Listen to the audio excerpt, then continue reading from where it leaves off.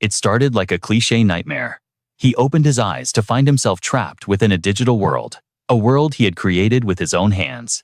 The game was Arhan's Legend of Heroes, a brutal academy setting where endless calamities struck without mercy. A true hell difficulty scenario. Even when the apocalypse loomed, life went on. Why? Because the game's protagonist was destined to save everyone. He was the chosen one who would solve everything. But our guy, he drew the short straw of destiny. He didn't wake up as the hero. He was just a disposable extra named Corin Lock, a mere NPC in the tutorial zone. His role, to stand by while the real hero saved the village. A background character in a Manhwa recap. If the script had been followed, victory was guaranteed. But fate is never that kind. The game's protagonist was a guy named Park Si-hoo. Here's the twist. Park Si-hoo wasn't an AI. He was a player who had awakened in this world just like Corin. But a massive chasm separated their power levels. Park Si-hoo possessed the ultimate cheat code, the system window. A classic trope of a leveling manhwa. The problem? He claimed he had never played the game before. That's where Corin came in. He had memorized every chapter, every secret, every hidden path. He was the living strategy guide. Corin was the master of this domain. With him as the strategist, Park Si-hoo had hit the jackpot. It was the perfect partnership. Corin provided the omniscience. Park Si-hoo provided the raw power of the system manhwa mechanics. Together, they were an unstoppable duo. Sword and shield, shadow and light. They crushed every obstacle and saved countless lives. Their goal: stop the apocalypse and return to reality. It seemed like the perfect happy ending was within reach. But in this world, nothing is ever that simple. The nightmare was just beginning. Corin had one major gripe: their party was a total sausage fest, and the reason why was terrifying. This wasn't just an action game. It was built on fantasy, lore, and dating sim mechanics. It was supposed to be a harem paradise, yet there was zero romance for the main character. Female characters would join for a mission, and then vanish, leaving only men behind. Corin would regret his ignorance for eternity. The red flags were there. He should have seen the darkness sooner. The Sword Emperor's niece died in a freak accident. The first boss, Marie Donaref, vanished into thin air. Mysterious deaths plagued their journey. These tragedies never happened in the original storyline, but the most disturbing factor was Park Si-hoo's behavior. Corin should have looked past the hero's smile. He should have questioned the monster hiding underneath. Marie Donaref was supposed to be a key heroine and the final boss of the first act. But Corin never even saw her face. She had simply ceased to exist. Until one fateful day. In a secret chamber beneath Park Si-hoo's quarters, Corin found Marie Donaref's legendary staff. It was a trophy room of horrors. Alicia's odachi, Jer's hammer, the tome of El. And worst of all, Marie Donaref's corpse floating in a tank of red fluid. When Park Si-hoo caught him, he didn't panic. He didn't even flinch. Instead, the mask finally slipped. Corin demanded answers, his voice trembling. Park Si-hoo just shrugged. She was a high-level vampire, wasn't she? Her blood is liquid gold. Wasteful to destroy it. He had been harvesting her like livestock. Corin's stomach churned. That afternoon, he had downed a red potion Park Si-hoo gave him. Just a recovery item, he had said. It was her blood. Corin collapsed, retching. Park Si-hoo's expression hardened into something cold and inhuman. He had planned this dungeon from the very start. Capturing her took a whole month. Park Si-hoo mused. I just wanted to speed-run the story. Your method was too slow, too boring. Killing them was efficient. Park Si-hoo was never a newbie. He wasn't an awakening manhwa rookie. He was a veteran psychopath, a devil in human skin. Just 3 more kills to reach 100,000. Sickened to his core, Corin lunged. He grabbed Park Si-hoo by the collar, rage exploding. Park Si-hoo didn't even blink. Why so serious? He asked coldly. They're just NPCs. Data. They aren't real. Corin felt his strength drain away. The disappointment was crushing. He gripped Park Si-hoo's shirt tighter. If it's about efficiency, why keep the odachi? You're a mage. You can't use night gear. The system can make potions. Park Si-hoo's lips curled into a twisted smile. His eyes glowed a crimson red. A true demon revealing his face. With a casual shove, boom, Corin was launched across the room, smashing into the wall in a spray of blood. Park Si-hoo approached him like a predator stalking prey. Don't you get it, Corin? I did all of this for you. I should be your world. I should be your everything. Why look at those useless women? The air turned stagnant. Wait for it. Corin's brain short-circuited. Question marks floated over his head. The mask was gone. The truth was out. Park Si-hoo wasn't just a murderer. He was madly in love with Corin. Corin was in denial. 199 chapters of epic action. And the finale is a twisted boys' love romance. You have to be kidding me. Dark energy swirled around Park Si-hoo. He had slaughtered every female character for one reason: to keep Corin to himself. He didn't care about the other guys. They weren't a threat. His obsession was focused solely on Corin. A chill ran down Corin's spine. Instinct took over, and he punched Park Si-hoo square in the face. How could the hero be such a twisted pervert? Corin's dignity was hanging by a thread. He had to escape this madness. Corin tried to flee, but Park Si-hoo's magic snare was faster. He was bound instantly in a humiliating, twisted position that stripped away all dignity. It was absolute madness. Park Si-hoo stared down at him, spouting lines straight out of a twisted romance novel, like a possessive tyrant claiming his prize. There is no escape from me. I will bind you to my soul for eternity. In this world of lies and code, you are the only truth I possess. Terror clawed at Corin's throat, nausea rising in bile-filled waves. Yet, he was paralyzed. One single tear, one moment of weakness, and the game would reach its tragic conclusion. This was Park Si-hoo's grand design all along. The air crackled with energy as he ignited the magic circle, forcing open the gateway to the final chapter of this twisted story. To Park Si-hoo, the destruction of this digital realm meant their eternal union. As a solo player who conquered everything, not even the final boss could stand against his warped will. Corin could only lie there paralyzed by the horror of a destiny far more agonizing than the embrace of death itself. Suddenly, the system's alarm shattered the silence. Player deceased. Mission failed. It seemed luck had finally abandoned Park Si-hoo at the very threshold of victory. But fate is a fickle mistress. The heavens hadn't forsaken a soul as pure as Corin's. His eyes snapped open not to darkness but to his old ceiling. He had regressed 3 years into the past. This was a miracle, a golden ticket rewritten by destiny. His fists clenched until his knuckles turned white, hot tears of relief streaming down his face. I will kill him. I will hunt that player down. Memories of the Rodion Dam catastrophe flooded back a quest, where the dam burst, erasing an entire village from the map. It was a hellscape. Legions of aquatic beasts surged forth, claiming thousands of innocent lives in a watery grave. The screams still echoed in his mind. Yet amidst that carnage, Park Si-hoo had laughed. He trembled with a sickening ecstasy. Back then, Corin was too naive to comprehend the depth of such evil. Now, the truth was clear. To Park Si-hoo, human lives were just numbers on a screen. Just 3 more kills, he had whispered, obsessed with farming experience, points from the dead. That memory alone was enough to drive Corin into a frenzy of rage. But this time, the board had been reset. He had the power to stop that demon before the nightmare began. In this timeline, Park Si-hoo is still just a level 5 novice, same as Corin. The massive power boost from the Merca Academy hasn't happened yet. That place is where monsters are made. Park Si-hoo hasn't evolved into that unstoppable beast yet. But once he steps through those academy gates, his growth rate will skyrocket beyond comprehension. The clock is ticking. Only 5 days remain until the entrance ceremony. There is no other choice. Park Si-hoo must be eliminated right here, right now. And the fungi in Corin's hand. That's his trump card.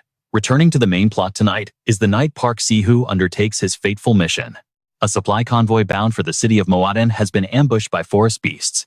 The objective: defend the civilians and guards until the transport is repaired. Park Si-hoo isn't alone. He's accompanied by 2 side characters, Ron and Laura. Just as they boarded the carriage, a blood-curdling roar shattered the night's silence. From the darkness of the undergrowth, a shadow lunged with lightning speed. Instinct took over and steel sang as blades were drawn in defense. The killing intent was suffocating. It was a werewolf, a vicious grade 2 beast, hungry for fresh meat. Concealed in the brush, Corin grit his teeth. The pacing was too fast. He couldn't intervene yet, even though every fiber of his being screamed to save them. Park Si-hoo drew the beast's aggro, creating an opening for the carriage to escape. With the civilians safe, he dashed straight toward the snarling predator. Corin watched with hawk-like intensity. He needed confirmation. Was this the noble hero of the lore, or the twisted player from this leveling manhwa? As Park Si-hoo faced the wolf, a twisted grin distorted his face, the look of a predator finding prey. Suddenly, a new challenger entered the fray, radiating immense pressure.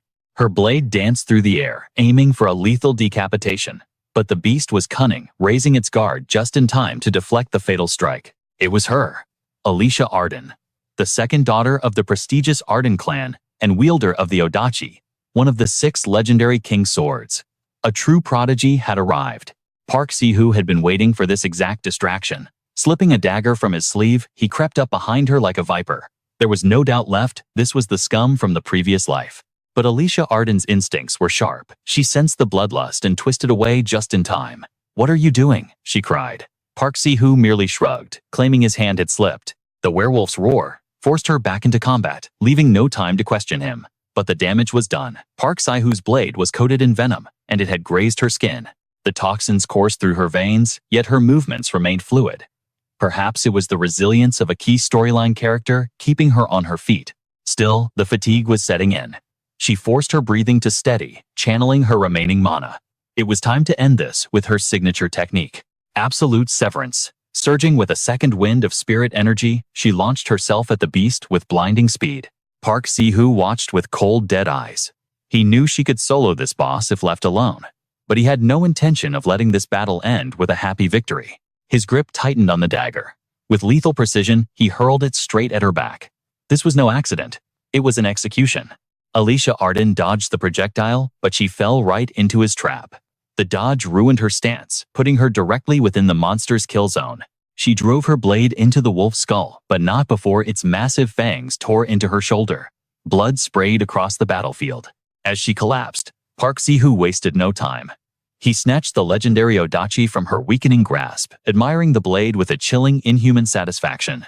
Killing an NPC grants massive XP, doesn't it? Alicia Arden lay helpless in the dirt, her life force fading rapidly. She was at death's door. To her fading vision, he was no ally. He was a demon in human skin. To die witnessing such betrayal, it was a curse. Suddenly, a sack exploded against Park Si-hoo's face. A cloud of golden dust erupted, coating him from head to toe in a shimmering haze. Sputtering and enraged, Park Si-hoo scanned the shadows for his attacker. But the forest began to tremble. A horde of monsters was charging straight for him. That wasn't just dust, it was topanic spores, a lure irresistible to beasts in this system Manhwa. To the horde, Park Si-hoo was no longer a threat. He was a gourmet meal marinated in their favorite sauce. While that fool was busy playing hero against the forest mobs, Corin seized the moment to drag Alicia Arden into the shadows. She was breathing barely. Corin's eyes locked onto the carcass of a werewolf nearby. A wicked idea sparked in his mind. Snap! He tore a razor-sharp fang right from the beast's jaw. Just then, Park Si-hoo materialized behind him, having finished his flashy little show with the monsters. Corin didn't flinch. In a blur of motion, he slaughtered 3 horned rats. Instant kill. Nice moves. The voice dripped with arrogance. Park Si-hoo glared hand on his hilt. "Corin, how the hell did a trash mob like you get this deep into the dungeon, you bastard? Did this guy lose his memory or something?" Corin smirked internally, gripping his blade. Playing the amnesiac might be fun. He taunted aloud, "Careful with that toy, kid. You'll poke your eye out holding it like that." Park Si-hoo froze, his ego bruised. "Excuse me." Taking advantage of the confusion, Corin lunged, flinging a handful of blinding powder straight into the protagonist's face. "You rat!" Park Si-hoo roared, slashing blindly at the air, eyes burning. Die, but Corin danced around the wild strikes calmly, analyzing every desperate move like a seasoned pro. Sloppy technique, but his raw stats are insane. Corin knew he couldn't win a contest of strength against a blessed hero. He dipped low, gritting his teeth. Time to gamble everything. No other choice. Corin thrust the werewolf fang like a spear. Park Si-hoo panicked and dodged. Corin pressed the attack, swinging wildly like a man possessed by madness to sell the faint. That's it. Fear the fang. Park Si-hoo's survival instinct locked onto the bone dagger, his sword desperately parrying every thrust to protect his neck. Checkmate. While Park Si-hoo focused on the fang, Corin's offhand moved silent and deadly, a hidden dagger swinging without a warning sign. Park Si-hoo's eyes went wide, but his sword was out of position. Steel bit deep into Park Si-hoo's shoulder. A guttural scream tore from his throat as the color drained from his face. Terror flooded Park Si-hoo's eyes. The arrogance was gone, replaced by the tears of a coward. Corin raised the fang high, the executioner's gavel descending. Blood sprayed, but the fang didn't aim for the heart. It pinned Park Si-hoo's defending hand to his own body. He was trapped, sobbing in pathetic defeat. Fate was sealed. With zero hesitation, Corin drove the fang through Park Si-hoo's neck. A fountain of crimson marked the end of the so-called hero. Thanks for the memories from the previous timeline. Corin thought over the wet gasps of the dying. Your torment made me strong, but I don't regret ending you. He ripped the fang free, the seed of a future monster. Culled before it could sprout, Corin stood over the corpse, cold and efficient. Ding. The sound every fan of a leveling manhwa knows. Blue screens flooded his vision. Player deceased. Calculating plot anomaly. Scanning backup world. Transforming individual Corin. Assessing potential. Transferring legacy data to new hero. Emergency protocol activated. Preventing plot collapse. Initializing substitute player sequence. Class AAA rank knight. Role substitute player. Corin panted, staring at the holographic text. Substitute player. Does this mean I get a status window now? His thought was cut short by a wet, ragged cough behind him. Corin snapped back to reality. Alicia Arden lay in the dirt chest, heaving her tunic stained with syrup and blood. Corin rushed to her side, scooping her up gently. Stay with me. Can you hear me? It hurts. Dark. She whimpered. Corin exhaled. She was fighting. Are you dizzy? Lost your sense of smell? Ringing in your ears. Her eyes fluttered, closed words slurring together in a delirium. How? Do you? No. Symptoms of the giant tree frog. Corin frowned. Creating a poison this complex in the tutorial chapter, that's impossible without a system manhwa interface. Any higher potency, and she'd be cold meat. He eyed the fang, still lodged in her hip. He had to act fast.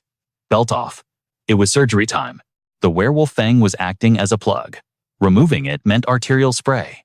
Hemostasis first, detoxification second. Every second counted. He flipped her over, cinching his belt around her limb until the skin turned white. She shrieked in agony. Trust me, Corin commanded, voice steady as a rock. I'm the master of fixing broken things. If she bites her tongue from the pain, it's game over. He needed a gag. His eyes drifted to Park Sai-hoo's corpse, specifically the severed arm lying nearby. With grim determination, he grabbed the limb and shoved it between her teeth. Bite down. This is going to hurt like hell. He ripped his shirt open. It felt like 3 years ago, all over again. But this time, no hesitation, no weakness. Corin gripped the bone hilt. 1-2. Yank, a blood-curdling scream echoed through the desolate forest as the fang came free. The ghosts of his past watched in silence. He saved her.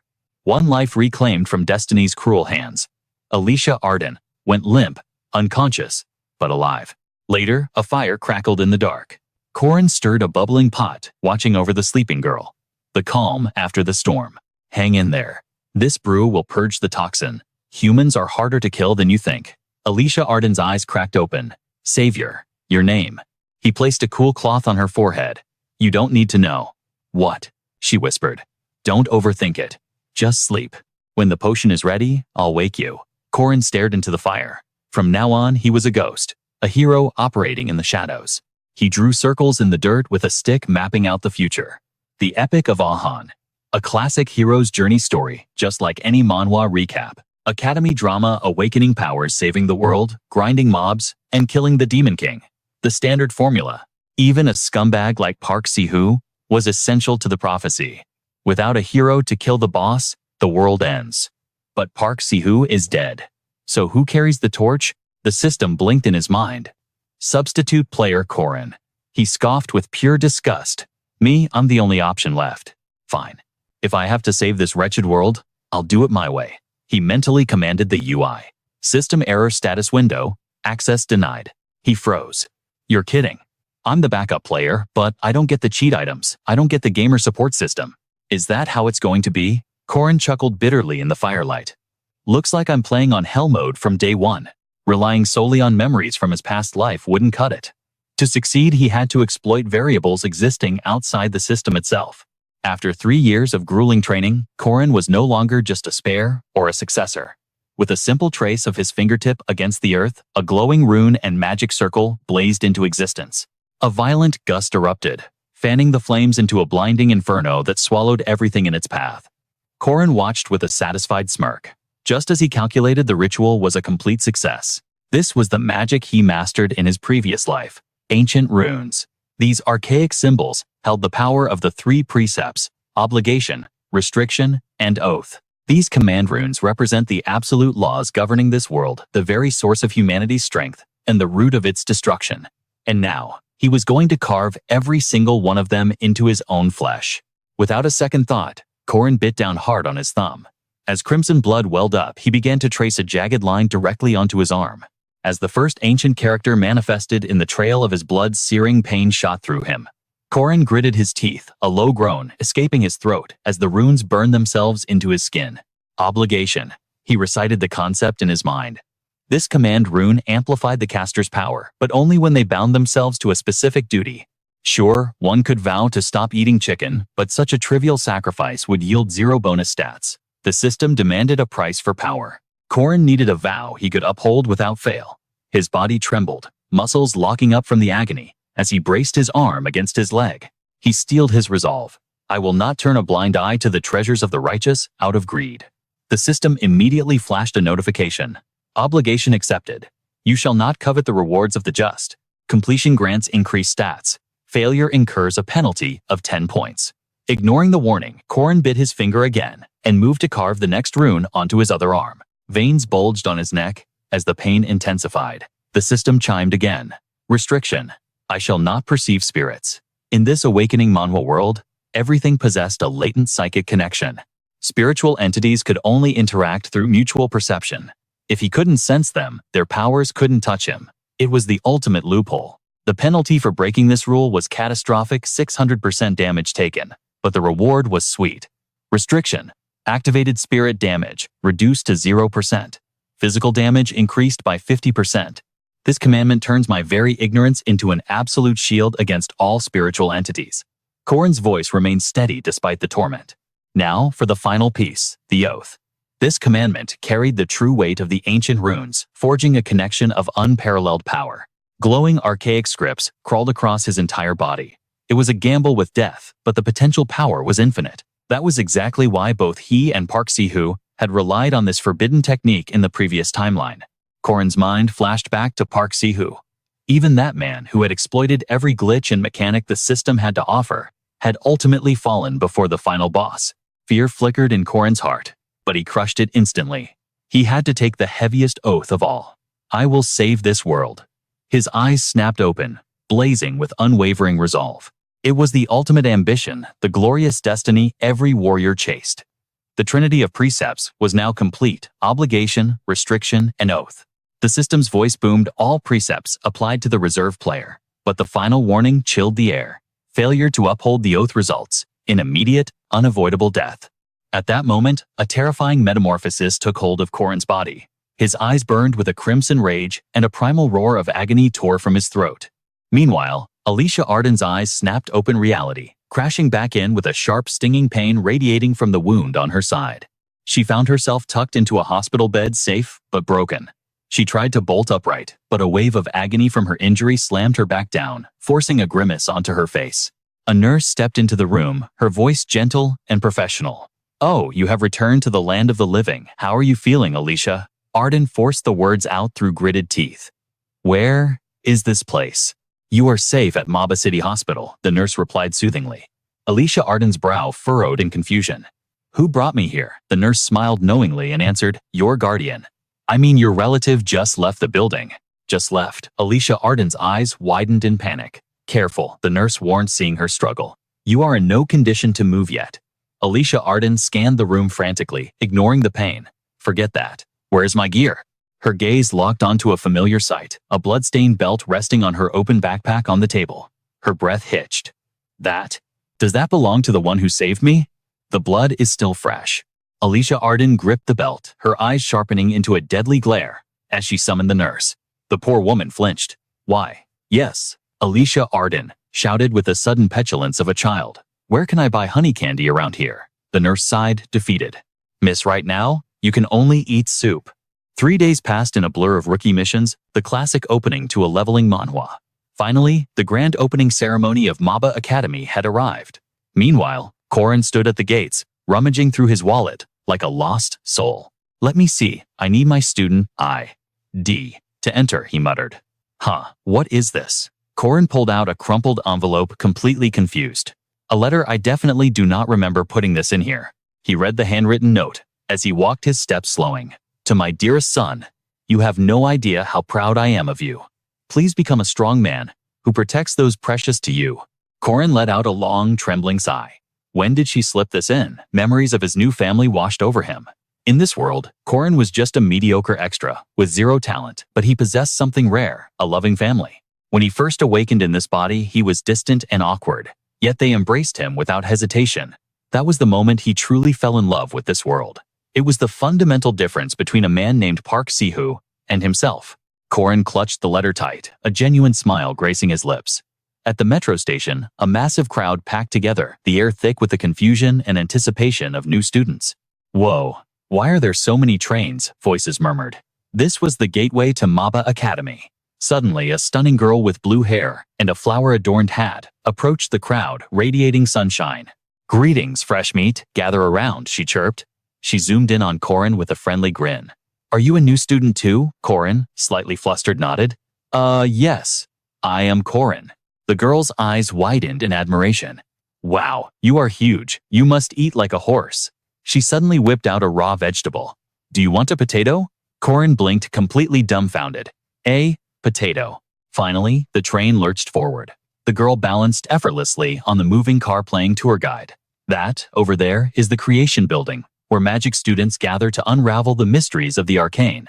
She pointed out various landmarks, but Corin's internal monologue took over. That girl was Marie Dunarev, the second-year valedictorian of Maba Academy. She was beloved by all and destined for a bright future. Marie Dunarev radiated the charisma of a leader yet remained humble and approachable. And that, she gestured, is the physical training center. They lend out some seriously wicked weaponry there. Her smile faltered for a split second before she continued. In every life, unexpected tragedies strike. And in the future, Marie Dunarev is destined to face a catastrophe that will shatter her world. She was the final boss of Act 1. As the train screeched to a halt, Marie Dunarev clapped her hands. All right, everyone grab one potato and one sweet potato on your way out. She did not disembark with the rest. Instead, she swung around the pole, waving with boundless energy. Good luck, little ones. I will see you all on the other side. Maba Academy is a tuition-free sanctuary, a sprawling fortress where the most elite youth gather. Corin stepped inside immediately, sensing the expansion of magic in the air. Darkness swallowed the hall in an instant, plunging the crowd into chaos. What is this? Panic spread like wildfire. Then a voice dripped with disdain from the shadows. Is this how the elite behave? Trembling over a simple parlor trick? Suddenly, gravity vanished. The students drifted helplessly into the void, suspended in midair. Corin picked his ear, completely unimpressed. Old man Heyman's usual theatrics, he thought. It felt less like an academy, and more like a boot camp.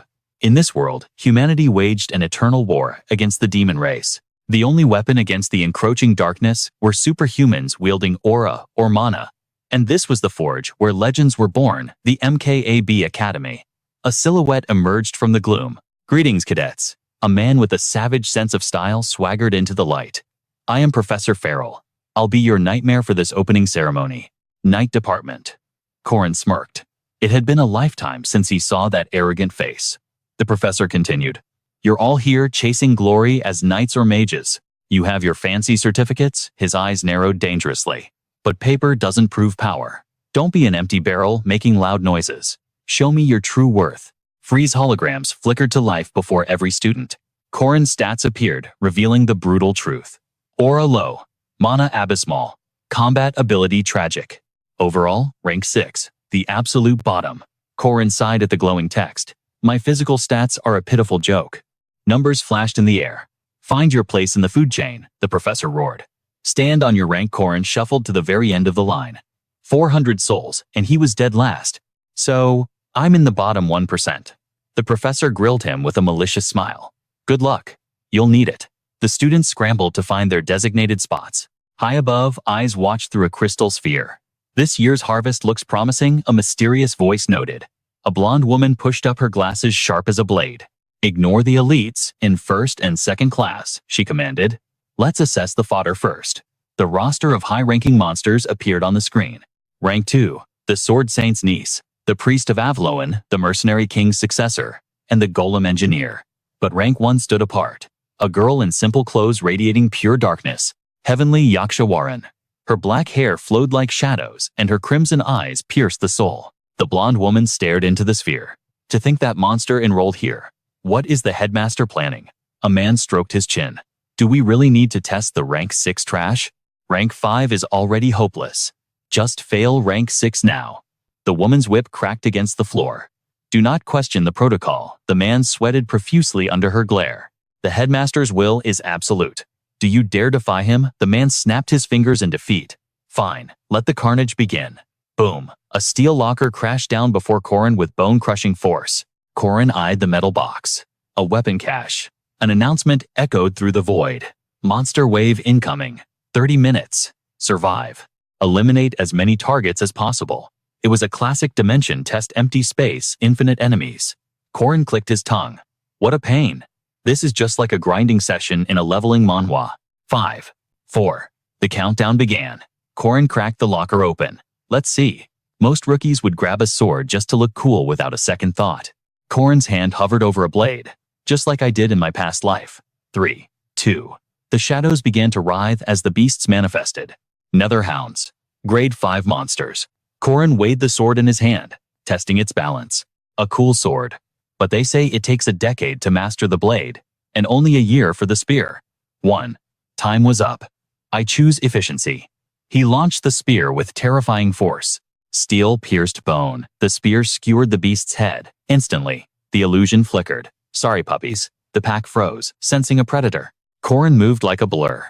The remaining wolves were silenced in a heartbeat. But I have something you don't, he smirked, radiating confidence. Centuries of experience killing your kind. He ripped the spear from a corpse with a wet crunch.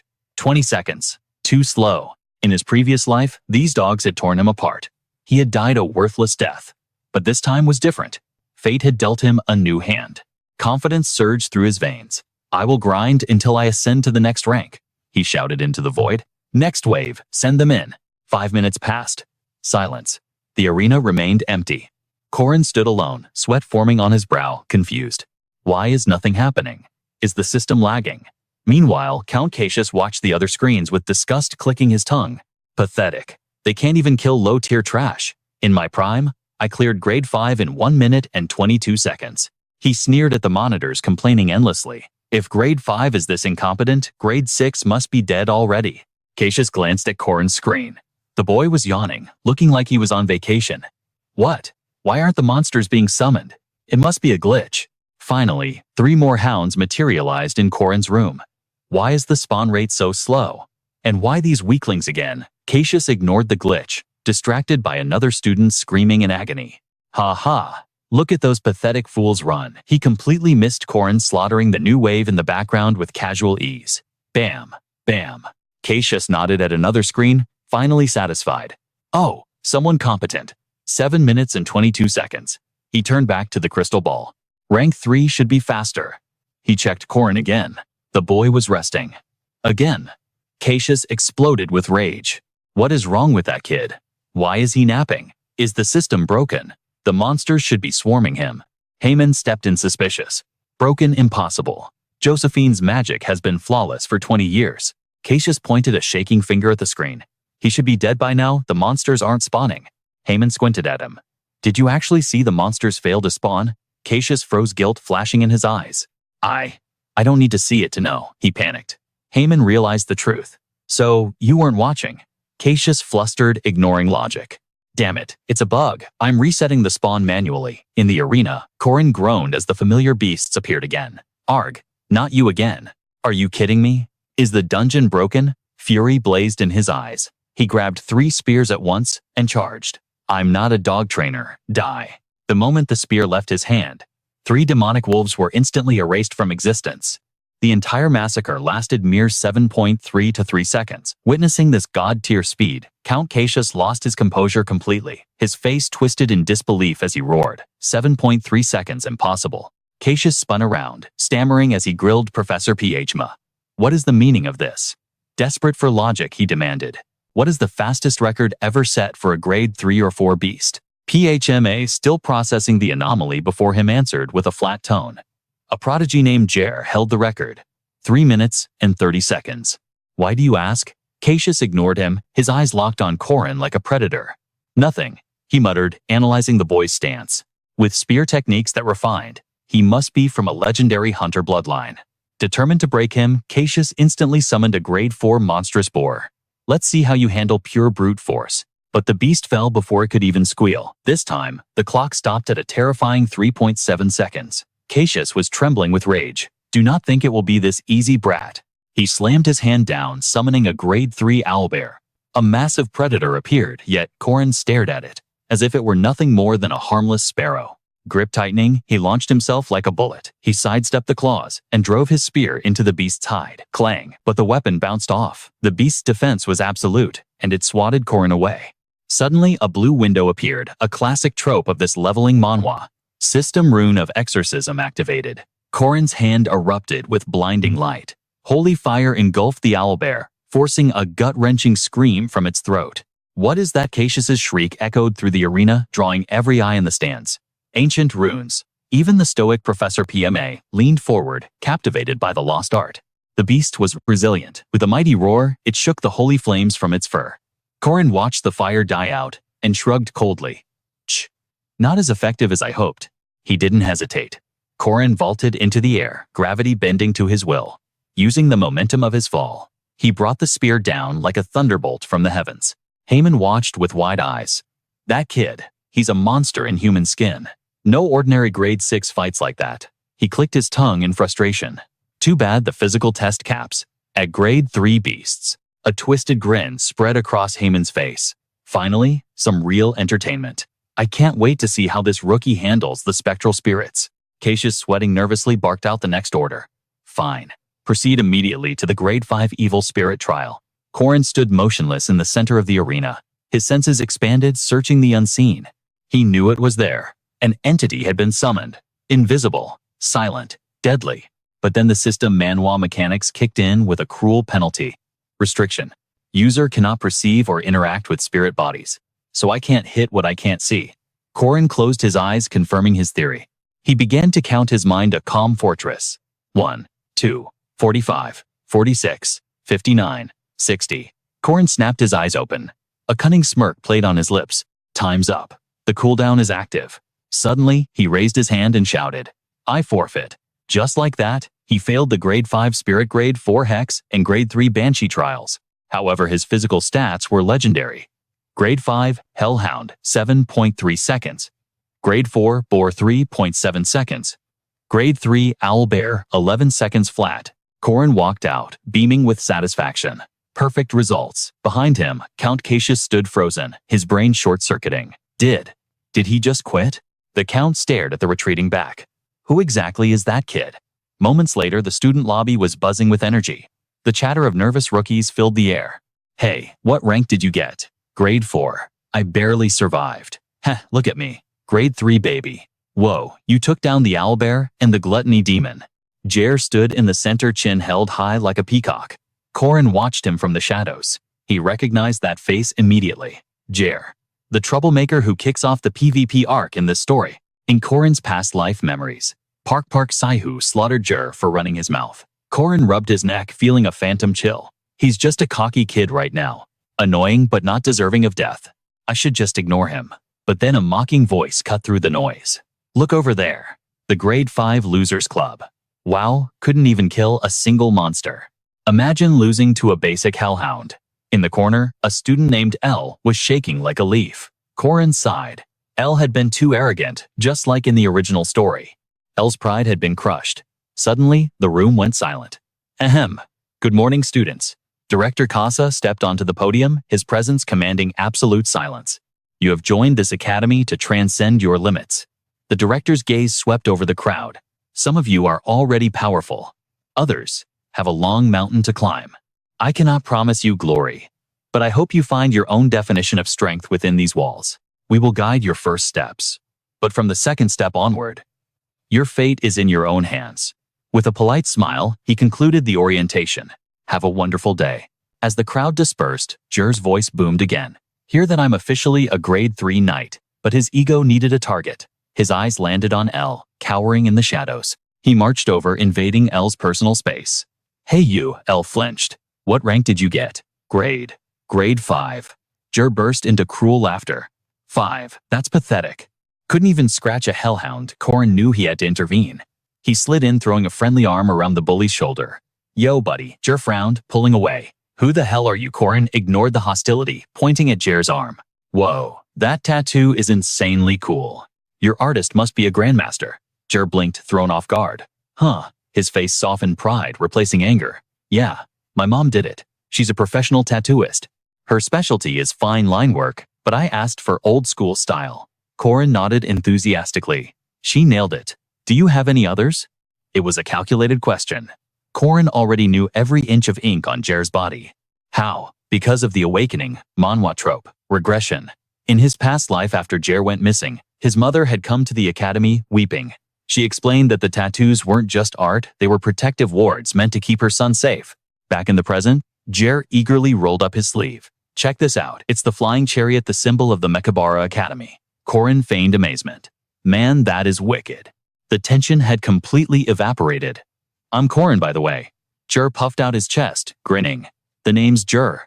Corin turned to the trembling student. And you are LL. As the trio started chatting, a pair of eyes watched from a distance. It was Alicia. A gentle smile graced her lips. She saw exactly what happened. Corin had stepped in to save a victim from a bully. He's kind. In her eyes, Corin was a noble hero, protecting the weak. But inside Corin's mind, the gears were turning differently. Hook, line, and sinker. He wasn't being a hero. He was investing in L, a character with a photographic memory. Corin's internal smile was far from innocent.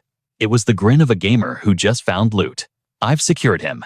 My walking, talking, free skill book. While Corin wore a cunning smirk, Alicia Arden was already caught in love's snare, blinded by affection.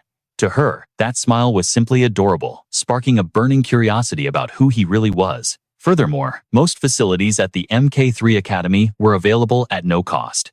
Coffee here was cheaper than in the outside world, and the dormitories were free. But the crown jewel of the academy was undoubtedly the training room, a vast state-of-the-art sanctuary equipped with the most advanced gear. Inside, Corin was honing his spear arts. He pivoted sharply, winding up for a strike that demanded absolute precision. The reason was simple. Inside this chamber, training methods that seemed impossible became reality. It even allowed students to simulate combat against spirit bodies' enemies that the naked eye could not see. Corin unleashed a torrent of strikes into the empty void before him. On the sidelines, two spectators watched the spectacle, whispering among themselves. One of them scoffed. Look at that. That rookie is trying to spar with a spirit body. His friend replied, isn't that curriculum reserved for the second semester? He probably just heard the rumors and wanted to show off. I heard even second years struggle to pin down a wind attribute spirit body. Suddenly, an invisible force slammed into Corin, sending him crashing against the wall. The group burst into mocking laughter. See that? Trying to act tough, Kid Corin gasped for air, his chest heaving as he questioned himself. Is this level still too much for my current body? Heyman, who had been watching from the shadows, stepped forward. So, you're a first-year student. Corin flinched slightly, but quickly regained his composure. Greetings, instructor, he replied politely. Why are you sparring with a spirit body? Heyman asked. To temper my spearmanship, sir. The instructor narrowed his eyes. Are you confident you can handle it? Corin's voice was steady as steel. I will make it happen. Despite his calm exterior, Corin's mind was racing. Why approach me now? Did something go wrong with the entrance exam results? Heyman's gaze was razor sharp, as if dissecting Corin's very soul. But then his expression shifted into a bright, approving smile. I like your spirit. Here, take 10 meal vouchers. As he turned to leave, the instructor added cheerfully, if you manage to clear it, come find me. I'll have a reward waiting for you. Corin stood there, confused but obedient. Yes, sir. Once Heyman was gone, Corin let out a long sigh of relief. Why was I so tense? A food reward. That's actually perfect. He turned back to the task at hand. It was time to start from zero. Unaware that Marie was watching from the observation deck, Corin threw himself back into the grinder with renewed ferocity. Once again, the invisible opponent countered. GHK. A heavy blow sent him flying backward, his body slamming into the concrete wall with a sickening thud. Ugh. As he lay there, gasping, a soft towel drifted down from above, covering his face. Marie lowered an empty cup gently. Is it too difficult for you? Corin remained motionless on the floor. Yes, I'm exhausted. Marie summoned her mana, condensing moisture from the air to fill the cup with cool, refreshing water. Rest for a moment. You've worked hard enough. She offered the cup to him, her voice soothing. You just need more time to adapt. One day you'll master it. Why not try again next time? Corin accepted the water, but his inner voice screamed a denial. No, there is no next time. Even if I technically have a year or two left. In the past timeline, with Park Sai-hoo, we had the player window potions and skill books. But Park Sai-hoo is gone now. I killed him. Now I have to face this hell completely alone. Stealing his resolve, Corin spoke aloud. Thank you, senior, but I'll give up later. His words caught Marie completely off guard. Corin scrambled to his feet, eyes burning with the determination of a man who refused to die. He had to become the strongest. Without hesitation, he engaged the spirit body once more. First, I need to define my limits. It might be reckless, but I have to measure my current capabilities against my past self. Strike after strike, he lashed out with lethal precision and raw power. Finally channeling every ounce of his will into the spear tip, he shattered the spirit body. Corin exhaled a long, ragged breath. He knew the truth. He possessed no divine physique, no overwhelming mana, no golden aura. Unlike the protagonists of a typical leveling, Manhwa knowledge of the future was useless if he lacked the strength to survive these monsters. To stand toe-to-toe with these geniuses and beasts, there was only one path left to him. He had to outwork every single soul on this planet. That was his only weapon. Snapping out of his thoughts, Corin tightened his grip on the spear shaft. His eyes blazed with an unyielding fire. He would not kneel. My 3 years of hell will not betray me, Corin charged. Suddenly, he hurled his spear high into the air. Watching from above, Marie gasped. He threw his weapon. Has he given up? But in a split second, Corin snatched the falling spear from the air. It was then that Marie realized the terrifying intent of the junior student. No, he didn't miss. He hit the target and is catching the rebound. Corin leaned back, his muscular hand thrusting forward, before violently pivoting his shoulder upward. His arm became one with the weapon. He drove the spearhead straight through the invisible entity, triggering a massive explosion overhead. The impact lit up the room like a supernova, forcing Marie to shield her eyes. Powerful. Excellent. Those words felt too small to describe what she just witnessed. She was struck speechless. In the silence of her mind, admiration bloomed. Watching Corin's majestic silhouette against the fading light, she could only think one thing: he is magnificent. But the hero pose lasted only 3 seconds before Corin collapsed, plummeting to the floor. Student, are you all right? Marie's panicked cry fell on deaf ears. He was already unconscious. I overdid it, he thought, as he drifted away. Beside him, the practice spear lay snapped in two. But at least, even with this trash body. The next day, the sun rose over the majestic MK3 Academy. Marie, maintaining her image as the pure and cheerful saintess, welcomed the new students. Welcome, juniors. Today, I'll be your guide to our academy's facilities. This is the pride of our institution. While she spoke, Corin's mind was miles away. His focus was entirely internal. To fight properly, physical stats are king. Since I can't rely on Park Sai-Hoo's stat-boosting potions anymore, there's only one shortcut left. As Marie led the group forward, Corin lingered, his eyes drifting toward the back. He recalled the precept, do not turn a blind eye to the misfortune of others. Lark was engrossed in a book, oblivious to the world. Suddenly, Corin slid in, wrapping a friendly arm around his shoulders. Hey there, buddy. Lark jumped, startled. Huh, Corin didn't miss a beat. Wanna grab some food with me? Then leaning in close, he whispered the magic words into Lark's ear. Grimoire. Corin explained in a hushed tone. Simply put, it's a skill book, an ancient artifact that grants you magic or special traits just by reading it. The MK3 Academy Library was massive, a vault of knowledge rivaling the Academy itself. But it wasn't just a library. It was a dungeon that concealed these precious grimoires. As they ventured deeper into the archives to hunt for the treasure, Corin chuckled. If you want to hide a tree, you hide it in a forest, right? Lark, however, kept a serious, frowning expression. Make sure you honor our deal. Corin's voice dripped with absolute confidence. Meet the requirements, and the ancient tome is yours. Lark, the epitome of a model student, nodded fervently, his mind already calculating the possibilities. He had memorized every spell known to man, scribbling them into his notebook with obsessive detail. Yet, possessing knowledge and wielding it were two different realms of power. Without sufficient mana or levels, theory was nothing but empty words. Suddenly, a stack of heavy books crashed down near Corin, snapping Lark's attention to the floor. But a true grimoire. That changed the rules of the game entirely. A, B, C, and D. Lark stammered, sweat beading on his forehead as he realized the danger. Hey, quit fooling around. As if on cue, Corin triggered a mechanism revealing a mystical passage behind the towering shelves. A hidden dungeon entrance. Lark gasped, his eyes widening in disbelief. How did you even sense that? Corin offered no explanation, merely commanding move. Lark scrambled after him, shouting, wait up, don't leave me trailing behind, with terror etched onto his face. This aura, it's suffocating. Corin broke the silence. Lark, why yeah. It is time to pay your dues. Do not disappoint me. Lark gripped Corin's arm, desperation in his eyes. Fine, you want me to help suppress the evil spirit, right? Just tell me the plan. Bam! Before he could finish, Corin's fist connected with Lark's jaw, a strike so heavy it distorted his face. As his ally crumbled to the ground, Corin smirked. Heh, let the awakening ritual begin. I'm here to save Lark and clear this special scenario, Corin mused, watching his friend unconscious on the floor. But capturing this spirit is the key to unlocking the hidden piece I desperately need. His eyes darted to the shadows. A massive, bloodthirsty presence materialized behind him. Duke Sabesha, a variant evil spirit. This was supposed to be an impossible mission. Corin rested his chin on his hand, looking utterly bored. Of course. Why would I get a normal mob? Fate just had to throw a variant boss at me. Sabazia's crimson eyes burned with killing intent dense enough to crush a soul. As the supreme commander of the South 800 years ago, his mere presence usually meant instant death for any player. Yet facing the bombardment of dark magic orbs, Corin stood immovable as a mountain. Naturally, I am built different. His supernatural composure baffled the beast. Suddenly, a system window popped up.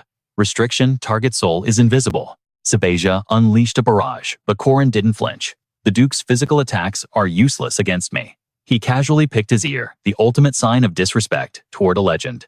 Is that it? The problem is I can't see you either, Corin called out into the void. Duke Sabesha, apologies, but you are currently invisible to my naked eye. He hoisted Lark's unconscious body like a sack of potatoes. Why don't you possess this vessel instead?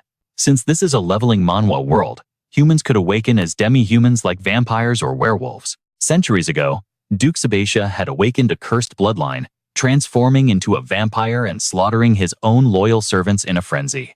He fought the bloodlust, but the beast within was too strong. His greatest fear was that his fangs would eventually tear into his beloved wife and daughter.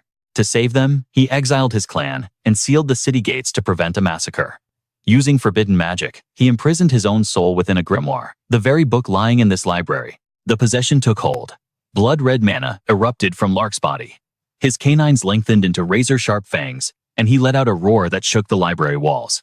Sabesha, now wearing Lark's skin, lunged at Corin. Going straight for the throat, huh? Corin scoffed. Must be the vampire instincts driving you insane. Even in the face of death, Corin analyzed the situation cold-bloodedly. The second reason I chose Lark, possessed by a variant spirit like Sabesha, his latent potential is forced to its absolute limit. The possessed Lark leaped into the air gravity, seeming to lose its hold, preparing to unleash a calamitous strike from above. According to the hero's legend lore, his physical defense is garbage. Seizing the opening, Corin delivered a devastating counterpunch, slamming Sabesha face first into the stone floor. I truly care for Lark, I swear, Corin thought, while dusting off his fist. But this beatdown is the optimal strategy for the quest completion.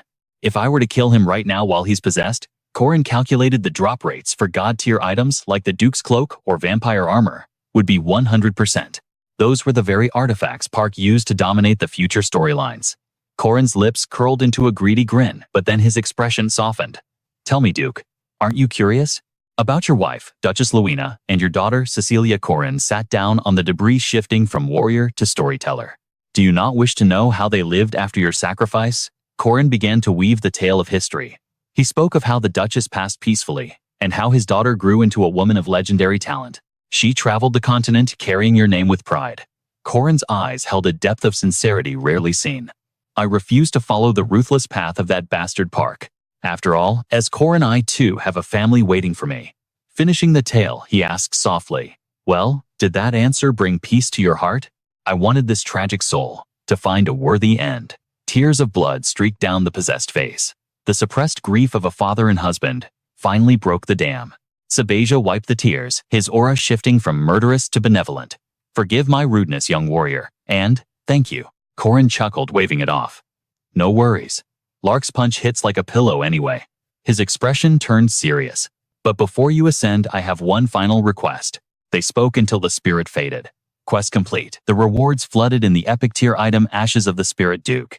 And Grimoire, the very tome that held the Duke's seal, now brimming with forbidden spells and ancient runes. System alert: new ability acquired. Tenacious Warrior's Rebirth. This was the holy grail of regenerative skills. The skill description glowed. As long as the warrior's will remains unbroken, the body shall never succumb. Infinite regeneration based on willpower. Yet Corin scowled at the notification. This is the signature cheat skill that Park possessed. But I have no idea of its limits, because that overpowered jerk never took damage in the first place. Lark groaned, consciousness returning. A sharp throbbing pain in his jaw was the first thing to welcome him back to reality. Corin loomed over him. Back with the living. Take it easy. A nasty evil spirit decided to take your body for a joyride. Lark rubbed his chin, confused. Does spiritual possession usually feel like a right hook to the face? Corin whistled innocently, looking at the ceiling. Who knows? Spirits work in mysterious ways. He tossed a blue tome onto Lark's lap. Stop whining and take your reward. Lark stared dumbfounded. Wait, is this the grimoire? And this, Corin smiled, is the final reason I chose you? Corin stepped forward, unable to hide his shock, and asked for confirmation. Am I really getting married? Seeing Lerman's flustered excitement, Corin chuckled internally. Sometimes I just want to see someone work hard for their reward. Suddenly, the system Manhwa interface flashed before his eyes. Mission: do not ignore the misfortune of the righteous. Quest complete, Duke Sabazia. Difficulty B. Reward 80 stat points distributed evenly. Detailed information is locked. As Corin caught Lerman's collapsing body, the notification screen left him stunned. Wait, 80 stat points. In this game, a single level up only grants 5 points. That means this reward is equivalent to leveling up 16 times instantly. There was no level up notification. So this massive boost is just a base reward. Is this the system's way of compensating for my restricted growth stats? But this much experience is game-breaking. Still analyzing the logic of this leveling Manhwa, Corin carried Lerman toward the exit. You did not ignore the misfortune of a good person. Stat points 40. Bonus multiplier 2. Corin had saved Lerman from despair. Total 80 points applied. Corin had refused to turn a blind eye to Duke Sabatia's tragedy. Scene shift. The Academy's physical training center. Marie Dunarev's cheerful voice cut through the air. Hey guys, who wants some steamed potatoes? The students cheered for the humble snack. Me over here. Marie Dunarev walked up to Corin with a smile. Planning to hunt a spirit again today? He nodded. Yes. Marie Dunarev hesitated for a moment. Then she beamed at him.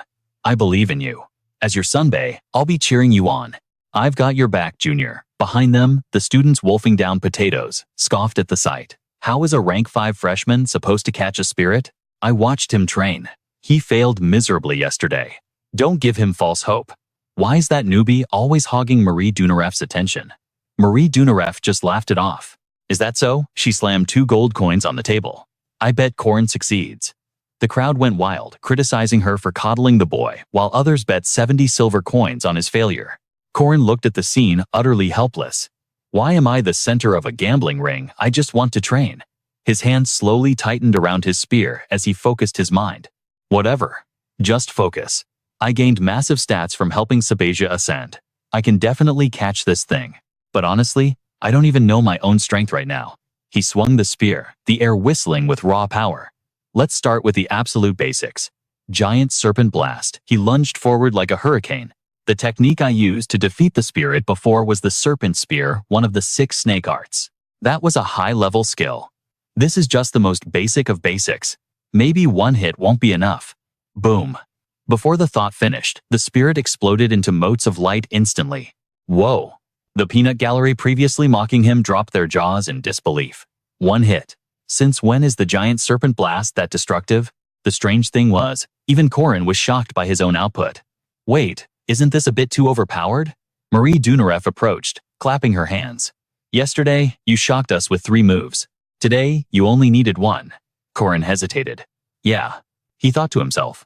What is this? She must have been analyzing me since yesterday. I didn't think a mage could track martial arts flow with the naked eye. What kind of ridiculous visual prowess is that? Marie Dunarev leaned in, whispering. What's wrong? Is there a problem? Suddenly, she pressed a small pouch into his hand. Here, this is your cut. Corin blinked, confused. Huh. Glancing at the despairing gamblers in the background, Marie Dunarev explained. Thanks to you, I made a killing. Only fair to share the loot. Corin asked.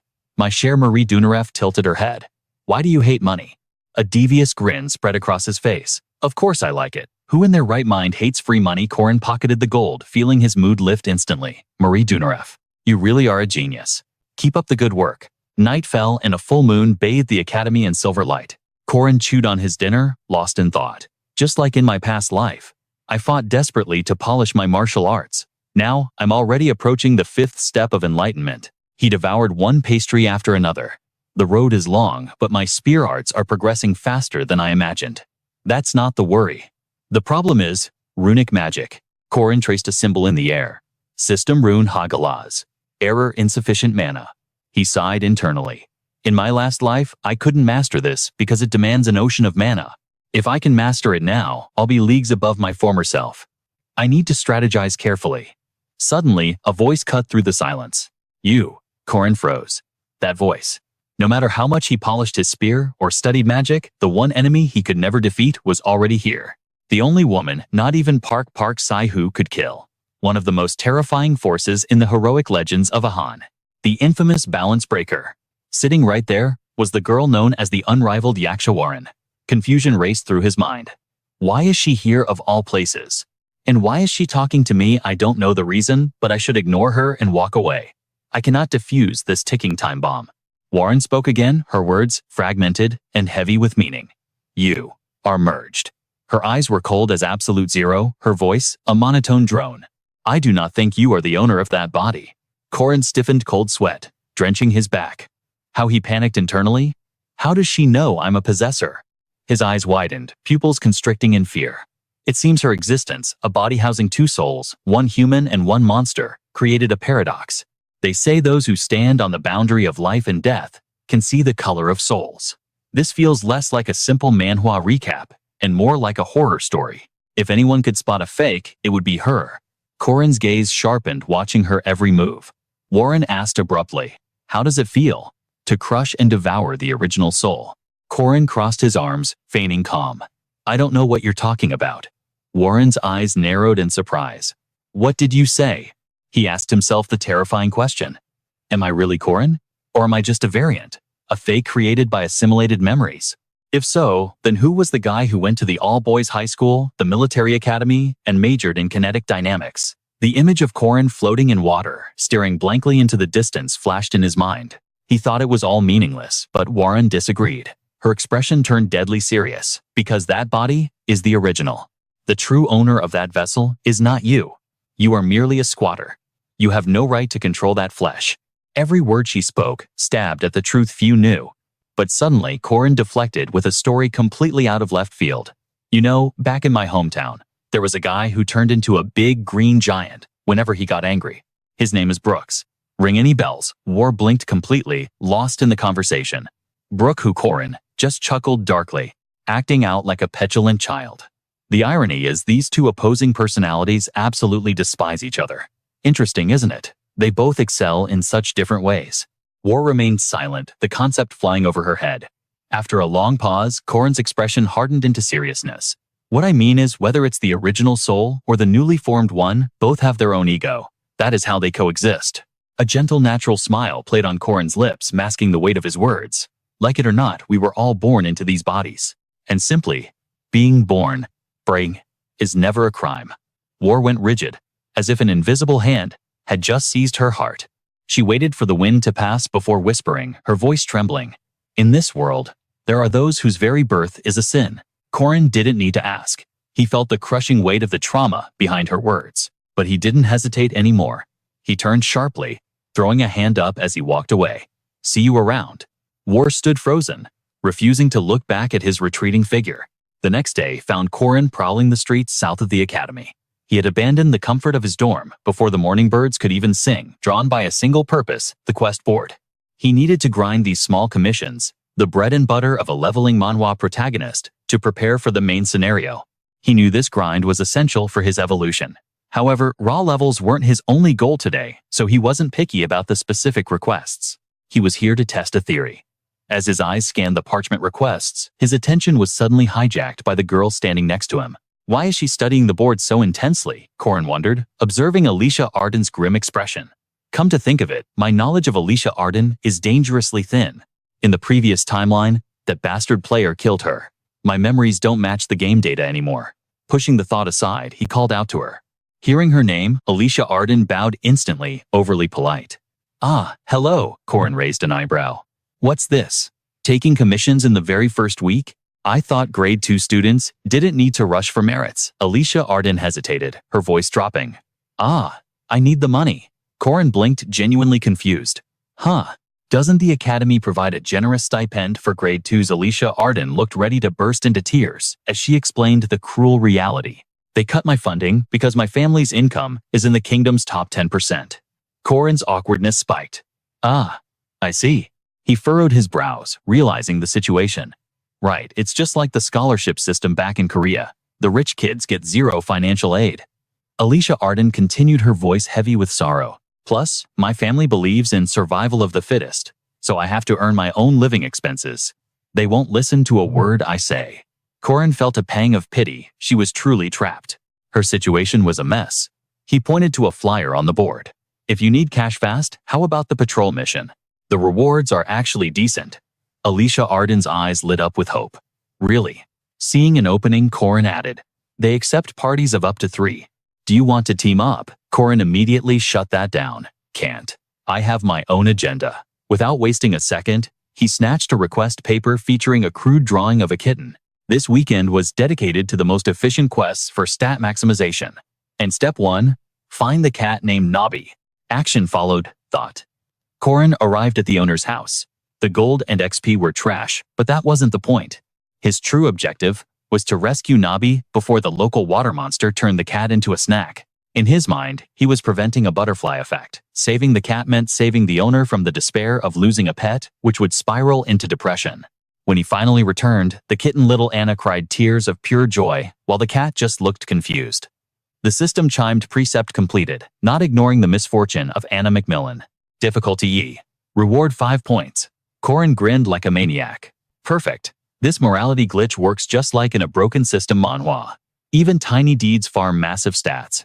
Terrified by his creepy laughter, Anna grabbed her cat and bolted. Mommy, that man is weird. It seemed he was the one making her cry now. Corin went on a rampage of righteousness.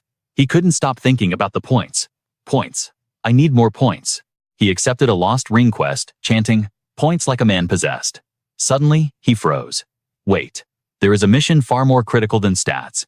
I made a note of it before leaving today. I almost forgot. The scene shifted to a peculiar building echoing with screams. No, not this. It was Chef Yoon Kizo smashing his table in a culinary rage. This isn't it either. He couldn't understand why his creation was a failure.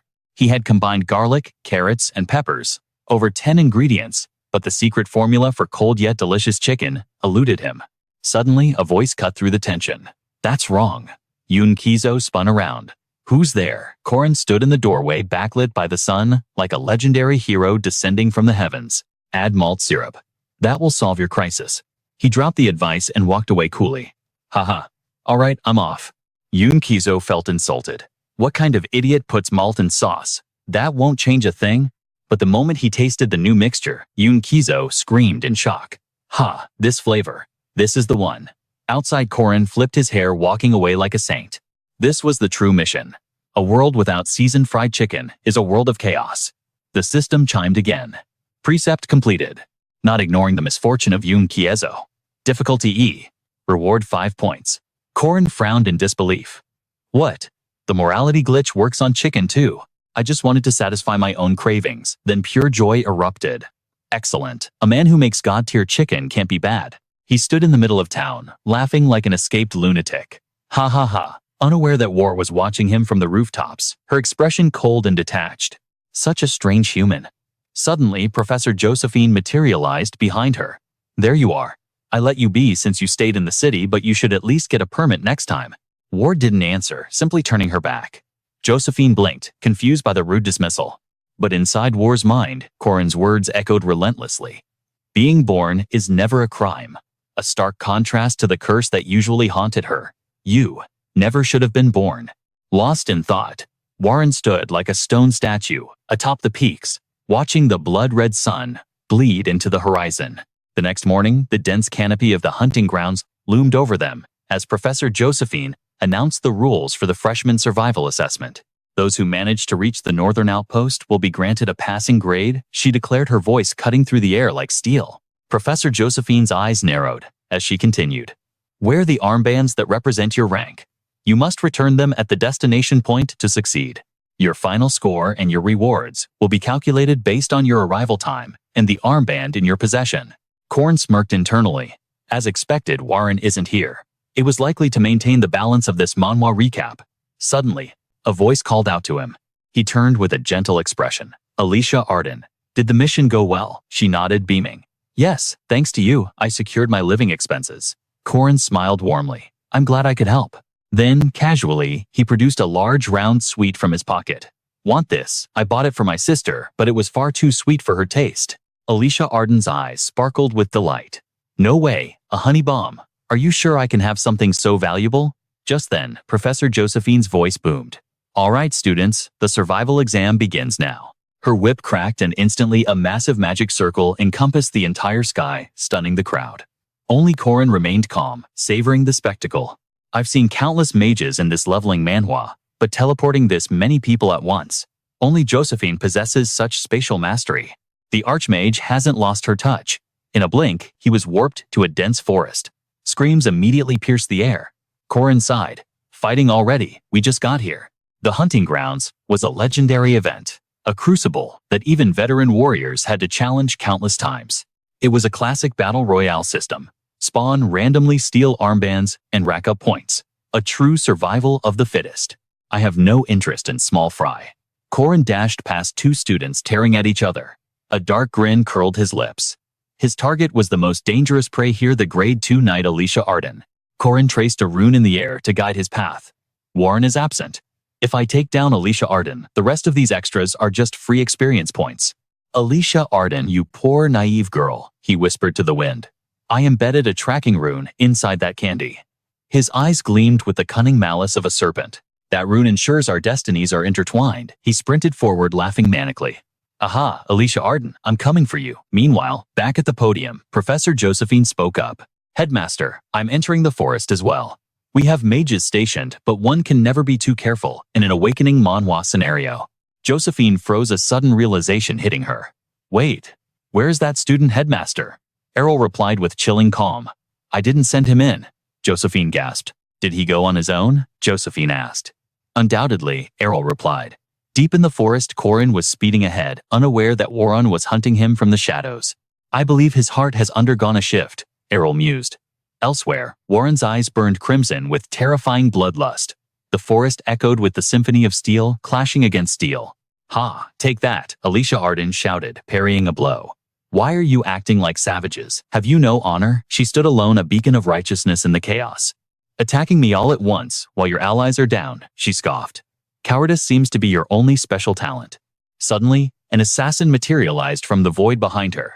Got you now, you monster? But before the blade could connect, a massive rock slammed into him with bone-crushing force. Gah! The attacker flew back. Corin stood in the distance, his eyes glowing with predatory intent. Alicia Arden's face brightened. Corin, you came to save me.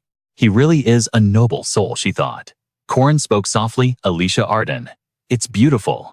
Alicia Arden blushed. Huh. Instantly, Corin lunged his spear, tearing through the air. I said that blue armband is beautiful. Under his relentless assault, Alicia Arden felt tears of betrayal welling up. Corin, I trusted you. You gave me candy. I thought you were a good person, she cried.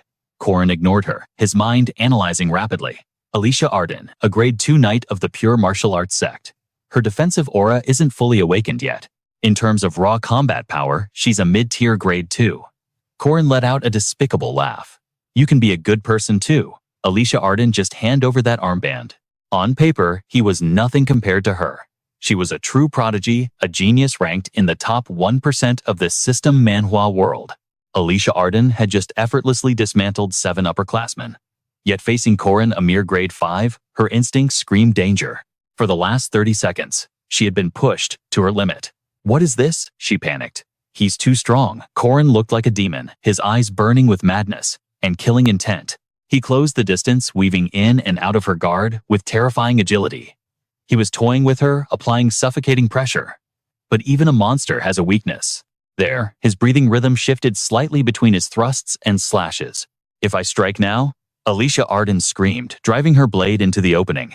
But Corin didn't flinch. He sneered. Relying on raw talent without real combat experience. How pathetic. His spear slammed into her blade with the weight of a mountain, shattering her momentum. With a twist of his wrist, he pinned her sword to the earth and thrust his spear point straight at her. He looked at her not as a classmate, but as a delicious meal. Cold sweat drenched Alicia Arden's back. What? What is he? She watched his movements in horror. He had fused 3 basic techniques into a flawless chain of offense and defense.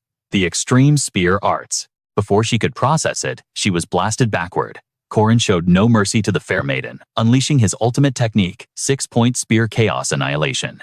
Alicia Arden was sent skidding across the dirt, coughing up blood. Ack. Her body screamed in agony. If I hadn't reinforced my body with mana at the last second, I would be dead. Her face twisted in pain.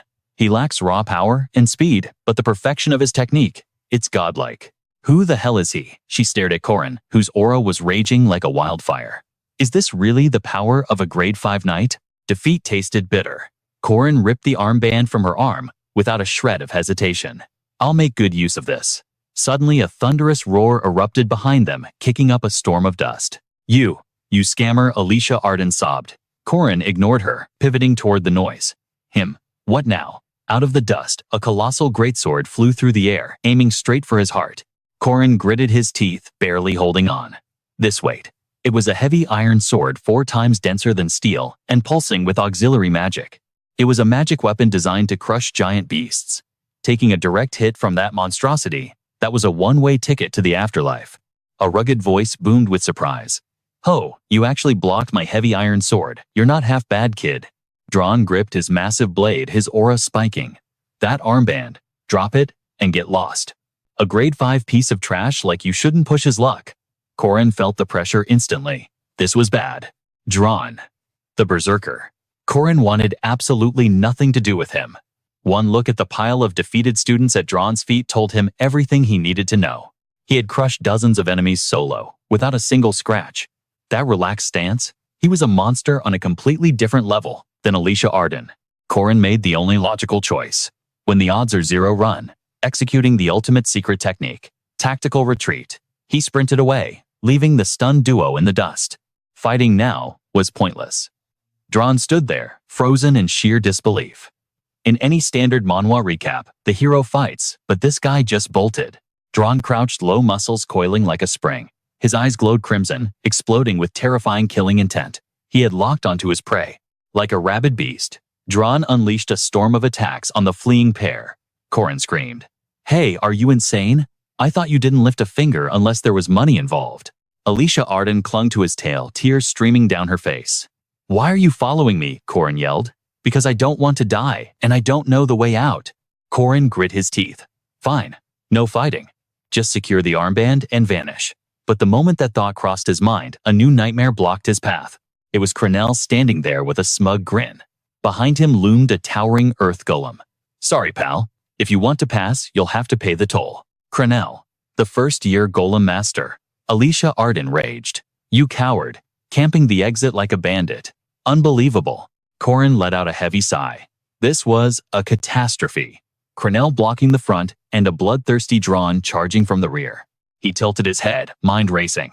He tried so hard to play it safe, only to get pincered by 2 of the strongest monsters in the academy. There was no running from this. Corin dropped into a combat stance, his aura shifting. Alicia Arden's jaw dropped. Wait, are you seriously planning to fight Crenell and Drawn at the same time? Corin's eyes narrowed with cold determination. If war is inevitable, then I have no choice but to end it. The 3 collided in an explosion of violence. Sometime later, as twilight fell, a knock echoed on a cabin door. Oh my, a voice chirped. It seems our champion has arrived. Who is it? Corin stood there, 3 armbands clenched between his teeth like trophies. Corin, I'm here to claim my reward. The instructor stepped out, beaming with a radiant smile. Good heavens, you actually secured the blue armband. What a magnificent student. Corin scratched his head sheepishly. Haha, just got lucky. But Alicia Arden knew better. She had witnessed the total destruction of Crenell and the humiliation of Drawn. Incredible. Replaying Corin's fluid movements and masterful techniques in her mind, Alicia Arden felt a surge of pure admiration. He had danced through the heavy iron sword's lethal arc, using raw speed to close the distance before Drawn could generate full power. Disarming Drawn, he buried the massive blade deep into the earth, sealing it away. Then he turned Drawn's own aggression against him, baiting the berserker into the golem's path. With terrifying adaptability, Corin used Drawn as a human shield. He ducked and weaved, letting the berserker take the brunt of the golem's crushing blows. While Drawn struggled with the stone monster Corin struck, he shattered the golem's core in a move worthy of a top-tier leveling manhwa. With his puppet destroyed, Cronell was defenseless. His split-second judgment and ruthless efficiency. Then it wasn't normal. He moved like a veteran warlord who had survived 1,000 battlefields. The battle was decided in a heartbeat. Alicia Arden couldn't believe her eyes. That level of experience usually takes decades to forge, yet he was so young. How? Watching him, she saw the shadow of her sister. Corin's words echoed in her mind. Talent is nothing without the blood and sweat of real combat. Alicia Arden's lips curved into a determined smile. She had learned a priceless lesson today. To stand by his side, she needed to become stronger. Meanwhile, Drawn seethed with frustration. He neutralized me completely. He figured out my counter before I could even unleash my full power. How did that brat know my weakness? It was as if Corin had read his skill manual. Meanwhile, Cronell lay broken on the ground, nursing his wounds. Corin looked down from the high ground. Against a high-speed striker, that lumbering golem of yours is nothing but a giant target practice dummy. If I were you, I'd hire a human bodyguard instead of relying on a pile of rocks. Cronell blinked, confused. Friend. Corin's gaze turned icy. Do you even have any friends? Maybe you should work on that first.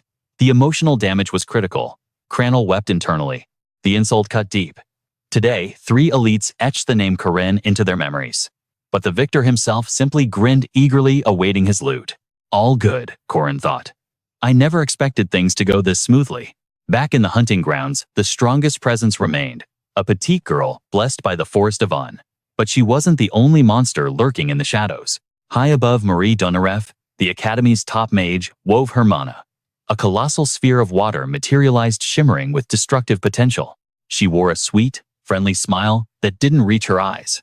With a flick of her wrist, she dropped the sphere, a man-made tsunami designed to wash everything away. Below AU was drenched and trembling tears welling up. She was being used as a living target practice, forced to play the role of the monster for the others. For the first time, you faced power she couldn't comprehend. The training ended as Marie Donareff descended. Oh, are you a new student? Hello there, I'm Marie Donareff. AU stammered. I'm AU. Marie Donareff's gaze shifted past her. And who might that be lurking behind you? Warren stood there, eyes cold as ice. Warren stepped forward, her voice dripping with sarcasm. Oh my, looking for someone? Marie Donareff didn't back down, sparks flying between the 2 rival queens. Just gather your little friends if you dare to challenge me. Suddenly, Warren vanished, reappearing behind Marie Donareff with the speed of a phantom, leaving her completely stunned. Imph. Instinct took over. Marie Donareff instantly conjured a massive glacial wall to block the assault. Forgive me, Warren sneered. You might want to ignore me, but according to the rules of the hunt, I am currently classified as a monster. Marie Donareff's voice dripped with honey, but the venom beneath was palpable. Hearing this, Warren's gaze turned icy, staring right through her soul. How troublesome. Meanwhile, Corin's voice boomed with excitement from the shop. 117 points total. I haven't seen a score this legendary in ages. Do I get to pick my reward now? The treasury is open. Take your pick, the shopkeeper grinned. We have the Boar Slayer knife, protective leather armor, shark, bear bile, and plenty of other high-tier loot. Corin analyzed the spread. The shark bear bile was the most expensive item, but he had a specific strategy in mind. After a moment of calculation, Corin pointed. I'll take this one. Oh, you have the eyes of a hawk to spot that spirit ginseng seed? The owner praised. But what about your remaining 17 points? Corin weighed his options.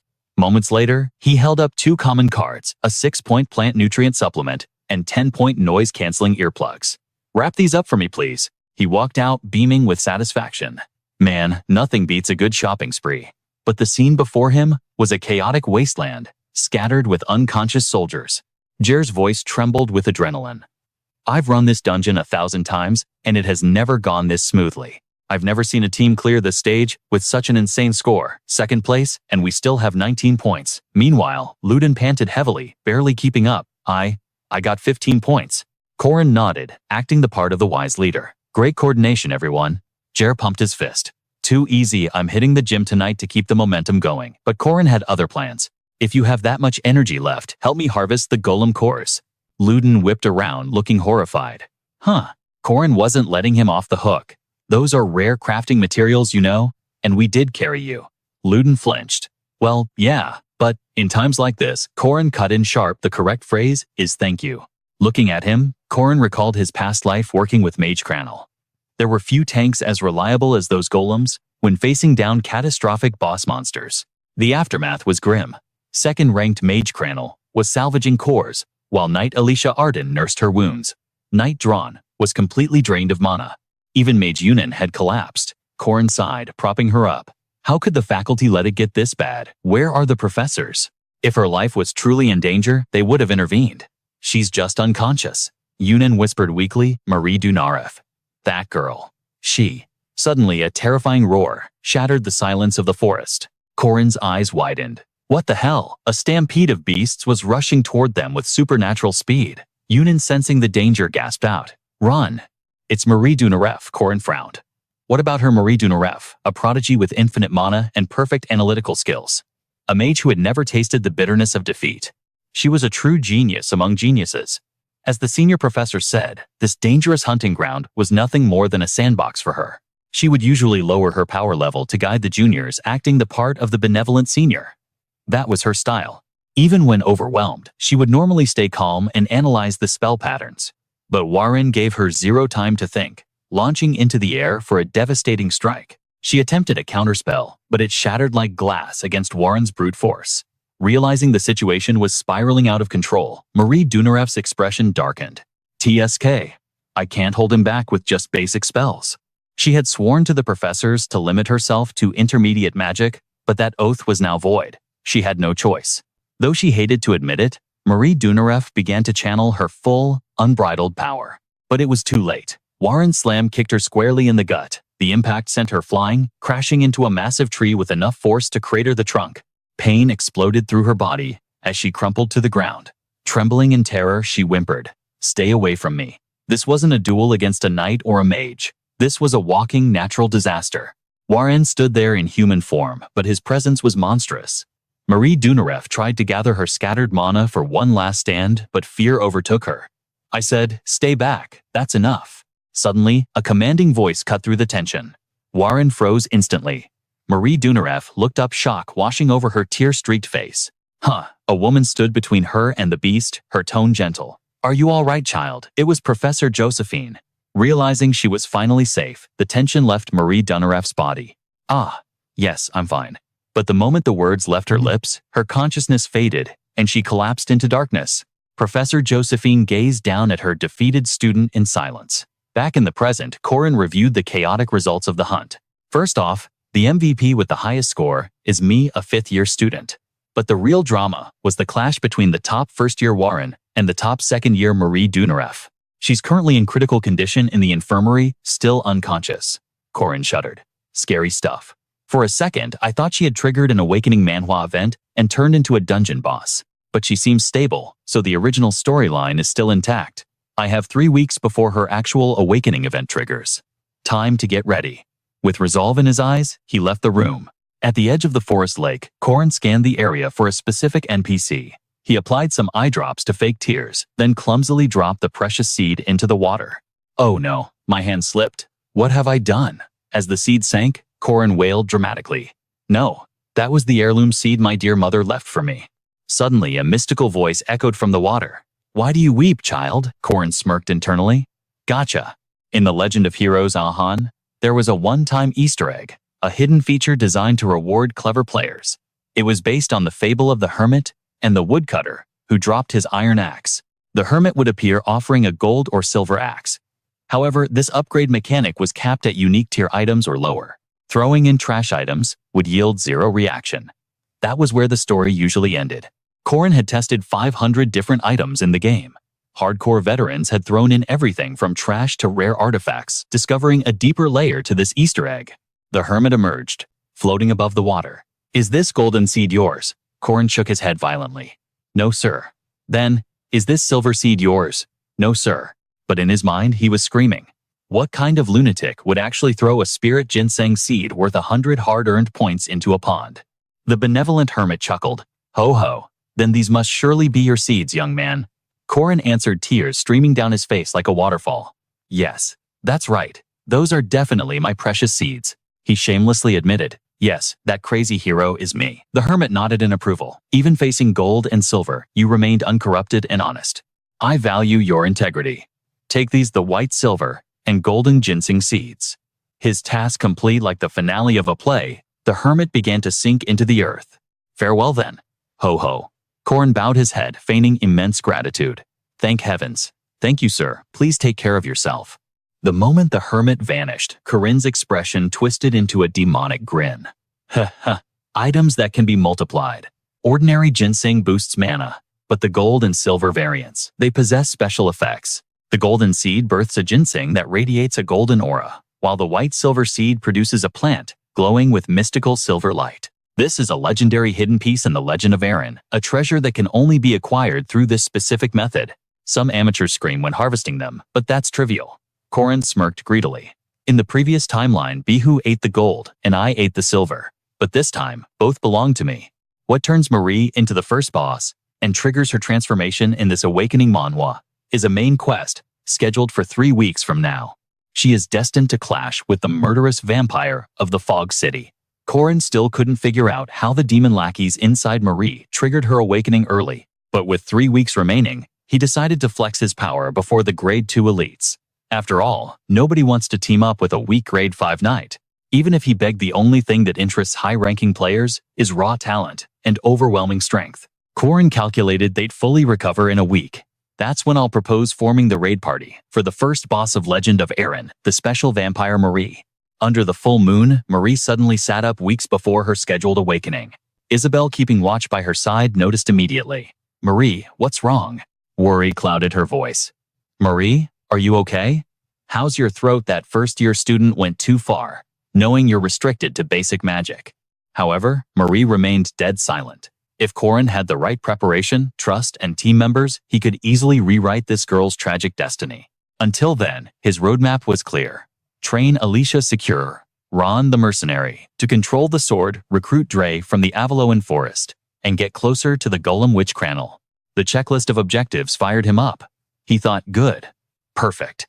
If I prepare thoroughly, this will be as easy as taking candy from a baby, as long as no unexpected variables occur. At that moment, Marie's eyes snapped open, revealing pupils glowing blood red. To her predatory gaze, Isabel no longer looked like a friend, she looked like prey. She lunged, instantly pinning Isabel down. Her mouth opened, exposing 4 razor-sharp fangs as a raspy groan escaped her throat. I'm thirsty.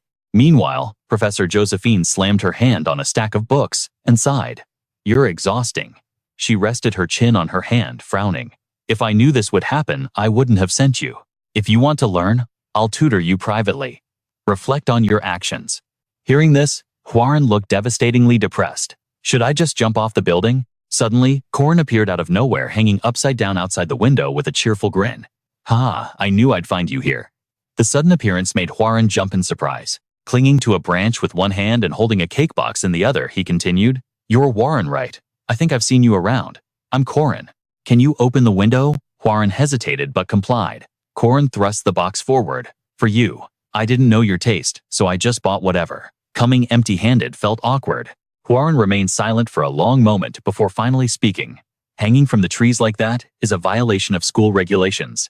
Corin laughed playfully. I'm not inside, am I? I'm just hanging on a tree. Besides, what if I did come in? It seems Professor Josephine isn't around anyway. Despite his joking tone, Corin's mind was racing. I came to check if she was hurt, but I don't see any injuries.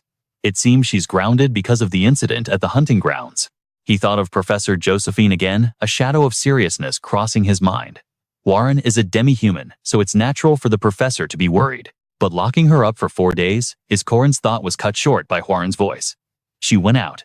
She hasn't returned for over 4 days. Corin's eyes widened in shock. What, she hasn't come back even once? Warren replied casually. Yeah. Her indifference only stunned Corin more. In his panic, his hand slipped, and he plummeted from the tree, hitting the ground with a loud thud. Instantly, a system window popped up. Skill activated, Tenacious Survivor. Corin curled up on the ground, groaning. Ouch. That hurt. I'll catch you later. I'll bring better food tomorrow. Huaron watched silently. Professor Josephine had left the academy, leaving Huaron, the most dangerous entity in Maba, completely unsupervised. Suddenly, frantic footsteps approached from the distance. Corin's instincts screamed something was wrong. It was Professor Dion and Professor Vardaman, the savage warrior of the night department. They were sprinting and arguing. Professor Dion asked urgently, "Have you found her yet?" Vardaman replied without slowing down, "No, I'll check the outskirts of the city." As they rushed past, Huaran watched from the window thinking, if they are rushing like that, it can't be. Elsewhere, at a restricted gate, a soldier blocked Corin's path. "Corin, what is it? Your visitation request was already rejected." Hearing this, Corin smiled brightly, holding out a delicious sandwich and a cold drink. "Oh heavens, it's not about that. Your security officer Kron, rank 3 right Professor Josephine, asked me to bring you some snacks." Kron took the food without a shred of suspicion. Really? She really knows how to look out for her subordinates. Meanwhile, Corin's internal monologue was grim. "My request to see Marie was denied. Isabel is missing. And now guards are posted at the infirmary. I knew something smelled fishy from the very beginning, like a twist in a Manhwa recap." Kron devoured the sandwich, completely oblivious. Corin watched him like a hawk, thinking, the more I think about it, the more my suspicions are confirmed. Suddenly, right after taking a bite, Kron clutched his stomach in agony, groaning inarticulate sounds. Corin cheered internally, but feigned panic. "Oh my god, sir, are you okay? Is it a stomach ache? I think the restroom is over there." Kron bolted toward the toilet, shouting back, "Cover my post for a second, will you? Make sure you stay out of there," the guard warned. Corin waved him off with a deceptive smile. Take your time. I won't step a foot inside." As Kron vanished from sight, Corin let out a heavy breath, yet his mind raced like a storm. It can't be. Is there really another one left? It was far too soon for this event. He prayed his instincts were wrong. Gripping the cloth before him, Corin ripped it open, shouting, "Sister Marie Dunaref," but the face staring back wasn't Marie Dunaref at all. Shock froze his blood. Isabel. Disappointment washed over him. It should be Marie Dunaref lying here. Why is it Isabel instead? Wasn't she listed as missing? The truth hit him instantly. 2 distinct puncture marks on her neck. Vampire bites. Corin realized this was the dark secret the professors were desperate to bury. Rage bubbled up within him as he stared at the victim. Isabel had awakened. She was the vampire, the catastrophic threat of the first act. Corin sighed, clutching the cloth as his mind spun. The timeline had accelerated. This was happening 3 weeks earlier than the original script. He frantically recalled the 4-stage raid strategy needed to clear this leveling Manhwa boss. Phase 1. Survive the relentless monster waves. Phase 2. Lock her down with binding magic circles to restrict her movement. He visualized Isabel trapped in a void of darkness, a scenario where they could pour on damage and seize the advantage. Phase 3. Confront the beast directly within her blood domain. The image of that terrifying predator clawed at Corin's memory. Finally, upon defeat, she would trigger her ultimate metamorphosis. This was the crux of the entire battle. If the top first years unite, we can clear this without players, Corin calculated. But as his friends' faces flashed in his mind, regret pierced his heart. To reach Phase 3. Alicia Arden had been wounded by his own hand, her eyes red with tears and betrayal. Drawn's signature weapon was shattered, Corin's fault. Cranel's golem was still in ruins, another failure resting on his shoulders. Corin clutched his head, paralyzed by guilt and fury. Damn it, this is bad. The shadow of a demonic vampire loomed over his thoughts. It mirrored the original storyline perfectly. After the encounter with the vampire killer in the Fog City, Marie Dunaref was supposed to lose control and slaughter her roommates in a frenzy. In his past life, Corin remembered the scene shifting to a desolate, shadowed mansion. Back then, his squad had staked out the dormitory waiting to ambush Marie Dunaref and Isabel. All 5 of them had been ready, but the public security unit let Marie Dunaref slip through their fingers. Now, thanks to his interference, the butterfly effect was spiraling out of control. The memory of Alicia Arden being blasted away, 8 ribs shattered, haunted him. Cranel's golem had been reduced to scrap, leaving him defenseless. It was a massacre. Suddenly, the image of Warren exploded into his mind, radiating terrifying power. Bringing Warren in was a gamble that could shatter the board completely. The scene shifted to the gym. Corin slapped a paper down. "Here is your employment contract. This mission is hell level. I need a capture target brought in alive." Drawn scowled. "Are you insane? Mercenaries only fight battles they can win? Besides, you snapped my sword. I'm fighting at 20% capacity." Before Drawn could finish, Corin cut in reward is 20 gold coins. "And if you doubt me." Corin pulled out a card radiating pure energy, a pouch of soul dust. Drawn froze. After a pause, Drawn smirked. "You really know how to play the game, boss." Ding system notification. Drawn has joined your party. Corin grinned satisfied. Cut to the library. Corin studied a book on the shelf until Yuan materialized, looking shaken. How? How did you know? I thought those records burned with the forest. Corin replied calmly, I read a rare grimoire once. That alphabet. It's Ogam, isn't it? You're here looking for it. Corin snapped. The book shut, locking eyes with him. Help me, and I'll teach you the entire magic system. Yuan frowned, tempted. What exactly do I have to do? Ding, system notification. Yuan has joined your party. Corin suppressed a triumphant smile. The final scene shifted. Corin sat before Log and Jur, laying out the terms of the operation. Lag spoke slowly. I'm building a team, but this, high risk, low pay, and fighting a demon noble. Corin leaned in. But if we win, think of the glory, the fame. The words hung in the air, freezing. Lag and Jur in place. Corin blinked, worried. Did I push too hard? Suddenly, their demeanor flipped. They shouted in unison, that sounds awesome, count us in. Corin chuckled, relieved. All right then. You guys really are suckers for romance. The scene transitioned to the dense, foreboding forest. The full party, Corin, Lag, Jer, Drawn, and Yuan, marched forward. Corin ran the numbers, 1 DPS, 1 healer, 3 supports. It's enough to survive phase 1. We meet the minimum entry requirements. He smirked. This is the optimal build. Suddenly, a memory surfaced, his encounter with Shu, her tearful warning before she fled into the wild. Finding her was a nightmare, he recalled. Who knew a powerhouse like her would dig a tunnel and hibernate underground for a month? Corin's logic sharpened. She said she hid in the forest.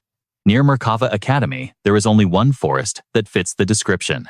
Later, at the hunting grounds, a teammate whispered, Is Marie Dunaraf really out here? Drawn hesitated. Boss, I get the objective, but the map is huge. How do we pinpoint her? Corin replied, voice steady as steel. Searching blindly would take a year. But if you want answers, just ask the locals. Yuan narrowed his eyes. You already knew the method, didn't you? Ignoring the question, Yuan slammed his staff into the earth. Summon, O spirits, guide us to her. Emerald light erupted from the ground, swirling with ancient energy. Lag gasped. Whoa, look at them all. Jer grabbed his shoulder, eyes wide. It's a swarm of spirits. It actually worked. Corin scanned the perimeter, his mind racing. He assumed the spirits had answered Yuan's summons by the look on their faces, but he couldn't see a thing. Scratching his head, he asked, So did the spirits manage to locate Marie Dunareft yet? The three of them, Lark, Yuan, and Jaeger, stuttered in terror, unable to form a coherent sentence.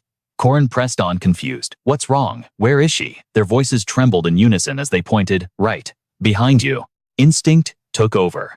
Corin spun around in a blur, driving his spear backward into the monstrosity that had materialized from thin air.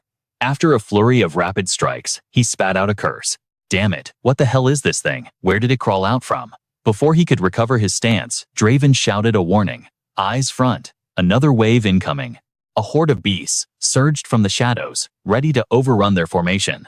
Lark and Jaeger screamed in panic, their composure shattering. Did Marie Dunaref turn into a monster? Is that her? Corin cut through their fear with a sharp command, instantly dismissing the thought. Impossible. Get a grip that's not her.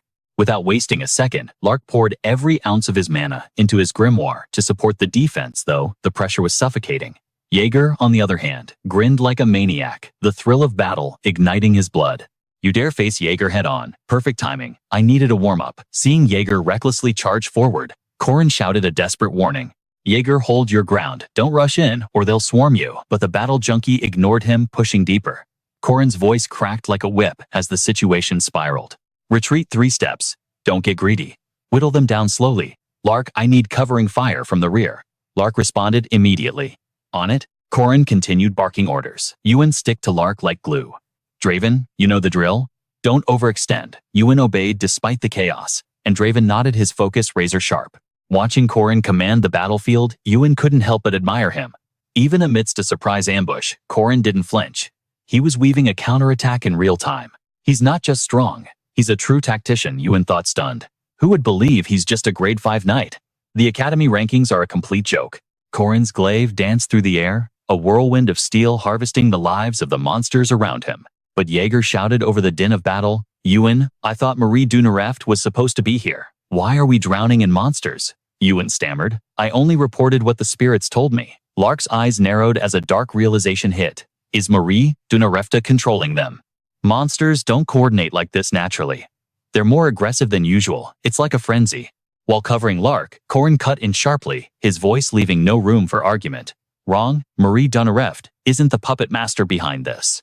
If she were pulling the strings, they wouldn't be attacking this wildly. This chaos? It's not her style. Corin's eyes burned with unwavering trust and pride when he spoke of her.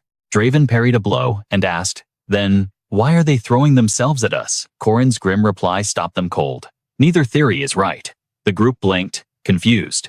"What?" Corin explained, his voice low. "Every beast has a hunting pattern, but sometimes they abandon instinct out of pure desperation, like when they are facing a predator they cannot hope to defeat."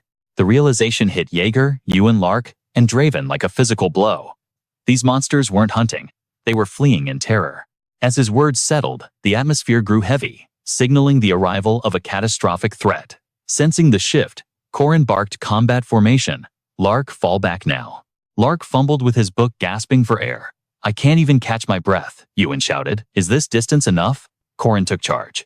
Draven, Jaeger retreat one step and brace for impact. Draven instantly understood the gravity of the situation. "You already have a plan. I trust you." "Master," Jaeger chimed in with a grin. "One step your size, or one step my size?"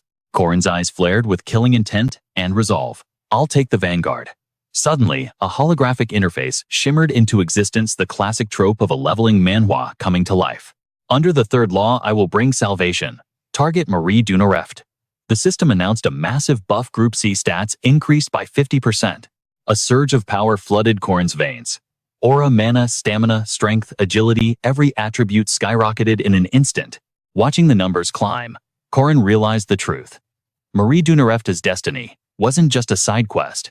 Her influence on this world was catastrophic in scale. These backup stats were calculated based on her future impact.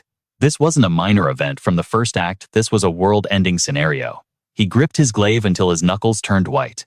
A new quest window popped up, glowing ominously. "Save the world.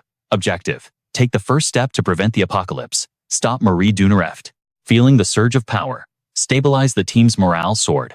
Corin couldn't hide his excitement, his voice booming with authority. "All right, everyone, let's move out."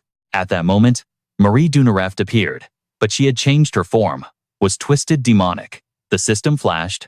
A final message: rescue Marie Dunareft. "Good luck, hero Corin." Suddenly, the demonic Marie Dunareft let out a heart-wrenching sob, her expression one of utter despair. Ewan hesitated, his heart wavering. "Wait, she's crying." Lark, however, remained cold and pragmatic. "Tears change nothing. It's a demon. We kill it." Just then, a great sword tore through the air, aiming straight for Marie Dunareft with blinding speed. But Draven saw something that made his eyes widen in shock. The blade was stopped dead in its tracks by a crimson barrier, protecting Marie Dunareft from the fatal blow. The team gasped in unison. "What the hell is that? I can't believe my heavy sword was blocked." Lark quickly analyzed the phenomenon. "That's a blood sphere, a supreme construct created from the essence of a true vampire. To think a newly awakened vampire could manifest a blood sphere? That's unheard of." Corin turned his gaze steady and reassuring. "Don't panic, it's freshly formed. It hasn't absorbed any blood or mana from her yet. Without a supply from its master, it's nothing but a glorious shield. It can't attack." Lark countered nervously. "For a mage like me, an absolute defense is an absolute nightmare." Corin remained calm, his confidence unshaken. "It's fine. We've got this." Suddenly, the demonic Marie Dunareft let out a piercing scream, followed by a roar. "Get away!" Corin's instincts flared. "Watch out! Massive area of effect magic incoming!" Corin shouted Ewan. Now, Ewan's eyes glowed with determination as he channeled his spiritual energy. "I know what to do." While Ewan summoned the power of his territory, Corin smirked, brimming with arrogance. "I don't know about other places, but we are in the forest now. This is my domain." As the words left his lips, the territorial barrier Ewan created expanded instantly, shielding the entire party from the devastation. The system interface flashed into existence, granting an attack speed boost and soul protection. Marie Dunareft's assault crashed against Ewan's spirit barrier, bringing the vampire to a grinding halt. Ewan gritted his teeth, a guttural cry escaping his throat as he struggled to hold the line. Seeing the strain, panic flickered in Jer's eyes as he shouted a warning. If that defensive wall shatters, we're all dead. Hearing the doom-mongering L snapped back instantly. "Watch your mouth. Don't jinx us, Jer." Ewan's face twisted in agony, sweat pouring down his brow as he thought, "Damn it. Just one of her strikes drained half my mana pool, just to keep this shield up." The vampire's toxic hunting ground is eating away at me. But I have to hold. I have to buy them time. But the spirit barrier began to fracture under Marie Dunarev's overwhelming might. Corin's sharp gaze caught the tremor in the shield. Ain. He called out calmly. You're at your limit, aren't you? Stepping forward, Corin radiated an aura of absolute calm. He remembered his vow to crush this bloodsucker. In his grip, a sharp blade glinted with cold intent. A confident smirk played on Corin's lips. Just hold on a little longer. I'll end her within 5 moves. Yuan, gasping for air like a drowning man, could barely respond. Are you serious? Yuan wheezed. Corin's voice was steady as a mountain. Yeah, it's not just possible, it's guaranteed. Meanwhile, Marie Dunarev convulsed, clutching her body, as if restrained by some invisible mystic force. Corin's eyes narrowed, scanning the battlefield like a predator, analyzing its prey. The raid against vampire Marie Dunarev is divided into 4 distinct phases. Phase 1, the mob rush. Phase 2, after clearing the minions, the boss enters the fray herself. You have to survive against her from the 2nd stage all the way to the 4th, just to witness her ultimate spellcasting. That's when she goes berserk, morphing into a true beast. Put simply, until the final phase triggers, she's just toying with us. That is when the true vampire awakens. It was exactly like the game mechanics from his past life. Grip tightening on his dagger, Corin spun around, barking out his next command. L. Fall back before Yuan drops the shield. You've only got enough mana for 2 low-tier spells. Don't throw your life away. L's eyes widened, stunned by Corin's tactical precision. You calculated my mana reserves too. Understood. Corin then turned his focus to the tank. Magnificent work, Yuan. The moment your mana hits 0, retreat to max range. Got it, Yuan grunted. Internally, he lamented. We fight well, but luck has abandoned us today. Here comes the real danger.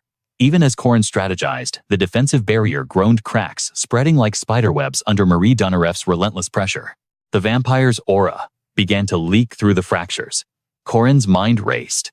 Next comes the alchemy magic sequence. She's coming.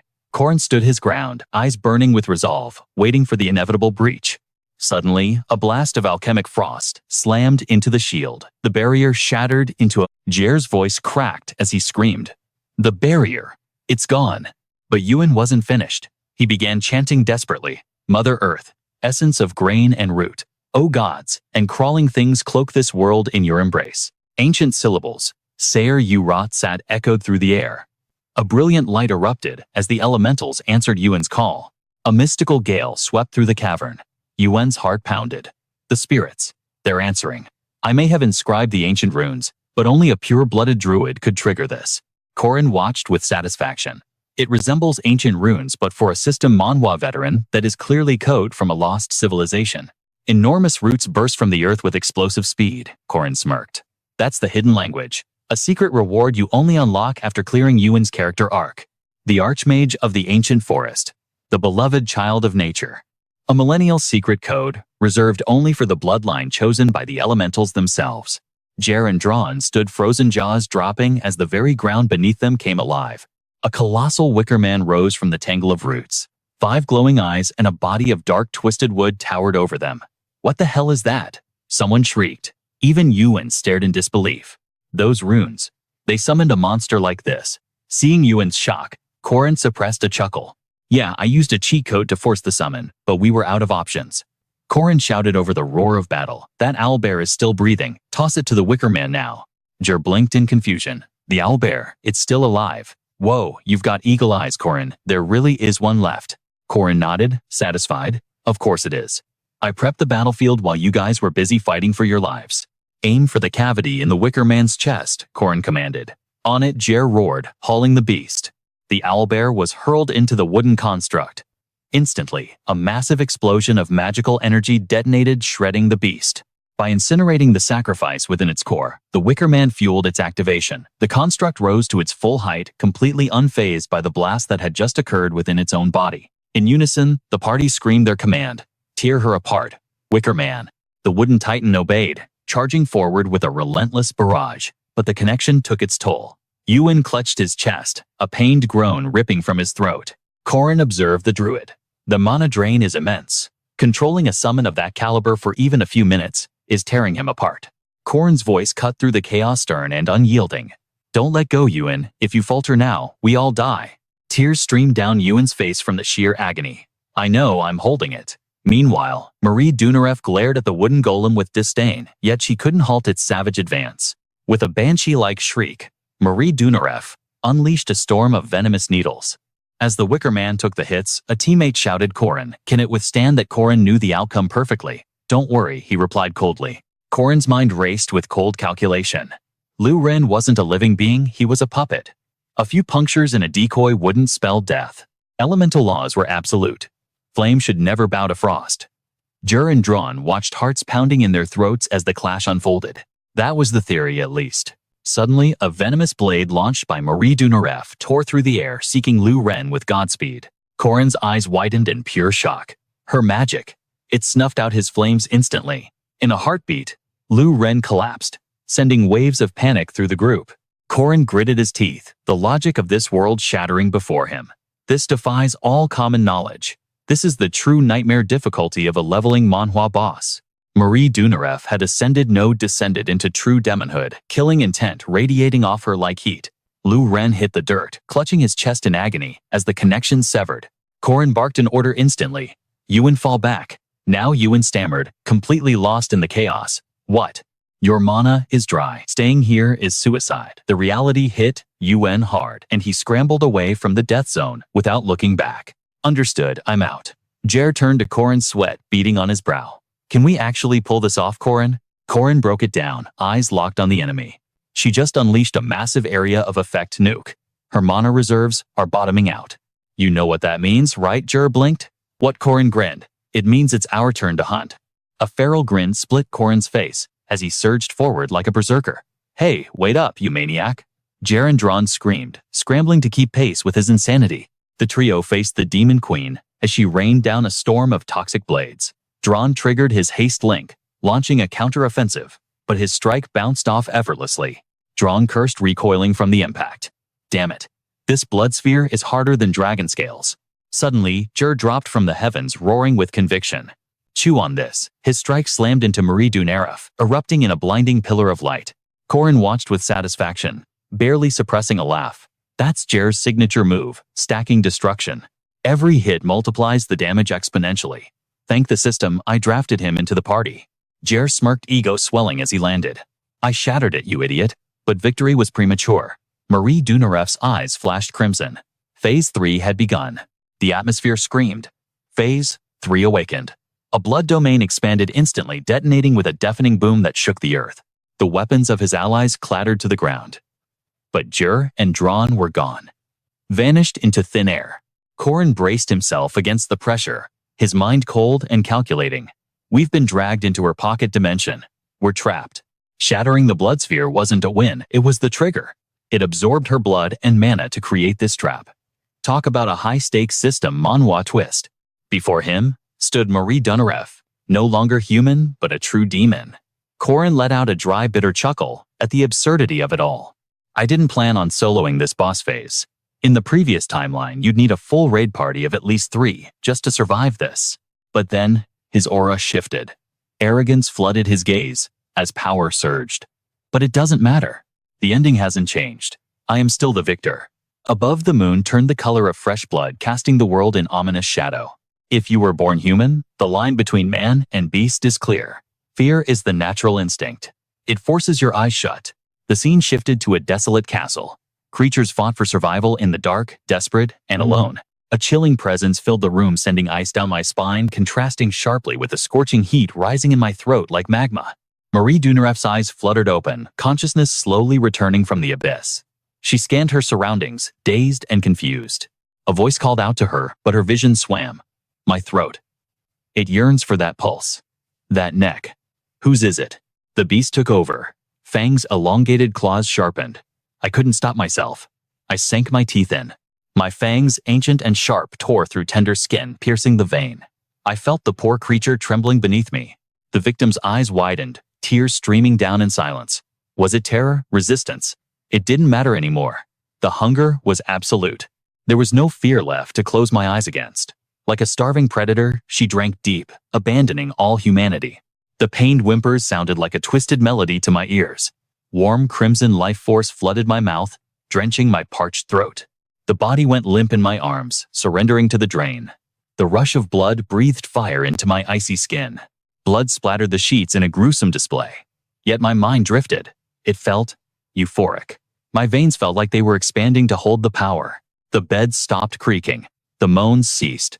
The victim was Isabel. She lay broken, drained by my own hand. Only the thunder of my own heart remained threatening to burst. Suddenly, the metallic scent became suffocating, repulsive. Clarity crashed down like a hammer. She covered her blood-stained mouth, her entire frame shaking violently as the horror set in. My vitality is a lie. That wasn't prey. That was a person. Isabel's lifeless body slumped to the floor before her. Marie Dunarev stared at her hands. I am a monster. A true vampire. I nearly drained my own friend dry. Outside, the blood moon faded to white, mocking me. It felt like slaughtering cattle. No, it was far more cruel than that. Overwhelmed by the horror of her awakening, Marie Dunarev collapsed, weeping tears of pure, agonizing devastation. Guilt gnawed at her soul. Realizing she had treated humans like mere cattle, she clutched her starving stomach and fled into the shadows. In this tragic manhwa recap, shame was the only emotion left to her. But destiny wasn't finished yet. Her son, or rather Corin, tracked her down. The battle between the awakened warrior and the demonized Marie Dunarev resumed with lethal intensity. Suddenly, Marie Dunarev's hellhound summon lunged at Corin. It moved with the ferocity of a tiger, jaws snapping with killing intent. The beast unleashed its full power, spitting a barrage of razor-sharp spikes. The projectiles rained down on Corin faster, and faster, a deadly storm of bone and fury. Yet, Corin didn't flinch. He grinned, excitement dancing in his eyes. Is that the best you've got, you mutt? He instantly triggered his skill. 6-step spear style. 4th form. How dare you sink your teeth into humans? With a roar, Corin spun his polearm, charging at blinding speed. Heavenly spiral strike. The hellhound was caught off guard. The sheer pressure of the attack sent shivers down its spine, its instincts screaming danger. Desperate, the beast spawned 2 smaller shadowhounds to intercept him. Corin watched the attempt with an amused smirk, his grip tightening. You're really starting to annoy me. The shadowhounds pounced, but Corin was a blur of motion. His agility stat was off the charts. He dodged effortlessly. Time to end this game. Corin shifted his stance. 6-step spear style 5th form. He followed up immediately with the wooden mountain throw. With decisive force, he hurled his spear straight at the minion. He recalled the weapon, instantly wiping a smudge from his cheek, offering me a snack. That was pretty weak compared to your bark. Got anything else? He stared down the giant hellhound, the corpse of its minion dissolving at his feet. Pure provocation. The giant beast roared mana, gathering in its eyes. It was charging a high-level magic blast. Corin's smile widened. Now, that is more like it. But in a split second, the monster vanished completely from sight. Corin narrowed his eyes, his mind racing. Teleportation? No. It was moving so fast, his eyes couldn't track it. A classic speed blitz. But he figured it out. A confident smirk returned. Blue spiritual energy, his aura exploded around his body. Let me teach you a lesson, puppy. Victory doesn't require a 100-step plan. The air shimmered. The giant hellhound materialized right in front of him, jaws wide. It just takes one fatal mistake. Corin was already behind it. Flash step. A single devastating slash to the beast's blind spot. Corin laughed, the thrill of battle coursing through him. That move is ancient history. You can't use the same trick twice on me. He didn't stop there. Serpent style. Ascending poison dragon breaker. The energy impact was catastrophic. The hellhound's eyes seemed to shatter under the pressure. The monster's body disintegrated into particles of light. But then, the particles stopped. They swirled in the air, defying the laws of this system Manhwa. The beast reformed. It collapsed in front of Corin, whimpering in agony, but refusing to stay down. Its body was riddled with wounds, yet it stood its ground. Corin realized the truth. You're protecting your creator, guarding her until your last breath, aren't you? Why go that far for a monster? Corin drove his spear into the earth. Just wait. I swear to you, I will save her. I will save your mother. Determination blazed in his eyes as he shouldered his weapon. The demonic form of Marie Dunarev materialized, her presence heavy, with sorrow and bloodlust. Corin analyzed the situation. The final phase. The moment this stage began, Marie Dunarev triggered a wipe mechanic, putting a party member in critical danger. The ground cracked open. A dark energy ascended, and a silhouette resembling Marie Dunarev floated high above, framed by a blood-red full moon. That's why I can't purge her bloodlust status alone. Corin cursed his luck. In a typical raid, you need a team to tank the Vampire Queen's aggro. The strategy requires the party to clump together, confusing the boss so she doesn't target the weakest link. Basic raid tactics. But Corin stood alone. He rooted his feet to the ground, inviting the attack. No one is coming to help. His eyes held a profound sadness. System alert. The interface flashed red. Vampire boss, stamina, and mana are regenerating. Corin dropped his defenses. He let Marie Dunerev tackle him. He didn't fight back. As her fangs pierced his neck, he thought, so this is what it feels like to have your life drained away. His hands trembled, clenching into fists. I can take this. My stats are high enough. I have the skills to survive this nightmare. Ding! A new notification appeared. Passive skill Tenacious Warrior activated. A true warrior never loses their fighting spirit. Regeneration rates increased. I can endure this pain, Corin told himself, his health bar fluctuating wildly. The agony was excruciating. He gritted his teeth, forcing his mind to drift away from the physical torture to a distant memory. He remembered the human Marie Dunerev, the kind woman with small hands who shared her baked potatoes with everyone. That image overlaid the monster currently draining his blood. She's been fighting this hunger since I grew up. Slowly, gently, Corin reached up. He stroked the demon's head. Easy now. Slow down, or you'll choke. The voice reached her. Marie Dunerev froze. She stopped biting, her eyes widening in shock and confusion as she looked down at her prey. Corin stared back, his gaze soft, despite the blood loss. Even the Great Duke slaughtered his servants the moment he awakened as a vampire. Even the greatest commanders in history couldn't control the thirst. It was a curse that consumed the mind. He recalled the lore. It took Pihu a month to capture her. They fed her monster blood, salty as seawater, which only drove her mad with thirst. She drank beast blood to survive, but never human blood. Marie Dunerev had never taken a human life. She endured the hellish cravings with sheer superhuman willpower. Corin's heart broke, remembering her tied-up suffering in silence. A tragic backstory for a final boss with only one weakness. Corin closed his eyes. That's why I believe a happy ending exists for us, and I'm going to find it. Scalding tears rained down upon Corin's neck, accompanied by a choked sob that tore through the silence. My junior. I'm sorry. I'm so sorry. Please, forgive me. Marie wailed like a lost child, the metallic taste of blood still lingering from where she had bitten him. Watching her crumble, Corin felt a wave of relief wash over him. It didn't matter if she was the head witch or a bloodthirsty vampire, none of that meant a damn thing anymore. Perhaps. I've always seen the shadow of Park Sai-Hu in her gentle nature. A gaze filled with warmth and pride softened Corin's eyes as he drifted into the depths of his memories. The teachings of his mentor in this world had forged him into a new man. Suddenly, a vision flashed in his mind, a warrior standing amidst a blazing inferno, blade in hand, defying the destruction before her. She turned her back to the flames and declared, I am the adult here, boy. And as long as I draw breath, it is my burden to protect you. The memory stirred a storm in Corin's heart. He had once dismissed her as a mere NPC in a game, yet that data had shielded him, calling him a child in need of protection. As her successor, he had witnessed her final glorious moments. He was the disciple who carried the weight of her legacy and her teachings. Back in reality, Marie was still sobbing uncontrollably atop him. But Corin grinned, a pure joy radiating from him. Finally, he could say with certainty he had become the adult she wanted him to be. He cast his gaze toward the heavens, his eyes burning with resolved pride as he made a silent vow. Just watch me, Park. I'm carving a path you never could. Suddenly, the system Manhwa interface materialized. Target Marie. Difficulty S. Aura rank. Increased from low to upper low. Mana rank increased from lowest to low. Reward acquired pain tolerance. 100 points, shared equally. A notification signaled the end of their chaotic ordeal, marking the conclusion of a bittersweet moment. Later, Marie's mood had done a complete 180. She was beaming with joy. I thought my taste buds would change after turning, but I still love potatoes. Do they taste good to you? Potatoes never miss, especially when you make them. His words sent a flush of crimson across her cheeks. Corin smirked. Oh, is the great mage embarrassed? Flustered, Marie stammered, unable to form a coherent sentence. Suddenly, she began raining cute, harmless blows on his chest. Get away, go over there, I smell terrible right now.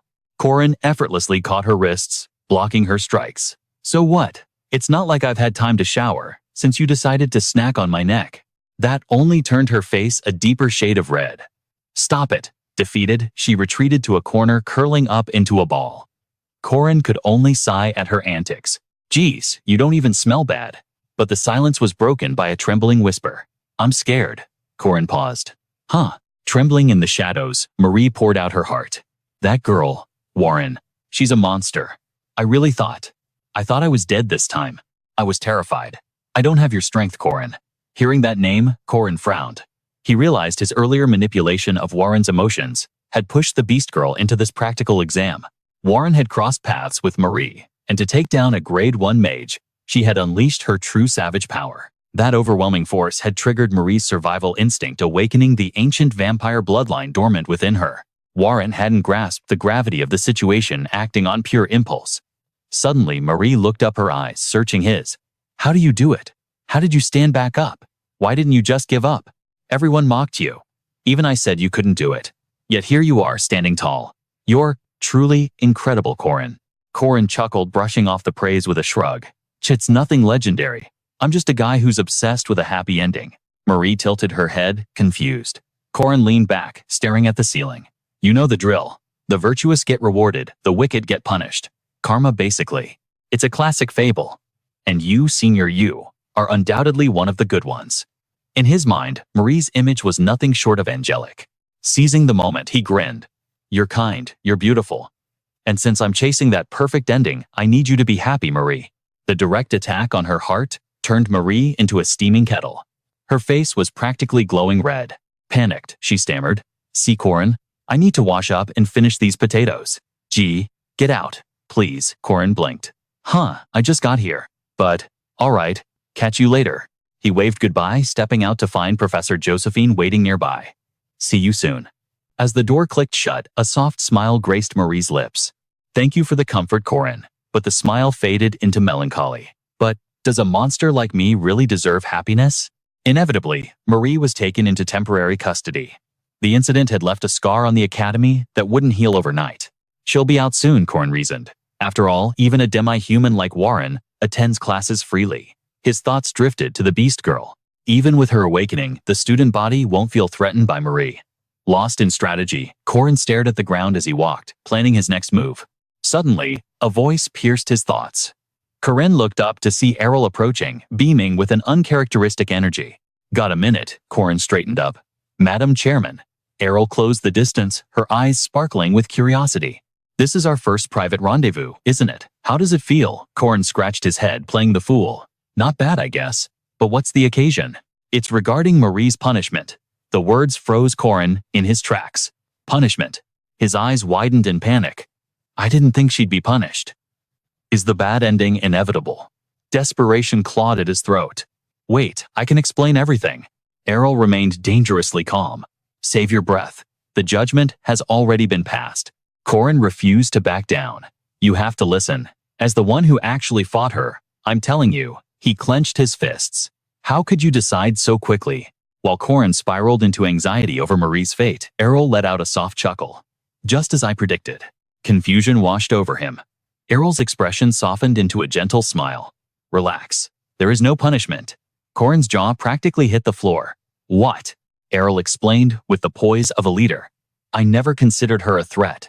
I merely wanted to gauge the reaction of the man who stood toe-to-toe with a monster. I harbor no doubts about my decision now. Rest assured, her confinement ends soon. We merely need to verify her spiritual stability. A satisfied smile graced Errol's lips as he spoke. I have heard the rumors circulating among the students, but my curiosity demands the full details. Corin exhaled the tension, leaving his body, though the earlier shock still lingered in his chest. The chairman then pressed on with another question. Keep it simple if you must, but can you enlighten me? I immediately laid out the truth that needed to be heard. Marie Dunareff is safe, and that child is no monster. I could not gauge how much he believed, but I stood my ground with absolute conviction. Professor Josephine stood witness to my defense of her. After absorbing Corin's explanation, Errol sank into deep contemplation before finally breaking the silence. I see. You have my gratitude for the insight. Regarding this incident, an official decree is required. Naturally, we shall keep the darker details shrouded in shadow. Now that I have the full picture, duty calls. Corin's eyes widened in surprise as Errol suddenly bowed low. Thank you, Corin. Flustered by the gesture, Corin stammered me. He gathered his wits. For stopping the catastrophe caused by the arrogance and inexperience of elders, I offer both my thanks and my apologies. Should you desire anything, I will move mountains to repay you. Nearby, Professor Josephine adjusted her spectacles, her gaze sharp as she listened. A smirk played on Corin's lips as he let out a knowing sigh. Errol Casa, the Academy chairman. A leader who embraces his weaknesses and shoulders the weight of the world. A memory surfaced in Corin's mind, a silhouette from the past standing before him. The figure spoke. Though I have known countless failures, you were never among them. Corin beamed with joy, realizing these words echoed from his past life, a classic trope in any leveling manhwa, confirming the chairman's good intentions. He spoke to Errol with unwavering resolve. Please raise your head. That is my only request. A faint knowing smile touched Errol's face. Meanwhile, in the cold solitude of the confinement room, Marie Dunareff sat broken, her mind drifting to the past. She recalled the moment Corin held her, his hand gently patting her head. Easy now, he had said, or you'll suffocate me. His touch was a lifeline, his skin radiating a warmth that pierced the cold. Corin's voice had been a soothing balm whispering, "It is all right. You are safe now." Her rationality had crumbled, swept away by tidal waves of emotion, as she purged the cold beast within and reclaimed her humanity. The dam broke and tears flowed like rain as she choked out the only words she could find. "I'm sorry. I'm so sorry." Guilt gnawed at her soul. What right did she have to redemption?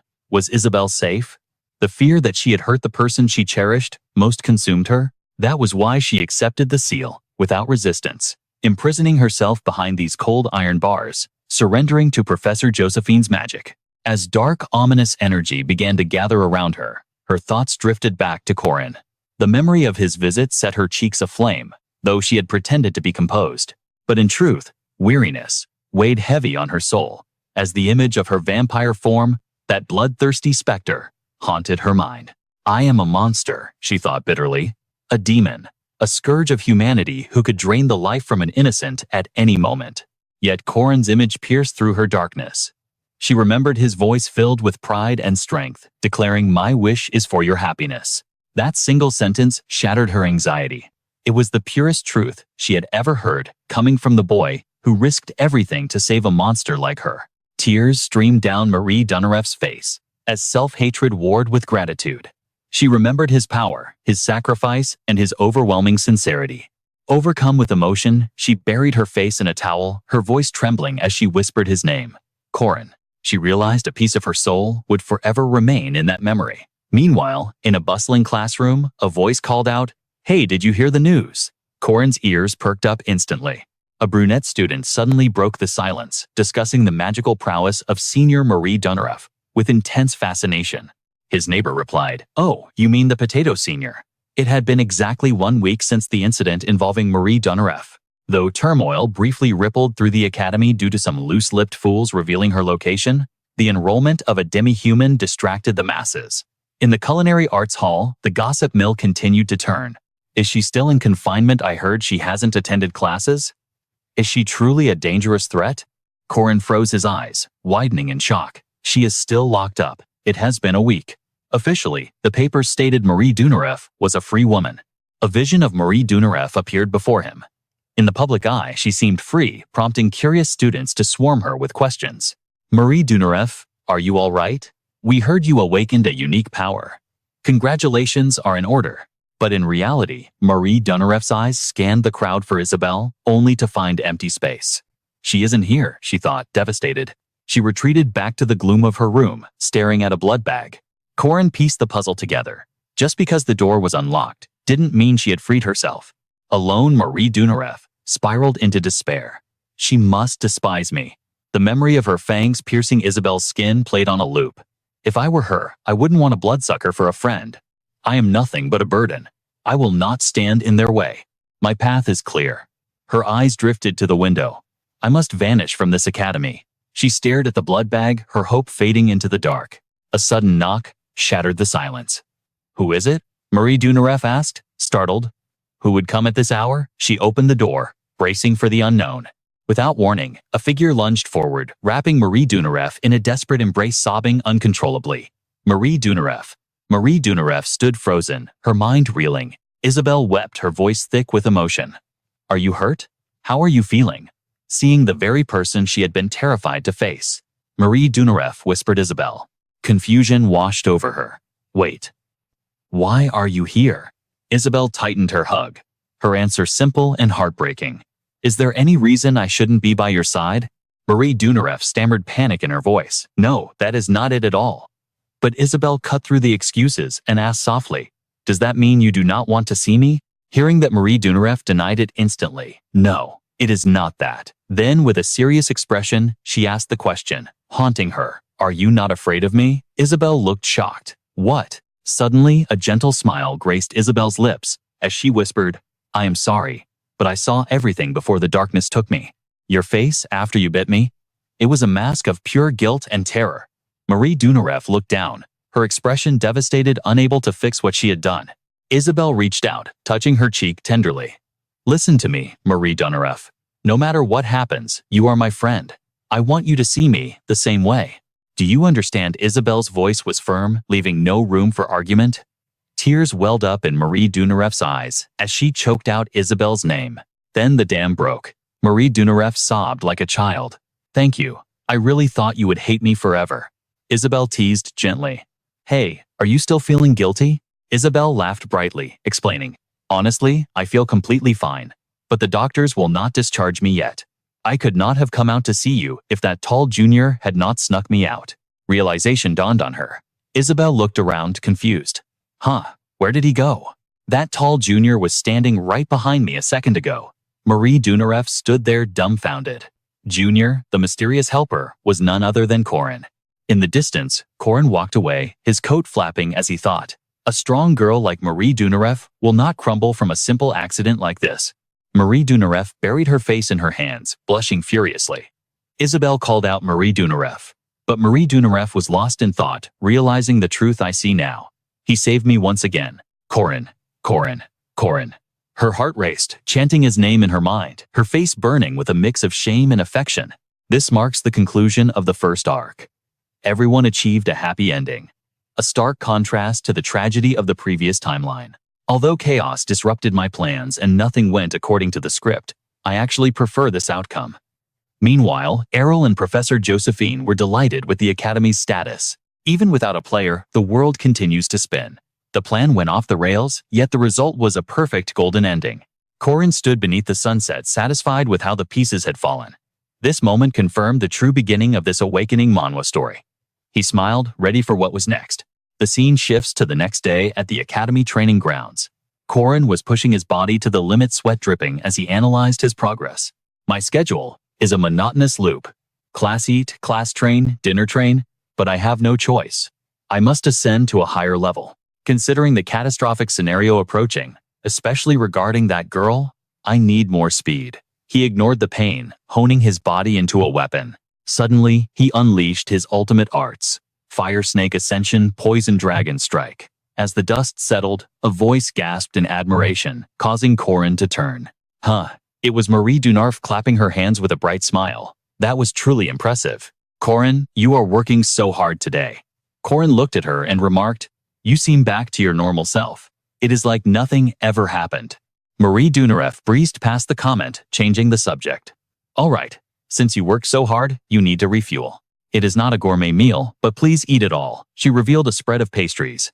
Corin stepped back, sweating. That is a massive amount of food, and every single item is made from potatoes.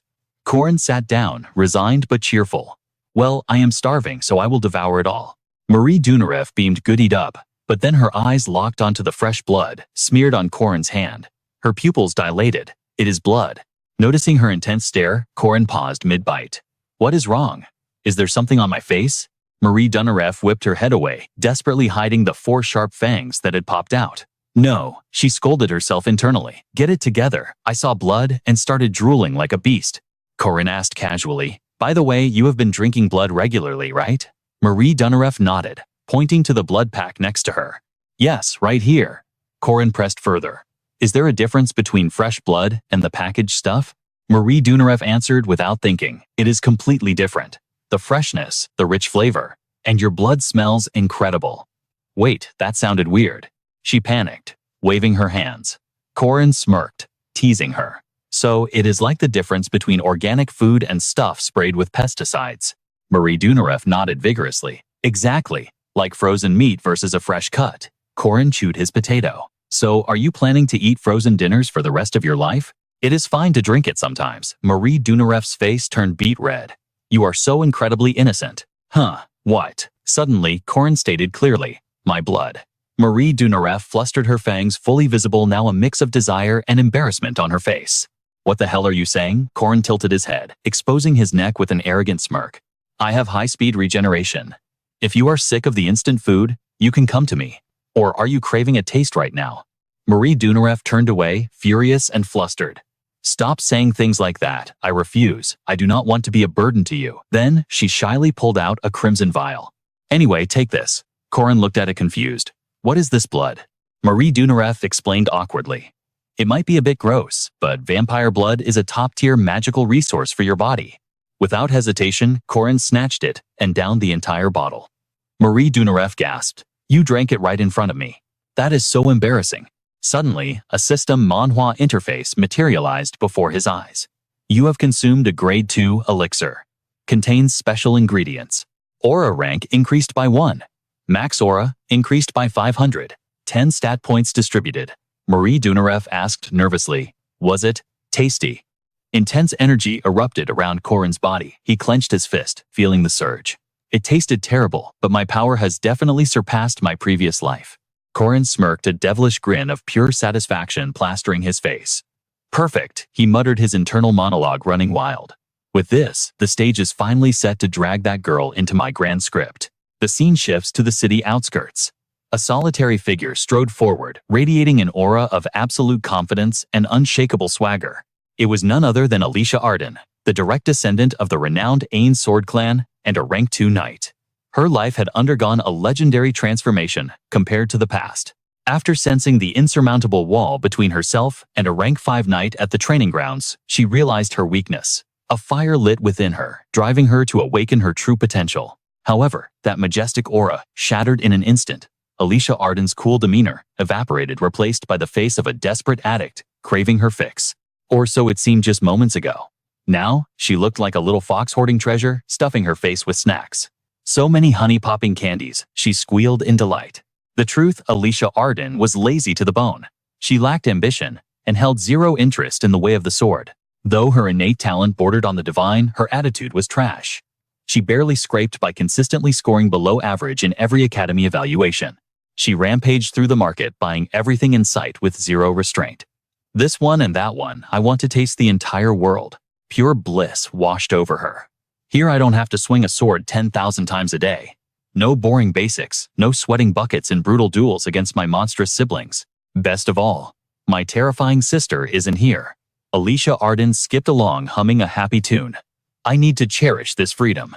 Suddenly, a voice sliced through her joy. Enjoy what exactly? It was Corin. Alicia Arden froze, trembling, as if she had just encountered a demon king. Corin flashed a dangerous, predatory smirk. You haven't been to the training hall lately. Alicia Arden stammered, desperate for an excuse. I've been busy. Homework missions. You know how it is. Corin simply hummed, his eyes piercing right through her lies. Then his demeanor flipped like a switch.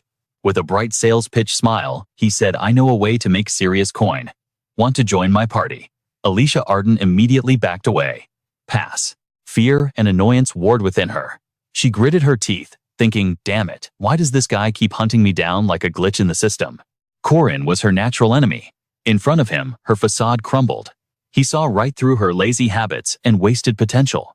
The mediocre reality of the Ain family's genius granddaughter, a prodigy who earned rank 2 at a tender age, was laid bare before him. Her snacks tumbled to the ground. In her mind, Corin radiated a suffocating, murderous aura. Worse than that, she thought shivering his training methods are hell on earth. He was obsessed with the fundamentals. His voice echoed in her trauma. Basics. Basics are everything. It haunted her like a curse. At my level, shouldn't I be unleashing legendary ultimate moves? She whined internally, terror written all over her face. Suddenly, Corin dropped the bait. The payout is 2 gold coins. And the difficulty, only level 2. Alicia Arden's eyes flared like high beams. Drool practically pooled at her feet. 2 gold coins. The gears of greed began to turn instantly. With that kind of cash, I could buy mountains of clothes and honey-popping bombs. Corin sealed the deal. So you and Alicia Arden didn't hesitate. Absolutely. Good. We depart mid-next week. Gear up. Alicia Arden saluted with newfound loyalty. Yes, Sir Corin. Then Corin added casually, oh, and I have a short 20 silver mission for today. Let's knock it out together. Alicia Arden could practically smell the currency. 20 silver, I'm there, Corin smirked internally. She's such a slave to money. Too easy. This is exactly how a system Manhwa protagonist manipulates the plot. I am not 100% certain, but my future knowledge points to today. Corin fell into deep thought. Corin analyzed his pawn. Alicia Arden prefers safe patrol missions. Easy routes in the city center, checking for minor disturbances. The camera pans over the bustling cityscape. Usually, any monsters daring to approach the walls were merely rank 4 or 5 trash mobs. Mid-tier threats rarely spawned here, making the danger negligible. Yet Corin's mind drifted to the beasts lurking in the deep forest. Suddenly, a voice called out, Miss Knight, it is clear over here. Alicia Arden, standing over a pile of defeated foes, turned with a smug grin. Captain, make sure to harvest the claws and fur for the market, she ordered. Corin watched her calculating. High pay for zero effort. Alicia Arden was in paradise. Meanwhile, the male students looked at her with awe, their eyes sparkling with admiration. Incredible, you took down 10 monsters in a heartbeat. Alicia Arden flipped her hair, feigning humility. It was nothing special. The sycophants continued. Those bear owls didn't stand a chance. As expected of the legendary AN Sword Clan, their praise fed her ego like mana. But deep down, memories of her family's disdain began to surface. The clan elders' voices echoed in her mind. Tisk, tisk. Your sister had already reached the peak at your age. Lumia Ain is the genius of the century. But the second daughter, just an illegitimate child with diluted blood. Alicia Arden shook her head, banishing the dark thoughts. She puffed out her chest. My family might despise me, but I am actually pretty awesome, aren't I? Corin interrupted her internal victory lap. Alicia Arden, another bear owl at your 6. She waved her hand dismissively. Small fry. Consider it dead. Impressive, Corin noted. The patrol mission seemed to conclude safely, a happy ending, as long as fate didn't intervene. But as night swallowed the sky, a mysterious blue flare pierced the darkness. The knights began to murmur in confusion. That is the distress signal, eh? Rank 2. Monster nest outbreak, one shouted. Another squinted. What, I don't see anything. A knowledgeable student stepped forward to explain the mechanics of this awakening Manhwa scenario. It is a magic flare. You can only see it with these tactical visors. This is the Guardian Squad's secret operation method. Let's move out. Hearing this, Alicia Arden nodded, understanding the gravity of the situation. But inside she was already whining, thinking, if nothing happens on patrol, we can wrap this up without fighting a single mob. She nearly got her wish, but fate had other plans. In a raid, everyone fights. Suddenly, the other students started cheering with naive optimism. We'll be fine, we have the granddaughter of the sword genius with us. Hearing that, Alicia Arden panicked and tried to stop them. Wait, hold on. Corin watched her squirm, a smirk playing on his lips. Oh, I know exactly what she's thinking. Corin analyzed the area instantly. The patrol found a grade 2 nest. This is a den where wolves gather around a werewolf alpha. A werewolf was a monster Alicia Arden could defeat even if she was poisoned. It should have been an easy win. But then, a horrifying silhouette emerged from the darkness. Alicia Arden had readied her blade, prepared to charge. But she froze, her eyes widening in terror. That thing. It's a Dullahan. A Dullahan. A grade 1 catastrophe. The headless horseman appeared, radiating an aura of demonic dread that chilled them to the bone. The situation had turned critical. Alicia Arden grit her teeth, her mind racing. Damn it. Why is a high-level Dullahan here? I'm not ready, but I have to fight. No time for talk. Alicia Arden drew her blade, light exploding from the steel. She unleashed the Arden family's secret art, 1/domain blast, and charged. But she stopped dead in her tracks. The dust settled, and her opponent stood unharmed. Alicia Arden's strongest attack didn't even leave a scratch. She gasped in disbelief. What kind of durability is that? It's like striking rubber. Suddenly, the monster's dark tendrils lashed out, binding her tight. Alicia Arden screamed as pain shot through her body. Facing an overwhelming opponent, Alicia Arden tried to analyze the situation through the pain. It's too fast, inexperienced. This is definitely a grade 1 monster. Realizing she was outmatched, Alicia Arden abandoned all pride. She wailed like a toddler, screaming at the top of her lungs. Damn it, save me, Corin. Deep down, she knew the truth. The honor of a warrior was something Alicia Arden simply did not possess. Hearing her pathetic cries, the other knights shouted back, "Corin is busy handling another monster." Alicia Arden sobbed even louder, yelling, "Why aren't you here when I need you?" The monster didn't wait. It prepared another lethal strike. Alicia Arden's cries died in her throat. She was completely helpless. She squeezed her eyes shut, waiting for the end. Slash. Suddenly, the monster's head went flying through the air. Alicia Arden's eyes snapped open in shock. The monster's corpse collapsed, taking Alicia Arden down with it. She let out a yelp, then scrambled up looking for her savior. "Thank you for the help." But as her eyes fell upon the razor-sharp blade, realization hit her like a truck. "Wait, that sword." A cold voice cut through the air, dripping with disappointment. "You are still as weak, lazy, and arrogant as ever." Alicia Arden's jaw dropped. She knew exactly who this was. The eldest daughter of the renowned Arden sword family, the destined successor, the strongest swordsman of her generation, the one who would walk the path of the sword genius. It was none other than Lunia, the one who had slaughtered the monster. Alicia Arden trembled, stuttering as sister. Lunia glared at her, her voice icy. "Look at yourself. What is this pathetic state?" Alicia Arden looked at the ground, unable to meet her sister's eyes, paralyzed by fear. Lunia didn't hold back. Her words were sharper than her blade. "You saw a Dullahan and didn't retreat immediately. Are you stupid? Why didn't you analyze the enemy? And that foolish sword draw? Who taught you to fight like an amateur?" Lunia's face was twisted in pure disgust. Alicia Arden was shaking like a leaf, stuttering out apologies. I'm sorry." But Lunia wasn't interested in apologies. She was furious. "Save your excuses. The consequences of your actions are yours alone. Talking won't fix your failure. Remember this, your incompetence put the soldiers who trusted you in mortal danger." Lunia gestured to the knights who were helping each other up. "Are you all right?" "Yes, thank you." Hearing them, Alicia Arden could only whisper, "Yes, ma'am." Suddenly, Lunia tapped her sword on Alicia Arden's shoulder. "Stand up straight." Alicia Arden jumped, startled. "Yes." She snapped to attention as Lunia rested the massive sword on her shoulder, lecturing her sternly. An Arden knight must always be confident. Alicia Arden, thoroughly chastised, could only reply, "Yes, sister."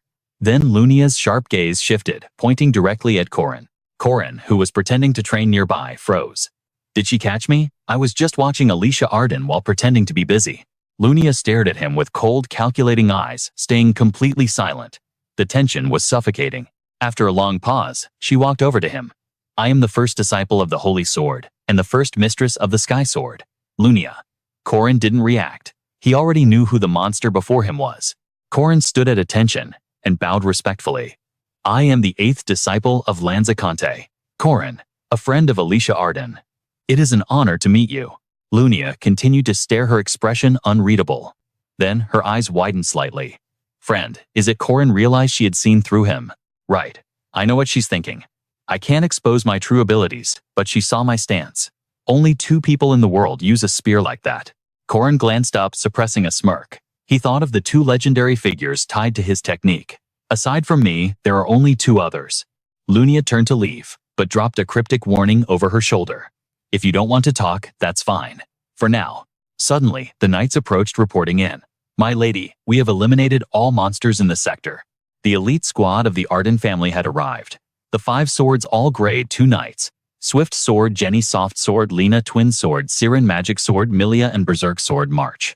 The cream of the crop, the absolute peak of the Arden forces, stood ready for battle. Jenny stepped forward. "Shall we pursue the escaping monsters?" My lady Corin watched them, analyzing their power levels like a protagonist in a leveling manhwa. "They are all stronger than Alicia Arden." Lunia brushed off her elite squad's concerns with ice-cold indifference. "Forget it, we're withdrawing." Hearing the commotion, Jenny stepped forward, her voice trembling slightly. "Yes, Lady Lunia. I was part of it too." Suddenly, Lunia's sharp voice sliced through the air, making Alicia Arden jump out of her skin, sweat pouring down her face as she stammered, "Why? Yes.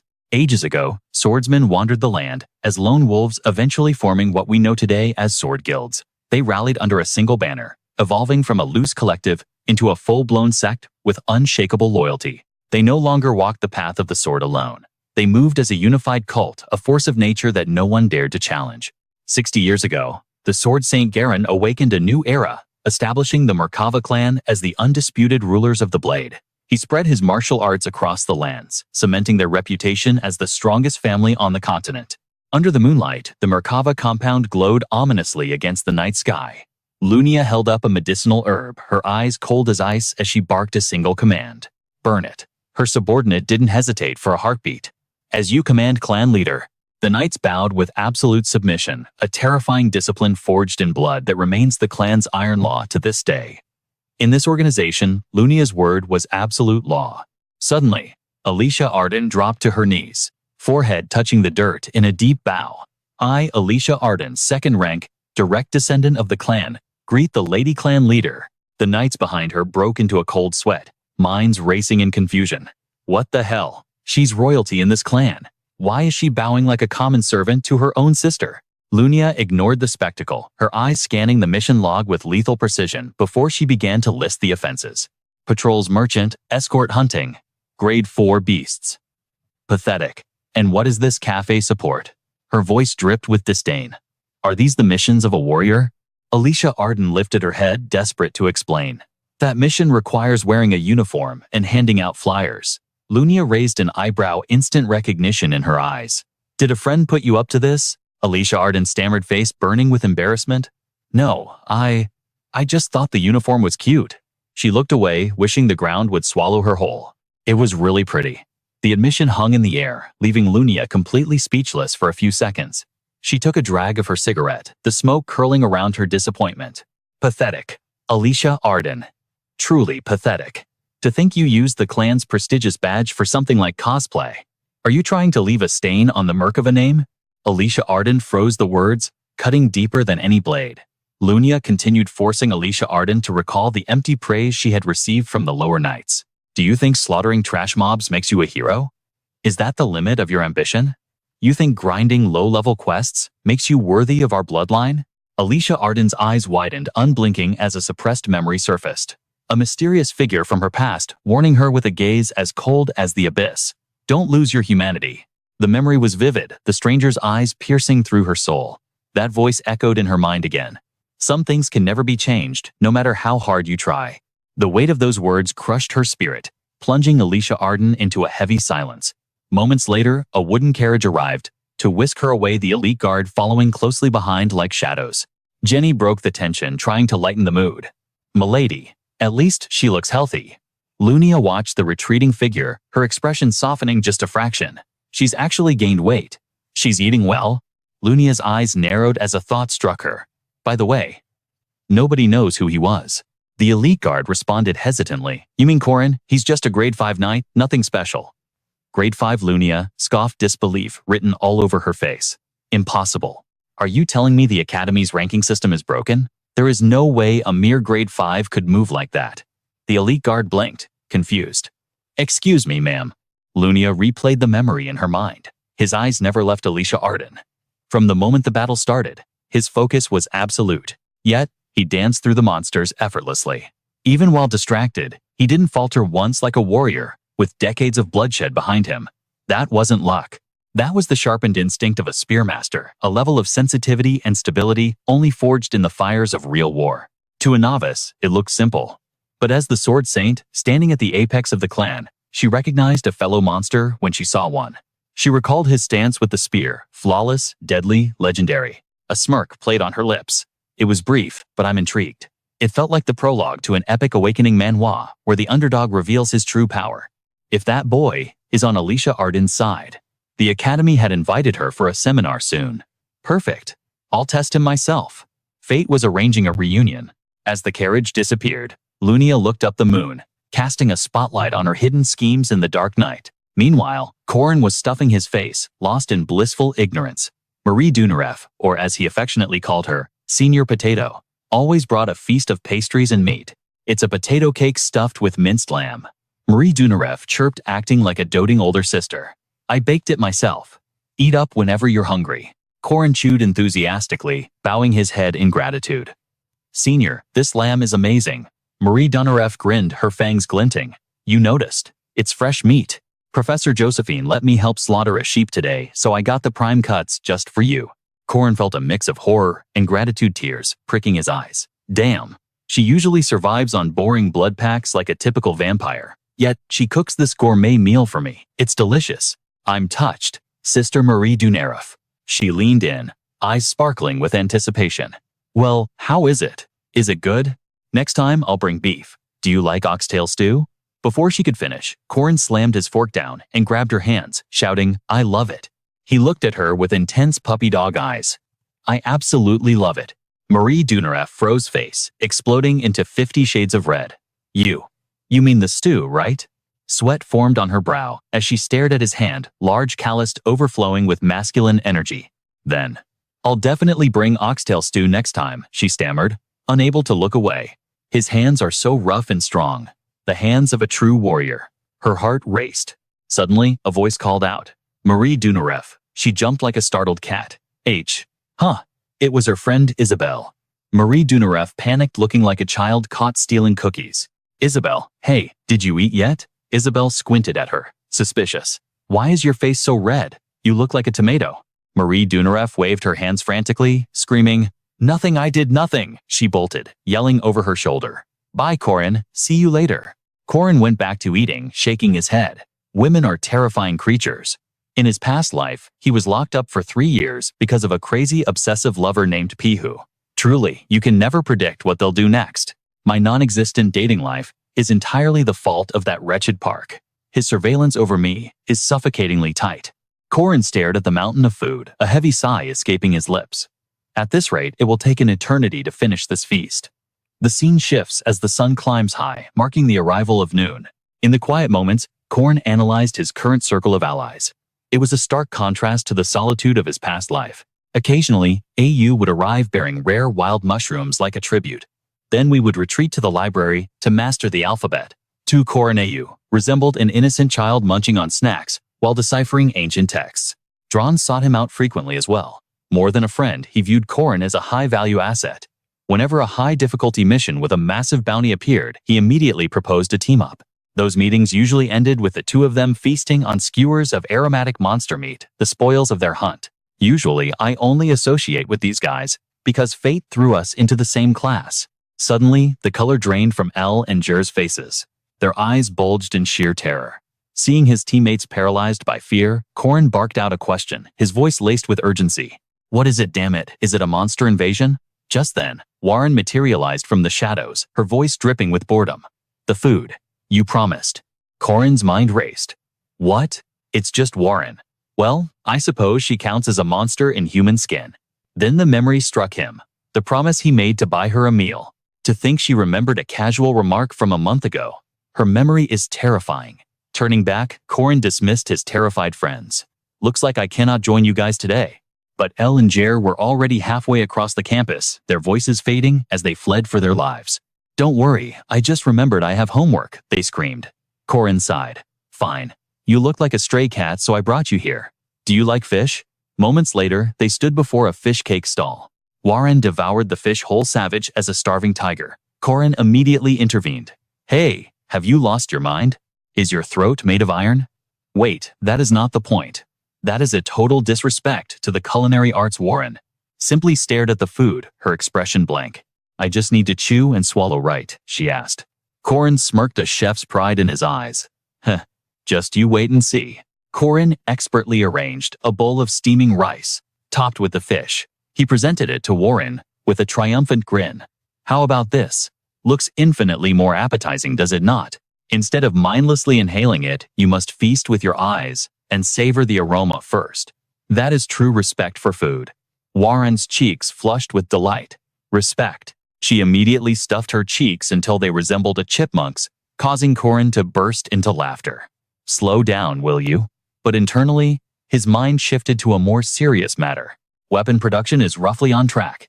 It is a bit early, but Phase 2 will commence shortly. The scene shifts to a majestic castle, signaling the beginning of the next stage. Suddenly, Jer jerked his head up, water dripping from his face. What is happening? I have not studied a single word. Phase 2, as Corin had anticipated, was the dreaded written exam. Elle sighed, shaking his head. The test is in 10 minutes, and now you regret it. I told you to study. Jer shot back. You should have nagged me harder. Elle retorted instantly. You should have listened to me in the first place. Ignoring the bickering, Jer turned to their leader. Hey Corin, did you study? Corin maintained a cool, detached smile. I have no need for such things. Jer's eyes widened in curiosity. What is your plan? However, his internal monologue told a different story. Sorry boys, but I'm built different. This isn't my first rodeo. Just hand over the top rank already. This Manhwa recap showcases the arrogance typical of a regressor. Inside the exam hall, the proctor's voice boomed. Begin the exam. Turn over your papers. Corin picked up his sheet with overflowing confidence. Let's destroy this. He stared at the paper. If the inertial value of motion x is y, what is the required IO value to execute a motion of 85z? The reality of the situation hit him like a truck. He froze, a small, confused sound escaping his throat. I am screwed. What on earth does this even mean? It was as if the exam was written in an alien language. Later, Jer stretched his arms, beaming with misplaced optimism. Well, that's done. L rolled his eyes. I knew you would say that. How did you actually do, Jer? Corin, surrounded by a dark aura of despair, muttered, my brothers. I only knew how to write my name. He slumped over, defeated. L gasped. Look, he turned in a blank paper. Jer looked on with pity. Even I managed to guess on 1 or 2 questions before napping. Corin was drowning in regret. I forgot I never actually studied in my previous life either. I spent all my time researching advanced combat skills and the system. I know nothing about the academic theory of this world. Tears threatened to spill from his eyes. Suddenly, he crushed the imaginary paper in his fist, rage replacing sorrow. Fine, so I failed the written test. There is still a way to salvage this. The scene shifts to the bustling festival hall, the air electric, with anticipation. The crowd roared. Be strong, damn it, I bet my entire monthly allowance on you. Corin stood in the corner, clutching his blade. The pinnacle of the curriculum. One of the easiest challenges in this leveling manhwa. The practical exam is my golden ticket to save my abysmal written score. These practical assessments are designed by the night faculty or guest instructors invited from the outside world. 15 students per team must face them and demonstrate their combat prowess. Professors will evaluate the performance. Corin smirked. Since I am officially a 5th grade knight, the instructor's level surely won't be too high. I'll definitely get bonus points if I knock the instructor out right. I don't know who you are, but accept my apology in advance. A villainous grin spread across his face. No matter who walks through that door, I will crush them and fix my grades. Suddenly, the other students gasped, pointing in horror. Wait a minute. Jer's jaw dropped. Why is that person here? Corin frowned. What is with this reaction? Who is the instructor? A chilling voice cut through the noise. Is Corin doing well? It seems we meet again, Corin. Standing there was none other than Lunia, the absolute nightmare of the arena. As soon as he spotted Lunia, Corin trembled, gritting his teeth as a chilling thought raced through his mind. Why on earth is she here? The first-year practical group exam had officially begun. The academy students had already gathered in the main hall, filling the space with nervous energy. Suddenly, a voice cut through the noise announcing, well then, the special guests for today's test are sword experts from the legendary Aiden Sword Academy. Please welcome the masters of the 5 Zenith swords. Hearing this, the female students began to whisper amongst themselves. A girl with purple hair murmured, they'll go easy on us, right? Hearing this, a redhead smirked with cold arrogance. After all, they are just students, she scoffed. Hearing this underestimation, the short-haired swordswoman immediately issued a sharp warning. Be careful of that swordsman, he's strong. Suddenly, a thunderous shout echoed through the hall. Everyone attack. Seeing the situation explode, Drawn stood at the back, silently observing and calculating. Even though their entire side consists of high-tier swordmasters, we have Alicia Arden on our team. That makes 2 second circle users. Probability of victory is the Aiden signature. Suddenly, the footsteps of the girls from before began to shift. The 5 Zenith swords were uniting. Just as Drawn finished his mental calculations, the quintet of first-year girls launched their assault.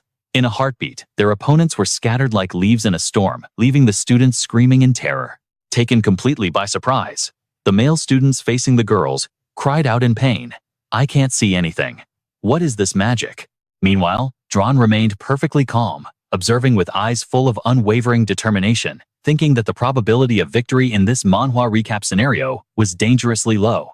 They close the distance and obstruct vision to create chaos in our ranks. Their combat experience is too dense. Countering this situation is going to be hell. Having made his decision, Drawn stopped standing still and unleashed his super-powered spiritual sword technique, his voice dripping with confidence. Very well. As the words fell, Drawn was already plotting his next move. First, I need to secure a clear line of sight. But just as Drawn unleashed his move, the demon sword Milia, wielded by the purple-haired girl, appeared behind him with terrifying killing intent. Yet this did not break Drawn's concentration. He spun around with lightning speed to counterattack his brow, furrowing as he thought, a sneak attack. Predictable. Sensing the danger, Alicia Arden shouted, with urgent desperation. Drawn seeing Alicia Arden distracted, the short-haired girl immediately scolded her sternly. Do not lose focus. Immediately after, she lunged at Alicia Arden with blinding speed. The short-haired girl used a velocity sword technique and reminded Alicia Arden coldly, I am the one you need to worry about, princess. But the overwhelming power of the short-haired girl forced a pained cry from Alicia Arden's lips. Suddenly, Alicia Arden was swept off her feet by a leg sweep as the girl looked down with sneering contempt. Wow, about 10 students. I think 3 of us would be more than enough to handle this trash. Alicia Arden hit the ground hard, letting out a startled yelp. The girl from the 5 Zenith Swords formation spoke again, her voice dripping with disdain. Your combat stance is riddled with weaknesses, young lady. Alicia Arden was pinned to the ground but barely managed to evade the short-haired girl's lethal blade. The remaining male students witnessing this heroic and brutal clash shouted in excitement. Just as expected, the real 5 Zenith Swords of Aiden. Their power is absolutely monstrous. Seeing this, the other students screamed, ratcheting up the tension. Hurry up, do something. The unified 5 Zenith Swords seemed to find cold amusement in the battle. Seeing the situation turning grim, the other students began to whisper fearfully. Look at that, it's hopeless for everyone except those 2, who seem to be putting up some resistance. At least that's how it looks for now. At the same time, on Drawn and Alicia Arden's side, they had expended a significant amount of stamina and looked at their opponents with a hint of helplessness. But unlike Alicia Arden's anxious demeanor, Drawn was calmer than ever as he shouted, watch this fire sword, iron sword. Drawn's experience was not inferior to the 5 Zenith Swords in this leveling Manhwa showdown. When the dust cleared, it was Milia who was overwhelmed by 5 dark swords. The tide had turned. The purple-haired girl stepped forward and let out a loud shout, dancing with her blade to block the swords from Drawn's faction. 2 against 5 wasn't fair at all, but Drawn looked like he would seize victory soon. Meanwhile, the sound of swords clashing created sparks that illuminated the air. It was none other than Alicia Arden and the short-haired girl engaging in a duel. The short-haired girl taunted, the young miss needs a lot more practice. Do you really consider yourself the successor of the Heavenly Court Sword when your abilities are this limited? Then, the short-haired girl leaned close to Alicia Arden's ear and whispered, if this is your true strength, you won't even graduate from the academy. You'd be better off dropping out and going home to learn how to chase chickens with a stick. Hearing this insult, Alicia Arden became furious, furrowing her brows and screaming, no, I don't want to. She swung her sword wildly to force the short-haired girl back. Although she had opened her eyes to perceive the limits and the space around her, Alicia Arden seemed exhausted, panting heavily without saying a word. Even so, she was helpless against such an overpowered opponent. Alicia Arden seemed to have been beaten into the ground, clutching her body in agony. The short-haired girl stood over her and remarked coldly, you should have maintained your concentration until the very end of the match. Then looking at Alicia Arden, she sighed and said, it seems there is still a long road ahead. Indeed, according to the original script, Lunia's role was supposed to be different. Why was she participating in Phase B of Team B? At that moment, Corin's group also arrived. Corin had sent Elle and Jer along with other students to the front line, while he supported from the rear. Lunia appeared swinging her sword, a terrifying aura swirling around her blade like a storm. Lunia radiated even more, killing intent as she declared, let's begin. You should consider this a real combat experience, a special grade war. Hearing this, the surrounding students were astonished, stammering what special grade war. Corin heard it too, but didn't say a word, simply observing like a veteran of a system manhwa. Special grade war was a specific classification, a story told of a single monster that could face an entire army alone. Dozens of guards would suffer, because of it even entire battalions. A monster against which victory was nearly impossible, likened to an uncontrollable natural disaster. Suddenly, the images of Warren and Ren flashed into existence. A monster that most guards would never encounter, even once in their entire lives. Anyone who claimed to have seen it was dismissed as a liar or a fabricator. Corin grimaced as he thought to himself. However, if she is the opponent, the genre of this story completely changes. Corin observed Lunia's devastation from the shadows, realizing she was the only one capable of slaughtering those beasts. In that moment, he knew the truth. She was a monster among monsters. Suddenly, Lunia unleashed a wave of destruction, shattering the very foundation of the arena and cracking the walls as if they were glass. The shockwave blasted the nearby students, their screams of agony piercing the air as the sheer pressure brought them to their knees. please make it stop. Corin barely scrambled behind a boulder, muttering, she is absolutely ruthless. Beside him, Jer was trembling like a leaf, terrified by the apocalyptic scene. I nearly died. Isn't this test a bit too extreme? We are up against demons here, Jer cried. Corin peeked out, his eyes sharp. She is actually going easy on us. If she fought for real, we would have been wiped out in 10 seconds. But then, Corin noticed a strange burden in Jer's arms. Hey, what is that you are holding? Jer grinned nervously. Oh, this is Lark.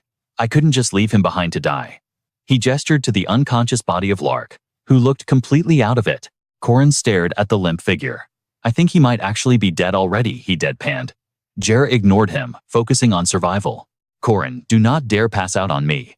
You are too heavy. I can't carry 2 people, Corin stammered back. Right, sure thing. Before he could finish his sentence, a blast from Lunia struck Jer from behind, sending him flying with a pathetic scream. Having cleared the trash, Lunia Arden turned her cold gaze toward Corin. I intended to help, but you are all disappointingly weak. Her voice was a command. Come out. It is just you and me now.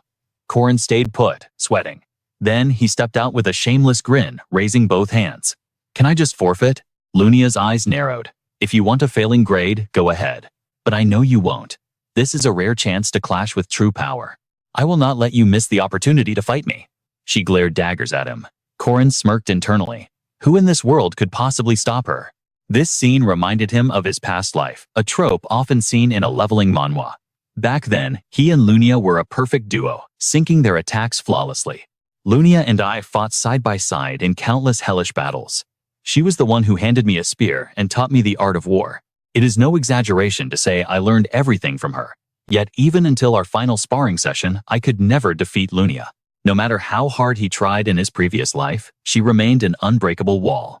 She was the ultimate boss he had to overcome. Suddenly, Corin's demeanor shifted. He stood tall, gripping his weapon with newfound arrogance. If I want to evolve, I must surpass her with my own strength. Sensing his resolve, Lunia blitzed toward him, her voice cold as ice. Good. In a flash, Lunia's sword and Corin's spear collided clang. The impact was deafening.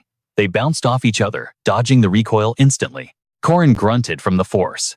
The spectators watched in disbelief as the two exchanged blows in a blur of steel. What the hell is with that guy? I thought he was just a regular academy knight. How is a first year matching an Arden blow for blow? This is impossible. While the crowd gossiped, Corin was fighting for his life, barely keeping up with the monster in front of him. His stamina was draining fast. He gasped for air. Lunia noticed his fatigue and paused, allowing him a moment to breathe. It seems you have hit your limit. What a pity, she scoffed, sheathing her sword with a dismissive click. Corin's mind raced. She is sheathing her blade. Is that it? No. Wait. It can't be. Is she preparing the domain slash? He frowned, analyzing her stance. That is the ultimate secret technique of the Arden sword style. He realized the danger too late. Lunia drew her blade slightly, her killing intent spiking. Let's see how you handle this.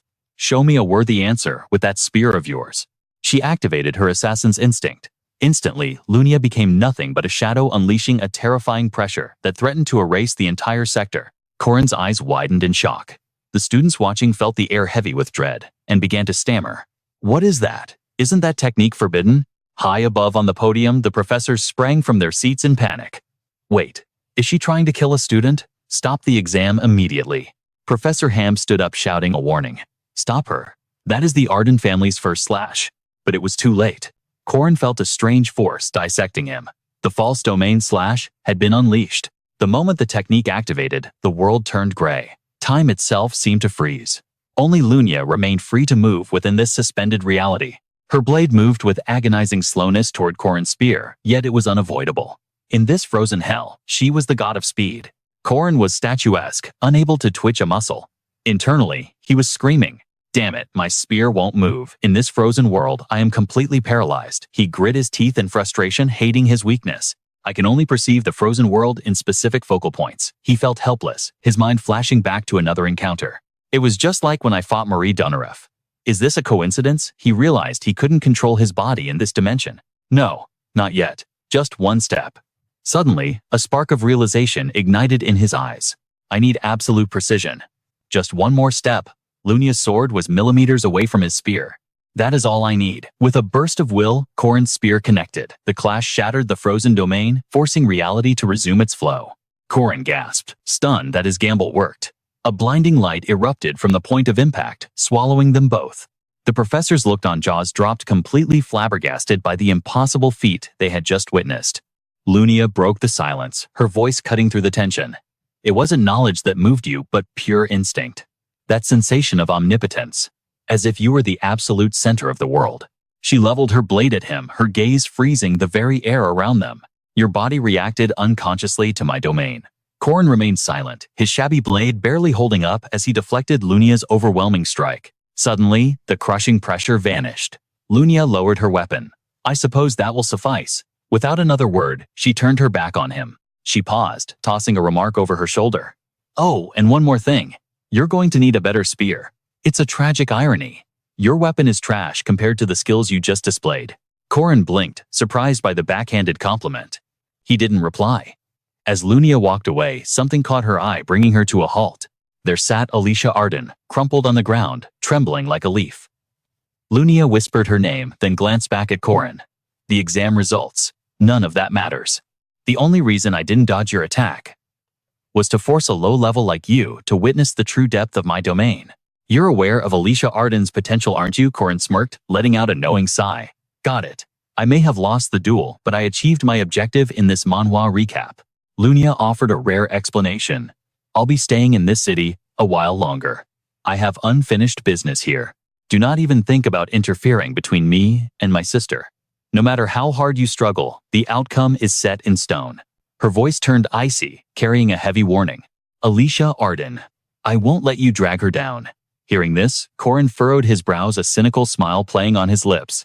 So that's why you flashed your domain. You think everything will go according to your script, Lunia. Just then, the instructor's voice boomed across the arena. The judges have reached a unanimous verdict. Cadet Corin has achieved a perfect score in the practical exam. The academy erupted into whispers. Perfect score against Lunia. He went toe-to-toe with her in a one-on-one duel. What kind of monster is he? Even the professors were reeling.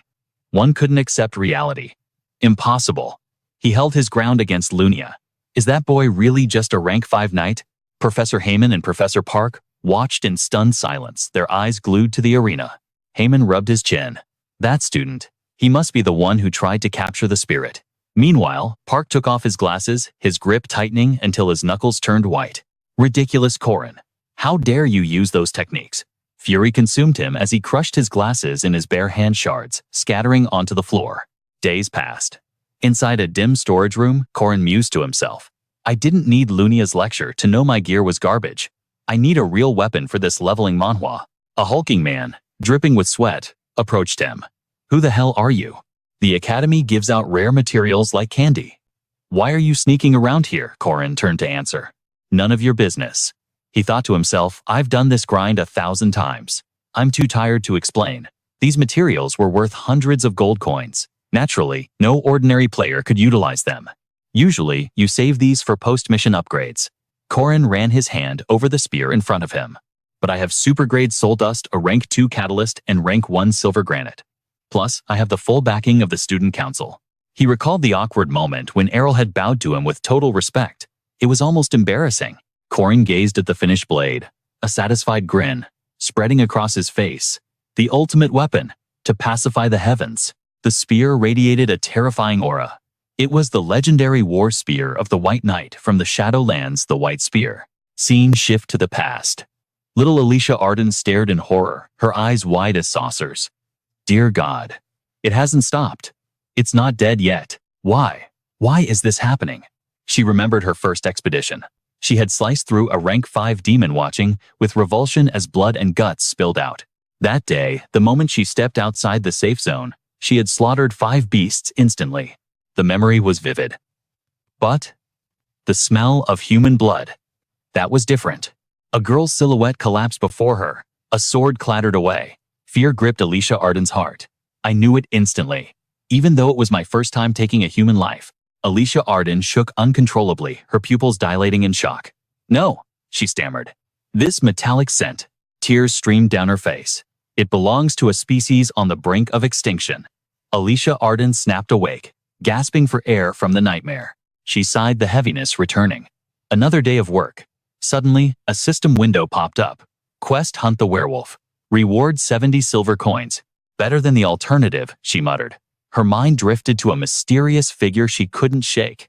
Then, a red alert flashed like a classic system manhwa event. Urgent quest. Apprehend the serial killer in the City of Fog. Rewards included a diploma and a consultation with the academic advisor. Alicia Arden panicked, cold sweat dripping down her neck. I don't want to die. But deep down she knew she had no choice. There are reasons I have to take this awakening manhwa quest. She sat there perfectly still, looking like a porcelain doll. Where is he right now? Her thoughts drifted to Corin. Suddenly, a gruff voice broke her trance. A rank 5 knight. Are you kidding me? Damn it. I'm too old to be babysitting. Alicia Arden turned around. Standing there flanked by guards was none other than Corin. Corin gave a casual wave. Alicia Arden. What a coincidence. She blinked. Oh, Corin. Hi. Alicia Arden scanned the faces of the squad. The other guardians don't look happy. The soldier in white spat on the ground. A rank 5 brat, he muttered. Alicia Arden internalized the tension. The Guardian Association has been whining about the quota system. They even try to starve the cadets. They have no idea who this rank 5 kid really is. But I'm glad he's here. Corin stepped forward, taking her hand with a confident smile. I'll be in your care, Alicia Arden. Alicia Arden stood there, completely flustered. Behind Corin, the soldiers drilled holes into her with their murderous glares. Corin felt the pressure, but scoffed internally. They wouldn't dare breathe wrong in front of the Saintess Knight's niece. Making a move, Corin draped his arm casually around Alicia Arden's shoulder. He shot a look at the men. Stop staring at me like that. It's getting creepy. Leaning in, he whispered, Hey, Alicia Arden, how are the eyes and ears doing? Alicia Arden blinked, confused by the code. What are you talking about? My vision and hearing are fine. Corin sighed, lowering his voice. You know that's not what I meant. Realization finally dawned on her. Wait, do you know something about my sister? Sort of, Corin thought. But aloud, his voice turned ice cold to maintain the act. Of course. Lunia never tells me anything directly. You know that. You'd better hurry up. Your sister seems serious this time. She plans to make sure you never hold a sword again. A shadow of devastation fell over Alicia Arden's face. Maybe that's why. Maybe I really should give up the path of the sword. Corin heard the despair in her voice, but kept his silence. I won't give up. Corin vowed internally, his will like iron.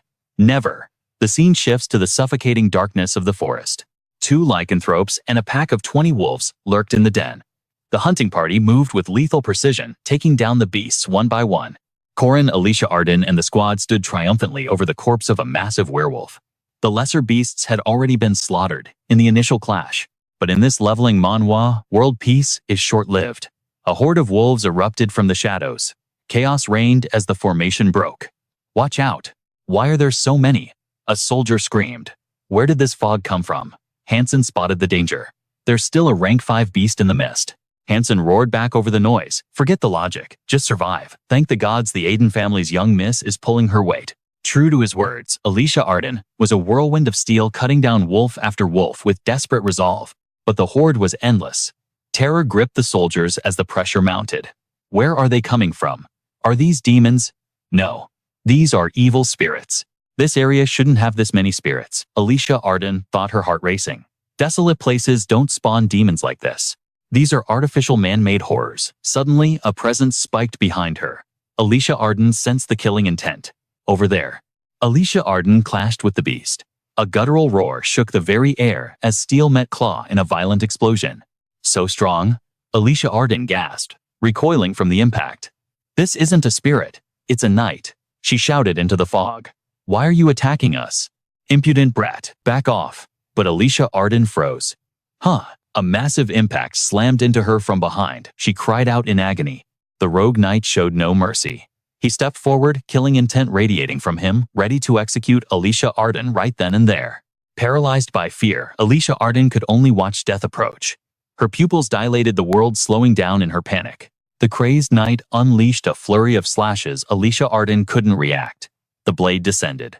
Crimson. Blood sprayed into the air. Alicia Arden screamed, but wait, it was the knight who collapsed, not her. The metallic stench of blood filled the air. Alicia Arden wrinkled her nose. This smell. It's distinct. It's human blood. Cold sweat drenched her back. Trembling, she stammered, I'm not human. Before she could process it, another knight lunged from the shadows with an ear-splitting shriek. Alicia Arden stood frozen, unable to speak. Boom, the attacker was obliterated in an instant. Corin stepped in, his voice calm. What are you doing? Those aren't real people. Corin, Alicia Arden breathed, looking at her savior with wide eyes. What do you mean? Not real people. Corin stared at the corpses. Their bodies are moving via black magic. They're just puppets. Corin pieced the puzzle together in his mind. The main event of Act 2, the Fog City serial killer. In the original story, the party chases a crazed killer that Marie defeats later. But I chose the werewolf mission. Corin's eyes narrowed coldly. The killer Jack the Ripper has been exposed. He'll be caught after this battle. Soldiers rushed to Alicia Arden's side. Miss, are you okay? But Alicia Arden pointed her sword eyes wide. Incoming.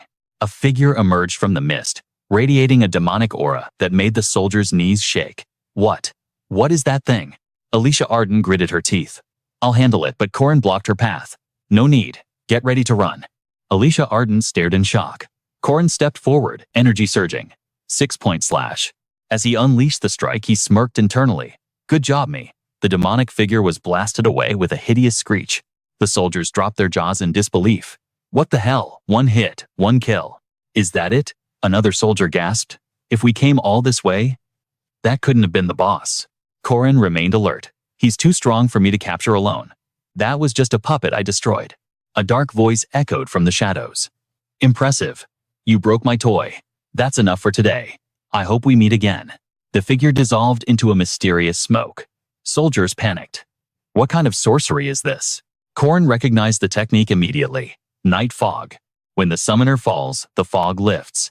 What I just crushed was merely a conduit for the mist. A walker resin from a mage's corpse, no standing before Corin, was nothing more than a bone puppet he had recognized instantly. Pinning it down was a nightmare. It used decoys to scatter their senses, hiding its true form within a chaotic sea of bones. Striking blindly at unknown targets was futile. Corin barked out a command. Move out. That bone mist is a death trap. His party didn't hesitate. Copy that retreat. They scrambled following Corin's lead to escape the danger zone. The shadow demon taunted from the dark, leaving your spear behind Corin. Isn't that a precious artifact? Corin remained icy calm. It's fine. The beast unleashed a regression art, but snap, the spear launched itself flying straight back into Corin's grip with magnetic precision. Alicia Arden's jaw dropped. Corin smirked, radiating confidence. It has a homing feature. Handy, right? Alicia Arden blinked. Oh, purely mechanical. I see. Suddenly, a scream tore through the air. They whipped around Chuck. Lay was being dragged into the abyss by the shadow beast. Roots. They've got me, Chuck howled in agony. Corin and Alicia Arden screamed his name in unison, panic setting in. No time to think, they dashed back into the fray. Alicia Arden reached him first, extending her hand desperately. Grab on, Chuck. Thank you. Chuck gasped, but his eyes went wide with terror as he looked past her. Behind you, a demon. A split second of confusion cost her everything. Huh? Alicia Arden froze, unaware of the demonic claws manifesting from the void behind her. She was snatched away, screaming as the darkness swallowed her whole. Corin cursed under his breath. Damn it, this is getting messy. Moving like a gale force wind, Corin shoved Chuck aside. Get up, run, leave the forest, and don't look back for us. Chuck stammered, confused. Give me the cloak. Corin snatched it and dove back into the danger zone to save Alicia Arden. The portal to save her was sealing shut. Wait, Corin roared, gritting his teeth as cold sweat poured down. I won't let it happen a second time. In my past life, this bone mist broke me. My leg was crushed. I was helpless. I died in less than a minute back then. But I've returned. This is my leveling Manhwa restart, and I will survive longer this time. Like a tiger uncaged, Corin breached the barrier. Inside, Alicia Arden was fighting a losing war against invisible shackles, struggling desperately. Just cut them. Just cut them all. She swung her blade wildly, but the shadows were infinite. Her stamina was crashing. The pain was blinding. Alicia Arden was pinned helpless, yet her mind raced for a solution amidst the agony, refusing to yield. Slash faster, but the shadows held firm, mocking her efforts. Rage bubbled up within her. Why won't they break? Is my technique wrong? Am I too weak? Her grip on the sword loosened. Despair washed over her like a tidal wave. Ah, it's just. A vision of Lunia appeared in her mind, glaring with disappointment. How could you fall so low? Her sword clattered to the ground. Her eyes went dull. It's my fault. I'm just too weak to matter. She collapsed, surrendering to the void. I'm sorry. I wanted to save someone, to be a hero just once. Her final thought drifted to Corin. Just like you, the one who saved my life. I wanted to be someone you could be proud of. Suddenly, a silhouette pierced the eternal gloom. Alicia Arden looked up. That presence. She knew it in her soul.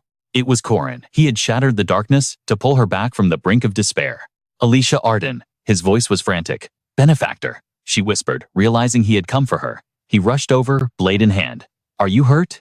Bound by shadow arms, she was fading fast. Is that really you, Corin? Through the pain and blood, she looked at him and broke down. Corin, I can't break free. It's useless.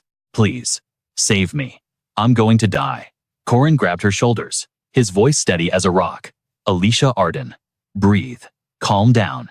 He placed her hands on her sword. Flailing won't work. Focus your intent. One strike. Strike with everything you have. What? She stammered. Corin faced the horde. I'll hold the line. You know what you must do to survive. I can't, she sobbed, terrified. I'm too weak. The mist is draining me. But Corin refused to let her give up. You can. He pressed his forehead against hers, a transfer of will. You are the most talented swordswoman I know. If you resolve yourself, it's possible. Just one step, Alicia Arden. Break through your limits. Awe filled her teary eyes. Corin turned and charged the undead army. Thanks in advance, he yelled, buying her time. Corin. Alicia Arden stood trembling, fighting her inner demons. I can't stay down any longer. If he's someone with a lower aura rank can endure this hell, how dare I give up? She gritted her teeth. I won't let you down. Her eyes burned with new fire. The shadows lunged, but she wasn't the same victim anymore. She was ready. The secret technique to sever all things. To wield it, I must trigger my awakening Manhwa potential. The grasping hands vanished from her sight. She entered a state of heightened perception. The eyes of the boundary had opened. A cursed power that unveils hidden dimensions. Alicia Arden closed her eyes, gripped her blade, and recalled Corin's words. Just take one step, Alicia Arden. That is all it takes. Following his words, she moved forward. The moment her foot touched the ground, a blinding pillar of light erupted. It was the Aeon family's supreme technique. Alicia Arden unleashed her blade, slicing through the horde of undead monsters like they were made of wet paper. This devastating strike, exploding with radiant energy, was the legendary domain slash. A single swing annihilated the enemy ranks, leaving Corin completely thunderstruck by her power. Even a monster bisected at the waist gasped out its final disbelief. How could a human perceive my true form? The battle raged on, suffocating under a thick blanket of fog that blinded all vision. But through the mist, explosions roared, and crimson blood sprayed like rain. As the mist dissipated over the fallen beast, Alicia Arden stood victorious. The fog is clearing, she noted, calm. Corin spun around, panic in his voice. Hey, are you injured? The crowd gathered, whispering. What kind of power was that? Terror seized the onlookers as they recognized the corpse. It was Roan, the nightmare vampire from the City of Mist. The spectators stood frozen in awe, staring at the destruction. Good heavens, one stammered. The entire forest has been cleaved in two. Is such destruction even possible for a human?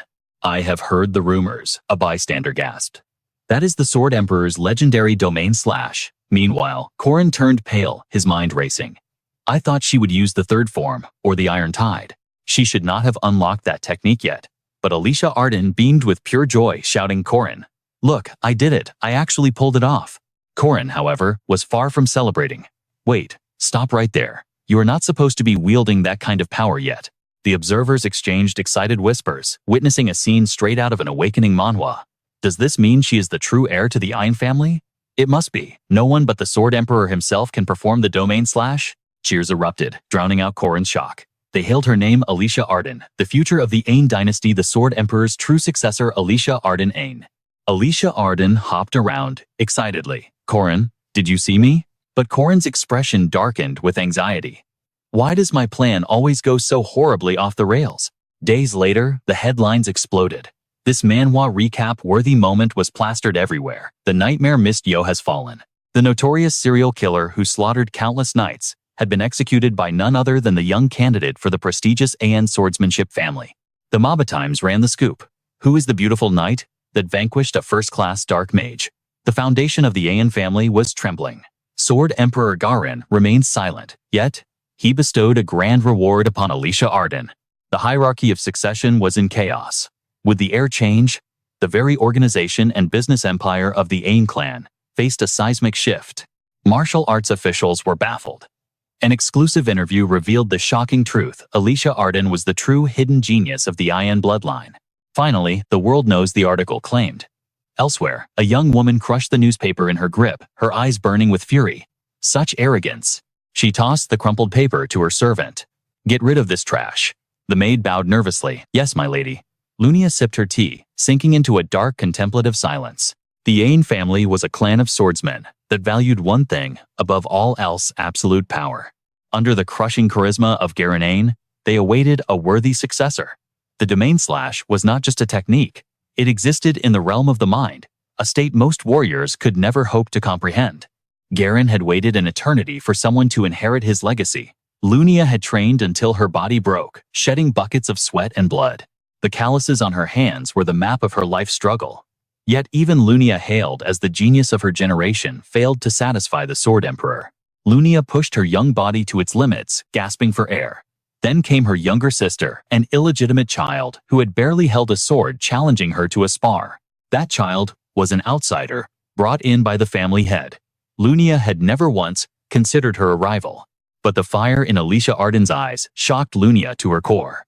The sparring match became a symphony of steel tension, snapping like a taut wire, until finally, blood was spilled. Chaos erupted. "We cannot stop the bleeding." It was a basic technique, so why was the damage so catastrophic? Alicia Arden stood frozen, watching her sister lie in a widening pool of crimson. Pain tore through Lunia. Alicia Arden trembled, blaming herself for not controlling the strike. Yet her body remained locked in the perfect follow-through stance. No, Lunia realized. It wasn't an accident. I simply could not see it. By the time Lunia had focused, the blade had already cut her. It was not speed. It was something transcending physical limits. As Lunia lay on the cold ground, she realized the abyss of the martial way was endless. And Alicia Arden had already taken a step into that abyss. Lunia gritted her teeth in jealousy. How? She is just a child. A lazy one at that. The physical pain faded, replaced by obsession. She looked at Alicia Arden, expecting to see the girl in shock. But Alicia Arden stammered, "Wait." Looking at that face stripped of its innocence, Lunia understood the title her father had whispered. A twisted nature that mortals could not comprehend. The Sword Demon. A talent blessed by hell itself. The Sword Emperor, who had watched it all, stepped forward and placed a hand on Alicia Arden's head. "I designate Alicia Arden as a candidate for the next family head." In that moment, destiny shifted. Ignoring the uproar, Alicia Arden looked up with wide, innocent eyes completely detached from the violence. "Big sister, that was the first time I ever held a sword." Back in the present, Lunia hydrated, lost in thought. The memory of her father patting the head of that illegitimate child, a girl raised in neglect, burned in her mind. A voice snapped her back to reality. "My lady." Her subordinates stood in perfect formation. "Are you injured?" Lunia blinked. Were they worried about her? "Do not worry," she whispered. "I actually wanted her to enter that realm." She looked back at the duel with a twisted hunger. "If I can witness that sword technique just one more time, perhaps I too can ascend to that level." Her aura returned sharp and commanding. "Prepare yourselves. We are issuing a challenge to a duel of swords." Meanwhile, inside an elegant mansion, the atmosphere was lighter. "When will you fully recover?" The doctors say with this ointment, I will be back on my feet in a day or two. Alicia Arden lay on her sickbed grinning mischievously. "Hey Corin, do you want some honey-popping candy?" Corin could only sigh, completely defeated by her attitude. "Wow, you certainly have a lot of free time on your hands." Corin couldn't suppress his curiosity any longer. "By the way, that domain slash. How exactly did you unleash such a high-tier technique? Just because your eye of truth perceives the domain, doesn't mean your body can execute it instantly." Despite Corin's serious interrogation, the beautiful Alicia Arden could only blush in response. "It's because you believed in me," Alicia Arden chirped happily, causing Corin's expression to sour instantly.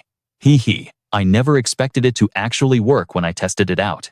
Ugh. Corin was so frustrated he was speechless. This girl was a monstrous genius who didn't even need to grind. Suddenly, a third presence announced itself at the door. Knock knock. Here to visit the patient. Marie Dunarev didn't wait for permission. She burst through the door like a hurricane. "It's me, my dear Junior. Are you all right?" Seeing her sudden entrance, Corin gasped. "Ah, Senior Marie Dunarev." Marie Dunarev flashed a dazzling, friendly smile. "Oh hello, I'm Marie Dunarev, a second year from the magic department." Alicia Arden politely returned the greeting. "Greetings, I am Alicia Arden, a first year in the night department." Corin pointed at Alicia Arden, confused. Did you come to visit her? Marie Dunarev beamed. Yep, but this is actually for you. Alicia Arden's cheeks flushed pink at the misunderstanding. But in a split second, Marie Dunarev's gaze shifted to Corin, a look of heavy, suffocating affection, without a trace of killing intent, yet somehow more terrifying. By the way, are you too close? Her voice dropped an octave. Corin felt his gallbladder nearly burst from fear. Why? Why is your expression suddenly straight out of a horror manhwa? Suddenly, a tapping sound came from the window, thank God it was daylight, or they would have died of fright. Warren appeared like a ghost hanging upside down. The food. You still owe me the raw fish from before. Corin nearly jumped out of his skin at Warren's sudden spawn. Holy crap, he glanced at Marie Dunarev's stiff expression and realized something. Ah, is Senior Marie Dunarev uncomfortable standing in front of Warren? Then again, looking like that, Warren would make anyone uncomfortable. Marie Dunarev turned to Corin, her voice trembling like a leaf in the wind. Food. Did you share a meal with Warren too? Corin blinked, confused. Excuse me, he thought to himself. Wait, that is what's making you uncomfortable. Seeing Marie Dunarev's unhinged reaction, Corin quickly spoke up to preserve his own life. Don't worry, I'm planning to prepare a delicious feast just for you as well, Senior. But his explanation seemed ineffective. Marie Dunarev's face twisted even further like she had swallowed a lemon. A delicious meal. Corin rubbed his chin, analyzing the situation. Wait a minute. Today, a group of insanely talented monsters has accidentally gathered in one room. Corin suddenly spoke up, making Alicia Arden jump on her hospital bed. Alicia Arden. The rumor that you inherited the domain / has already spread. Lunia is definitely coming to issue a sword duel challenge soon. Do you have the confidence to face her? Alicia Arden began sweating bullets. A sword duel. This was a sacred tradition where the 5 Grandmaster swordsmen tested the heirs claiming power within the family branches. That was the official pretext. However, for a long time now, the Arden family has utilized the sword duel as a legal method to ruthlessly purge political opponents. Alicia Arden sobbed, ready to forfeit her life. Confidence. If I fight Big Sister, I'm dead meat. Actually, I can't even defeat the 5 swords to begin with. Corin's expression hardened. I have a strategy. And it's a good one. Seeing a glimmer of hope, Alicia Arden stopped crying and leaned in. What is it? Corin continued. I'll tell you, but on one condition. Alicia Arden nodded frantically. I promise I'll do anything. What's the plan? Corin's eyes shifted, revealing a calculating predatory glint. From this moment on, whether I order you to hunt monsters or grind in the training room, you obey without a single complaint. Basically, you are now a permanent member of my party. Ah, is that all? Alicia Arden agreed instantly. Yes, I guarantee I'll listen to everything, so please just save me. Corin grinned, satisfied with her desperation. Excellent. I will accept that guarantee as a binding blood oath. Corin put on a dangerous expression that frankly looked begging for a punch.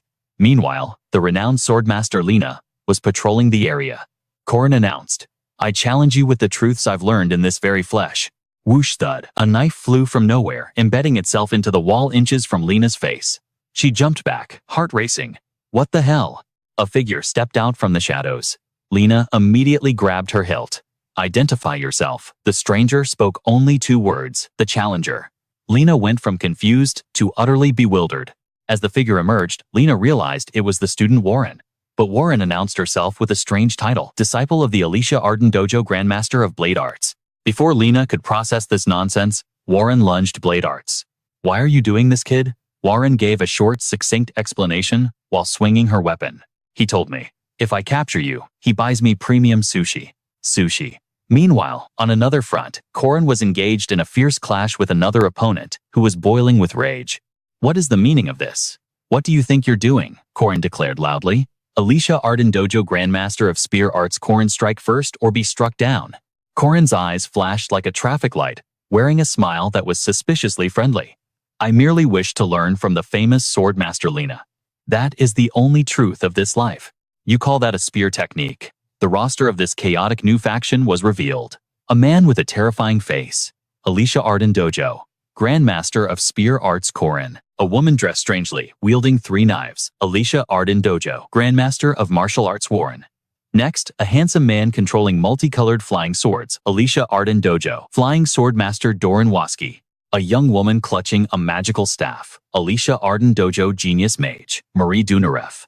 And finally, the new figurehead of the Alicia Arden Dojo, Alicia Arden herself. Suddenly, an unexpected ambush struck the established masters, leaving them paralyzed with confusion and unable to react in time.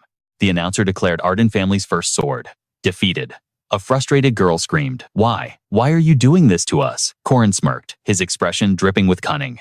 "To grow our new dojo, we need to farm some reputation, don't we? Consider this an aggressive expansion strategy." The headlines exploded.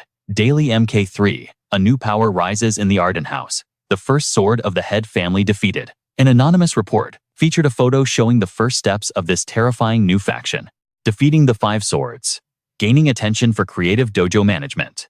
Would the Arden family accept this insolence? According to family law, there is a tradition known as the sword trial. It was theoretically a test to select the family head, but everyone knew the dark truth. It was a meat grinder designed to crush opposition. That was why Corin declared he would rewrite the rules. In this manhwa recap, we see his master plan hijack the family test and dismantle the 5 swords, one by one under the banner of a dojo challenge. The endgame I want is a duel with my sister. Alicia Arden watched Lunia's retreating back and steeled her resolve. If I win and make it public, her faction won't be able to touch a hair on my head. That is why I started this war. Dojo registration fees, maintenance costs, mercenary wages. Luckily, our sugar mommy, Marie Dunarev, is covering the entire bill. Alicia Arden felt a bittersweet pang in her chest. She was satisfied with the outcome, but her wallet was screaming in agony. She could only hope the reward from the Jezi mission would arrive soon to cover the debt. Lunia looked down at Alicia Arden, a cold smirk playing on her lips. How amusing. Alicia Arden turned stammering sister. But Lunia cut her off with a sharp rebuke. "You fool. If you intended to flee, you should have vanished the moment our eyes met. The idea? To challenge the dojo. That wasn't your brilliant plan, was it?" Lunia asked. Alicia Arden burst into tears, terrified. Her sister was too sharp, her intuition absolutely terrifying. That expression confirms it. It was Corin. Lunia deduced instantly. Corin called out from the sidelines. "Alicia Arden, do you have any final words?" Alicia Arden trembled, thinking, "Can I really defeat her? The first sword of the house, Lunia." With the weight of a mountain on her shoulders, Alicia Arden looked up at her sister and made her resolve clear. "Sister, as the new master of the Aiden dojo, I challenge you to a duel." Lunia sighed, accepting the inevitable. "Very well. A duel it is," Lunia agreed, but her eyes narrowed dangerously. But be warned, her next words sent a chill down Alicia Arden's spine. "I will not be using a practice sword. I intend to use lethal force." I am ready," Alicia Arden lied, staring at her intimidatingly cool sister. The first sword of Aiden, the grand disciple Lunia.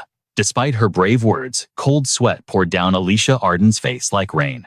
The first sword of Aden versus the second sword Alicia Arden. It was time for the sisters to clash in a battle worthy of a legendary manhwa recap. Marie Dunarev sat in the corner shielding herself from the scorching sun. "Even if I unleashed my full vampire transformation," she thought grimly, "I am not certain I could defeat a monster like Lunia." After a moment of deep contemplation, Marie Dunarev turned to the tactician. "Corin, is Alicia Arden truly ready for this?" Corin replied without hesitation, "I believe in her. Alicia Arden can handle this." Seeing the handsome strategist's confidence, Marie Dunarev decided to follow his lead. "Fine, then I will trust your judgment." A holographic interface flashed. Trust levels remained unchanged, typical of a mechanic in a system manhwa. Maintaining her icy expression, Lunia tossed a heavy bag toward Corin. "Catch." Corin caught it, clumsily confused. "What is this? Isn't this too much for simple repair fees?" Before he could finish, Lunia launched herself forward like a rocket. She closed the distance to Alicia Arden in a blink, whispering, "That is the restructuring fee for the dojo's operations." Corin and Marie Dunarev watched in awe, like they were observing an alien species. The swords barely touched, yet a catastrophic explosion erupted, leaving the spectators on the edge of their seats, jaws dropped at the sheer intensity. The surrounding world fell silent, providing a stark backdrop for the deadly dance between the two sisters. Neither woman was willing to yield. Alicia Arden glared at Lunia with eyes full of pent-up grievance. Yet deep down, she refused to hurt her sister, closing her eyes tightly as she acknowledged her undying admiration for Lunia's burning passion for the sword. "She has always been my idol." Alicia Arden thought, her heart aching. Flashbacks flooded her mind, memories of when Alicia Arden was just a snot-nosed brat. Lady Lunia had defeated a level 1 Minotaur at the tender age of 15. It was a feat of genius that caught even Lord Garandon's eye.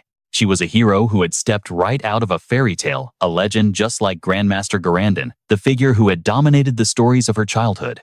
Compared to her, I am nothing, Alicia Arden thought bitterly. The daughter of a concubine, a mother who died giving birth to me. Father saw me only as a stain, for he valued only the pure blood of the Sword King Garandon.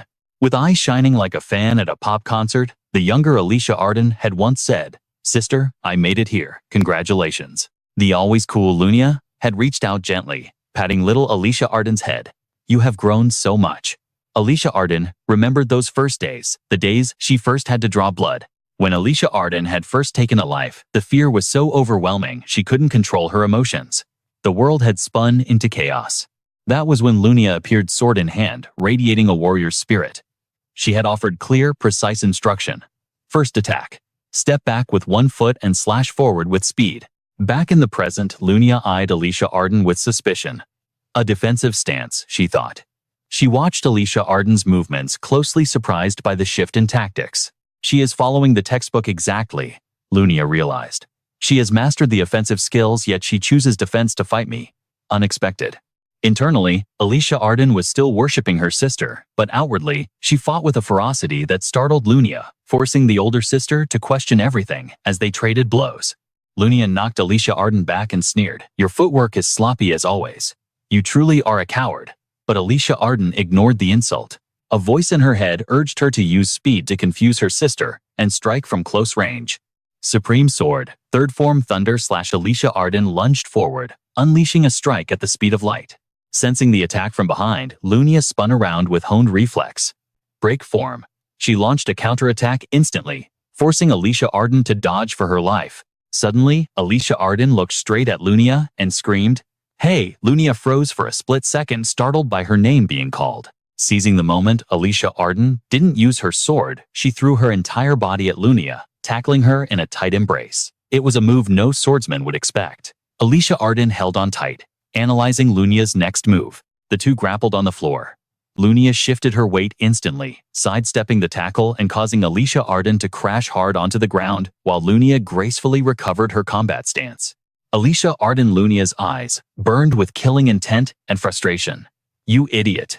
Lunia teleported into range and delivered a brutal kick, making Alicia Arden grit her teeth in agony. "Oh, did you really think cheap tricks like that would defeat me?" Lunia raised her sword high. Alicia Arden struggled to sit up, desperate to defend. Lunia brought the blade down with executioner force, but Alicia Arden's reflexes kicked in, raising her weapon to block the death blow. Steel clashed against steel, showering the room in blinding sparks. Suddenly, Alicia Arden surged with a mysterious energy, pushing back with enough force to send Lunia flying. Alicia Arden recalled Corin's strategy perfectly. Everything is exactly as he predicted. In that case, I will use the chain sword break. Channeling every ounce of her strength, Alicia Arden unleashed a devastating combo. Lunia's eyes sharpened a hint of a smile, appearing as she acknowledged the threat. "You can counterattack well, even after nearly falling. I suppose I can no longer go easy on you." Lunia delivered a heavy kick that sent Alicia Arden tumbling backward. Lunia offered a mocking evaluation. "You fight well, but you are still green." Alicia Arden skidded across the floor, clutching her stomach in pain, but her grip on her sword remained iron-tight. Lunia leapt into the air, gathering all her power for a catastrophic finishing blow, aimed directly at Alicia Arden. Alicia Arden summoned her last reserves of strength, swinging her sword with both hands to meet the falling disaster. With a roar of exertion, she deflected Lunia's strike, forcing the swordmaster to stumble back. Undeterred, Lunia swung again. Alicia Arden let out a primal scream, her body overflowing with power like the protagonist of an awakening manhwa. "She is keeping up with my speed," Lunia thought, genuinely shocked. Not only that, is Alicia Arden actually perceiving my domain? Alicia Arden's eyes glowed with a terrifying new light. Lunia stared in disbelief. She never imagined Alicia Arden had ascended to this realm of power. Finally, a twisted, manic grin spread across Lunia's face as the thrill of battle took over. "This is the sister I've been waiting for. I want to see your true nature." The genius you've tried so hard to bury. Lunia's bloodlust spiked and she unleashed a relentless barrage of strikes, pushing Alicia Arden to the brink. Alicia Arden fought to regulate her breathing, her eyes shut tight to synchronize her mind and body. In a flash, she snapped them open, stance reset, her expression hardening into absolute resolve. Lunia sensed the shift instantly. Her little sister had evolved physically and mentally. Alicia Arden finally understood that victory wasn't a distant dream. It was right within her grasp. Fine then, let's see what you've got. Lunia smirked, abandoning all restraint. Come at me. She shifted into her ultimate combat stance, ready to wage war. A suffocating killing intent exploded from Lunia, but Alicia Arden didn't flinch. She mirrored the stance, her own aura flaring up to match her sister's intensity perfectly. Like two comets on a collision course, they charged. The only thing I'm chasing is you, sister. Deep in her heart, Alicia Arden had always yearned to stand on equal ground with Lunia. Sister, today is my first sword lesson. Lunia recalled the memory of a tiny Alicia Arden holding a blade for the first time. You know, someday, I want to be a great swordswoman, just like you. The image of young, innocent Alicia Arden overlaid the warrior, charging at her now. But that innocence was gone. Alicia Arden closed the distance at the speed of light, her silhouette casting a shadow that looked hauntingly familiar to Lunia. Lunia's expression darkened, her eyes widening in sudden realization. The two blades collided, deep blue crashing against abyssal black in a spark of devastating energy. The world seemed to freeze the instant their steel connected. Then a blinding flash engulfed the arena. Domain slash. The ultimate technique that would decide their fate. Both poured every ounce of their soul into this final strike. A massive explosion swallowed the stage, forcing Marie Dunarev and Corin to shield themselves from the shockwave. Is it over? Marie Dunarev's voice trembled as the dust settled. Who was left standing? The victor had been decided. As the smoke cleared, only one silhouette remained upright, sword in hand. The other had fallen. Against all odds, Alicia Arden had claimed victory. Lunia had been defeated. Alicia Arden, look. Corin Alicia Arden won. Marie Dunarev cheered, her face lighting up with excitement. Unlike the master swordswoman, Lunia Alicia Arden's only true weapon was the domain slash. Therefore, the only path to victory lay within the domain itself. Corin smiled, satisfied. It was a classic leveling Manhwa strategy. He had taught Alicia Arden to dodge, evade, and stall, exploiting Lunia's habits that he knew from his past life. They bet everything on this one counterattack. Corin reflected on their training sessions. He felt a surge of pride, knowing his tactical analysis of Lunia's blind spots had paved the way for this impossible win. He predicted that a clash inside the domain would shatter Lunia's blade. And he was right. Lunia had fallen before Alicia Arden's newfound might. I beat her. Alicia Arden stared at the trembling blade in her hand, her eyes wide with a mix of euphoria and disbelief. She couldn't process that she had actually surpassed Lunia. Was my performance not entertaining enough? Lunia's voice broke the silence, sounding annoyed. From this day forward, neither I nor my subordinates will interfere in your affairs. Lunia turned sharply and began walking away, her back to Alicia Arden. Ah, wait. Alicia Arden snapped out of her trance, calling out desperately to her retreating sister. Sister Lunia, please wait. Panic washed over Alicia Arden's face as she ran to grab Lunia's arm. Her eyes trembled with guilt. She was terrified. Alicia Arden, the eternal underdog, had just humiliated the family head. It was natural for her to fear the backlash, to worry about how others would judge Lunia, and to dread Lunia's cold shoulder. Alicia Arden held onto her sleeve, gently flinching as if expecting an explosion of rage. Lunia stopped and slowly turned her sharp, icy gaze back to Alicia Arden. Your worry is misplaced. Alicia Arden shivered, bracing for a slap. She stood frozen, ready to accept her punishment. But instead, Lunia's hand landed softly on her head. Alicia Arden's eyes widened in shock. The touch was gentle, almost affectionate. It triggered a memory in Lunia from the previous timeline. In his past life, Corin met Lunia before the tragedy with Marie Dunarev. He was surprised to cross paths with her earlier than the original Awakening Manhwa plot had dictated. In that timeline, Lunia had stood before him, exhausted and broken. She had spent years hunting the shadow that had murdered Alicia Arden. But she never found closure because the true killer was Pihu. The memory of Pihu slashing Alicia Arden from behind haunted Lunia's nightmares. Lunia remembered the look of terror on Alicia Arden's face that day. Even 3 years after Alicia Arden's death, Lunia never stopped searching for the culprit. Every year, she visited the grave to pray. I thought you hated your sister, Corin had said to her, back then, watching her stand helplessly in the pouring rain before Alicia Arden's tombstone.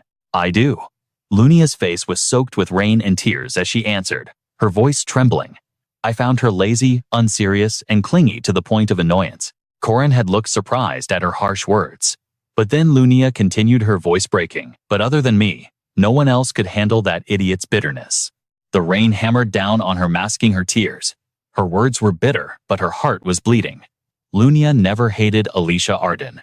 Never. No matter what happened, she would have always supported her from the shadows with a smile. Back in that timeline, Lunia's face was scarred, her lips pressed tight, in tragic determination. You've grown taller. Back in the present, Lunia patted Alicia Arden's head, her voice soft. This was the Lunia that Corin remembered. He watched from a distance, a warm smile gracing his lips. Sister. Tears streamed down Alicia Arden's face as she looked up at Lunia. The battle was over. The system chimed in. System alert duel concluded. Winner, Alicia Arden. Loser, Lunia. Difficulty B+. Rewards aura rank up mana, plus 640 stats distributed. Skill acquired. Domain / a classic system Manhwa victory screen. I know I'm afraid of fighting, Alicia Arden confessed later to Corin. But a part of me smiled during that battle. I saw it too. That's why I always avoided conflict. Her voice echoed in the quiet castle. I felt like I was losing myself. I was so scared to face Sister Lunia, so I pretended to be lazy, only taking on the easiest quests. Alicia Arden poured out her heart. Everyone feels that way, Corin replied, gently peeling an apple as he listened to her vulnerability. Since I won, I'm officially the heir of Aiden now. Sister Lunia and her faction will be wary of me. But if I run away... Alicia Arden looked into the distance, a shadow of sadness crossing her face. The bond between Sister Lunia and me will be severed forever. She lowered her head. I can't let that happen. Corin shut that thought down immediately. Not at all. He held the fruit up, eyes focused like a surgeon. Excuse me, Alicia Arden blinked, her confusion palpable. Things might get awkward, sure. But a true bond, that isn't something you can just sever with a single stroke.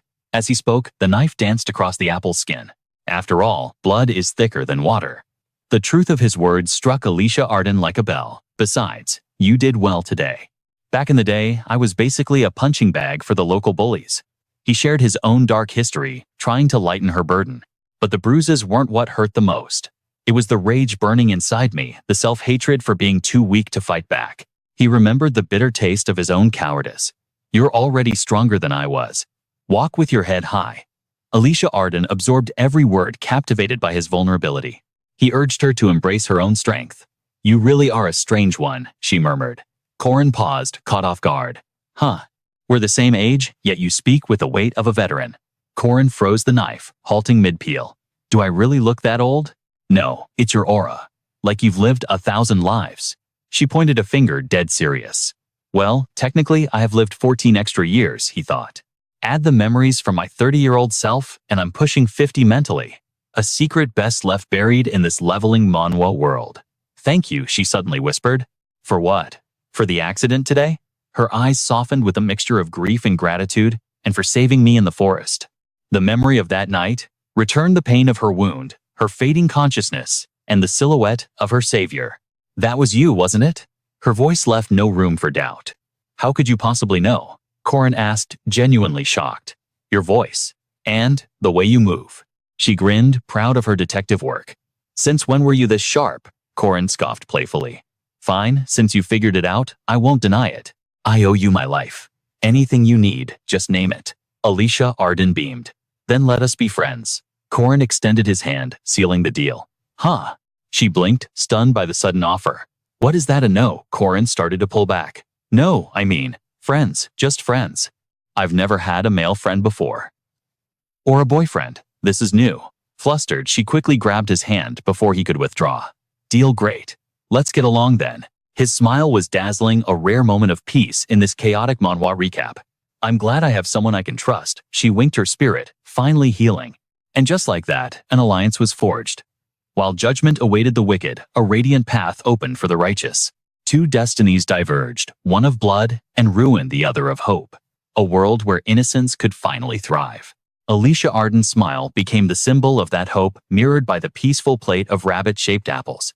A brief interlude of tranquility. The scene shifted to the Grand Academy halls. Enter Isabel Kamen. I've been feeling uneasy lately, she muttered. Hiding behind a pillar like a shadow assassin, she watched her target with eagle eyes.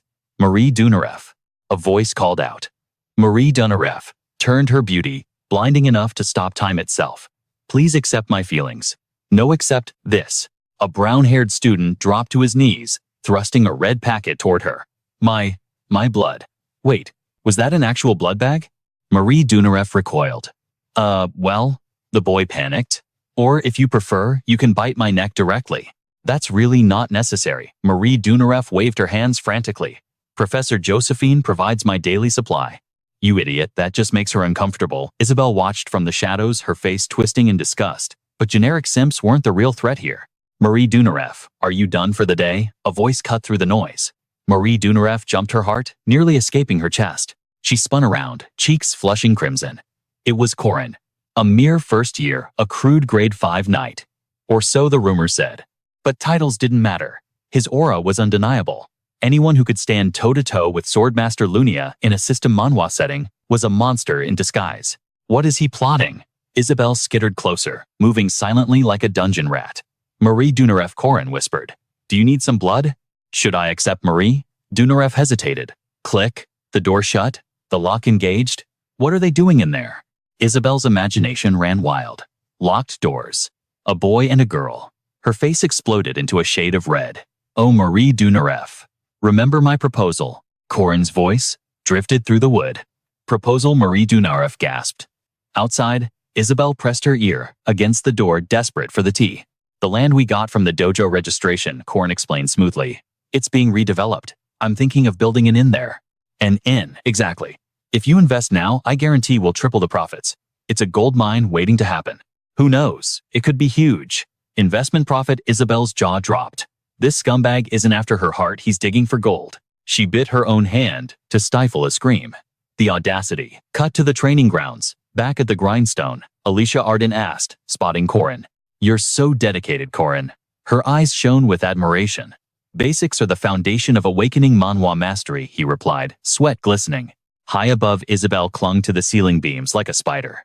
I want to train with you, Alicia Arden chirped. What now? Who is she? Wait, isn't that the second daughter of Hossein? Isabel squinted. Down below, Corin handed Alicia Arden a card. Here. The food at this place is legendary. Oh, the Holy Bamboo. It was known as the finest culinary establishment in the city. Wait.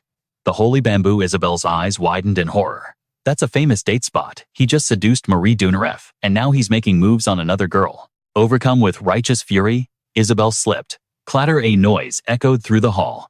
Did you hear something? Corin's eyes narrowed. Alicia Arden pressed him for the numbers. I'm not sure. Exactly how much have you made? But Corin deflected with the skill of a seasoned politician, changing the subject instantly. Not only was he playing the field, but he also had the audacity to discuss finances. The nerve. Corin. You bastard. Isabel Kamen collapsed, her dignity shattered on the cold floor. Her eyes burned with a murderous vendetta against him. Meanwhile, the world outside remained insultingly peaceful, with fluffy clouds drifting through an azure sky. So what's the verdict? The sushi is top tier, but the meat is divine, isn't it? Corin sat across from Warren, buttering him up with a feast fit for kings. Yeah, it's decent, Warren mumbled through a mouthful. By the way, do you have any liquidity? I've got an investment opportunity that's practically a gold mine. Corin finally dropped the bait for his big project. Do whatever you want, Warren replied, his interest level at absolute zero. Outside, Isabel watched like a hawk, her face twisted in a mixture of confusion and scheming as she stalked them to the restaurant. Even Warren is involved. My life is officially over. Corin is a legendary con artist. That absolute scumbag. Darkness swallowed Isabel's gaze as she cursed his very existence from the shadows. The scene shifts to a luxury sedan tearing down the highway. Guild registration, dojo renovations, daily mercenary wages, taxes. The cost of his war with Lunia had drained 97 gold coins in a flash. In this system, Manhwa, that's roughly 100 million Korean won blown in an instant. The vehicle screeched to a halt in front of a wall of intimidating black-suited bodyguards. And it was all thanks to Marie Dunarev that this was even possible. I owe her big time. Inside the car, Lunia gazed out the window, her expression as cold and beautiful as a winter frost. I never expected her to drop 100 gold coins. Do mages really print money like this? Or so I thought. Lunia had generously donated 50 gold just for the reconstruction efforts. Corin continued his mental tally. And Alicia Arden raked in 110 gold from the dungeon raid. Warren's devotee funds were practically bottomless. Even Ulag and Jaeger had savings, and that penny-pinching obsessive Doron contributed a massive amount. A polished shoe stepped onto the dirt. In the end, I amassed a war chest of 550 gold coins. With that kind of capital, I didn't just rent a room. I bought it. I bought this entire territory. Corin stood before his vast acquisition, a legion of bodyguards flanking him like a crime lord. It might look like a barren wasteland on the outskirts now, but just wait. Come the second semester, we're hosting the Exchange Festival with the Eastern Continent's Borame Academy right here. This will be prime real estate. A massive accommodation goldmine for tourists flooding in from across the seas. We'll recoup hundreds of gold coins in a mere 2 weeks. Corin mapped out a golden future for this desolate land. I am the owner, and I am a regressor. Knowing the future means knowing where the money flows. That is the ultimate cheat code. Corin visualized himself on a throne of gold, his assets growing to infinity. Just you wait. I'm going to funnel the world's wealth straight into my pockets. Corin declared that his days of filthy richness were just over the horizon. Meanwhile, the atmosphere was far heavier within the walls of the ancient luxurious castle. The royal family, the magic tower, the association, and even the church. None of them are happy with our academy right now. Errol sat at her desk, discussing the grim reality with Professor Josephine. This isn't something we can just smooth over. We will support the chairman's decision, whatever it may be, Errol declared firmly. But I believe this opportunity should be entrusted to a specific individual. Professor Josephine nodded in agreement. I'm heading out for a bit, Errol announced, standing up. Or perhaps I should go in your stead, Josephine offered, but Errol shook her head. You can handle the others, but the Catholic Church is not for you. Clara, hold the fort while I'm gone. If the sky falls, use the emergency channel. Errol gave her final orders and vanished out the door. Safe travels, my lady, Josephine murmured to the empty room. Left alone, her eyes gleamed with bureaucratic authority. Now then, let's see what mess I have to clean up. Her eyes scanned the reports. Vampire renewable energy experiment. Rejected. Construction rights for the third dormitory? Postponed indefinitely. Josephine flipped through the documents until she froze. Next up is, Corin. Her eyes went wide. What is this troublemaker planning now? Shock warred with irritation on her face as she read the file. Josephine crushed the paper, in her grip bewildered. A request for land, to harvest ginseng. Did he just say ginseng? She couldn't believe her eyes. The scene cuts to the wild fields west of the academy. We're really harvesting ginseng in a place like this, Alicia Arden asked, looking skeptical at the overgrown terrain. Tell me, what do you know about ginseng? Corin quizzed her. I just know they scream their heads off when you pull them out right.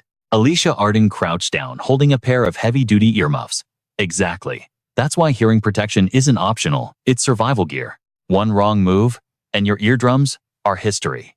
We need high-grade noise cancellation, and we have to do this in a wide open space to disperse the sound wave. Corin held his own earmuffs in one hand and a small spade in the other. He looked at her with a devilish grin. Ready to get to work. Private Alicia Arden. Sir, yes sir, Alicia Arden responded with surprising enthusiasm. Equip the Silver Fox leather earmuffs. These aren't just warm, they're designed to block acoustic assaults. I can't do this solo. It's a two-man operation. One person grabs the flower and pulls along the root's axis, while the other severs the secondary roots. If the body and roots stay connected, that thing will scream until the end of time. Corin gripped the plant with both hands. Behind him, Alicia Arden raised the spade high, ready to strike. This is my 4th time facing these demons. In my past life, I did this with Park. Corin flashed back to his previous existence as a typical Manhwa recap hero. Suddenly, his hands paused. Actually, I'm a little nervous. What's wrong, Captain? Alicia Arden asked, sensing his hesitation. Let's do this, Corin roared, abandoning caution and heaving the plant upward with all his might. He looked like a predator claiming its kill. The ginseng emerged, its wrinkled face twisted in horror. Then it unleashed a sonic boom that threatened to tear reality apart. Cut it now, Alicia Arden, Corin screamed, his eyes glowing red with exertion. You idiot, your earmuffs aren't on right. But it was too late. Alicia Arden's face had turned purple, foam leaking from her mouth as the sonic blast knocked her unconscious instantly. Damn it, I'll do it myself, Corin cursed. You think you're the only one who can scream? He raised the spade, channeling his aura for a killing blow. Corin roared back at the plant, a battle of decibels. He tossed the screaming vegetable into the air and sliced it in half mid-scream. The first ginseng was finally subdued. Corin panted heavily, his eyes rolling back in his head from the sheer mental toll. Wake up, you useless rookie. I brought you here to help, and you fold instantly. Corin raged at Alicia Arden, who was blissfully napping in the grass. Corin, did you sleep well? She mumbled, totally disoriented. Do you have a death wish? Corin snapped, his patience vaporized. We're not leaving until we harvest the silver ginseng. If I have to go through this loop again, I think my mind will shatter. Corin abandoned the thought, shaking his head. Hey Corin, a voice called out from the distance. Who could that be? I thought I explicitly put up a do not disturb sign. Corin squinted, wondering who would dare interrupt his rest. Marie. It was indeed Senior Marie. Wait, according to the academy schedule, shouldn't you be stuck in lab exams right now? Corin couldn't hide his confusion. Why are you even here? Marie shrugged casually. It was getting too noisy up there, so I decided to jump down and check on you. Marie smiled brightly. But Corin felt a chill. From up there, that's the 12th floor. As Corin processed the absurdity, Marie's expression shifted. The smile didn't reach her eyes. So, what exactly are you two doing down here? A terrifying wave of killing intent exploded from Marie. Anyone could see she was absolutely furious. Ah, I told you last time, remember? Corin stammered, thinking fast. We're just harvesting wild ginseng. Corin managed to keep his voice calm, though Alicia Arden was trembling beside him like a leaf in a storm. The murderous aura vanished instantly. Oh, are you planning to harvest the rest of these roots too? Marie asked, beaming with sudden delight. Yes, ma'am, Corin replied, sweating internally. What just happened? Alicia Arden looked shell-shocked by the senior's mood swing. But we're pretty exhausted today, Corin added quickly, so we were planning to finish the rest later. Corin tried to set a boundary. I'll do it for you then, Marie announced, stepping forward. Wait, hold on. If you aren't a high-ranking knight, it's nearly impossible to cut through the... Corin tried to stop her, but it was too late. The color is mesmerizing. Pure silver, Marie noted. With a single decisive motion, she ripped the ginseng from the earth, admiring it. It's too late, Corin watched in horror. She pulled it out before suppressing it. If the legendary silver ginseng let out its death scream now, it would be powerful enough to kill her on the spot. The ginseng root began to tremble, drawing in a breath to unleash its sonic attack. I have a whole garden of these back at my estate, Marie said casually. Just this year alone, I've harvested about 30 of them. See, it was easier than I expected, wasn't it? With a sweet smile, Marie crushed the root with one hand before it could make a sound. The poor plant didn't even get a chance to scream before it was obliterated. Wow, that was actually insane. Corin couldn't help but gasp in awe. You were planning to brew a potion, right? Marie asked. Since I'm already here, let me handle the decoction for you. Marie took charge immediately. Alicia Arden, can you go forage some food for us? I think rabbit meat and potatoes would make a fine stew. Alicia Arden snapped to attention. Yes, Captain. She sprinted off to obey the order. What should I do then? Corin asked, feeling useless. There's nothing for you to do, Corin Marie replied softly. Because I intend to do absolutely everything for you from now on. Marie stared at him with eyes full of intense, borderline obsessive devotion. Haha, thanks I guess. Corin laughed awkwardly, scratching his head.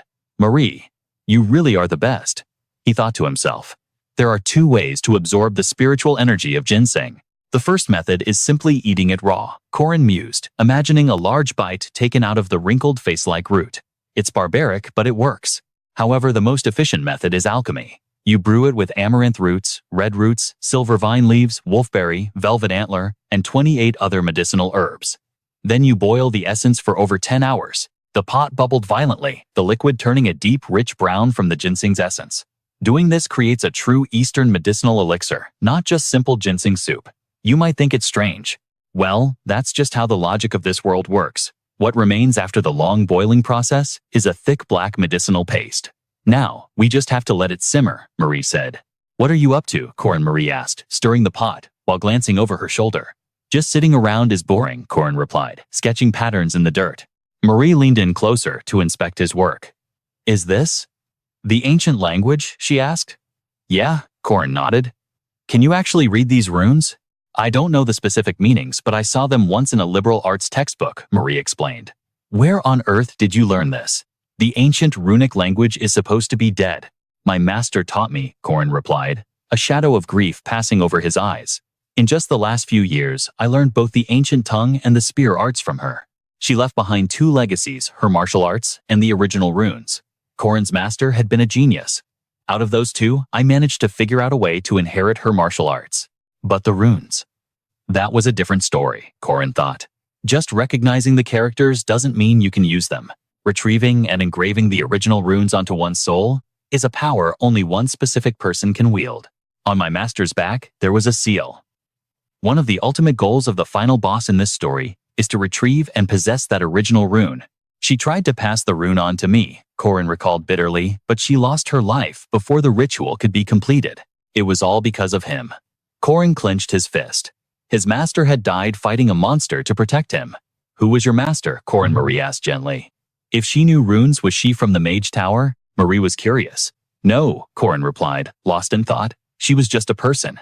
An ordinary person, like anyone you might pass on the street. A kind soul just like any other good neighbor. In Corin's memories, however, she stood tall, a hero who quelled chaos, a warrior who always gave everything she had. It seems you cared for her deeply, Marie said, her voice tinged with a hint of melancholy. Then brightening up, she changed the subject. Want some potatoes? I'm good really, Corin declined. Oh, then I have something else for you. Marie smiled mischievously. Diagu, she called out a strange name. Diagu, Corin froze. That's a high-tier familiar. A blood orb vampire beast. Diagu materialized a massive crimson monster holding a basket in its jaws, its eyes glowing with sharp red light. What is that? Is that the same Diagu from before? Corin stared in shock. Wait, does this mean you've completely tamed it? He looked from the terrifying beast back to Marie. It's all thanks to you, Corin. Because you constantly shared your blood with me, I was finally able to form a pact with a familiar, Marie explained cheerfully. He's cute, isn't he? Cute. Corin looked at the hulking nightmare of muscle and blood. Yeah. I guess the more I look at it, the cuter it gets. He lied through his teeth to appease her. Wait, Corin realized something. If its composition is based on blood, and half the blood in your body came from me, doesn't that effectively make me its father? Marie's face flushed a deep crimson. I never thought of it that way. She covered her mouth shyly looking at him. So, you're Diagu's father. Huh, Corin blinked. Why don't you go play with him? Marie suggested, eager to see the father-son bonding. Play with him. It's not exactly a dog. The beast loomed over him, panting like a puppy wanting head pats. This half-breed vampire dog has way too much energy. The beast tackled Corin, rolling him around until he was utterly exhausted. Marie watched affectionately as Diagu played with Corin. Corin, meanwhile, was fighting for his life. Looks like it's ready. The medicinal paste had turned a perfect dark brown. What happened to him? Alicia Arden whispered, returning with food. Corin looked wrecked. Oh, he was just playing with Diagu, Marie replied innocently. What is a Diagu? Alicia Arden asked, confused. Corin downed the medicine. Ding. You have consumed the concentrated ginseng elixir. The system prompt rang out a classic trope of this system Manhwa. Mana recovery rate has increased significantly. Maximum mana has increased by 1,300 points. The holographic status window floated before Corin's eyes. Finally, I've raised my base stats. You two should drink some too, Corin said, offering the bowl. This medicine is a one-time consumable. The first dose is the only one that counts. Alicia Arden and Marie looked at him. Are you sure? Marie Dunarev voiced her concern. That ginseng is potent, sure, but remember, it's a one-time consumable. Corin shook his head. If I share the leftovers, Elsie and Ian will be over the moon. Now for the main course, the platinum ginseng. I need to devour this silver-blue treasure whole. He didn't hesitate, crushing the root between his teeth. Crunch. Immediately, the blue window of the system flashed before his eyes. You have consumed the platinum ginseng. Magic core successfully formed. The notification chimed again. This wasn't just a stats boost. A magic core was the holy grail of mana storage, usually requiring decades of hellish training to forge. Yet I achieved it without lifting a finger. And once I reach the high rank, I can stack even more of these cores. My potential is practically limitless now. A torrent of raw mana surged through Corin's veins, the classic sensation of an awakening Manhwa protagonist's power up. Feeling the new core humming within him, he finally spoke. A real magic core, Marie Dunarev gasped, eyes wide. That silver root is insane. You should wolf down the golden ginsengs right now, while the momentum is high. Alicia Arden nodded enthusiastically, but Corin raised a hand. Not yet. I'll harvest and consume the gold ones later. Alicia Arden blinked. Huh. Oh right. Overloading on elixirs can cause mana deviation. She bought the excuse. That is true. But internally, Corin smirked, a cunning glint in his eye. My actual reasons, however, are a bit more calculated. Meanwhile, deep within the Academy's strategy room, Grade 5, Knight Corin Lock. Instructor Heyman stared into the scrying orb. We need to reassess this cadet immediately. Corin? Another professor scoffed, waving a hand. He's just a freshman. Grade 5 trash, according to the data. Why waste our breath? Re-evaluating a bottom feeder. Voices of dissent filled the room. Heyman sighed, rubbing his temples. It seems the professors of the upper division haven't reviewed the footage from the freshman midterms. Professor PAM cut in his voice grave. Corin went toe-to-toe with Swordmaster Lunia, and he held his ground for 3 solid minutes. Impossible. The room erupted in disbelief. She clearly went easy on him. Why would the Swordmaster unleash her full might on a mere child during a midterm? The monocled elder dismissed the feat entirely. Going easy? Is that what you think? Haemon's eyes narrowed dangerously. Look closely, everyone. Does that look like restraint to you? Haemon challenged. Silence fell over the chamber. No one could deny the intensity of the duel. Still, someone muttered, promoting him based solely on a midterm is irregular. Even with valid doubts about his current ranking, the Academy bylaws are clear. We cannot officiate a promotion until standard testing is complete. The law is the law, the gray-haired elder stated firmly. Let the association handle his official knight ranking. For now, we simply evaluate him for the Guardian license eligibility. However, Haemon noted that requires altering his curriculum and assigning a new supervising professor. The board turned to him. You raised the issue, Professor Haemon. Why don't you take personal responsibility for the boys' training? I intend to. Haemon leaned back deep in thought. Now, how to mold this diamond in the rough? Meanwhile, Professor PAM was lost in his own analysis. Corin. His stats claim, grade 5 yet. That duel with Lunia displayed movement far beyond that. Especially his spearmanship. PM's expression darkened. No matter how many times I watch the replay those strikes, they mirror that person's technique perfectly.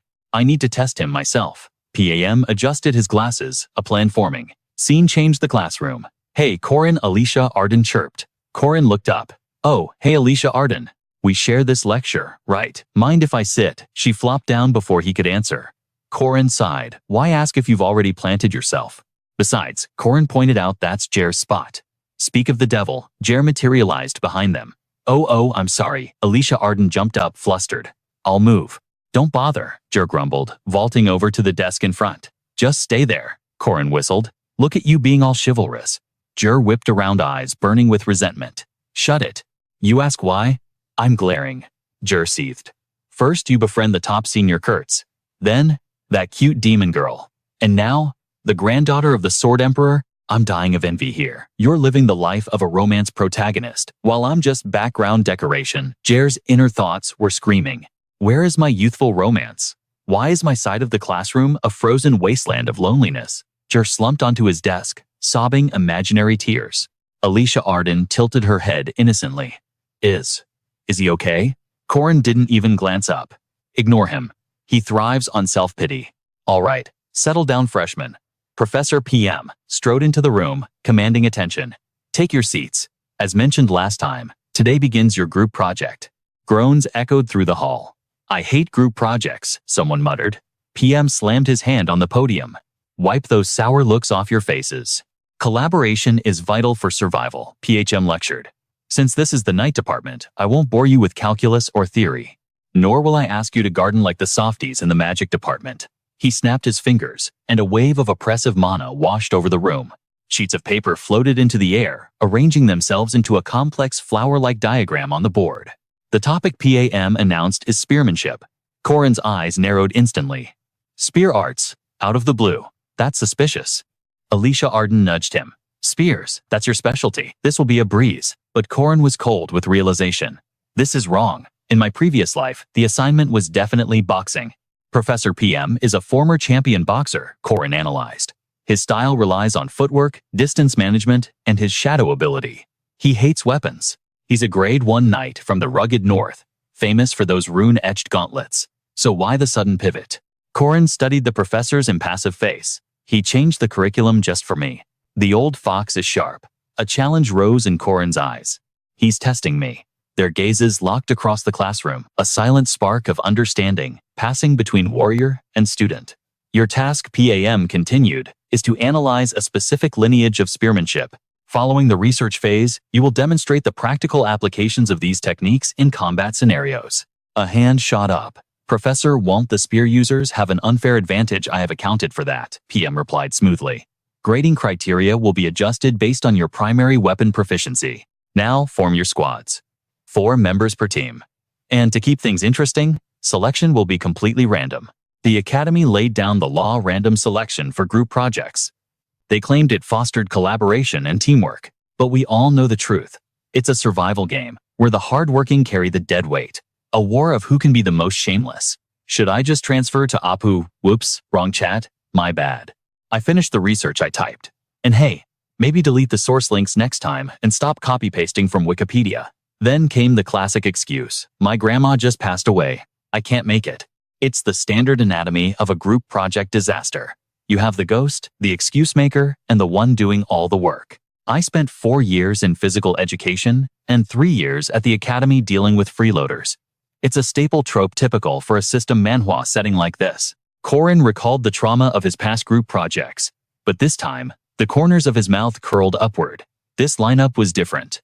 Jaeger Hinchpeter, a rank 3 knight with stats that defied logic. And he was on my team. Jaeger whistled, clearly pleased. His combat instincts were sharp. He was a reliable tank. Jaeger assessed the squad. Alicia Arden didn't even need an introduction, a sword prodigy with terrifying potential. And the last member, Warren. She might have a personality like sandpaper, but her work ethic was undeniable. Watching her focus in class had actually become Jaeger's new hobby. With a team this stacked, he could finally kiss his traumatic past goodbye. Jaeger's mind was at ease. I booked the training hall for 3 hours, he announced. I'll walk everyone through the theory and attribute compatibility first. But Jaeger's smile hid a dangerous foreshadowing. That's what he thought would happen. Hey buddy, I asked, sensing the flag he just raised. You sure about that? We've been using this gym for 2 months, Jaeger said confidently. The walls are reinforced with high-density shock-absorbent materials, right? And they aren't cheap, so don't break them, he warned. We need to treat this equipment with respect. Break them. Impossible. We stared at the wall in disbelief. 1 punch. That's all it took. Alicia Arden sat there, trembling like a frightened rabbit staring at the crater she'd just made. Absolute madness. I only told her to lightly spar to practice her spear arts. How did she nuke the entire room? Look at her face. She doesn't even realize her own strength. The result was predictable. We got kicked out immediately. Banned. So, where exactly are we supposed to train now that we're homeless? Sunday arrived. Time for the team intervention. All right, everyone, I said sitting on the church pew. Speak freely. Let's debrief. About yesterday. I'm sorry, Alicia Arden whispered, head bowed. I'm terrible at controlling my output. No, Alicia Arden, I interrupted. You did great. If anything, it proves your potential. I comforted her with the truth. Your instincts are so sharp that even clumsy imitation results in perfection. You're a natural. Alicia Arden hesitated. You really think so? I know, so I assured her. I needed her to believe in her own overwhelming power. Then I turned to the tank. How about you? Jaeger scratched his head. Honestly, I'm struggling. Long-reach weapons like spears feel awkward for a knight used to close quarters. I can't get the rotation right, he admitted. You're doing fine, I encouraged him. Master the 8 basic forms first. Once you have the foundation, the technique will follow. With Jaeger reassured, I turned my attention to the wild card. And you, Warren, she didn't answer with words. Eat, she grunted, shoving a plate of snacks and water at us. It seems some earth traditions and religious customs bled into this game world. Church snacks? Jaeger asked. Sacrament of the goddess, Warren corrected. Is this voluntary? I asked, knowing the answer. Weekend mass is mandatory. Warren's tone was flat. Ah, I see. They're forcing the students into indoctrination to churn out nuns and faithful believers, aren't they? I do it because I want to, she lied, looking away. Sure, I smirked. But you should actually read the scripture. There's wisdom in those myths. The Catholic Church might be old-fashioned, but the core lesson remains the same across worlds. I leaned in, preaching my own gospel. Love. Loving yourself, loving your comrades, loving the world around you. To love and be loved. I grinned, delivering the line with maximum cheese. Oh, Alicia Arden blushed redder than a tomato. That's beautiful. Warren, however, looked deep in thought. By the way, Warren, I said, the atmosphere shifting instantly. Why do you think I lost the spar yesterday? Her eyes turned dangerous. Because you're weak. The trio looked at her in shock. She didn't hold back. You have no resistance. I barely used any force, and you crumbled. Training is useless if the foundation is trash. The strong win, the weak lose. She stated it like a law of nature. You're not wrong, I replied calmly. Corin Alicia Arden gasped. Jaeger frowned. That's the kind of arrogance only the truly strong can afford. I stepped into Warren's personal space. What? She snapped. Wanna bet? 1 minute, I challenged, my expression darkening. If I can make you kneel within 60 seconds, you buy us dinner. High stakes. Fine, Warren scoffed, looking at me like I was an insect. I don't need a reward because I won't lose. But, sure deal. We moved to the open training grounds. Jaeger stood as the reluctant referee. "Why am I doing this?" he muttered. "How did it come to this?"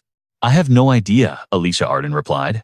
"All right, get ready," Jaeger shouted. We dropped into our stances, killing intent flooding the air. Start. I didn't hesitate. I opened with my ultimate technique, right out of the gate. Speed was key.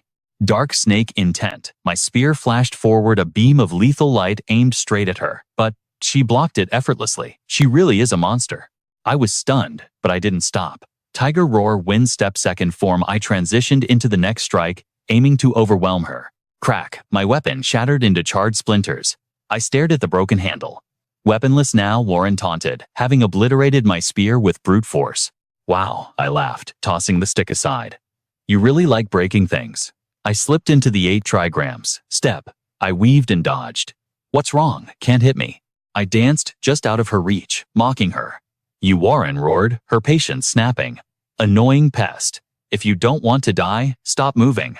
Warren unleashed a devastating strike with enough force to shatter bone. Corin calculated the threat instantly. Taking that hit meant a one-way ticket to the hospital for a month. While his mind screamed to dodge, his body prepared a legendary counterattack. "Let's see if you can handle this 8-step lotus chain." Corin launched himself at Warren like a human missile. Even though he successfully parried the attack, the impact was so intense, it felt like every muscle fiber in his body was being ground to dust. Corin gritted his teeth, forcing his trembling body to stand tall. He didn't dodge. Warren stared at him in disbelief, sensing a terrifying shift in the atmosphere. Something about him had fundamentally changed. "Corin, when did you get behind me?" Warren realized too late as she slumped to her knees defeated. "That was god tier, man. Absolutely sick," Jer shouted from the sidelines. "Hey, look, the queen is kneeling." Corin flashed a smug, provocative grin. Again, Warren demanded, panting. "Hard pass," Corin scoffed. "Huh." Warren blinked in confusion. "I already won. Why would I waste energy fighting a defeated opponent?" Corin laughed, his face the picture of arrogance. "One more time," Warren yelled, her fury rising. "Nope, not happening," Corin refused, waving his hand dismissively. "I can hear your voice trembling, Warren. You must be furious." "Oh, the rage is practically boiling over." Corin's expression was practically begging for a punch as he laughed triumphantly. Warren glared daggers at him, her eyes burning with a desire to strangle him right then and there. A few days passed. It took time, but Corin had finally analyzed the awakening potential of every member. "I can slowly teach them the way of the spear and prepare for the group showcase," Corin thought, holding the strategy paper like a treasure map. "I'm sick. You guys practice without me." Sick. Yeah, right, Corin thought, annoyed by the obvious lie. She just wants to be difficult. In this scenario, a leader must deploy the ultimate secret weapon. "Welcome, eat as much as you want." Corin invited Warren to a magnificent feast. "One bite and you'll be cured instantly." Faced with Corin's offer, Warren's resolve began to crumble. How could she refuse? The aroma of the glazed fish was mesmerizing, breaking down her defenses. "Okay, I think I'm feeling better." Warren couldn't resist the temptation and surrendered to her appetite. "Not surprised," Corin chuckled victoriously. "Do you know how long it takes a master chef to perfect a single dish?" Corin posed the question. "Less than 30 minutes, Warren guessed between bites. "Try 10 years, Corin corrected her. "From sourcing the freshest ingredients to the prep work, everything matters. Most chefs spend a decade honing their craft before they deem a dish worthy of a customer." Corin explained, his tone shifting to one of seriousness. "What's your point?" Warren asked, confused by the sudden lecture. "It took me 3 years of hellish training just to refine my martial arts enough to make you kneel once." Corin leaned in. "Your favorite food and my martial arts share a soul. Just like choosing the right ingredients, I choose the perfect stance before striking. It all begins with the smallest details." Corin had forged his strength through agonizing attention to detail. Warren stared at him, silenced by the depth of his words. "Anyway, we're good now, right?" Corin grinned, breaking the tension. Thwack. Ouch. What was that for? Warren slammed a notebook into Corin's face, catching him off guard. A notebook. He opened it to find pages filled with spear stances and combat principles. "Wait, isn't this the research assignment I gave you?" Warren continued eating as Corin flipped through the pages. "You actually did it all. You adorable little thing," Corin laughed, patting Warren on the head like a puppy. "Get lost," Warren snapped, though she didn't move away. With Alicia, Arden, and Jer also grinding their spear mastery and Warren handling the theory, the team was finally coming together. They were ready to dominate the group presentation. Time flew by like an arrow, and suddenly, it was mid-May, the first week of the evaluations. The order was decided by lottery. The group ahead of them took the stage. Fem stood there, a book in hand, watching with the eyes of a hawk. All right, let the group presentations begin. Fem announced the start. I am the leader of Group 1 Pale. Our topic today is the 5-star spear arts. The first leader introduced their style. Very well. Show me what you've got, Fem commanded. Begin, haha, they look prepared, Jer commented. Corin agreed. Not bad at all. Fem evaluated the formation. Thank you, Professor, Pale replied, panting heavily but smiling with relief. All right, now I will attempt to shatter your formation. Suddenly, Fem's presence shifted. He wasn't just a teacher. He was a top graduate of the Northern Guardian Academy and a former first-class knight of the Kingdom of Ellis. A legend stood before them. If you can survive 10 seconds, I'll give you top marks. The real test was about to begin. Fem clenched his fist, and the air in the room grew heavy. An overwhelming aura exploded from Fem's body. Panic spread among the students. Watch out, someone screamed. What did you say? Another confused voice shouted. A hand raised into the air. In a split second, something that looked like a stack of sticky notes rained down. It was a wave of pure force. Every student was hit by Fem's power, instantly collapsing to the floor. The training hall turned into a battlefield of groans and screams. The students realized with horror that this wasn't just a class. The intensity felt like a hardcore leveling Manhwa boss raid, where the level gap was insurmountable. As the dust settled, the stack of papers gently floated down, landing perfectly in Fem's hand. After decimating his students, Fem offered a critique. You chose a good spear style, but your lack of training and focus is painfully obvious. The students lay defeated on the ground, unable to move. The professor ignored their suffering and continued, but it wasn't a total disaster. A grade of B should suffice. Any objections? A collective, no sir, echoed from the floor. One group down. The remaining students waited in nervous anticipation, praying they wouldn't be next. All right, Group 2, get up here. As Group 2 prepared, whispers of despair filled the room. How are we supposed to fight Professor Fem? Should we just surrender now? A member of Group 2 stepped forward with false bravado. We have chosen the 9 dead dragons from the north, a style focused on critical lethality. It mimics the movement of 9 soaring dragons. Fem leaped into the air, unleashing a strike. Your spear art is uselessly complex. You haven't even mastered the basics, yet you try to fly. What a joke. Group 2 was annihilated in seconds. Next, Fem barked. Group 3, get up here. Team leader Corin stepped forward. Corin smiled, radiating confidence. Good. It's our turn. Let's show them hell. The members of Group 3 stood tall before Fem, weapons drawn, ready for war. We will demonstrate the 6 forms of the 8 trigrams spear art. Fem raised an eyebrow, intrigued by their choice of a new practical technique. Interesting. Begin. The clash started immediately. Jer charged with his staff, while Warren countered the incoming strikes. Alicia Arden lunged forward, her spear disarming the opponent with surgical precision. Warren followed up instantly, thrusting her weapon into the opening. A spectator watching the flow of energy shouted, "Amazing, they actually pulled it off. That was perfect." Warren trained even harder than I expected. Fem couldn't help but be impressed. Excellent. You discarded all unnecessary movements. It looks simple, but the core of your spear art is exquisite. Corin bowed, accepting the praise. Thank you, sir. I'll tell the team to prepare for further training immediately. But contrary to his expectations, the professor shook his head. No need for the whole team. I only want you, Corin. Corin didn't flinch. Understood. Professor Fem locked eyes with Corin, his voice dripping with intent. How about a real combat simulation, just you and me? Any objections? Corin's inner voice scoffed. You planned this from the start, didn't you? Out loud, he simply replied, no sir, none at all. Professor Corin acknowledged.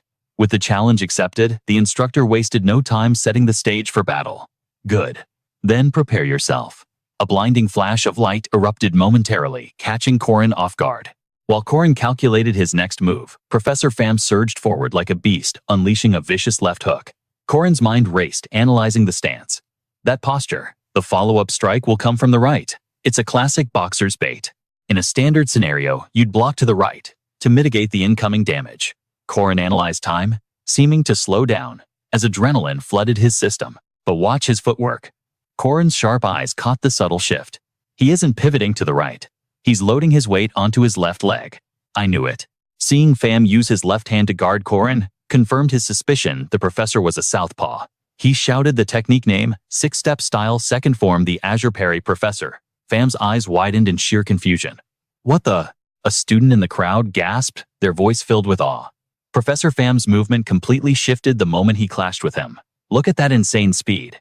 Another student noticed the discrepancy. But wait, isn't Corin just a grade 5 knight on the field? Fam struggled to suppress the student's counterattack with one arm. It was a stalemate, a clash of equals where neither side gave an inch. Both warriors lunged forward again. Professor Fam fought with bare-knuckle ferocity, while Corin wielded his blade with lethal precision. The spectators whispered in disbelief. How is he blocking Professor Fam's martial arts? Fam, realizing the boy's potential, understood this was no fluke.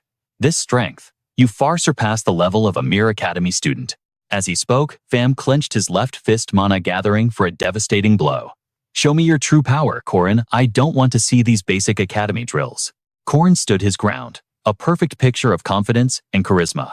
With his long sword held high, he looked every bit the protagonist of a legendary saga facing down his master. Of course, a master like Fam couldn't allow himself to be humiliated by a student. His pride was on the line. Fam smirked, confident in his hidden strength. The Azure parry is tricky, I'll admit. But let's see you handle this next move. Corin's gaze didn't waver. There was no fear in his eyes, only the burning determination of a warrior ready to defy fate. Fam unleashed a palm strike, a massive shockwave of force aimed straight at Corin's chest. The audience held their breath shocked, as the very air around Corin seemed to blur and distort. The handsome swordsman remained unmoving, maintaining his composure, even as the deadly palm stopped a mere 2 inches from his face. Professor Fam froze, utterly baffled. Seeing Corin completely unfazed by a near-death experience, Fam asked, "Why are you just standing there?" Corin replied calmly, his voice steady, "It's over, Professor." 10 seconds have passed. Fam looked incredulous. What kind of logic is that? Corin smirked, reading the professor's mind like an open book. You must be surprised. You've only been using your right hand up until now.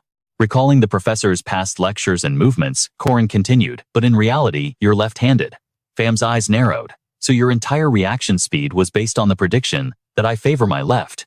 As Fam turned to walk away, Corin called out, seeking confirmation. That means you only intended to test my skills, right? You weren't actually going for the kill. Professor Fam walked over to his grading clipboard, ignoring the question. Group 3, he announced loudly. When it comes to secret arts, fools chase complexity. But true mastery lies in the basics. That is the ultimate secret art. He turned back to read the score for Group 3, but for a split second, his mind was so occupied with the duel that he forgot it was a group score, not just for Corin. He announced Corin. No, Group 3. You all get an A+. The group erupted into cheers, laughter, and pride, swelling for their captain. That's our guy J. Corin the legend. Corin didn't hold back either, jumping in to celebrate with his team. How about that? I'm A+ Corin now. Even though Fam had his back turned, he could sense the celebration and turned his head slightly. Ah, Corin, can I have a word with you? Yes, sir. Fam sensed the boy's hesitation and softened his tone. Don't feel pressured. It's just a casual chat. Corin nodded. Yes, Professor. Fam's expression turned serious. Are you really just a grade 5 knight? Yes, sir. Fam slammed his hand on the desk in disbelief. You proved otherwise in our spar. Your combat ability makes no sense for a grade 5. Corin maintained his humble facade. I'm just a little more skilled than my peers, that's all. Fam leaned in closer, his eyes piercing. But you're someone who can't sense spirits. You can only capture evil spirits under very specific conditions. That implies you've experienced some kind of enlightenment, an awakening that has propelled your strength far beyond your current rank. Corin, the faculty, has been debating your case. It's almost like you're the protagonist of an awakening manhwa, who suddenly unlocked hidden potential. We need to reassess your true power. Fam refused to let such talent go to waste, and told Corin he would be assigned more complex missions. Through these tasks, your rank will be reevaluated. The highest rank you achieve will be determined by your performance in these real-world scenarios. Since you've demonstrated achievements and power far exceeding your grade, the professors are willing to make an exception and promote you. Corin analyzed the situation internally. A promotion, I have nothing to lose. The missions will be harder, sure, but the rewards will be legendary. I'll even be able to select high-rank quests if I want to. A metaphorical key unlocked in Corin's mind. If I want to access second-year missions, something usually impossible for a freshman, this is my chance. The game has changed. Corin bowed respectfully. I understand. I accept the reevaluation. What do I need to do? Fam instructed. You must clear 2 missions, one involving a monster and one involving an evil spirit. The choice is yours, Corin thought. Just like a classic Manhwa recap scenario, I have to clear the quest board. There are currently 4 dungeon subjugation missions available from the Hunters Association. Luckily, there are exactly 2 monster missions and 2 evil spirit missions, so the system is basically telling me to hunt one of each. But there's a time limit. Fam handed Corin a document. Make your choice. The scene shifted to a desolate, wild landscape. Good heavens, Corin muttered. Coming out here makes me anxious. A voice echoed from the shadows. Right on time, Corin. It was Instructor Heyman. Corin greeted him politely. Good morning. Though it's a bit too gloomy here to say that, isn't it? Instructor Heyman. The old veteran shared his perspective. It's not that bad. When I was young, I ventured into the fog of the ghost forest just to hunt monsters, you know. Corin smiled diplomatically. Stories like that always give me plenty of fighting inspiration, sir. Instructor Heyman stroked his chin, lost in nostalgia. I guess I'll have to tell you the tale of my time in the Western Death Forest then. Hearing the war stories of a hero like Old Man Heyman actually provided Corin with valuable experience points. Your first mission will be a monster in the mountains west of Fog City. A 2-headed ogre. It's slow, but make no mistake, it is deadly. I see you've chosen it. But normally isn't a 2-headed ogre a grade 1 monster? Why has it been downgraded? It hasn't reached maturity yet, so its rank is lower. But from what I hear, it has raised a pack of dire wolves and low-level monsters as its minions. Corin listened the pieces of the puzzle clicking into place. So a frontal assault is suicide, right? Heyman smirked. Naturally. True strength requires more than muscle. It demands intellect. I will grade your performance on this next subjugation. Destination: the West Mountains Misty City. Target: the twin-headed ogre. Inside, the fog-covered peaks calculations were made. No backup coming. Not the old man, not the guild. I'm on my own. If Heyman steps in, my promotion quest fails instantly. All right, Corin, report your findings. Corin's eyes sharpened. Analyzing the tracks. The ogre isn't alone. It's moving with a pack of dire wolves. They share a territory. Pack size 3. But only 2 sets of wolf prints accompany the ogre. 1 female. Likely pregnant or injured. Humming grinned. You see the answer. Explain it. There are drag marks. The prey wasn't eaten on sight. It was hauled away. That implies provision for a dependent. Neither ogres nor wolves store food without cause. They're feeding a member that can't hunt. Heyman nodded, impressed. Excellent deduction. Now for the battle plan. How do you intend to clear a twin-headed ogre and a wolf pack simultaneously? Corin pointed to the earth. Divide and conquer. I'll strip the boss of its minions first. How Heyman pressed. They're beasts with heightened senses. I'll use humanity's greatest weapon against them. The ultimate weapon aura flared around Corin. My brain.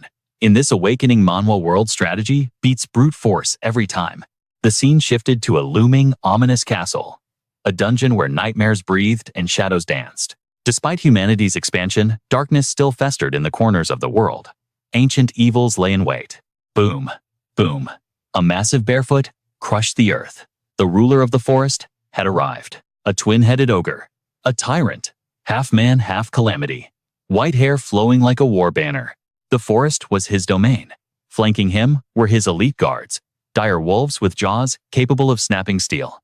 The long-haired hound sniffed the den. Empty. The nesting materials were cold. The female and her pup were gone. Stolen. The realization sent a shockwave of fury through the pack. Eyes glowing with bloodlust, the alpha wolf let out a guttural growl. Someone was going to die for this. An intruder had dared to touch their kin. This wasn't just trespassing. It was a declaration of war. The twin-headed ogre roared, shaking the trees. The males, consumed by rage, sprinted forward. Retrieval was the only priority. The hounds locked onto the scent, with the massive ogre thundering close behind. The scent grew stronger. They could smell the thief. In their domain, nothing escaped them. Time to punish the fool. They burst into a clearing and found her, the female, bound by heavy ropes. Confusion flickered for a second. She was pinned to the ground, whining in distress. She nudged her mate, checking him. The males moved in to cut her loose. But the forest suddenly screamed with danger. It wasn't a rescue. It was a kill box. Chaos erupted. As the rope snapped, a mechanism triggered. The trap sprung. A sharpened log swung down, aiming not for freedom, but for destruction. The alpha's eyes widened. This wasn't a hunt anymore. It was a massacre. They scrambled back, gasping for air, seeking safety. But they missed the true threat. A spark. Then an inferno. The ogre stood amidst the rising flames, gripping his club. One wolf was engulfed instantly, thrashing in the fire. The ogre gritted his teeth. He had just lost a loyal soldier. Rage boiled over. 4 eyes bulged with hatred. The tyrant's roar shattered the air as the trap's log crumbled to ash. Standing in the sea of fire, the twin-headed ogre looked like a demon from hell. He gathered his mana. This wasn't a skirmish. It was a vendetta. A simple fire wouldn't stop a boss monster. He was the apex predator. But he didn't know. The real hunter was watching. Corin stood there, blade ready. The ogre was a natural-born hunter. 1 head for sight, 1 for smell. A perfect design for a leveling Manhwa boss. Tracking the human was easy. Too easy. The trail was sloppy, almost insulting. This human is an amateur, the ogre thought. He can't even hide his scent. Yet, for an entire day, the ogre chased a ghost. The tracks were fresh, but the prey was nowhere to be found. Every time victory seemed close, the human vanished like smoke. Then, night fell. The ogre camped uneasy. Suddenly, ambush-sharp hailstones rained down like diamond daggers. The second head snapped awake, screaming. The ogre charged, tanking the damage. But it was just a scratch. Raindrops plummeted from the heavens like jagged diamonds glittering with deadly intent. But the true purpose of this barrage was far more sinister. The assault didn't stop there. The 2-headed monster gnashed its teeth with one maw, while the other roared in defiance. Just as it tried to wrest a storm of hail, hammered down relentlessly. It tried to ignore the nuisance, assuming it was harmless weather. That is, until the stones ignited in midair. Suddenly the beast was trapped in a raging sea of fire. Even after chasing its target, until dawn through chaos and destruction, the elusive prey left only faint traces, refusing to show his face. The ogre searched with stubborn pride for 3 days. But then the chilling realization hit him: he was being hunted. The predator was now the prey. Shame and fury boiled in his gut as he realized he was nothing but livestock awaiting the slaughter. "Yo," a voice called out. The source of his torment finally stepped from the shadows. It was Corin. He stroked his chin, the picture of nonchalance. "How'd you like my little trapping exercise? Time to wrap this up." Provoked by the human's arrogance, the ogre couldn't hold back a feral roar.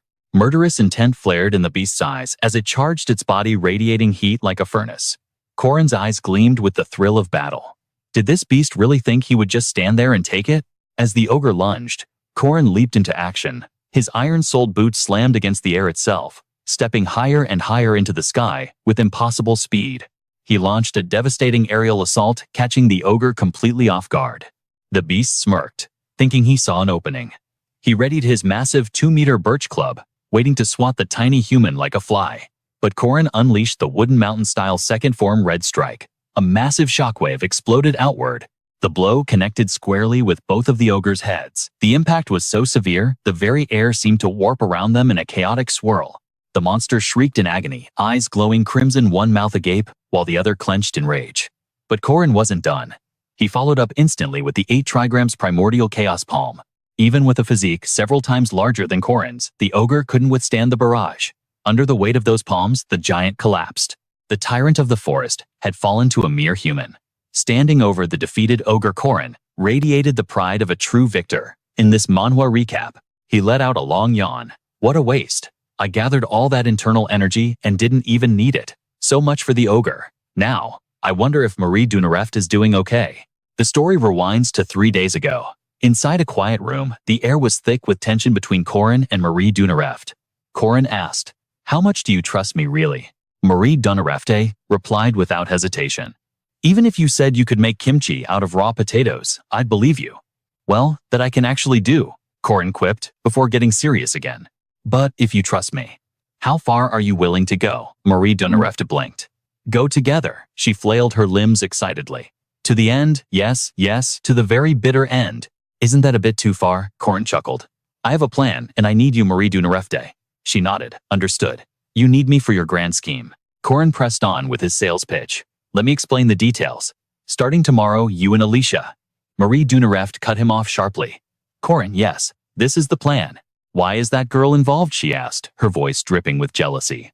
In the corner, a bloody dress lay discarded in a bamboo basket. Later, under the spray of a shower, Marie Dunareft was lost in thought. Despite being a veteran guardian and a unique vampire who had survived a chaotic youth, deep down, she was still just a girl in love. Corin's ambiguous phrasing was enough to make her heart race. The issue was bigger than she imagined, but she wasn't a fool. She gripped her long, damp hair in frustration. That boy was always one step ahead, plotting, planning, and reacting before fate could even deal its hand. Whether he was saving her or helping Alicia, she was grateful for his dedication. But how much did he know? How far ahead was he looking? She couldn't help but question herself. But she had already fallen into the trap of love. Blinded by affection, she decided once again to follow the whisper of her one-sided crush. The reason mages yearned to become professors wasn't just for the great Merkaba library. It was for the massive research facility located at the Academy's western edge. Standing before room B306 lay the ultimate material every mage dreamed of. Oh yes, a magnificent specimen of a boar. Professor Fermac and Professor Dimar stood before a literal mountain of a beast. Bound by golden chains and barrier magic, this was a unique monster, immortal, unkillable, and only sealable. Professor Dimar turned to his colleague. You've seen this in the textbooks, haven't you, Professor Fermac? The iron-eating boar that devoured an entire ore mine and the forest's roots. And now, it's captive here. Fermac stared intensely. Professor Dimar, this research is based on the alpha characteristics of special entities, correct? Indeed. I intend to write a thesis on the influence of special demon tribes on lower-ranked entities, specifically how their demonic energy affects our human realm. So, I just need to implant the ancient runes onto this unique monster. Dimar nodded. Precisely. Thank heavens you're here, Professor Fermac. In this day and age, a mage fluent in ancient runes is a rare gem. Fermac pointed upward. Few understand them because they are relics of a forgotten time. They are notoriously difficult to use in actual combat. He raised a finger signaling a specific individual. Dimar interjected, but for someone with that much mana, this task is child's play. Fermac frowned. Who are you talking about? Dimar leaned in. You know we have more than just monsters locked away in this academy. I never expected a unique vampire to volunteer for my experiments. Ah, is calling you that offensive? No, not at all. It was a meeting of two special entities. Marie Dunarefta stepped out from behind them. You could call it a summit meeting between the boss of Act 1 and the boss of Act 2, the king of the Iron Mine, the Haunted House mission. Dimar explained, this is a simple quest you can select in the second semester of the original game. But to defeat the Grade 1 evil spirit haunting the house, you must dodge attacks from poltergeists, find the hidden magic circle in the basement and destroy it, etc., etc. Fermac leaped into the house without hesitation. Inside the gloom, the sharp clatter of a fork echoed. The difficulty of this mission far exceeded its simple description. Veteran players of this system, Manhwa, called it the Ghost House for a reason. The challenge was proving you were a pro, even with the limitation of not sensing spirits. Fermac moved deeper into the house. Normally, he couldn't sense spirits. But this time was an exception. Duke Xanthia, the entity that hijacked wandering souls to possess magical tools in the Ghost House laboratory. A specter with razor-sharp fangs and eyes burning crimson. Possessing this haunted mansion triggers a seismic event. But here's the kicker. Physical force still reigns supreme inside this domain. Religious dogma won't save you here. Professor Corin ignores the holy scriptures and kicks the door down with explosive force. He leaps with arrogant grace, severing the spirit link at the peak. Dodging effortlessly, he thrusts his spear forward, shattering the window and sending a storm of glass shards flying straight at the professor. Corin drops low. He slides across the floor like a shadow, evading the trap and surging toward the exit. Action and words flow as one. He slashes the clock, then executes a triple jump strike to deflect the nail barrage. Eyes front, never look back. One step on the carpet's center, crack. The trap triggers instantly. As the table hurtles toward you, slice it in twain. Then obliterate the magic circle to cripple the spirit's spiritual pressure. Kick the candle on the right. Ignite the canosphere with the rune of Hoggle Boom. The door shatters, and a cursed painting launches itself at you. Glare at it with killing intent, then switch instantly to a friendly smile and sprint upstairs. Furniture will rain down like meteors, dodge or die. An immovable wall blocks the path. Watch out for the flying plates they inflict. Nasty status debuffs. Inferno erupts. Corin shouts to Heyman. That's the last of the poltergeist activity, Professor. The professor opens his eyes in sheer disbelief. Who is this kid? Every magic rune activates in unison. Fire Corin exits the chaos with the devilish grin of a victor. The haunted mansion is engulfed in flames. It consumes itself, clearing the path for your escape. Corin strokes his chin, basking in his own genius. You handle the rest, Teach. A true man never looks back at the explosion. It's the law of cool. Piece of cake, right? A clean 30-second clear. Heyman screams in shock from the sidelines. Even a second-rank mage couldn't pull that off. How is this possible? Corin smirks at the confusion. This is the ultimate speedrun strat, left behind by a legendary Korean streamer. It's classic Manhwa recap logic. A heavy hand lands on Corin's shoulder. Congratulations, Professor Heyman says, his voice thick with awe. I mean it. You've proven yourself as a quasi-first grade. There's a port city nearby called Sa. I know a legendary spot. Dinner is on me. Does Sa have sashimi? Corin asks innocently, but internally he knows. That city holds the key item, the very reason he chose this raid. Heyman laughs, guiding him along. Oh, you know it. A fan of fresh seafood, are we? Corin nods. I love it. Great, I'll take you to the best fish market in town. Suddenly, Corin's gaze sharpens. Far off, Diagu lurks behind a tree. Good, Corin thinks. The bait has been taken. 88 years ago, a glacial mountain manifested in the frozen northern peninsula. A desolate wasteland, concealing treasures beneath the permafrost. The deposits were so vast, they christened it the Iron Mountain. But the miners, seeking gold and steel, witnessed a nightmare instead.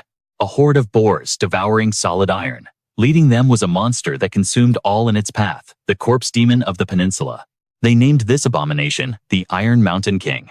Burning red eyes and tusks that could pierce the heavens. Meanwhile, Alicia Arden sprinted through the halls, cursing herself. How could I oversleep today? Was it the fourth-floor lab? Panic surged through her veins as she pushed her speed to the limit. I cannot be late, Corin's warning echoed in her mind. Flashback to a few days ago, Alicia Arden ran into Senior Marie Dunareff. Senior Marie Dunareff jumped, clutching her chest. Oh, little Alicia Arden, you nearly gave me a heart attack. Alicia Arden looked at her with wide eyes. I'm so sorry. Did I interrupt an important experiment? Marie Dunareff offered a gentle angelic smile. Not at all. Just tinkering a bit during the break.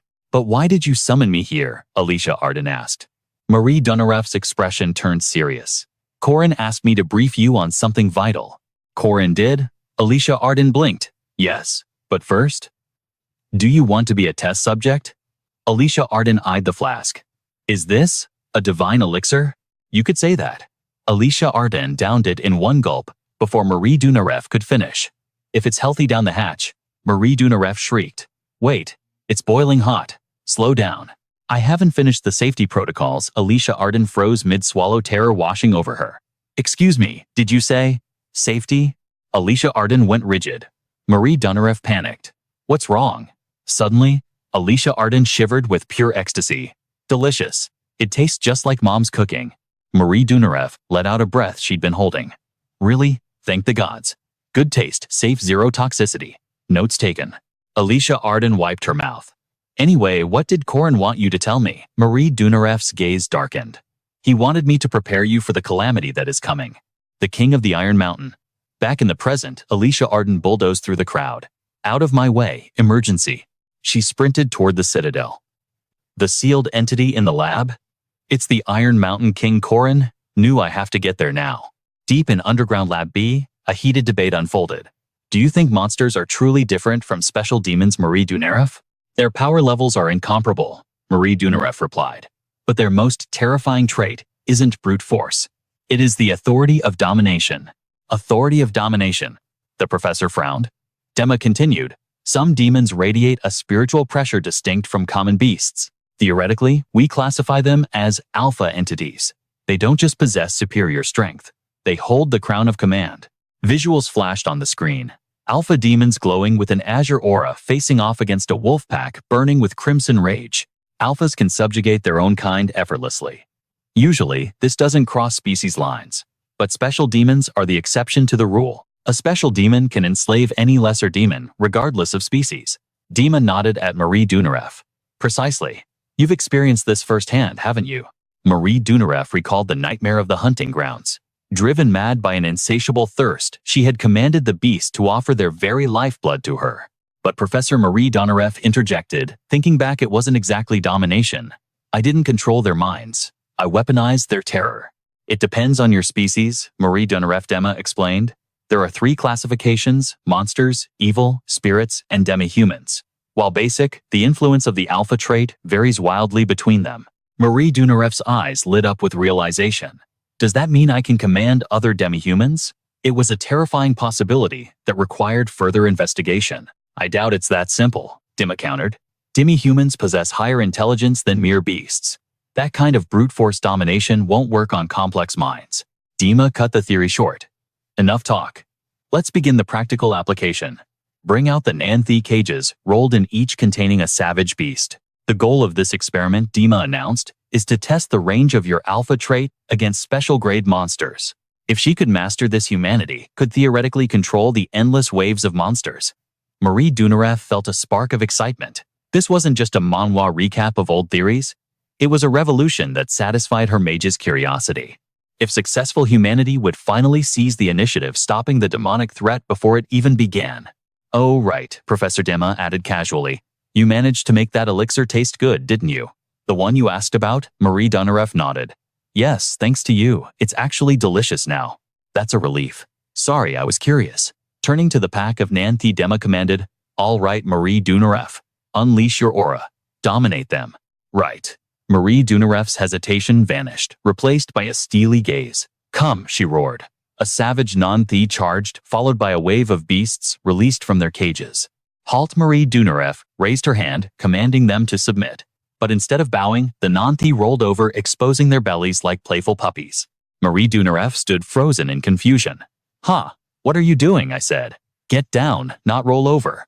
Panic crept into her voice as she turned to Dima. Professor, why aren't they listening properly? It's the communication barrier between demi-humans and monsters, Dima theorized. Low-level monsters lack the intelligence to process complex commands. Pham stepped in. Let's test the resonance with her own kind. Professor Pham released the sovereign seal. The reply came instantly. Understood. As Pham chanted the ancient banishment spell, Marie Dunarev prepared to release the first seal. A massive Nanthi lunged forward, its eyes burning with a hunger to devour her whole. The beast roared a sound of pure primal rage. The violence escalated instantly. Marie Dunarev stood her ground before dozens of red-eyed Nanthi. Protective circles 1, 3, and 7 active. Reinforce the chains on seals 4 and 6. The beast's eyes sharpened, devoid of any humanity. They had no intention of stopping. As they swarmed her, Marie Dunarev screamed, Stop! But the bloodlust was too strong. The wave of monsters crashed forward. Marie Dunarev unleashed her power. Professor Dima stroked her chin in thought. Is it because they're wild boars? Are they just naturally prone to losing control? Fortunately, I can still handle this, Marie Dunarev gritted out. Suddenly, alarms blared. Emergency! Emergency! The monster in cage A107 has escaped. Dima's face went pale. What cage A107? Impossible. A colossal shadow slithered forth a manticore. A manticore, Dima gasped. Marie Dunarev didn't hesitate. Blood spear. Thousands of crimson spears rained down, piercing the manticore's massive hide, but it wasn't enough. The beast was terrifyingly fast. Marie Dunarev clicked her tongue in frustration. Diok, conserve your mana. Keep firing. Pham stepped in his fist, glowing. Left fist of destruction. The old master stood firm, power gathering in his grip. Spiral obliteration. Suddenly, Pham paused. Professor Dima, something is wrong. The howling of the beasts grew frantic, a chaotic rhythm of madness. This atmosphere, it's unnatural. The monsters are breaking containments and bashing themselves against the barriers. You must evacuate. Dima ignored him, fingers flying across her keyboard. Not yet. Manual override Z17. Activating large-scale anti-monster barrier and seal magic, initiating reseal protocol for the Iron Mountain King. Pham gritted his teeth. We'll lose the research data, but lives come first. I'll handle it. Chaos erupted as the lab staff scrambled, fear thick in the air. This is Team 2. The magic circle isn't responding. The seal is down. Damn it, someone sabotaged the containment array. What? Oh God. The Iron Mountain King is loose. Meanwhile, miles away in a bustling harbor city, the sea breeze carried the scent of salt and peace. Laughter echoed from a local tavern. Ah, that hits the spot. If we had just a little more to drink, this would be heaven. His companion burst into hearty laughter. Haha, you brat, you really know how to eat. The table groaned under the weight of a magnificent feast. Hot pot roast meat delicacies galore. Corin smiled, but his mind was working. The only reason I'm enjoying a midday feast is because old man Haman is celebrating my recommendation for advancement. Corin clasped his hands, a mischievous glint in his eyes. Say, shouldn't we order a bottle of rice wine to wash this down? Haman sighed, exasperated. Kid, you're still a student, and I'm your instructor. Know your place. Corin was technically a third-year student. In this world, he was still a minor, which meant alcohol was a distant dream. It was baffling how strict these taverns were about ID checks. This strange awakening Manhwa world, a blend of medieval aesthetics and early modern laws, had some truly bizarre rules. Corin stared at the food with longing. He fantasized about the holy union of fried chicken and beer. Do you know the pain of being denied a cold beer with your meal? It was tragic. To think he who came from a country famous for its drinking culture was now dry. Corin cleared his throat. Instructor, there is an old saying from the East. Haman raised an eyebrow. Oh, and what is that? Corin adopted a solemn tone. They say liquor is something you must learn from your elders. I want you to be the one to teach me the way of the cup, instructor. Haman's eyes shimmered with emotion. He's looking at me with such respect and admiration. This isn't just about the alcohol, Haman thought, wiping a tear. He truly wants to bond with me. The trap snapped shut. Haman poured a drink with a grin. All right then, let's drink. Corin beamed, concealing his victory. Hook, line, and sinker, he chuckled internally. The old man fell for it perfectly. Suddenly, a sharp bark pierced the air. Corin froze his instincts, screaming danger. Wait, that sound came from outside. The crowd was in an uproar. What is going on? A dog barking here. Who would bring a beast to a place like this? Back at the table, Corin trembled, the glass shaking in his grip. Why does it have to be now? A muscular dogman approached, biceps rippling. It stood there with arms crossed, eyes glowing crimson, barking a lecture as if scolding a naughty child. Bark, bark, bark. Corin understood every heartbreaking word. Bitter tears streamed down his face. The agony, he had waited years for this drink, and now destiny was playing a cruel joke on him. Meanwhile, deep within the facility, the heavy chains that bound the beast suddenly snapped. An inexplicable force severed the seals, defying all logic. Professor Dama looked up, terror flooding his gaze. His eyes narrowed as the realization hit him. This is a catastrophe. He screamed in pure panic. The Iron Mountain King has broken free. The words barely left his mouth before a colossal boar, radiating murderous intent, tore through the remaining chains. Park, standing nearby, immediately sounded the alarm. Damn it, we have to stop that thing, Marie Park shouted. She responded instantly, yes, planting her feet firmly. Marie raised her staff, mana gathering around her as she began her chant. Crystal Spear. With a fluid motion, Marie unleashed the jagged projectile, straight at the Iron Mountain King, which stood towering like an unmovable statue. But the result defied logic. Marie stood frozen, her eyes widening in disbelief. The crystal spear shattered. Her strongest attack crumbled upon impact, leaving the beast completely unharmed. Impossible. Marie's jaw went slack. Did her magic really inflict zero damage? She was completely stunned. But Park didn't hesitate. Good work, Marie. He praised her. To keep morale up, his fist crackling with electricity. I will handle the rest. Park's eyes flashed with lethal intensity. He launched himself at light speed, delivering a thunderous punch to the beast's hide. Yet, in that split second, a cold realization hit him. There was no feedback, no impact force. As expected, the strike didn't even make the Iron Mountain King flinch. It was like punching a mountain. Park hovered in midair, cursing the situation. It's true, this pig's hide is impenetrable. Suddenly, the beast's massive tusk began to glow with an eerie light emitting a strange resonant frequency. Park was genuinely shocked. An ancient language attack. Impossible before he could react. The Iron Mountain King unleashed a devastating blow, sending Park flying like a ragdoll.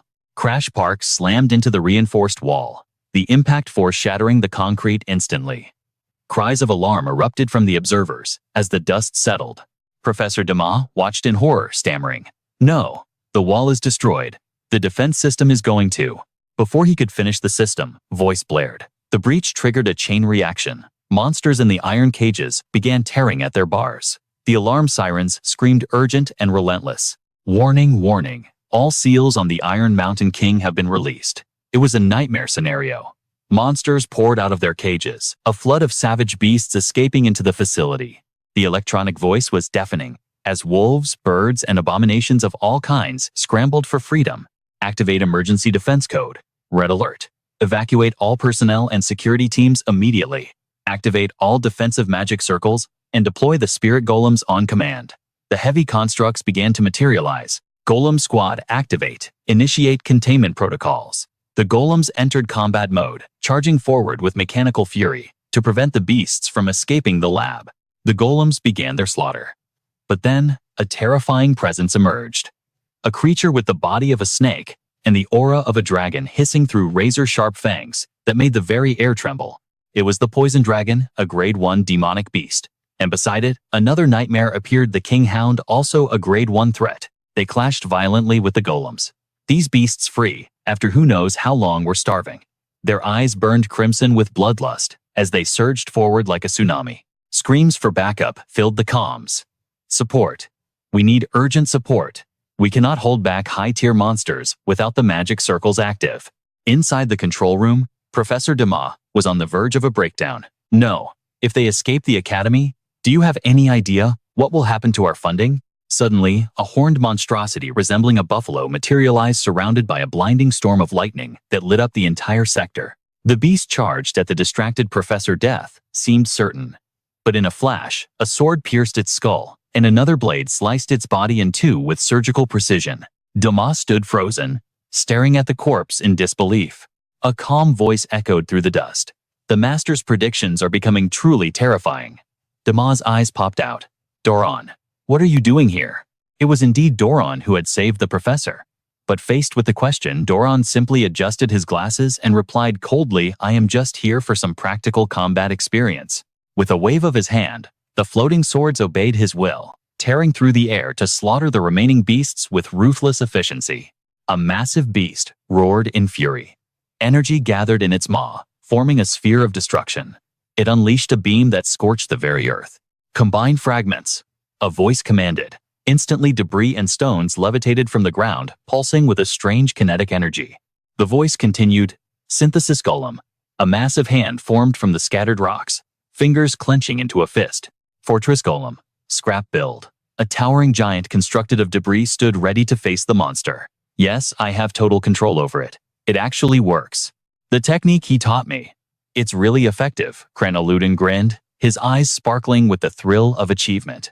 Just a few days ago, he told me that physical stamina was the key to my growth, treating my training like a hardcore leveling manhwa grind. Then he taught me these golem control techniques.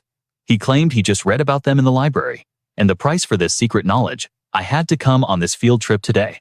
Cranell shivered as he recalled the hellish training sessions from the past few days. But the enemy wasn't waiting. The beast launched a ferocious counterattack, pummeling the scrap golem. We're being pushed back. Is a grade 1 monster too much for this construct? Cranell panicked. But suddenly, thick wooden roots erupted from the ground, wrapping tightly around the golem's stony frame. Root support. Wood division. Scrap wood golem. The vines acted as muscle and armor, binding the loose stones into an impregnable fortress. It was Ewan. He watched his own magic work with a look of awe. How did he know this specific situation would happen? How did he know to teach us exactly this? His timing was terrifyingly perfect. Ewan cried out in pure awe at the spectacle. Across the battlefield, the Hydra-like beast let out a blood-curdling shriek that pierced the ears of Ma. Witnessing the creature's rampage, couldn't hold back a scream of terror. In this intense Manhwa recap moment, the poison dragon is ascending to the 3rd floor, but suddenly, a blur of motion. A swordswoman wielding twin blades flashed past, carving through the beast's scales and forcing a deafening screech of agony from its throat. It was none other than Alicia Arden. She glanced back at the dragon, collapsing to the ground, exhaling a long breath. Phew. Did we finally finish it off? Dema's voice rang out, trembling with disbelief from within the smoke. How? How was that timing so perfect? I never expected the students appearing here to be at least second-ranked knights and mages. I have never been so grateful for a group of students in my entire life. But then realization dawned on Dema as his eyes went wide. Wait a minute. Why are all of you inside the laboratory right now? The students gathered before him, answering in perfect unison. It is a field trip, sir. Dema blinked, completely flabbergasted. Huh, a field trip.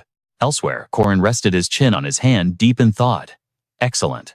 My plan to have those brats appear in the laboratory is proceeding exactly as calculated. Meanwhile, in the Blood Realm, in a dark void, surrounded by towering crimson spikes, a massive boar radiated pure, unadulterated rage. The observers outside let out a collective sigh of relief. Thank the gods, we prepared the magic barrier, just as Corin instructed. Now, that beast cannot burrow underground to escape. But suddenly, the beast summoned a surge of monstrous power. It shattered the barrier in an instant. The colossal boar seemed desperate to escape the humans surrounding it. Faces turned pale in an instant. What the Marie Dunarev raised her staff, shouting a warning to the group. Do not lower your guard. It might have other attack patterns. The Pig King was no ordinary magical beast. This was a rank 1 monster, a nightmare straight out of a horror movie. In a leveling manhwa world like this, a rank 1 is a true calamity. The monster refused to stay still, tearing through the environment in a blind fury. Drawn sprinted for his life, cursing as debris rained down. Damn it, just moving its massive body is enough to blow everything to pieces. Cranel gripped the control panel and shouted, Yuen, buff me now. Yuen hesitated, bewildered. Are you sure you want me to do that? The spirit golem's body was shattered by that rank 1 monster's attack. But I reconnected the joints using the magical engineering technique Corin taught me. Following his command, the golem delivered a devastating punch, but the pain only fueled the beast's rage. It charged forward in a frenzy of destruction. Yuen's support magic surged through the golem, fortifying its frame against the beast. Cranel shouted with absolute conviction. Yuen, stick to the plan. Channel all the buff effects into the golem's fist right now. Will that be enough? Yuen cried. Cranel grinned wildly. Not just that. We are going to detonate all 5 spirit bombs absorbed in the golem at once. We will blast a massive payload of magical energy right into that monster. It was just like the legends of the hero Arhan. The Academy duo was slaughtering the horde of monsters in the laboratory. As the battle reached its fever pitch, the 2 titans tore at each other. System alert, golem balance control calibration complete. Mana reinforcement active. Target lock radar engaged. Warning. Golem equipped with natural wood fist armament. Spirit bomb explosion yield maximized. System stable. You have full control. Inside the cockpit, Cranel roared with burning determination. Let's do this. Yuen watched from behind with a look of pure terror. Ignoring him, Cranel slammed the button so hard it shattered scrap wood golem. Ultimate form.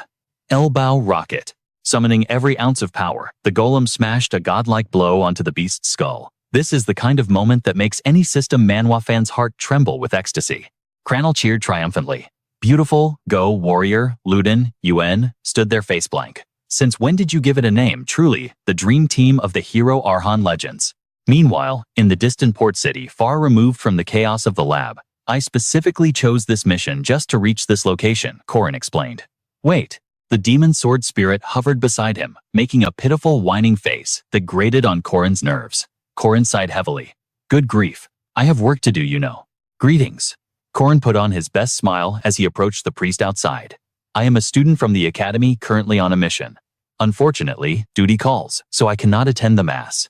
However, may I borrow the chapel's prayer room for a moment?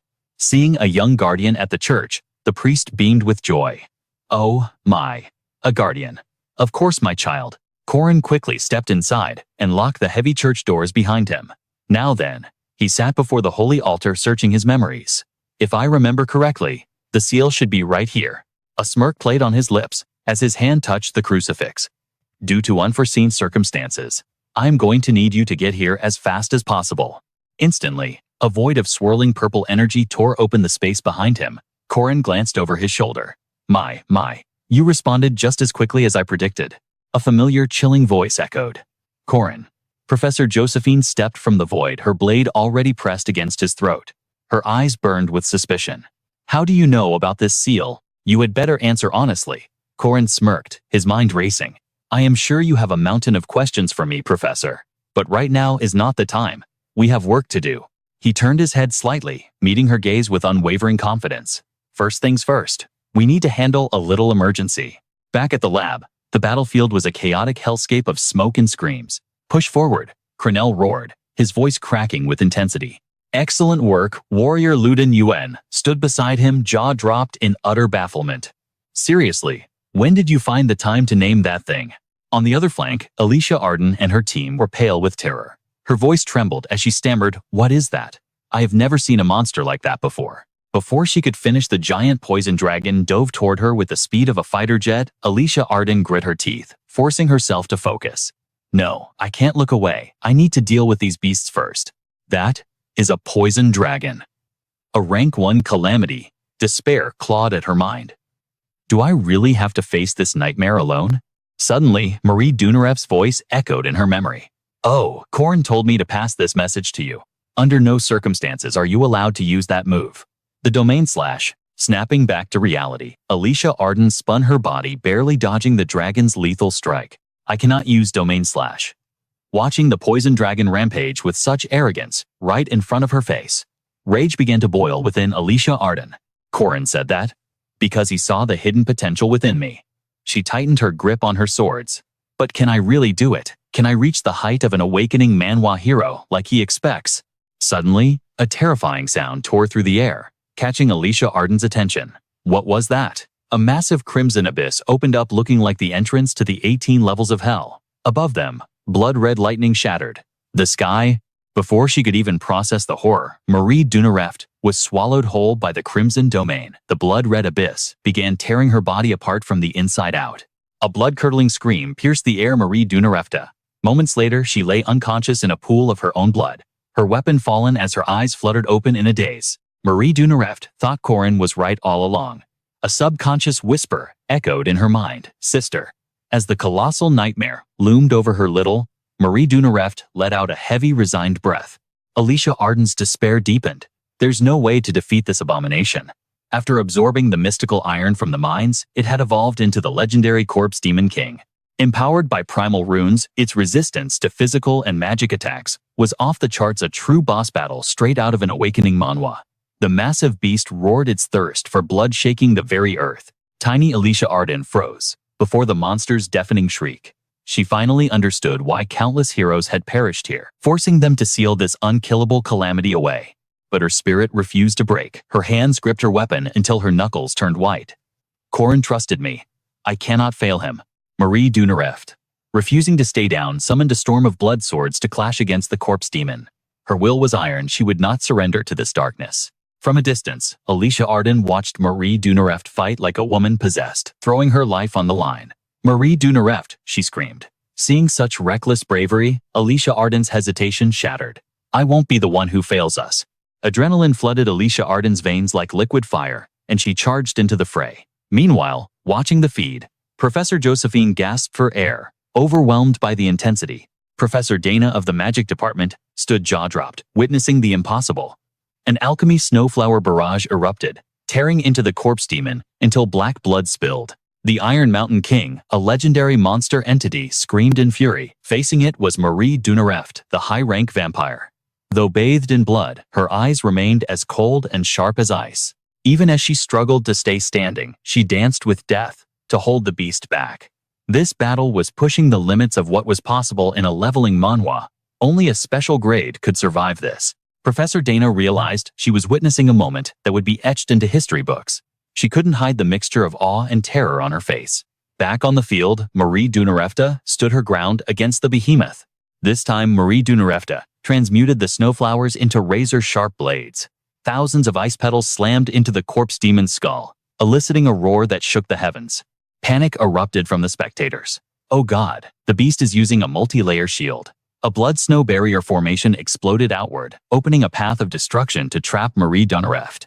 The corpse demon unleashed a torrent of crimson snow from its maw, blasting Marie Dunarefti Dune Scathlett with overwhelming force. Her body seized up instantly. The students fought desperately to keep the lesser monsters from escaping the lab, but the heavy weight of impending doom hung over everyone. Defeat seemed inevitable. But suddenly, the corpse demon's vision was filled with blinding white light. The beast stood dumbfounded, unable to howl at the calamity unfolding before it. It scanned the area with glowing red eyes, only to see a colossal foot descend from the sky. In the blink of an eye, Marie Dunareft Dune Scathlett was cradled safely in the massive palm of Diogo.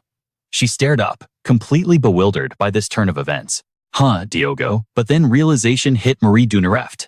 Ah, he finally returned.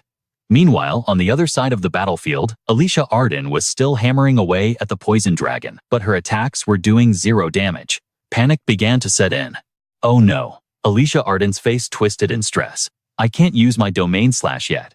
How on earth am I supposed to take this thing down? What would Corin do in this situation? The poison dragon mocked her, sticking out its tongue with zero respect before unleashing a cloud of deadly toxic breath. Watching the dragon, a memory sparked in Alicia Arden's mind. She gripped her sword with renewed conviction. That's right. If I were Corin, there is no other choice. Alicia Arden unleashed a blinding white arrow, aiming straight for the dragon's pressure point. Basic combat theory, she told herself. Dodge and slash. Clear the mind of fear and execute. Her footwork became a blur, a phantom dance of death. She pierced the poison dragon with surgical precision, locking it into a state where it couldn't even fight back. It was the Aiden first sword-style ascension. Moments later, the dragon's body glowed ominously before crashing into the earth, creating a massive shockwave. Alicia Arden flinched, shielding her eyes. As the dust settled, Alicia Arden calmly brushed the dirt off her uniform. What was that? Hee hee. I actually did it. I won without even needing the domain slash. A voice called out from behind. Yeah, not bad. Alicia Arden jumped and whipped around. Corin was standing there, arms crossed like a system Manhwa protagonist looking pleased. Great work, everyone. Alicia Arden gaped in surprise. Nearby, Granol Luden stood over King Han cheering. I won, I actually beat him. I don't need Corin, I don't need friends, I only need the warrior Luden. Wait, didn't you only create warrior Luden because you became friends with Corin? Corin surveyed the battlefield. So King Han is already mincemeat. And the poison dragon? Where is it? Nothing left but a bloodstain. Alicia Arden lowered her sword breathless. I thought you weren't coming. Corin raised an eyebrow, ignoring the sass. Status report. Where's the corpse demon? Alicia Arden's face went pale. Sister Marie Dunareft is still trying to hold it back. I need to go help her right now, Corin muttered. Is that so? Behind him, Professor Josephine's eyes lit up. So, what's the master plan? Corin Josephine asked. Since you dragged me all the way from the church, you must have cooked up something good. Corin smirked. Obviously. You just need me to help catch the corpse demon, right? But this place is crawling with other monsters. Don't worry, Corin said, as the spear tip descended, activating a magical array. There was one variable Corin had predicted while explaining the plan to Marie Dunareft. The rune-engraved boars in the lab would be impossible for Marie Dunareft to control. But after using the rune-etched slabs, Marie Dunarefte prepared as bait, thousands of monsters with glowing yellow eyes suddenly swarmed the area. And in an instant, boom, they were incinerated into ash. Corin explained. By triggering the resonance of the ancient runes, we created a chain reaction explosion. Just a little exploit of the mechanics. It wiped out the entire boar herd instantly. Now, between me and the silver spear infused with primal runes, we have the ultimate weapon to clear this dungeon. Corin skipped ahead cheerfully. Let's go, Alicia Arden. Alicia Arden blinked, then followed. Okay. Out of the chaos, only about 30 elite monsters survived the explosion, standing alongside their leader, the Iron Mountain King. Corin's lips curled into a confident grin. No problem at all, he shouted over his shoulder. Drawn, get over here. Hearing his name, Drawn sighed heavily. Finally, you showed up. But Corin's sharp tongue wasn't done. He yelled out, Dream Team, stop spacing out and get over here to help me. Luna looked ready to explode from anger at the teasing. I don't need you. Au, standing behind her, couldn't hold back the scolding. Are you crazy? Let's go. And what the heck is a dream team anyway? The protagonists of this legendary manhwa recap have finally assembled. These are the awakened heroes, destined to save the future. A gentle voice broke the tension. Are you holding up okay? Marie turned back with a nod. I'm fine. Corin's eyes narrowed. Then let's reset the board. It's time to launch our counteroffensive and take this beast down. Corin knew this squad was top tier, a true luxury lineup, yet hesitation lingered in the air. The enemy standing before them was no ordinary mob. It was a colossal demonic beast, the Iron Mountain King, an uncontrolled tyrant ruling over peaks of steel, a classic awakening manhwa nightmare. It crushed everything in its path, with ruthless aggression showing zero mercy. Marie screamed, scatter, get away from that tyrant, before it devours us all. But ironically, Luden was pumped, his golem roaring with mechanical fury as he charged in. Warrior Luden dove straight into the danger zone. Seeing him ignore the warning, Corin panicked. Hey you muscle brain, we can't tank that thing head on. Has he lost his mind? The demonic beast thundered forward like a freight train. Luden remained stubborn, shouting, don't underestimate me, my warrior golem is an impregnable fortress. Luden pointed forward heroically, while Ewan stood back with crossed arms, looking completely done with his antics. Suddenly, Luna let out a battle cry. The slayer of King Han. She unleashed a spirit bomb ×7, an explosive knee strike from the heavens. But suddenly, Luden's face went pale as a sheet, his confidence crumbling like stale bread. Witnessing Luden's pathetic state, Corin couldn't help but curse, you absolute idiot. He quickly switched gears. Crenell, unleash everything on that beast. Everyone else spread out now. Corin barked orders. Ewan summoned the wood prison, lock it down from one side. Meanwhile, Luden was still sobbing over his controller like a child. Warrior Luden, get up. You can't lose yet. Ewan scoffed from behind, annoyance dripping from his voice. Shh, The outcome was obvious from the start. Following Corin's strategy, Ewan unleashed a surge of vines to ensnare the monster. Thick greenery wrapped around the beast, freezing it in place. Ewan panted. Did that hold it? It was the original rune. The beast's eyes glowed with bloodlust, staring down the puny humans. In a split second, the wood binding shattered into splinters. Luden's eyes nearly popped out. What the hell? How is it that strong? Seeing the situation deteriorate, Corin gripped his spear and signaled Drawn to move. Corin commanded Drawn, "Flank it from the rear." The mercenary nodded, his blades ready. "Consider it done." Drawn smirked internally.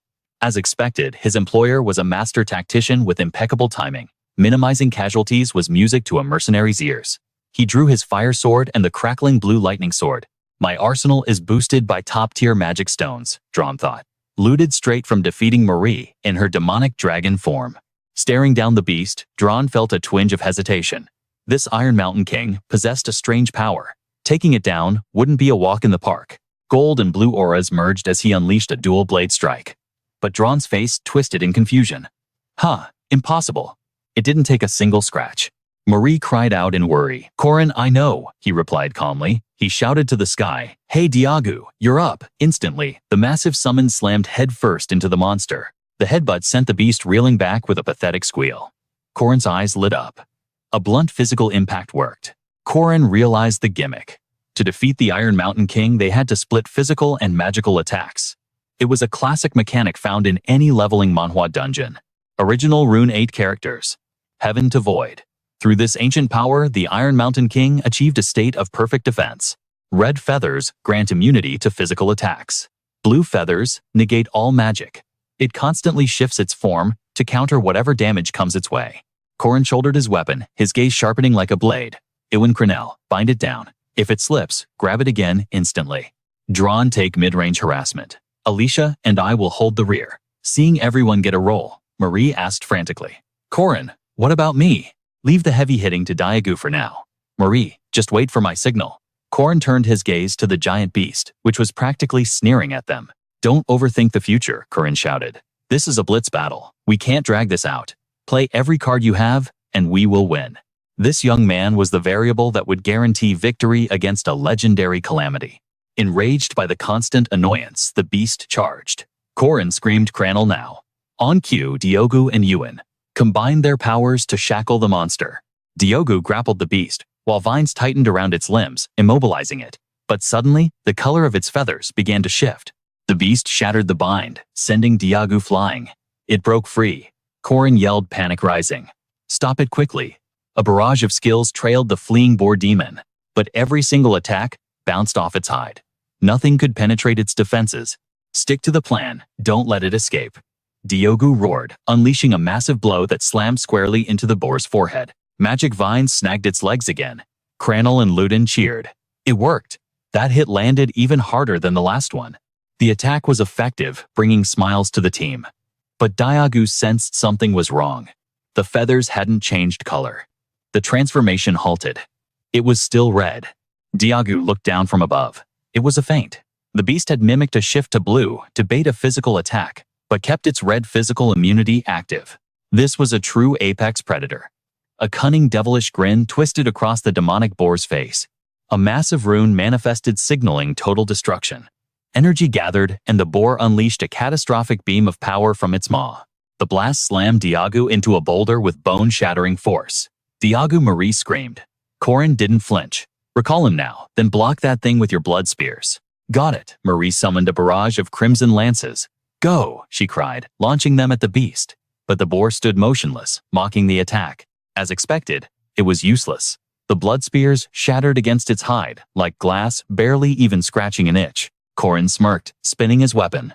"I guess it's my turn." He charged forward. Marie gasped. "Corin, stop." Its feathers turned blue. Ignoring the warning, Corin's eyes blazed. "Hey, you overgrown pork chop, let's see how you handle this." As his words faded, Corin erupted with an overwhelming aura, matching the spear in his hand. He unleashed the one-hit kill technique, a strike of pure devastation, aimed straight at the demonic corpse boar. The beast sensed the lethal intent instantly. Grinnell's jaw dropped in disbelief. What kind of power is that? AU was just as stunned. How could a simple spear throw cause such a cataclysmic shockwave? But against all odds, the boar dodged it. Talk about awkward. Corin just missed his highlight reel moment. If humiliation gave experience points, he'd be max level right now. Corin clicked his tongue in frustration. TSK missed by a hair. Its reflexes are insane. His spear was buried deep in the earth, but the monster's massive body was nowhere to be found. Corin barked the order. Marie blood spear now. She didn't hesitate. On it. If the beast used its blue feather defense against magic, it would be wide open to physical attacks. Conversely, if it used the red feather to block physical strikes, the blood spear would tear it apart. It was the perfect pincer attack, a hybrid combination of physical and magical destruction. With their strategy set, Corin and Marie moved in perfect sync. They unleashed a furious barrage, supporting each other to corner the ferocious beast. How are you going to block this infinite combo? But the demonic boar's face darkened. It looked absolutely livid. Then, a twisted, sinister grin stretched across its maw. Oh no, we're in trouble. Corin was blasted backward, barely managing to block with his spear in time. Marie was also sent flying by the sheer pressure, her blood spears shattering into dust. Grenelle trembled in terror. What? What is that? Corin gritted his teeth through the pain. To block both types of damage, it finally used its trump card. Absolute defense against both physics and magic, the legendary indestructible golden body. The boar's entire form began to glow with a blinding golden hue. Everyone froze. Gold. The king laughed, basking in its own power. It sneered at their futile efforts. This was its ultimate secret weapon, 5 minutes of absolute godlike invincibility. The undead monster's smile grew even more grotesque as its body radiated golden light. In this state, the Iron Mountain King was untouchable. It charged forward, ready to bulldoze everything in its path. Corin roared, "Here it comes." Panic laced his voice. "This is bad. Everyone run. For the next 5 minutes, no attack in the world can scratch it." Drawn shouted back, "Master, it's impossible. There's nowhere to go. The exits are completely sealed." Corin's eyes widened. When did it collapse? The building debris. Corin cursed under his breath. Damn smart monster. The king was laughing, its eyes narrowing with cunning malice. It had slammed into the walls earlier, just to trap them like rats in a cage. "We're finished." Just as despair said in a voice cut through the chaos. "Charge, warrior of Ludon. It's our time to shine." A massive blue golem threw a heavy punch, but the boar shattered it into pebbles with a single headbutt. The stone giant didn't stand a chance. Marie fired a desperate alchemy spell, frost blood magic. But against the golden armor, the magic of a mere mortal was useless. It was like trying to stop a tank with a snowball. The king had finally broken free of the prison that held it. Its eyes glowed crimson, burning with a hunger to devour every living soul in the room. Golden Feather Mode, the final form of the Iron Mountain King. This was the 5-minute nightmare that made players despair in this awakening Manhwa storyline. A legendary boss wipe mechanic. Corin whispered, "We're out of options." Then a smirk played on his lips. "Just kidding. There is one hidden method left." He tapped the hilt of the sword, and a brilliant light exploded forth. Seal release Alicia appeared, the legendary blade in her grasp. Even the demonic boar flinched in surprise. A technique that ignores physical defense and bypasses magic resistance. A blade that deals 100% true damage. Alicia unleashed the ultimate art, Aiden's first sword style, the only strike effective against a legendary defense. The boar turned pale with fear as the demonic slash tore through its domain. The impact was catastrophic. The shockwave sent even Alicia flying backward. Corin watched in awe. "Whoa. One Alicia is worth 10 regular party members," Corin cheered. Alicia blushed furiously. "What are you saying? Is it over? What if it moves again?" Corin grinned. "It won't. This is Marie's stage now." A massive complex magic circle ignited on the floor, summoning thousands of chains to bind the beast. "You restored that giant array in seconds." As expected of Professor Josephine, Corin gloated. The golden body was invincible, sure, but once that shell was cracked, the monster lost control of the primal runes. Corin shouted, "Marie now." Marie's eyes glowed with determination. "I am ready." She unleashed her ultimate spell, flooding the sky with crimson magic. Corin scrambled away, screaming, "Professor Josephine, handle the rest." Josephine cursed. "Damn it, you brat. I will end this," Marie declared. She cast the grand blood art, the nightmare fire spear. A beast that had survived 80 years, the terror of Dingle Peninsula, was finally obliterated. As its body disintegrated, a blinding light erupted. No spear user could ignore this energy. A shockwave of pure power blasted out from the dying king. The origin. The 8 ancient characters required to ascend to heaven. A glowing stone materialized, a relic left behind by the gods. No force on Earth can destroy the rune itself, but its vessel, the rune stone, is fragile. 80 years ago, a wild boar on the peninsula swallowed these stones and mutated. That was the monster they just killed. Its face flashed in memory one last time. No one thought it could be killed, or that the rune stones could be retrieved. Those stones grant near immortality, but now, the seal was broken, and the demonic corpse was defeated. The image of Alicia's finishing slash replayed in the air. The protective shell around the runes had shattered. But where would a naked primal rune go? A stone etched with blue patterns appeared. That was the prize. The answer is simple. Runes seek the nearest vessel to survive. Like a parasite, finding a host, the energy surged toward a hiding spot. It found its destination. The man who infiltrated the academy 10 years ago for this exact moment. The disguised professor, Firmak. He caught the stone in his hand, the ancient power humming against his skin. The Iron Mountain King defeated by mere students. A softer ending than I expected. Around him, the academy was in chaos as students evacuated the injured. Marie called out, "Is the lab cleared yet?" Drawn Wasky bellowed, "There are still monsters. Block the entrance." The boss had been weakened by 80 years of imprisonment, so its defeat was logical. Now, I just need to slip away through the secret passage. Firmak covered his face, preparing to vanish into the shadows. But then his eyes widened in shock. Sitting right there was the anomaly, the boy who defeated the vampire Marie and the Iron Mountain King. Corin was watching him. Corin lounged on his makeshift throne, resting his chin on his hand, with the arrogance of a king. "So tell me, how is my dear senior brother doing?" A 5th grade Knight. Corin blocked the path with absolute confidence. Firm blinked, completely blindsided. Corin smirked. "Since you are the student of a disciple my master kicked out, that makes me your grand martial uncle. Where is my bow of respect?" "In your dreams," Brat Firm scoffed, trying to maintain his composure. But cold sweat trickled down his spine. The realization hit him like a truck. He finally knew exactly who he was dealing with. Firm's mind raced with only one thought. That stance. That spear technique. It is identical to my master's. Corin just sat there, radiating an icy, untouchable aura that screamed danger. Firm stared at Corin in disbelief. Only one man had mastered the 6-step spear arts to the level of a grandmaster, the Spear King. His memory flashed back to a legendary duel between Corin and a mysterious female warrior. "He moves exactly like him," Firm concluded, his heart racing. There is no mistake. This kid must be the master's secret disciple. But Corin wasn't just posing. He was analyzing. "You think you know me." In reality, Corin served a master. Firm couldn't even imagine. He had predicted Firm's infiltration into the academy from day one. Flashbacks revealed Firm sneaking into the academy, observing from the shadows. He had sensed something off about Corin back then, but made the fatal mistake of ignoring the anomaly to play it safe. Now that mistake was coming back to haunt him. Firm's eyes narrowed, filled with a mix of suspicion and dread as he glared at Corin. "I was sent to the outskirts after my duel with Lunia Ian," Corin mused. "But that was just your excuse, wasn't it? You wanted me out of the way to steal the primal rune from the Iron Mountain King." Memories of the bureaucratic charade played out. Corin handing in his report, playing the part of the obedient student while Firm watched. Firm had left the city grinning like a Cheshire cat. He truly believed that exiling Corin was the checkmate move for his Manhwa recap-worthy scheme. He sat there smiling, with sickening self-satisfaction. "Too bad you didn't account for Professor Josephine." Corin revealed, his eyes gleaming. "Her seal was my ticket back, via instant teleportation. Professor Dina's experiments, Marie Dunaref's rampage. It was all just cover for you," Corin said, his voice dropping an octave. "But hear this, you are not taking the primal rune of origin anywhere." Firm's composure snapped. A terrifying aura exploded from his body, shaking the air itself. "Your arrogance knows no bounds. What could a lowly student possibly know about high-tier plans?" "Did Josephine talk?" Firm growled, his knuckles cracking as he prepared to strike. "No matter. You are just a bug I forgot to squash.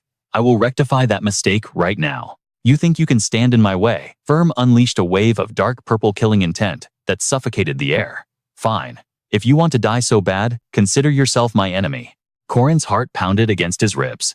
This wasn't a game. Firm was a 1st-grade knight, a continent-level threat, and the mastermind who broke the Iron Mountain King's seal. This guy was the true final boss of the 2nd arc. In the future, he would be known as the Heavenly King, one of the 4 monarchs. Firm settled into a stance that screamed martial perfection. His power rivaled Lunia Ayan at her absolute peak. With enough time, he would easily ascend to the realm of a High Master. The pressure was immense. Images of Luniane's devastating sword strikes, tearing the earth apart flash by. Shadow mana oozed from Firm's silhouette like purple sludge. Is that all the talent you have to show for your arrogance? He sneered. You think you can fight me? The sludge formed a perfect doppelganger. Dark energy surged. Shadow blast. I will end this farce in a heartbeat, Firm declared. Corin didn't flinch. He analyzed the battlefield with the cold logic of a system Manhwa protagonist. Firm's trait: lightning-fast counters and amplified damage in the dark. But, did you think I picked this spot by accident? A blinding light erupted. The solar rune activated, and panic flashed across Firm's face as he looked at his clone. The shadow clone disintegrated instantly. Corin grinned like a predator. Darkness fears the holy light. Even a villain should know his own weakness. It was basic magical theory. Just as a fish needs water, a dark mage requires shadows to unleash their true potential, like a water mage needing dampness or a fire mage needing dry air.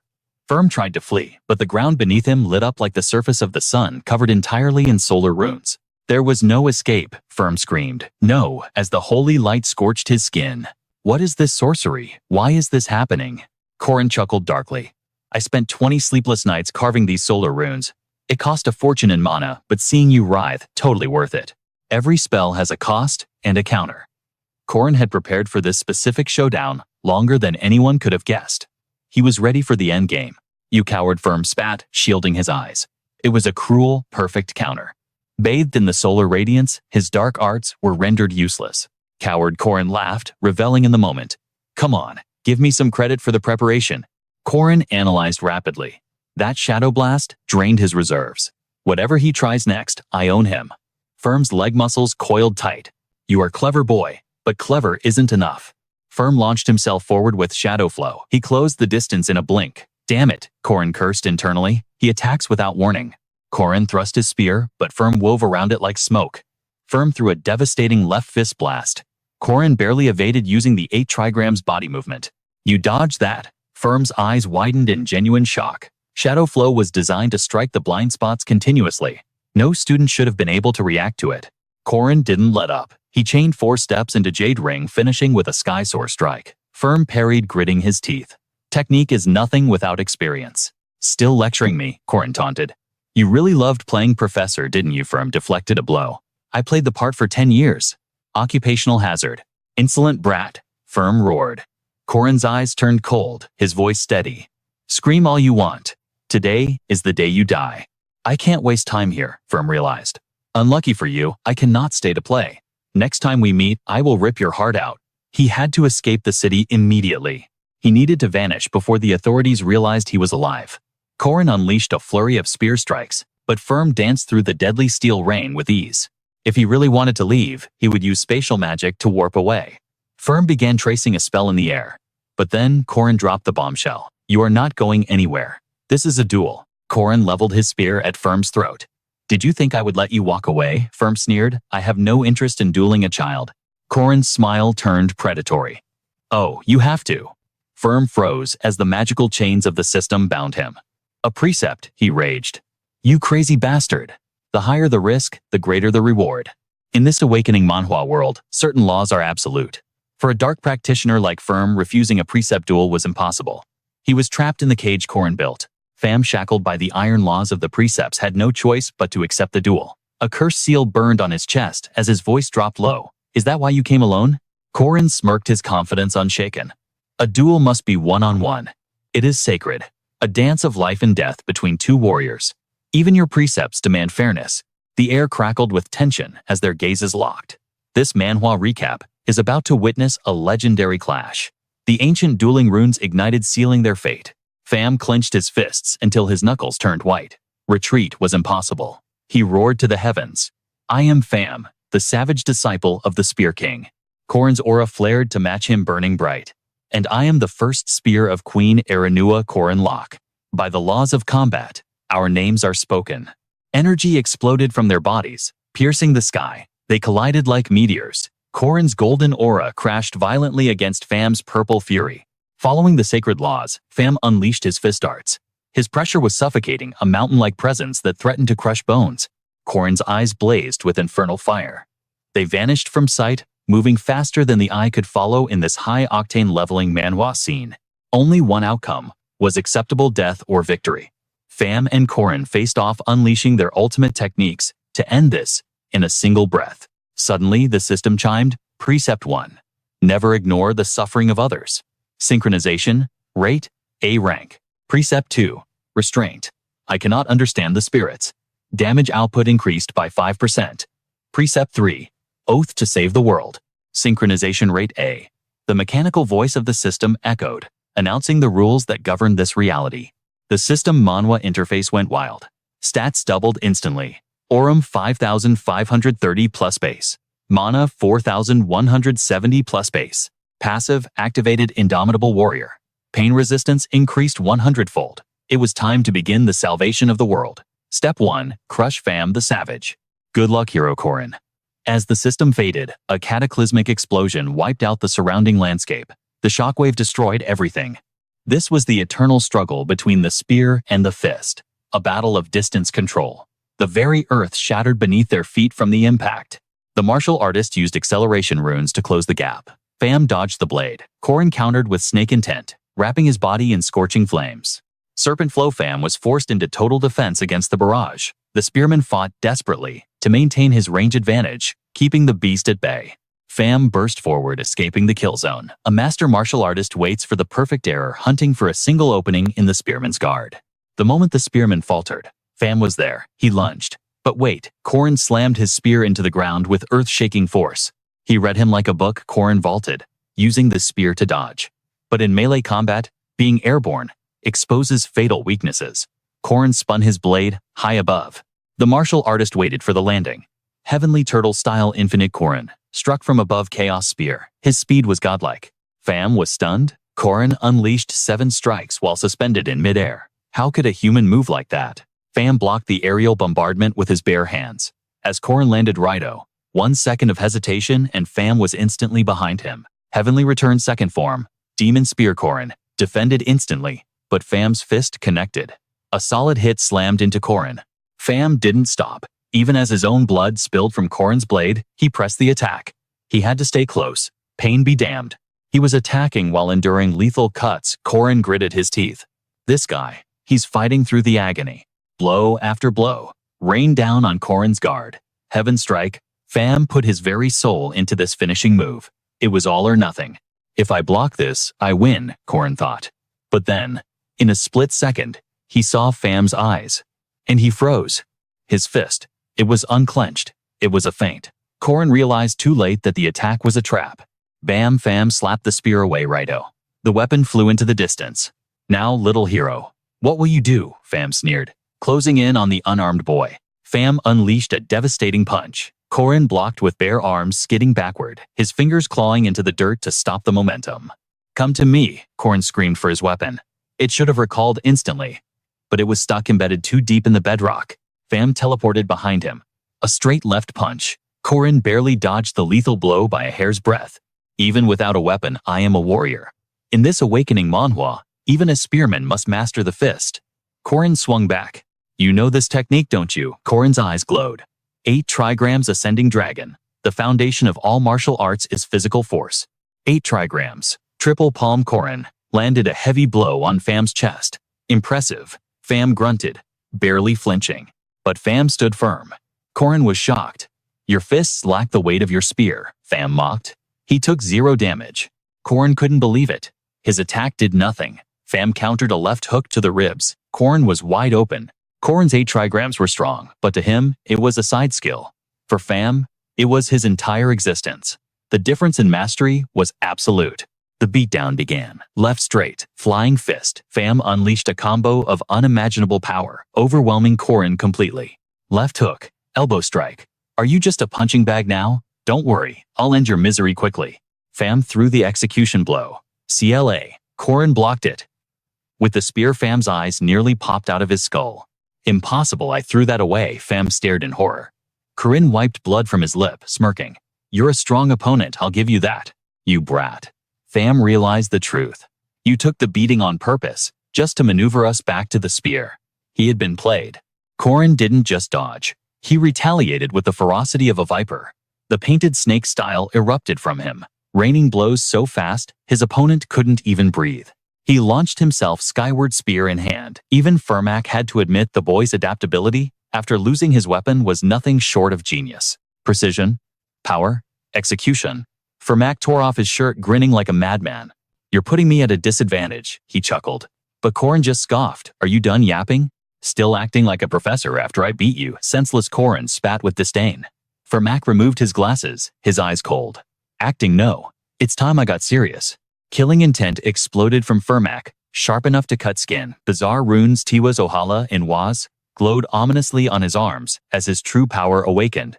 The earth groaned and shattered. In a world void of sunlight, darkness reigned supreme. Summoning Art Fortress of Eternal Night. A castle of shadows rose from the abyss. Third commandment: I pledge eternal servitude to the dark.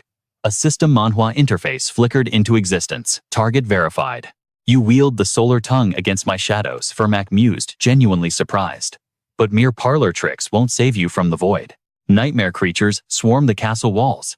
This was the forbidden domain of the Black Sky's greatest warlords. Firmak marched forward, an army of shadows at his back. "Choose, boy, shredded by my beasts, or crushed by my bare hands." "Thought this was a duel," Corin sneered, his eyes narrowing. "You treacherous shadow scum. I knew you'd pull a dirty stunt like this." But Corin's grin turned feral. In his hand, a golden ginseng. Firmak froze. "What is the skreek?" The root unleashed a sonic boom, 7 times louder than a normal mandrake. Magic defense was useless. Firmak was blasted back by the sheer acoustic violence. Not even a shadow monster could withstand the ear-shattering shriek of this legendary ingredient. "Did you really think you could tank my little trick?" Corin mocked. Blood trickled from Firmak's ears. But Corin was bleeding too. A double-edged sword. "This is where you fall." Corin stood tall, the arrogance of a victor radiating from him. Firmak clutched his head, looking ready to fold. Corin pressed the attack with words. "What now? Your beast is dead. The ginseng won't stop screaming. Your shadow clones are dissolving into nothingness." He glared at the Shadow Master with pure pride. "And, in case you forgot, I have insane regeneration capabilities. Dragging this out only makes me stronger." "How long can you last, coward?" Firmak snapped, rage boiling over at the insult. Teeth grinding, eyes burning with hate. 12 poison shadows. Firmak roared, stance locked. "You lost the moment you stepped into my domain." Chaos erupted. A horde of flesh-colored abominations lunged at Corin, thirsting for blood. But Corin was no amateur. He parried and countered with fluid grace, until bam, a beast 3 times his size blindsided him. Extreme Demon Spear return. Raido Firmak unleashed his ultimate combo, showing no mercy. Spiral Jet. The impact was catastrophic. The fusion of dark arts slammed into Corin, sending him ragdolling across the battlefield. Raido. Firmak charged like a juggernaut. Corin clutched his chest, agony coursing through him. "Damn it. Are you even listening to me?" Breath grew heavy. Stamina faded. Firmak threw a punch, dark blast, but then the dust settled. Corin stood shirtless, muscles, rippling spear in hand. "I told you. This is a once-in-a-millennium duel." His skin was etched with blinding solar runes. Firmak recoiled in genuine terror. The poison was neutralized. But the cost? It was madness. Was he trying to burn his own body to ash? "Foolishness," Firmak cried. Corin raised his spear. Painted snake-style sovereign ascension. "Enough tricks. Fight me with pure skill." Corin was done with the dirty games. "Stop holding back. Hit me with everything you have or die trying." Firmak froze. His instinct screamed this boy was his natural predator. He twisted into a grotesque monstrosity. "Fine, I wager my life on this strike. Everything on the line." Sora's 6 steps, a forbidden technique burning his magic core for godlike speed. A power reserved for the great heavenly kings. Corin finally smiled. This was what he wanted. His aura flared, transforming him into the aspect of a war god. "Excellent, come at me," Corin roared. 6 steps, spear, Artsura, Warbreaker. Corin's body ignited like a supernova. He matched the forbidden technique move for move. 2 warriors burning their very souls for victory. Purple lightning danced against blazing fire. The clash was savage, uncontrolled, and absolutely terrifying. Neither would yield. Firmak was now a monster, the professor long gone. And Corin, he was no longer a student, he was a force of nature. A battle of legends. Spear against claw, blood against sweat. They were pushed beyond their limits. The end drew near. Corin was covered in wounds, but Firmak was broken. Magnificent. With one final thrust, Corin's spear pierced through the monster's chest. Firmak dropped to his knees, accepting the fatal blow. "I win," Corin gasped, but then, a ringing in his ears. The illusion shattered. Corin muttered, Every time I close my eyes, I hear them. Voices from the past. Save me, I don't want to die, please. Corin, help. It was the memory of the last timeline. After losing to Fermac's second phase, they were trapped in a living nightmare. A magnificent castle that was actually a slaughterhouse. A hell disguised as heaven. So many innocents died. So many comrades lost. Grief washed over him. One of the 4 heavenly kings, Fermac the Savage, the demon king who tried to drag the world into the abyss, the trusted left hand of Tate Vanta. Corin looked down at his fallen enemy. Not this time, he vowed. History will not repeat itself. Corin frantically rummaged through Fergus's pockets, desperate to find the prize, but they were empty. Just as I suspected, he muttered darkly. The bastard didn't have it on him. He was hunting for the Leafai, the stone of power that could turn the tides. One of the 4 great treasures guarded by the monks. He rasped his voice tight. The stone of destiny, Leafai. If Fergus had returned the rune, but kept the stone, Corin's odds of victory, in this leveling Manhwa world, had just plummeted to 0. But then his fingers brushed something cold. A brilliant light flared. Found it. The rune. At the very least, he had reclaimed the ancient power he needed to survive. This was no ordinary item. It was a calamity in waiting. Corin knew the stakes. Tavantaza was hunting the 8 primal runes, seeking to summon the Shadow Citadel, and plunge this dimension into eternal darkness. I can't let this fall into his hands, Corin swore to himself, clutching the stone. Is this power really worth the slaughter of countless innocents out there? The villains were consumed by rage, unable to accept the world's unfairness. I get it, Corin thought. But venting that anger by slaughtering the innocent, that is a path I will never accept. Suddenly, relief washed over him like a tide. Corin sprawled out, limbs spread wide as he exhaled a long breath toward the sky. Woo, what kind of crazy stunt did I just pull? The battle was over, but his body was a wreck, screaming in agony. My left eardrum is definitely blown, he assessed grimly. That's what I get for running around with a screaming mandrake in my arms. The right ear wasn't singing a happy tune either. He had relied too much on his regeneration stats, but the sun rune had scorched his torso black. The burn was manageable, but the devastation Fergus left behind was the real problem. He tore my liver to shreds and snapped my collarbone like a twig. If anyone took an X-ray now, they would see Corin's skeleton look like a jigsaw puzzle dumped on the floor. His insides were no better. Corin recalled the bone-shattering punch to his sternum that had scrambled his organs like eggs. With a grunt of effort, he tried to lift his left arm. It was a struggle, just to twitch a muscle. Barely moving, he groaned. The 6 steps of the Sura had taken their toll.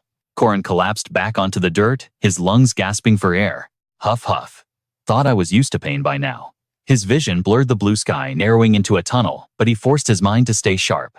He couldn't pass out yet. Suddenly, a blue screen flickered before his eyes. System notification. You have defeated the Savage Fergus. The precept reward is being calculated. But his eyelids felt like lead weights. The system Manhwa interface was fading. He didn't care about the fame. Not important, he whispered. The rune. The golden mandrake. Then the text updated. First precept. Do not turn a blind eye to the misfortune of others. The achievement board lit up the air. Achievement, Unsung Hero. Difficulty A. Reward points distributed. 60. Target eliminated archdemon. Bonus reward acquired. A scroll tied with a crimson thread materialized in his inventory. It was the map to the 4 secret treasures, the Son of Foss. Footsteps approached. A girl bent down, hoisting his battered body onto her back. Alicia Arden. Corin mumbled. You're awake, she said softly. What about the cleanup? As they walked, reality set in. The professors are handling the site, Alicia Arden explained, though her voice held a trace of sadness. Doran already bailed. You and the others found you. Corin scowled instantly. Doran, that mercenary rat. Does he even know how to spell loyalty? Alicia Arden sighed. He told me not to expect much. He said your relationship is strictly business, nothing more. He also said to pay him back before next week. Corin rolled his eyes. And the loot? Alicia Arden cut him off before he could finish. The rune and the golden ginseng. We stashed them safely.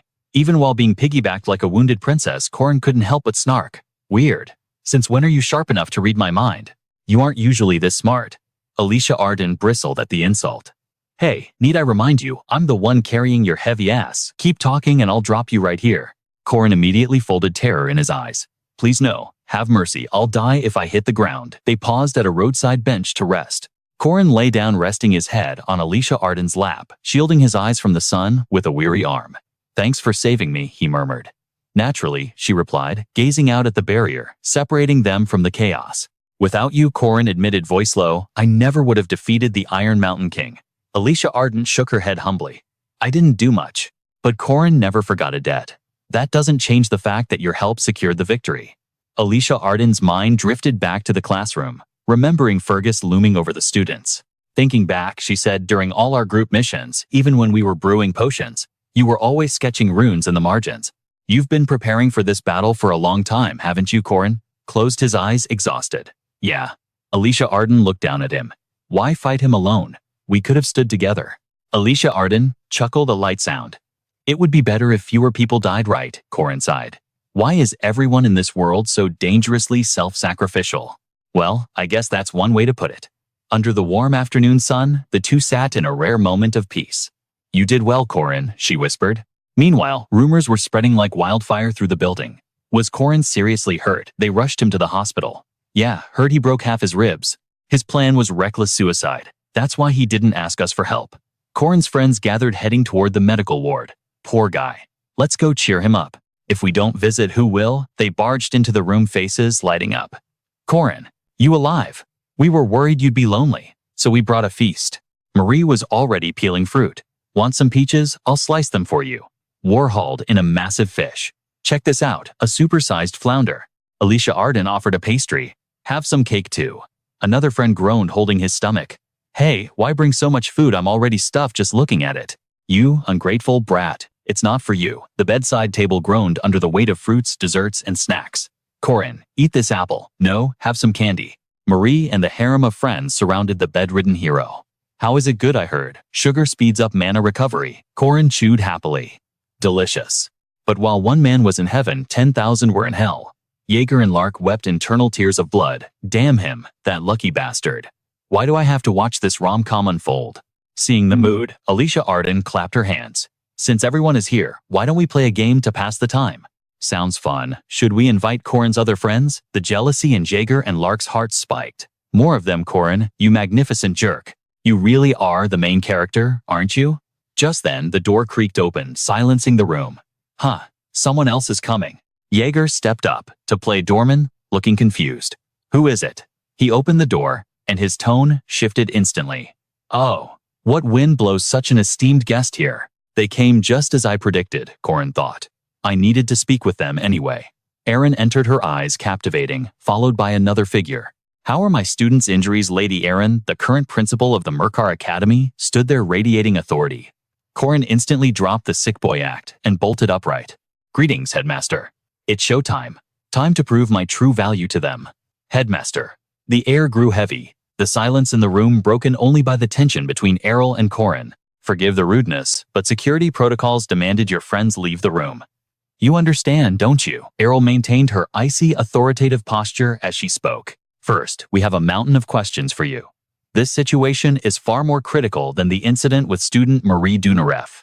Are they still suspicious of me? Corin's mind raced. I need to shift the flow of this conversation immediately. His gaze softened into a mask of harmless warmth. Professor Pham. He was the spy regarding that matter. Professor Josephine, standing at her side, began to interject. Headmaster, I mean. But Errol wasn't about to let anyone steal her spotlight. She cut in sharply. Don't. You and I both know the truth. Professor Josephine. Observing the eerie composure of these two veterans, Corin realized something. They aren't nearly as shocked as I expected. They must have deciphered the precepts on Professor Pham's corpse. However, there are still shadows they haven't pierced. A name dropped from Errol's lips that struck Corin like a physical blow. Tate Van Taza, that savage, is his disciple. Suddenly, Professor Josephine lost her cool, interrupting with frantic energy. That is impossible. 80 years ago, he was, but Corin cut through the denial. The 6 infinite martial arts and the precepts. You recognize them, don't you? After all, those are the very techniques you two taught him. Strictly speaking, I share that same lineage. Hearing Corin's audacious claim, Josephine's killing intent flared as she drew her weapon. You too? Are you also a disciple of that old monster, Van Taza? Instead of trembling in fear, Corin calmly took a step forward. You don't need to be so guarded against me, Professor. I'm not the type to slaughter people on a whim. And I wouldn't reveal this just to put myself at a disadvantage, would I? Besides, these aren't your true bodies, are they? Corin continued with unnerving calm. Your real forms are sealed within the main building, unable to leave. Am I wrong? Errol's composure shattered, shock written plainly across her face. You. How could you possibly know that? Corin explained that Vanta's disciples were still alive, scattered across the continent, and growing terrifyingly powerful. He is far stronger than before, and he is no longer working alone. Corin dropped the intel, forcing Errol into a deep, troubled silence. Everything stems from the decision you made 80 years ago, Headmaster. Corin stood up, taking slow, deliberate steps toward the two legends. As for you, your power source was scattered across the continent. You've only managed to recover 2 fragments so far, but there is one thing I am certain you don't know. Corin held out his hand, revealing a stone pulsing with light. Even the Stone of Truth, Leafale, one of the 4 secret treasures of Manhwa, is currently in his hands. Once he gathers enough fragments to restore his power, he will no longer be considered a mere usurper. The sight of the gem and Corin's words left Errol completely frozen. You know exactly what calamity follows next. As Errol Manhwa sensed the situation shifting, Corin smiled internally. Everything is finally becoming clear. This explains why Professor Josephine, with over 80 years of experience, was passed over, and why the rising star Errol Kasa took the throne immediately. 80 years ago, the Academy's headmaster was Lord Viren. 50 years ago, it was Lord W. And the current reigning headmaster is Lord Kasa. The truth is, their bodies are constructed and amplified by ancient runestones. Realizing Corin was a mystery too dangerous to ignore, Errol probed cautiously. What is it that you want? Corin lowered his head, speaking with reverence. We both share a common enemy. Suddenly, Corin tore off his shirt, exposing the glowing markings on his skin. Errol stammered, Those are the precepts. With a voice full of conviction, Corin declared, I would be honored to become your Vanguard Spear headmaster. Excuse me. Corin suddenly dropped to his knees, shocking Errol and Josephine into stunned silence. To protect this world, you may use me as a servant or a tool. I do not mind. Suddenly, a memory from the past surfaced. I am an adult kid, and as an adult, it is my duty to protect children like you. Corin's inner thoughts raced. Errol Kasa. Fire burned in Corin's eyes. Errol Manhwa, I have never forgotten that act of kindness. He vowed silently. Now is the time for me to repay that debt. His devotion left Errol speechless, unable to even look away. The scene shifted to a room devoid of sunlight where darkness reigned. A soft voice whispered in the void. Errol. A silhouette with a flawless physique spoke, leaving Professor Josephine at a loss for words. I don't think so. The woman, the true Errol, wore a face heavy with sorrow. So, Tate is still alive. And Corin, is that child truly trustworthy? Josephine could only offer words of comfort, like consoling a sister with a broken heart. Before Josephine could finish, Errol cut her off. I know. I shouldn't easily trust anyone. She sat on her cold throne, issuing a command. Assign someone to monitor him. We cannot place our full faith in him just yet. I understand. Left alone in the vast, empty chamber, Errol bowed her head under the weight of her massive responsibility. Everything he said could be a fabrication. But there is one thing I still don't understand. Errol recalled Corin's unwavering expression and felt a pang of confusion. Why did he look at me, with eyes filled with such deep, hidden sorrow? She felt helpless. Corin, just what are you? Meanwhile, at the Academy's anniversary celebration, the rank reevaluation was underway based on everyone's performance. This event held immense significance. The rank assigned upon admission was merely temporary. This was the official grading issued by the Academy's Guardian Association. Everyone has put in tremendous effort. Your achievements have brought great honor and renown to our school. In this Manhwa recap, we see that because of the reevaluation, students trained like demons to secure the highest possible official ranking. It could be said that many students had reached a level comparable to the Academy's guardians. Amidst the tension, a group chatted cheerfully about potatoes. Why did you bring so many potatoes today? It's the anniversary celebration, have a potato. Ah, sure, thanks. It's better to share them with everyone. If we leave them in storage, they'll just rot. Suddenly, Corin's eyes sharpened like a blade. Storage. You have an entire warehouse just for potatoes. That sounds promising. Now we will announce the students whose ranks have changed. Hearing the signal, Corin reached out and guided Marie Dunaref. Let's head up to the podium. Okay. Second-year valedictorian of the magic class, Marie Dunaref. Marie Dunaref stood on the stage, her face flushed red. Despite her tragic background, her relentless ambition in this leveling manhwa shone through as she proved her worth during the training ground disaster. Her image transformed from simply cute to stunningly radiant, her eyes sparkling like stars in the spotlight. To be honest, her contribution during the last semester was technically zero shackled to the city after she awakened as a vampire. However, her mana capacity is off the charts. By aiding Professor Ada's research, her overwhelming magical power became the Academy's greatest asset. A promotion was inevitable. Above all, her desperate stand against the Snow Mountain King minimized casualties, saving the Academy from total annihilation. Errol announced with a radiant smile, "Student Marie, with backing from the Northern Branch and Headmaster Casa, you are hereby promoted to semi-special grade." The crowd erupted in agreement. Whoa, that's insane. Isn't she the youngest semi-special grade guardian in history? She's definitely going down in the legends. The next names on the list, just like Marie, were the heroes who turned the tide during the recent catastrophe. Murmurs spread like wildfire through the students. Just like Marie Waite, there were others involved in that secret operation. I never heard about that. The incident was famous, but the dark truth behind it, the Snow Mountain King and the traitor Professor Firm, remained a classified secret. The roll call of glory continued. From the magic class Granel Luden and Ewan. From the night class Alicia Arden Drawn. And finally Corin. Errol beamed with pride.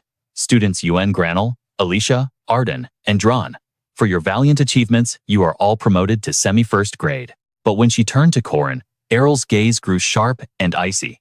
And you, student Corin, you are currently a grade 5 guardian, yet your performance was anomaly level. With the joint recommendation of Headmaster Errol Casa, Senior Professor Josephine, and Honorary Professor Hamels, you are promoted to first grade.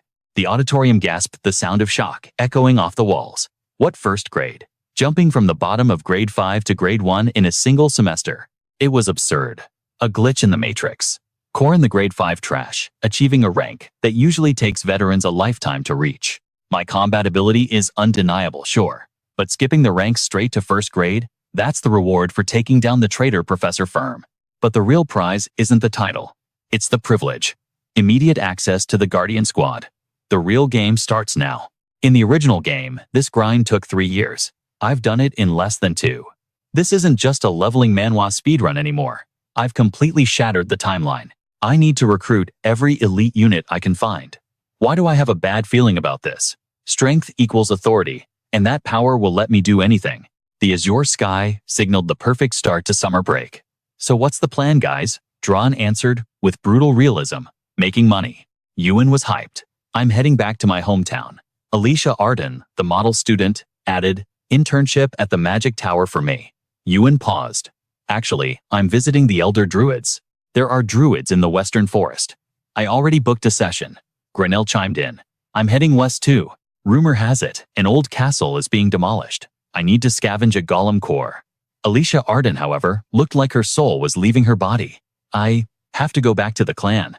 Grandpa is summoning me. Seeing her despair, Corin offered some genuine sympathy. Good luck with that, survival comes first. Suddenly, someone asked, what about you, Corin, going home? No.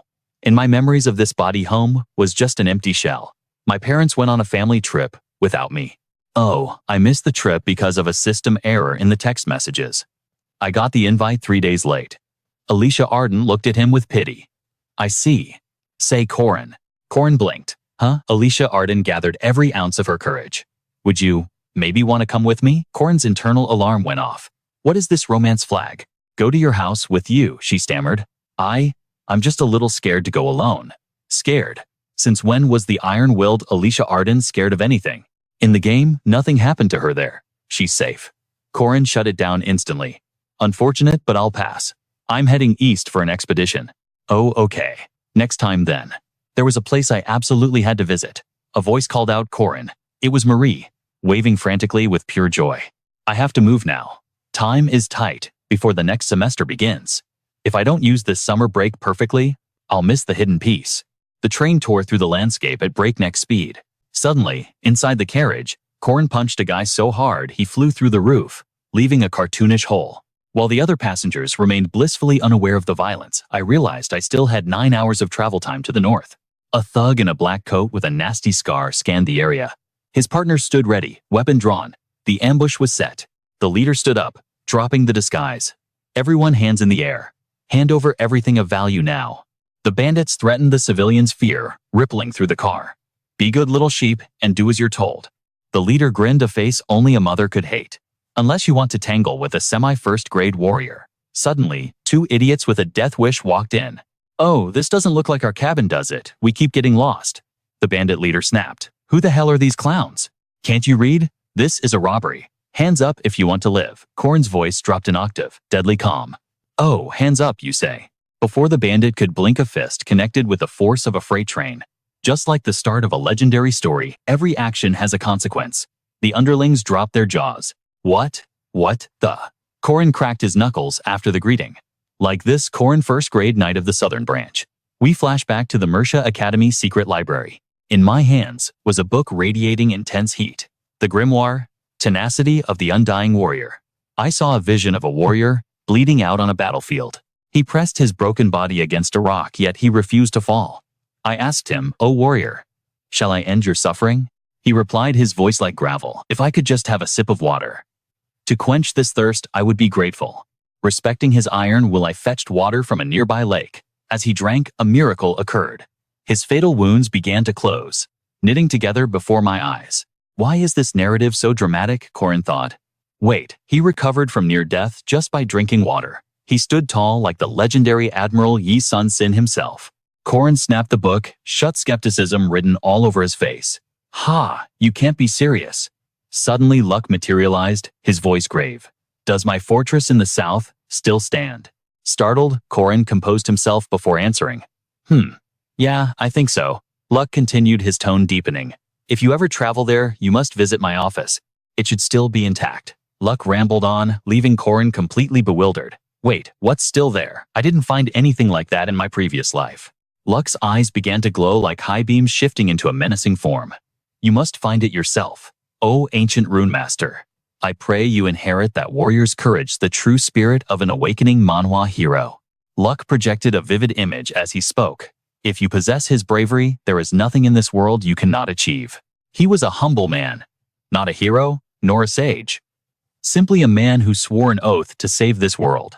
Luck spoke calmly, ignoring Corin's deer-in-headlights expression.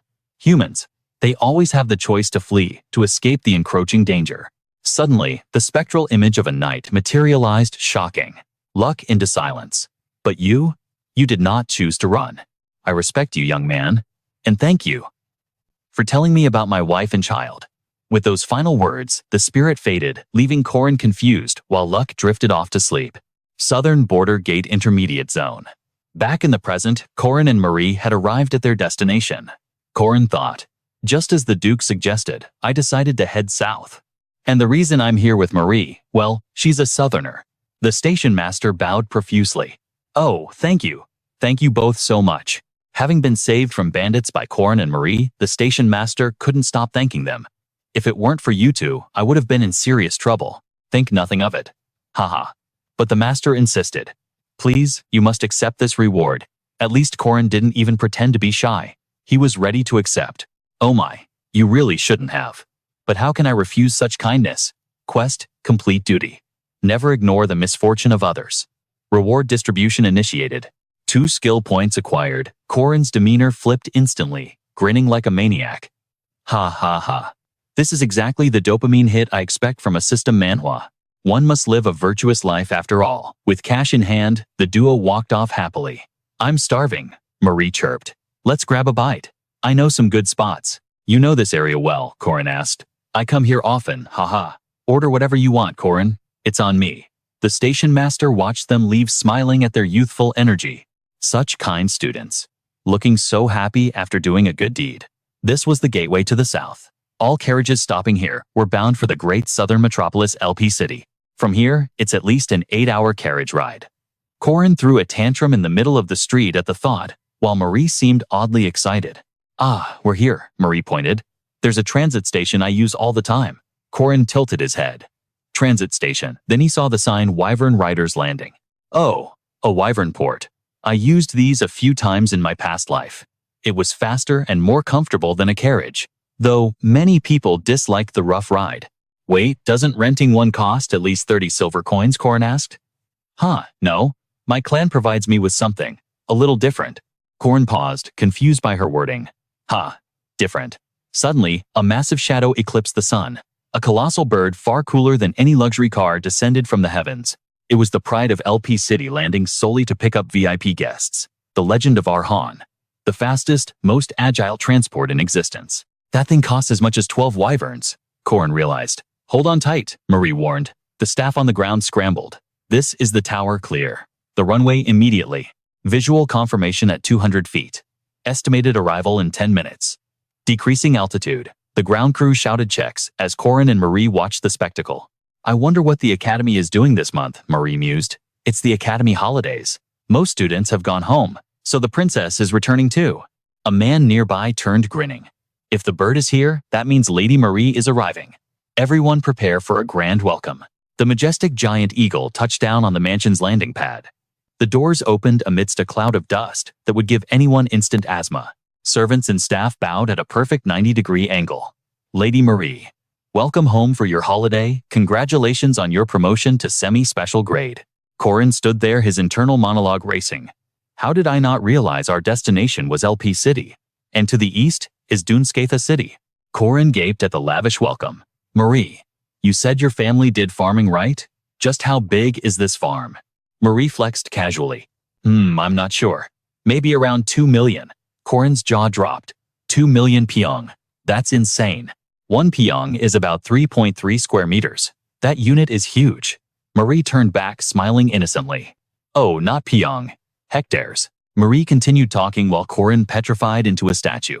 Is that special? Why the face? Corin could barely stutter. Hectares. 2 million hectares. That's like 6.5 billion pyong. Marie Dunskaithel. The Dunskaithel family was practically royalty in the south. Dunskaithel salons. Dunskaithel marts. Dunskaithel agriculture. Even the Dunskaithel Pro Wrestling League. The endless signs I saw on the road. They all belonged to her family.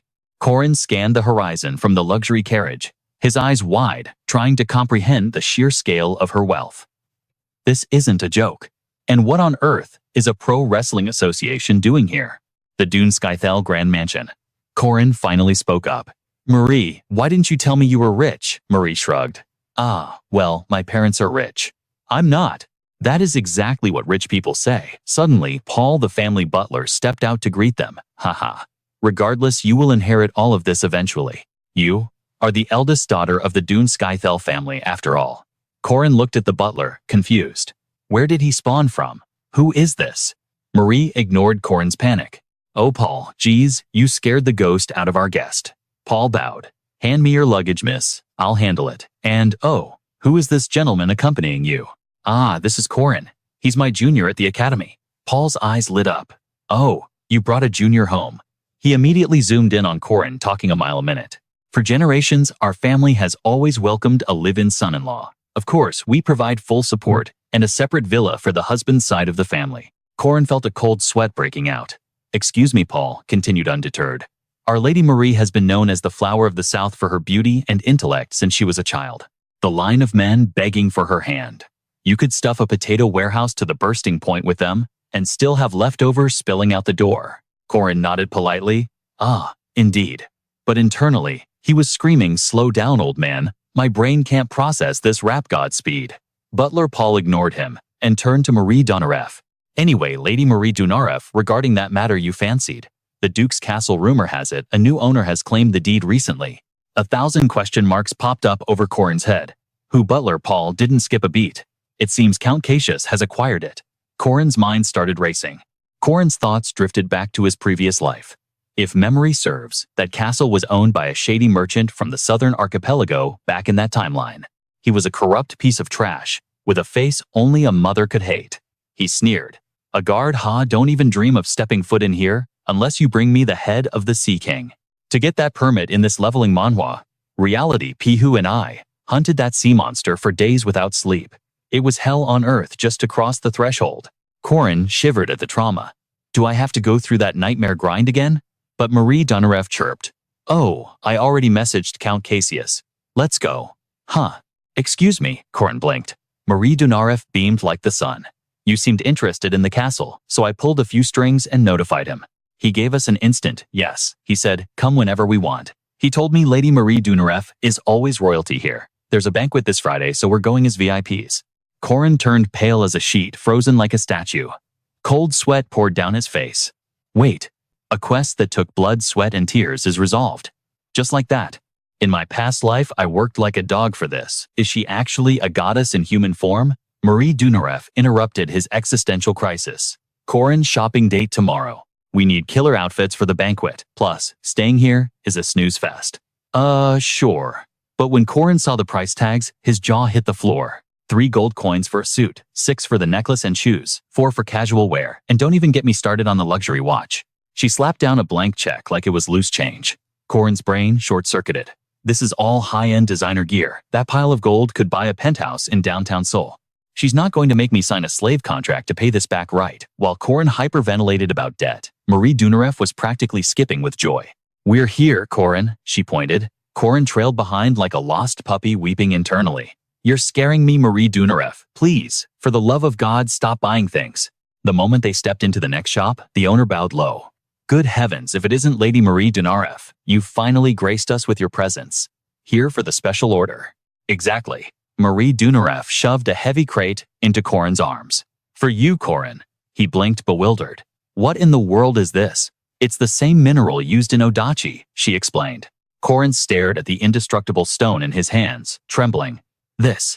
I couldn't even dream of touching this in my past life. Even the Academy's vault doesn't have this. Unlike the fragile silver spirit stone that shatters if you channel too much mana, this baby is unbreakable. It can handle infinite magical output without a scratch. His eyes went wide as saucers. How did you even get this? This isn't something money can buy. This single stone made him happier than the mountain of clothes combined. It's special, Marie Dunarev whispered with a mysterious wink. It's the same core material used in Emperor Garandaden's legendary shadow sword. Fuse this with your spear, and your attack power will skyrocket. It'll even expand your domain. A classic system Manhwa power-up to help you crush any obstacle, right? Corin nodded vigorously. Absolutely. Marie Dunarev's cheeks flushed a soft pink. I really wanted to give you something special. Seeing you smile makes it all worth it. Corin felt a lump in his throat. Thank you, Marie Dunarev. The scene shifted to nightfall at the mansion. Right this way, Corin. Ahem. Decked out in his new drip, Corin entered the lavish dining hall. Good evening. Marie Dunarev's face lit up instantly. Corin, you're here. Corin steeled himself.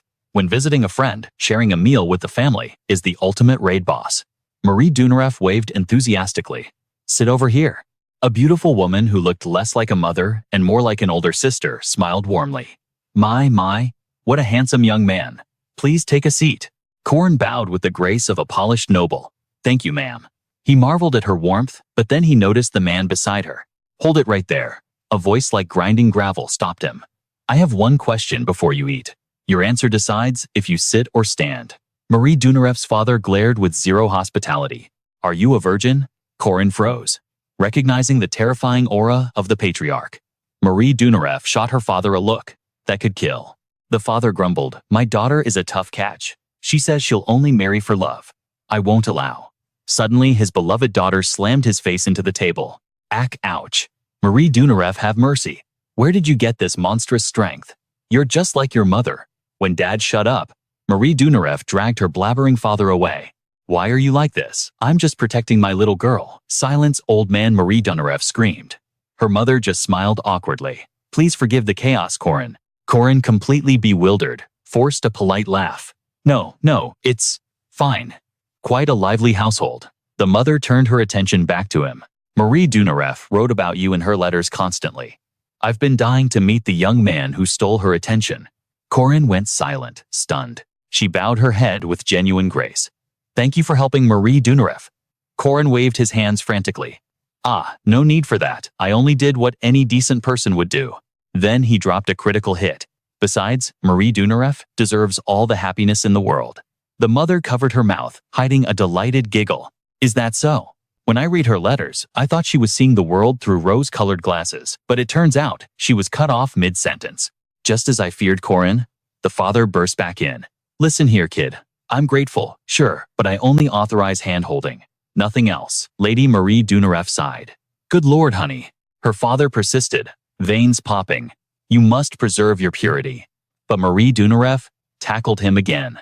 Dad, stop being so embarrassing. The mother ignored the wrestling match. Welcome to the family. Unlike my husband, I'm very open-minded. Mom, what are you saying? Corin sighed, defeated. What a chaotic sitcom of a family. He chuckled. The next day, at the Duke's castle. Greetings, Count Cassius. The Count came trotting out like a happy puppy. Ah, Lady Marie Dunaref. Count Cassius beamed. You came just as promised. The House of Bellandria welcomes you with open arms.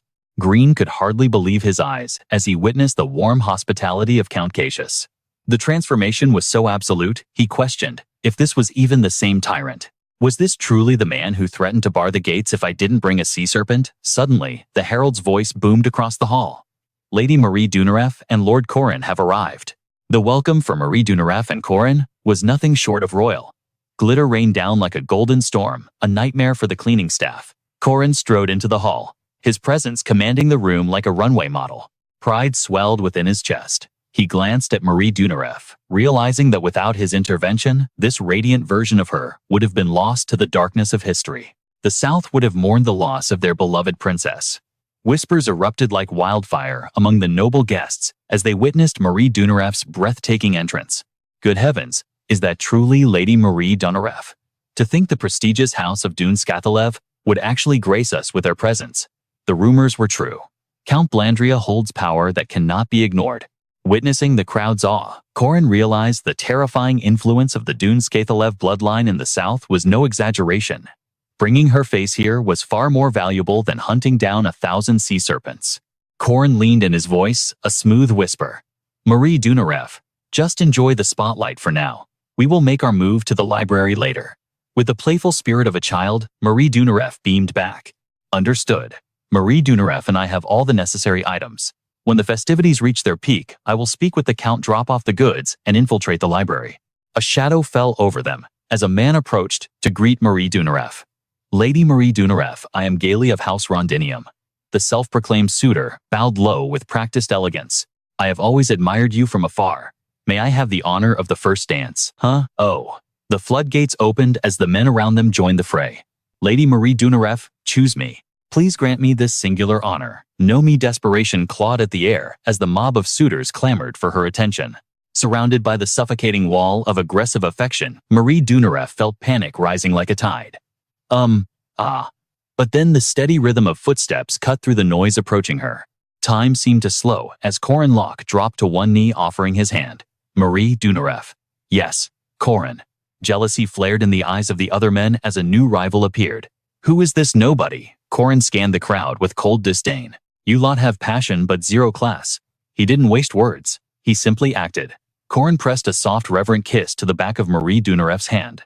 He looked up, his eyes holding a galaxy of feigned adoration. Marie Dunaref. May I claim this first dance? Corin mentally patted himself on the back for his quick thinking. This was the fundamental code of chivalry for requesting a first dance. A lesson taught to him by a dazzling beauty in his past life. If a beautiful lady stands before you and you desire the first dance, you must first pay homage to her hand. In his previous life, Knight Corin had paid dearly for forgetting that rule. The gesture sent blood rushing to Marie Dunaref's face, turning her as red as a ripe strawberry threatening to combust. Very well. The orchestra struck up a sweeping melody, and the two began to sway, whispering secrets amidst the steps. You really are the star of the show, aren't you? Yeah, was I too careless? If you are uncomfortable, I apologize. No. I don't mind it at all. Corin gazed at Marie Dunaref and felt a twinge of guilt. It felt as though he was neglecting his savior, so he had to repay the debt. After all, I relied on her heavily during our time in the South. However, a different kind of tension began to build in Corin's eyes. Holding such radiant beauty within arm's reach, this was a dangerous game for a man's heart. Realizing he was staring at things he shouldn't, Corin turned his flushed face away. Even his thick skin wasn't proof against this level of charm. Suddenly, a sharp pain shot through his foot as Marie Dunaref stepped on him, snapping him back to reality. Marie Dunaref gasped. I'm sorry, I have 2 left feet. Though his soul nearly left his body from the pain, Corin forced a smile. It is fine. Seeing her clumsiness, he decided to take control. I will take the lead. Corin made a bold suggestion. Place your left foot upon mine. We will dance like this. Marie Dunaref hesitated, too shy to respond. Huh? Corin didn't wait for an answer. I know my boots will dirty your shoes and it might be awkward, but honestly, who cares about trivial things like that? His words could have melted a heart of stone, let alone Marie Dunaref's. You do not need to care about the gazes of others. Corin delivered the final blow, a line worth more than 10 points. Right now focus only on me and enjoy the rhythm. He became her anchor, guiding her movements until their clumsy waltz transformed into a mesmerizing harmony. Now, keep your feet on mine and just follow my lead. Lock eyes with me. Read the direction of my steps and anticipate the motion. You have excellent vision after all. It was just as the ancient texts of his past life described. Corin looked into Marie Dunarev's shimmering eyes.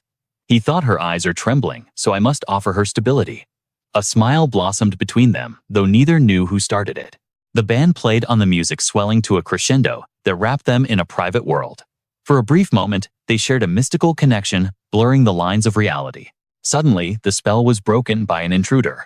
My lady, surely the next dance is mine. Still floating on clouds, Marie Dunarev was quick to refuse. I apologize, but my energy is spent. I need to rest. Corin seized the opening instantly. Allow me to escort you to a quiet place.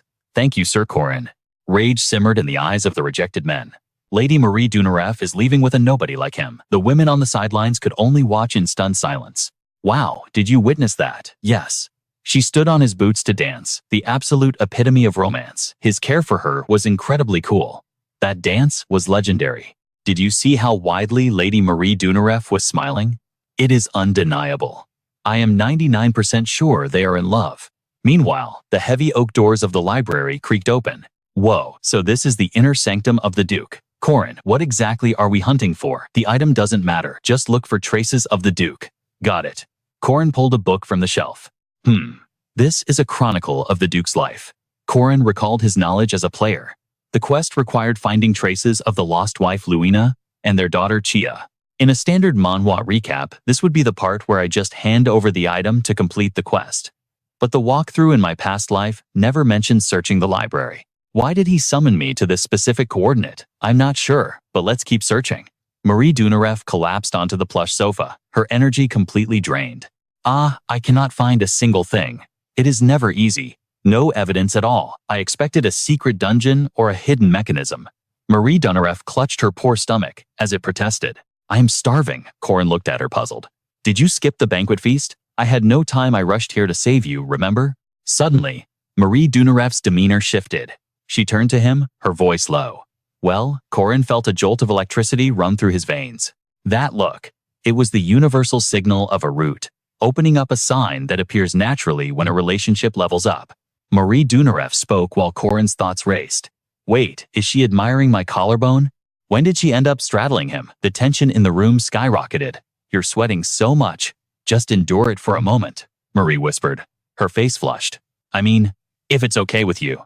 This Manhwa recap is starting off with some serious heat. Then, pardon the intrusion. With trembling hesitation, Marie leaned in, pressing her lips against Corin's neck. Corin blinked, breaking the silence. Are you done? Marie pulled back, flustered. Yes. It didn't hurt, did it? Corin remained completely stone-faced, as if nothing had happened. My passive resistance is high. Thanks to the tenacity of a warrior, I felt absolutely nothing. Marie blinked, confused. Really? You felt nothing? Well, honestly, I didn't feel anything either. Suddenly, a realization struck Corin like a lightning bolt. Wait, tenacity of a persistent warrior. That's the skill I absorbed along with the soul powder.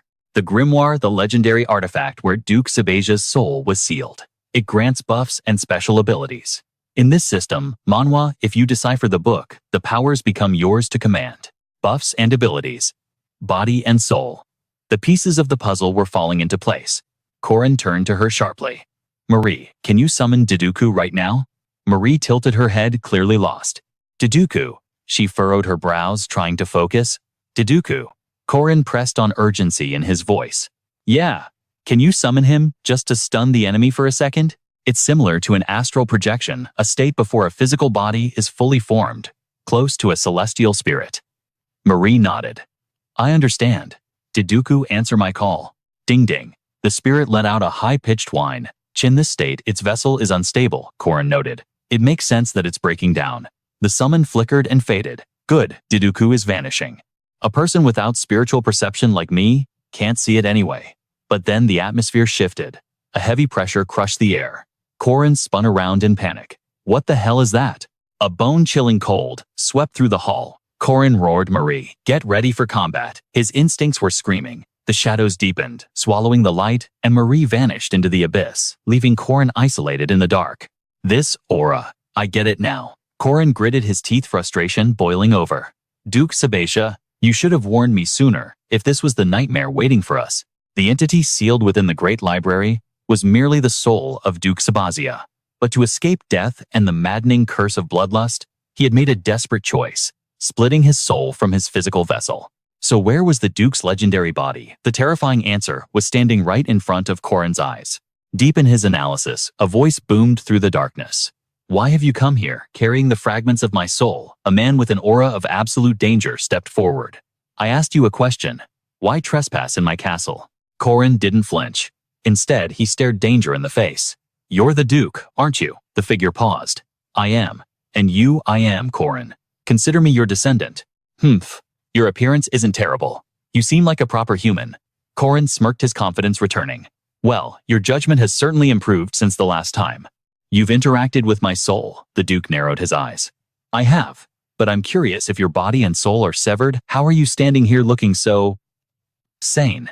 Silence. The man named Sabatia unleashed a wave of killing intent. "I am the one asking questions. You only need to answer." Sensing the negotiation had failed, Corin reached for his weapon. "Ha! And here I thought this would be a smooth run." Corin's voice dropped an octave, challenging the legend. "So you're not just a dusty old book after all, huh?" 800 years ago, a great general commanded the entire South. Duke Sabatia, a name etched in history as the strongest of his era. A true legend of this leveling Manhwa world. But you weren't the strongest of all time. Corin and Sabatia clashed. Sparks flew as steel met steel. Sabatia growled mid-strike. "Now that I look closer. You met my soul. Did you destroy it?" Corin didn't give an inch, unleashing a flurry of strikes. "Ha! Of course not. I helped your soul find peace and ascend. I honestly thought you'd give me a reward. Not just that magical book." The Duke's fury exploded, his strikes getting heavier. "If my soul truly guided you, you wouldn't have brought a filth vampire into my domain. Do you take me for a fool who believes the lies spilling from your mouth?" Corin was taken aback, his mind racing to catch up with the Duke's logic. "What are you talking about? Hold on a second. And how is a soulless corpse moving with such precision?" Despite the ferocious duel, Duke Sabatia graciously dropped some lore. "Because this body is a vampire's, it is immortal. It requires a soul fragment anchored in this castle to prevent me from turning into a mindless beast, like that creature you brought here." Corin parried a heavy blow. "Beast Marie isn't like that. She has her vampire powers under complete control. Trust me on this." Corin slammed his spear into the ground, standing his ground. "Trust you," Sabatia scoffed, clutching his face in agony. "To escape the bloodlust that has plagued me for 8 centuries, I destroyed my own soul. I shattered my senses. I crushed my emotions. But there is one thing that refuses to die." Sabatia slowly peeled off his mask. Underneath his mouth was brutally stitched, shut, a horrific seal against his hunger. Though his lips were bound by thread, his voice resonated with power. "The taste of fresh blood. A vampire cannot deny its instinct. I cannot trust you. I do not believe in things that cannot be proven." The atmosphere grew heavy with despair. The Duke reattached his mask. "If you intend to stop me," his murderous aura flared up like a towering inferno, "then even you will not leave here alive." Corin realized he was in a do-or-die situation. "I didn't calculate this variable. I shouldn't have brought Marie." Sabatia's body had been sealed away because of his deep hatred for vampires. The hero has completely lost his mind. If he was the strongest in his era right now, he's at least a semi-special grade monster. Corin stopped wasting his breath. It was time for war. 6 steps, spear technique. 6-step, Asura. He unleashed his full power. A barrage of legendary strikes rained down on the Duke. Essence of the painted snake, ascending serpent, poison, dragon strike. Corin threw every ultimate skill he had, but Duke Sabatia stood there, completely unmoved. The battle reached a fever pitch. Neither side yielded an inch. Corin looked less like a human and more like a demon of war, his expression twisted in terrifying focus. Finally, the Duke decided to fight back. "Observe." Sabatia raised his massive sword high, radiating the overwhelming energy of awakening Manhwa boss. "This is the power of creation. In my lifetime, I slaughtered a dragon to obtain this power." The Duke announced his technique with chilling calm. "Supreme Demon Sword. Dragon Slayer." Corin's jaw dropped as the attack descended. "I was wrong. This guy isn't just strong. He's stronger than a special-grade monster. Meanwhile, Marie, drenched in blood, was being cornered. You are a lowly beast, the Duke spat. He turned his aggression from Corin to Marie, targeting her with lethal precision. How do you expect to live a human life? Marie, confused and battered, could only whisper, a beast. Duke Sabasia loomed over her. Do you not see yourself as a monster? The scene shifted to Marie, and suddenly her aura changed. Something dark was waking up inside her. If that is your claim, do you truly believe your willpower is strong enough to suppress the beast raging inside you? Duke Sabancia's voice boomed with fury. You've tasted his blood. Soon that hunger will consume you, and you will slaughter everyone you hold dear without mercy. With a cold glint in his eyes, he leveled his blade at her. Be gone. Marie Dunarev barely evaded the casual strike, but the sheer pressure sliced her skin. Her desperate pleas fell on deaf ears. Not bad, the Duke sneered, as she summoned back up to the battlefield. Dioku, bind the beast. No sooner had the monster materialized than giant chains erupted from the void, locking it down. Yet Sabancia offered a twisted compliment. A magnificent creature indeed. Faster than even I was in my golden age. But admiration didn't stop him from driving his sword into the monster's flesh. But you lack strategy. You are nothing but a wild animal, relying on brute strength to survive. Seeing her guardian fall, Marie Dunarev screamed. Dioku return, but chaos reigned, and the light began to fade from her eyes as despair set in. Her gaze fell upon the Duke's weapon, and terror struck. The sealing sword of Romania. A divine blade, capable of banishing immortals to an eternal void. Countless spectral blades locked onto them. Before this power, your immortality is a joke, Sabancia roared, preparing to deliver the final blow. Die. Let me end your pathetic, aimless existence.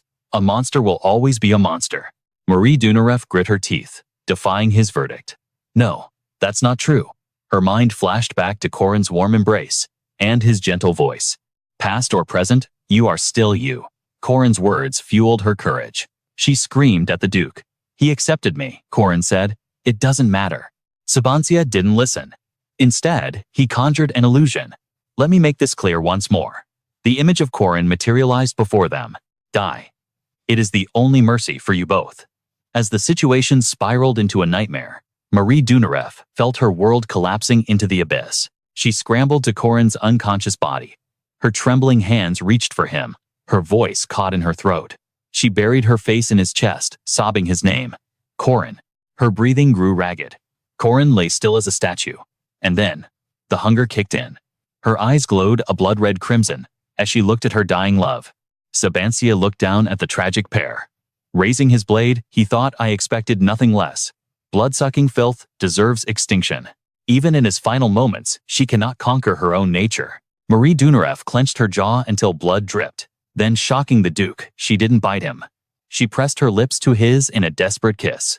Is she not draining him? Realization hit Sabancia like a truck. She is using her own blood as an elixir. She's feeding him her life force. She defied the craving. She overcame the curse in the face of death. Impossible. Her reason should have been shattered by now. Marie Dunarev pulled away, pleading, Corin, please. But he remained motionless. For the first time, Duke Sabancia lowered his weapon, silenced. Memories of an ancient tragedy flooded his mind. I couldn't do it. I couldn't save anyone. I surrendered to my own darkness. Marie Dunarev wept, openly praying for a miracle. Please, just open your eyes. Don't leave me. But these children. Sabancia realized the truth. I was the monster all along.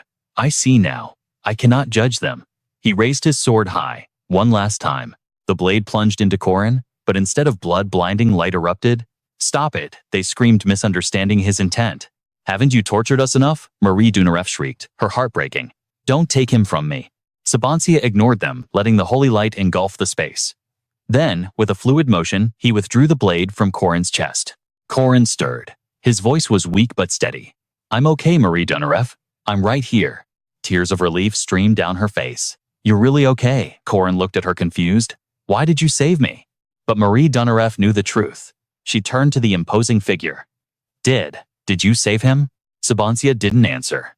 He simply discarded his weapon, the clang echoing in the silence like a dropped mic. I have transferred my magic core to you, the Duke announced. Now I know why my soul guided you here, Corin. I see the heart of a true hero in you. Unlike those who crave power for greed, you possess the conviction and pride they lack. You achieved what I could not. You have earned the right to reshape this world. Protect what I failed to protect 800 years ago. Correct my errors." With a final plea, the Duke faded into embers and vanished. Corin clutched his chest, feeling the pulsing energy of the great General Sabancia. "I never expected a legacy like this." Marie Dunarev tackled him in a hug. "Oof, Marie Dunarev, I'm still sore," she sobbed into his shoulder. "I was so terrified. I thought I lost you forever." Her tears soaked his shirt. "Promise me, you are forbidden from dying without my permission."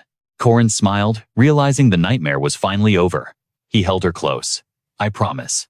System alert, you have received Sabancia's magic core. Magic level increased. Core abilities awakening. This was the ultimate power-up in this awakening manhwa. Duke Corin's stats. Demonic nature. Aura 6730 mid-tier. Mana 5370 low-tier. New skills warriors regeneration. Infinite endurance dual core domain. If I can wish for one thing, Corin thought it is that his tortured soul finally finds the peace that eluded him for 8 centuries. As Marie Dunarev drifted off to sleep, Corin sat in silence. In this leveling manhwa, he had just acquired a second heart, a dual core that would change everything. This core actually held a hidden ability. Corin stared at it, recalling the Duke's terrifying face. Why hadn't the old man used this cheat item in the previous timeline? It was a classic system manhwa twist. If the Duke had just handed this power over from the start, Corin wouldn't be suffering through this grind. He looked down at the blood-soaked gear in his hands with disgust. Cheap fabric and impossible stains. This laundry was going to be a nightmare. Suddenly, a maid burst into the room. "Apologies, I didn't know you had company." Her voice trailed off as she stared at the scene. Corin waved his hands frantically, panic rising. "No, wait, it's not what it looks like. Stop imagining things." But the damage was done. Her face turned crimson as her imagination ran wild. Sweat muscles, a scandalous secret meeting in the dark. The atmosphere grew dangerously hot. "I swear, it's a misunderstanding." But before he could finish, the maid sprinted away, leaving Corin in a state of pure panic. "Sorry for interrupting, please continue," she squeaked, as she fled. Corin shouted after her, trying desperately to salvage his reputation. "Continue what exactly? Come back." He looked down at Marie Dunarev, who was sleeping innocently with drool on her chin. "I am so dead." Moments later, the rumor mill exploded. A roar shook the mansion. "You filth! How dare you touch my daughter? I'll kill you!"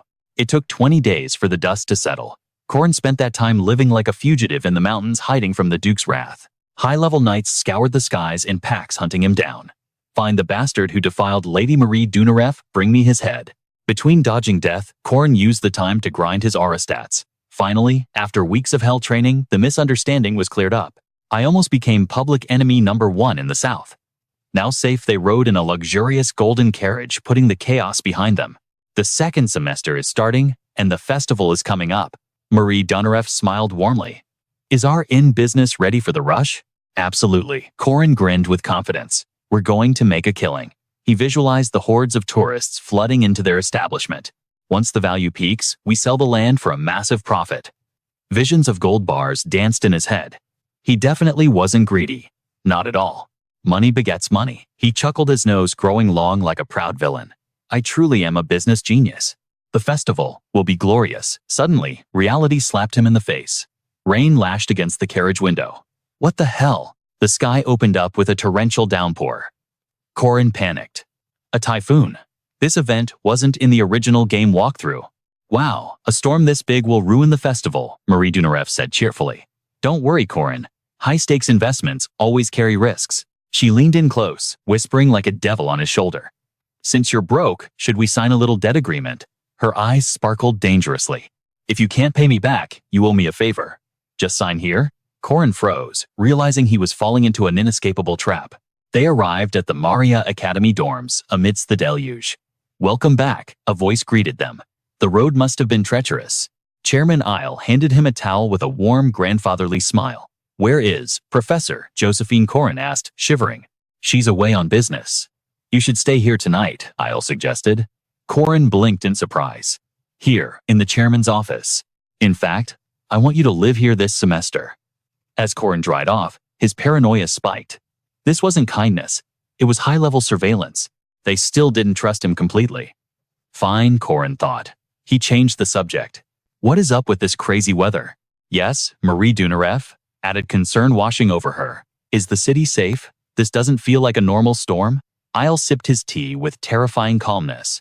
The city is shielded for now, the chairman replied. But the outskirts are taking a beating. Won't the storm eventually move here? Marie Dunaref asked. No, Isle replied, his eyes narrowing. This storm isn't moving anywhere. Aile's expression darkened the atmosphere in the room, turning heavy. This isn't nature. It's a calamity created by a monster. A monster. The chairman began to recount a tale from the southern archipelago. In the Yinia Strait, a lonely king rules the deep. A massive sea serpent, ancient and terrible, rose from the abyss. The sea serpent. It went on a rampage, crushing ships like toys and invading human territory. One young man sought glory against this beast.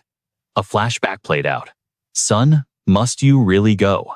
Yes, father. It's a grade A threat. Defeating it is the quickest way to rise like a protagonist in a leveling manhwa, Levent declared. Levent was driven by jealousy.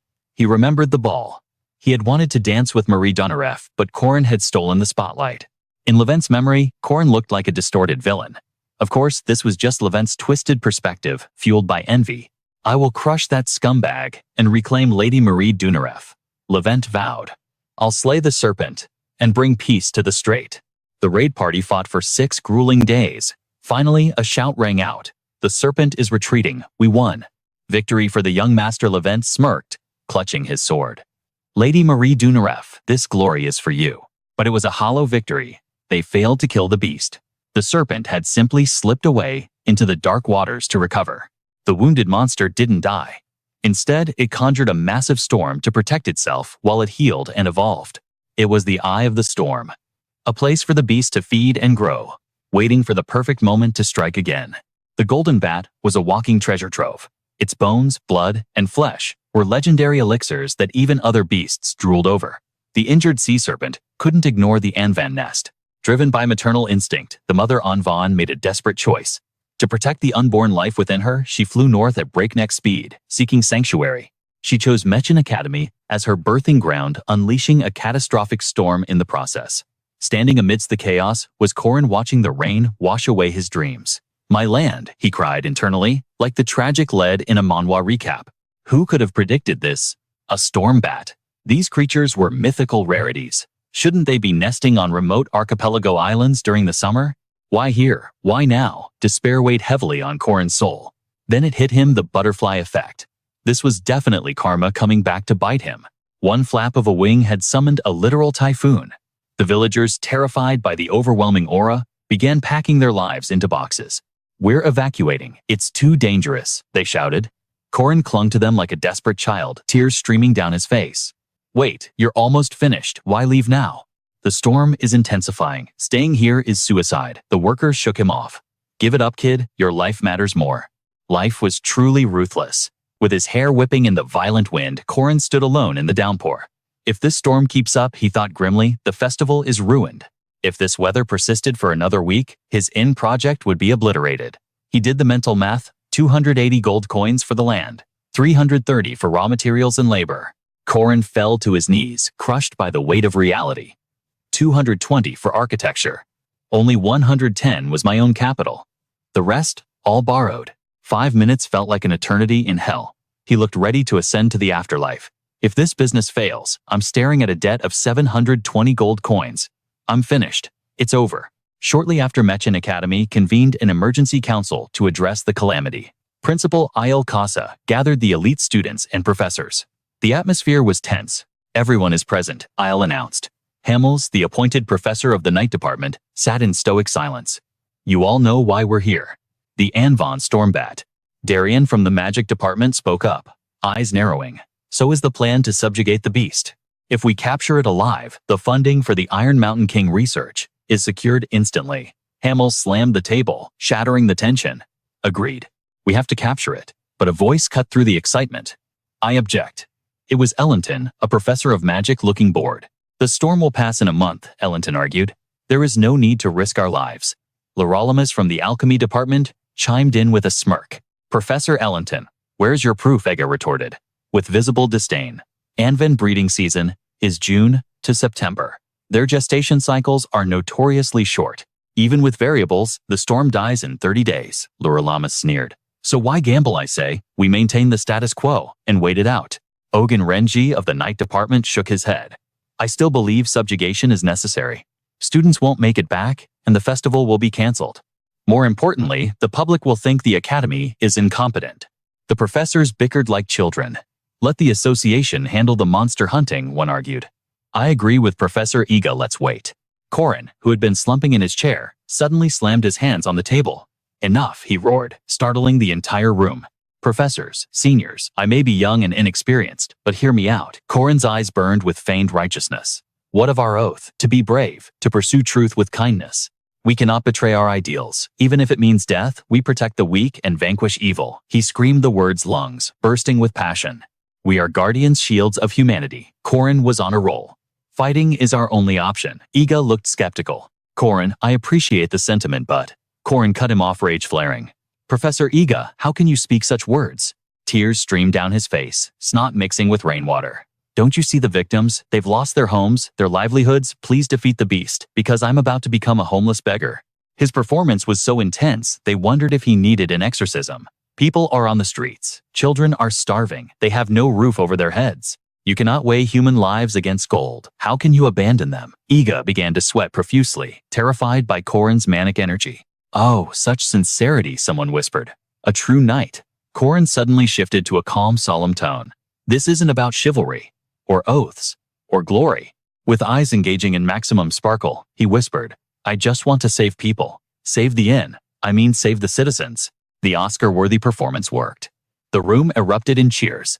I knew he was special, such a passionate young knight. Damn, that hit me right in the feels. Wait, what did he say about an inn? Ignoring the slip-up, the professors slammed their tables. Form the raid team immediately. In the name of the Guardians, we shall protect them. Principal Isle, having heard enough, made the final decree. It's decided. Corin smirked internally. Thanks to his god-tier acting skills, the entire academy was now mobilized to save his real estate investment. I've coordinated with the support division, a professor noted. We just need to synchronize the timing. Seeing Corin trembling, a colleague laughed. Ho, ho, ho. Overcome with emotion, are we? I didn't know you had such a bleeding heart. Of course, I am sincere, Corin lied through his teeth. His mouth spoke of justice, but his soul was that of a cunning old fox. I have to pay off that 720 gold debt. My life depends on this raid. The plan was simple. Anvan was in the eye of the storm. They needed the support team to crack the barrier. The storm's eye was growing, shaking the very earth. Once a fissure was opened, the strike team would infiltrate and neutralize the target. It sounded like a perfect plan on paper. But inside that eye, a legion of monsters waited. Corin frowned as he assessed the threat. Those beasts got trapped trying to devour the Anvan. They're starving and in a berserk state. But he wasn't worried. Not with Hamels on their side. In his golden age, he was known as Hamels the Crusher, a demigod knight. He wielded a 2-meter battle axe as easily as if it were a pair of chopsticks. Professor Ogun, a first-class mage, and our interim captain radiated pure talent. That object in his mouth wasn't a cigarette. It was the very wand he wielded as a weapon. Then there was Professor Iga, his eyes burning crimson with overwhelming killing intent. A second-year student and a first-class knight like myself, he hailed from the savage northern tribes, a true berserker. With such an elite squad, defeat was impossible. In the heat of battle, Corin shouldered his spear, unable to resist a taunt. You're massive. Do you have giant blood in your veins? The berserker growled in annoyance. Focus on the battle. Heads rolled and blood sprayed as he decimated the monsters, yet Corin chatted as if on a stroll. His personality was far more laid back than his fierce appearance suggested. His mind was fixed on one goal, capturing the Anvan. We need to penetrate the eye of the storm before the destruction spreads and secure the target. But internally, he worried about the repair costs for his inn. A classic Manhwa recap moment of financial desperation. Corin's blood boiled with adrenaline as he clenched his fist. Just you wait, Anvan, I'm coming for you. Heyman surged ahead of the squad, shouting, we're charging into the eye. Everyone follow my lead. Corin sprinted behind him, chirping a cheerful Roger that Professor Ogun clamped down on his catalyst, smoke trailing. As he muttered, I never expected it to turn out like this. They stared up at the Anvan standing defiant within the intensifying cyclone. Professor Ogun sighed heavily. A storm within a storm. I've never seen such a phenomenon. It must have sensed intruders and used the last of its power to create a condensed barrier. Heyman speculated, unable to hide his curiosity. Does an Anvan usually possess such abilities? Professor Ogun shot a side glance at Heyman. Puffing on his wand for warmth, he replied, it's likely maternal instinct. Even for a beast, it's awe-inspiring. He paused. Professor Ogun, do Do you think we can breach it? Oomph. Only if we're prepared to be covered in wounds. As he spoke, Ogun drew a firearm, aiming the barrel squarely at the monstrous horde. We'd take too many casualties. No need to push ourselves, let the support team handle it. A gunshot rang out, sending a distress flare piercing through the storm clouds. The signal was received instantly. Professor Dinah, support requested. Oh, is that so? Professor Dinah's laughter echoed with terrifying delight. Let's see. It's been ages since I unleashed my full power. A massive crimson eye opened in the sky like the gates of hell. Lightning tore through the heavens, prompting a whimpering voice from below. Professor E, isn't this a bit too dangerous? Watching the storm turn blood red, Professor Ojin broke into a cold sweat. Good heavens, Professor Dinah, are you trying to wipe us out too? As the danger escalated, Ojin frantically deployed a defensive matrix. Everyone take cover, I'm erecting a barrier. He gritted his teeth. God, we only needed enough firepower to disperse the storm. Glancing toward Dinah's direction, Ogun wept internally at her barbaric display of force. At that moment, Professor Dinah, wearing her witch's hat, looked like a villain straight out of a nightmare. A chain of condensed lightning formed, piercing straight into the tornado to annihilate the Anvan. Moments later, the ground was obscured by dust and shattered rock. But the silence didn't last. A series of crackling explosions began to rise from the earth. Realizing they had narrowly escaped death, Haman couldn't hold back his curses. Lord have mercy. This is exactly why I hate you. Damn mages, you almost killed the whole squad. Professor Ojin regained his composure, puffing on his catalyst. Well, at least it's resolved. With that amount of lightning, the storm is surely finished. But as the dust settled, the familiar silhouette of the Anvan remained. Ojin froze. Huh, it's still there. Their eyes widened in horror, jaws dropping as they stared into the vortex. With that level of voltage, even a semi-first-class monster should have been incinerated. Haman's eyes widened. Wait, something's wrong. Within the storm, the Anvan's eyes glowed crimson. Its body was mutating, growing stronger by absorbing the lightning, a terrifying twist typical of a leveling Manhwa. The beast was preparing to break free, its power skyrocketing. Haman's anxiety peaked, while Professor Ojin couldn't hide his frustration. What the hell's going on? Corin stared at the Anvan, realization dawning. Evolution, the berserker beside him tilted his head. Huh, it's evolving. Monster evolution, a unique phenomenon triggered by accumulating life experience. It wasn't just an alpha ascending to lead the pack. The very vessel of the species was transcending its limits. Corin analyzed the situation grimly. For a creature to survive a storm of this magnitude, having lightning resistance isn't strange. It absorbed Professor Dinah's attack. We can't treat it as a weakling anymore. The Anvan had become the Thunder King. It let out a roar that shook the very earth, the shockwave staggering the team. Damn it, everyone watch out. Haman's body was swept away by the gale, yet his mouth continued to fire off complaints at full speed.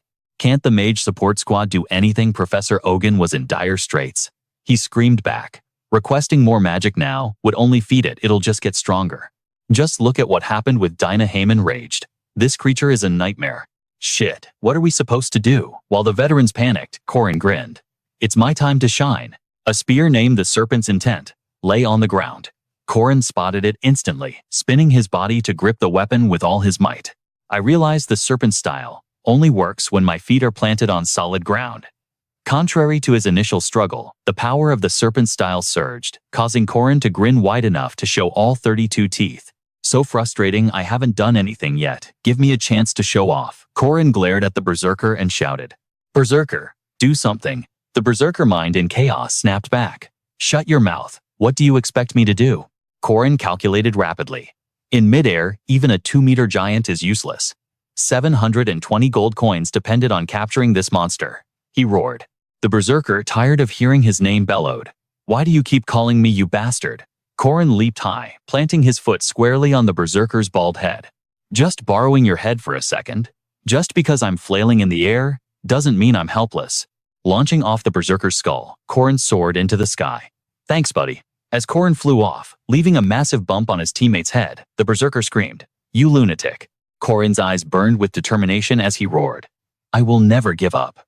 Then, in a moment of desperate improvisation, he used the second victim's backside as a literal launching pad. Leon gasped, completely bewildered. Huh, what on earth are you doing? Even Hen wasn't spared from this indignity, serving as a stepping stone for Corin to vault higher into the sky. Professor Ogun groaned as Corin's foot connected his old bones, cracking under the pressure. But Corin's mind was set on one thing. I refuse to bow down to a monster. His power surged, reaching a fever pitch. Corin screamed, flames of rage dancing in his eyes. I'll kill you, I swear I'll end you. It was the terrifying visage of a man blinded by the need for vengeance. At that moment, the wyvern Anvan let out a shriek of pure terror. It unleashed all its fury, a clash between a desperate human and a monster fighting to protect its offspring. Their very lives hung in the balance of this single moment. A hopeless battle had just begun in this intense Manhwa recap.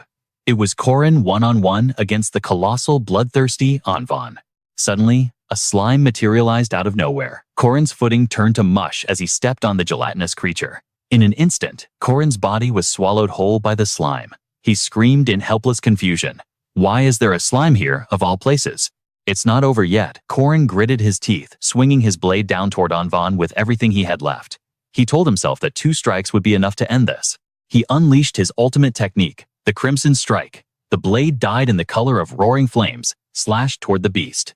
The tip rushed toward the storm, surrounding Anvan, but suddenly, the trajectory shifted upward, missing its mark completely. Corin couldn't hide his devastation. It happened again. In this system, Manhwa world, all martial arts designed for the ground were useless in mid-air combat. His face went blank, staring up at the sky in utter defeat. Corin let out a heavy sigh, his spirit breaking. Ah, is this how it ends? Is it really over? The sky turned pitch black. Ominously dark clouds, gathering as red lightning tore through the heavens. Through his fading vision, Corin looked at the blurry sky. A voice echoed in his mind. I shouldn't have made that investment. Even at death's door, tears streamed down his face as he sobbed with regret. I should have used that money to buy delicious food instead. Corin closed his eyes, but his mouth kept moving, cursing Anvan's entire bloodline. Damn it all. And there, amidst the raging storm, his world began to collapse. Suddenly, a small silhouette burst from the eye of the storm, kicking Anvan with tremendous force. Corin, watching from below, felt his eyes widen in shock. The impact was so loud, it pierced through the roar of the gale. Corin realized someone was up there fighting the beast. But, who is it? He shivered instinctively, hiding half his body inside the slime for safety. Inside the tempest, Anvan's pathetic screams rang out ceaselessly. The heavenly Yaksha Warin had arrived, her red eye glowing with menacing power. With every brutal strike, she deformed Anvan's face, leaving the beast's eyes twisted in agony. She wasn't done yet. Warin gripped her weapon, physically tearing the monster's mouth open. The beast's scream shook the very foundations of the sky. Its massive body teetered helplessly within the turbulence. A massive explosion illuminated the heavens, shaking the 3 realms to their core. The power was so overwhelming that Corin had to shield his eyes from the blinding radiance. The light grew more intense, threatening to bleach Corin's existence into nothingness. A moment later, the storm subsided, leaving only a vast, silent whiteness painting the sky. Debris and people fell to the ground, groans of pain echoing everywhere. The soldiers looked up anxiously, realizing the storm had finally stopped. Then they saw the silhouettes of 2 women emerging from the aftermath. Corin stood there, leaning on a cane, staring blankly at the scene with a bewildered expression. His mind wandered to scripture. Even though I walk through the valley of the shadow of death, I will fear no evil, for God is with me. Tears streamed down Corin's face as he looked at Anvan's motionless corpse on the ground. Suddenly, a scolding voice snapped him back to reality. What exactly do you think you're doing? Corin's legs turned to jelly, and he collapsed to his knees. His heart was in turmoil, terrified of the debt that awaited him 720 gold coins. Waran and Professor Josephine looked on in shock as Corin fell to his knees, clasping his hands in prayer before them. A flicker of hope sparked in Corin's heart. The rescue team is here. The tornado that struck the city outskirts had caused chaos, but thankfully, the damage was contained as it moved away. Thanks to early intervention, the city itself was mostly spared aside from the rural roads. There were casualties, but in this awakening, Manhwa world recovery was always possible. A voice called out, "Here, eat something. Today's menu is potatoes and onion soup." Since the academy was funded by taxes, maintaining the image of heroic benevolence was crucial. Refugees lined up to receive food. Marie Dunareff reminded the crowd with a smile. "Make sure to grab a cup of juice when you head inside, okay? Thank you so much, miss." For the guardians trained by the academy, volunteer work was a key part of maintaining their public reputation. A man receiving food smiled awkwardly. "You're giving me potatoes again." The heavenly Yaksha Waran shot him a glare filled with irritation. "If I give it to you, just eat it." The man trembled instantly. Yes, ma'am. Corin sighed, watching the scene. Of course, there are always a few exceptions. Standing beside her, he felt incredibly uncomfortable. He scolded her gently.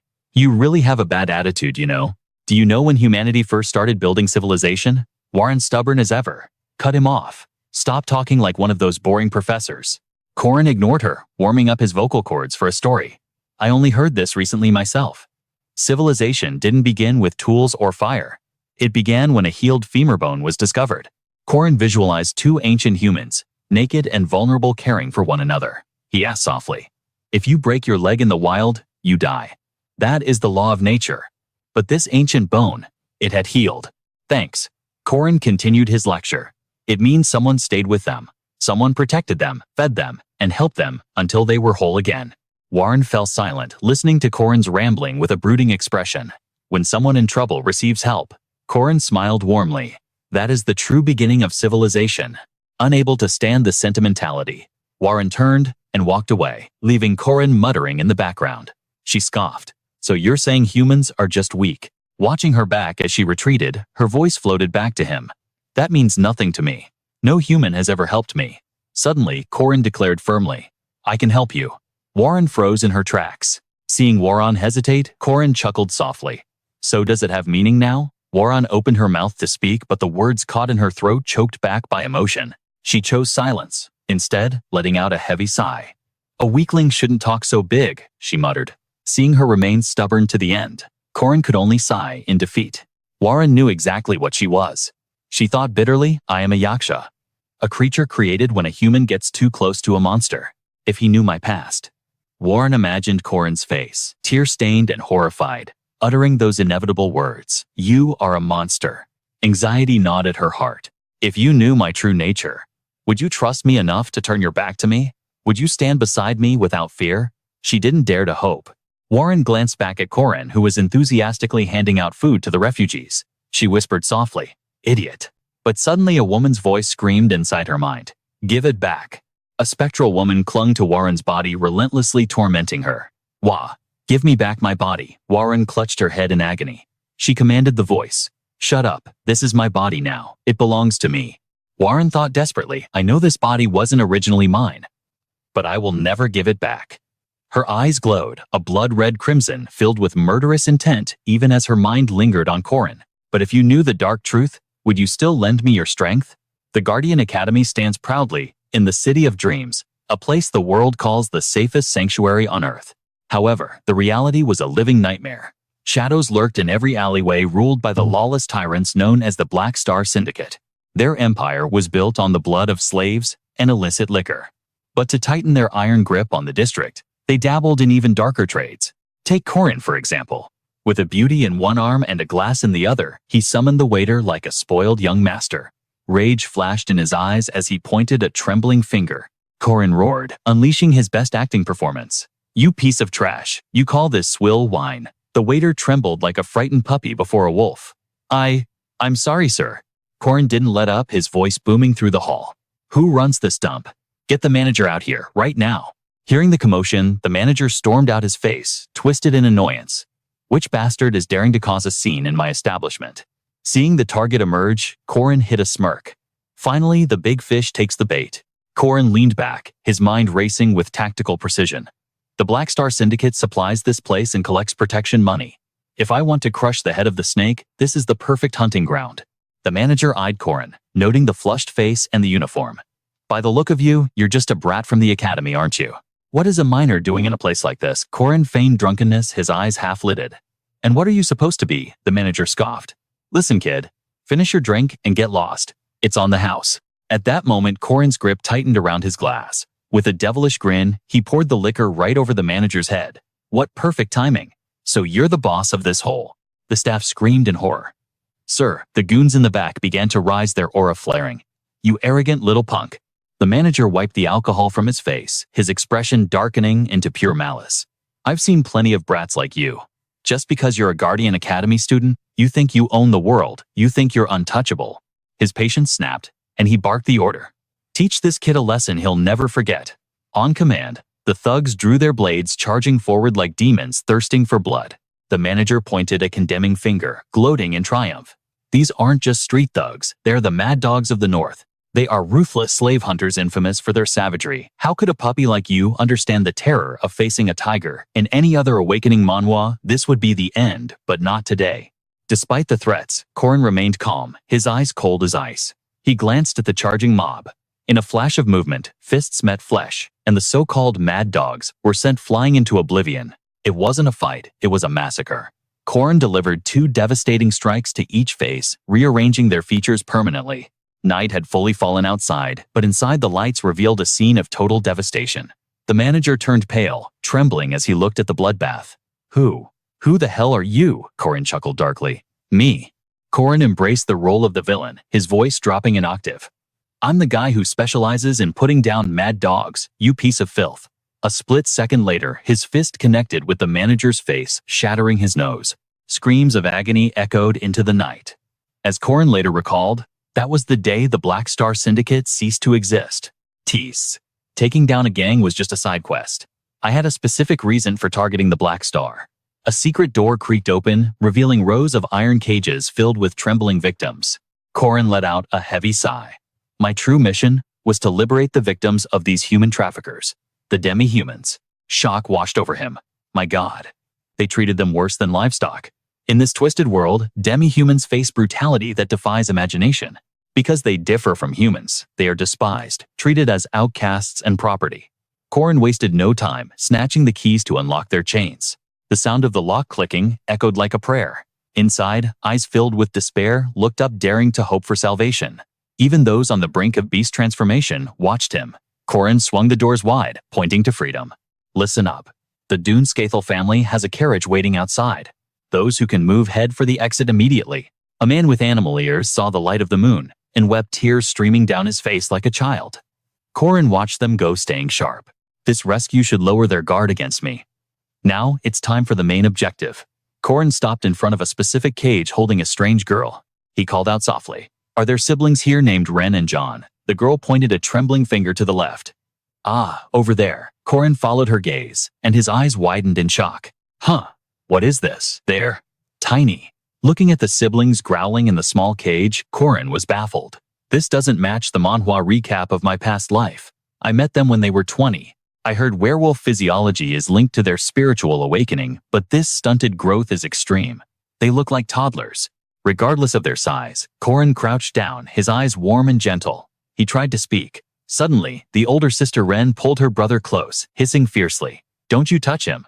Seeing their defensive stance, Corin realized the truth. So this is Ren. Legend says werewolves awaken their powers at birth, which is why they are sold so young. The image of the fierce warrior Ren from his past life overlapped with this terrified child. She growled, eyes burning with hate. I'll kill you, you bastard. Corin tilted his head. Her attitude is completely different. In the future, she was cold and stoic. Did she become that way in just 1 year? Corin remembered the lore. In his past life, Ren and John were major villains serving the werewolf Catholic Church. They were fundamentalists, extremists, who despised humanity and committed unspeakable atrocities against enslaved werewolves who refused to join them. Their actions ignited a massive political war between the first and second princes. They were nightmare opponents in his previous life. Yet in the end, they were both slain by the hero Park Sihu. The cage door creaked open. Corin reached out with a friendly smile. You're cuter than I expected.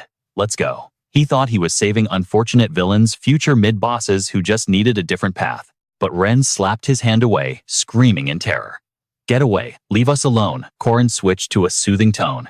Easy now. Be a good girl. Ren refused to yield.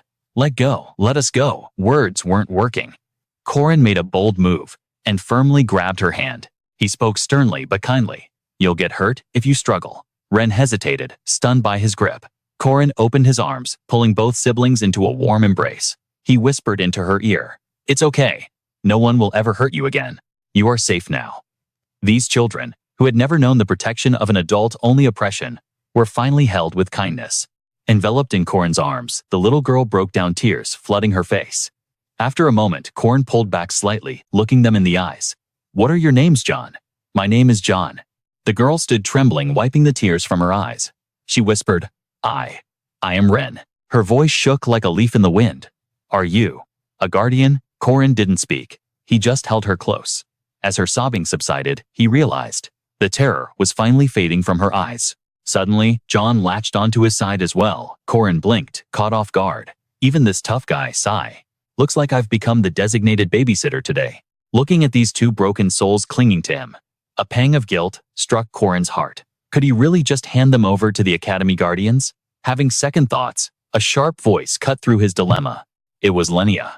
To the world, she was just a pretty tavern girl serving drinks in the back alleys. But in the shadows, she was the ruthless manager of the Information Guild. Corin fell into deep thought. I miscalculated.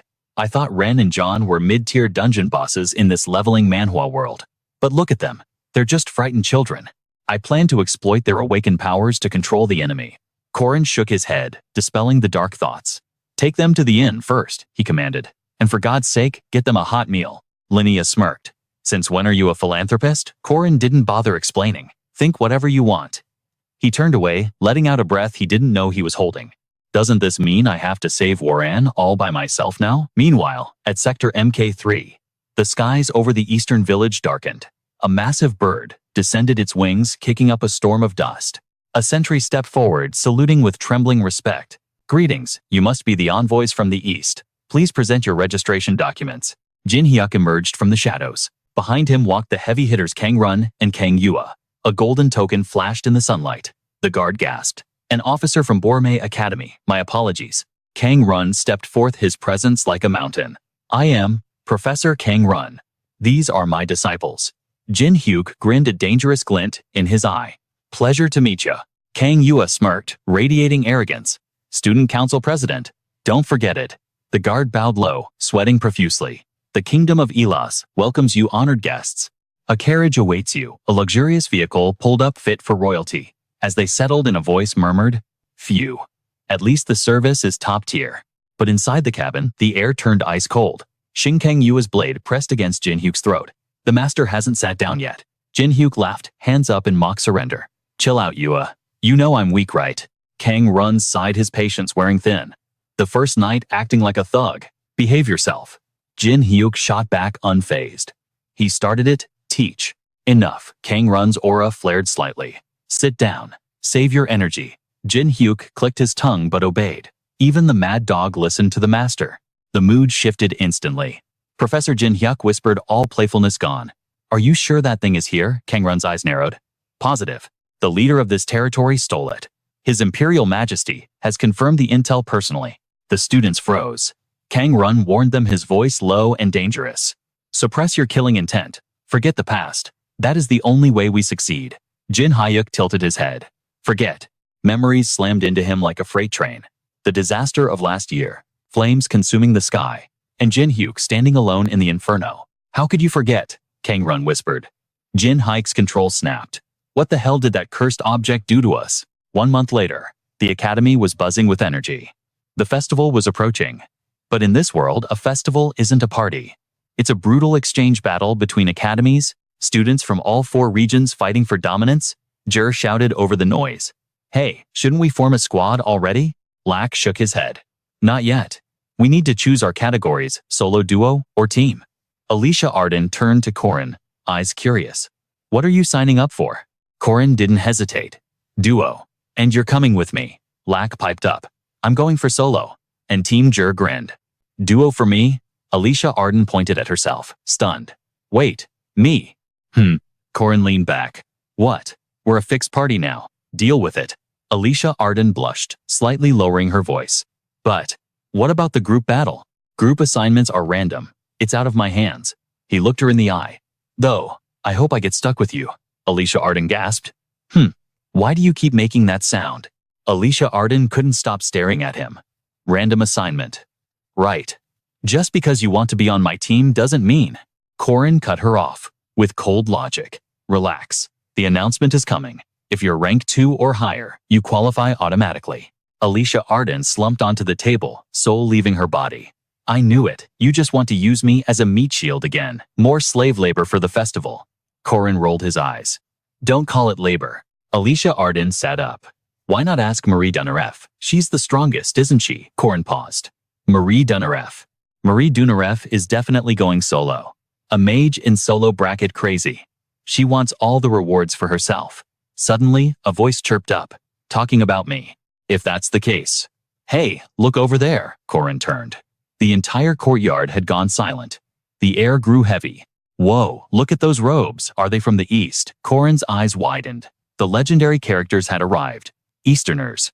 Is that Taoist attire, idiots? It's traditional Eastern battle gear. Corin's heart skipped a beat. They're actually here. The immortal Taoist Kang Run. The mad dog of war Jin Hyuk. The sword Saint Kang Yua. Corin clenched his fists. The main protagonists of Heavenly Yaksha, Part 3. Meanwhile, inside the faculty office, voices were raised. Transfer a student to Borome Academy? Absolutely not. Kang Run remained calm. It is a reasonable request, coming from a blood relative. The shadow of the fire loomed over the conversation. 1 year ago, we faced a catastrophe. Kang Run's voice cracked with suppressed emotion. And at the center of that hell was my niece. While our halls burned to ash, you took her away. We have found her, and we are taking her home. I understand your pain. Professor Josephine frowned. But Warren is a special case. You know this. Her mind raced. So that's why he came as a judge. Just to get to Warren Kang. Run leaned forward. You know what resides within her. There is a monster inside that child.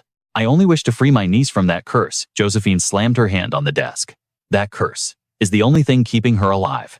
It was the dying wish of Principal Errol and Kang Yua's father. Kang Run stood up, his aura flaring. We will handle our own family matters. Do you truly believe a beast like that belongs among humans? Warren may have passed the first semester, but Master Kang Run laid down a harsh condition. I demand proof. Behind her spectacles, Professor Josephine's gaze turned icy cold. Suddenly, Bishop Jin Yang, the church's envoy, emerged from the shadows. Jin Yang sneered. That bloodthirsty demon has been tamed. Or is this docile act just part of her wretched scheme? Josephine turned her voice dangerously low. Bishop Jin Yang, I suggest you mind your tongue. We trust only what our eyes witness, not your empty promises. The bishop's expression darkened as he proposed a twisted test. Unleash that abomination during the festival. In the heat of battle, a monster that slaughtered countless lives will inevitably reveal its true colors. Josephine furrowed her brow. You want me to release Warren into the open festival? She knew their accusations were baseless, yet persuasion was impossible. As a witch, her word held little value against their prejudice. Perhaps this was a blessing in disguise. If the world saw the demon's humanity, it could change everything. After a moment, Josephine nodded. Very well. Warren will enter the singles division, she added quietly. But where she stays is her own choice. I care not for Eastern customs. Here, her legal guardians are Principal Isle, myself, and the great Saintess. Master Kang Run listened in silence. Josephine cut the tension. We are done here. Both of you leave. Understood. As they departed, Josephine finally exhaled, nursing a cup of hot tea. It was exactly as he predicted. A report arrived. Vanta's minions were infiltrating the festival. Josephine slammed her fist on the desk, rage exploding. What? Where are they? Who are they? Corin sat calmly in the corner. I sensed a storm coming. He placed an item on the table, a grim piece of evidence. The church and Borome's faction. It's one or the other. But the darkness in his eyes screamed the truth. It was both. The failing church was desperate for power, and Borome's spirit mages had joined their crusade. The trigger is Warren, the Heavenly Yaksha. In this system Manhwa, this event is the turning point that decides the fate of the entire Elos kingdom. Corin casually nibbled on a cookie. Keep a close eye on the church, Professor. And what about you? Josephine asked. Corin pointed out. Those new inns built by the foreign sect. Borome is staying there. It's the perfect vantage point. Josephine narrowed her eyes. Why should I trust a word you say? She still suspected he was Vanta's disciple. Corin began unbuttoning his shirt. You don't have to trust me. In fact, your suspicion is your best defense. He bared his chest, revealing the truth etched in his flesh. But no matter what, my vow remains unchanged. I will save this world. Josephine rubbed her temples, letting out a heavy, exhausted sigh. If she understood the Shadow Warrior's oath, she wouldn't look so conflicted, Corin thought. The professor remained silent. She finally spoke. I heard the new suburban inn was funded by student donations. Corin waved his hand. Oh, that has nothing to do with me. My intelligence says the primary investor is you. Her words hit him like a bucket of ice water. Corin froze like a statue. Josephine pressed on. I also hear Marie Dunaref moved her inventory there and opened a street stall. Cold sweat poured down his back. I swear I know nothing about the 100 long-term guests, the supply chain, or the logistics. Every single profit-generating scheme was clearly the work of a visionary mastermind. Just accept the help. Time skipped to the team battle preliminaries. Hey, Jur stammered, drowning in nervous sweat. Staring at the sea of competitors, Jur trembled. Will we even survive this? Only 16 teams would qualify. Panic took over. Why are there so many people? Lark wasn't fared much better. Even the seniors are participating. Corin scanned the crowd. Warren was missing, likely saving herself for the singles matches. Then it hit him. Wait, where is Alicia Arden? Alicia Arden was buried in the mob, waving frantically. Corin, over here, let me through. Suddenly, a booming voice echoed from the podium. Welcome, students. The crowd erupted. It's Master Kang Run. The legend himself stepped forward. I am Kang Run, your presiding judge. These preliminaries will weed out the weak. Only 16 teams will advance. Lark started tearing his hair out. This is going to be hell mode. Meanwhile, the newcomer was clueless. Who's the old guy? Kang Run announced the rules. If your armband is taken, you are out. Now, let us begin. He paused for dramatic effect. The theme is the Guardian's supreme duty. Kang Run's expression turned grim, his voice thundering across the arena. Rescuing the innocent. Instantly, the legendary 8 Gates formation manifested. The students went pale. Jur shrieked. What the hell? What's the point of this? Lark snapped back. He's the greatest formation master of the East. Jer stared at the chaos. But how do we save people in this mess? Lark's eyes widened. Wait, people. The rules flashed in the air. Rule 1: contact with a civilian allows you to issue commands. Rule 2: escort civilians to safety for points. Rule 3: casualties will cost you dearly. As the dummy targets appeared, the students stared in disbelief. Are these stone statues the citizens? Jur grabbed one with a curious grin. So the moment we make contact, their AI triggers, and they start moving right. L adjusted his glasses, his expression grave. That seems to be the mechanic. Jer's eyes lit up. Whoa, that's top-tier tech. This is gonna be fun. All right, let's roll. Standing back, Corin watched them goof around, a faint smile playing on his lips. Kids these days, so full of burning passion. Suddenly, a blood-curdling scream shattered the peace. Watch out. It's a hellhound. A beast with eyes full of killing intent lunged, growling. In a flash, Alicia Arden silenced it with a single devastating blade strike. The party cheered wildly. One-hit kill. Alicia Arden really is in a league of her own. We really hit the jackpot teaming up with her, basking in their praise. Alicia Arden scoffed, her nose high in the air. Ahem, just follow my lead and don't slow me down. The hound's carcass lay split in two on the cold ground. A notification popped up, reminding them of the classic system Manhwa objective: protect the citizens. Show your prowess as guardians against the monster waves. You must escort the maximum number of civilians to the safe zone. As the instructions faded, the group mobilized instantly. One of the stragglers shouted from the rear. Alicia Arden, I spotted another NPC over there. Alicia Arden signaled the squad to double back. Got it. Watching her take charge, Corin thought to himself. She's actually enjoying playing the hero. Leon crunched the numbers. If we secure that one, that makes 10 lives saved. Let's move. Alicia Arden nodded, high on adrenaline. We need to locate the safe zone immediately. Leon agreed. I'll send out a scout. Based on the 8 Gates formation, the sanctuary should be close. Suddenly, Alicia Arden's group froze, their eyes widening in sheer terror as they looked up. Leon panicked. What is happening? Alicia Arden's voice trembled. The earth. It's quaking. Leon's face went pale. Is that war drums? Alicia Arden screamed, her instincts screaming danger. Ambush behind us. Before she could react, a blur of motion swept past and an army descended upon them. The leader stood on a ridge, radiating dominance. Drop your weapons, and I might just let you keep your miserable lives. Alicia Arden stood paralyzed, her brain refusing to process the scene. What on earth? Is that a shopping cart? She squinted, trying to make sense of the madness. No, they had tied the stone golems together to create a massive human-powered chariot. What kind of insane strategy is this? Jer, clad in armor and strumming a harp atop the pile, bellowed, kneel before us. We are the bandits of this wasteland. Recognizing the face, Alicia Arden shrieked in disbelief. Jer, have you lost your mind? And since when do you strum a harp like it's an electric guitar? A sinister laugh echoed through the canyon. You think I care about aesthetics? We're cornering the market on over 1,000 points by hoarding these limited edition statues. Alicia Arden pointed a trembling finger. You. Why go to such lengths for a cheap trick? Then she spotted him. Corin. Hearing his name, he slipped into character. Corin.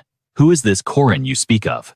You shall address me as the immortal, almighty Corin. His face, painted like a chaotic jester, exuded a terrifying aura. I am the supreme being, and purging the weak makes the game so much easier. The original plan was a three-man cell, Corin, Jer, and L. They decided to mass recruit other students, building a massive legion. This was the first step in their domination strategy.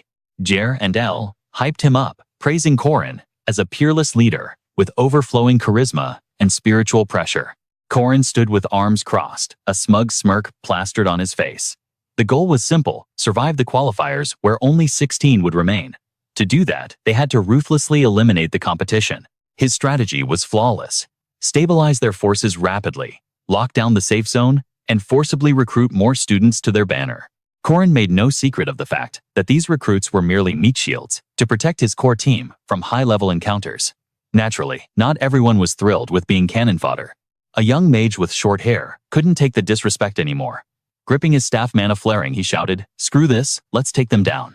But before he could cast a spell, his teammate tackled him, stopping a suicide mission. Angry murmurs rippled through the crowd. Insults flew at Corin's group. Cowards, cheaters. But Corin remained unmoved, his expression as calm as a still lake. His team had formed an impregnable phalanx using the massive stone statues as a frontline barricade. The mission was simple, but the execution was brutal. If they successfully escorted a statue to the zone, it was +1 point. If a statue was destroyed, a devastating -2 points. Lounging on a makeshift throne, built from the very objectives they were meant to protect, Corin declared with arrogance, "Stick to my script, and victory is guaranteed." The attacking students were boiling with rage. They screamed at Corin, calling him scum. They knew if this stalemate continued, they would be the ones to fail. Desperate, the rival faction charged, rushing toward the stone wall and Corin's group. "If you have any honor, come down here and fight us man to man." Their plan was crude: climb the statues and throw Corin's squad into the dirt. Seeing their reckless charge, Corin smiled the grin of a devil who had just won a bet. He placed a hand on L's shoulder. L flashed a wicked grin. He had been enduring their taunts for too long. Corin whispered, "Wait for it." Then, as the enemy clustered together, "Now, burn them all." L unleashed a massive fireball. The spell detonated in the center of the crowd, a thunderous explosion that sent the attackers flying, screaming in agony. The students shielding the statues panicked. "If the statues break, we lose points," but Corin dismissed them coldly. "We have an army of statues. Sacrificing a few for the greater good is basic math." This highlighted the fundamental difference between the teams. Corin's faction focused on hoarding resources and military expansion from the start. The opposing side, led by Alicia Arden, played by the rules, attacking the enemy to secure the safe zone. A classic hero versus villain dynamic. But in war, only the winner matters. Corin's savage grin widened as he barked orders. "If anyone steps forward, execute them on the spot." "Sir, yes sir," his minions roared in unison. Corin found it amusing how the academy pitted students against each other like this. The dropout rate was climbing by the second. Back in the present, the tension between Alicia Arden and Corin was suffocating. Alicia Arden pointed at him, eyes wide with betrayal. She never expected the mastermind to be him. Corin spread his arms wide, his clown makeup enhancing his maniacal expression. "Behold, the Almighty is here." He rolled his eyes back, looking down at Alicia Arden with pure derision. He called out her name, his voice dripping with false benevolence, offering her a spot in his chaotic legion. Alicia Arden gripped her sword hilt, knuckles white. "Excuse me," Corin's voice turned silky and persuasive. "Toss that loser badge aside. Join the winning team. I'll even make you vice captain." Alicia Arden rejected him instantly. But Corin didn't care about her consent. He wasn't asking for permission. He needed high-level combatants to crush the enemy, and he had decided she belonged to him now. Corin dropped a bombshell: anyone who could drag Alicia Arden to his side would be crowned a squad captain. Instantly, a mob ambushed Alicia Arden from the rear, while she stood there, completely bewildered by the sudden chaos. Her three assailants felt a pang of guilt, but the allure of the leader's absolute command was too powerful to resist. "Strike now," one shouted as the trio lunged toward Alicia Arden. Tears streamed down her face as she realized these were her own allies, seizing this twisted chance to defect to the winning side. With shameless audacity, her teammates admitted they would rather face her blade than cross Corin. Hearing this cold truth, her wails grew even more heart-wrenching. She had placed her absolute faith in them, only to be stabbed in the back. Watching the chaos, Corin's grin widened into a devilish sneer. The illusion of peace had finally shattered. This was the brutal reality of their world. Sacrifice anything for personal gain. Blood sprayed across the battlefield as human nature reverted to its primal state, survival at any cost. Honor meant nothing in the face of death. They tore at each other like rabid animals in a symphony of cruelty.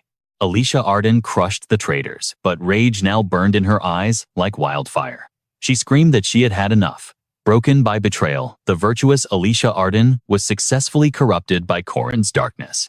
Consumed by sorrow and fury, Alicia Arden declared she needed no one.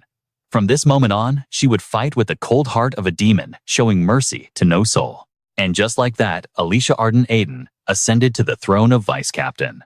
Meanwhile, the scene shifted to Marie Dunaref, who believed that unity was the key to surviving this manhwa recap. A lone wolf would perish, especially against a second-year prodigy like Marie Dunaref. Her party was built on the sacred bonds of friendship, attracting a massive following. They believed their unbreakable bonds could conquer any obstacle. However, when Corin's legion of stone golems marched in, they faced a nightmare they could not escape. Marie Dunaref froze, her eyes widening in shock at the sight of Corin. Isbel quickly stepped in, assuring her that victory was still within their grasp. Even if Corin had the numbers, their raw firepower was superior. But then, Corin's voice floated through the air like sweet poison, paralyzing Marie Dunaref for 3 fatal seconds. With tears shimmering in his eyes, Corin asked softly, "Do you really want to fight me?" That single sentence detonated Marie Dunaref's already fluttering heart like a nuclear bomb. Marie Dunaref trembled, her voice lost in her throat. Standing beside her, Isbel looked on, completely clueless about the storm raging inside her friend. Poor Isbel did not realize that 2 years of friendship were dust compared to the overwhelming power of Marie Dunaref's first love.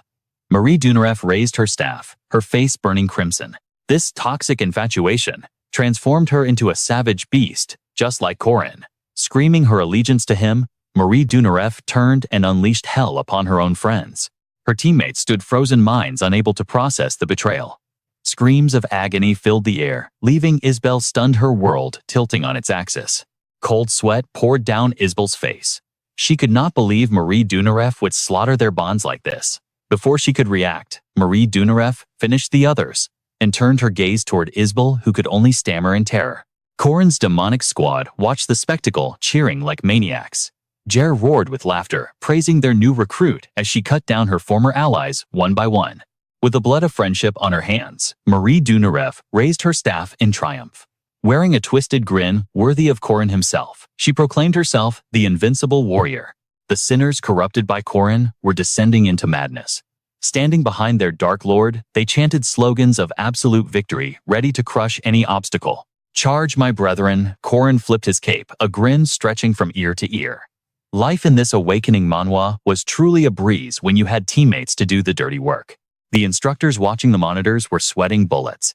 They had absolutely no clue what kind of chaotic drama was unfolding on the field. Kang Run turned to Josephine, asking if she foresaw this madness, but even she could not predict Corin's twisted schemes. Still, this was undeniably the wildest twist of the tournament. Josephine admitted defeat. Corin played 4-dimensional chess, while everyone else played checkers, and her worst fears had become reality. Corin's squad cleared the qualifiers in record time, celebrating with a bizarre victory dance atop a pile of stone statues. Despite their epic results, they had successfully terrified everyone watching. The next stage was the duo battle, their first opponents, the formidable twin siblings of the ancient Chen clan. As elite second-level guardians of the academy, they were no joke.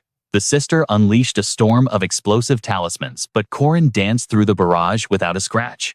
Corin pointed a lazy finger at the Chen twins and ordered Alicia Arden to attack. Though startled that he picked her, Alicia Arden immediately shifted into her combat stance. Raising her blade, she grumbled that this mess was all his fault anyway. "Leave these two to me," she shouted, unleashing 2 razor-sharp slashes. Alicia Arden executed a devastating sword-breaking technique, striking her targets with lethal precision. The twins cried out in pain as the match ended in a heartbeat. Corin clapped, praising her tactics, but Alicia Arden was seething. She had done all the heavy lifting, while he stood there like a useless statue. Corin tut-tutted, arguing that his spiritual support was the real MVP. Alicia Arden's patience snapped. Meanwhile, high in the stands, Jin Hyu and Kang Yua analyzed the scene. Jin Hyu realized Alicia Arden was the granddaughter of the legendary Sword Emperor. Yet, he scoffed, finding her strength underwhelming for such a bloodline. Kang Yua's sharp eyes dissected the battle. She admitted Alicia Arden was decent against fodder, but her predatory gaze was locked firmly on Corin. She realized the terrifying truth: the true monster of this team was Corin. Every shift in the tide, every chaotic variable originated from him. Recalling the recent rankings, she confirmed Corin was the one promoted to a level 5 guardian. Her mind flashed to the two dangerous rivals she had researched before arriving. The first was the unstoppable berserker, and the second was the demi-human vampire Marie Dunaref. But after witnessing Corin effortlessly weave through that talisman barrage, her calculations changed. The Chen siblings were formidable fighters with perfect synergy. If he could toy with them, it proved that Corin's power was not just for show. Staring at Corin's back, Kang Yuo recognized a master tactician, someone with microscopic observation skills and the ability to make split-second lethal decisions. With his veteran judgment, Corin might truly be the strongest monster in this arena. Beside her, Jinhyu also began to grasp the gravity of the threat. If they had to clash with Corin, it would be a nightmare battle. A cunning mastermind like him was the most dangerous kind of enemy in a leveling manhwa. He prayed he wouldn't have to face a monster like that. But then Jinhyuk froze. His eyes locked onto a new arrival, his jaw dropping in sheer disbelief. Pure, unadulterated murderous intent flooded Jinhyuk's gaze. Rage twisted his features. The arena roared, the crowd's bloodlust matching his own in a deafening crescendo. Outside the chaotic ring, Warren walked with a heavy, solitary rhythm. The corridors were dead silent. The entire world was fixated on the match inside. This unnatural silence cut deep. Closing her eyes, Warren was dragged back to that cursed day, the day her humanity died and something darker took its place. The memories bled into reality. She was just a child then. When she awoke from the awakening, the world was an inferno. The heat seared her skin. Everything she loved had been reduced to ash. A voice screamed in her skull, "Kill them, slaughter every last one." She stood alone amidst a sea of flames, her feet planted on a mountain of charred corpses. Snap! A wave of suffocating killing intent pulled her from the nightmare. Her instinct screamed an assassin was right on top of her. Jinhyuk launched a lightning-fast kick, aiming to kill, but Warren's warrior instincts were sharper. In a split second, she dissected his trajectory and read his every move. Bam! She blocked the strike with terrifying precision. Jinhyuk leaped back, impressed by her reflexes, while Warren narrowed her eyes, tracing the origin of his overwhelming bloodlust. "Your killing intent. It's heavy," she muttered. Jinhyuk smirked, arrogance dripping from his voice. "You're the first to ever see my attack coming, let alone stop it." He didn't wait. Jinhyuk exploded forward like a cannonball. "Don't get cocky, I'm taking you down right here, right now." Fast. Strong. Warren acknowledged his prowess as a top-tier fighter, but his eyes, that wasn't just battle spirit, that was a vendetta. "Do I know you?" she asked coldly. Jinhyuk froze for a beat. "No clue who you are," he lied, though his face contorted with enough hate to burn the world down. His words claimed ignorance, but his soul screamed recognition. Suddenly, he forced a smile masking the rage. "My bad. I let my excitement get the better of me. Mistook you for an old friend. Just a little prank gone wrong." Warren stared at him, utterly speechless at the pathetic excuse. A sense of déjà vu tugged at her, but the memory remained just out of reach. "Whatever. Watch your back next time," she warned, turning away. "Count on it," he laughed lightly. But the second her shadow vanished, his smile shattered. Teeth grinding, he unleashed a wave of murderous aura thick enough to choke on. From the shadows, Kang Run emerged, her eyes sharp. She had seen everything. "That was reckless, Jinhyuk. Suicidally reckless. You shouldn't have exposed your strength so casually," she hissed. But Jinhyuk stood his ground, his defiance burning bright. "I didn't expose anything. I just confirmed it. The Master's 8 Gates technique works on demi-humans." Watching Warren's retreating figure, he muttered, "A masterpiece monster, forged by soul mages. To seal that beast and save land, we need the 8 Gates Golden Lock Array. It's the only way." Kang Run glanced at his trembling fists, white-knuckled with suppressed rage. "Patience," she commanded softly. "Bide your time. We wait for the perfect moment to trigger the entity. Once we exorcise that demon from her, you can kill the vessel if you wish." Bloodlust flared in Jinhyuk's eyes. "Fine. I'll play nice. But once the demon is subdued, the kill is mine." The stage was set for the second round of this manhwa recap. The survivors gathered in Nazaria City, the beating heart of the Ellis Kingdom. A roadside tavern bustled with life. Tables were packed, servers dashed through the chaos, and the air buzzed with raucous laughter and clinking glasses. Corin sat amidst the noise, nursing a drink. Nazaria. This location was completely off the script, miles away from where the game usually led. He recalled Professor Josephine's update. The venue was changed by Kang Run. Even with his knowledge of this system Manhwa world, that curveball had stunned him. She had cornered him too. Did you hijack Griffin's shipment? Corin had played the innocent fool perfectly. Me steal? I wouldn't dream of it. But Josephine was sharp. Then what was in the cargo? Corin had averted his gaze, sweat trickling down his neck. Truth was, he did steal it. But it wasn't school property, it was contraband smuggled by Kang Run for the dark cult. Remembering his stint as a bandit leader, Corin sighed. What a drag. Those artifacts were the keys to the 8 Gates golden lock array. The very trap destined to bring Warren to her knees in the next round.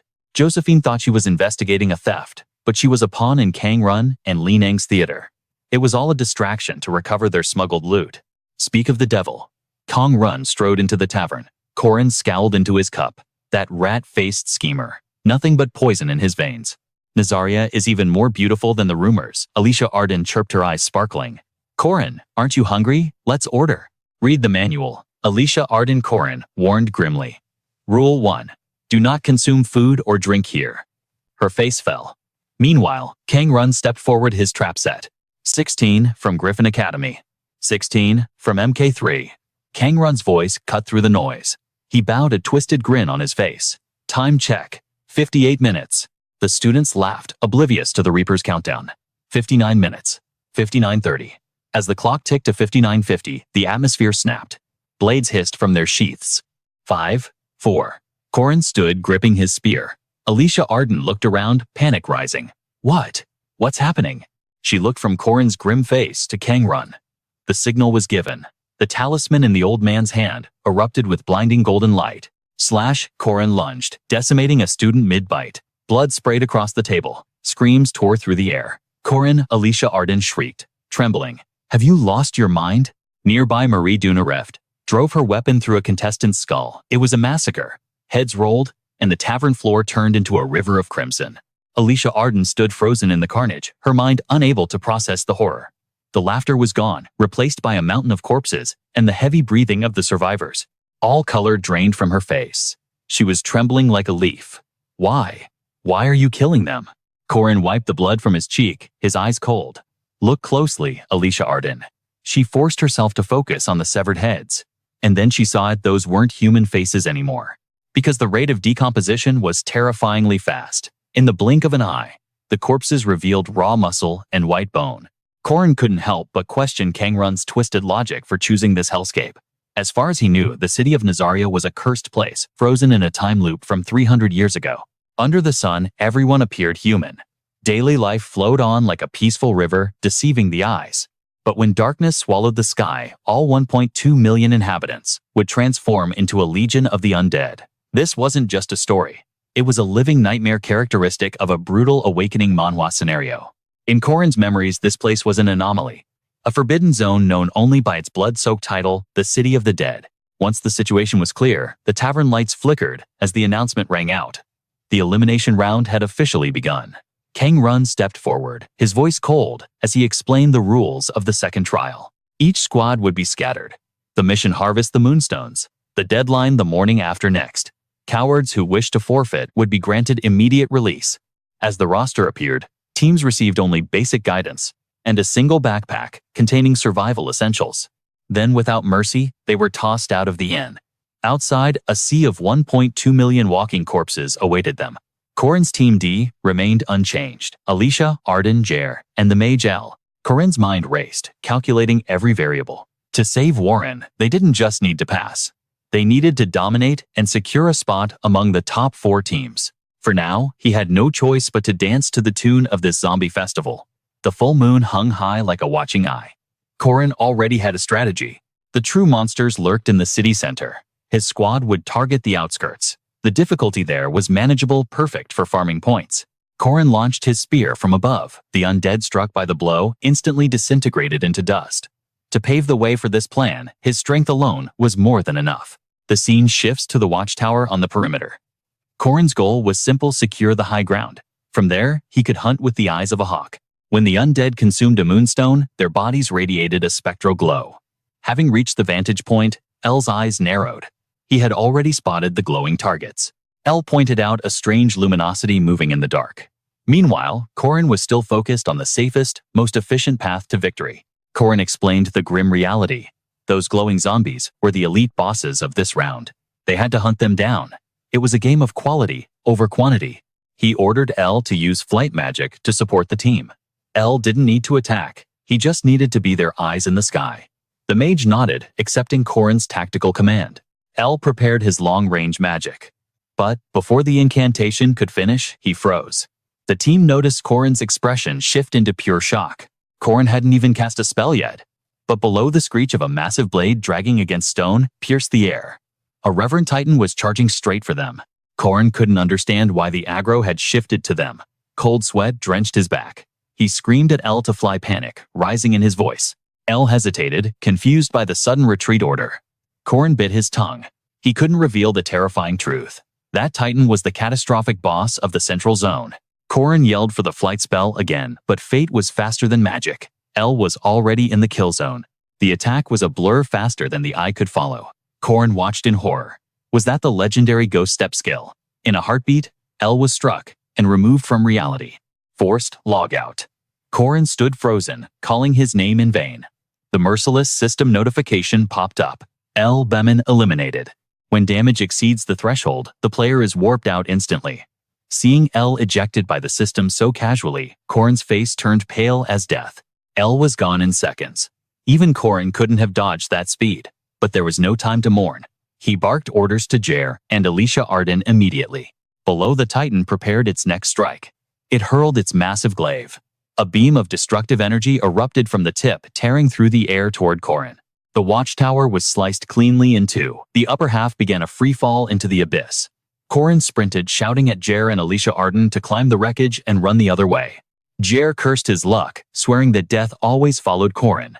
The sound of destruction was deafening. The clock tower crumbled into dust in an instant. Dust choked the air. The once majestic tower was now nothing but a pile of rubble on the street. Silence returned as the smoke slowly settled. A rock moved. Something was alive beneath the debris. It was Corin and Alicia Arden miraculously clinging to life. He quickly checked his teammates' condition. Alicia Arden joked that traveling with Corin was always an eye-opening experience. Corin could only manage a bitter laugh. The first day was a total disaster. With Elle gone, their formation was broken. Their only hope was to run blindly until sunrise. Jer nodded enthusiastically, agreeing with the retreat. But their relief was short-lived. A massive hand snatched Jer from the ground. Was he hallucinating from fatigue? No. Those 5 gigantic fingers wrapped around him were all too real. A demonic bat descended from the nightmare above. Jer screamed for his life. Corin stood paralyzed, unable to process the chaos unfolding. Alicia Arden shouted a warning. Corin focused his eyes, and his heart sank. He had calculated the worst-case scenario, and now it was standing right in front of him. The White Soul King had arrived. The commotion had summoned yet another catastrophic monster to their location. The pressure was suffocating. First the Titan, then the Abyss Demon, and now the White Soul King. The unholy trinity had assembled. All 3 bosses of Nazaria were present, each one an elite tier calamity or higher. Corin and Alicia Arden were surrounded, every escape route sealed. Alicia Arden's voice trembled. Is this the end for us? Corin clicked his tongue in pure frustration. As if coordinated by a hive mind, all 3 bosses launched their attack at once. Corin gritted his teeth. He had planned for everything, fought for every inch. But it felt like the world itself was forcing him to his knees here. Was this failure suddenly a blinding light tore through the heavens? Even Corin was stunned by the celestial phenomenon. He turned around. A strike as powerful as divine lightning wrapped in blue electricity slammed into the Titan. The impact shook the very foundation of the earth. Corin realized this wasn't just an attack. The light was blinding, masking the true form of the weapon. As the glare faded, the object revealed itself. It was a legendary spear. That spear technique? It was unmistakable. A hand snatched the weapon from the air. A cloaked shadow flashed past Corin, signaling him to follow if he wanted to live. Alicia Arden rushed to his side, panic in her eyes. Are you hurt? What about Jer? But Corin stood frozen, his mind reeling from what he had just witnessed. There was no time to waste. They retreated into the shadows of a dark alley. Corin slumped against a window frame, gasping for air as adrenaline crashed through his system. Is everyone intact? The stranger asked, her voice calm amidst the chaos. Corin struggled to answer, his lungs burning from the desperate escape. Thank you, Corin managed to say. But that spear? Where did you learn that art? The stranger turned an amused lilt in her voice. I could ask you the same thing, boy. She pulled back her hood, revealing a face that shouldn't exist here. How does a novice know my personal spearmanship? Corin's eyes widened. The world seemed to stop spinning. He couldn't believe his own eyes. Even Alicia Arden was struck speechless by the woman's ethereal presence. But for Corin, it wasn't just her face. It was that voice. A voice etched into his very soul. The woman glided toward him, her movement defying gravity. She scanned him with a critical eye and nodded. I see. You recognize the silent step because you use it yourself. He gazed into those crystal-clear blue eyes, deep as a mountain spring, cold yet familiar. There was no doubt left in his mind. This was Aranua, the legendary master who taught him in his previous life. Aaron smiled, a knowing glint in her eyes. So you are my disciple from a distant future. Corin stood paralyzed by the weight of destiny. But how are you here? His mind drifted back to the past. Winter break, second year. Park. Saihu stood waiting outside the headmaster's office, impatient as always. You're slow as a snail, Park Saihu barked. Corin rolled his eyes, firing back. And you're as rude as ever. He cut straight to the chase. Why did you summon me? Corin looked up and froze. The headmaster's office. Before he could process the absurdity, Park Saihu hammered on the door. The heavy oak door creaked open. Park Saihu smirked. You said you wanted to get stronger, right? Well, I found someone who can turn you into a monster. Light flooded the corridor from within. Park Saihu's voice echoed with promise. Meet the one who will break your limits. Erin sat by the window, bathed in sunlight. Her gaze shifted, locking onto Corin instantly. Ah, the boy who trails after Park Saihu. She greeted him with a grace that demanded respect. A meeting arranged by Park Saihu's gamer privilege. That was the day fate turned. The day Corin met his master, Aaron Danua. Back in the nightmare of the present. The undead swarmed every alley of the city. Only one house stood as a sanctuary sealed by powerful barrier magic. Erin stepped inside, dusting off her hands. The barrier is set. Those rotting corpses can't breach this threshold.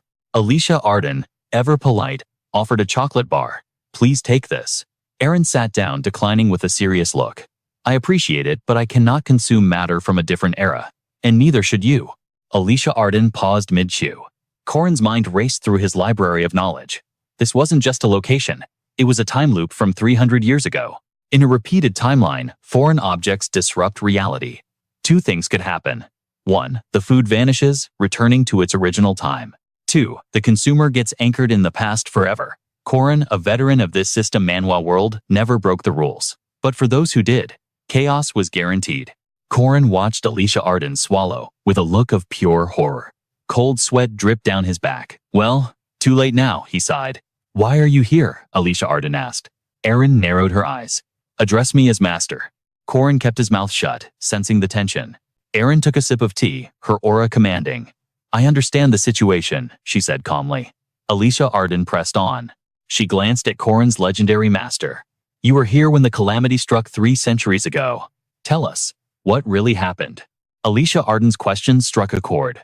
The city of Nazaria. A cursed place where time eats itself, where the nightmare repeats endlessly. Corin studied Erin as she sipped her tea. A dark suspicion grew in his gut. How could she retain her sanity? How was she moving so freely within the loop? Erin stood her presence, filling the room. She answered the unspoken question.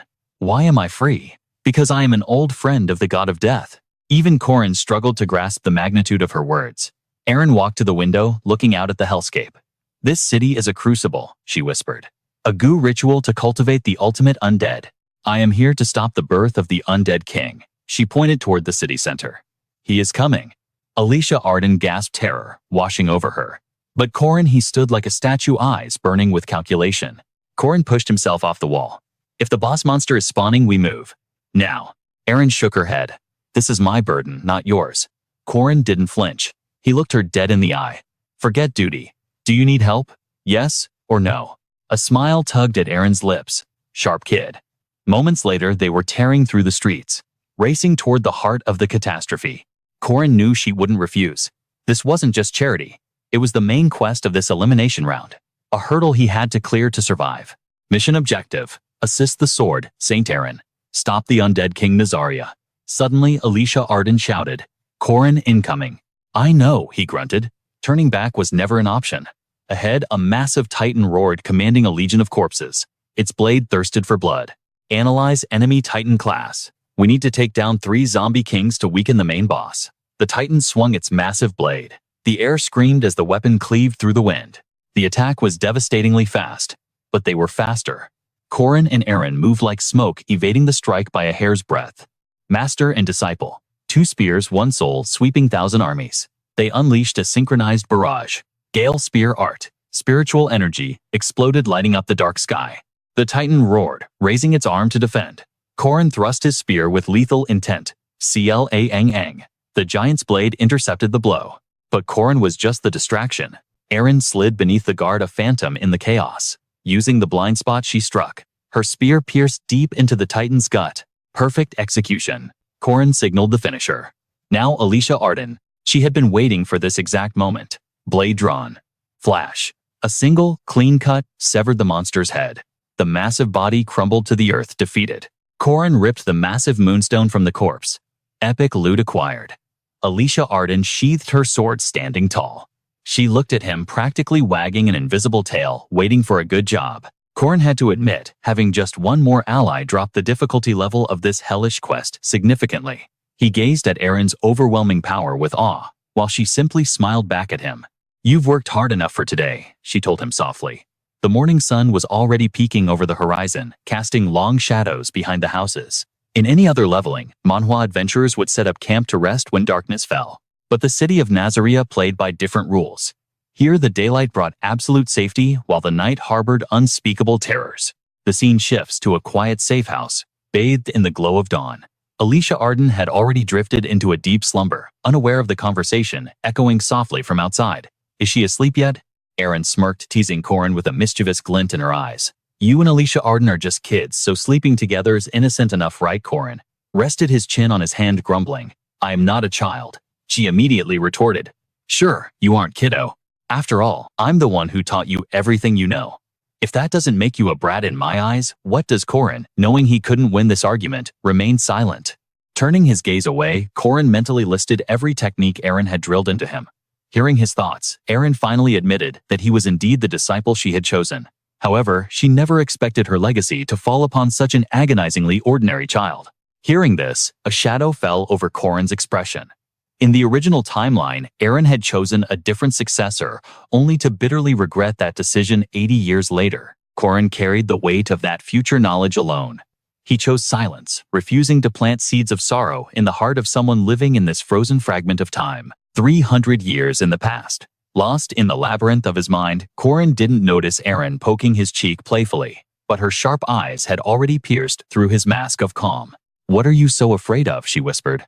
Eren felt blessed to have a disciple who cared for his master so deeply, but Corin tried to brush it off, thinking she was just letting her imagination run wild. Yet Eren saw right through him. With just a few words, she deduced the truth, that the destiny awaiting her was anything but a happy ending. Corin immediately tried to deny it, but she cut him off with a gentle scolding. "You foolish apprentice. Have you forgotten just how powerful your master truly is?" The memories of his tragic past life flooded back like a nightmare. Corin answered her silently in his heart. When the world collapsed under the weight of malice, Eren was the shield that stood against the encroaching darkness. She had sacrificed herself to buy him precious seconds, a choice Corin had never accepted.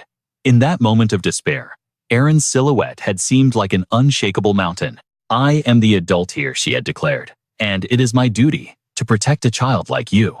Watching her walk towards her death, Corin's spirit had shattered completely. Eren was the mentor who guided him, the teacher who forged him, and the savior who gave her life so that he might live. In that distant memory, Eren glanced back with a serene smile. Even knowing the catastrophic outcome, she comforted him with a gentle lie. "Everything is going to be just fine."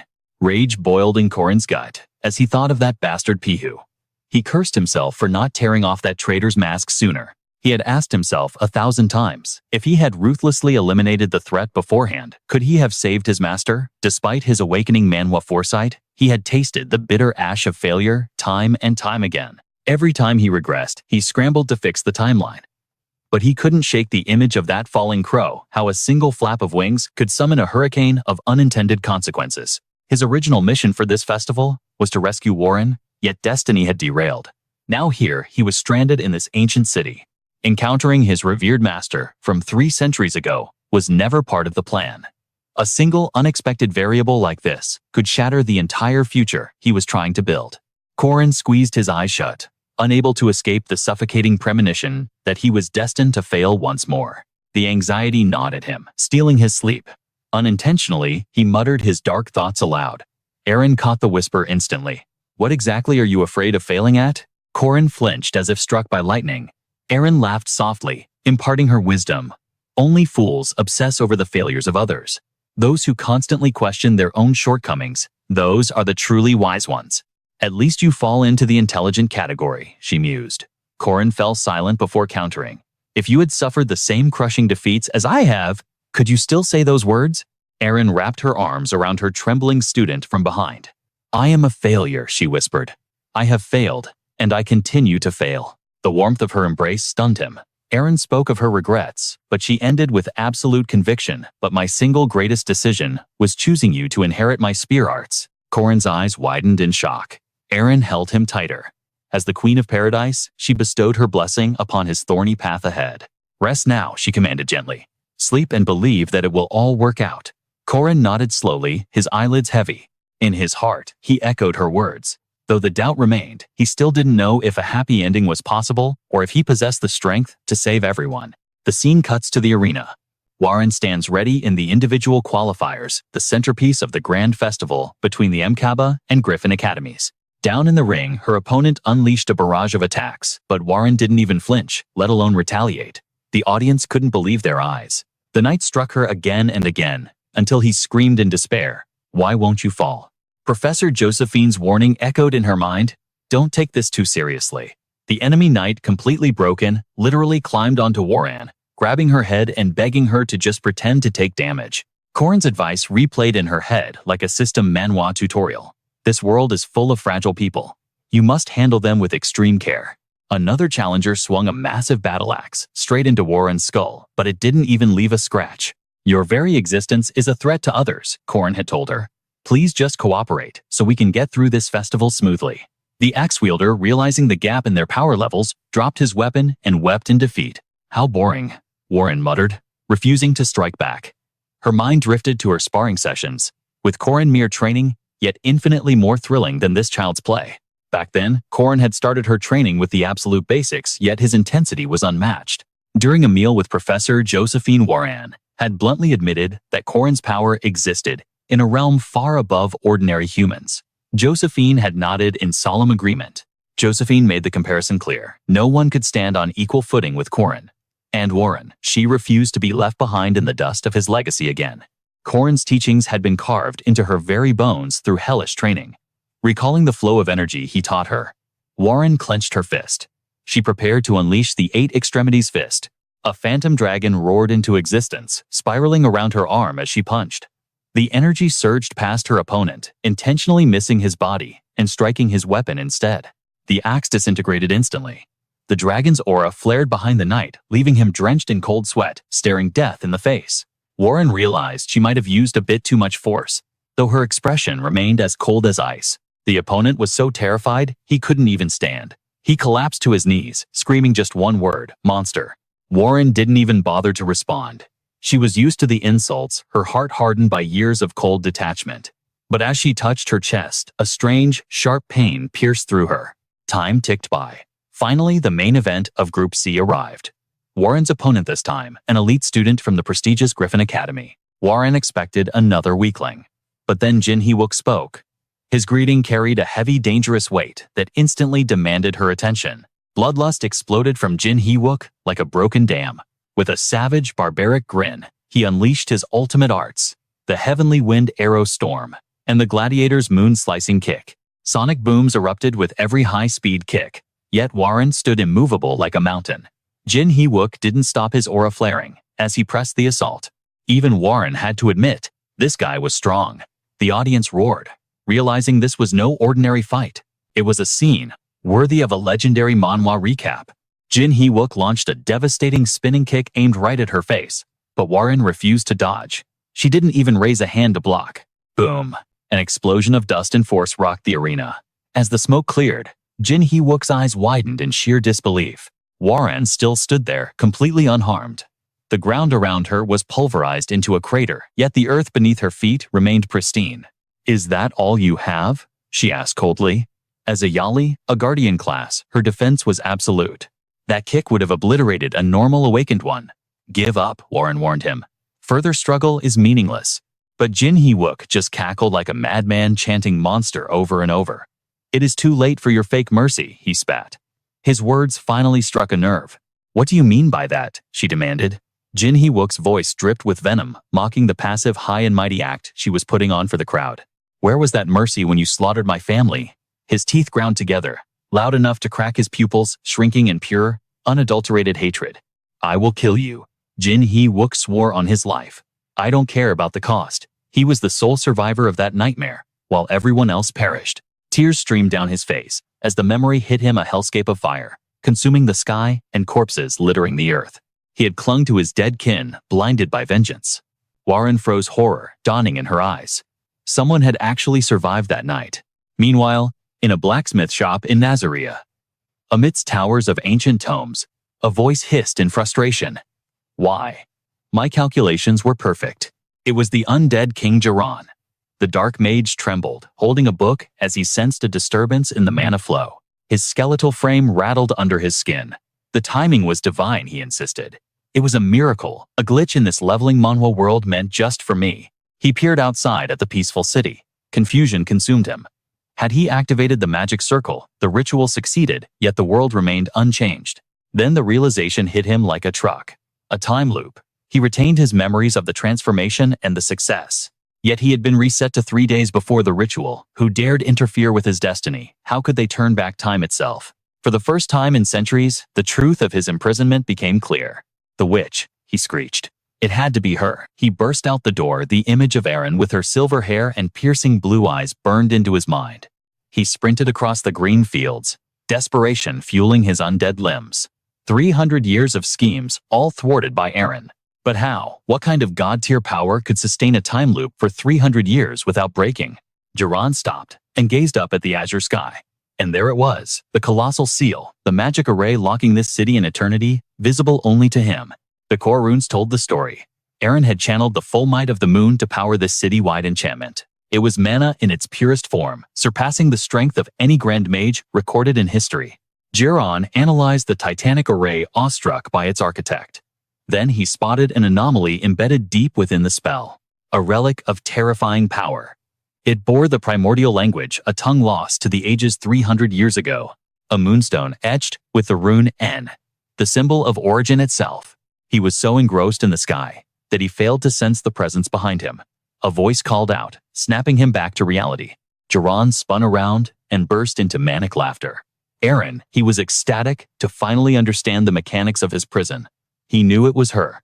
His bloodshot eyes bulged with twisted joy. He looked like the villain of a dark awakening manhwa, finally finding the key to the system. "It was you," he howled. "You trapped us in this endless cycle." Erin stood silent, offering no defense, no denial. Her gaze was cold as the grave. "Undead King Jiran," she said, her voice dropping an octave. The sound of his true name slammed into him like a physical blow. His body contorted, swelling hideously as the monster within clawed its way out. Agony ripped through him as the forced transformation took hold. Tears of blood streamed from his shifting eyes.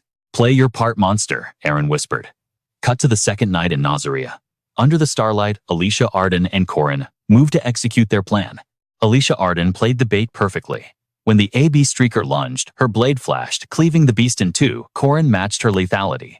On the other side, Corin decimated the White Soul King. The Abyssal Screamer, the Streaker, the Titan, all three boss monsters fell before them. They weren't high-rank guardians yet, but they hunted boss monsters like veterans. Alicia Arden grinned, holding the prize of their hunt, a glowing moonstone. She excitedly displayed the loot to Corin, her eyes sparkling with triumph. But he remained seated atop a gruesome mountain of demon corpses, lost in his own dark thoughts. Sweeping through this city of the dead was a breeze, thanks to Erin Dan's guidance. Erin smiled, but they both knew the real challenge lay ahead. Only the undead king remained. Corin watched her, resting his chin on his hand. He knew Erin had run this scenario hundreds, perhaps thousands of times. Her strategy wasn't just skilled, it was absolute perfection. Finally, the afternoon of the third day arrived. The final boss emerged, standing in the street and radiating a killing intent that suffocated the very air.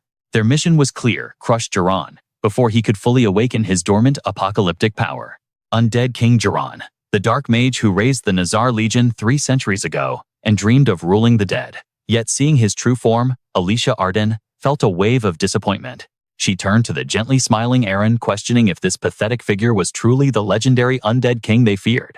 His form was twisted and deformed, lacking the majesty of a ruler. Corin analyzed the creature, realizing his evolution was likely incomplete. Eren nodded in agreement. His soul hadn't fully demonized yet, leaving him a beast without the wisdom of a true mage. "Stand back," Corin commanded, ignoring the plan. Before Eren could process his words, he dashed forward a lone wolf, charging straight into the fray. He intended to solo the boss. Alicia Arden screamed in panic. Even if he looked deformed, Jiran was still a super-grade calamity. Corin knew the risks. Incomplete or not, this was the Undead King, a monster reborn through the darkest of forbidden arts. His aura far outstripped Marie Dunarev's power. A true final boss. Corin closed the distance, greeting the monster with a fearless smirk. Sensing the threat, Jiran flinched. Corin unleashed purple thunder. Violet lightning tore through the sky, shattering the earth around them in a deafening explosion. The impact was massive. Corin exhaled satisfied. Jiran was no pushover. This would be a worthy battle for a top-tier manhwa recap. The Undead King roared, unleashing his true power. He spammed ultimate skills, Death Curse, Winds of Demise, and finally the cataclysmic apocalypse. The city crumbled under the assault. Alicia Arden watched in horror. The monster was casting high-tier magic continuously without a single second of cooldown time. She barely shielded herself from the shockwaves, screaming Corin's name into the dust cloud, desperate to know if he survived. Jiran cackled, convinced of his victory. But the Undead King was about to learn that he wasn't the only monster on the battlefield. To Corin, this power was mediocre at best. He activated Infinite Return, slicing Jiran to ribbons. The fool had wasted all his mana and had nothing left to block the finisher. Corin executed the final technique, Nacha Mark Strike. In an instant, the Undead King was reduced to a puddle of gore beneath his boots. Enemies obsessed with raw power were always the easiest to break. With superior technique, Corin toyed with the boss like it was a tutorial mob in a leveling manhwa. Besides, Nazaria was a repeatable quest. Corin had farmed this boss thousands of times before. Alicia Arden stared at the scene, her jaw on the floor. He made it look too easy. Corin shrugged, suggesting she could have done the same, but his strength was clearly on a dimension of its own. Suddenly, he realized it was just him and Alicia Arden. Eren had vanished. Corin sensed the shift and decided to track her down alone. "Guard the perimeter against the undead," he ordered.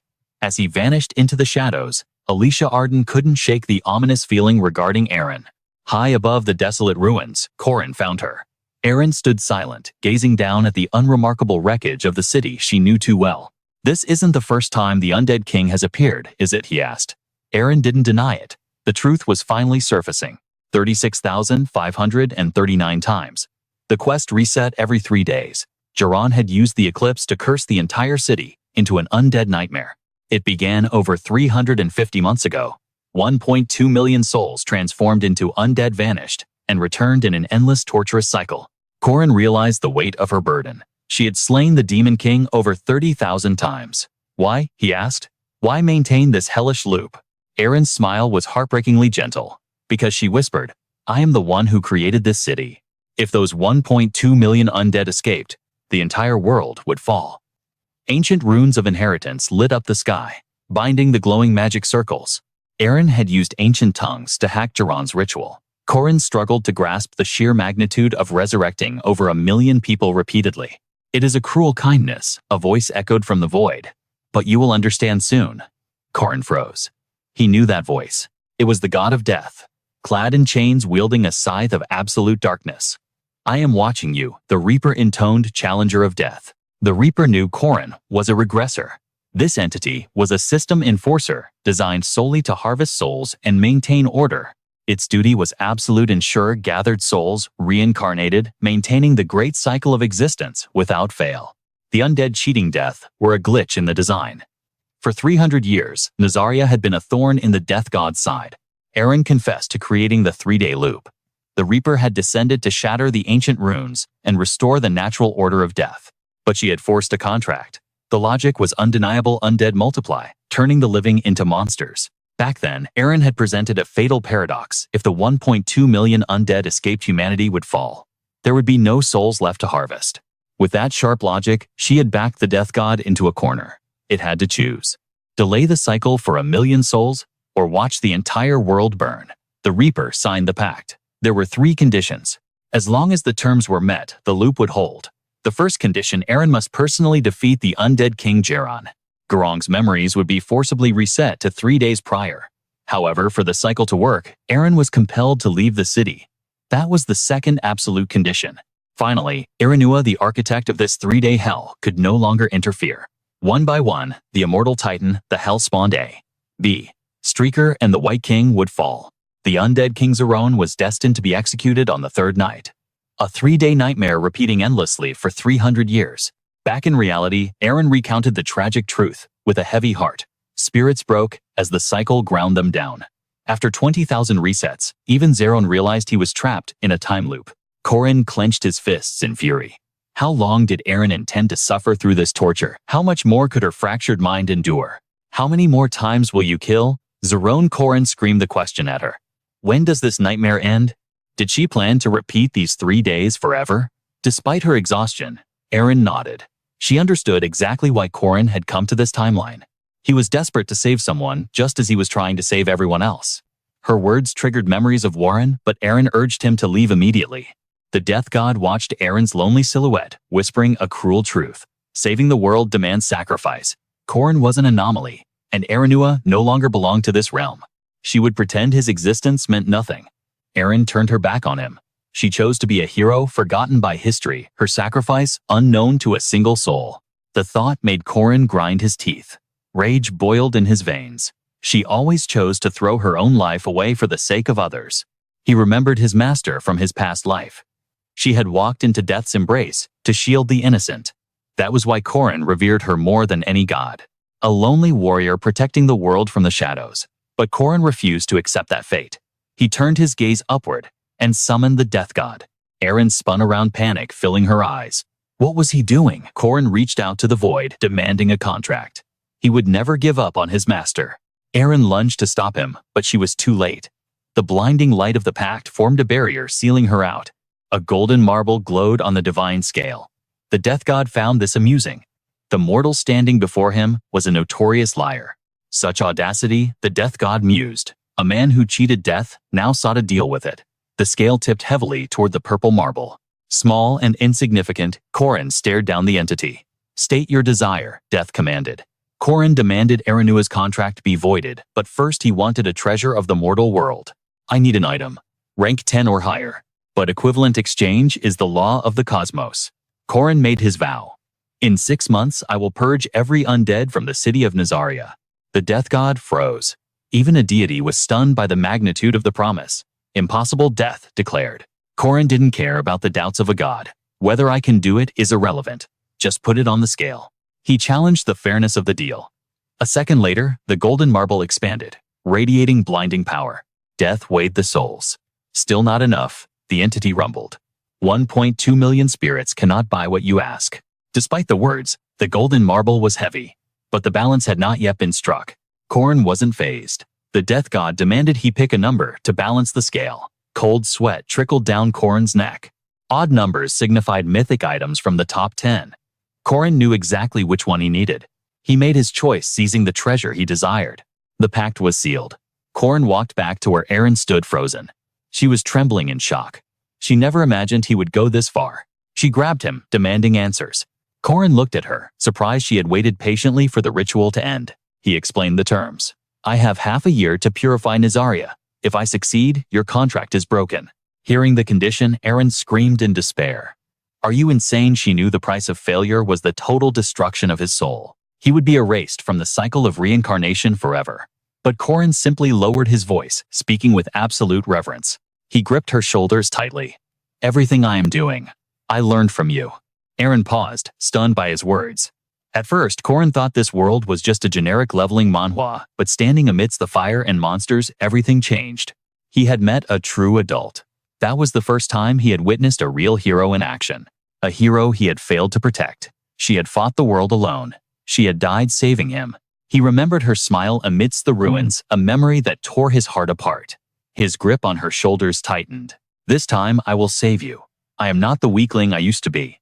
Compared to saving the world, this task was simple. He beamed a bright smile. Consider this, me repaying a debt.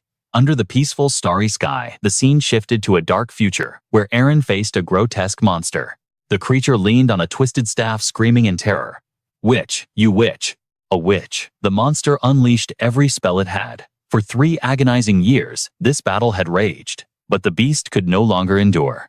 Eren obliterated it in a massive explosion. The day repeated just as it always did. She removed her hood and sighed. The city remained a chaotic hellscape. She stood alone, gazing down at the ruins. For 3 years, she had fought like a machine, a never-ending schedule of violence. Why did she do it? Simply because she was a hero. She was the last holy body left on this cursed earth. The Queen of Shadows had vanished into the void. And Eren knew deep down that she was truly one of a kind. Living as a hero was a burden she had long accepted as her absolute truth. Even now, she walked that lonely path without complaint. But everything changed the moment she heard those words. For the first time in her life, someone wanted to save her. She had always believed saving others was the hero's sole privilege and curse. She had buried her own heart to fulfill her duty, neglecting her own soul in the process. Yet Corin looked her in the eyes and declared he would save her simply to repay a debt. Eren pulled her hood back up, hiding the turmoil within. Corin had unearthed emotions she had sealed away in the abyss of her subconscious during 3 years of solitude. He promised to stay by her side. A flush of crimson stained Eren's cheeks as she recalled his vow. For the first time, the icy walls around her heart melted under the warmth of genuine care. Watching from the shadows, the god of death smirked with satisfaction. After all, Eren was an old friend who had walked this path with him for 300 years. Even a hero can fall into the trap of love, he mused. Not a bad development. But as the death god reflected on his contract with Corin, he knew the road ahead would be treacherous. He had offered the boy a simple choice, but he never expected Corin to pick that item. Without a moment's hesitation, Corin had seized the very thing he desired most. He chose the death god's sphere. An item of pure offense with 0 defense. A single strike capable of severing the soul from the flesh. A masterpiece of absolute death. When equipped, it granted the player the devastating reaping power of the death god's own scythe. However, its true potential could only be unleashed by the death god himself. For a human, especially one like Corin, who couldn't sense spiritual energy, it was theoretically the worst possible choice. Yet the cosmic scales of the trade did not tip. In the logic of a system Manhwa, this meant the reward Corin chose was perfectly equal to the price he paid. The death god rested his chin on his hand, thoroughly amused. He couldn't fathom what Corin intended to change, and that curiosity was a rare delicacy for an immortal. The scene shifts to the gates of Nazaria. Kang Run stood with arms crossed, lost in deep calculation. The preliminary round was reaching its climax. 8 teams, 32 participants from Borome and MK3 Academy. Only half would survive to see the next round. At 6:50 a.m., the system board lit up with the scores. Team 1 from Borome Academy, led by Kang Yua, dominated with a total of 558 accumulated points. Team 2 from MK3, featuring the demi-human Marie Dunareff, secured 499 points. Her teammates were still babbling about some strange incantations. Marie Dunareff sighed, agreeing that if they hadn't shattered a moonstone, they might have taken the throne. The final scoreboard began to populate. Team 1, 558. Team 2, 499. Team 4, 160. The numbers dropped drastically for the rest, and Team 5 was still missing in action. The crowd murmured, convinced the victory belonged to Borome. Some felt lucky just to be alive, while others whispered that the fighting style they witnessed resembled the brutal Mandrake bandits. Jer and El, who were eliminated early, paced around nervously. Their teammates were nowhere to be seen. MK3 Academy was known for decent team compositions, but mediocre skills, and the weakest of them all was Team 5. They even had a mocking nickname, the Incompetent Corin Group. Even their own squad mates had abandoned hope. The murmurs of the crowd grew louder, filled with disdain. Aside from Team 2, MK3 is finished, they scoffed. Team 5 lost 2 members right at the start. They're probably dead in a ditch somewhere. How could they possibly turn the tables now? Hearing this, Kang Run grinned, his heart swelling with arrogant triumph. Borome would have 3 teams in the finals, while the hated MK3 would only have 1. But just as the gossip peaked, the door creaked open. "Good morning, Corin's," voice cut through the noise. Alicia Arden realized how close they had cut it. 1 minute left, until disqualification. She exhaled a breath she didn't know she was holding. Corin just waved dismissively. We made it, didn't we? Kang Run cleared his throat, scolding them for their tardiness. Alicia Arden shot back, complaining that Corin refused to eat until after the mission, and she was starving. We're in the middle of a competition, Corin retorted. If we stopped for a feast, we'd never finish. Kang Run sneered, demanding they submit their loot so he could update the score. In his mind, Team 5 was already eliminated. Alicia Arden slammed a single stone onto the scale. Kang Run opened his mouth to mock their pathetic score. But the words died in his throat. From just that first stone, the counter skyrocketed to 250 points. Jaws dropped. 250 impossible. Kang Run stammered that they might scrape into third place. Hold on, Corin interrupted. I haven't even emptied my pockets yet. 3 massive moonstones from the 3 undead kings crashed onto the table. The onlookers turned pale, their souls shaking in terror. Where did you get those? They gasped. Did they march straight into the city center and hunt the legendary bosses? Before they could recover, Corin revealed the pièce de résistance, a moonstone red as fresh blood. The core of the immortal King Garan hit the scale. The number spun violently. The crowd looked like they had seen a ghost. Kang Run's eyes nearly popped out of his skull as the counter broke past 1,000. The final tally blazed on the screen. Team Corin, 1,768 points. Corin gave a thumbs up. Not bad. Kang Run stood frozen, his reality shattering. The final rankings were absolute. Corin's team took first place with a legendary score of 1,768. The finalists were decided. Outside, the carriage awaited amidst the morning bustle. Alicia Arden turned to Corin. You're going somewhere else, aren't you, Corin? Just grunted in response. He confirmed he had to leave. Alicia Arden's gaze sharpened. She had figured out his plan to save Aaron. Marie Dunaraf and I are coming with you next time, she declared. Alicia Arden smiled, a radiant expression full of determination. Don't try to carry the world alone.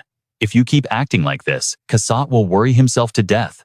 Corin blinked, genuinely surprised.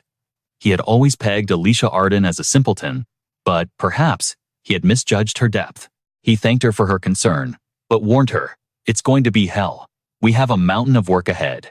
He closed his eyes to rest, but his mind remained a battlefield of calculations. He needed to figure out how to wield the Death God's power. The artifact was different from his initial plan, but this sphere of death might just be the hidden ace he needed to defy fate. His thoughts drifted back to Erin's lonely silhouette, her voice echoing in his mind. Nothing you do matters. No one can save me. He clenched his fist. He would prove her wrong. Corin's lips curled into a smirk of absolute confidence. That secret trump card he snagged from the Grim Reaper, it might just be the miracle needed to save that poor kid's soul. Upon returning to the academy, Corin immediately hunted for Warren, but what he found was a bolt from the blue. Professor Josephine dropped the bombshell. Warren had been taken into custody. The scene shifts to the distant past. There was a little girl named Lon, beloved by everyone who laid eyes on her. Seeing her big sister after so long she couldn't even see the darkness ahead, she just ran with pure joy to embrace her. Yua's eyes lit up, seeing her sibling asking about her health. But fate was cruel to little Lan. Cursed with a terminal illness, she had never once stepped into the outside world, her face perpetually pale with the shadow of death. The truth was devastating. Lan possessed the legendary lunar severed meridians, a cursed constitution destined for self-destruction. It was a vessel where infinite yin energy devoured the yang, shattering the body's natural balance. A tragic fate etched into her very bones from the moment she took her first breath. Her father Kongu moved heaven and earth to heal his daughter. But against the lunar severed meridians, even the greatest medicines were useless dust. Despair consumed Kangu, leaving his sanctuary in ruins. Just like that, the warmth of a happy family evaporated into the cold mist of tragedy. Lying on her deathbed, Lan summoned the strength to call out to her father. If there were two tragedies in this fleeting happiness, the first was undoubtedly Lan's cursed affliction. Every single breath was a battle for the child. Yet Kangu swore a blood oath that he would save Lan no matter the cost. And the second tragedy, to save Lan, Kangu was willing to cast aside his humanity. His expression twisted into something unrecognizable. This was the dark awakening of Kangu's terrifying genius. Known as the greatest soul mage of the era, he had dedicated his entire existence to hunting for a source of yang energy powerful enough to suppress the raging yin within his daughter. He exhausted every option, but the wall of the lunar severed meridians was an absolute barrier that human effort simply could not breach. That is when Kanggu's sanity fractured. He realized if he could not find enough yang to suppress the yin, he just had to find a way to drain the yin completely. Forbidden runes were carved onto a creature born of pure yin. A soul mage's duty is to guide the unfortunate dead back to the earth, but he defied the natural order. In his madness, Kanggu committed the ultimate taboo. He transformed his own daughter into a jiangshi while she was still breathing. A living jiangshi, possessing the attribute of fire, was born. Witnessing this memory, blood rushed to Jin Hyuk's brain. He scoffed at the very idea of mercy. His eyes turned blood red with fury. That so-called mercy should have been for his murdered family. With zero hesitation, Jin Hyuk resolved to slaughter the abominations standing before him. A hellscape of flames erupted. He would obliterate his enemy. The ground was littered with corpses, a testament to the carnage. Warren looked around in panic, completely bewildered by the chaotic vision unfolding before her eyes. Seizing the moment, Kang Run commanded the fire to purge every human on this land. No living creature was allowed to survive. Jin Hyuk screamed at Warren, calling her a heartless, cold-blooded monster. "You pretend to be a saint. It makes me sick," Jin Hyuk spat. Warren, terrified and confused, desperately wanted to deny the nightmare. Jin Hyuk did not let up, mocking her very existence. "You aren't Lan, you're just a parasite stealing her corpse." "No, this is my body," Warren screamed. But suddenly, a skeletal hand burst from the ground, clamping onto her ankle like a vice. The skeleton shrieked, cursing her existence, then shifted to a pathetic plea. "Please, just die." It was the voice of a father torn apart by his own creation, vowing to bury her in the name of the royal family. The skeletal hands crawled up, strangling her throat. "Die. Just die already." Wailing voices echoed, "She shouldn't have been born." Then, the ghost of Lan appeared. Her face twisted in horror, demanding her body back. Tears streamed down Warren's face as she screamed, "This is mine. I am me," trying to drown out the truth. The cacophony of hatred became too much. Warren felt her sanity snapping, and in a burst of raw emotion, she unleashed her dormant power. Chains of life shot out like vipers toward Jin Hyuk. He barely managed to block the devastating impact. In her blind rage, golden chains erupted from the void. The golden binds constricted Warren's body, crushing her into the ground. Gasping for air, she could only whisper that she was worthy of this life. Even as she sank into the illusion, Warren muttered feverishly, "I won't let it go. I will not lose this body." Enemies circled her like vultures ready to strike. The scene snapped back to reality in Professor Josephine's office, where the atmosphere was heavy as lead. She explained exactly why Warren was being held captive. Hearing this, Corin nodded. In this manhwa, recap events move fast. He had predicted this development, but he didn't expect the plot to accelerate this quickly. "Is it because of the 2 forbidden spells?" Corin asked. Josephine adjusted her glasses, her sharp gaze confirming that the student knew far more than he let on. She revealed the grim details. Warren was being suppressed by the chains of Sen and powerful Eastern talismans. But during the duel with Jin Hyuk, those talismans were incinerated. Bishop El Jinyang used that loss of control as an excuse. Under Professor Kang Run's orders, Warren is being extradited back to the East. They claim they are forging a new talisman to seal her power once again. Something smelled fishy. Corin's mind raced. Extraditing her just because a seal broke. That was an excessive reaction even for them. And now they were shifting the blame to the Academy for failing to control her. It was a laughable excuse. Boo Aaron appeared behind him like a ghost. "So how much have you figured out?" Her expression said she already knew the answer. It was obvious.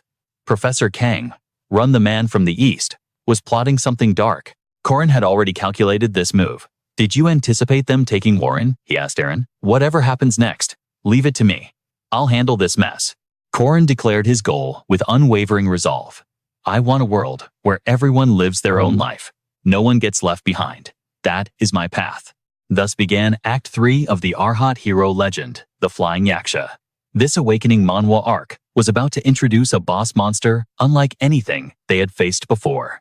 Professor Josephine fell silent. Aaron said nothing.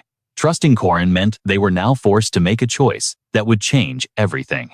The dilemma was simple: save Hua or save Lan. For a casual player like Park Si-hoo, the answer was obvious: sacrifice one to survive. But Corin Lock refused to play by those rules. Only children make choices. A true ruler takes everything. His current mission was an A+ rank difficulty quest: save both girls. Meanwhile, in the dungeon, Warren's soul clung to the stolen vessel, chanting, "This body belongs to me." Suddenly, a shadow emerged from the void. It was Kang Run. Warren narrowed her eyes, unable to recognize the man standing before her. Kang Run seized the initiative, introducing himself as the uncle of Lan, the rightful owner of the shell Warren now inhabited. Hearing this, Warren's aura flared uncontrollably as she shrieked, demanding her claim. "You seem to be mistaken, Kang," Run observed, his eyes glinting with malice. He saw right through her desire to completely devour the host's soul. Memories of a blood-soaked past surfaced the moment Kang Run commanded Hua to slaughter every living being in the land. Now hiding his treachery behind a mask of benevolence, he whispered that he could help her. His smile was that of a venomous viper, offering a sweet poisoned apple to a starving child. A faint cry of Hua echoed and a spectral figure loomed behind him, warning, "Do not listen." But the warning was a frequency Warren could not reach. "The body is already yours, Kang," Run lied smoothly. 2 days later, the chaos of the qualifiers settled and a brief period of peace descended upon the academy. It was a well-deserved break for the survivors returning from Nazaria. Seizing the moment, Corin took Marie Dunaref for a stroll through the bustling festival streets. But this wasn't just a date. They needed to prepare before Kang Run made his move. Corin turned to Marie Dunaref. "Has the stall in front of the inn been set up yet?"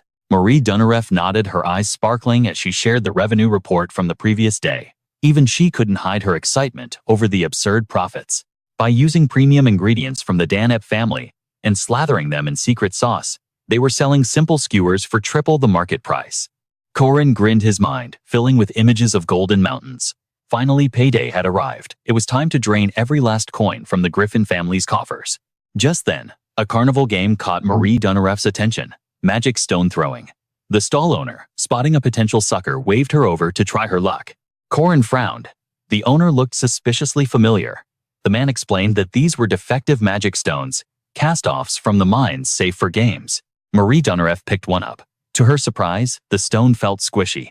The merchant chuckled. "Go on, give it a squeeze. Strange, isn't it?" He launched into his sales pitch. "Magic stones are highly unstable. They mutate based on the mana they absorb, changing their physical properties.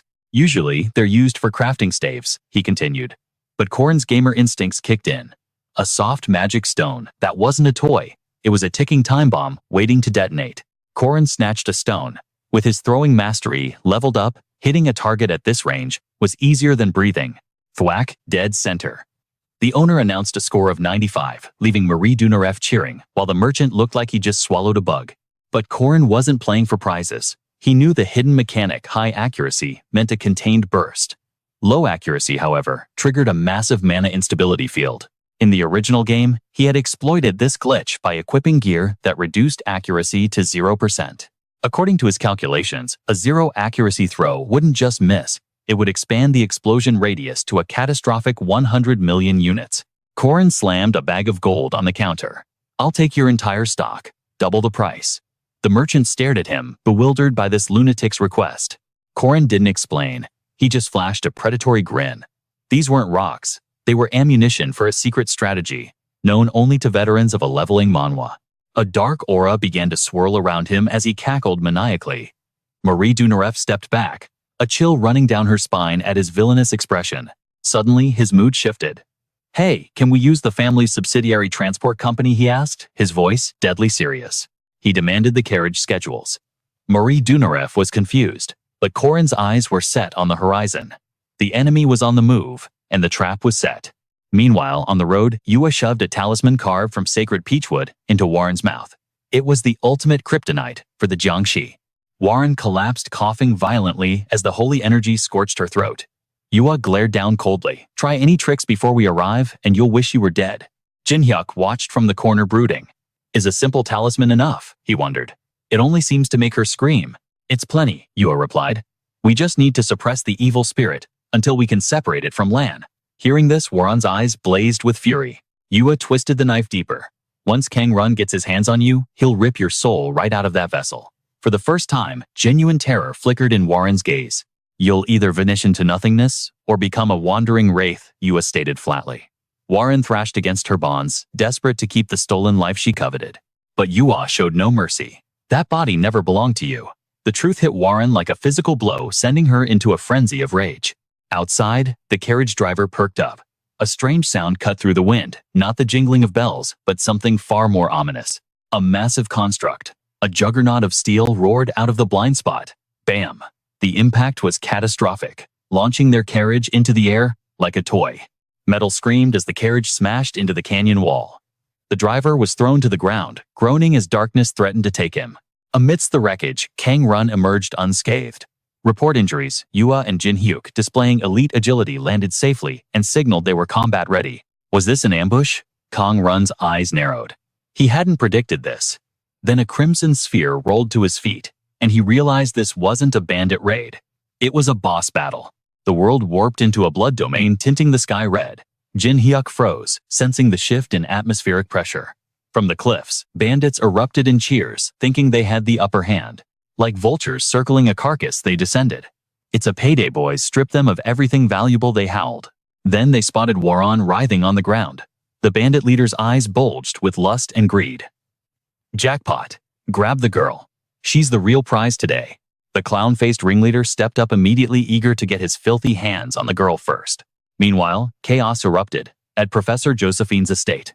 A scream tore through the air, signaling a catastrophic security breach. A messenger, in a brown suit, burst into the room, gasping that the incident had occurred barely 5 minutes ago.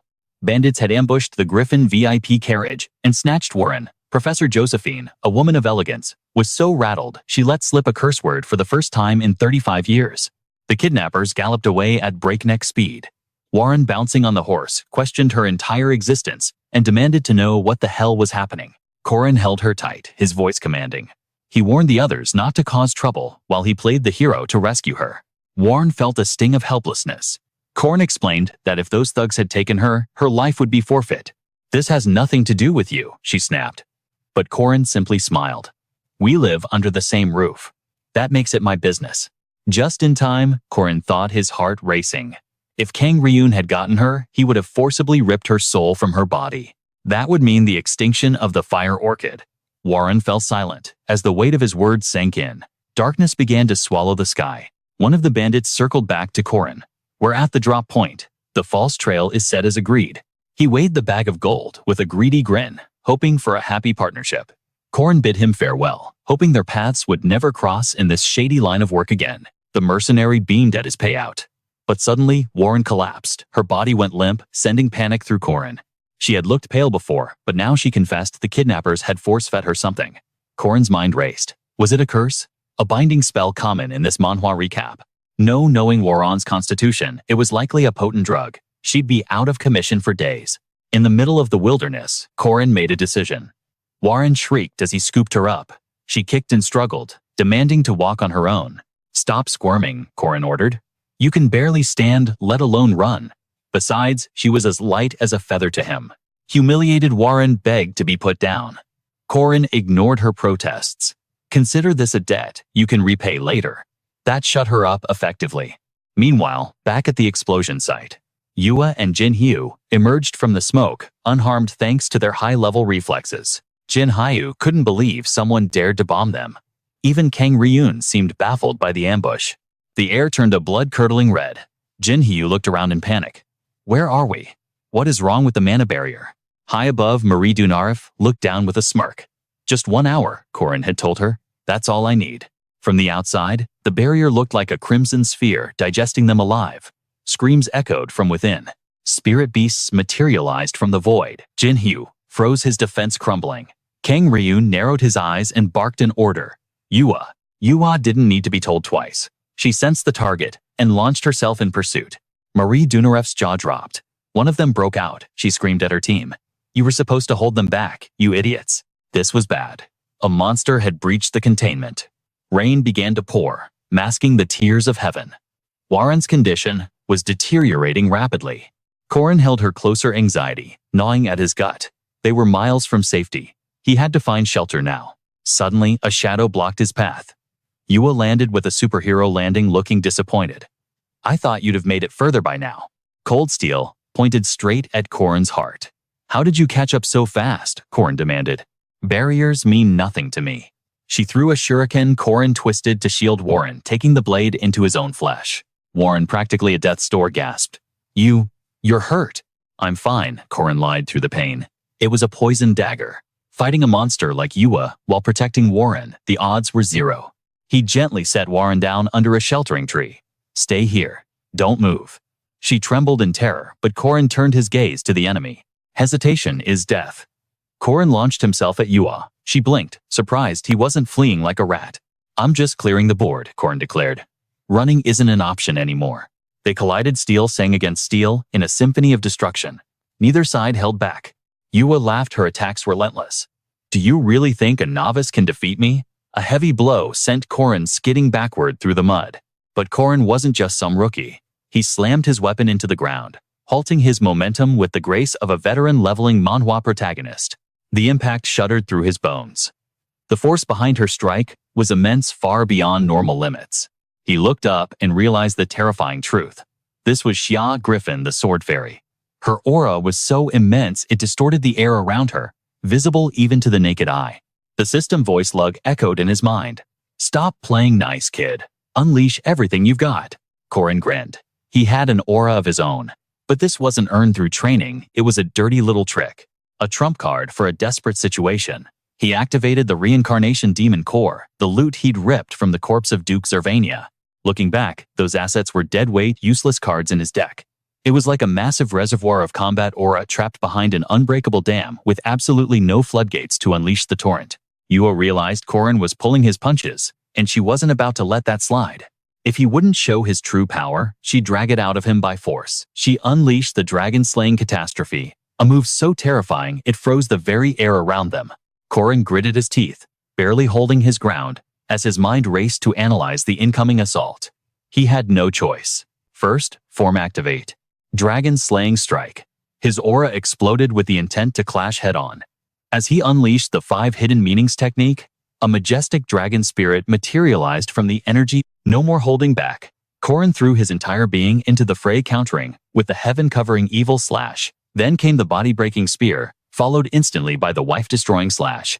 The intensity of their duel skyrocketed. It was the kind of high-octane action fans love in a top-tier leveling manhwa, leaving spectators gasping for air just watching it. Time seemed to blur, until silence finally returned. Corin dropped to one knee, gasping for breath. That was way too close, one wrong move, and he would have been meeting his ancestors.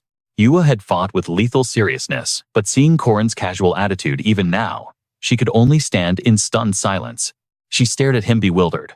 Her ultimate techniques should have guaranteed victory, yet this man didn't have a single scratch on him. Who exactly was this guy? But instead of demanding his identity, a more burning question escaped her lips. Why go to such lengths to protect Warren? It seemed absurd. He was supposed to be the kidnapper, yet he acted like a guardian. Yua stepped forward, her voice cold. I am Warren's cousin, and you are in my way. To me, Warren is nothing but a monster, Yua declared. A cruel yaksha responsible for the Luna massacre. Surely you've heard of the bloodbath? Corin looked at her, but his eyes held only pity. The true masterminds walk free, Corin said, his voice low. While the pawns down here are forced to slaughter each other. Yua frowned, failing to grasp the weight of his words. Corin needed her to see the truth. The martial arts world of this kingdom was a snake pit. Dojos were constantly at war, crushing anyone weak enough to fall. It was the harsh reality, but Yua's expression remained blank. Sensing the stalemate, Corin didn't wait. He triggered his speed technique, flash, slash, instant light. Sensing the sudden shift in danger, Yua launched herself from the branch, closing the distance to Corin in a heartbeat.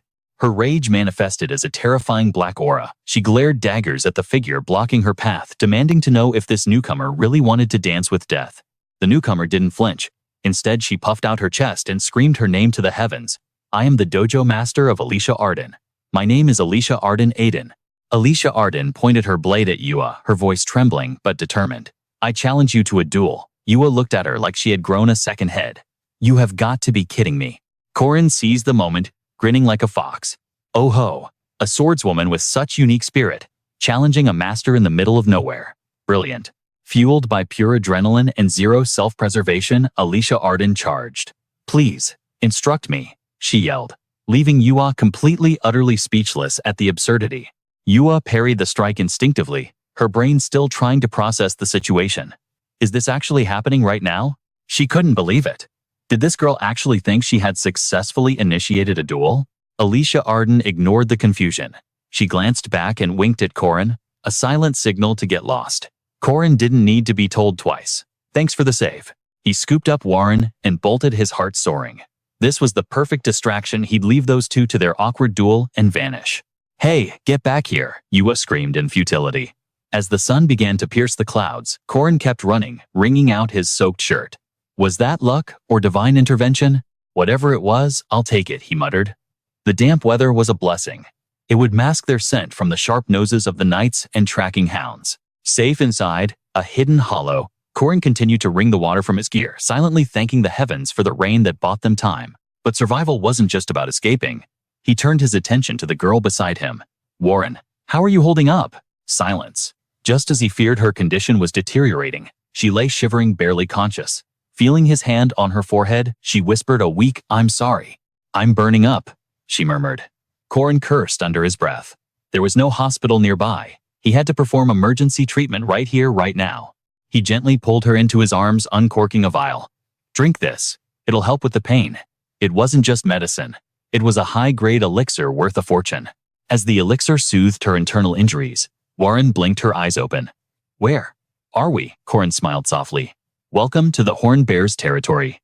When these bears can't find caves, they dig massive hollows in trees like this one." He was explaining calmly, but suddenly, his expression darkened. Her shivering wasn't stopping. The fever was spiking faster than the medicine could work. Corin sighed heavily, his worry visible, and Warren caught that look. Panic flickered in her eyes as he stood up. "I need to go," he said honestly. "There's a horned bear nearby. I'm going to take its fur to keep you warm." A sudden flash of lightning illuminated the cave. Corin froze as a small, trembling hand gripped his pant leg, stopping him in his tracks. He turned to see Warren, forcing herself to sit up, fighting against her erratic breathing to keep him there. Her eyes were filled with desperate pleading. "Please, don't go." As Corin hesitated, settling back down, Warren's mind drifted into the dark waters of her memory. "My beloved daughter." That voice echoed in the depths of her soul. It was the very first sound she heard when she opened her eyes to this world. A stranger stood over her, tears streaming down his face like rain. He was sobbing uncontrollably, calling out for a child who had finally returned. But through Warren's eyes, he was simply master. He looked at her with such overwhelming grief and love, calling her daughter, calling her Lan. Warren felt nothing. As a newly born Jiangxi, emotions were alien to her. She only understood that those names were assigned to her existence. She mindlessly repeated the words he spoke. The man wept with joy, embracing her tightly. And in that cold embrace, a survival instinct clicked into place. She had to play the role. She realized the truth instantly. If he discovered she wasn't Lan, he would cast her aside. Or worse, he would leave her to go find the real one. She had to be Lan to survive. Warren had lost count of how many times she visualized the end, the moment she'd have to surrender this vessel. But that fragile illusion of a life was destined to shatter sooner than she expected. The collapse began with a single cruel truth. The man she called father cast her aside like trash, his cold words piercing her soul. She was never his daughter. In that instant, Warren froze her world, turning to ice. That was the day the crimson reality of blood was etched into her vision for the very first time. A command was issued to slaughter the sea beasts rampaging through the city. A direct decree from the father she desperately wanted to please. Beside her stood the doctor, a man who cackled with twisted glee as he watched a living corpse, a Jiangxi, annihilate first-grade monsters. He was the one who branded her with the name Huaren the Fire Orchid. Even as he praised Huaren for fulfilling father's orders, Kang Ryun's eyes didn't hold pride. They burned with nothing but naked greed and calculation. Enduring her father's freezing indifference, the truth slammed into her. She wasn't a daughter, she was an asset. That was the moment she understood her true price tag. Whether it was the city lord, the royal family, or the Taoists, it didn't matter. Huaren bowed to their whims, transforming into a relentless slaughtering machine. Demons, spirits, or humans all fell before her. Haunted by fragmented memories of turning people to ash and the grip of a skeleton she made, a dark resolve, she had to purge the weak, original soul to claim this vessel forever. And so the girl died, and a monster took her place. The flying yaksha was born into this world. Back in reality, resting near a strange stone named Little Moon, Huaren was pulled from her thoughts. Corin was handing her something. Confusion flashed in her eyes. Corin simply assumed she preferred the darkness, but his focus was on the object in his hand. It was a piece of cloth, a makeshift blanket. Huaren tried to reject the warmth, but Corin's stubborn gentleness left her no room to argue. "The night chill is biting," he murmured. "Rest now. I'll wake you when the sun breaches the horizon." With the rain gone, the silence amplified the moment. Huaren sat there, her face flushing as red as a ripe tomato. She couldn't wrap her head around it. What was his angle? In this manhwa recap, characters like her were used to everyone wanting something in return. So she asked him directly.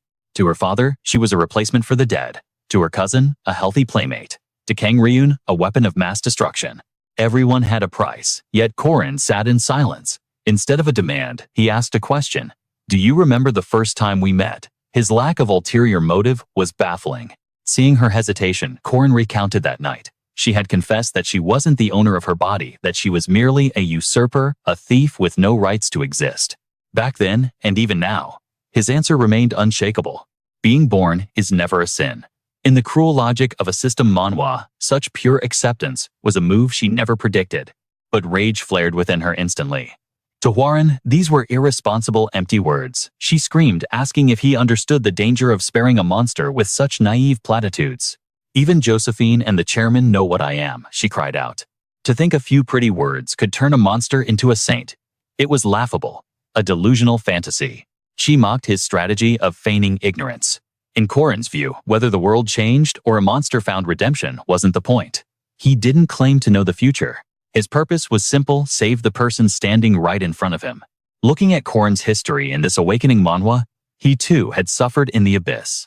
He understood that sometimes you are the only one who can offer salvation. His resolve stunned her into silence. Finally, the walls crumbled. Corin whispered the truth she had buried deep. I am afraid. She curled in on herself. She knew this vessel didn't belong to her. It never did. The world demanded she return it. She knew that better than anyone. But the terror that gripped her soul was simple. If I give it back, what happens to me? Corin watched her silently as the weight of her existence hung in the air.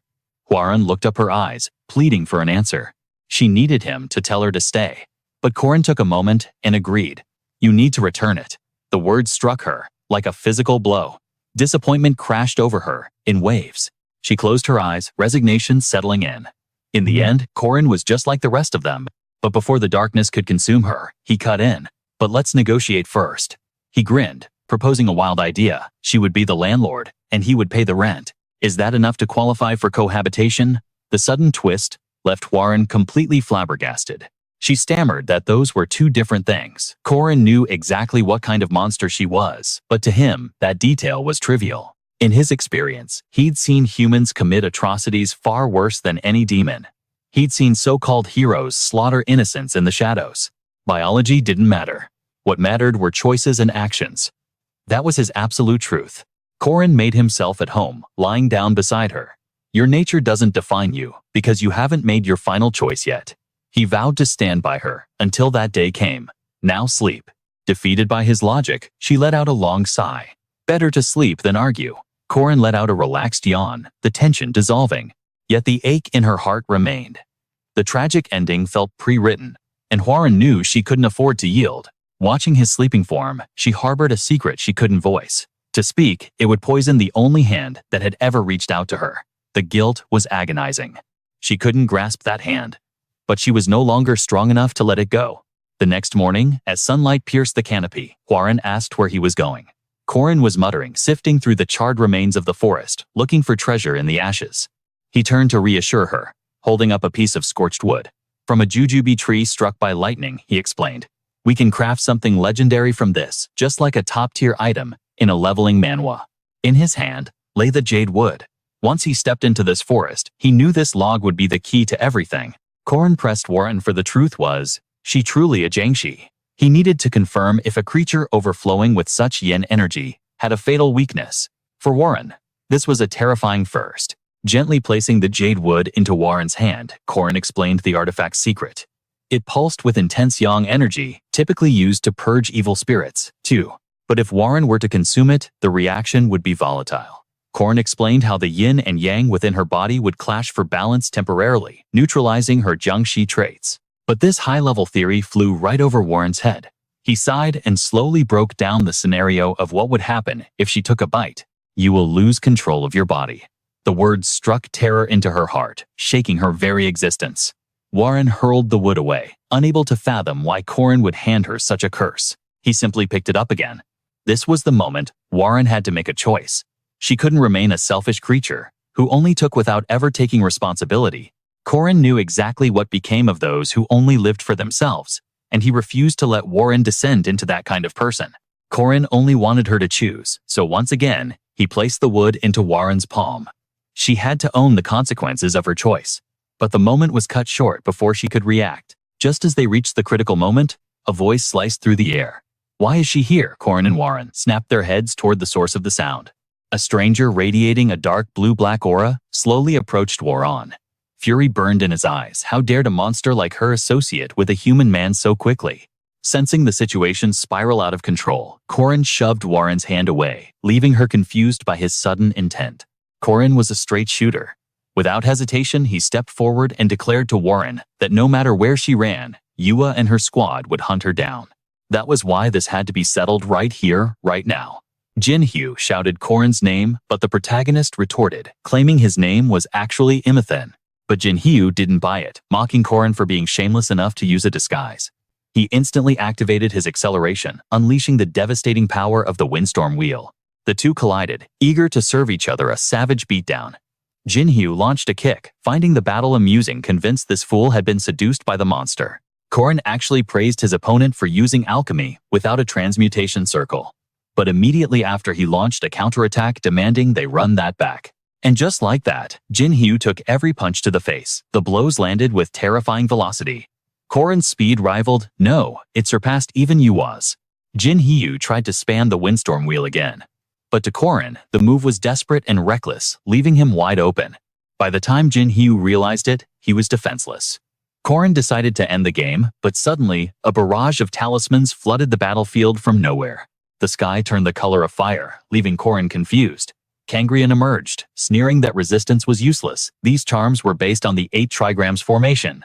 It was a total lockdown familiar to any system Manhwa fan. His thoughts, muscle signals, and internal mana flow were all hijacked, trapping him completely. Corin shouted a curse in frustration, but Kangrian remained unfazed. The mage walked slowly toward Warren, her fear forcing her to take a step back. Without mercy, Kangrian slapped a red talisman onto Warren's forehead. She tried to resist, but the seal took hold, and her eyelids grew heavy as lead. Losing all control, Warren stood frozen like a statue. Yua looked on, curious about the spell. Kangrian confirmed the dark truth: it was a talisman, to seal away her consciousness. And once the consciousness is lost, the Grand Destruction Array will incinerate the soul forever. Yua realized then that Lan could finally be brought back. But in the background, Corin struggled against the invisible chains. Unable to punch, he used words, threatening that Kangrian would pay the price for his delusional dreams. Kangrian didn't even consider him a threat. He turned to leave with his entourage, abandoning Corin to become food for the forest monsters. Corin screamed in agony, refusing to let Warren vanish like this. He called out to her, but his voice echoed in the void. It was hopeless. Left alone in the vast forest, the screaming suddenly stopped. But then strange noises began to escape Corin's throat. His agony morphed into uncontrollable ecstasy. The plan had gone almost too smoothly. Moments later, a pack of purple wolves with eyes brighter than headlights emerged. They formed a circle around Corin, growling with hunger. Each one seemed to be gathering spiritual energy, preparing for the kill. Jaws snapped open, roaring to the heavens. Yet Corin's face remained terrifyingly calm, without a hint of panic. Suddenly, his clothes were shredded into ribbons. The golden wolves were tearing at his gear. But Corin kept his head down, fully committed to the dramatic performance. A devilish smirk curled on his lips as he sensed Kangrian was gone. He instantly snapped back to his cheerful self, massaging his stiff shoulder, happy that everything was resolved. The two golden wolves dropped the act too. They looked up, praising his acting skills, but noting he went a bit overboard. Corin then asked if Len and John were done. The smiles vanished behind the tears. Len and John fell silent, shutting their laughing mouths instantly. A moment later, the wolves shifted into human form. Linnea puffed out her chest, confirming the job was done, though she questioned the purpose of this charade. Corin covered his mouth, laughing with pure delight. He dismissed it as a minor detail. But a thought flashed through his mind. Was this what they called a grand conspiracy? Meanwhile, at an old moss-covered castle, a voice echoed in frustration. It was Kang Yua, her brow furrowed as she interrogated someone with a serious glare. Have you still not found the thief who stole the artifact? Have you found no replacement? The fat servant knelt respectfully, looking awkward. He advised patience, explaining that just like Yua's group, this enemy was currently beyond his reach. But Kang Yua remained skeptical. Her intuition told her that the enemy had already secured something of immense value. The servant's face turned pale. He glanced at her, cursing these heretics internally. In the past, they wouldn't dare speak to a church bishop like this. He rationalized that they were masters of hiding in the shadows. Speaking through gritted teeth, he reminded himself to endure. The church was weak, and he needed their power. He had to swallow his pride.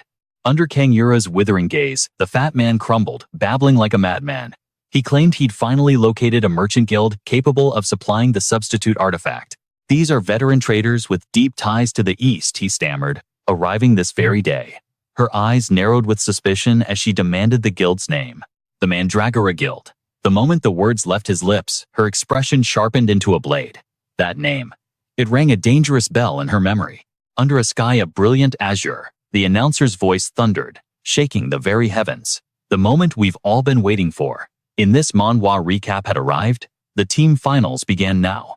Even inside the waiting rooms, the roar was deafening. The question hung heavy in the air. Who would emerge as the king? Tension, mixed with the chaotic clamor of contenders vying for glory. The package has arrived. Suddenly, Kang Ryong emerged from the shadows, a smile dripping with malice stretching across his face. He scoffed, satisfied that the item remained pristine. In the dim corner, a girl shrouded in black sat motionless, a crimson-scripted talisman sealed to her forehead. Clutching an unseen object with trembling hands, she whispered a single hollow command, "Move." Outside, the arena exploded, with adrenaline-fueled screams under the MC's hype. Ladies and gentlemen, let the warriors enter the battlefield. First, the qualifiers from Groups A and B. Kang Yura stepped into the light, radiating an aura of regal confidence alongside her team. Following them, the challengers from MK Academy Groups A and D, Marie Dunareft and Alicia Arden walked out. Alone. The announcer paused, confused. Wait, isn't Team D missing a player? Confusion rippled through the crowd, as Captain Colin was nowhere to be seen. He had already ghosted the doubles round. The MC scoffed, convinced the coward had abandoned the grand finale entirely. But then the words died in his throat. From a rusted iron blade, a voice boomed with arrogant majesty. In the moment of victory, I shall personally guide you all to the gates of hell. Yura's face twisted in disgust. She couldn't believe her eyes. That bastard was still breathing. The lunatic stood center stage, arms raised like a false god, bellowing to the masses, "Who among you is ready?" The crowd behind him erupted in a cult-like chant, "Immortan, Immortan." Wearing a twisted grin like a broken joker, he looked down on them with sneering arrogance. "Professor, shall we begin the slaughter?" Elder Kang Run nodded instantly. "Proceed." With a wave of his fan, golden aura exploded outward. The old master sighed. Such a troublesome brat. But I must admit, his potential is terrifying. His voice hardened. "I declare the final examination." Started. The earth groaned and trembled beneath their feet. The grand formation locked into place, its rules flooding their minds as reality shifted. Inside the formation, the 8 gates would shift endlessly, trapping the weak in illusions. Only the one who could decipher the true path and seize the yellow dragon seal at the center would claim victory. As the decree ended, a majestic golden dragon with burning eyes materialized. It coiled in the center, guarded by mythical beasts and the terrifying 8 gates Great Luo destruction array. Cold sweat drenched the players' backs. Is this a labyrinth? Panic set in immediately. Damn it, my senses are already scrambling. The system announcement rang out. The formation is active. The entire arena warped instantly, severing the team members from one another. A figure with eyes full of murderous intent gripped a glowing purple fan. "I don't know what you're plotting," he sneered, "but the goo poison is already in the air. There is nowhere left to hide." The girl in black remained frozen like a statue clutching her artifact. Suddenly, the spectator screens flickered violently, plunging the audience into confusion. Why is the feed cutting out? Beneath the static-filled screens, a mysterious blue formation began to glow ominously. The red-haired MC spun around in a panic. What the hell is going on? The technician was equally terrified. The mana from the array. It's overriding the broadcast signal. Damn it, the MC cursed. How could we make such an amateur mistake? Meanwhile, Elder Kang Run walked away with a calm, calculating stride. Now begins the ritual to sever the fire from the orchid. He turned, barking orders. Yura Jin Hyuk, secure the black tortoise position in the north immediately. The duo launched themselves forward at breakneck speed. The elder muttered to himself, protect the black tortoise at all costs. Let the rest burn for all I care. Mid-flight, Yura shot a desperate glance back, signaling him to guard her uncle. Kang Run merely watched with a mask of indifference. Elsewhere, the counterfeit Joker grinned like a demon. He stood hands on hips, ignoring the murmurs surrounding him. The 8 trigrams, 9 dragons. That's not the spot. Focus. Find the formation's exit. Colin, can you wipe that ridiculous makeup off? I want to address my master properly. Legend says the Black Tortoise guards the north, always at the Emperor's back, the ultimate shield, and a hidden blade ready to strike. In a flash, Yura and Jin Hyuk landed standing beneath the looming shadow of the massive snake turtle statue. Look over there, Jin Hyuk shouted. Yura followed his gaze, her eyes widening in sheer shock. A voice pierced the air. To shatter a formation built on the 4 divine beasts, one must first slaughter the Black Tortoise. Suddenly, 2 shadows ambushed them from the void. Colin materialized right in front of Jin Hyuk, wearing a friendly, terrifying smile. We meet again, Mr. Prosthetic Artist. Jin Hyuk broke into a cold sweat. How much does this monster know? How did you navigate the maze so perfectly? Alicia Arden asked innocently, tilting her head. But master, is it really okay with just the 2 of us? Colin shrugged his face, a mask of utter boredom. Relax. It's actually better this way. Let Marie Dunareft have her fun slaughtering the other 3 alone. Meanwhile, Marie Dunarefte was unleashing hell, taking on an entire squad by herself. Kang Yura wasn't just fighting. Her mind raced like a supercomputer. Impossible. Has Uncle's 8 Gates formation already been compromised? The 8 Gates possess 365 variations, labyrinths of stone blinding mists. No matter how strong the intruder, this system Manhwa logic dictates. It should be unbreakable. As she parried a blow, her opponent laughed darkly.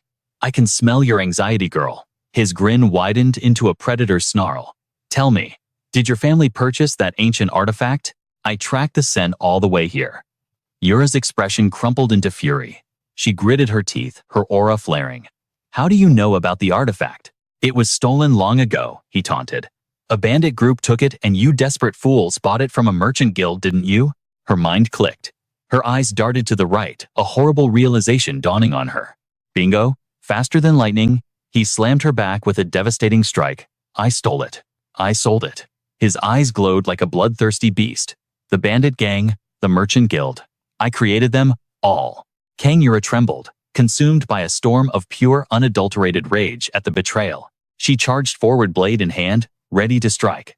But her opponent stood unmoved, mocking her efforts with sheer arrogance. With a brutal impact, she blasted Alicia Arden backwards. Seeing the gap in power, he taunted, Is this about revenge, Alicia Arden? Last time, Alicia Arden had suffered a crushing defeat against Kang Yua, but that loss was only because Colin had ordered her to hold back her true strength. Maintaining that deceptive act had required incredible discipline from her.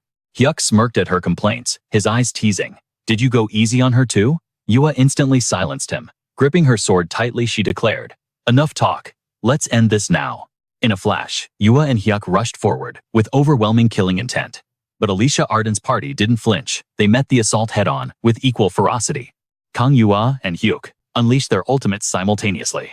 The armor-piercing palm strike and the dragon-slaying sword art collided in a symphony of destruction. A terrifying aura engulfed her. She activated her divine art demonic dragon/heavenly poison ascension. The air trembled with the weight of her power. The opposition countered instantly with the territory-severing slash. As their hockey collided, a massive shockwave shook the very earth beneath them. Blinding light engulfed the battlefield. When the dust finally settled, the brutal result was revealed. One combatant stood with a severed leg, the other holding a shattered blade. As the smoke cleared, Alicia Arden blinked in confusion before locking eyes with Kang Yua. Hyuk and Yua stood frozen in disbelief. His leg had been clean cut, and her weapon was reduced to scrap. Kang Yua grit her teeth, her pride unable to accept such a humiliating defeat. Their resentment boiled over into a murderous rage. Dark veins popped on their faces as they glared at Alicia Arden's group, looking ready to tear them apart, limb from limb. Their eyes burned with a twisted resolve, destroy the fire entity to save Lan at all costs. They charged without hesitation, but before they could strike a weapon, slammed into the ground, halting their advance. A voice rang out, promising the truth. If Colin hadn't spoken, they realized we would have fought with tooth and nail until the end. Hyuk and Yua stared, their expressions twisting into pure horror at the revelation before them. A grotesque beast manifested tiger fangs and a boar's visage. It was Tauti, one of the 4 perils, representing absolute destruction. Panic set in when they realized the black tortoise's shell bore the mark of this beast. As a high-ranking mage, their master Kang Run couldn't possibly have missed this detail. Colin's gaze turned icy. You thought this grand array was designed to separate the fire from Lan, he asked, his voice dripping with pity. You couldn't be more wrong. Staring at the artifact in his hand, Colin dropped the bombshell. Kang Run never cared about Lan. He sealed her away for his own gain, sacrificing her solely to advance his career. His target was the fire entity from the very beginning. This ritual wasn't meant to save Lan. It was designed to obliterate her soul, so the fire could fully hijack her body. 3 years. A short yet eternity of a time. After witnessing the artificial fire created by his own brother Kang, Run was seduced by its overwhelming power. That fool only cared about finding his missing daughter. By the time he realized he'd lost control of the fire, it was already too late. He was framed as the butcher of Luna City and torn to shreds by the royal army. Kang Run was actually grateful. Not only did someone else take the fall, but the tragedy birthed the flying yaksha fire he so desired. But there was one variable Kang Run failed to calculate. Kang Yu had entrusted Waron to the headmaster of the MKA Academy. Even as a prestigious professor of Griffin, interfering in the affairs of another continent was nearly impossible. Just as Kang Run fell into despair, he appeared. Tess Bonthaza, the artificer, a living legend from 80 years ago. The man with the visage of a demon made a simple demand: slaughter everything. Unleash total destruction to shatter the headmaster's protection and keep that woman confined within the palace. To Kang Run, it was an irresistible bargain. If he could obtain the fire, sacrificing a measly city meant absolutely nothing. Soon, the chains of the saint, a holy relic of the Western Church, would bind her and drain her infinite internal energy dry. The human soul of Lan would be obliterated. Then, by feeding her the 10,000 human flesh pill, Warren would ascend to a queen, a legendary transformation straight out of an awakening manhwa. Just as Kang Run smirked, reveling in his imminent victory, Colin's voice cut through the air. That's not going to happen. The protagonist smirked. If everything went according to plan, this manhwa recap would be too boring, wouldn't it? Kang Run froze. Before he could retort, Kang Yua interrupted, desperate for answers. Is it true? Was the ritual meant to kill Lan all along? Why use a cursed artifact instead of a divine beast? Was the massacre at Luna City your order? Was Warren never out of control? Kang Run didn't dignify her with an answer. He gnashed his teeth, muttering, useless trash. Couldn't do anything right.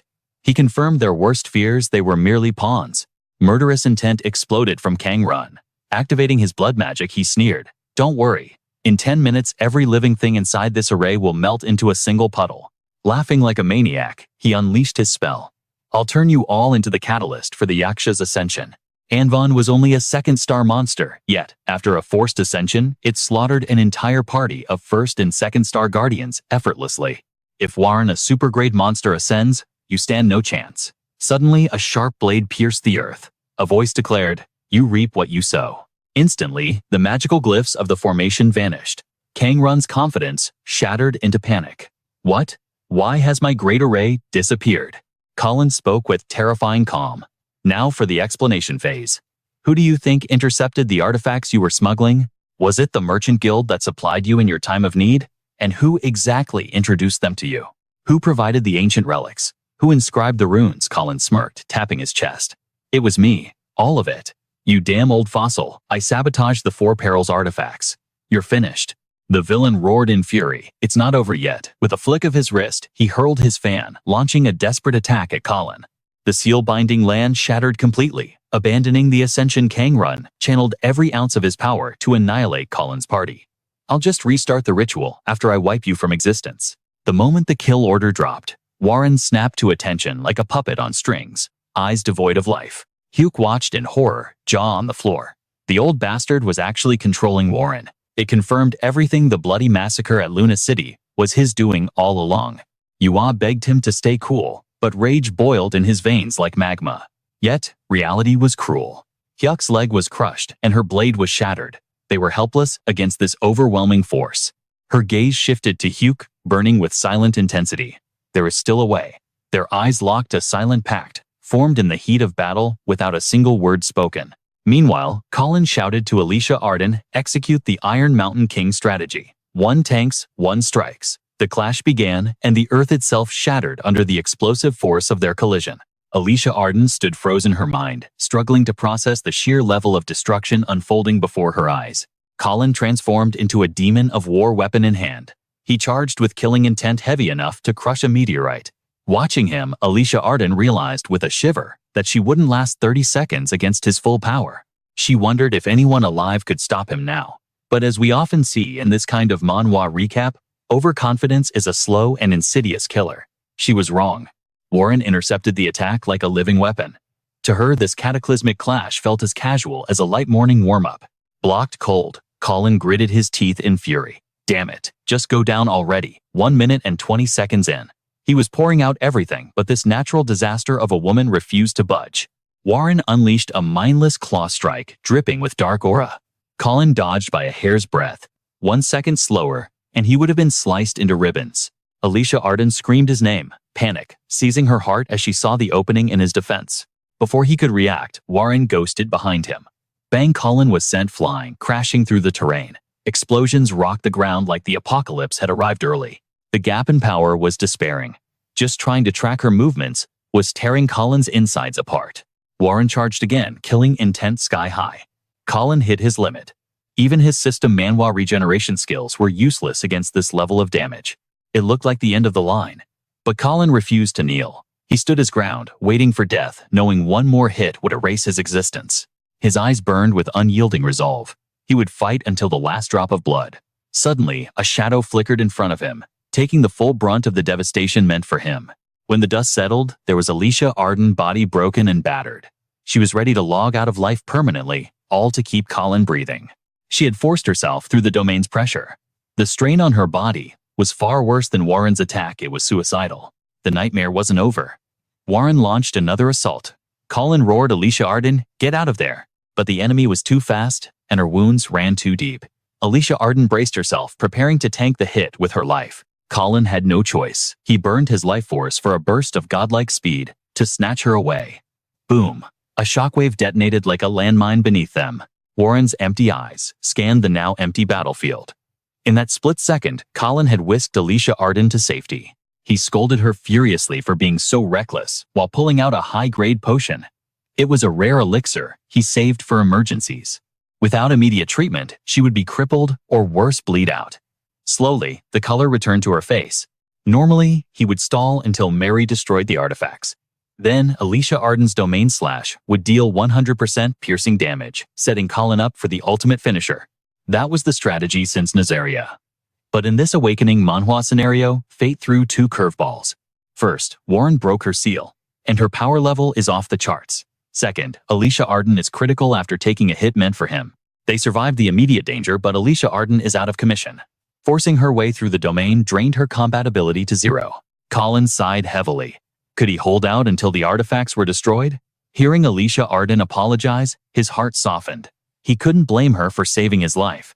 Truth be told, that direct hit would have insta-killed him. Regeneration skills don't work on a corpse. He gently lifted her up. It's okay. Thank you, he whispered, carrying her to a hidden shelter. He scanned the perimeter, senses on high alert. Are you okay? She asked. Not really, he admitted. His aura core was running on fumes. He was completely tapped out. Between fighting Sajin Hayuk and now Warren, his reincarnation energy was dangerously low. He hesitated. Should he use that? The reincarnation core held power his body couldn't handle. Even with the system support, it was a gamble with death. Then, Alicia Arden dropped a bombshell. Colin, Warren hasn't used her right hand this entire time. That meant the devastating power they just faced was nothing but child's play. And in that unused hand, she was clutching something tight. Colin burst into laughter. So it all came down to a choice. She was still carrying that burden. Warren was still in there somewhere. Emerging from the smoke, Colin wiped blood from his lip, a victorious smirk playing on his face. He pointed his spear at the monster.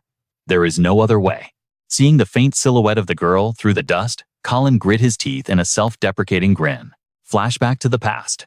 The heavenly Yaksha had dropped that item in panic. She didn't understand why Colin gave it to her.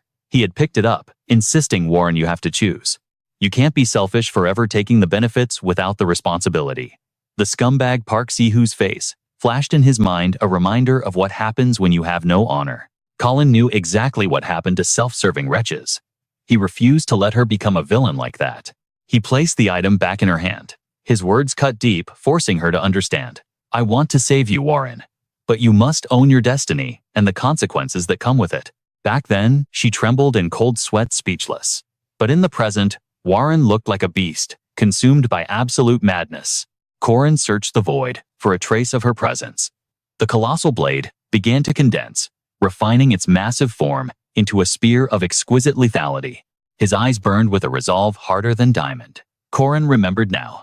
This was the legendary demon sword of Savancia he had witnessed in the castle, a majestic power worthy of worship. The truth struck him like lightning. The mana of Savancia, the great hero from 800 years ago, was now flowing through Corin's own veins. Right here, right now, he would resurrect that myth. Have you waited long enough, Warren? He roared. The puppet master yanked her strings, and she lunged. First, form black mystic spear darkness erupted from the weapon, crashing against the sky yaksha's overwhelming might. The impact was cataclysmic. Blinding light obliterated the landscape, tearing the earth asunder. But this wasn't just a duel between mortals. The stakes were far higher. They were avatars of destruction, the power of the sky yaksha versus hero Savancia. A clash of legends. Kang Run screamed his mind, unable to process the impossible. No, impossible. The old fool refused to believe Corin could rival a yaksha. But arrogant villains always ignore reality until it crushes them. With a savage roar, he commanded Warren to kill. As the talisman flared, Corin analyzed the threat, her concentrated aura output. It's capped at roughly 1,000. He had a counter-strategy. Unleashing the Black Mystic Demon Spear, he drove a strike down with blinding ferocity. The pressure at the impact point was crushing. He needed to channel exactly 1,000 cycles of aura to match the force of a leveling Manhwa boss. Corin calculated the odds instantly. Even if she possessed 10,000 cycles, her simultaneous output was limited. If he could neutralize that burst, he could win. But the cost was devastating. Savancia's borrowed aura was too dense. It felt like his bones were being ground into dust under the weight. Warren seized the advantage, her punch deflecting his spear. Agony shot through Corin's fingertips, his grip failing as his weapon trembled. It felt as if every tendon in his body had snapped, leaving him powerless. Yet through the haze of blood and pain, Corin refused to yield. Stopping meant death. The despair was palpable. She hadn't even used her right hand yet. Forcing power into his arm, he unleashed the Black Mystic 8 trigrams Extreme Fist. He blocked. Warren's eyes widened in shock, but her reflexes were god tier. A lethal kick followed instantly. Miraculously, Corin intercepted it. Seizing the millisecond, he stepped into her guard, his right foot planted with the weight of Mount Tai, his left arm pulled back like a loaded ballista. Chang Run's jaw practically hit the floor. That old glutton was about to eat his own words watching this spectacle. Corin poured his very soul into the strike. Breath, muscle, spirit, all aligned. In the span of a heartbeat, he saw the opening. Destiny called. He wouldn't miss the 8 trigrams fist, hammered into her heart, followed instantly by the star-shattering Evil Breaker. Primordial Chaos Strike. The shockwave tore the very ground apart. Corin collapsed, gasping his body, a ruin of wounds. But the blow had landed. Warren convulsed, coughing up a spray of crimson. She froze in disbelief. Corin had shattered her absolute defense. Yet, horror dawned on him. Her small feet continued to move. Her power hadn't dimmed in the slightest. Brute force wasn't enough to stop this monster. As she stalked toward him, despair clawed at his heart. Was this the end? Kang Run cackled. I knew it. You're nothing. Finish him now. Suddenly, a strange purple mist enveloped Warren. Corin's eyes didn't show fear, but calculation. This was all part of the plan. She froze, trapped in invisible shackles. Her lips parted silently as the earth began to quake, mountains crumbling around them. What in the world? Out of nowhere, ethereal chains erupted from the void, binding her tight. What is happening? Kang Run shrieked in panic. Corin allowed a bloody smile to grace his lips. Every second of that hellish fight had been to buy time. Mary Kang Yua and Sane Hyuk hadn't run away. They had infiltrated the formation and destroyed every single cursing artifact. The villain muttered like a broken record. Impossible. Impossible. Until cold steel pressed against his neck, turning his arrogance into a whimper. Josephine had arrived with reinforcements. She ordered the old snake to freeze. Corin exhaled, tension leaving his body. The battle was won, but one matter remained. Warren sat motionless, the puppet strings cut. Corin dragged his broken body toward her, his heart heavy despite the victory. He tore the damn control talisman from her forehead. To use such vile magic on a young girl, it was unforgivable. Freed from the curse, she collapsed. Corin caught her gazing into eyes that had lost their blood-red madness. Hey there, he smiled as her vision cleared. His expression was heartbreakingly gentle. Warren couldn't understand. Why, Corin whispered, I told you, I'd help you until you could make your own choice. He didn't ask for gratitude. He demanded she make a choice, one filled with pride and dignity. Her fists clenched, trembling. She had to repay his kindness. She had to prove she wasn't a monster, as he said. It's not your nature that defines you but your choices. The dark miasma evaporated from her skin, crushed into nothingness by the sheer force of her will. The emerald wood artifact crumbled to dust. Panic seized her. Without it, was she useless? Would her choice even matter now? I want to show him. I want to repay him, she thought desperately. Corin chuckled weakly. So you crushed the emerald wood. You're strong, Waron. Darkness overtook his vision. He slumped onto her shoulder, whispering, "Thank you for answering me." She grit her teeth, tears streaming. "I'm a monster," she sobbed. "I hurt you. I killed so many. I stole Lan's body." She feared damnation. But Corin didn't judge. He wrapped his arms around her trembling form. "I don't know the answer either," he admitted. She wailed into his chest, letting the grief flow. "But we'll find it together." The awakening ritual had failed, and the villain was rotting in a cell. Peace had finally returned. Dealing with the aftermath? Same old routine. Corin confirmed he already received orders from Professor Josephine and Master Aaron on how to bury this mess. If we handle this quietly, or rather cover it up completely, the head professor causing a tragedy is bad enough, but the ritual involving Warren, that would terrify the masses. Those terrified of the beast would demand her execution, while the greedy ones would drool over her awakened power. Professor Kang Loon has returned ahead, officially listed as a casualty of an unfortunate accident. That's the narrative. I've already smoothed things over with the principal. A calm female voice broke the silence. Corin chuckled softly. Glad it's wrapped up. The Griffin Academy owes us a massive favor for this one. Did you demand proper compensation? The voice replied. The principal wanted to gloss over it, but I stood my ground. You were right. Lying in his hospital bed, Corin grinned with that signature rogue charm. See, isn't our principal just too generous? It was Professor Josephine. Her tone shifted to something darker. We can't trust anyone easily these days. Then her voice softened with raw emotion. Thank you, Corin. Truly. Corin sat amidst a sea of white bandages. He covered the wound, sure, but left enough skin exposed to show off that battle-hardened physique. He waved off the gratitude with the casual air of a main character. Don't mention it. One day total trust won't be such a luxury for us. Josephine paused, a flicker of hope in her eyes. I look forward to that day. She sighed, turning away. Now rest. You need to recover your strength. She walked to the door but stopped. Just so you know, the festival isn't over yet. As she left, a slender hand immediately grabbed the doorframe. Marie burst in like a hurricane of worry. She threw herself at Corin, checking everything from his aura to a single chipped fingernail. Corin glanced at his broken nail. Didn't even notice. He clearly didn't give a damn about the small stuff. Marie pouted, tears welling up in her eyes. Why are you always so reckless? Do you enjoy ending up in the hospital like this? Corin froze. The fearless warrior was helpless against tears. Wait. Senior, why are you crying? He panicked awkwardly. Did something happen? She looked up with red, puffy eyes, half joking, but fully heartbroken. I'm crying because of you, you idiot. I was terrified. But Corin, possessing the emotional density of a black hole, just blinked. But Senior, are you hurt anywhere? I smashed the artifacts, and the road single-handedly, she sniffled. Hua and Jinhyuk destroyed one too.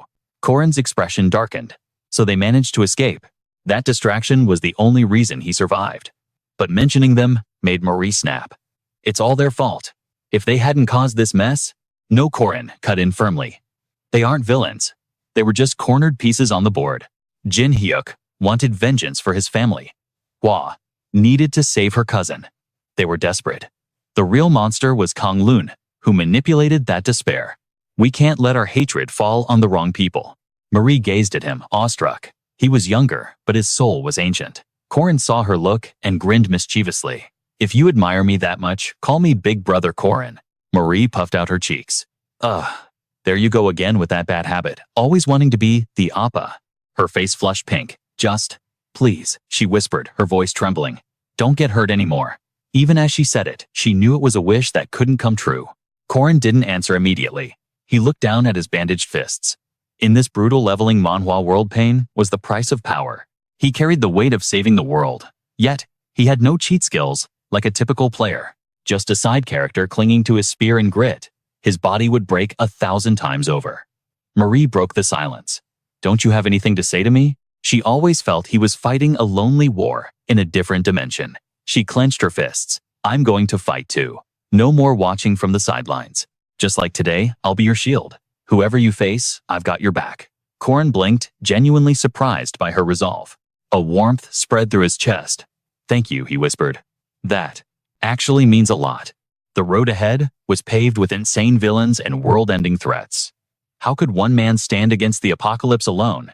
The answer was simple. He wouldn't be alone. They bumped fists, a pact sealed in blood and trust. Together, Marie instantly switched gears. Great, I'm registering us for the Guardians Guild right now. Corin's jaw dropped. Wait already. The Harvest Festival is coming up. If we wait, the offices will be closed. She began planning. You're the captain, obviously. I'll be vice captain. While Corin racked his brain for other members, Marie's vampire hearing twitched. Someone's coming. Corin looked at the door. Oh, hey, it was Alicia. Marie smiled warmly. Hello, Junior Alicia. Alicia rolled in, looking like a disaster zone. Arms and legs casted up like giant marshmallows. Corin burst out laughing. Bwahaha, you look like a mummy from a B-movie. Alicia wanted to cry, but glared instead. And whose fault is this, huh? Corin clamped his mouth shut. Right, totally my fault. Guilt washed over him. Sorry. And thanks. Really. He flashed a dazzling, sincere smile. Alicia's face turned beet red, and she looked away. Whatever, she stammered. Thanks to Senior Marie's potion, the bones knit together. But the doctor says I need 2 weeks of bed rest. 2 weeks. The festival ends in 7 days. I'm going to miss the grand bonfire. You'll be out soon, Corin soothed. Health comes first. Besides, there's always the winter ball. Alicia wailed. It's not the Seam. They are completely different vibes, she insisted. Corin paused. He had lived through this system Manhwa loop countless times, but for Alicia, this was her first and only youth. Corin confidently promised Alicia Arden a jet skier dress for the winter ball, completely oblivious that his generosity had just triggered a catastrophic flag in this Manhwa recap. Alicia Arden's jaw practically hit the floor. Her eyes went wide with disbelief as she stammered, Wait, seriously? That ultra-luxury brand, are you for real? Buy whatever you want, Corin declared with the swagger of a newly minted tycoon. I'm loaded now.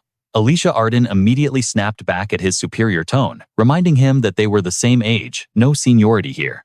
But greed quickly won over pride. She leaned in, whispering, Did we really make that much gold? Corin grinned like a Cheshire cat, enough to deck you out like royalty. However, the temperature in the room suddenly plummeted. Marie Dunarev had entered a bloodthirsty trance, radiating a terrifying dark aura. She couldn't hold back the jealousy bubbling inside her any longer. Tell me, Corin, are there perhaps other members you're planning to invite? Corin, possessing the emotional density of a black hole, laughed and pointed. Well, there's Alicia, Arden, Aiden, and Lenia. Marie Dunarev narrowed her eyes. Is Lenia a girl? Corin nodded, digging his own grave. Yep, there's also a beauty working in intelligence, he added. Marie Dunarev ground her teeth, her smile twitching. Oh, beauty is she, Corin continued. Then there's Len and John. Marie Dunarev demanded, Who are they? Werewolf siblings, Corin explained nonchalantly. Len is the sister, so just mark John down as the male. Marie Dunarev let out a cold snort.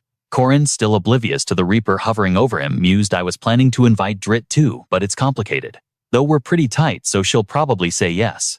Marie Dunarev's voice dropped an octave, dripping with venom. Are you and that Drit girl close? Corin shrugged.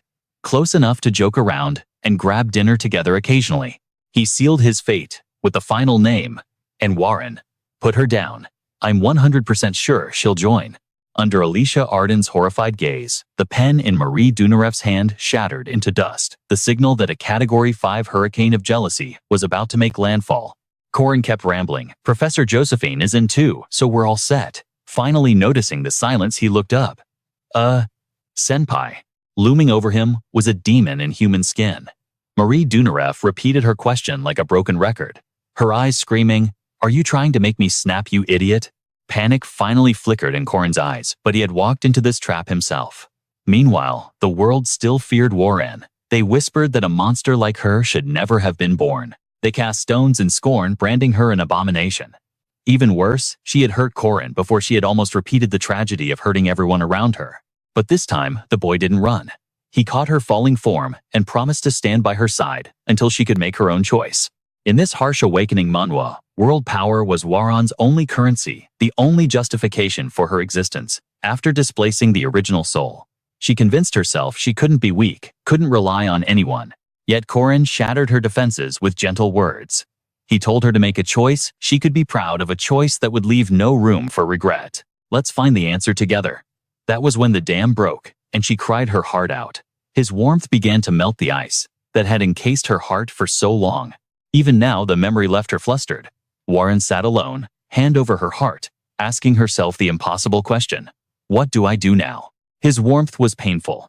His concern felt like sharp knives in her chest. She wanted to hate Corin for making her heart ache like this. She had been born into solitude. Her life had been nothing but exploitation.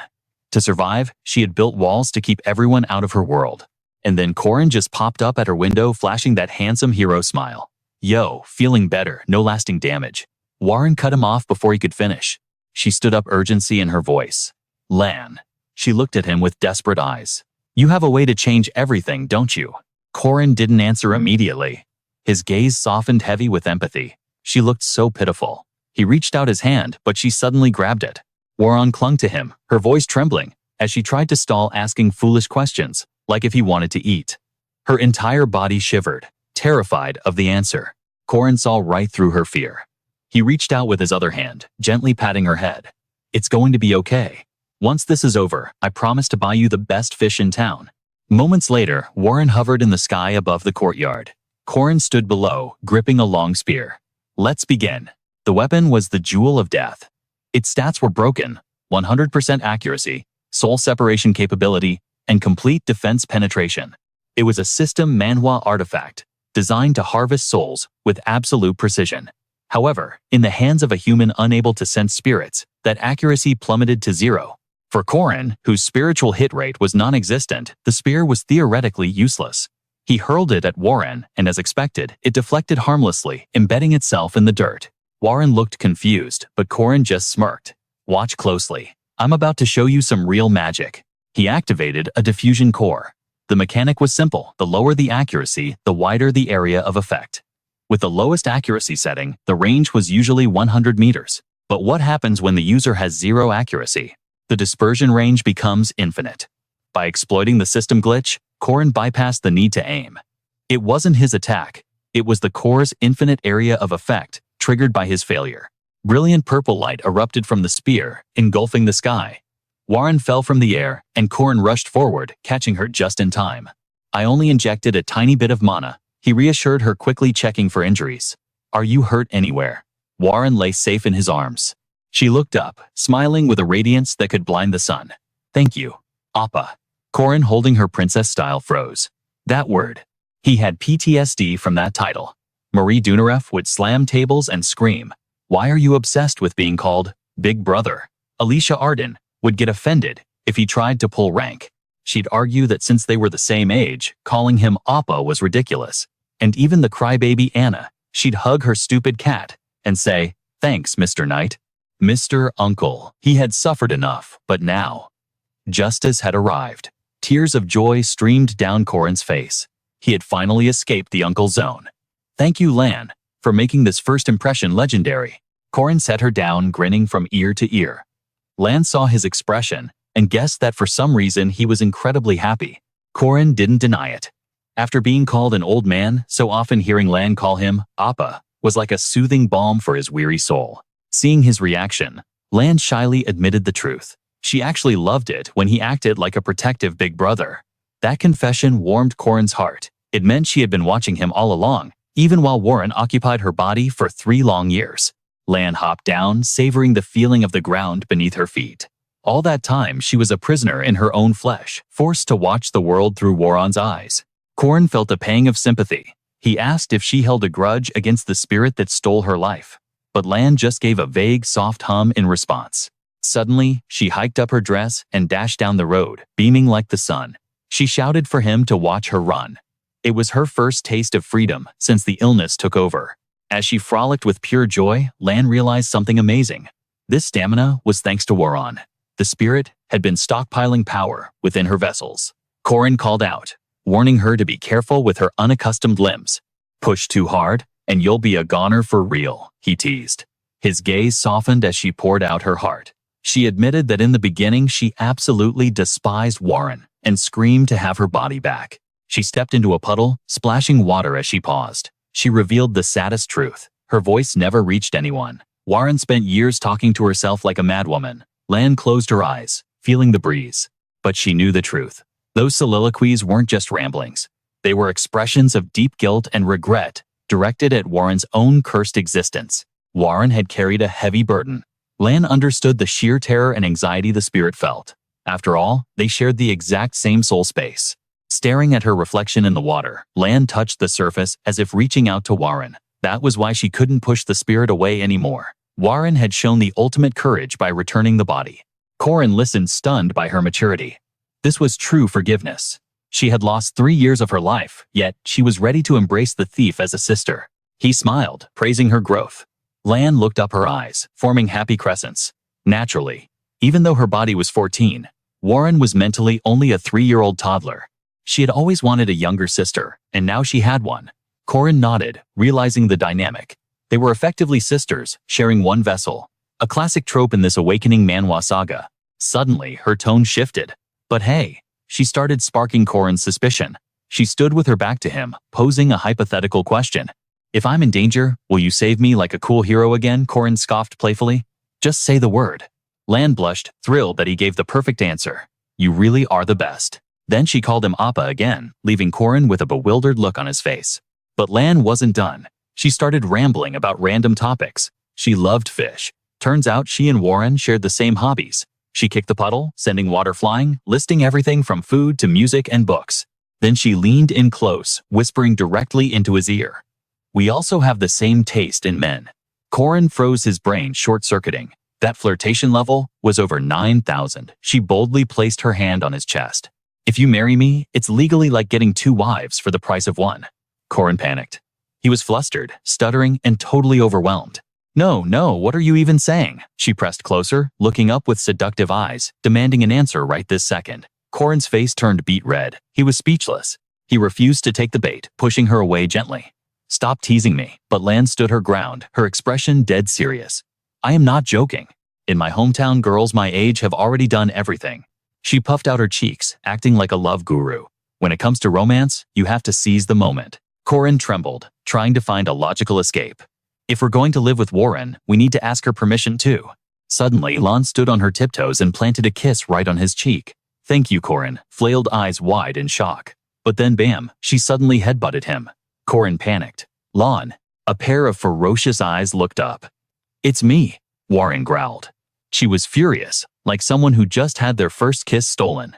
Don't get the wrong idea. That was all nonsense, Corin thought. The switch is that fast. Warren stomped away, muttering like a patient from an asylum. Who are you calling Unni? You're so loud. It was a misunderstanding. Shut up. Corin watched the one-woman show confused. What the hell? Are they arguing inside her head? Warren spun around. Aren't you coming? She ordered him to be at the usual spot for dinner. Corin blinked, then agreed. He sighed, realizing this was their clumsy way of apologizing. An apology through food? Kids will be kids. But then he remembered the whisper about their taste in men. He scratched his head, trying to convince himself. Yeah, just kids being kids. Meanwhile, elsewhere, someone realized they were doomed. I'm seeing my ancestors. A gauntleted hand twitched. The resources the old church poured into the Murdica festival were immense. They thought they could take down the new church's princess. The result? A Templar knight was eating dirt. He thought he was about to meet his maker, but somehow cheated death. Total failure, he muttered. Remembering the bizarre weapon, he wondered who that monster was. How did he predict every move of the Templar Knights? The knight stared at the ceiling in disbelief.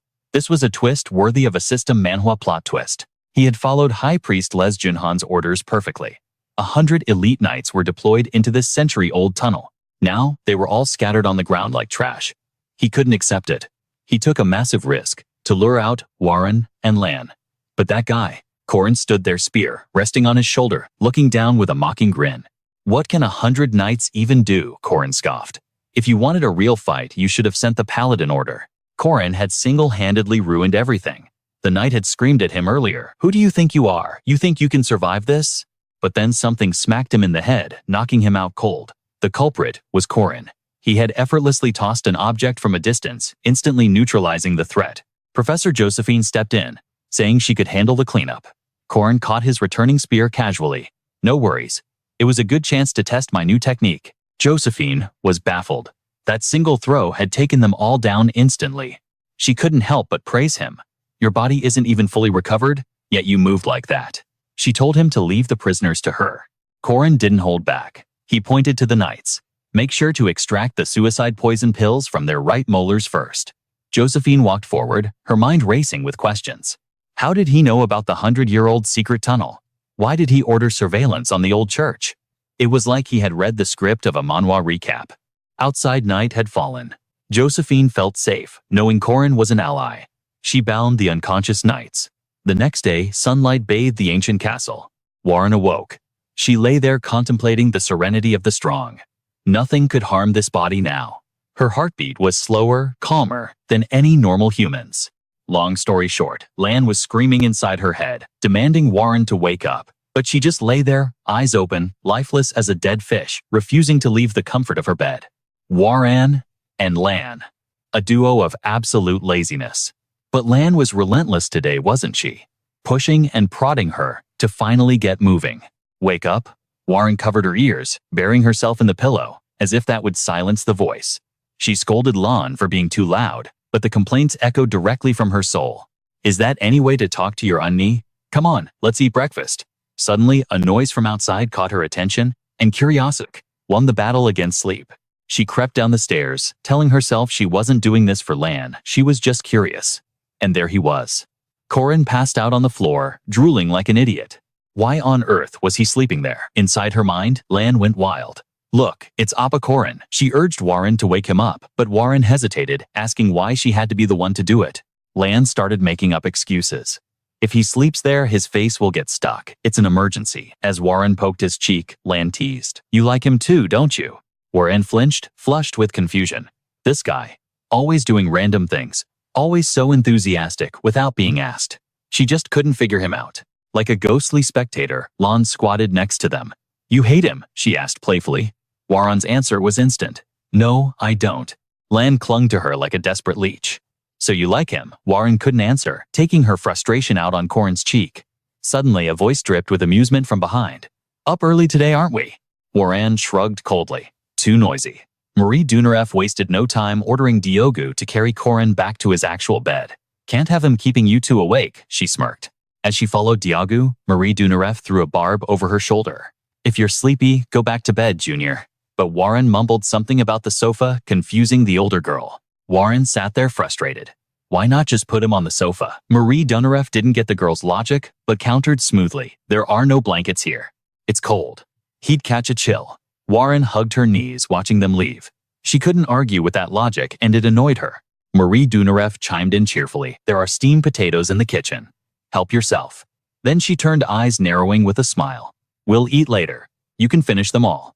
Warren watched Marie Dunarev walk away, the silence heavy. Then her eyes sharpened like daggers. She muttered the word, tasting bitter. Meanwhile, in a completely different setting, the professor droned on at the podium. In situations like this, you must utilize the materials around you for emergencies. Typical lecture stuff. Corin sat there bored out of his mind. The festival wasn't even over yet, classes continued. He'd learned this ages ago. Time to focus on something more important. He summoned his status window, a staple of any good system manhwa. Corin Lock. Hero. Strength 8,130. Mana 67,770. Traits included Warrior's Recovery Pain, Tolerance, and Demonic Aura Release. Staring at the glowing blue screen, Corin rubbed his chin. With these stats, he had officially surpassed Ariza's early game power levels. He analyzed his traits closer. That triple core and Demonic Aura Release. He began to run the numbers in his head. My aura level is currently high rank, he mused. He visualized the 3 swirling cores in his chest: blue, red, and yellow. Normal knights struggle to form one, but thanks to the Silver Mandragora and Duke Sabantia's legacy, he had 3. A cheat code. In this leveling manhwa world. Arisa mentioned she finally formed her own core recently. Her experience walking in the domain seemed to have triggered massive growth. She's finally reached the upper low aura rank. He recalled their last battle. She was covered in blood, battered and broken, yet she held her sword with unwavering resolve. A true warrior. Before she was barely mid-low rank. Growing this much in half a year, her potential was terrifying for the future. But the game changer was the Demonic Aura Release. the system mentioned. It compressed internal energy to high pressure, allowing a burst of 20% of his total reserves. It was a broken ability. With his aura at over 8,000, a 20% burst meant releasing 1,600 points instantly. That's enough power to level a building. He'd tried testing it before in the hunting grounds. The problem, he couldn't control the output at all. Corin massaged his temples, a headache forming. Maybe he could replicate the effect using Duke Sabantia's final demonic sword technique. Holy moly, could he slice the sky and slay a dragon with one stab? His power fantasy was interrupted. 5 minutes left. I'll be checking your notes now. Corin blinked the words, not registering. Check notes. Now, who am I? Where is this? The professor smiled, but a dark aura radiated from her. Since everyone seems to be sleeping, she was pissed. Corin mentally cursed. Professor Lulala was notorious. Her punishment usually involved cleaning the lab. Normally, no big deal. But this was the alchemy lab stains from volatile experiments, dust-covered vials, spiderwebs. It was a dungeon of filth. Cleaning this would be hell. Panic swept the room. Students scrambled to borrow notes, but it was every man for himself. Friendship ended, where grades began. His plans for a relaxing afternoon destroyed. Son of a biscuit, he thought. He intended to enjoy the festival after class, but now he had to write something. He fumbled for a pen, but instead of plastic, his fingers brushed against a small hand. He froze. To his left was Jaeger. But to his right, he looked up in horror. Warren was sitting there, staring right at his hand. He tried to pull away, but suddenly she snatched his hand, interlacing her fingers with his. Corin's eyes popped out, face burning. Wait, is this Lan? Her face was flushed, but she looked delighted, squeezing his hand tight. She smiled, eyes curving into crescents, and pressed his hand against her chest. Want to see my notes? Appa Corin turned beet red, stammering. He had no idea what was happening. Was she offering notes or a proposal? Lan guided his hand to the page. Let's eat lunch together, she whispered. Corin, brain dead, agreed, and even offered to pay. The guys behind them gasped in pure jealousy. As the class erupted in whispers about this sudden manhwa recap, worthy romance, a spy watched from the back. Diogo Marie Dunaref's loyal shadow was taking notes on everything. With classes dismissed, the duo strolled down the corridor, the conversation naturally drifting toward Lan. Eventually, Corin brought up the elephant in the room, that photo of Huck and Chairman Kang Yu-Hoa. Both of them bore a heavy share of responsibility for the incident, even if they were technically victims too. But justice in this world is cold. Kang Ryu would face a secret execution wiped from existence off the records. With the old man gone, the crushing weight of the Kang family legacy now rested entirely on Yu-Hoa's shoulders. Lan was guilt-ridden, convinced that Huck and Yu-Hoa had suffered purely because of her. Corin, however, was more curious about the power dynamic, specifically what it really meant to be the family head. Lan confirmed his suspicions. The head controls everything from trivial daily matters to the ultimate political tool, the clan's marriage arrangements. Suddenly, her expression shifted. She dove into Corin's chest, declaring she had already secured permission to marry him first. This sudden waifu attack left Corin completely flustered. He threw his hands up in defeat, silently praying for Warren to wake up and stop this madness before a harem war broke out. Meanwhile, elsewhere, Marie Dunaref was demanding a full report from Duck Gu. The creature began explaining in its bizarre alien tongue. Marie Dunaref, who was in the middle of cooking soup, felt her killing intent spike with every word it spoke. She muttered in frustration, "So, that's how it is." Her eyes were glued to the pot, but a storm of envy was brewing in her heart. They weren't even in a relationship yet. She felt a strange, possessive sting. Usually, Marie Dunaref was the picture of rationality, a survivor, not a lover. But this situation was triggering emotions she couldn't calculate.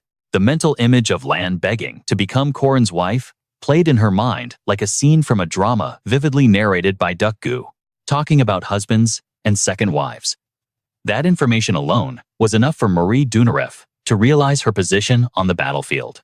Fury exploded within her. She gripped her chopsticks so hard they shattered into dust, her mind racing to find a special method to launch a jealousy counterattack. After rummaging through her thoughts, she landed on an interesting strategy, the classic honey trap. Her face heated up at the thought, but she quickly shook it off, rambling to hide her embarrassment. In Duck Gu's eyes, Marie Dunaref looked like a ticking time bomb, ready to unleash a firestorm of destruction just from pure rage. Suddenly, she asked the creature what men actually like. Duck Gu narrowed his eyes, mischievously gave a sinister grin, and delivered his ultimate answer: bones. Cut to the dining hall.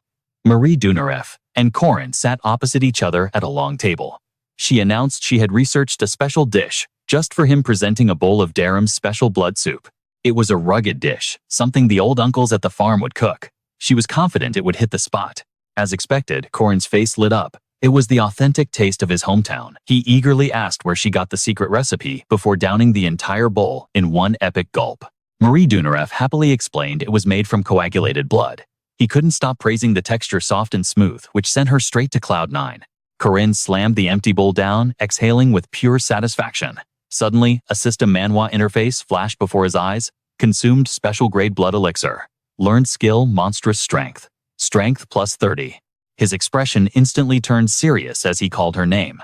Marie Dunarev jumped her face, turning beet red as she waited for his words.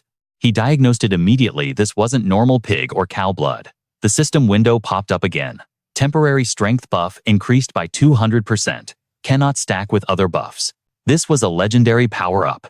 Overwhelmed with joy, Corin lunged forward and hugged Marie Dunarev tight, repeatedly shouting, "I love you, Marie Dunarev." Misunderstanding his platonic gratitude covered her face, ready to explode from embarrassment. She decided listening to duck goo was the smartest move of her life. Meanwhile, in the library, Warren was speaking, seemingly sharing a story about a friend. She mentioned hearing that when you're with a certain someone, your heart feels like it's floating on air. Josephine looked surprised. Warren continued, describing the sensation of sitting on soft clouds, a heart beating like a war drum, and occasional chest pain. She blushed as she confessed these symptoms. Josephine adjusted her glasses, realizing this wasn't a casual chat, it was a love consultation. The former special-grade demon had transformed into a maiden experiencing her first crush. Josephine quickly deduced the target, Corin Lock. Given Warren's limited social circle, it couldn't be anyone else. But Corin had been reported as a scammer by the second-year girls. In Josephine's eyes, he was already branded as a dangerous playboy. She was certain that, for a novice like Warren, taming such a man would be a challenge of epic proportions. Her eyes sharpened with calculation. The man Warren secretly admired was surrounded by female believers. Josephine offered her wisdom. Opportunities are rare, because men with options don't chase, they're chased. Josephine placed a hand on Warren's shoulder, channeling the wisdom of a famous romance novel from a century ago. 101 Ways to Seduce Him, the Bible of love for maidens of that era. She dropped her final piece of advice: Warren needed to be aggressive. If she didn't strike first, she would never win his heart. Hearing this, a light bulb went off in Warren's head. Josephine didn't mince words. Annihilate anyone who dares to block your path. The irony was palpable. The person giving advice was a single witch, whose only romance experience came from a 100-year-old fiction book. But Warren, equally inexperienced, took every word as gospel. Consultation over. Josephine used teleportation magic to send Warren back home. Before waving goodbye, she prayed for Warren's success. But the moment Warren arrived, she froze. Duckgoo was tending a fire outside the cold mansion, and inside, the shadows danced. Warren's pupils contracted in pure jealousy. Through the window, she saw Marie Dunarev straddling Corin. Marie Dunarev was panting heavily, looking incredibly suspicious. She pressed down on his shoulders, baring her characteristic vampire fangs, and slowly lowered her mouth to the hollow of his neck. Marie Dunarev's chest pressed against him as she bit down. Corin hugged her tightly in response. To Warren, this intimate feeding scene looked like something entirely different. She bit her lip, trembling. A sense of betrayal washed over her. The falling leaves outside mirrored the crumbling state of her heart. Now she understood. Corin was just a guy who liked helping people, but his kindness, it seemed exclusive to Marie Dunarev. Her heart felt like it was being squeezed in a vice. Had she been arrogant to think he liked her? Inside, Marie Dunarev closed her eyes in bliss, then suddenly snapped them open, locking eyes with Warren through the window. Finally, a satisfied smirk curled on her lips as she retracted her fangs from his neck, lingering just long enough to lick the wound, a mark of absolute possession. Warren had officially entered Marie Dunarev's kill zone. Her eyes screamed that she wouldn't yield her Corin to a single soul. Separated by a thin wall of tension, they glared daggers at each other until suddenly, Lan grabbed her sister's hand. "Please hand this mission over to me." Lan's hand reached for Warren's face, her aura flaring. She had completely mastered this war of love, vowing to personally exterminate anyone who dared to block her path. Meanwhile, Alicia Arden blissfully slid a forkful of food into her mouth, praising the chocolate mousse with innocent delight. Her obliviousness left Corin completely bewildered. She smiled, explaining that her hometown was basically the sticks, so they didn't have any fancy bakeries like this. Corin couldn't believe his ears. Was her village really so desolate that a simple cake was a luxury? Originally, Corin just wanted a brief respite to prep for the upcoming break. He stepped out for some sweets, but of course, fate threw his entire harem at him, trapping him in this impromptu tea party. Suddenly, voices called out. Both Marie Dunaref and Warren offered him cake simultaneously. Since Warren was closer, Corin instinctively turned to her first. As he took a bite, he glanced at Marie Dunaref, who sat in silent crushing defeat after being beaten to the punch. Then Warren boldly asked for the strawberry cake right out of Marie Dunaref's hand. With no logical reason to refuse, Marie Dunaref had to grit her teeth and hand it over. But Warren wasn't done. She turned to Corin, asking him to feed it to her. He skewered the cake with his fork, while Marie Dunaref watched her anxiety spiking. As Warren opened her mouth to accept the treat, splat. Out of nowhere, Marie Dunaref slammed the cake straight into her face. This aggressive act of love left Corin standing there, his brain completely frozen. Marie Dunaref wiped her hands with a villainous smirk, maliciously asking, "So, how does it taste?" Warren replied that it was delicious, but her tone promised absolute retribution. Marie Dunaref pushed her luck, asking if she wanted seconds. The atmosphere instantly dropped to absolute zero. Corin looked back and forth, terrified by the sudden shift in gravity. As Warren wiped the cream from her face, her killing intent exploded. She began interrogating Marie Dunaref about her potato farm, mocking her background with lethal sarcasm. Marie Dunaref's face darkened as she offered Warren more strawberry cake. But who would be foolish enough to fall for that twice? Watching the two girls engage in a verbal deathmatch, Jer broke into a cold sweat, asking Corin what the hell was happening. Even the protagonist was trembling, muttering about how terrified he was. The pressure became too much. Corin stood up abruptly, excusing himself to the restroom. Jer and Jarka immediately jumped up to follow, leaving Alicia Arden completely confused. The three boys locked arms and fled the scene, frantically discussing the murderous aura the girls were emitting. Alicia Arden wanted to stop them, but it was too late. She was left alone eating, under the crushing pressure of Warren and Marie Dunaref's Cold War. Although they spoke politely, the air between the two rivals was heavy enough to crush a boulder. Finally, Marie Dunaref played her trump card. Corin was going south with her this winter, to a hot spring resort. Not to be outdone, Warren revealed that Corin had visited the Giant Sanctuary, with her receiving a blessing from the Saintess, and casually insulted Marie Dunaref's smelly hot springs. These revelations hit Alicia Arden like a physical blow. This was breaking news she was completely unprepared for. Then came the finisher. Corin had decided to go home with one of them. Alicia Arden gasped, "Say what?" Meanwhile, in the boys' bathroom, Corin suddenly felt a disturbance in the force. Back at the table, Alicia Arden set her cup down with a trembling hand. With fear in her voice, she stammered that Corin had a mission in the east, so he had already formed a party with her to watch the solar eclipse. This announcement caused the two predators to turn their killing intent toward the new challenger, the third wheel. Under their combined pressure, Alicia Arden's voice shrank to a whisper, her eyes spinning in dizziness. She could only stutter before screaming why. Her despair was so loud it reached the men's room, causing Corin to turn around in confusion. Flashback to a few days ago, Corin had inquired about the distance to the eastern forest. To explain, druids loved by spirits can commune with them without any direct interaction. But for a spirit to travel this far to find him, that was a rare occurrence.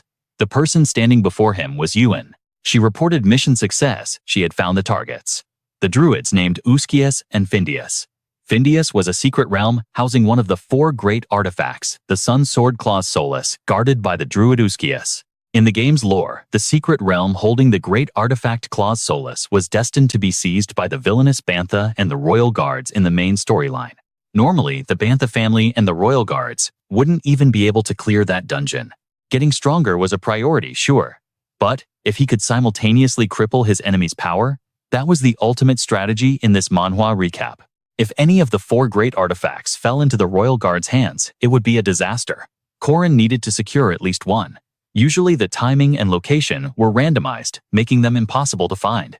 However, after defeating Peachman, the reward was a map to the Claws Solus artifact. This wasn't an item in his inventory. The information was downloaded directly into his memory, like a true system manhwa. The key was the eclipse.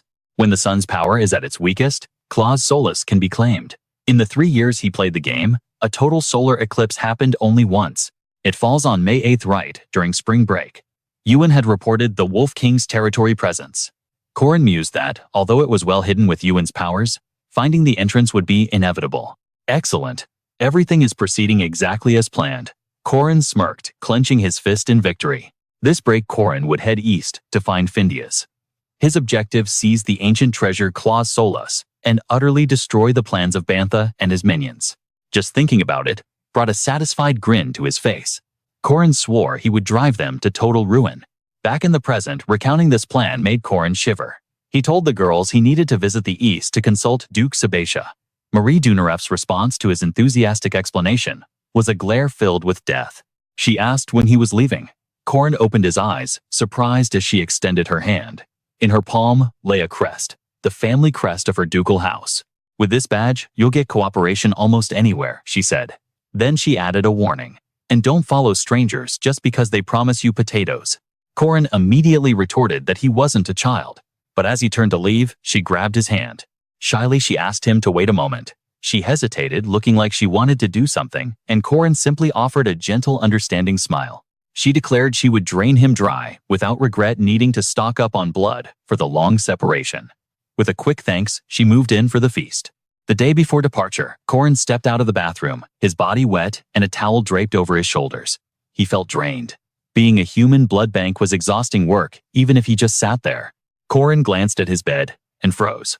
Warren was already lying there, lost in thought, completely unfazed.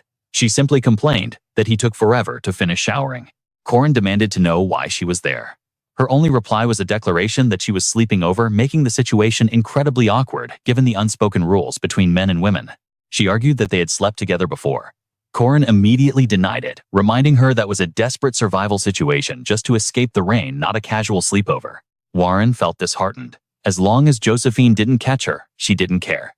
The truth was, after yesterday's events, she had started to rely on him more than she admitted.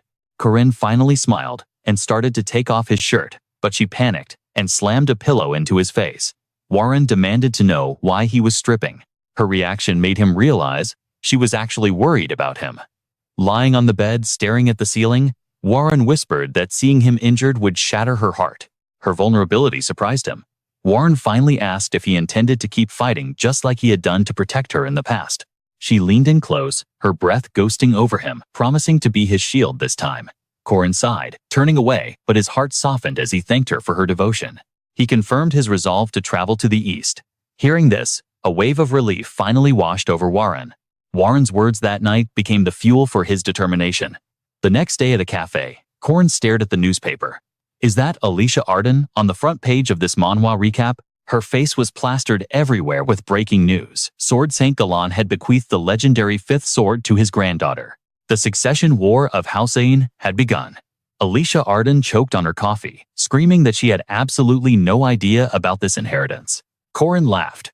She had finally escaped oppression, only to land in the spotlight.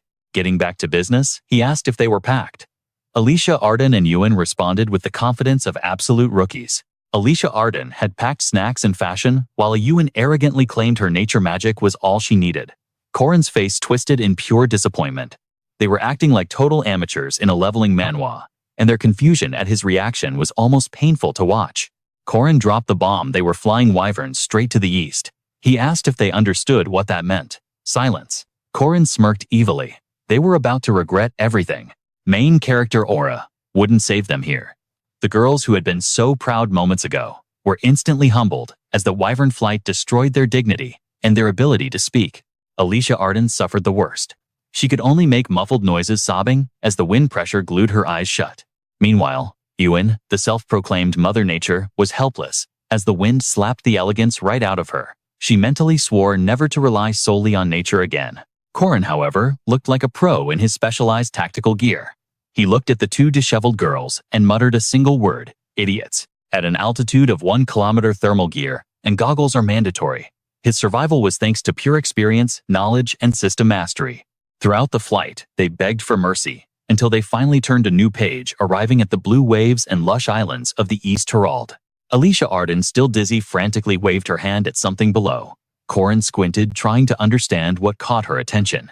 Emerging from the jungle, a stampede of massive elephants appeared. These were Olyan's monsters, with blood-red eyes that locked onto their prey with deadly precision. Alicia Arden pointed desperately from the air. There was a village directly in the stampede's path. She was terrified the settlement would be flattened. Corin whispered that they had time. Saving a village was just a side quest. Alicia Arden, finding her courage, ordered the wyvern to dive. Corin activated his skills, forcing trees to erupt in the elephant's path, while Alicia Arden prepared to unleash her fury as the vanguard. Following the plan, Iuan manipulated the flora, causing roots to snare the beast's limbs. A massive wall of vegetation rose up, forming a dense shield. While the monsters were immobilized, Alicia Arden launched her ambush. She leaped from the sky, channeling her aura into her blade, and struck the ivory tusk with a deafening metallic clang. But the impact wasn't enough. She couldn't believe these beasts were shrugging off their attacks. The elephants thrashed violently, tearing through the magical roots. Iuan panicked as her control slipped. Alicia Arden was forced to retreat with desperate backflips. Corin vaulted off the wyvern spear in hand, shouting orders to Iuan above. Focus on the alpha bind, the leader. If they could just hold the alpha, he would slaughter the rest. But suddenly, his instincts screamed. Something else was here. From the distance, an army arrived. Riders on horses and wyverns descended like a storm. A single slash severed a beast's leg. Another strike followed instantly. The elephants were butchered in seconds, sword marks carving them up. The herd was annihilated. These were the legendary monster hunters of House Ain. Suddenly, a voice mocked Alicia Arden, calling her as pathetic as ever. Confused, she barely reacted as an object was hurled at her face. Alicia Arden caught it on reflex. The stranger tossed another one to Corin, who snatched it out of the air, equally confused. He opened his hand to reveal a piece of candy. The person who threw it was Lunia. Alicia Arden nearly had a heart attack seeing her terrifying sister. Lunia simply told them to be more careful next time. She then turned her cold gaze to Corin, acknowledging his first-place ranking as a magnificent step forward. She encouraged him to keep growing, then turned to leave. Watching her retreating figure, Corin thought she was as icy and distant as always. But Lunia, usually the picture of calm, remembered something. She spun around and dropped a nuclear bomb. "Do you want to marry me?" Alicia Arden and Iuan were so shocked they nearly fell over. This wasn't in the script. Corin's face twisted in pure disbelief, wondering what kind of awakening manhwa plot twist this was. The An family represented the South, a land of fertile soil, vast wealth, and island trade routes. In contrast, the East faced the heretic empire and a harsh, barren hellscape under constant monster attacks. Yet, despite the nightmare conditions, the East stood strong. It was all thanks to these warriors, the guardians of the North, the Aang clan. The soldiers bowed in unison, their voices thundering. "The masters have returned." Lunia's voice rang out with absolute authority. "Prepare the guest quarters immediately. My sister and her companions have arrived." The servants bowed in unison, their voices echoing in submission. "Understood, my lady." Lunia's sharp gaze then shifted to the corner. "Alicia Arden, follow me." The command struck Alicia Arden like lightning, leaving her frozen in surprise. "Ah, yes." Meanwhile, in a quiet chamber, a strategic war was unfolding on a chessboard between Iuan and Corin. Iuan sighed heavily. "This game is brutal, isn't it? How is your tactical intuition so sharp?" Corin moved a piece with practiced ease. "Hey, I've been playing this for years." Iuan raised an eyebrow. "You have?" Corin shrugged nonchalantly. "On and off." Iuan's expression suddenly turned serious. "Is Alicia Arden all right?" Her aura feels incredibly tense. Corin remained calm, eyes on the board. "She'll be fine. They are sisters after all." Iuan leaned in, whispering, "You don't think we're being punished because we failed to catch the Olapen, do you?" Corin shook his head instantly. "No, she isn't that kind of leader." Suddenly, the heavy door creaked open, and a voice pierced the silence. "Corin Lock." Corin looked up from his game. "Yes." The messenger stood stiffly. "Pavilion Master Lunia demands your presence." Corin blinked in confusion. "Me?" Lunia was waiting, her silhouette imposing against the light. She turned as he entered. "You're here." She gestured to the seat opposite her. "Sit down. We have a destiny to rewrite." Corin sat nervously, sweat forming. "This isn't a punishment, is it?" Lunia caught his mumble. "What did you say?" "Nothing." Corin waved his hands defensively. Lunia poured tea with elegant movements, her voice lowering. "I hear you are approaching 18. The same age as my little brother." She cut straight to the heart of the matter. "Let me ask you plainly, are you married?" Corin answered honestly. No." Lunia nodded. "I see." She didn't hesitate. "If there is no one else, have you considered marrying me?" Corin felt his brain short-circuit as he stared at her. "Are you serious?" Lunia's eyes were cold steel. "Do I look like the type to joke?" She then began to analyze him, dissecting his value like a merchant appraising a gem. Objectively, you are a top-tier seed. Your talent rivals the protagonist of a leveling manhwa, and your diligence is unmatched. And your face fits my preferences. You care about looks, Lunia scoffed lightly. I am a woman after all. I need to tolerate the face of the man holding me at night. Corin rested his chin on his hand, eyes narrowing. Be honest. Why the sudden proposal? Lunia's gaze deepened, hiding a storm of emotions.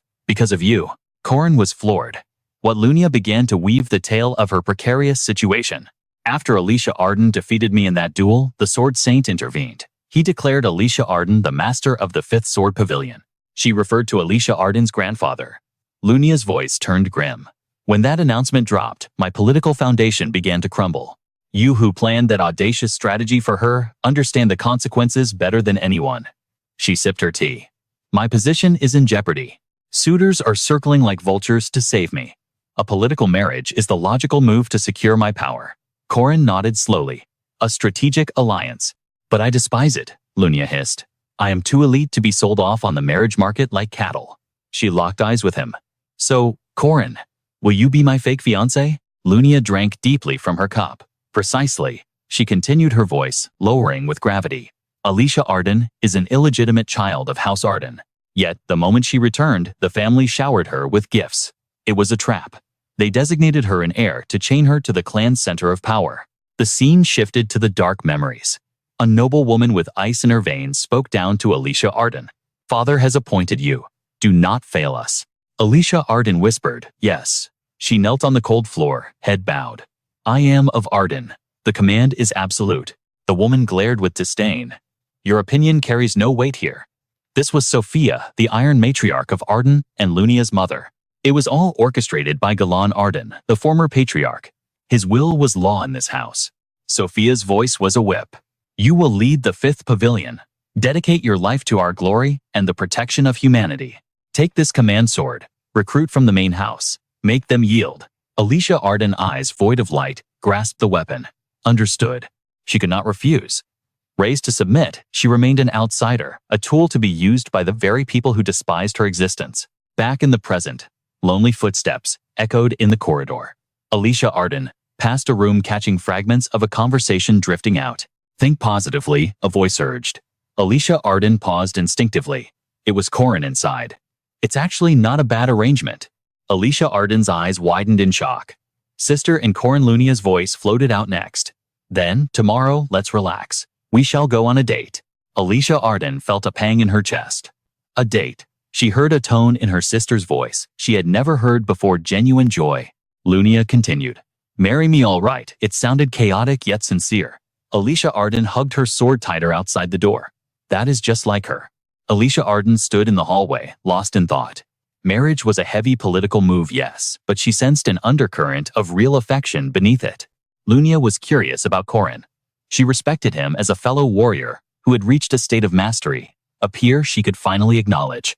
If she didn't like him as a man, she wouldn't even propose a fake union. Alicia Arden forced a bittersweet smile. This is a good thing. Lunia was the sister she idolized, the mother figure of her lonely childhood. Despite their rivalry, Alicia Arden wanted her happiness above all else. And Corin, he was the one who believed in her when no one else did. He saved her from the darkness of the hunt. Alicia Arden sank to the floor, clutching her cold steel companion. A heavy sadness settled over her, yet she nodded to herself. They fit perfectly. Two people she loved and respected. Alicia Arden tasted the bitterness of heartbreak, but swallowed it down, convinced this union was a blessing. Time seemed to slow around the heartbroken girl. Suddenly, a sigh broke the silence. Lunia appeared nearby, holding a paper. What is this? Mother Sophia was quick to counter, listing off famous swordsmen from the East and the brilliant scions of noble families, as if reading a grocery list. However, the backbone of my political support comes from my mother's lineage. I cannot simply ignore the pressure of these arranged meetings forever, so while I may have let it slip, casually appearing in this outfit is a calculated compromise. Objectively speaking, he is a diamond in the rough. What defines him? An insatiable thirst for martial progression. Ultimately, the one who decides the next family head is still grandfather the Sword Emperor Galandadin. With Corin Lock's latent potential, if he possesses enough strength to ascend to the higher martial realms, any opposition will be crushed beneath his feet. This is the essence of a true leveling manhwa protagonist. Lunia spoke up, but deep within her cold heart, a thought began to take root. How far would her feelings go? At the very least, it was affection. Perhaps something even deeper was blooming. She gauged her little sister's emotions, then claimed them as her own. I have the qualifications and the authority to take what I want. A female general does not concern herself with trifles. Suddenly, Jenny burst in. Family head Lunia responded calmly to the intrusion. Is that you, Jenny? Jenny immediately cut to the chase. Are you preparing for a secret rendezvous with Corin Lock? Lunia scoffed at the phrasing. A secret rendezvous sounds so illicit. She then countered. This is a formal courtship proceeding. Do you find it effortless to dislike? Jenny was quick to defend him. At the very least, compared to the trash men Mother Sophia tried to shackle you with, he is in a league of his own. Jenny recalled the past and added, the reason we suffered defeat in the sword tournament was precisely because of that factor. Furthermore, he completely dominated Lina at such a tender age and has already stepped into the threshold of the martial arts realm. Jenny delivered her final verdict with conviction. As a partner for Lunia, he is not lacking in the slightest. Hearing this, Lunia couldn't help but sigh in admiration. Jenny, you truly have an eye for good men. However, Jenny raised a concern. But family head, do you intend to go out on a date, looking like... That Lunia tilted her head perplexed. Is there something wrong with my appearance? Jenny chose silence, realizing some battles were not worth fighting. The scene shifts to a high-end district in the marketplace, where a voice muttered, let's see, I believe I summoned him to this location. Corin arrived, radiating a rugged elegance, but clearly drowning in awkwardness. Ah, Lunia. Noticing his face flushing red, Lunia asked playfully, why are you staring at me like that? She pressed on, is there something on my face? Corin coughed repeatedly to hide his embarrassment. Cough, cough. Ah, no, it is nothing, my lady. Seeing he was overwhelmed, Lunia took the lead, linking her arm with his. Let us go. Corin, still flustered, stammered a reply. Ah, yes. Meanwhile, deep in a dense forest, a scout shouted, family head, traces of a demonic beast have appeared at the border. Alicia Arden responded instantly, her warrior instincts flaring. Understood. We must converge on that location immediately. The squad acknowledged the order in unison.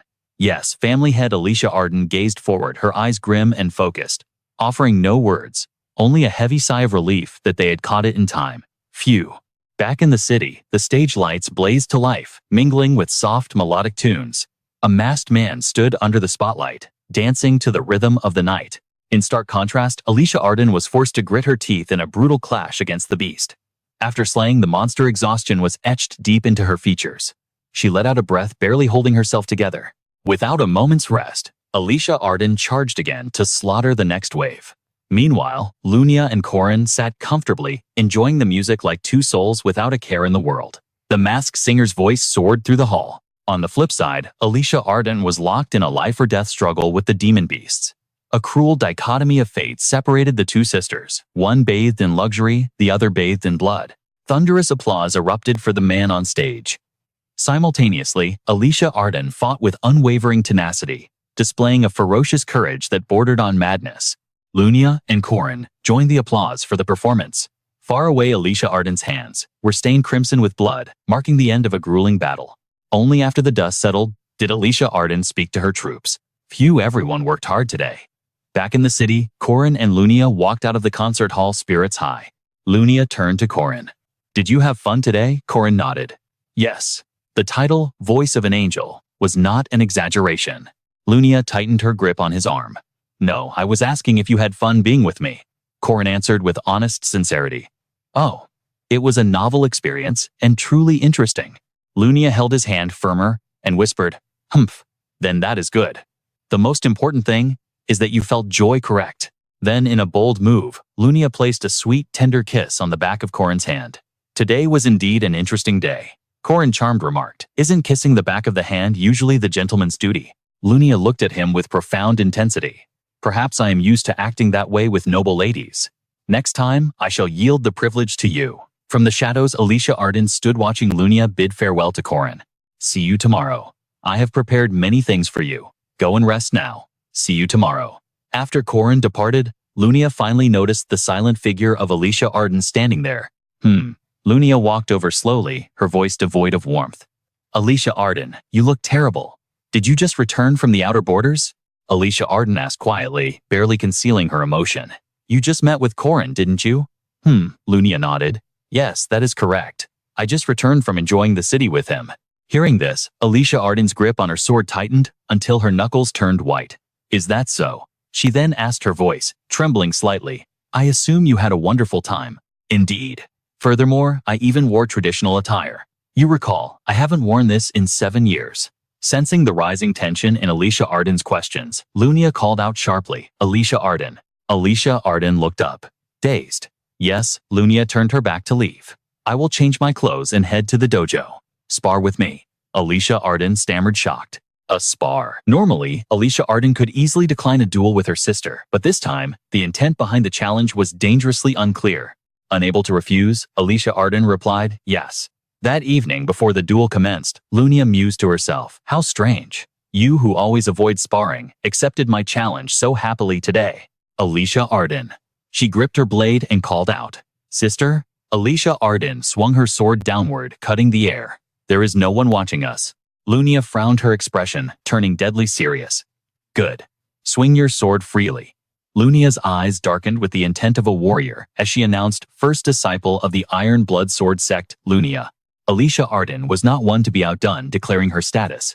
First-class swordsman of the Iron Blood Sword sect, Alicia Arden. Breaking the suffocating tension, a voice rang out. Then let us begin.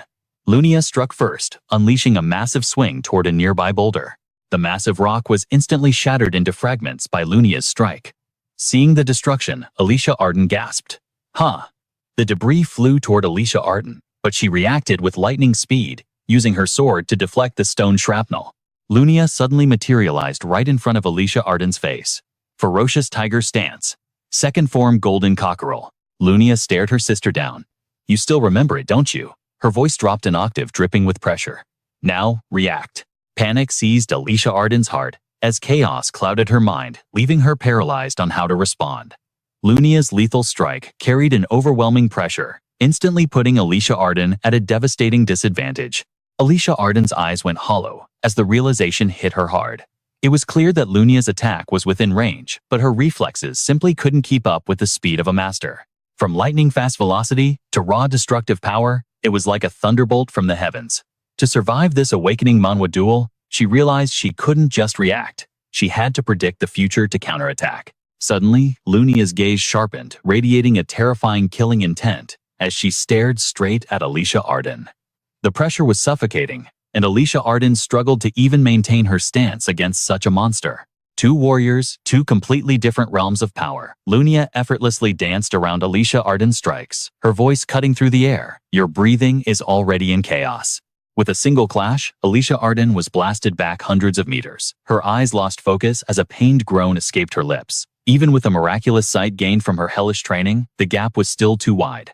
The Sword Saint Lunia approached her fallen opponent, her voice calm but authoritative. You've improved. It seems your blood, sweat, and tears weren't entirely wasted, were they? It was the ultimate defense.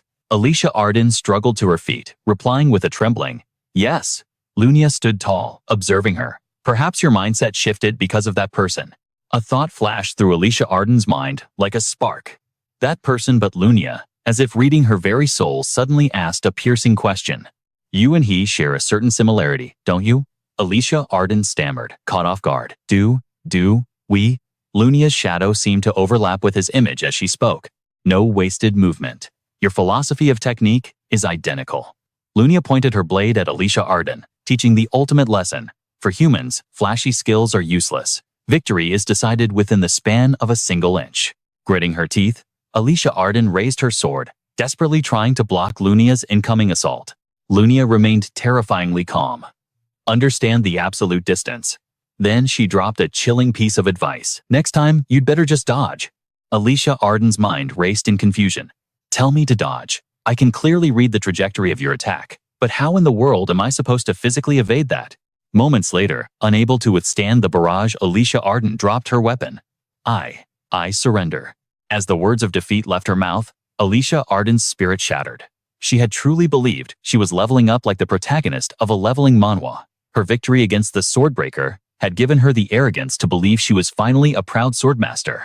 But that was just hubris. Lunia walked past her, her words cutting deeper than steel. Train harder. Your previous victory was nothing but sheer luck. As the distance between them grew, Alicia Arden turned and shouted, "And if I don't?" Lunia replied cold-heartedly, "Then you will forever stand in the shadows behind me," and him staring at an unbridgeable gap. Neither Alicia Arden nor Lunia spoke another word. A suffocating silence descended upon the training grounds, heavy with unspoken tension. Though she stayed silent, Alicia Arden's heart was screaming in agony. Tears of frustration fell like rain as she clenched her fists. This is absolutely humiliating. A few days later, amidst the elegance of the tea room, a servant poured tea for Lunia. So another year passes without an engagement. Lunia took a graceful sip as the questioning continued. "Rumor has it you've been involved with a young man recently." Lunia set her cup down and replied calmly, "It was simply fate that led us there." The woman interrogation her was none other than Sophia. Sophia didn't miss a beat, her tone sharp. "If it's just a one-night fling, save it for after you're properly engaged." To her, men were nothing more than tools to elevate the family's prestige. Sophia Ain, once the first sword of the East, had her view on marriage twisted darkness after her husband Jedin betrayed her. Sophia looked Lunia dead in the eye. "You should marry whoever brings the most profit to our clan." Lunia shot back unfazed. "There is no need for concern." With absolute conviction, she declared, "I guarantee that he is worth far more than any name on that matchmaking list." Sophia raised an eyebrow, skeptical. "Oh, is that so?" Lunia thought of Corin the prodigy, who stepped into the realm of legends at such a tender age. His martial talent rivals even grandfathers. Sophia scoffed. "Your talent," Lunia answered instantly. "Yes. Not just raw destructive power, but a unique ability. A talent that guides fate itself toward victory. He possesses that same divine quality." Lunia paused for dramatic effect. "And there is one more thing." Sophia leaned in curious. "And what is that?" Lunia stated bluntly. "He is handsome." Sophia's jaw dropped. "Excuse me." Lunia smirked, explaining with mischievous glee. "His face is exactly my type. Plus, there is a thrill in stealing what my little sister desires." Sophia was left speechless, a thought crossing her mind for the first time. This is ethically wrong, Sophia thought, stunned. For a moment, the woman with the twisted view on marriage actually began to question her own morals. On the 9th day at the Ain estate, the New Year's festivities began. Alicia Arden and Ewan strolled through the village together. Alicia Arden smiled brightly, soaking in the atmosphere. "Brother Corin, this village feels like something straight out of Korea." As the festival wound down, Ewan spotted their target. "Brother Corin, I found it." Their mission in the east was clear: find Findias, the hidden sanctuary housing one of the 4 great treasures. It was the realm of Chris. Findias was a wild land, surrounded by ferocious beasts and rugged mountains, lying just beyond the borders controlled by the Aeon clan. A grateful voice rang out. "Thank you for guiding us. Would you like some cake?" Corin followed Ewan, surprised. "Oh, is that a spirit?" Lunia was there as well, looking impressed. "Having Dre with us is convenient. I never expected to navigate this deep forest without getting lost." Corin turned to her, his expression full of gratitude. "It's all thanks to you, Miss Lunia. We never could have crossed the border without your status." Lunia winked at him playfully. "No need for thanks. I don't know why you seek a hidden realm, but since you are minors and you are my fiancé, I am your legal guardian. In this mountain range teeming with monsters, average guardians would be nothing but dead weight. But without Warren or Mary, Lunia was a powerhouse they couldn't afford to lose." Alicia Arden suddenly interjected, her voice sharp. "Sister," she glared at Lunia. "I really think you should stop throwing around words like fiancé." Lunia tilted her head innocently. "Why is that?" Alicia Arden crossed her arms. Because people are looking at us like we're weird." Lunia shrugged, unbothered. "The opinions of sheep do not concern a lion." Then, summoning all her courage, Alicia Arden confronted her sister. "Sister, if you don't intend to take real responsibility for Brother Corin, then don't block his path to a real marriage." Lunia simply looked down at her, a teasing smirk playing on her lips. "Do you really think so? You triggered the strange portal," his voice steady. "Right here. Just past this point, we reach our destination." The team locked their eyes on the dimensional rift you had opened, sensing the magic within. Alicia Arden couldn't help but gasp. Whoa.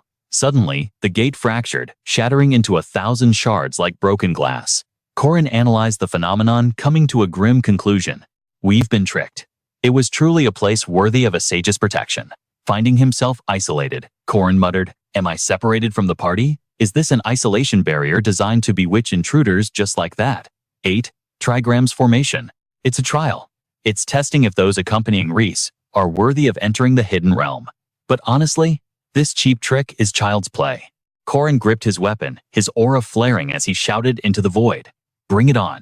Whether you're an illusion or a monster, I'll crush you all. A figure approached from the mist, calling out brother. Corin froze, cold sweat trickling down his spine. His mind raced. Oh no, that voice. It's impossible. It's Park Si-hoo. Park Si-hoo stepped forward with a chilling smile. Hello, brother. His eyes glowed a deep blood red as he whispered, long time no see, huh? You've been cruel. Corin leaped back in shock. What the hell is this? Without hesitation, he lunged at Park Si-hoo, weapon raised. Steel clashed against steel as Corin roared, You're just a fake. The doppelganger smirked, dodging the blow. Correct. Park Si-hoo laughed manically before retorting, But aren't you a fake too? The real protagonist, the true player, isn't you, it's me. Corin was stunned.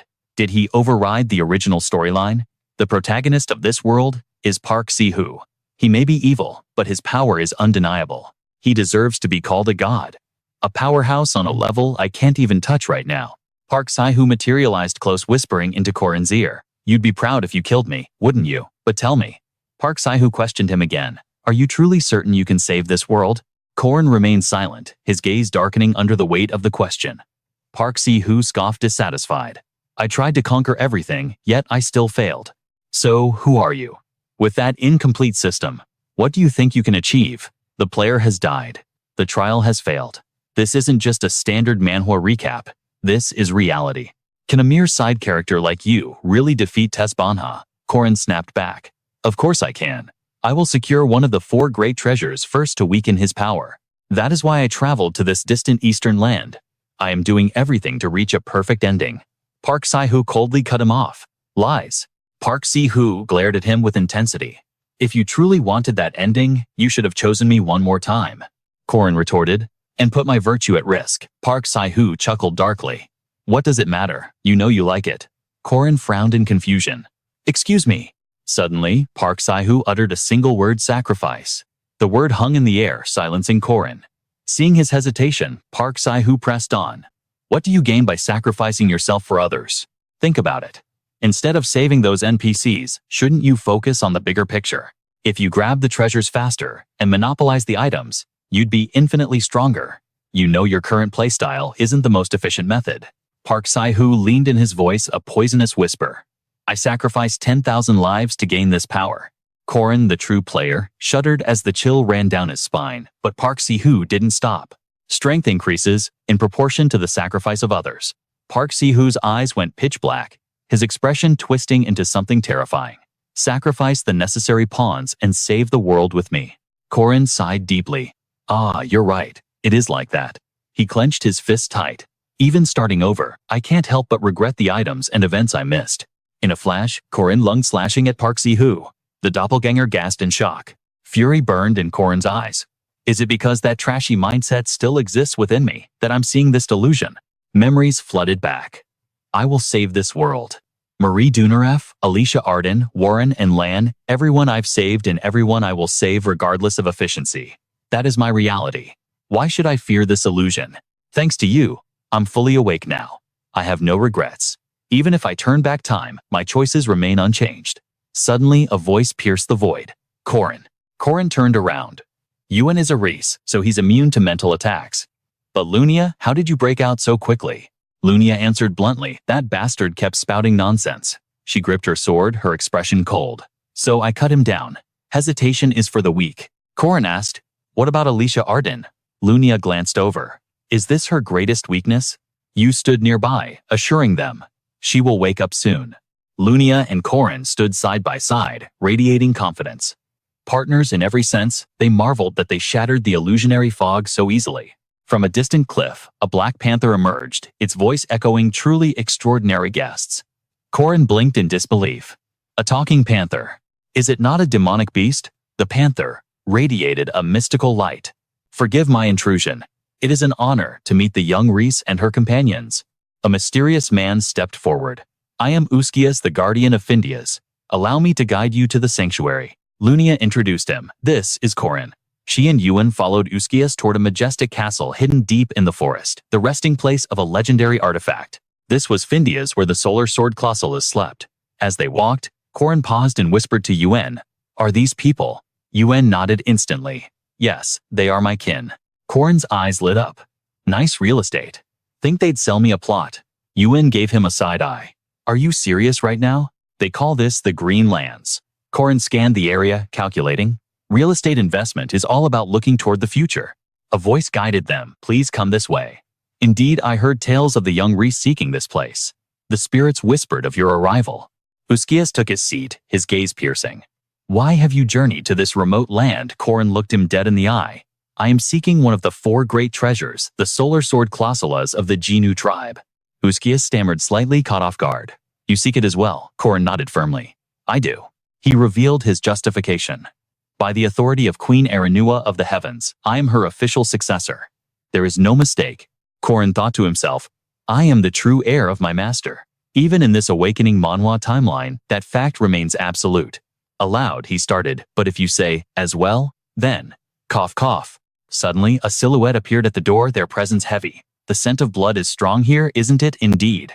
Sharp, mysterious eyes pierced through the gloom. The stranger spoke, his voice dripping with malice. So it is you, the brat who slaughtered PM. I expected a warrior, but it seems a true lunatic has arrived instead. Corin didn't flinch instantly, recognizing the threat. Murius, the monster envoy, king of the gloomy darkness. Murius sneered back. Oh, you know my name, Beast King Junesky. The monster envoy stepped closer, his presence suffocating. Are you just the queen's guard dog? Listen well, brat. The throne of darkness serves only one master. When the age of shadows descends, your precious goddess will be torn to shreds. Nothing will remain but scraps for the wild beasts. Murius fell silent, a terrifying grin stretching across his face. But suddenly, he snapped. Rage exploded as he shouted at thin air. Stop calling me, I told you to shut up. Just as quickly, his demeanor shifted to a gentle, saintly smile. Apologies, Corin. My friend over there. He gets a little too loud sometimes. Cough cough. Let us return to the matter at hand. High above Uskias watched the standoff and finally spoke. You both seek the Klolazo, but I possess no authority to grant it. I am merely the keeper of the trials. Corin's eyes narrowed dangerously. A trial, you say? Corin's mind raced, analyzing the situation. As expected, the druids remain neutral, but this complicates things. Uskias continued, even I do not know the content of the test. Murius remained calm, calculating his odds like a villain in a manhwa recap. It seems my opponent is just as clueless. But in the last cycle, Baltazar's faction secured all 4 great artifacts. Seeing them deep in thought, Uskias issued a command. Both of you return to your stations and wait. The trial's details will be revealed once the council decides. Murius chuckled darkly. Heh, I do enjoy a challenge, especially if it follows the original plot. Corin threw him a sharp glance, recalling the earlier taunt. The brat who killed PM. Murius grinned, his eyes gleaming with anticipation. I look forward to it. Let's see if you can survive this, boy. Later that night, under a lonely sky, clouds drifted past a solitary moon. Alicia Arden was deep in slumber. She looked peaceful, but her eyelids trembled, signaling a restless dream. In her dreamscape, a vision of Corin and Lunia appeared. They held each other close, a picture-perfect reunion. It was the image of a truly happy family. The 2 people she admired most had sworn eternal vows. Then the scene shifted. Alicia Arden saw herself surrounded by laughing children. 12 grandchildren hugged her tight, calling her auntie. Pure joy radiated from Alicia Arden's face. This was a happiness that must be protected at all costs. She was the epitome of loyalty. And Corin? He was a man who would never make his partner cry. Yes, this was the perfect happy ending. A blessing for everyone involved. But as she watched Corin embrace Lunia, a strange weight settled in her chest. Why? Why does this sight irritate me so much? Why does my heart ache? Suddenly, a voice pierced the dream. Alicia Arden. Alicia Arden. Was she awake? Or still trapped in an illusion? It was Corin desperately trying to rouse her. Corin sighed, frustration creeping in. We're down a member. I need her awake before dawn. Suddenly, her eyes snapped open. Alicia Arden, you're finally back with us. But then shock Alicia Arden yanked Corin down with surprising strength. Caught off guard, he tumbled onto the bed beside her. Corin panicked, calling her name, but Alicia Arden pressed a finger to his lips. Shh. Her voice was soft and husky. Brother-in-law. Corin froze. What did you say? Corin's mind went blank. What is she doing? His face flushed a deep crimson as he stammered. What? Alicia Arden let out a sultry sigh. She leaned in closer, invading his personal space. Brother-in-law. She whispered into his ear, her voice dripping with temptation. Big sister, isn't here right now. Corin froze in sheer terror. Huh? What? He looked into her eyes. They were hazy, lost in a trance-like state. Alicia Arden collapsed onto him, wrapping him in a tight embrace.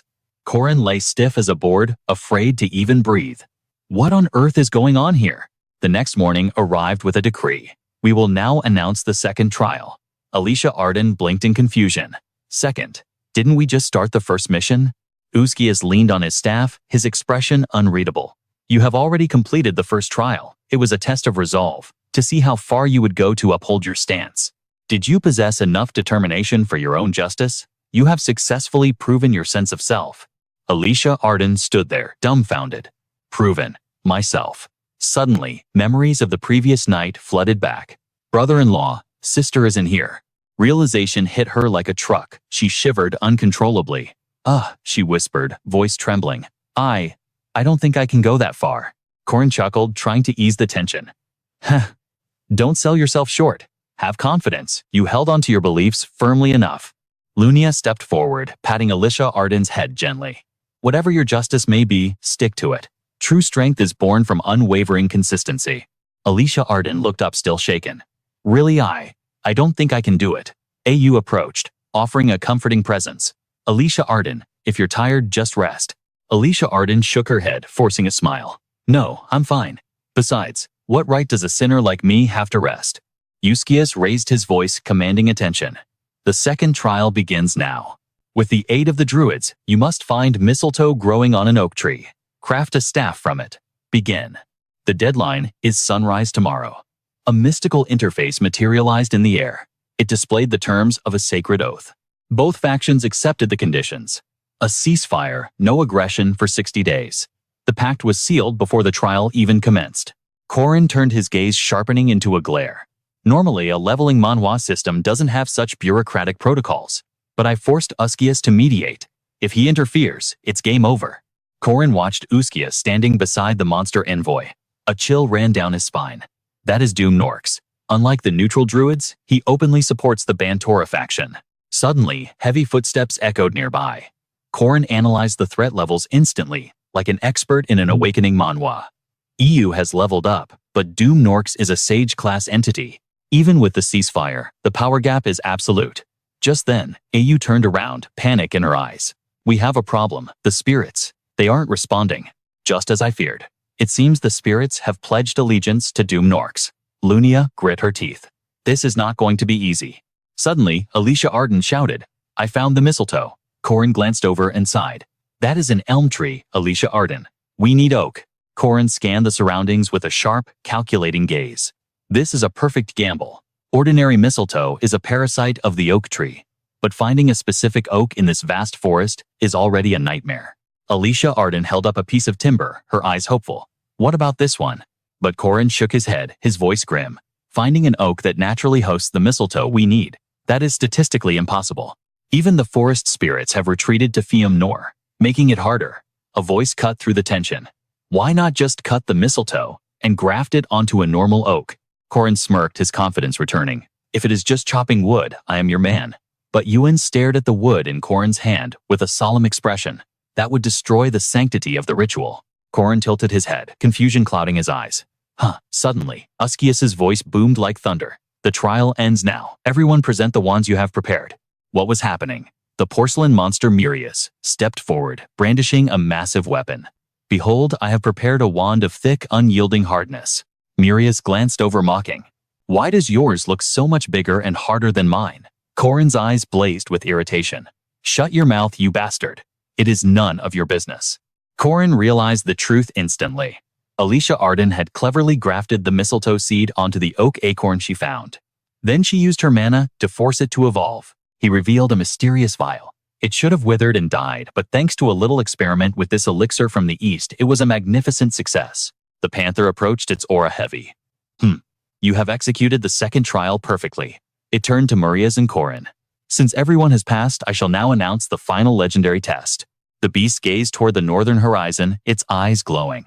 In the northern forest stands a rowan tree bearing crimson fruit. Your mission is simple, retrieve those berries. Corin followed its gaze, his instinct screaming danger. I guessed it would not be a simple stroll. Suddenly a voice echoed from the void.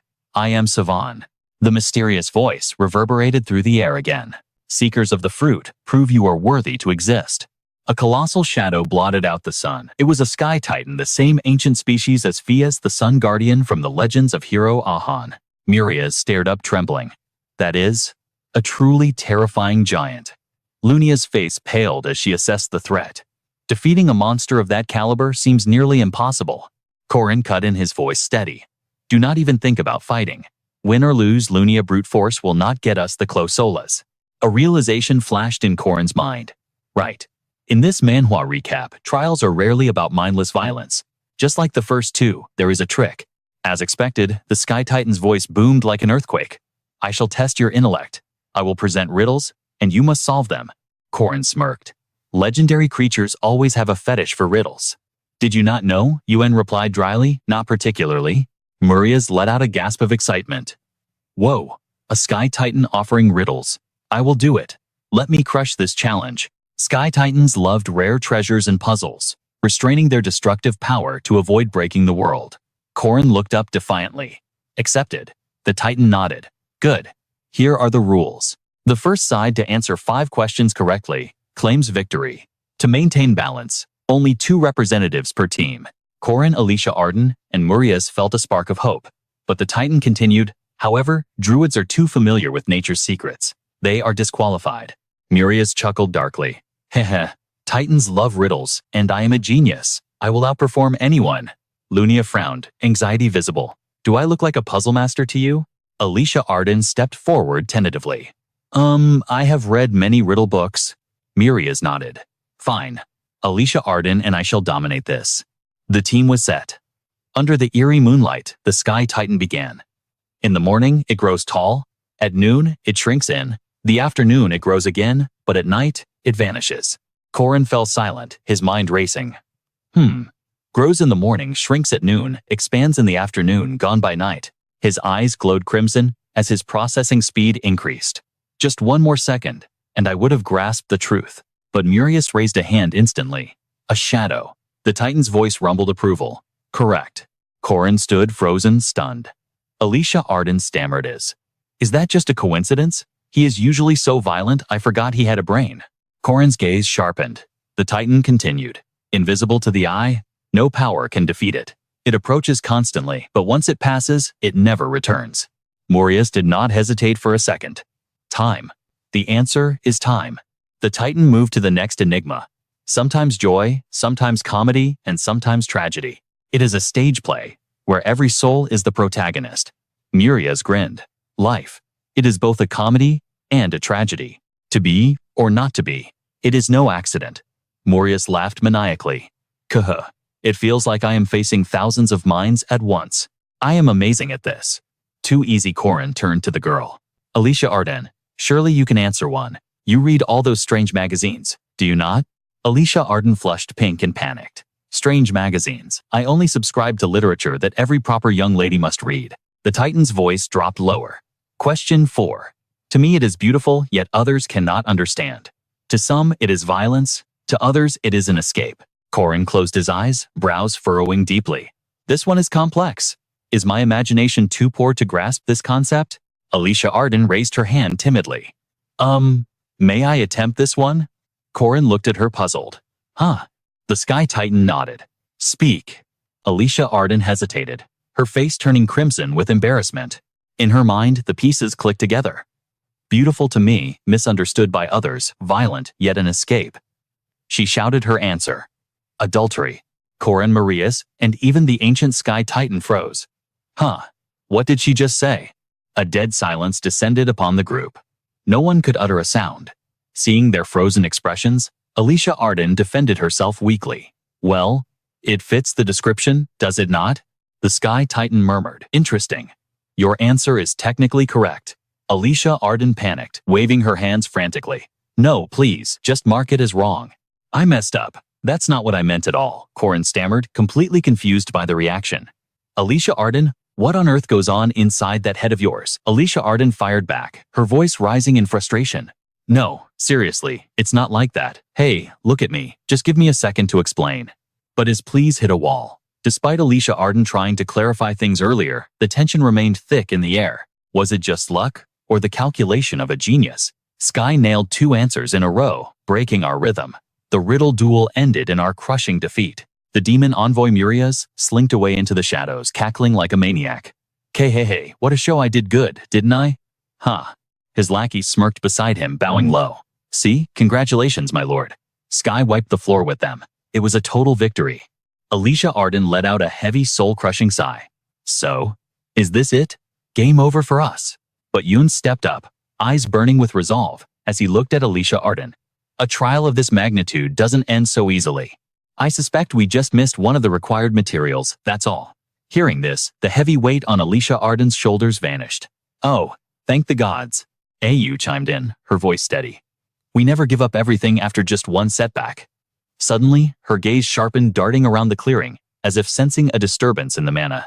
Lunia drifted closer, hand hovering over her weapon. Hostiles. Ayu finished her scan and shook her head. Nothing. There's absolutely no one. Ayu flared her aura for a deeper sensory scan, finally concluding. No spirits. No souls. It's completely empty. Corin felt a chill run down his spine. The silence was deafening enough to make him question reality. Come to think of it, where are the mobs? We saw plenty on the way here. How can a forest be void of both spirits and monsters? This was the Ghost Forest, the infamous monster mountain range. Corin stared into the abyss, his mind racing. In a leveling manhwa like this, an empty dungeon usually means only 2 things. Either someone slaughtered every living thing here, or they all fled in terror to escape an apex predator's presence. Murias let out a low, bone-chilling chuckle. Then the demon envoy's voice dripped with malice. Did we wander too deep into the abyss, O slow Brum Mentata? As the incantation finished, a surge of eerie blue mana erupted. A massive arcane magic circle blazed to life beneath their feet. From that geometric light, an ancient nightmarish castle materialized from the void. The blue energy flickered and died, replaced instantly by a blood-red crimson aura. The atmosphere turned suffocating and dark. Sensing imminent doom, Corin roared, "Scatter!" A pillar of red destruction slammed fast from the heavens. It was the power of absolute annihilation. EU froze, standing directly in the maw of the blast, seconds away from being erased. In a blur of motion, Corin tackled her, snatching her from the jaws of death just in time. He looked back through the smoke and saw a monster wearing the shape of a man. Get back, Corin ordered sharply. EU stammered her, thanks trembling. Corin locked eyes with the entity. What the hell is that thing doing here? It was a Hydra abomination. It unhinged its jaw, a massive maw, revealing rows of fangs hissing with malice. Ki. Dark energy surged around it. Corin didn't hesitate. He launched a strike, his blade singing as it shredded the Hydra's flesh into ribbons. Lunia watched, stunned. She was witnessing the birth of a legend. The atmosphere shifted. The night demon sword style of Aiden descended like a shroud under the pale crescent moon. Beyond Aiden's borders lies the demon realm, a land where beast kings rule in a twisted, delicate balance of power, claiming the forest as their own. But that balance was shattered by a single old man with a sword. That mysterious shadow was none other than Alicia Arden's grandfather. The old master spoke, his voice like grinding stones. Beast, that blade is mine. He refused to call them demon men. A monstrous hand emerged from the darkness, for at their core they are beasts. A rippling, muscular physique emerged, gripping the sword with a deformed, clawed hand. Rare are the beasts, born with human form, born to survive or born to destroy. Alicia Arden's grandfather raised his weapon, a scoff escaping his lips. Humph. The Sword Emperor actually laughed at the sight of a beast, trying to hold a blade. A crooked grin spread across his face. A beast trying to learn swordsmanship. Thus began a twisted master-disciple bond known only to the teacher. Man versus monster. The duel raged for 8 days and nights. The old man charged his face, a mask of divine fury, refusing to yield. He bestowed a name upon the creature, his eyes glowing with terrifying intensity. Their legendary clash was far from over. Murias trembled, terror in his voice. What? What is that thing's name? The answer echoed in history, the Sword Demon. Only the mad old man knows that name now. But soon it will shake the world. Destined to be the strongest swordsman in the Aiden saga, yet a weapon for the Banatha faction. Despite its destiny, it turned its fangs on Banatha's own forces attacking Dune, Skathor, and Sky. The Hydra form wasn't finished. The enigmatic monster charged again. It hasn't been fully tamed yet. A stroke of luck for us. Hardly. How do you stop a force of nature like that? Now it's our turn. Corin ghosted behind the creature, his presence erasing instantly. Hey, ugly. He seized the opening. Corin unleashed hell. A catastrophic chain combo exploded against the monster's defenses, driving it back. Lunia joined the fray, her blade a blur. She showed no fear before the abomination. Locking eyes with the beast, she demanded, "Where did a monster learn that sword art?" The beast answered with steel. It lunged at Lunia, a strike meant to kill. She barely danced out of range, but the monster was relentless. It pressed the offensive. In a heart-stopping moment, death loomed inches from Lunia's face. The pressure was crushing. Yet she slipped through the net of death once more. You're arrogant for a beast," she scoffed. The assault was never-ending. The creature didn't just use a sword. Its very limbs, hands and feet, morphed into razor-sharp blades. Its eyes burned crimson, hungry for her soul. It fought like 1,000 swordsmen at once. Lunia was being pushed back, her strength failing against the overwhelming onslaught. Lunia was drowning in its aura. But Corin watched with hawk-like precision. He realized the truth: this enemy controlled the entire battlefield distance with a single blade. His gaze snapped into focus. Corin roared, his voice cutting through the chaos. Lunia Mind's eye-blinding light erupted, crashing against the monster's darkness. The outcome of the battle seemed decided, yet the beast remained unnervingly calm. A grotesque smile twisted its face, mocking their confidence. Suddenly, Lunia crushed the monster's hand beneath her boot. A brutal display of dominance born from years of experience. She gave a chilling, knowing smile and declared, "Time to end this nightmare." Corin and Alicia Arden unleashed their fury. They combined the heterodox rising evil and brave blood slaughter techniques, but the creature weaved through their attacks with terrifying speed. They scoffed. "You think you can dodge? It's just a cheap illusion." The beast seemed to lose ground, pushed back by their relentless assault. A blade began to resonate with arcane energy. A voice warned them to stop, but Corin refused to back down. "You are not leaving this place alive," he roared. A sudden chill ran down Corin's spine. In a blink, the monster was right in his face. It was too close to react. The beast unleashed the Shadow Soul Slash, its aura spiked, evolving into the eight-handed peerless form. That horrific smile widened. Corin, Alicia Arden, and Lunia were instantly thrown onto the defensive. Corin gritted his teeth against the crushing pressure. Just moving in this domain feels like drowning, he thought. It is incomplete, yet it still launches 8 simultaneous strikes. A diamond rune blazed to life in Corin's eyes. He channeled every ounce of mana he had. Aiden-style First Sword Domain / Toxic Dragon Ascension. Time seemed to freeze around Corin. Only his burning eyes betrayed the power he held. Even at full power, I can only deflect 5 strikes, he calculated. That leaves 3 lethal blows. Panic seized him as he realized the target. It is going after Lunia. Even with her senses, Lunia was a split-second too slow. Terror gripped Corin's heart. If he did nothing, she would die. His grip on the sword tightened until his knuckles turned white. He watched her move, realizing the truth. That is the ultimate defense art. A legendary technique, only mastered by those at the pinnacle of swordsmanship. The monster's eyes glowed with bloodlust. It mocked them, mirroring the stance Aiden-style First Sword False Void Domain Slash. The creature paused, sensing something wrong. Lunia scoffed.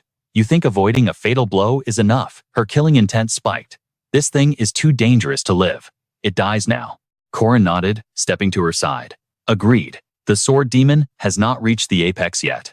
But if it evolves, its final technique will sever reality itself." Thousand Hands peerless Corin charged forward, abandoning all fear. "I will end your existence right here and now." The monster let out a bizarre gurgling screech. But then a shadow manifested behind it. A voice whispered, "Greetings, my dear friend."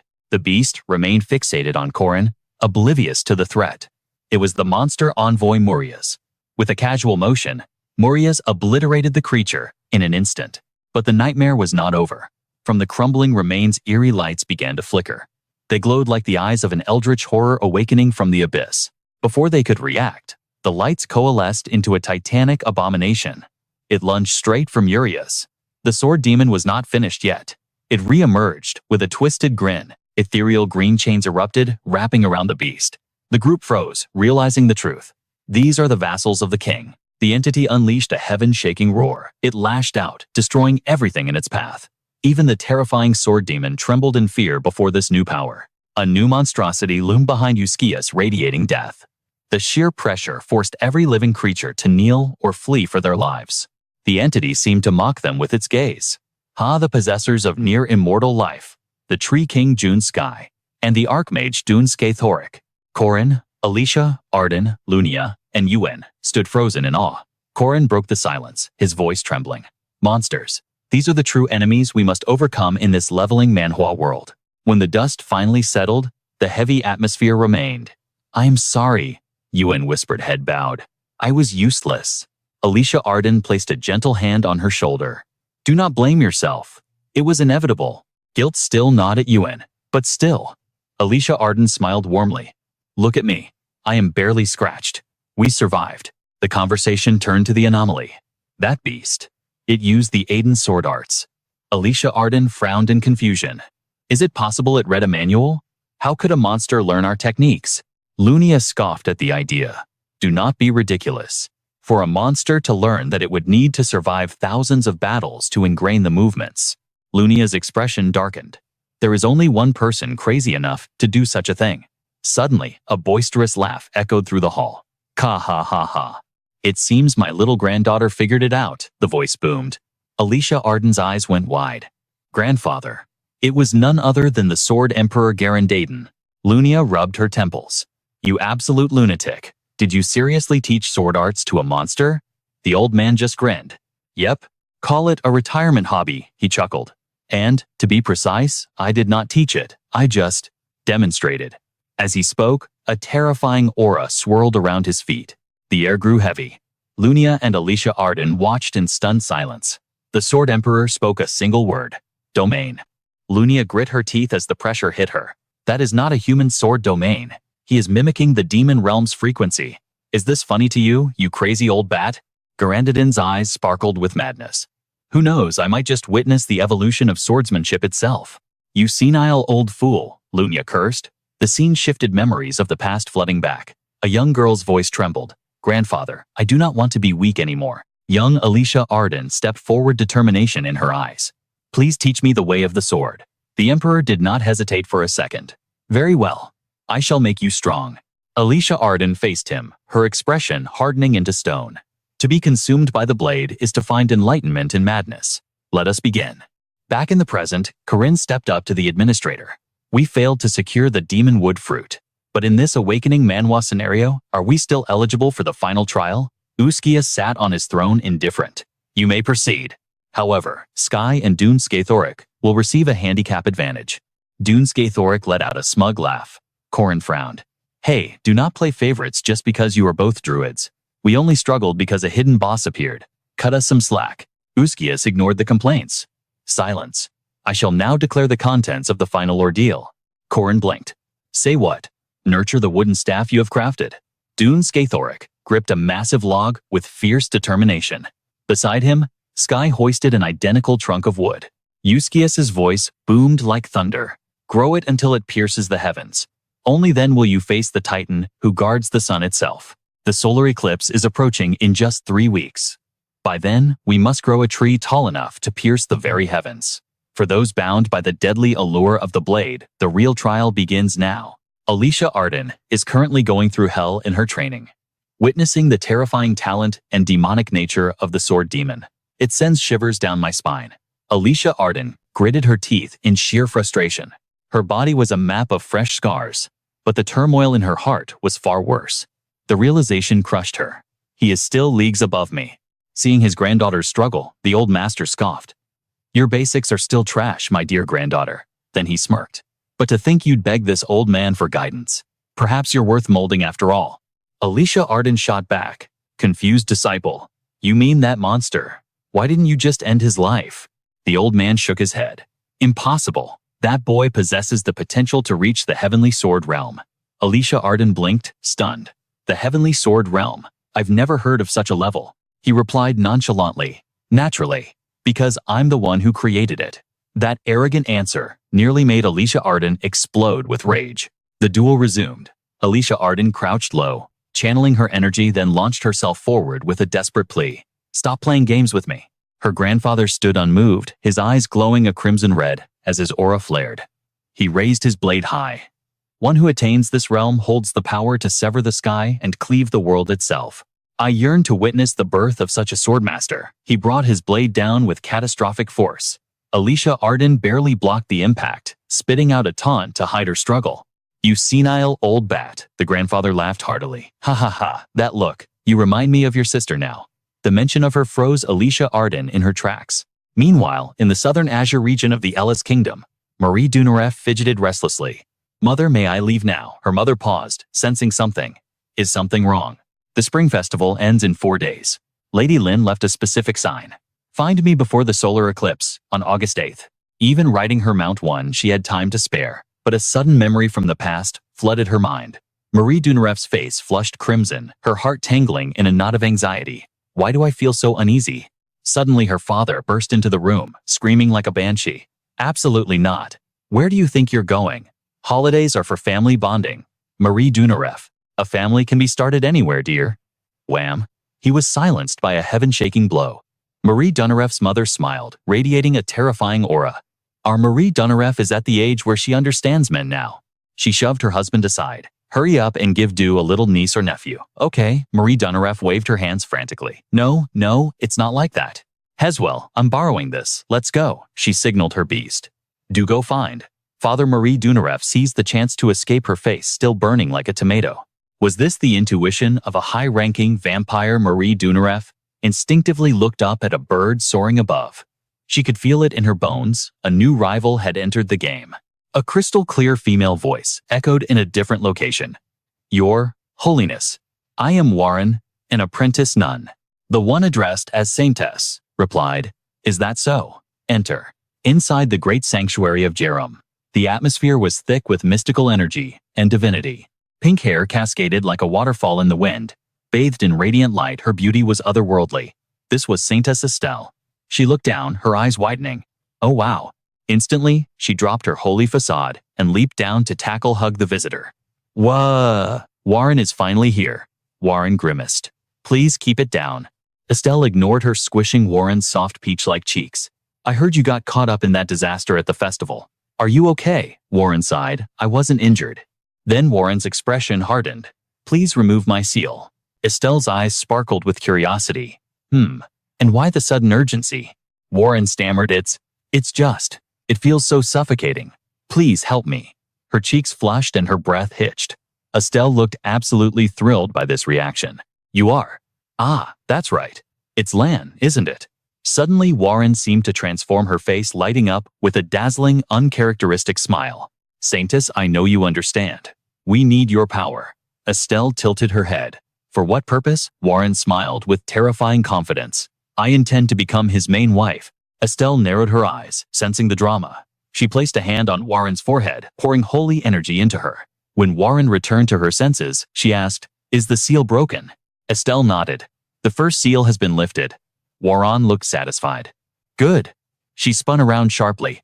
"I'm leaving immediately. The eastern border is 24,000 kilometers away. Even a beast would take weeks." Warren's voice was resolute. "I am faster." Then, she muttered, blushing, "I can't let her get to him first." Whoosh. She launched herself straight out the window, leaving Professor Josephine gaping in horror. "No, Lan, that trip takes 3 weeks," Josephine cried. "And why use the window?" Warren's voice trailed back from the sky. "I'll make it in 2 days." Back in the room, Estelle smirked. "Fascinating, isn't it? The vampire swordswoman Lunia and Alicia Arden. He's faced them all.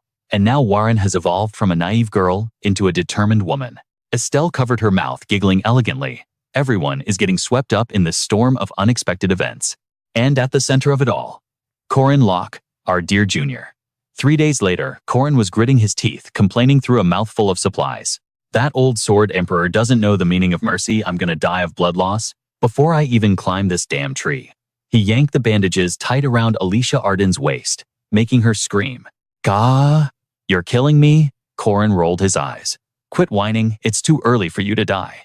Alicia Arden frowned, looking up. "Do you really think I can make the climb?" She glanced at the massive tree. When her eyes finally traced it to the summit, she shrieked, "What the hell? It's touching the sky." Her voice trembled. "That's impossible." Corin smirked. "Relax. It's all going to work out." Alicia Arden stared at him, stunned.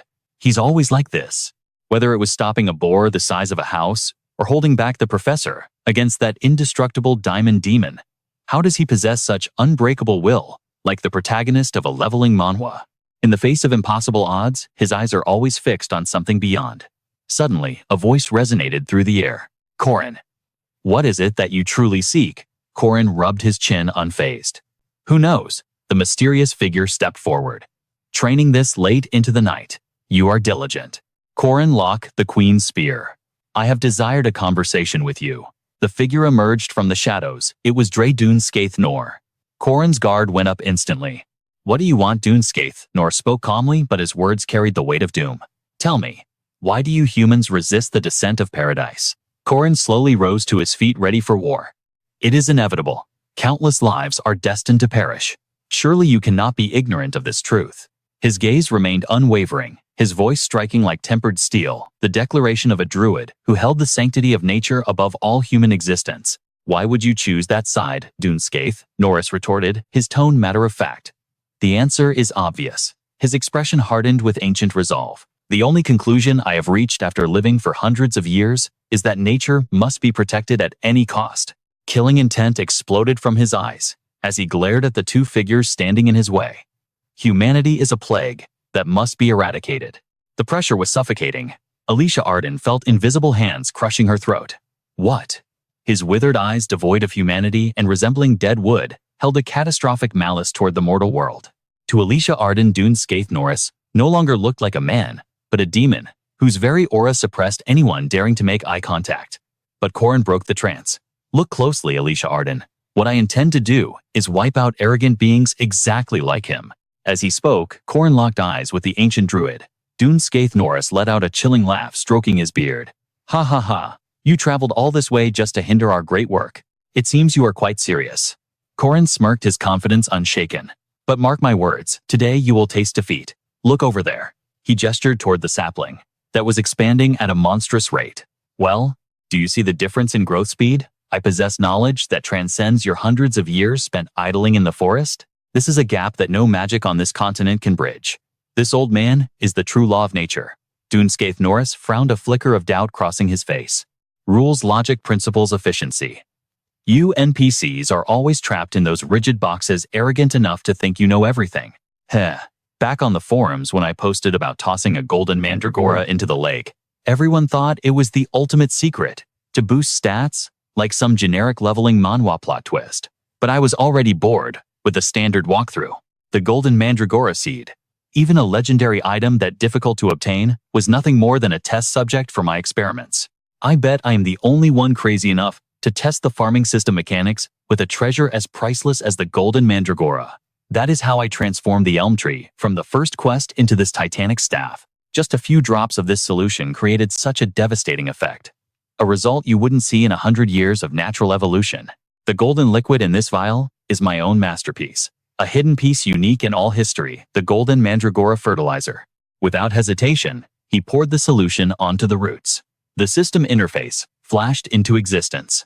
Golden mandragora fertilizer applied, accelerating magical flora growth, creating a wide-range mana recovery field, restoring 185 mana per minute. The effects were instantaneous and explosive. A gale of raw magical power swept through the clearing. Corin grinned. Hey, old man. In my world, we have a name for people playing the game for the first time. We call them newbies. I don't know how many centuries you've lived, but Duneskaith Norris narrowed his eyes, his expression unreadable. Corin, however, was enjoying every second of this system Manhwa moment. If you live a few more lifetimes, you might realize there is always a new meta to learn. Watch closely, newbie. I'm about to show you what real magic looks like. He stood tall, radiating the aura of a main character, while the canopy above glowed with divine light. Alicia Arden gasped in awe. Whoa, the trunk. It's shooting up like it wants to pierce the heavens. It's going higher and higher. Corin looked up, genuinely impressed. I didn't expect it to be this effective. He nodded with satisfaction. Excellent. The growth speed has tripled. Suddenly, a voice filled with admiration resonated from the side. I do not know what methods you employed, but you have raised them magnificently. Uska stepped forward. Now, you will ascend to the sky. But as the Sage of Pindias, my final advice is this. To seize the cloud solace, do not miss the moment when the sun's power is at its weakest. Uskas gripped Corin's hand firmly, as if transferring the weight of his legacy and the hopes of every living being on this land. I wish to bid you a final farewell. Uskas bowed with profound sincerity. From this moment forth, the fate of the world rests on your shoulders. Stop them, young hero. Corin accepted the burden with a confident smile. Alicia Arden, catching the excitement, chimed in, Corin, I'll go call my sister. Are you planning to leave right now? Corin shook his head. No. This climb isn't something we can finish in a day or two. I need to prepare rations, gear, and supplies. When everything is ready, we depart in 1 week. Corin gazed up at the towering height, his thoughts racing. The final battle for the legendary artifact Cloud Solace will take place in the sky. Just wait 1 week. Prepare yourself, Dune, Skaith, Norris. I'm coming with the strongest party I can assemble. With that, the duo vanished into the distance with lightning speed. However, 2 key figures were still missing from the reunion. 1 week later, Corin stood at the rendezvous point, scanning the area. Nobody is here. He scratched his head, confusion clouding his face. Seriously, what are they doing? Why hasn't anyone shown up? He rubbed his hair in frustration, his gaze drifting downward. Beneath the sprawling roots of the giant world tree, a deep voice spoke up. Did you discover them near the barrier? They weren't like this when they first entered. Warren lay unconscious on the ground, eyes shut tight, her face twisted in a grimace of pain. Marie Dunaref lay beside her looking no better. A violent surge of energy. This level of aura is terrifying. What on earth are they seeing inside that illusion? Uskas analyzed the situation grimly. Indeed, they have been trapped like this for days. In this state, their minds are in grave danger. I will personally enter the illusion to guide them out. The bystanders offered, should we provide support? Uskas closed his eyes, his voice firm. No. I will use my astral projection to pull both girls out alone. Suddenly, Uskas's eyes snapped open wide with horror, as if he had witnessed a nightmare. The scene shifted to the surreal dream world inside Marie Dunaref's mind. Voices whispered in the background. Didn't they have a child before graduating from the academy? Oh my, they certainly moved fast. Why did the children look exactly like their father? Oh, is this a wedding? Marie Dunaref watched the scene with a warm, blissful smile. Suddenly, an announcement echoed. The groom is entering. Marie Dunaref's attention snapped to the aisle. Corin walked in looking dashing in a sleek black tuxedo, exuding such charisma that the guests gasped in admiration. Wow, he looks incredibly handsome. True, he is so majestic, so handsome. Marie Dunaref was mesmerizing by his figure, her cheeks flushing, red eyes dreamy with love. But the next announcement struck her like a physical blow. The bride is entering. The bride? No, it can't be. Walking down the aisle was Warren, radiant in a pure white wedding dress. The guests cooed in delight. Wow, she is beautiful. So elegant. Warren smiled shyly, whispering, Honey. Seeing the intimacy between them caused Marie Dunaref's heart to shatter into a million pieces. Ah. No, Marie Dunaref collapsed to the ground, her eyes hollow, filled with devastating despair. This isn't right. Corin. In the dream, a year passed, in the blink of an eye. Marie Dunaref felt like she was drowning in the deep ocean. That child looks exactly like Corin. An image of a happy family mocked her. That child, she thought, her soul crushing under the weight of jealousy, should have been mine. Corin had been so meticulous in preparing for the wedding, yet there he stood still, wearing that same wedding suit. Marie Dunaref could only stand in the shadows, lost in her own monologue. I could give him so much more than this. Fine cuisine, silk robes, a mansion, vast territories, diamond mines, noble titles. In this world, I have the power to grant him absolutely anything his heart desires. He would never have to lift a finger for the rest of his life. All I need is for him to smile and welcome me home. Just that simple warmth, and I would lay the entire world at his feet. At that moment, the look in her eyes shifted from melancholy to absolute terrifying possession. I see it clearly now. I simply cannot accept this failure. No, I will never accept it. Before long, Corin will grow old and wither. He is merely a human, a fleeting species with a lifespan of barely 100 years. Marie Dunaref's hand gently caressed Corin's silver hair as he lay in a coffin filled with flowers. But I possess the gift of eternity, an ancient vampire progenitor. I will turn Corin into my kin and bind him to me forever. Marie Dunaref unleashed her crimson blood magic, letting it wash over him. Whether as father and daughter or master and servant, the labels no longer mattered to her. He would belong completely to me. Tears silently streamed down her face. I can give him those 100 years of happiness. But after that, he is mine. I will wait until every trace of that other woman fades, erodes, and vanishes into dust. In that dream world, Corin's heavy eyelids fluttered open. He saw Marie Dunaref's tearful smile. I will make you happy, he whispered. Then the scene shifted to another wedding. I lost. This was the first time Warren, or rather her other self, collapsed on the ground in agony, forced to watch him pledge his heart and hand to another woman. The happy couple sat in their home, feeding each other and sharing loving smiles. Ha ha ha. The real Warren manifested and asked, "What are you doing?" Her heartbroken alter ego replied, "Just watching." Warren pressed on. "What do you want to do?" The shadow replied, "I don't know. Suffering was never part of my plan. Oh, my three loves.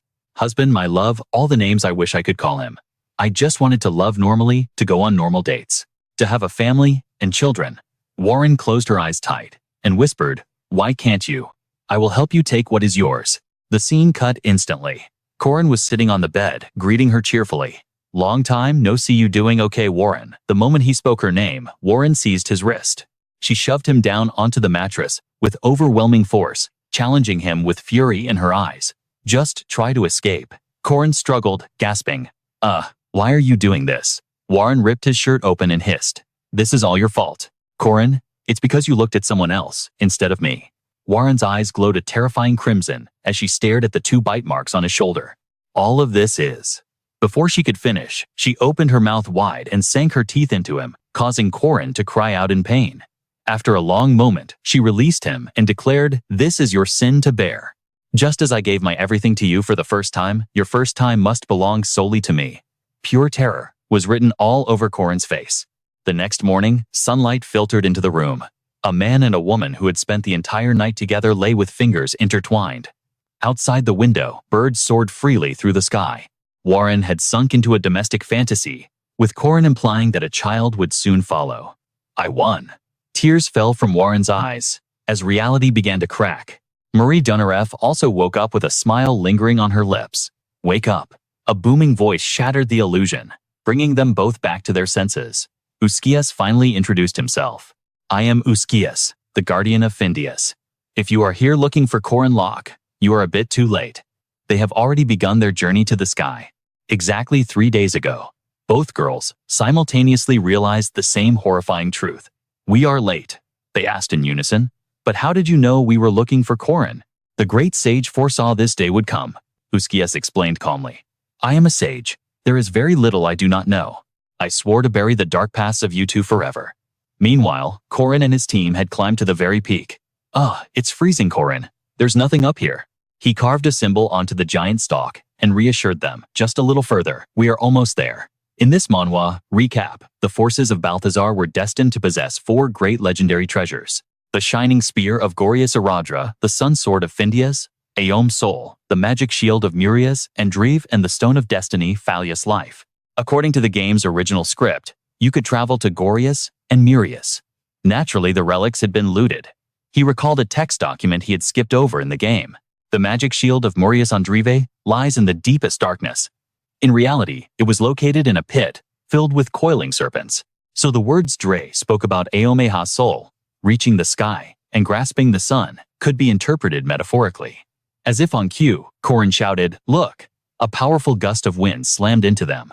Yuan screamed, "Corin, the clouds are descending, we're going to crash." He climbed higher and shouted back, "It's not the clouds coming down, the oak tree is still growing." The faster it grew, the more the atmospheric pressure crushed down on them, threatening to hurl them all back to the earth. When the motion finally stopped, Corin gazed at the scenery in awe. Whoa, it was like a separate dimension, filled with modern and luxurious architecture. A magnificent kingdom floating on the clouds. Corin walked up to the main gate, craning his neck to look up.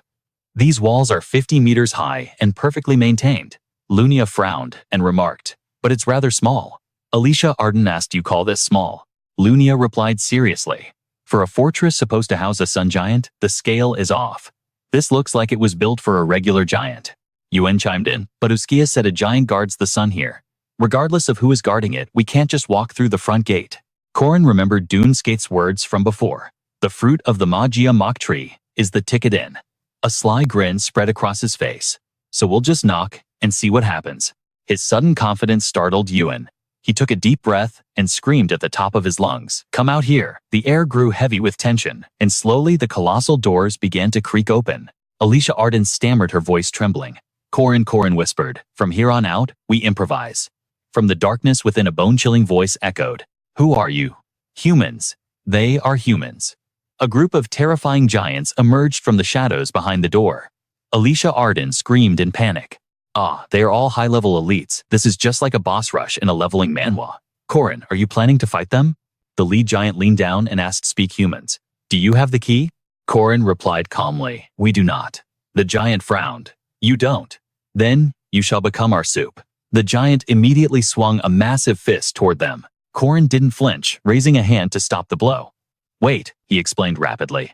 We are the vanguard heroes recognized by Lord Uskias. The giant paused his fist, hovering inches away. Corin dropped to one knee in a gesture of friendship. Very soon our masters, the ones who arranged all of this, will arrive carrying the red Magia mock fruit for you. The Colossus boomed down at them. Very well. Speak the name of your master. Suddenly, Corin's face twisted into a devious, spine-chilling grin, flipping his demeanor faster than a page in a manhwa recap. Lord June Sky holds the favor of both the sky giant Saban and the great sage Fias. Corin declared, smoothly thumbing toward the trembling figure behind him. He even dispatched a dryad as the sage's personal envoy. Realizing he was the scapegoat, Yuen's soul nearly left his body. Me, a dryad. Instantly, a massive stone visage loomed over Yuen, examining him closely. Acknowledged by Saban and Fias, Yuen was paralyzed with sheer terror, unable to utter a syllable. Seeing his companion suffering, Corin's internal grin only widened in sadism. With a glint of malice, he urged Yuen, Go on, unleash it. Boom. A colossal trunk erupted from the earth, blotting out the sun and plunging the world into a suffocating silence. The timber twisted and morphed into the legendary Wickerman. The high-tier stone giant stroked his chin in deep thought. To command the red wood, magic, and the Wickerman, claiming to be Euskias' envoy is no empty boast. However, the issue of the key remains. Corin, clearly irritated by the NPC's rambling, cut him off. I know. Spare me the lecture. Without the crimson magic fruit, carrying the sunlight is impossible, correct? Our hero simply wished to announce his presence out of respect for the great giants. As his silver tongue spun the web, the stone giant's expression softened into a satisfied smile. Very well. Order is preserved. The massive gates groaned open, shaking the ground. Enter. As subordinates of the great Dune Skaith, I welcome you as honored guests. Yet a shadow of suspicion still lingered in the golem's rocky heart. Corin, playing the diplomat, perfectly beamed. Of course. Your wisdom is absolute. With the deception successful, his face twisted into a mask of arrogant triumph. See that? A piece of cake. Yuen and Alicia Arden could only stare, utterly dumbfounded by his audacity. Moments later, Alicia Arden whispered gravely, Is the plan complete? Corin's lips curled into a smirk. The real game starts now. Murderous intent flared in his eyes as he declared, Time to sweep this place clean. Anticipating this leveling manhwa scenario, he left Lunia and Yuen on standby, while he and Alicia Arden dove straight into the belly of the beast, the giant's treasure vault. Corin looked far too pleased with himself. It's embarrassing to admit, but in the previous timeline, looting became second nature. The player Park Sai-Hu possessed the ultimate cheat skill, the inventory. So regardless of the zone or stage, hunting for the treasure room was always priority number one. Alicia Arden's sharp question snapped him back to reality. Corin, it's your first time in the giant's castle. How do you know the exact coordinates of the vault? He shrugged casually. Treasure troves share a universal scent. The goal is the Solar Sword Claws Solus. Before long, they stood before a mountain of gold that defied logic. The blinding glitter forced a gasp from Alicia Arden. Whoa, but the ease of their discovery planted a seed of doubt in her mind. A hole in the ceiling and 0 guards. Corin explained Claws Solus feeds on sunlight. Legend says it can only be seized during a solar eclipse when its power hits rock bottom. Confused? She asked. Then, wouldn't it be easier to just wait for nightfall? Corin shrugged. Who knows the logic of this world? Alicia Arden picked up a golden blade, admiring its craftsmanship. Do you really think we can find the essence of the sun in a dark pit like this? Unlike her, Corin remained on high alert. No guards. It's too quiet. He eyed the gold with suspicion. In this system manhwa world, nothing came for free. I doubt we can snatch the sun without triggering a trap on the rest of the loot. Alicia Arden, in her innocence, nodded. I guess the lack of guards makes sense then. Suddenly, the gold pile shifted. A hen emerged. Alicia Arden blinked. A chicken. Isn't that a bit small for a giant's pet? Corin's instinct screamed. Incoming hide now panic seized her. What? Where a high-tier stone giant entered, flashing a set of pristine white teeth that looked unsettling on a rock face. Oh, there's my adorable little darling. He gazed at the hen with a disturbingly affectionate expression. Hey, hey, hey, come to Papa my precious. Huddled in the shadows, Corin and Alicia Arden clung to each other, praying to the gods of stealth. Please just walk past us. But the hen froze its beady eyes, locking straight onto their hiding spot. A chill ran down their spines. It was game over. Found you. The hen tilted its head, clucking innocently. Cluck. Corin cursed internally at the feathered traitor. Alicia Arden clamped a hand over his mouth. Shh, Corin, not a sound. The giant frowned, staring intensely in their direction. Cluck. Suddenly, the bird turned its rear, and pop a solid gold egg dropped. Corin's jaw hit the floor. It's not a goose. Wait, don't tell me. This entire treasure hoard came out of that bird's ass. Alicia Arden scolded him. Calling it that thing is so rude. Meanwhile, the stone giant's stoic face melted into pure adoration as he squeezed the poor chicken nearly to death. Cluck, cluck. Come along with daddy. My pretty Corin, however, was still entranced by the golden egg $sign spinning in his eyes. Damn, he took it. If we swipe that bird, we're set for life. Alicia Arden splashed cold water on his greed. Snap out of it. We're here for the sun, not the poultry. Alicia Arden exhaled, her knees weak. That was way too close. Corin nodded, composing himself. Agreed. But as the adrenaline faded, Alicia Arden realized her body was pressed tightly against his in a compromising position. Suddenly, the memory of that fateful night flooded back. Her own provocative words echoed in her mind. Brother-in-law. My sister isn't here right now. Why was that memory surfacing now of all times? Flushing pink, Alicia Arden stammered. Hey, Corin. About my sister. What do you think of her? Oblivious to the mood, Corin answered earnestly. Lunia, she's incredible. I have a lot of affection for her. Alicia Arden's face turned crimson as she repeated affection. Corin continued. She's virtuous, talented, charming, and beautiful. What man wouldn't be interested? Alicia Arden lowered her head, her voice trembling. Is that so? He frowned, shifting back to business mode. Anyway, we need to finish this. The solar eclipse is the day after tomorrow, lasting only 2 hours. If we miss it, Sky will obtain the sun through the official route. Corin's words snapped the romantic tension. Alicia Arden stood up abruptly, her expression darkening. I see. She gazed up at the sky at a star. No, at the radiance of the Sunday. But hey, Corin. Her eyes remained fixed, above her voice dazed. Something is wrong. Corin sensed the shift in atmosphere. What is it? Step aside. This place absorbs sunlight during the day. Yet it's inaccessible at night. The gears in Corin's head clicked into place. Could it be that during the eclipse, its power is forced to wane? Today was a half moon, yet through the rift, he stared directly at a flawless full moon. The truth struck him like lightning. The solar sword claw's solace was camouflaged as the moon itself. It was suspended right there on the floating island above. Moments later, Corin revealed his deduction to the group, his voice grave. Ewan nodded, pondering the implications. Acting as a sun by day and a moon by night. Is it simply suspended above the floating island? Corin shook his head. No. It is not as distant as the actual celestial bodies.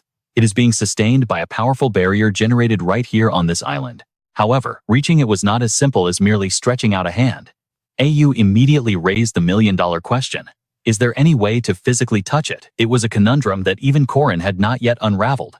Who knows? With our current capabilities, it seems impossible.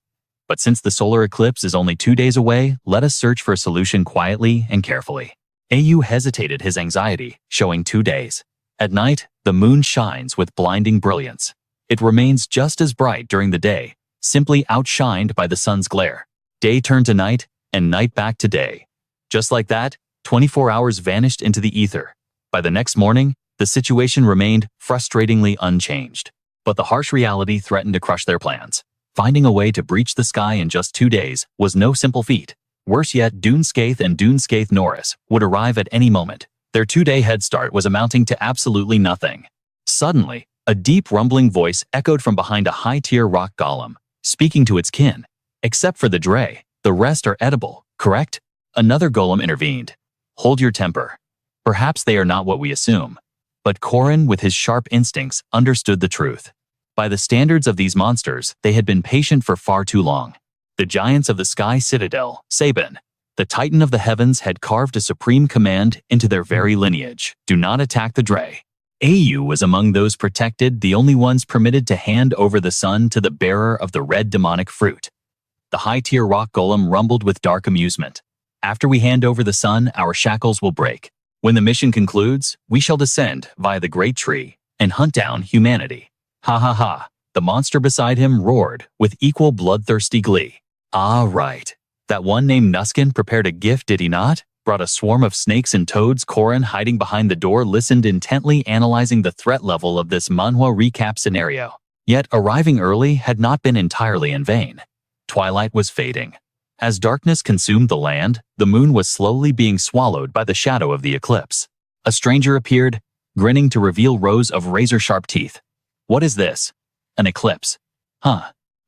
This place is a bit cramped for a giant's den. Standing before a group of cloaked figures, he shivered with excitement. My heart is pounding out of my chest. The heavy stone door began to creak open. Now, let us claim the solar sword. Suddenly, an urgent voice cut through the air. Stop. Seize them. The stranger frowned. Hold on. Wait. Wickerman suddenly materialized, throwing the doors wide open. Then Corin's voice boomed, like a loyal servant. Oh my great master, you have finally arrived. The stranger froze, a massive question mark, practically floating above his head. Corin stepped forward with a face full of reverence, kneeling as he held the hen high in the air. Master, I have completed the task you commanded. The stranger locked eyes with the chicken, utterly baffled. The bird simply let out a confused cluck. After 5 seconds of stunned silence, the stranger stammered. My friend? What is happening? What is this? Suddenly, a deafening roar shook the chamber. You filthy thieves! A massive blade slashed through the air, cutting Wickerman's torso cleanly in half. A horde of rock golems charged, leaving devastation in their wake. You dare steal our treasure, kill them all. Their faces twisted in uncontrolled rage, but as they identified their target, they focused their killing intent. Oh ho ho. Meanwhile, Corin had deviously planted the chicken on the stranger, framing him while screaming bloody murder. Oh, great Dunescaith. Oh, majestic hero. As per your orders, we have plundered the treasure of these stupid giants. The stranger looked around, completely bewildered. Huh. What? When did I say that? Corin dropped the act instantly, revealing a demonic smirk. Scram. Now let's destroy these fools together. Dunescaith Norris said calmly, realizing the situation. We've been played. Instantly, the battle erupted. The powerful rock golem charged. Slaughter them. Devour them all. A single punch shattered the earth beneath their feet. Truly a catastrophic display of power.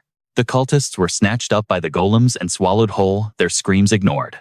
Ah, spare me, don't eat me. Another giant tossed Dunescaith into its mouth. Gahaha, Dunescaith Shia is my meal. But before he could chew or swallow, he froze, choking on his prey. Gag cough. Dunescaith Norris, sensing the situation going south, frowned and turned back to look at Corin. But no one could stop Corin now, for he had reached a state of absolute madness.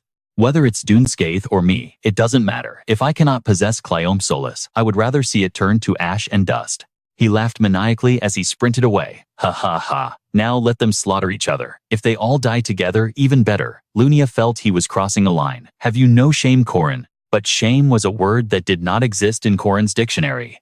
He felt absolutely no remorse, fully embracing the role of a magnificent villain. Lunia was baffled. What is a magnificent villain anyway? Corin stammered. Well, you know, it's a thing. Lunia looked at him with dead eyes, truly embarrassing.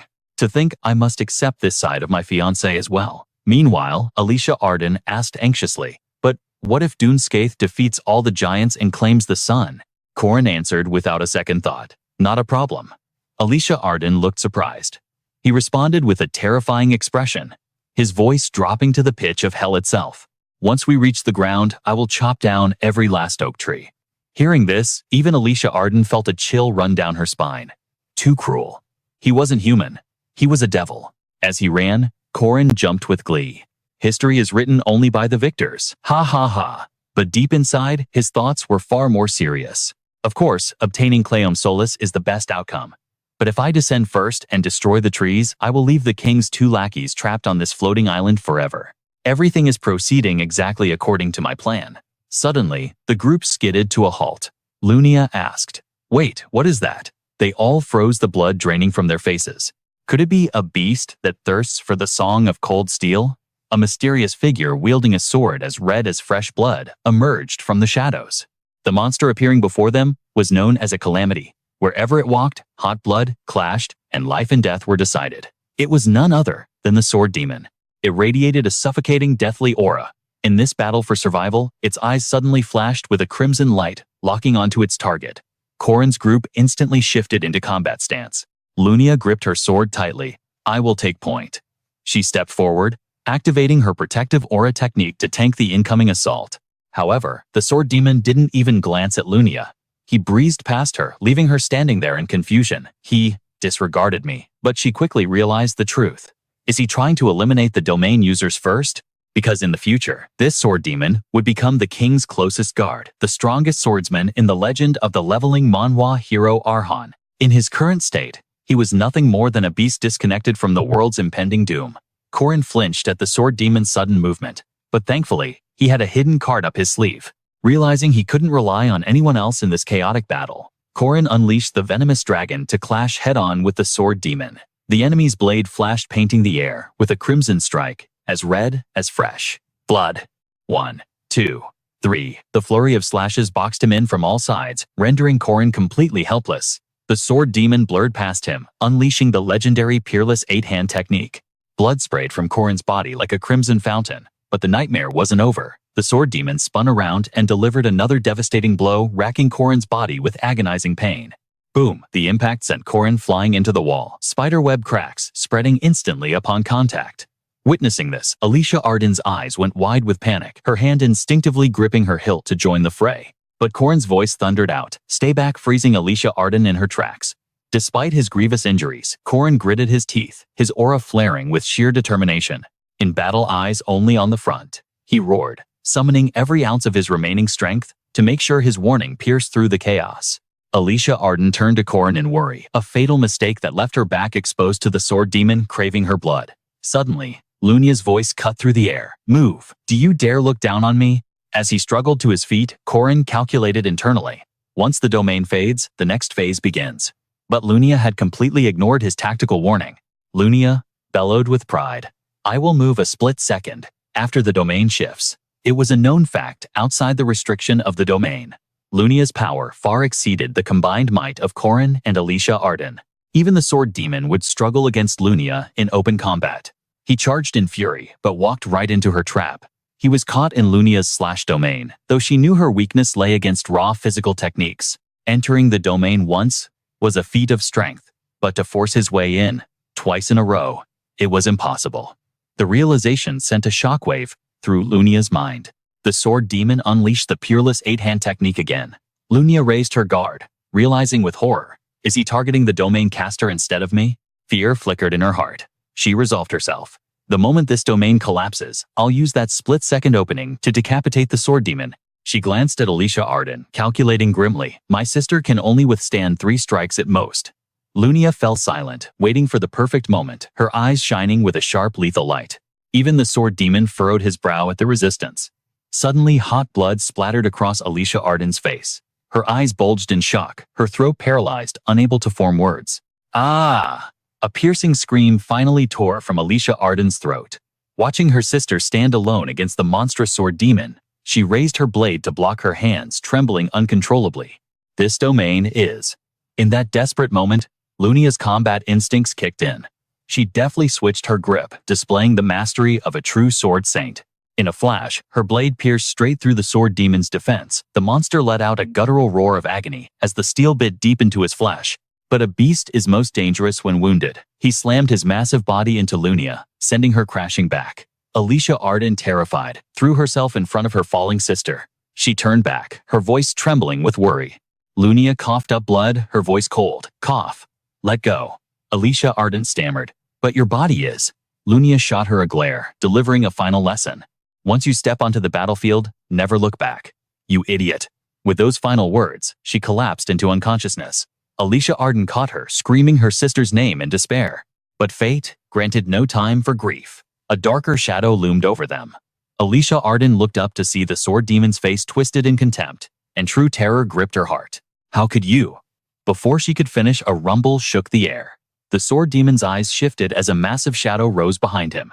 Wickerman had materialized to intercept the monster. Yuen limped forward, shouting, Alicia Arden, now run. Alicia Arden was bewildered Wickerman, but he summoned it twice without a sacrifice. Wickerman roared, ready for battle. His gigantic hand descended to crush the sword demon into paste. But the enemy sensed the lethal pressure from above. Instantly, he raised his blade, channeling the abyss. Twin Dragon Demonic Sky Art. That terrifying dark power surged upward, incinerating Wickerman's massive arm in an instant. Yuen vomited a mouthful of black blood. The spiritual backlash from Wickerman's destruction tore through his own body. His limits reached Yuen, collapsed to the ground, leaving Alicia Arden alone, whimpering in despair, watching her comrades and family fall one by one. It was a horror beyond imagination. The terror was suffocating. Every instinct screamed at her to flee, but the sword demon wasn't about to show mercy. He blurred into motion, rushing toward her with godlike speed. Alicia Arden raised her sword, knowing it was futile. Gah. Yet she refused to run. She couldn't be a coward and abandon everyone to die. Even if I die, I will protect them until my last breath. As Alicia Arden made her stand, Corin regained consciousness. He crawled painfully to Yuen and retrieved a glass vial. Damn it. Yuen saw him and gasped. Corin, are you okay? Corin replied grimly.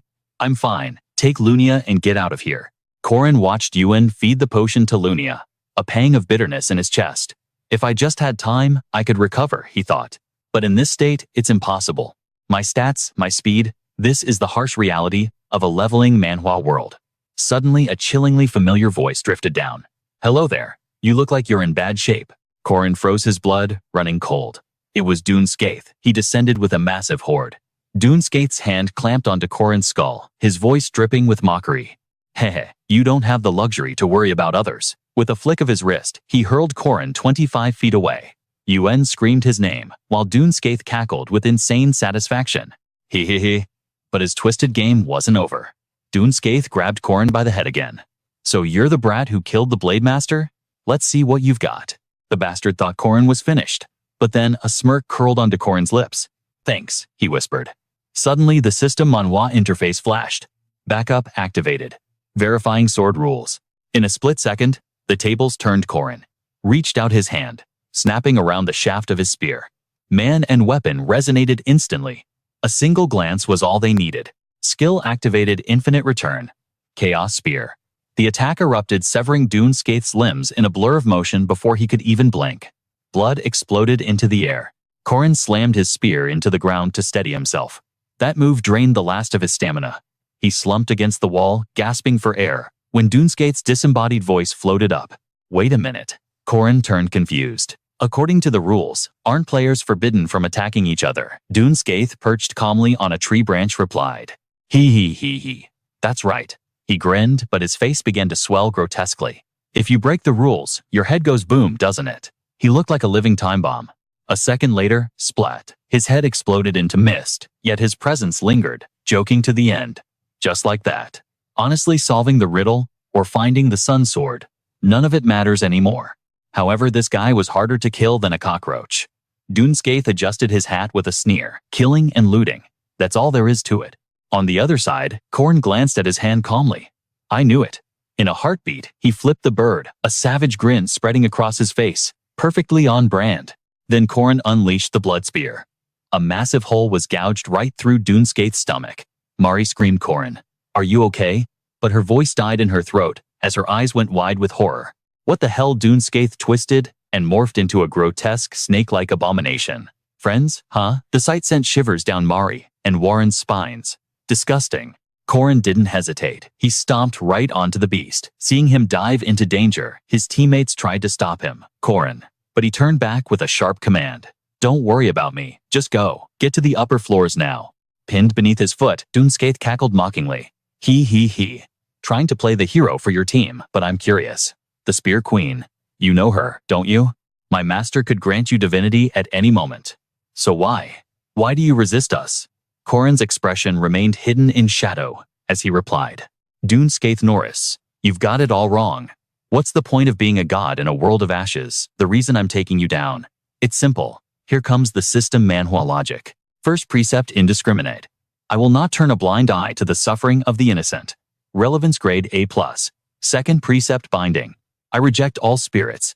Backup damage increased by 50%. Third precept, the oath. I will save the world of Dune Skaith, relevance grade A+.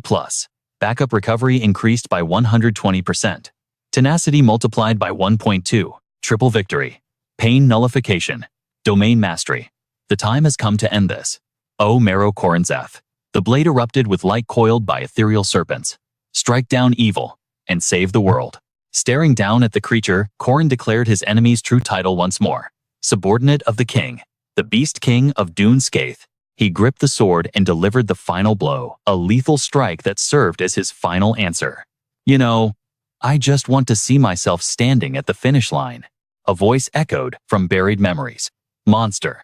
In the distant past, the sword demon stood at the foot of a mountain, looking up at a towering, rugged man at the peak. It was Alicia Arden's grandfather peering down with an arrogant smirk and a voice full of thrill. That sword belongs to me. The sword demon's thoughts turned dark. That old monster's actions. A bright crescent moon hung in the void, illuminating a train of thought that floated in emptiness. Unacceptable. Absolutely unacceptable. Suddenly, the sword demon leapt, a crimson silhouette, against the pale moon. Why would the old man teach him sword arts? Twin cross lashes rained down, fueled by the demon's burning rage. Back in reality, that strike was meant for Alicia Arden. She blocked the heavy blow, but the force was overwhelming, wringing a pained gasp from her throat. Coup. Yet the sword demon's inner voice persisted. Does that old fool realize that what I inherited wasn't just a blade? Boom. A massive shockwave from the collision blasted them apart, forcing both him and Alicia Arden to skid backward. The sword demon's eyes narrowed, tunneling into his obsession. It was the feeling the old man always carried when facing enemies. Swordsmanship, physique, the crushing disappointment and boredom of being superior in every way. Suddenly, the sword demon swept his arm. Countless swords manifested from blood-red energy circling his body like a chaotic storm. That's why I understood. Even with immense power, the image of Alicia Arden's grandfather and that scornful smile haunted the battlefield. I still couldn't reach that old monster. The sword demon's eyes snapped open, glowing with bloodlust and radiating a terrifying aura. I can't reach him. He unleashed a devastating technique, a crimson tornado tearing straight toward Alicia Arden.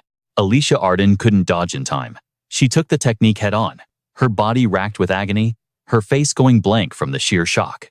A cataclysmic explosion erupted. Strange red light swallowed the sky, the sword demon's terrifying power dominating the heavens. The sword demon showed no mercy. He poured more power into the attack, crushing Alicia Arden under the weight of his resolve while his mind wandered. I climbed trees for days trying to touch the sky.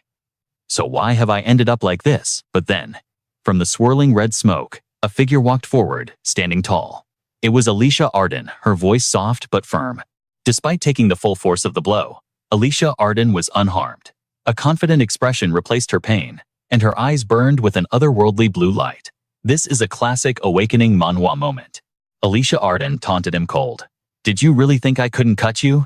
Before the words faded, she moved. The sword demon reacted instantly, launching a flurry of slashes in a blur of speed. A blade bit into Alicia Arden's shoulder, spraying blood. But she didn't flinch. She forcefully parried the killing blow just inches from her throat. The sword demon's mind reeled. Impossible. He delivered another decisive slash to her body, but something felt wrong. A strange sensation washed over him. Driven by cruelty, the sword demon held nothing back. His blades were venomous, desperate to prove his dominance. I am the predator, the opponent is the prey. A weakling who could collapse at any moment. Another slash sliced through the air, severing Alicia Arden's hair tie. So why? On Alicia Arden's side, a miracle occurred. Suddenly, countless phantom hands materialized behind her back. They moved in unison, helping her block the sword demon's onslaught. He was stunned. Why isn't her guard breaking? Why isn't she being cut? Why is she still standing? Alicia Arden's face twisted into a triumphant grin, her eyes glowing with eerie intensity. The sword demon faltered. Suddenly, Alicia Arden unleashed a velocity slash, her blade engulfed in blue flames. The prime light slash crashed down right in front of the sword demon's face. He barely managed to scramble out of the way. Alicia Arden maintained that confident smile and threatened, "You were a little slow there." The sword demon hissed in fear, but his pride refused to accept it. I still have plenty of power. I am absolutely not slow. But deep down, the sword demon realized the anomaly. Alicia Arden. She was getting stronger and faster with every single exchange. The prey has become faster than the predator. While he was lost in thought, Alicia Arden was already upon him, launching her attack. Twin Dragon Heaven Descent. Aiden sword style. Single sword form. Fallen strike. The blow connected, and the sword demon screamed in agonizing pain. But the sword demon regained his composure instantly. He counterattacked with a frenzy. Peerless sword domain 8 slashes. A blood-red blade with a pitch-black core grazed Alicia Arden's neck, followed by a storm of rapid-fire strikes. Alicia Arden refused to be a sitting duck. Bending her body with impossible flexibility, she danced through the barrage, dodging and counterattacking simultaneously. The sword demon was boiling with rage at his disadvantage. For the first time, after a domain slash, I couldn't feel anything. It's like she knew exactly how I would attack. Suddenly, Lunia appeared from the shadows, her mind's eye wide open. It was a mirage. Lunia's spirit manifested as a phantom support, guiding Alicia Arden's blade. The world turned an ominous emerald green as Alicia Arden charged toward the sword demon with blinding speed. A scream tore through the air as she delivered a direct slash to his face. Lunia-style phantom severing domain. Blood sprayed from the sword demon's chest, the wound cutting deep. Through the pain, a realization hit him. So this is why fate brought me here. Alicia Arden didn't stop. She stood ready for the next strike, the spectral image of Corin looming behind her, wrapped in a majestic blue dragon. Alicia's style, combined with Corin's art poison dragon ascension. This girl, she is a monster like me. The sword demon's mind raced with cunning strategies to crush Alicia Arden, a ghost possessed by pure sword talent. I exist solely to cut down geniuses like her. If I claim her head. The image of Alicia Arden's father flashed in his mind. I can finally challenge that old monster. Steel clashed against steel as he crossed his blades to block her assault. Memories of Marie Donnereff and Warren flooded the sword demon's mind, recalling their battles against endless hordes of beasts. How boring. Everything else is just dust. His gaze locked onto Alicia Arden, whose eyes burned with the thrill of the hunt, her smile promising his destruction. He ignored the rest of the world. Power surged through the sword demon, igniting his body like a furnace. Your birth, your struggle, your very life. It was all a feast prepared for me. The sword demon transformed into a nightmare, a terrifying red aura exploding from his body like a bloodstorm. In this moment, I am certain darkness swallowed the horizon, leaving only the crimson fire of his hatred. This is the pinnacle of swordsmanship, the absolute determination to sever everything. He raised his twin blades high, summoning red lightning that tore through the sky. The ultimate realm had awakened. The storm intensified, red lightning crackling wildly. Black Taie-style sword soul manifestation. Suddenly, 1,000 phantom arms erupted from his back, each gripping a long blade heavenly sword. The arms struck in unison, painting the world in black and red. Peerless Zen slash. A hurricane of steel shredded the battlefield. Every inch of space was sliced apart in a symphony of destruction. The sword demon cackled in triumph, savoring his victory. But then, his laughter died in his throat. His eyes went wide. He turned slowly. Impossible. Alicia Arden stood behind him, completely unharmed. She flashed forward, a streak of azure light, obliterating the giant behemoth in a single heartbeat. His army fell like wheat before a scythe. The sword demon trembled, rage and shock warring in his soul as he watched his minions crumble. Is there a realm beyond the mere determination to cut? Alicia Arden's aura shifted, entering a state of divine tranquility. Lunia's image appeared, her voice echoing like a war drum in Alicia Arden's heart. Once you step onto the battlefield, never look back. Corin's wisdom guided her too. Keep your eyes on the horizon. With the spirits of her allies guarding her back, she was unstoppable. She bit her lip, fueled by the memories of those who stood by her. Every step she took was heavy with destiny and resolve. Forward, Alicia Arden became a blur. The remaining beasts and the sword demon himself were sliced apart before they could blink. Black Taie-style Alicia, form heavenly sword. She had ascended to a realm that no mortal could ever hope to touch. She landed as light as a feather. She had surpassed the sword soul, a rival she would only meet once in a lifetime. One step beyond limits created a miracle. A brilliant light pierced the darkness, shining as bright as Alicia Arden's pride. The infinite sword domain shattered. The sword demon gasped his final words through the pain. I see now. I learned the way of the sword for this very moment. As Alicia Arden smiled radiantly under the sun, the demon found peace in his defeat, ready to move on. Meanwhile, in a forest of shadows, giant trees collapsed under the weight of a brutal clash. The air was thick with the scent of war. Corin was sprinting for his life with Dune Skaith and his serpentine horrors snapping at his heels. Blood dripped from Corin's heavy wounds, his mind racing for a strategy. Just climbing up is hell. He sliced a lunging viper in two and roared, "Stay focused." Dune Skaith laughed maniacally from the shadows, enjoying the chase. You look like a rat struggling in a trap. The dark past of the Beast King Runsky flashed by. He wasn't just a single entity. Death held no meaning for a creature of the abyss. He was a bottomless pit of darkness, A colossal purple serpent erupted from the void, a hive mind of dragons and toads, screeching a soul-tearing roar. It was the infinite serpent, one of the 4 great treasures. Thousands of smaller snakes poured out like a flood, hungry to devour everything in their path. Corin glanced back, assessing the nightmare. I got it. A smirk played on his lips. Your beast souls are nothing compared to me. His blade suddenly hummed with violent purple energy, crackling with arcane lightning.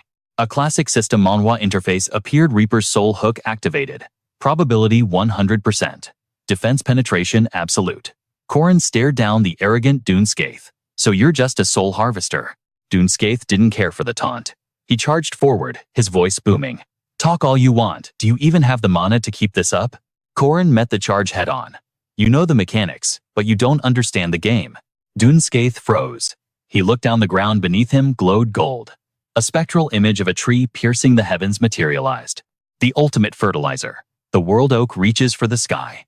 Its roots had already devoured the ley lines, absorbing infinite mana from the earth itself. Corin stepped onto a floating blade, surveying his domain with absolute confidence. This entire battlefield is my garden now. This is my sword domain, Corin declared. It grants me infinite mana. But suddenly, a chilling voice cut through his victory. Duneskaith's body twisted and morphed into a grotesque monstrosity, revealing his true nature as the first spear of the queen. Haha. I admit, in this form I can't win. His voice distorted as he grew. It's been a long time since I had to get serious. A dungeon boss, bearing the visage of a monstrous python, emerged, the coalesced form of the entire army. Corin faced the opponent, a smirk playing on his lips, yet cold sweat trickled down his back. This was the terror of a high-tier system Manhwa boss. The pressure was absolutely suffocating. Before Corin stood a colossal serpent, radiating an aura of overwhelming destruction. The great serpent commander, the Snake King of the 8 clans, had arrived. Corin stared down the titan, his mind racing. This was merely one of Junskai's final forms. The depth of this monster's power seemed to have no bottom. The beast's voice dripped with ancient malice. The queen imprisoned me in darkness, swallowed me into a cramped cauldron. But now, her throne sits empty, leaving this world like sheep before a starving wolf. I shall devour everything she sought to protect, tearing it apart piece by bloody piece. I will swallow the queen's first spear, Corin, along with the final flesh of the goddess Aranua. With a roar, he lunged his maw, gaping wide with toxic razor-sharp fangs. Yet Corin remained eerily calm, staring death in the face. Do you only know how to talk about yourself? He stomped on his spear, launching himself into the air with a sharp warning. I told you, didn't I? This territory belongs to me now. Rune resonance activate. Alongside Junskai's death, aura fissures of golden light erupted across the giant tree. Corin's voice cut through the chaos. You better choose your burial spot carefully. The massive serpent form of Junskai flickered with a trace of fear. What is this magic? You crazy bastard, what have you done? He suddenly realized that Corin had been secretly carving runes into the oak tree from the moment he started climbing. Now they detonated in unison, fueled by an endless supply of mana. Kana Suwilo Burkanan. The ancient symbols turned the oak into a blazing inferno, scorching the massive body wrapped around it. Junskai screamed, damn you. The beast roared in confusion. You created a living hell just to burn me. Do you think you will survive this fire? Ignoring the taunts, Corin vaulted upward, aiming for the peak. He looked down at the burning serpent with a mocking grin. You came here to fight me. I came here to claim the prize. Junskai fell screaming in agony and disbelief. Impossible. The 4th treasure can only be seized during the eclipse, but Corin was already racing against time to snatch it. The Sun Sword Cloud Solace. Regardless of the odds, whoever wields the power of Cloud Solace will emerge as the victor. Corin gripped his spear, his resolve hardening like steel. And the one who fails will fall to their death. He glanced at the burning runes. If you want to live, you better fly. While the serpent writhed in the flames, a pair of wings suddenly burst through the curtain of fire and smoke.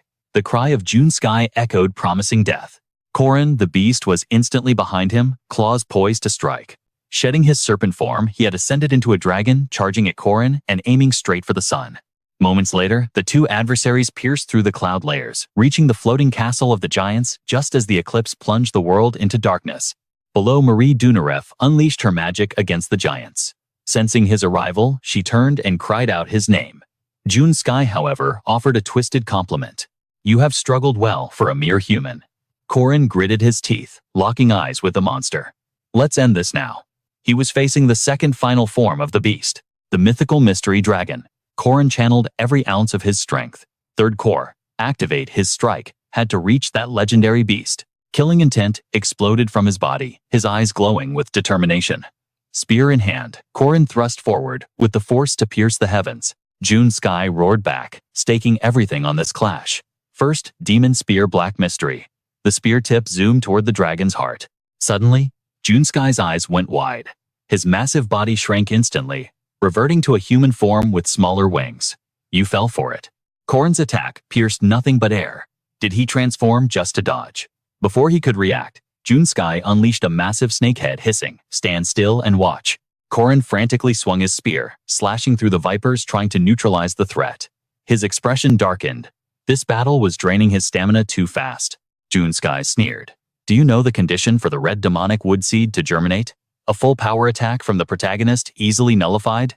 In his hand, he held the red demonic wood fruits. In the darkness, these seeds absorb yin energy to bloom. This eclipse is the perfect catalyst for their ascension. The demonic tree surged upward, wrapping its roots around the eclipse itself. In an instant, it embraced the darkened sun. Countless snakes, a toad the size of a mansion, 3 ferocious dragons, and 3 demonic bulls appeared. A legion of shadow beasts and sealed monsters from hell had arrived. June Sky transformed into a colossal black bull, the king of all beasts. He wasn't just transforming, he was embracing the glowing artifact within. His hand closed around the hilt. It was the Sun Sword. In his bull form, June Sky bellowed in euphoric triumph. Corin grimaced, his mind racing. I never thought I'd have to fight the sun twice. Talk about bad luck. The giant's ramparts fell silent. Corin was blasted backward, crashing into the wall. Dust and debris filled the air. Groaning in pain, he still managed to carve the Kanaz rune. A pillar of fire erupted behind him. He forced himself to sit up, spear ready. June Sky approached, laughing maniacally. Did you spend all day preparing that little trick? Is that truly all you have? As he spoke, magic circles ignited around Corin. An inferno surged, attempting to trap the Bull King in a prison of flame. June Sky raised the sun sword high. All fire must bow before the sun, he scoffed. Useless. Corin braced his spear, cursing internally. Damn it, I can't even buy a second of time. The beast swung down, unleashing a terrifying wave of solar energy. A massive explosion obliterated where Corin stood, sending rocks and smoke flying. He barely slid aside to dodge the fatal blow, but the bull was already towering over him. Die, the monster roared, bringing the sword down. Corin pushed his limits, leaping up just milliseconds before the blade cleaved the earth. June Sky swung again. Do you think you can run forever? Corin retorted with a sneer. You're the ridiculous one. A beast holding a weapon. That is why the demon sword is a special existence. He charged, laughter, rumbling like thunder. Die, human. Another wave of solar devastation poured from the blade. Corin stood his ground, spear in hand. Domain expansion. A chessboard-like grid manifested as his spear clashed with the sun sword, creating a deafening screech of metal. Ascension Evil clashed against the poison dragon, but one blow was enough to knock the weapon from Corin's grip. Yet in that desperate moment, his heart began to glow with a mysterious light. June Sky barely registered the movement. It was the final gambit. The short spear pierced through the unbreakable Vajra defense, a suicidal strike that traded life for life. Immediately, Corin channeled every ounce of his remaining Kai into a fist charged with destruction. He aimed straight for the Minotaur's chest. Dark Mystery Bagua Extreme Fist. The impact on June Sky's face was cataclysmic. The shockwave pulverized the surrounding castle walls, devastation incarnate. As the dust settled, the outcome remained murky save for a severed horn lying on the cold ground. Corin's knuckles were shattered, blood dripping freely. He collapsed atop his foe, hacking up blood from his ruined lungs. But beneath him, laughter, maniacal laughter, erupted from a maw filled with razor-sharp fangs. Despair clawed at Corin's heart. Even after giving everything, this monster still stands. The entire Sky City trembled under the chaotic force of this tangent-level clash. These weren't mere beasts, they were mature demon humans. Even the weakest was a pseudo-first-class threat, colossal, grotesque, and brimming with raw power. However, standing against them were 2 special-grade powerhouses unleashing a relentless barrage of high-tier magic to push back the tide. Mary held the line, shouting, "Warren, go. Corin needs you." Warren grunted an affirmation, but a massive shadow loomed over her. She struck the giant's face with full force, but it was like hitting a mountain. The giant merely groaned, rubbing its cheek with a mocking grin. Damn it. This won't be a walk in the park. 2 warriors against 50 titans of Sky City. The power gap was hopeless. Worse yet, the giant king, standing in the distance, radiated an aura that suffocated the very air. Alicia Arden had performed a miracle earlier, wiping out half the legion in a single strike. But those were just the fodder sent to chase down June Sky. The real threats, the pseudo-special grade commanders, remained untouched within the fortress. One wore a crown leaking a terrifying, oppressive energy. The king's gaze fell upon the 2 small intruders. Escape was no longer an option. In this situation, survival itself was a gamble. In this brutal manhwa recap, one truth became clear: no reinforcements were coming. Back at the duel, Corin lay draped over June Sky, completely spent. The beast stood up, tossing Corin aside like a broken doll. Corin crashed into a pool of his own blood. His tenacious warrior regeneration had hit its limit. The wounds weren't closing anymore. The reincarnation core was silent, dry as a bone. His limbs felt like lead, his vision swimming in darkness. Corin struggled to lift his head. Is this it? Is this where I die? A hallucination of Park Si-hoo materialized before him. I told you, didn't I? Players get stronger the more they die. At least you made it to the final stage this time. But look at you, nearly killed by a mere lackey of Theseus. Behind the vision, the real June Sky unsheathed the solar sword. Park Si-hoo's phantom sneered. Do you get it now? Everything you've done is meaningless. Corin grit his teeth. No, your answer is wrong. The image of Park Si-hoo froze, startled by his resolve. You may have more experience, but you still don't understand. You never truly saw them. The senior's smile. A vampire who taught humans how to find joy even in darkness. The children learning to accept their cursed fate. And that guy. The one shattering his limits, taking one agonizing step after another toward the future.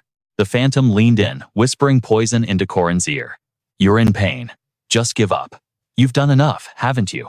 Corin shattered the illusion with sheer will. He forced his broken body upright one more time. If you actually understood any of that, you wouldn't have lived such a half-assed life. June Sky turned, eyes widening in disbelief. You can still move. Corin summoned his weapon. Return. The spear flew back, only for June Sky to snatch it out of the air. This again, June Sky hefted the weapon. If you want it that badly, take it. He hurled the spear back, with meteoric force. Thwack! The spear impaled Corin's right shoulder, crucifying him against the wall. A scream tore from his throat. June Sky didn't hesitate, charging with the solar sword high above his head. It's over. But Corin refused to yield. He caught the burning blade with his bare hands, halting death inches from his face. Sizzle! The divine flames cooked his flesh instantly. Corin roared in agony as the solar energy incinerated his clothes and seared his very soul. Sky City burned around them. Corin slumped his body, a charred wreck. June Sky exhaled, resting the blade on his shoulder. He turned his back on the corpse. Thud. June Sky whipped around, shock written on his face. Again, Corin was standing. The monster grabbed him by the skull. What are you? Why won't you die? He tossed Corin into the sky like a rag doll. As Corin plummeted, June Sky flared his mana to transform. If I incinerate your very marrow, you won't regenerate from that. The beast morphed into a dragon. Seeing Corin reach out, June Sky scoffed. Reaching for your spear until the end? Then burn to ash in my purgatory. A cataclysmic breath of fire erupted from the dragon's maw, engulfing Corin. But then, the laws of nature seemed to bend. What? June Sky panicked. My fire. It's being absorbed. He looked down, the solar sword was gone from the ground. High in the air, Corin gripped the blade, coughing up smoke. Unnoticed by the beast, a rune of reincarnation now glowed upon the steel. He had inscribed it the moment he caught the blade barehanded. Corin wheezed. First a dragon, now a bull. You really are the king's faithful dog. A cold smile touched his lips. But do you know who I am? The dragon roared, unleashing another torrent of flame. You annoying insect, just die. Corin leveled the solar sword at the beast. In the previous timeline, Park Si-hoo and I made it to the final boss of the system Manhwa world. That means we crushed the king's 4 guardians and claimed their treasures. So tell me, where do you think those treasures went? Light converged in his palm, birthing a miniature sun. Yes. He was the queen's first spear. The anomaly of this timeline. Awakening the true potential of Clyom Solis, Corin seized the divinity within his grasp. The true master of the solar sword was never June Sky. It was always Corin. His body erupted in golden radiance bathed in holy fire. System alert. Item Clyom Solis activated. The blade recognizes its master. Class change Solar Warrior. Divine title Sun God Corin Agatlam. Skill acquired Solar Flare. Divine protection of the sun active. The dragon's breath washed over him, but from within the inferno, a blinding brilliance pierced through. Junsky's eyes bulged in horror. Impossible. A beam of concentrated solar wrath shot forth, incinerating the dragon's head in an instant. Corin emerged, hair turned stark white, an avatar of divinity. This is the second time I've wielded the sun. The beast, refusing to yield, shifted to bull form for a desperate ambush. Corin danced aside like a phantom, his lips forming the command, Eye of Truth awaken. The rune-etched earth trembled in response, igniting a blazing ring of infernal fire that trapped them in a duel of destiny. Junsky roared in impotent fury, You bastard, that power belongs to me. But Corin ignored him, channeling the atmosphere's searing heat into his spear tip, condensing the very wrath of the sun itself. Ancient runes screamed as they funneled pure destruction into a single point. Clossulas shone with blinding brilliance, aiming straight for Junsky's soul, stripping the color from the world in anticipation of the strike. Junsky's existence began to erase his final scream lost to the void as he disintegrated into nothingness. The resulting shockwave didn't just kill him. It obliterated a massive fortress like a house of cards. As his enemies scattered as mere dust in the wind, Corin drove his spear into the ground with the weight of a conqueror. Bring 1,000, bring 1,000,000. It makes no difference. I will never halt my advance. Not until I have saved this entire world. He stood like an unshakable pillar. Meanwhile, elsewhere on the battlefield, Warren was fighting a desperate struggle against the overwhelming might of the giants. The behemoth launched a devastating punch, bellowing, You paid for the blood of my kin. But suddenly, crimson spikes tore through the air, blood magic manifesting as a counterattack of pure flame. The giant turned in horror, but fate had already been sealed. In a blink, its massive body was riddled with crimson arrows, transforming the monster into a pincushion of death. Marie Donarev and Diogu had arrived just in time to turn the tide. Marie Donarev's eyes narrowed as she spoke, Warren, did you sense that energy shift? Something profound is happening with Corin. However, there was no time to speculate. The situation remained critical. A sea of giants stood before them, and the terrifying aura of their chieftain still lurked unseen in the shadows. Marie Donarev took command, Diogu and I will carve a path forward. But suddenly the horde of giants froze, pointing towards the horizon in trembling awe. General, look over there. It was impossible to miss a radiance rivaling the sun itself. Steps that scorched the earth walked forward. It was Corin, wielding the solar authority, holding a miniature sun within his grasp like a god of war. Faced with such divine pressure, primal instinct took over. The overwhelming majesty of the solar authority crushed their wills, forcing every single giant to fall to their knees in absolute submission. Warren gasped heavens. She turned to speak to Marie Donarev, only to find empty air. The vampire girl had already vanished, reappearing instantly in Corin's arms, clinging to him desperately. Corin stiffened with concern. She was a high-ranking vampire. This holy solar aura should be burning her very skin. Are you all right? He asked. But Marie Donarev ignored the pain tears streaming down her face. Does that even matter right now? Look at you, you're wounded. Her voice cracked with emotion. I couldn't go on living if something terrible happened to you. Warren finally caught up breathless. You took heavy damage. Corin gently patted Marie Donarev's head, his expression softening. It's okay. I'm fine. Really. He flashed a dazzling smile that outshone his powers. The worst is over. Marie Donarev refused to let go, and the three stood in a moment of relief, ignoring the army of giants still prostrating nearby. As his divine aura faded, Corin's hair returned to its signature raven black. The giants, sensing the pressure lift, looked up in confusion. Corin offered a sheepish smile. No need to be afraid now, guys. But mercy was a mistake. The giants roared. His power is gone. Now is our chance to kill the Sunwielder. The entire horde scrambled to their feet, charging with bloodlust. Corin blinked, genuinely puzzled. Why did the Solar Authority lose its hold on them? Warren grit her teeth. Those bastards. They must have undergone an awakening of their own. The giant chieftain leaped, covering the distance in a single earth-shattering bound. Move, Warren screamed. The monster landed, blocking their path and raising a fist like a falling mountain. I will crush you all, Corin shouted. Everyone scatter. As the colossal hand descended to flatten them, the chieftain bellowed. I will feast on human flesh and enslave every insect that crawls on this earth. The shadow of death loomed over them. Corin's mind raced. This was a classic cliffhanger in a Manhwa recap, but in reality, it meant death. Suddenly, a streak of lightning cleaved the air, severing the giant's hand in one clean stroke. The chieftain howled in agony as blood rained down. Corin smirked, looking up at the savior. Took you long enough, didn't it? It was the old legend himself, the Sword Emperor. The old master laughed heartily, stepping into the fray. Indeed, my old bones aren't what they used to be. Climbing up to this altitude is no small feat for a senior citizen, you know. He reflected on the clash between the sword demon and Alicia Arden, his voice filled with respect. That duel was magnificent. The pressure those two released. It was enough to shake the heavens. He turned a confident grin toward Corin's group. Go on, young heroes. Leave this place to me. I think it's time I taught these unruly children some manners. Seizing the opening, Corin dashed toward the exit. We owe you, master. He glanced back, one last time seeing the lone swordsman standing fearlessly against a tidal wave of monsters. The Sword Emperor gripped his blade. I may have been late to the party, but consider this massacre my apology gift. I missed the main event, but no matter. His eyes sharpened. One swing of my blade is enough to sever all suffering. In a flash, a shockwave of ki sliced through the vanguard, cleaving giants in two. To fight in a domain like this. Exhilarating. The aura of the Sword Emperor illuminated the Sky City as he unleashed a strike that defined the very concept of power. It was a spectacle of legendary proportions, a perfect intervention by Sword Emperor Garandon. As the trio descended, the World Tree Corin suddenly spoke up. There is something we must do once we reach the bottom. Without the Emperor, we would be dead. We owe him a debt of gratitude. However, a mischievous glint returned to Corin's eyes.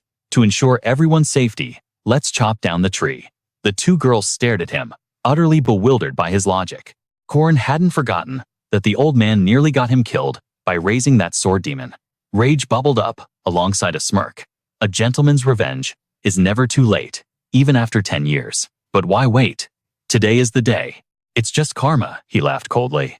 Let the old man enjoy a nice long vacation stranded on the Sky City. Marie Dunarev didn't hesitate, raising her staff to comply. If that is Corin's will, then so be it. Warren didn't object either. Magic surged, and with a thunderous boom, a massive crimson projectile slammed into the trunk of the colossal oak. The impact was catastrophic, snapping the bridge in two. High above, the Sword Emperor felt the tremor. He peered over the edge, teeth gritted in realization as he watched his only way home crumble into the clouds. The Emperor's path had vanished into the mist. The scene shifted to the quiet of a recovery room. Alicia Arden's eyelids fluttered open as a door creaked. So the sleeping beauty finally awakens. Later, under the silver glow of the midnight moon, Corin sat perched on a branch. Alicia Arden joined him, the soft light framing her silhouette. Corin turned his gaze gentle. How is your body holding up? She sat beside him, sighing. Everything aches, but I can move. My mind, though, it's a mess. I just started at the academy, hoping for a fresh start. I fantasized about a normal youth. Sneaking out at night, napping during lectures, worrying about nothing more than the cafeteria menu. Simple things. But I'm drifting further from normal. It's always the sword. Alicia Arden clenched her fist, trembling as she recalled the thrill of battling the sword demon. I think I might be becoming addicted to the slaughter, to the bloodshed. Corin immediately placed a reassuring hand on her shoulder, his voice firm. There is no shame in that. Destroying evil to protect others. That is a path of righteousness, not madness. Alicia flinched, startled by his words. Corin's voice turned solemn. It comes down to conviction and choice. Even if the sweet whisper of death seduces you, you won't draw your blade for evil, right? This world is crawling with eccentrics, and most of them, they eventually choose the path of madness. Yet, you, with all that earth-shattering power, you crave a simple life. For that alone, you should walk with your head held high. A crimson flush stained Alicia's cheeks. She leaned into him, whispering, "Promise me." Under the moonlight spell, she confessed. I might be one of those eccentrics, but I will always protect you. I don't know when the darkness might take me, so please, let me hold on to these ordinary moments. Weekends in the city, street food, the latest theater plays, shopping sprees and cafe dates. Just normal things. Hearing her modest dreams, a warm smile graced Corin's lips. I'm in, he vowed. We'll do it all. Alicia trembled with joy. That sounds wonderful. And thus the saga of the Sky Island finally drew to a close. But in this Manhwa recap, reality rarely offers a graceful exit. Back at the Arden estate, Corin dropped a bombshell. I know it's sudden, but I'm holding an engagement ceremony. Warren and Marie froze, their minds going blank. What? What did you just say? Engaged to who? A classmate panic took over before he could even explain. Then Lunia stepped forward, radiating ice-cold authority. In 1 week, I shall wed my fiancé. Marie began to malfunction. We, lovers, Fiancé? The Arden heiress and the High Priestess will officiate. The House of Arden welcomes all witnesses to this union. Seeing the girls paralyzed with shock, Corin's inner trickster awoke. Unexpected. Maybe I should twist the knife a little, he declared with a straight face. I have fallen deeply in love with Lunia. She's young, but her unwavering conviction. It captivated me. Lunia played her part perfectly, feigning a shy blush. Under the full moon, we became one. Unable to hear another word, Marie stood up abruptly. I need some air. Memories of a 100-year wait and his aging face flashed in her mind. The look she gave Corin sent a chill down his spine. Meanwhile, Huaran, unable to handle the heartbreak, burst into tears. Congratulations. Be happy. Sob. Realizing the joke had gone nuclear, Corin panicked. No, Huaran, wait. It's all a lie. A setup, but the poor girl was already running, tears streaming down her face. Corin stood there utterly defeated. How in the world do I fix this mess? Lunia watched with a devilish smirk, hiding her amusement. Oh, how sinful. My poor fiancé. You look pathetic. Where did those two run off to? If I find them, they're getting a flick on the forehead. He retreated to his bedroom, worried they might have fled the estate. Finding them now is impossible. Talk about bad karma. Suddenly, a presence materialized behind him. Huaran stood there, an icy aura surrounding her. Corin spun around. Huaran, you have something to say. The girl discarded her cloak and lunged like a beast. That's exactly it. Caught off guard, Corin stumbled back. She shoved him onto the mattress, whispering, Appa. Her eyes burned with determination. I am sleeping here tonight. Huaran. Are you okay? Corin sweated nervously. You sound terrifying. But the next second, she collapsed on his chest, fast asleep. Corin whispered, still just a child at heart. Holding hands to sleep? Under this crescent moon, I'll count this as a lucky break in this leveling Manhwa world.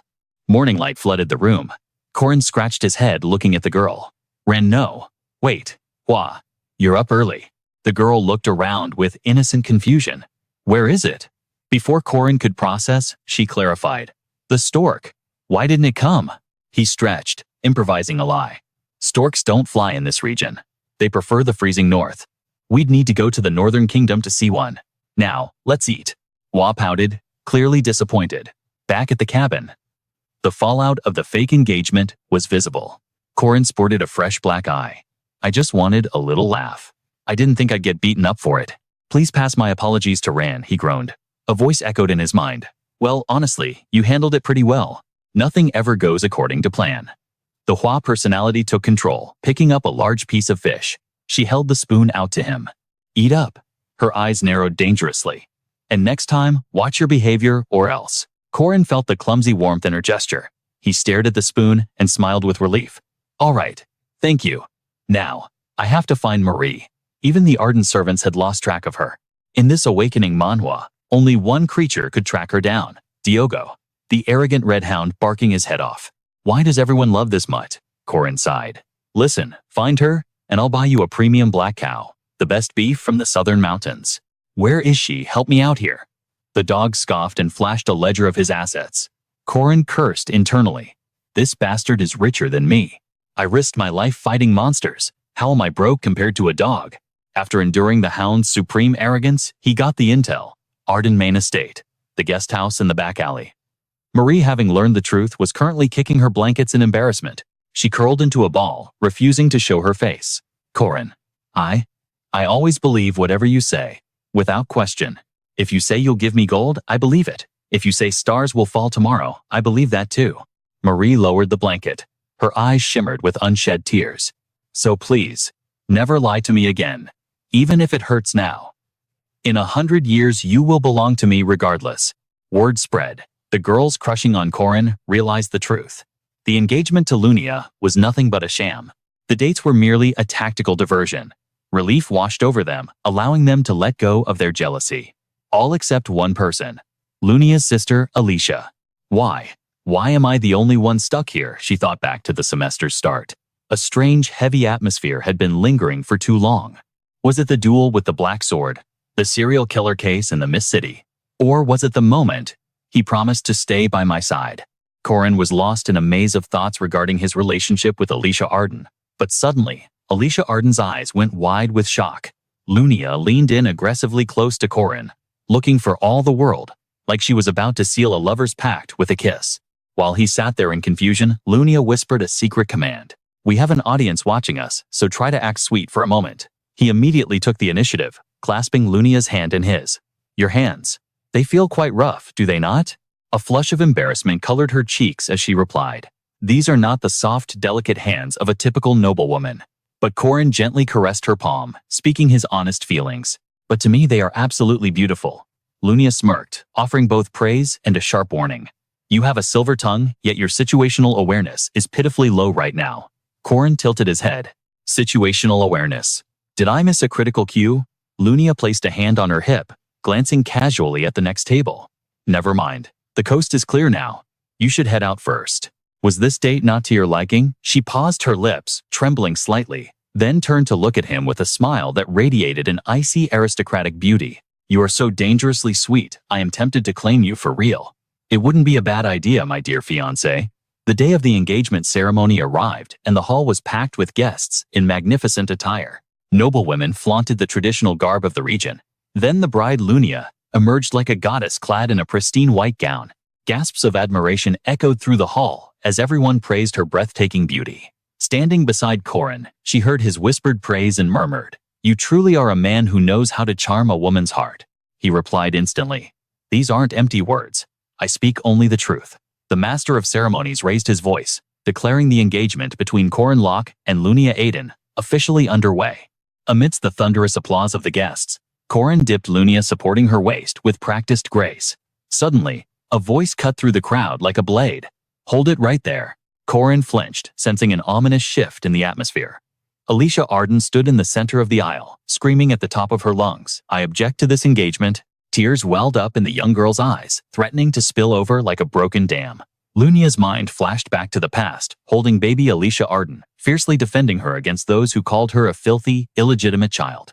Filthy? Impossible. Lunia's voice had been steel. "This beautiful creature is my sister." That tiny infant weighing barely 2 kilograms had now found her voice. "Sister, look how tall I am. I am over 100 centimeters now. One day, I will become a gallant knight just like you. Do you want some honey candy?" Time flowed like a river, and the girl grew up.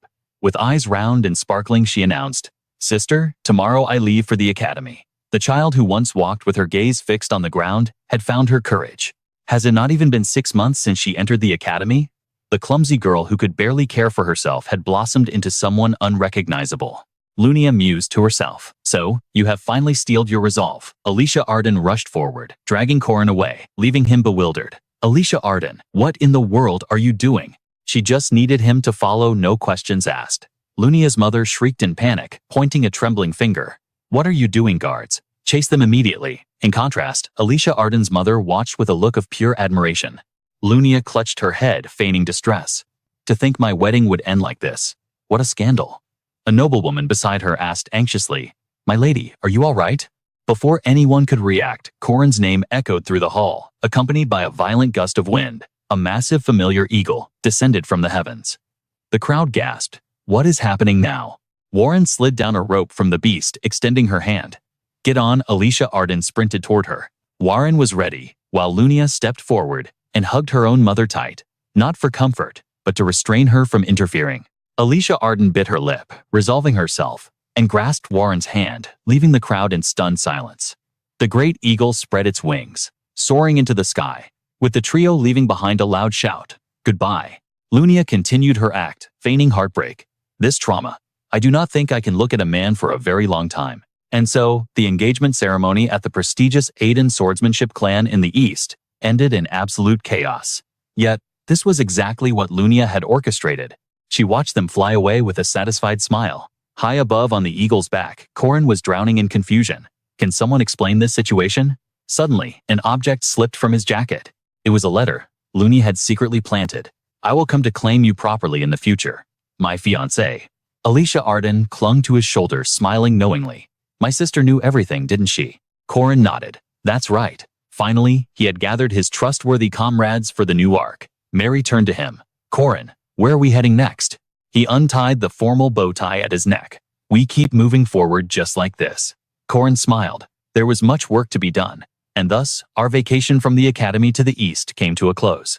At the Great Clock Tower, the cycle of night repeated endlessly. It was the third night. A cloaked figure was ruthlessly slaughtering corrupted black souls. A scene straight out of a dark awakening manhwa. A voice from the darkness asked, "Why are you laughing?" Eren gracefully unleashed the sun-splitting flame technique. "Is there any reason I shouldn't be laughing?" The Reaper spoke. "The Undead King's army grows stronger by the second, while you are rapidly approaching your physical limit. If you fail to fulfill your vow to purify this land, that boy's life will also come to an end. The deadline is imminent. Do you not fear failure?" Eren touched down lightly. The Reaper observed. "On the contrary, you seem to be enjoying this." A soft blush colored her cheeks. "Indeed, because this means Corin will be returning soon." The story rewinds to 1 year before Eren's appearance, before the return of Corin Lock. He sat on the ground, gritting his teeth in frustration, a sharp spear tip pressed against his throat. After a tense moment, he surrendered. "I concede." Only then did his opponent lower her weapon. The wielder was none other than Eren. She looked down at the defeated Corin with a gaze that held a mix of mockery and genuine approval. "Regardless of the loss, I can tell you have trained ceaselessly. Your foundation is solid, typical of a protagonist in a leveling manhwa." Eren shouldered her weapon and turned to leave, tossing a question over her shoulder. "You seem focused on mastering the 8 trigrams. Is there a special reason?" Among the martial arts manuals in the library, it was the first one that caught my eye." Her interest was piqued. "Oh, then what about your choice of the spear?" He scratched his cheek, answering awkwardly. "I heard the spear is easier to learn than the sword." Eren's eyes flashed dangerously, and her lips curled into a knowing smirk. "How pragmatic." Corin quickly added, "Since I'm learning, I would rather learn your spear arts than just the 8 trigrams." "Absolutely not. That technique will devour the soul of a student like you. Corin, invest another 6 months, mastering the 8 trigrams first." As she walked away, Corin watched her silhouette fade, feeling a pang of regret. He began to recall the lore he knew. The secret technique of the final boss, Bantra, the 6 Harmonies Spear. "When I said I wanted to learn the 6 Harmonies Spear, Park Saihu introduced me to a mentor. But despite studying countless theories for over a month, my system shows no significant change." Bitterness gnawed at him. Corin gripped his spear until his knuckles turned white. He couldn't help but envy Park Saihu. While he struggled, that genius simply opened a skill window to unleash cataclysmic grand magic. But Corin shook off the negativity. Wallowing in jealousy wouldn't change his fate. He had to steel his mind. With renewed resolve, he assumed his stance. From the first light of dawn until the sun dipped below the horizon, he struck again and again. One step at a time. Progress was the only option. And finally, the blood and sweat he poured into the soil began to bear fruit. His movements flowed like water. The basics merged seamlessly with the 7 forms. But he didn't stop there. He leaped into the heavens and brought his spear down, a thunderous strike that ignited the very air, the 5 principles, the 8 styles. He was transcending them all. After an eternity of hellish training, silence returned. His lungs burned, but triumph filled his heart. He had finally done it. Suddenly, Eren was there. She gently lifted his bruised purple hand, catching him off guard. But the shock was mutual. Eren herself couldn't believe what she was seeing. "I thought 6 months was far too short to master this spear art." Staring at his battered hands, Eren looked up, her gaze piercing into his soul. "Why do you crave strength so badly? If it's just about raw power, Park Saihu alone is more than enough to save us." Corin hoisted the spear onto his shoulder, his expression hardening. "Even a legendary hero needs support. At the very least, I need to be strong enough to drive the carriage by his side." He paused, his voice dropping an octave. "More than that. If I become stronger, fewer people will have to die." Those words struck a chord. Eren's eyes widened, shimmering with emotion. She blinked, stunned, before a gentle smile graced her lips. "You truly are a kind soul." Corin laughed it off with humble grace. "It's nothing special." But that answer only sealed her decision. "Very well." She began to recount the chaos at the Magic Tower. The corrupt mages had conspired with the barbarian tribes to shatter Eren Danua's protective shell. When that barrier fell, Danua was forced into reality, marching toward a destined death written in the script. Eren entrusted her will to protect the world to the player of this leveling manhwa scenario. The unlocking of Danua's secret treasure, it was the pivotal event of the chapter. A catastrophe that no player's power could hope to prevent. The very next day, Eren grabbed Corin's hand, dragging him along. He was confused, but the warmth of her grip and the tenderness of her voice silenced his doubts. She beamed brighter than any flower in bloom. To think, a radiant soul like this was fated to die. Knowing her tragic fate, I couldn't bring myself to smile back. They wandered the city until they returned home. Lost in his thoughts, Corin was startled when Aaron broke the silence. Do you know the history between me and Tess? Yes. You passed everything down to him, your direct disciple, including the Six Harmonies spear. But his goal was the descent of heaven, the annihilation of this world. In the end, you refused to grant him the final succession. It was undoubtedly the greatest, most devastating failure of your life. Silence hung in the air before Aaron opened up. I hesitated. I wavered. My life has been a series of failures, and I didn't always make the right choices. Her solemn tone vanished as she suddenly shouted, Corin Lock. The sudden outburst made him jump out of his skin. She didn't stop there. Aaron spun around, her eyes burning with intensity. Will you accept me, Aaron Danua, as your master? The question left him completely dumbfounded. It was the legendary event, the dialogue every veteran of the Hero Arhan game knew by heart. Realizing this wasn't a dream, his eyes lit up with pure ecstasy. This was a hidden event unlocked only by meeting specific conditions and accumulating massive karma points. A true Manhwa recap moment come to life. Once his soul returned to his body, Corin dropped to his knees instantly. Yes, I accept you as my master. Aaron stepped forward, placing a gentle hand on his shoulder to raise him up. In that instant, the game data faded away. This was real. She pulled him into a tight embrace. It's okay to fall, as long as you stand back up. It's okay to fail, as long as you succeed the next time. It's okay to cry, as long as you laugh, even louder in the end. Keep your sense of justice, your faith, and walk the royal path. Aaron planted a soft kiss on his forehead. I bestow upon you the goddess's blessing. I would cherish that warmth for eternity. But now, welcome to Nasri, the city of death. Here the nightmare repeats for 300 years, and the undead king's army grows stronger with every loop. For 3 years, a fragile balance held. Aaron sprinted weapon in hand, escaping a horde of zombies that swarmed like locusts. She had reached her limit. Glancing back at the encroaching death, she gritted her teeth. Tonight is the third night. If this continues, the undead King Jiran will fully ascend into a lich. The situation was critical. But suddenly, a calm voice cut through the chaos. I've already taken care of Jiran. It was Corin, spear in hand. He descended gracefully from the rooftops. Don't panic. We still have time. I'm here to save you. In a flash, the two of them annihilated the undead horde. With the undead King Jiran slain, time in the city rewound 3 days. The monsters vanished, as if they never existed. The next morning, a magic circle dominated the sky. Nasri holds 1.2 million souls.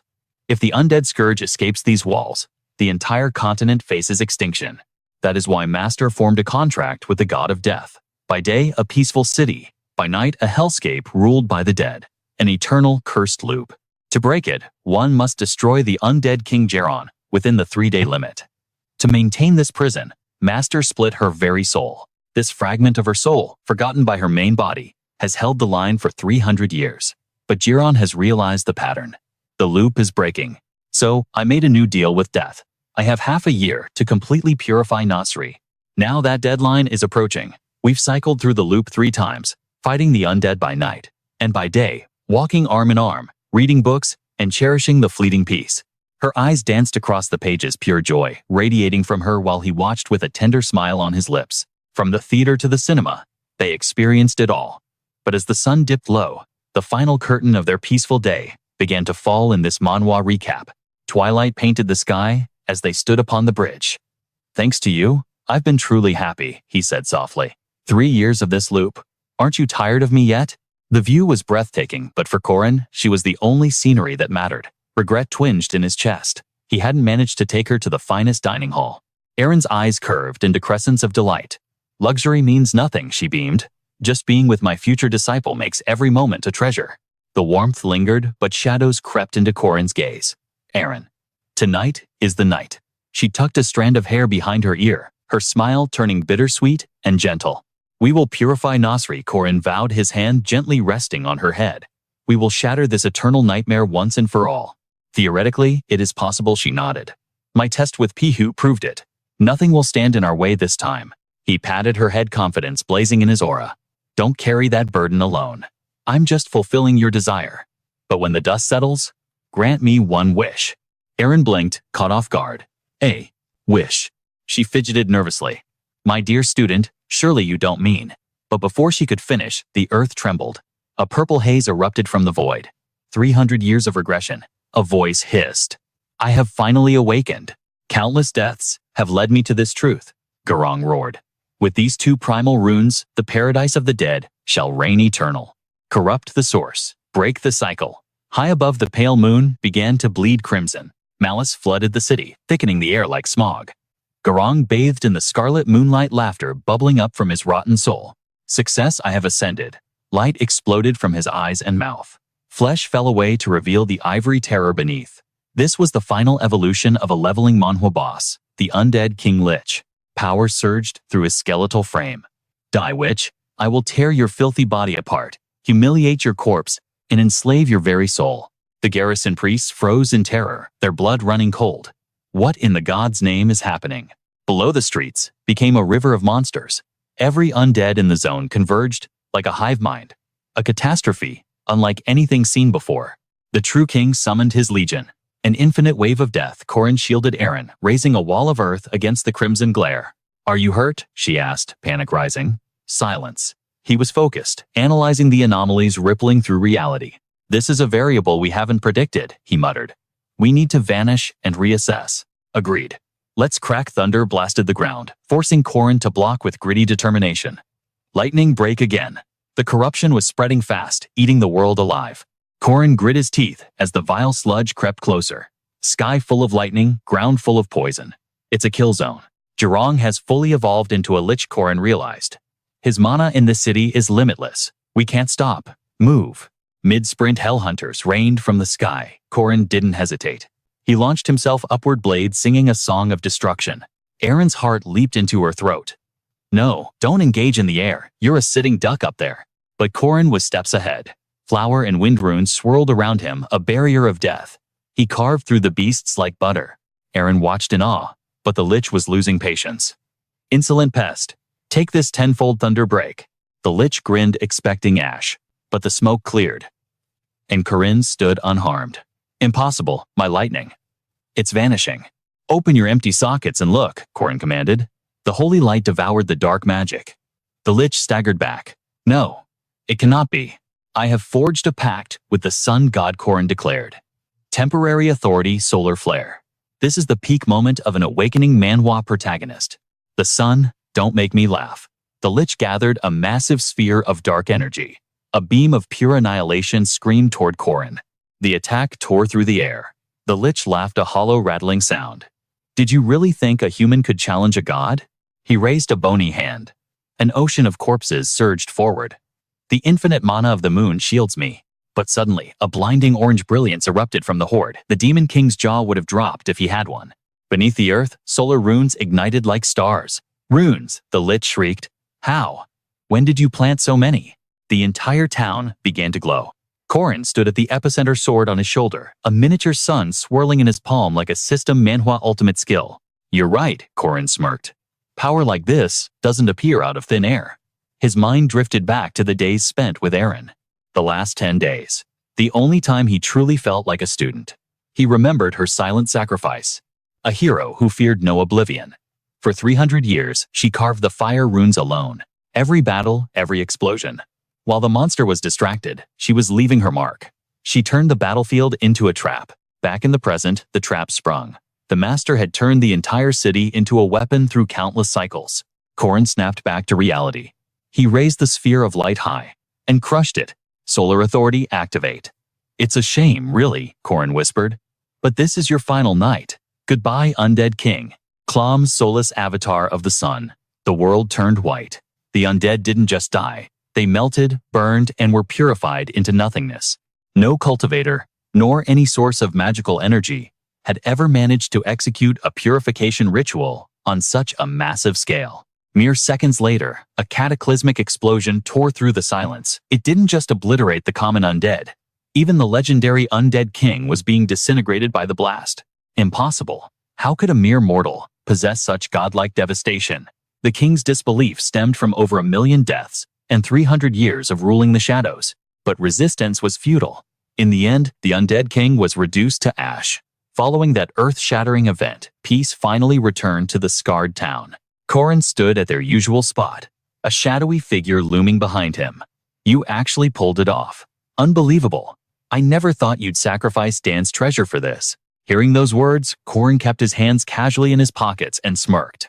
It was just a one-time miracle. Don't mistake that for my full power. The mysterious entity didn't argue, shifting the conversation straight to the terms of their deal. You have fulfilled your end of the contract perfectly. Therefore, I shall fulfill mine. Beside him, Queen Erin let out a breath she'd been holding for ages. It was finally over. Truly over. Casting aside the heaviness of the moment, she looked at Corin, who stood calmly beside her. Corin, now that this contract has ended, I will. Though he looked stoic on the outside, anxiety clawed at his heart. His fists clenched tight. He had already experienced this tragedy in a future timeline. The guardian who had protected this land for 300 years was about to fade away. Seeing his calm reaction, Erin felt a sudden, shy warmth. They began to speak of small, simple things. You've worked so hard. I have. You fell in battles so many times. I did. Did you cry much? Always. But I never forgot you. Corin's mind drifted back to the words Erin had whispered during their embrace the other day. Even if you lose your way in the future, I pray you keep hold of your true self. Hold fast to your convictions and walk the path of a king. Even if your memories differ from the master of the past, you are still a hero to me. You comforted me with those exact words. Leaning in, Erin placed a gentle, fleeting kiss upon his forehead. But she wasn't finished. Erin cupped Corin's face, turning him towards her. With a voice full of infinite tenderness, she whispered, I shall grant you the goddess's blessing. The atmosphere grew heavy with emotion, leading to a shock he never expected. Erin pressed her lips softly against his. From the corners of her eyes, 2 streams of tears flowed down. Corin, I truly wish for your happiness. And so, as the sun finished its duty, darkness returned, not of evil but of night. As her tears fell, rain began to pour like a deluge. When Corin looked up, Erin was gone. He stood alone in the downpour. Erin was nowhere to be found. Except for the disciple she had raised from childhood, no one had ever set foot in this imperial city. She had been sealed away because of the betrayal of that very student, the one she loved, like an heir. Meanwhile, a different version of Erin was sleeping, head resting on her hand in a distant place. The queen had been sealed there for over 80 years. What roused her from that long, silent slumber was a sudden tidal wave of memories crashing into her mind. 300 years ago, during her wandering days, Erin had met a mystical entity. Death God, make a pact with me. Nasri, for some reason, had been forgotten. Back in the present, Erin frowned as those ancient memories surfaced. Is this the 3784th cycle? The endless war with the warlock had been bound to the city. Her other self must have been so lonely and miserable for 3 centuries. The vision shifted to Corin, making a deal with that mysterious entity. Seeing him there left Erin completely stunned. Death God, form a contract with me. That boy. Wasn't he Banthaw's disciple? She thought he had betrayed his master to find her. But the scene changed, showing Corin wielding a spear with absolute conviction. I told you. This time, I will save you, Erin. As her internal questions swirled, the final memory flashed before her eyes, the present moment. Erin's face flushed, bright red, her hands waving in denial. No, wait. The image was clear. Her avatar had just kissed him on the lips. I shall grant you the goddess's blessing. While Erin was spiraling in embarrassment, a spatial gate ripped open. A blonde girl with glasses stepped through, carrying a thick book.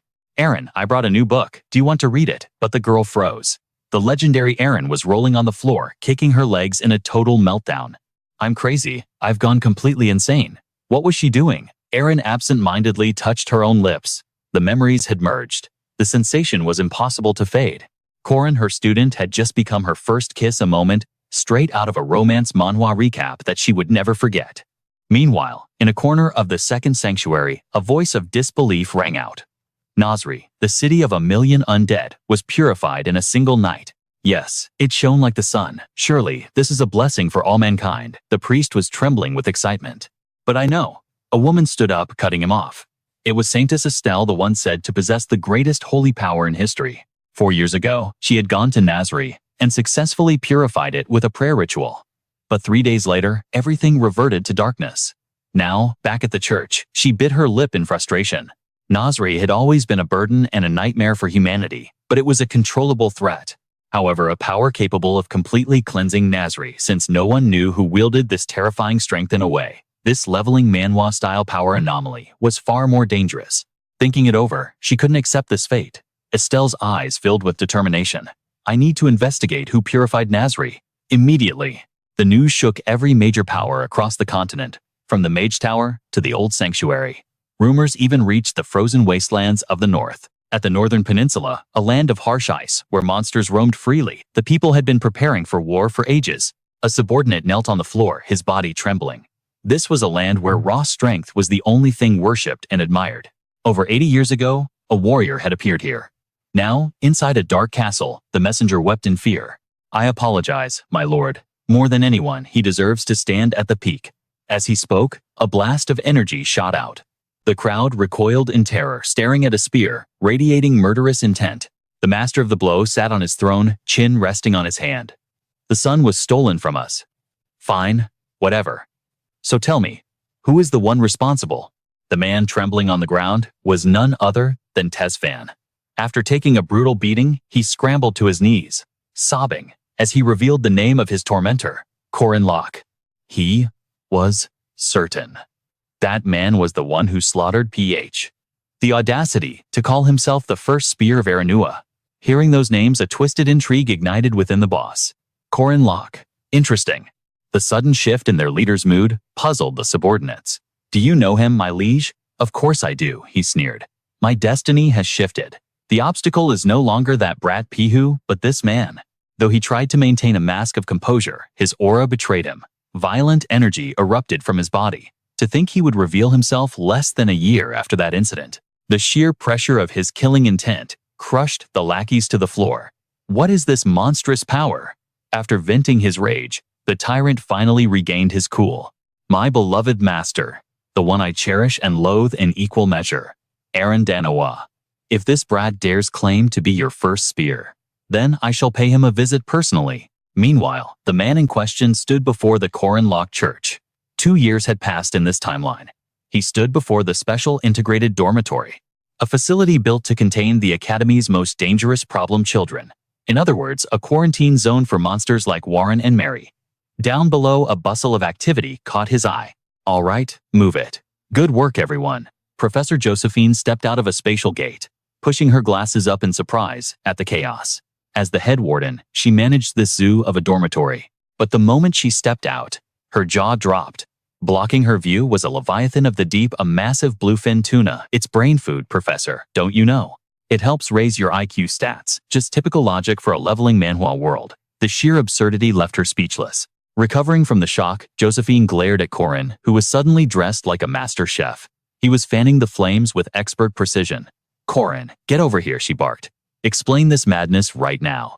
Caught red-handed, he flashed a stiff, awkward smile. Well, as the vice dorm head, I'm simply assisting the professor. Ignoring her glare, he pointed to Mary, who was bossing the movers around. Senior Mary said she's expecting guests, so she insisted on upgrading the furniture size. Watch your step. The movers were sweating bullets under the pressure. Kim, if that thing falls, it's instant death. Be careful. Corinne then gestured to the wild girl, hugging the giant fish. Warren bought that bluefin from the market, so we decided to host a feast. Hearing her name, Warren squeezed the tuna possessively. No, it's mine, she growled. Corin sighed and turned to the next chaotic element, Alicia. And Alicia is here to demonstrate the Aiden style of sashimi swordsmanship. With the preparations complete, Corin flashed a merchant's smile at Josephine. Take a seat, Professor, I'll give you a special discount. But Josephine wasn't buying it. Drop the act. Clean this up and prepare the rooms for the freshmen. At her command, Corin smirked, thinking of 2 specific newcomers. I can handle the prep work solo. The new students I mentioned are siblings, so they can share a suite. Josephine cut him off sharply. No, I'll assist with the arrangements. There are still 2 other rooms to sort out. More importantly, the new students arrive tomorrow. Corin paused, a piece of meat hovering halfway to his mouth. Josephine didn't miss a beat. I want you to be the one to guide them. Can you handle it? Hearing this, his expression instantly shifted from shock to excitement. He shoved the sushi into his mouth and grinned. Only if you grant me one wish. After the feast, Corin began his duty as the orientation guide. Memories of previous timelines flashed through his mind as he spoke. Every year, the top second-year students guide the freshmen. Listen up, rookies. Senior Mary is now a 3rd year. Back in the present, they were speeding down the road in a magic car. His voice echoed over the wind. All right, on your left is the Hall of Creation. Corin, decked out in a sharp suit, struck a dramatic pose. Behind him sat Warren, with dead fish eyes, looking completely done with life. That's where the magic majors gather to unravel the mysteries of the universe. Unlike the grumpy demon, the freshmen in the back were eating it up. Whoa, you're so cool, senior. That suit is fire. Soaking in the praise, Corin ramped up the theatrics. The ladies seem unimpressed. Then let me serenade you. Stop it. I can't take this anymore. Wham! Warren delivered a heavenly smack to the back of his head. Unfazed by the assault, Corin just laughed. All right, tour's over. The professors are waiting inside. Go on in and show them what you've got. As the students filed out, Warren shoved the clipboard into his chest. She turned to leave, catching him off guard. Leaving already, just like that. I'm late. Someone annoying said they'd come find me. Who? She didn't even answer, stomping away without looking back. Corin watched her retreat, a bit perplexed. Hey, they said no flying on campus. She took to the sky. Anyway, he shook his head with a small smile, deciding not to pry. Guiding the rookies really drives it home. The new semester has truly begun. Just as he was lost in thought, a familiar voice called out. Big brother, sir, we're heading in now. He turned to see the source of the voice, the beastkin siblings. He patted their heads affectionately. Good luck in there. Don't worry, we'll crush it. There are a few monsters in this year's batch, but these two will definitely be the main characters of this awakening manhwa arc. His internal monologue was cut short by a commanding presence. Phew. This way. Watch your step, everyone. Corin rushed over to the incoming vehicle. Alicia, I thought you were at the west gate. Whoa, careful. Before Alicia could reply, a new voice froze him in his tracks. Are you, Lord Corin? He stood there, stiff as a board. A staff touched the ground with elegance. A voice as soft as silk, yet commanding, as steel washed over him. It is a pleasure to meet you, Lord Corin. I am Miriam Elizabeth Ellis. Corin's mind raced. I thought the Beast siblings would be the talk of the town. I was wrong. Snapping back to reality, he immediately dropped to one knee. Alicia gasped in shock. You might forget a face, but in this world, no one forgets the name Ellis. But he didn't stop at a simple bow. Gently, reverently, he took the girl's hand and pressed his lips to her knuckles. She was the second princess of the Empire. The legendary villainess of the century from the hero Ahon saga. Elizabeth's eyes sparkled with delight. How elegant! Who taught you such manners? Corin kept his head bowed, releasing her hand. I learned it from an old acquaintance. When a gentleman stands before a lady, he must kiss her hand and request a dance. Recalling those exact words from a past life, Corin suppressed a sigh. She was the one who taught me that. Of course, look, Lord Corin. Isn't she beautiful? She is our daughter after all. Back in the present, he felt the suffocating weight of their excitement. It was heavy. He had met her in the previous timeline loop, but never within the academy walls. The atmosphere between them grew thick with tension, until a new voice cut through the air, a voice that instantly soured Elizabeth's mood. Oh my, if it isn't Lord Corin. He looked up, shock flashing in his eyes. In the original script, the princesses were not supposed to appear yet. It was none other than Estelle. She offered her hand with a gentle, radiant smile. Greetings. I am Estelle Hadatha Alas. Shall we shake hands? Despite his confusion at this anomaly, he instinctively stepped forward to accept the gesture. Saintess, Estelle Hadatha Elas. It is a true honor to meet you. Oh, no need for such formality, she chimed. We are classmates now. I do not use honorifics, do I? Handshake complete. Estelle turned to the fuming Elizabeth with feigned enthusiasm. Miru, you are here too. I did not even see you. You are just so petite. I told you not to shorten my name, Estelle. Ignoring the venom in her voice, Estelle kept her saintly smile. Just call me big sister. Or senior, if you prefer. I did take 2 years off after all. But starting today, I have returned. Elizabeth snapped back, her patience wearing thin. You should use honorifics when addressing someone superior to you. The only thing you have more of is useless muscle. Dropping that insult, she turned on her heel without a second thought. Alicia, I am heading to the free hall. Thanks for the guide. Estelle also turned to leave. I will be going too. See you later, Junior. Alicia's brain was completely fried by this sudden clash of titans. Why, yes. The honor is mine, Saintess. Meanwhile, Corin stood there, his mind racing. Then the realization hit him like a truck. He froze. I am so dead. Over at the dorms, the two Beastkin siblings were marveling at their surroundings. Stop acting like a country bumpkin. But, it is huge. It is like a castle. While they were chatting, the younger brother bumped into someone. Terrified, the shy boy dove behind his sister. The stranger introduced herself coldly. Oh, apologies. I am Miriam Elizabeth L. Roth, Elizabeth L. Ross. She extended a hand toward the trembling boy. He hesitated, unsure if he was allowed to touch royalty. We are in the same class, are we not? Let us shake hands. Hello. But before their hands could meet, Elizabeth snatched his wrist. Her eyes locked onto him like a predator. She leaned in close, her voice dropping to a whisper. We slaughtered your beast tribe without mercy back then. I cannot believe a piece of trash like you survived. Touch my staff again, and I will gut you while you still breathe. Do I make myself clear? Under the weight of her killing intent, the boy collapsed to his knees, sobbing in terror. Satisfied, Elizabeth walked away like a queen, leaving the siblings to comfort each other. Corin watched from the shadows, his mind reeling. He was walking on thin ice, and the cracks were spreading. These characters were not supposed to appear in the academy until much later. Miriam, Elizabeth L. Rath, Elizabeth L. Ras, and Estelle Hadatha Elas, appearing together as a butterfly, flapped its wings somewhere. Was it because I purified the Nasri beast I attracted attention too quickly? He felt the weight of the scenario crumbling. This wasn't just a simple leveling manhwa anymore. A single flap of a wing was turning into a hurricane. While he was drowning in despair, a sharp voice cut through his thoughts. Student Corin Lock, Day 1, and your head is already in the clouds.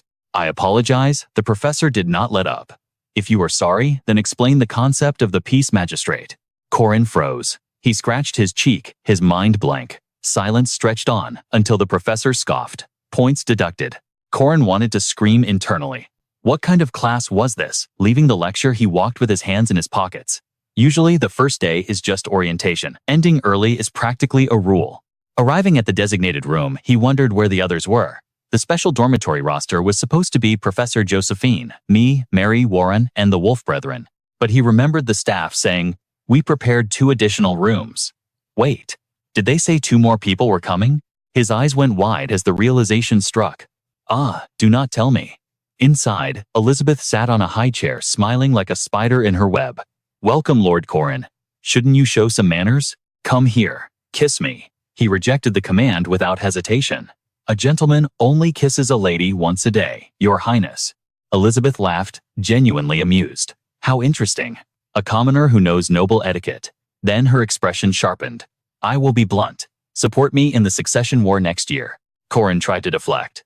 I am just a simple guardian. Do you really need the support of someone like me? Elizabeth's eyes gleamed. A knight possessing a holy relic, recognized by both the old and new churches. That is hardly simple, is it? Corin stiffened. The Clem Solus. You look sharp, but do you doubt my offer? As she spoke, a crimson mist began to fill the room. Corin sensed the anomaly immediately. Corin grit his teeth. Then perhaps, I can pay you in advance. In a blur of motion, he pinned Elizabeth to the bed. She wrapped her legs around his waist. Tell me, she whispered. What do you want from a noblewoman like me? I am ready to fulfill your every desire. Speak it. Ask for anything you crave. Corin remained silent, his gaze growing hazy. Just his touch was enough to send heat rushing through her. Yes. Oh, my hero. Her heart pounded, her voice dripping with ecstasy. Let destiny swallow me whole. Make me yours. Her red lips parted, waiting. Corin gulped. Then, with a sudden wave of his hand, the crimson mist vanished instantly. Corin stood up, a mockery of a smirk playing on his lips. He raised an eyebrow, his voice steady. Did you really use charm incense just to bait me? That is, beneath someone of royal blood, isn't it? Elizabeth acted as if nothing had happened, playfully licking her lips. Marriage to the champion of the sun god is the ultimate political trump card. Marriage and breeding. They are the oldest forms of trade in history. Lord Corin calmly buttoned his shirt. And what was that? Destiny you mentioned, she chuckled. Don't play dumb. Seeing his blank face, she sighed. Fine. Let's pretend this never happened. Elizabeth looked disappointed. Maybe next time when the mood is better. But Corin showed no emotion, turning his back to walk away. That will never happen. She didn't believe him.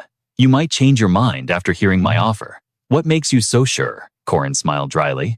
I learned a valuable lesson from an old friend. Always beware of beautiful women. The door slammed shut with a heavy thud. Alone, Elizabeth licked her lips hungrily, her eyes curving into crescents. I suppose I will just have to try harder. Once outside, Corin dropped the act. He leaned against the wall, gasping for air. That was close. Why does this keep happening? Even Senior Mary had looked at him with a flushed face earlier. Corin, thank you for today. And even Alicia. Her eyes had been swimming with emotion. It sent shivers down his spine. System, give me a break. I get that you picked drama as an elective, but why on earth did you choose a play about a messy affair? Alicia, you guys actually think this trashy story is beautiful? Corin was on the verge of losing his mind.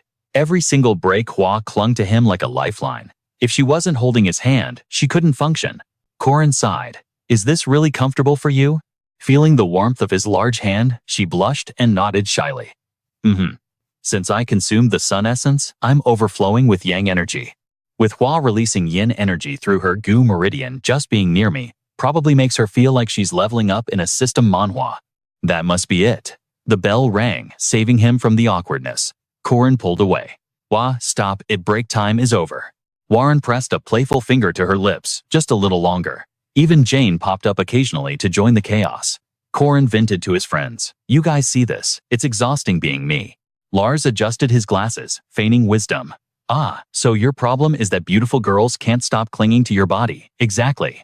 He took a sip of tea, his voice deadly serious. Corin, I'm saying this as a friend.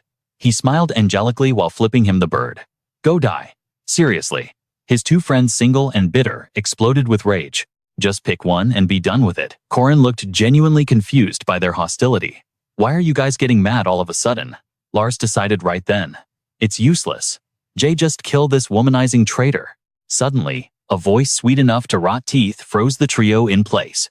Hello, big brother Corin. Corin looked up and froze at the sight of crimson hair and abyssal red eyes staring into his soul. Princess, why are you here? Elizabeth dropped her request like a royal decree. I plan to visit the city. You wouldn't mind being my personal escort, would you? Corin scratched his neck, sweating. Well, I guess that's fine. His friends watched like bystanders at a car crash. Looks like we don't need to intervene. He's about to be torn into 5 different pieces. Lars pushed up his glasses with a wrist intrigued. I was jealous at first, but now I think we need to study this phenomenon. He realized in a flash that Corin's body might be emitting some kind of charm pheromone. And for some reason, we are the only ones immune to it. Jay frowned. What kind of nonsense are you spouting? Lars pointed. Look over there. A man was beaming at Corin with a blinding smile. Corin, long time no see? Greetings, Commander Errol. Corin covered his chest in pure horror.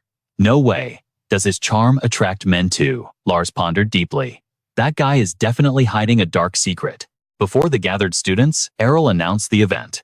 Every year, the freshmen of Merkaba Academy participate in field training within the hunting forest. However, second-year elites are already waiting in the shadows, playing the role of monsters to test the new blood. The freshmen must defeat them and steal their armbands at all costs. Let the games begin. He smiled with anticipation. The crowd dispersed, charging into the hunting grounds. You're in class 2, right? The mob characters looked at him. For a guy with 0 connections, that's rough. Want to team up with us? Oh, let me join too. The speaker was a handsome guy, seemingly popular. He flashed a bright grin. Great idea. Let's do a head count and split up to find a path. But internally, his thoughts were far darker than his shiny exterior. What a pain in the ass. Being stuck in class 2 and kicked out of the top rankings is humiliating. Princess Miriam Elizabeth L. Rath being a class 1 mage makes sense, but I'm still bitter about the past. Being ranked the same as these filthy furballs. If not for my holy mission, I would have abandoned this academy ages ago. Last semester, the church's dark unit infiltrated the academy to purge monsters but got captured. Bishop Rena denied involvement, but to save them, she sent me Desmond. Now I have to hide my identity as a church agent and act like a model student. A scout suddenly shouted. Found it. This way, Desmond nodded. Good. These naive idiots have no idea about his scheme. They're just 3rd and 4th-rate trash, but I'll ace this test by using them to gain trust. One of the goons licked his blade excitedly. There are 400 of us, honestly. I almost feel bad for the seniors we're about to hunt. So it all comes down to who takes them down first and grabs the armbands. They said we could use any means necessary, right? Desmond relaxed, pleased with his cannon fodder army. I'll lead these fools with my superior intellect, pretend to be friends, and sacrifice them the moment things get hairy. It was a perfect leveling Manhwa strategy until a light flashed and an explosion rocked the earth. Jospin watched from a high branch. Even though this is how seniors usually do it, she recalled Corin's face. A mix of triumph and sinister intent. I will lead the freshmen for this hunting forest exam, but let me handpick the seniors I need. She sighed, a knot of worry tightening in her stomach. The request was approved, but is this really a good idea? The freshmen had no clue that a massive shadow was about to descend upon their heads. Regarding the second years at Merkaba Academy, one man had mastered the ultimate secret art of the Drellium clan in just half a year, instantly crushing the confidence of his peers. The rookie struggled against attacking vines and bizarre contraptions.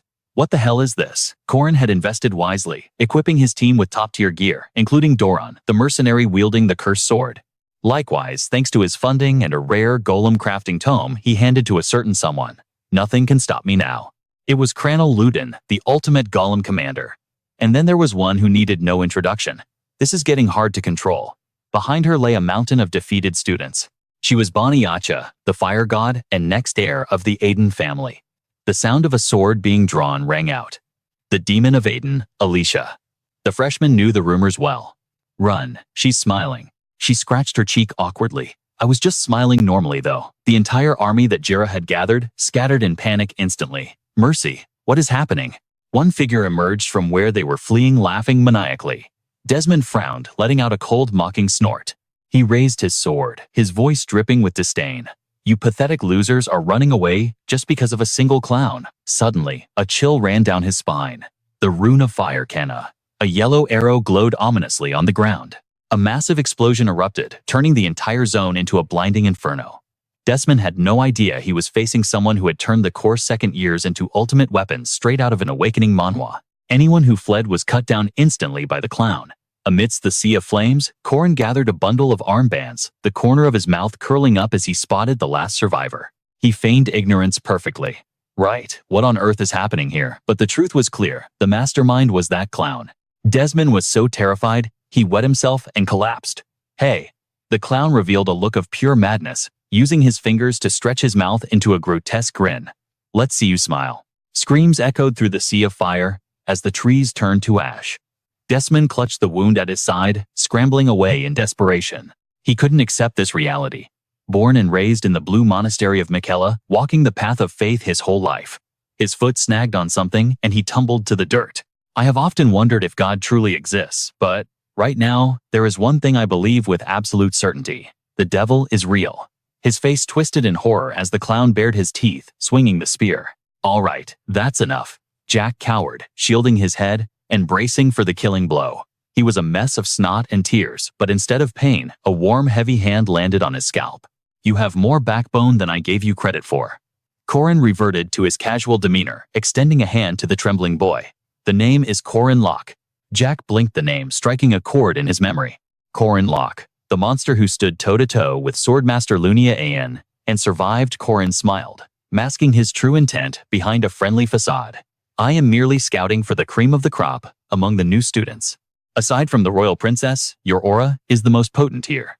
Care to form an alliance? I have a weakness for strong allies. Jack, still trembling from the adrenaline dump, grasped the offered hand, as if it were a lifeline. Yes, I will follow you. Senior Corin nodded, eyes narrowing with calculation. Excellent. This boy harbored a dark secret, making him the prime target for Corin in this hunting ground. Jack beamed at his new ally, completely oblivious that his cover had already been blown to smithereens. Scout? Jackman. No, the spy for the ancient church. Beneath that clown-like grin lay a shadowy predator, a dangerous variable that needed to be kept close. Jack waved goodbye with forced cheerfulness. Stay safe, boss. Meanwhile, in another sector, a mace smashed down with bone-crushing force. Die, you filth. Ren shattered the opponent's weapon with a single aura-infused punch, sending the attacker flying. Are you kidding me? She turned, barking orders at her brother. I told you to loot the back pockets too. Strip him clean. The boy diligently stripped the unconscious victim of every valuable. Okay, I got everything. Let's move. John's nature was far too timid for this brutal battlefield. The top students were already miles ahead. We are beastkin after all. Ren scoffed, her demeanor shifting to ruthless pragmatism. I don't care about playing nice. These whelps want our armbands because we are second-year knights. Taking a senior's band yields massive points, but since we are too strong, they try to swarm us to farm points. Ren took point, urging speed. The finish line is the cabin. We trade these bands for the reward there. Hurry it up. But as they approached, the atmosphere shifted. Wait, is the cabin burning? Ren skidded to a halt. The destination, which should have been their sanctuary, was blazing brighter than the sun. Why was the checkpoint on fire? The ground beneath them groaned in agony. Huh, an earthquake. Suddenly, a massive structure erupted from the earth, obliterating the humble cabin and replacing it with something legendary. A monolithic sign appeared, "Reward above." The siblings stood paralyzed. What are the second years planning? The destination had transformed into a majestic, towering fortress. A haughty laugh cut through the air. How amusing. I approve. Elizabeth strutted past them, tapping her cane, her eyes cold with disdain. It smells like wet dog here. She marched straight into the fortress. This architecture, Risha's work. Destroying it will be troublesome, so we press on. Her guards cheered as they followed their queen. What do we do? Follow the princess. The two beastkin hesitated at the entrance, watching Elizabeth disappear inside. Ren pointed in the opposite direction. No way. Let's take the other path. John nodded. He would rather die than walk with that woman. But barely 10 steps later, regret washed over them. Maybe we should have followed her. Flying swords filled the corridor like a swarm of angry hornets. The siblings danced desperately to keep their limbs attached. Why are there so many? The examiner, drawn, was showing no mercy. The client requested we crush their spirits, so don't expect an easy ride. Inside the tower, however, the silence was deafening. You could hear a pin drop. A silhouette moved through the shadows. Infiltration complete. Structure analyzed. The intruder moved with ghostly silence. He mentally mapped the tower. 3 entrances, 3 guardians. The paths converged on the second floor. But on the third floor, Corin Lock stood waiting, twirling his spear. Nobody has passed us yet. Among the rookies, the intruder sensed a disturbance. What is this? A strange sensation, as if something had brushed against his very soul. The bridge of death technique, capable of severing soul from body. Corin merely spun his spear, yet the spiritual pressure wave battered the hidden assassin. My concentration. It's shattering, my stealth arts are failing. Then Corin's voice pierced the shadows. Second year Knight Rasitan Mustali. That stealth technique? From the assassin clan, isn't it? Rasitan had nowhere to hide. How do you know of my clan? He drew his dagger, the killing intent, spiking as his secret was laid bare. My apologies. A blur of motion appeared behind Corin. But you shouldn't have said that. Corin spun, delivering a thunderous kick to the assassin's skull. Rasitan couldn't believe his stealth had been nullified. What forced to adapt? Rasitan switched to a whip. He lashed out the weapon, slicing the air, but Corin tilted his head, dodging by a millimeter. Corin moved like water, weaving through the deadly strikes with acrobatic grace. Not bad. But the moment the whip coiled around his spear, Corin's grip tightened. The underworld assassin clan. Corin yanked the weapon downward with overwhelming force. A bitter memory surfaced in Rasitan's mind. I hate that blood-soaked family. I came to this academy to escape that life, to stop killing. Rasitan suddenly let go of his weapon. If his identity was exposed, his clan would be in danger. Rasitan ripped open his coat, revealing a vest strapped with mana explosives. I must seal this secret with my death.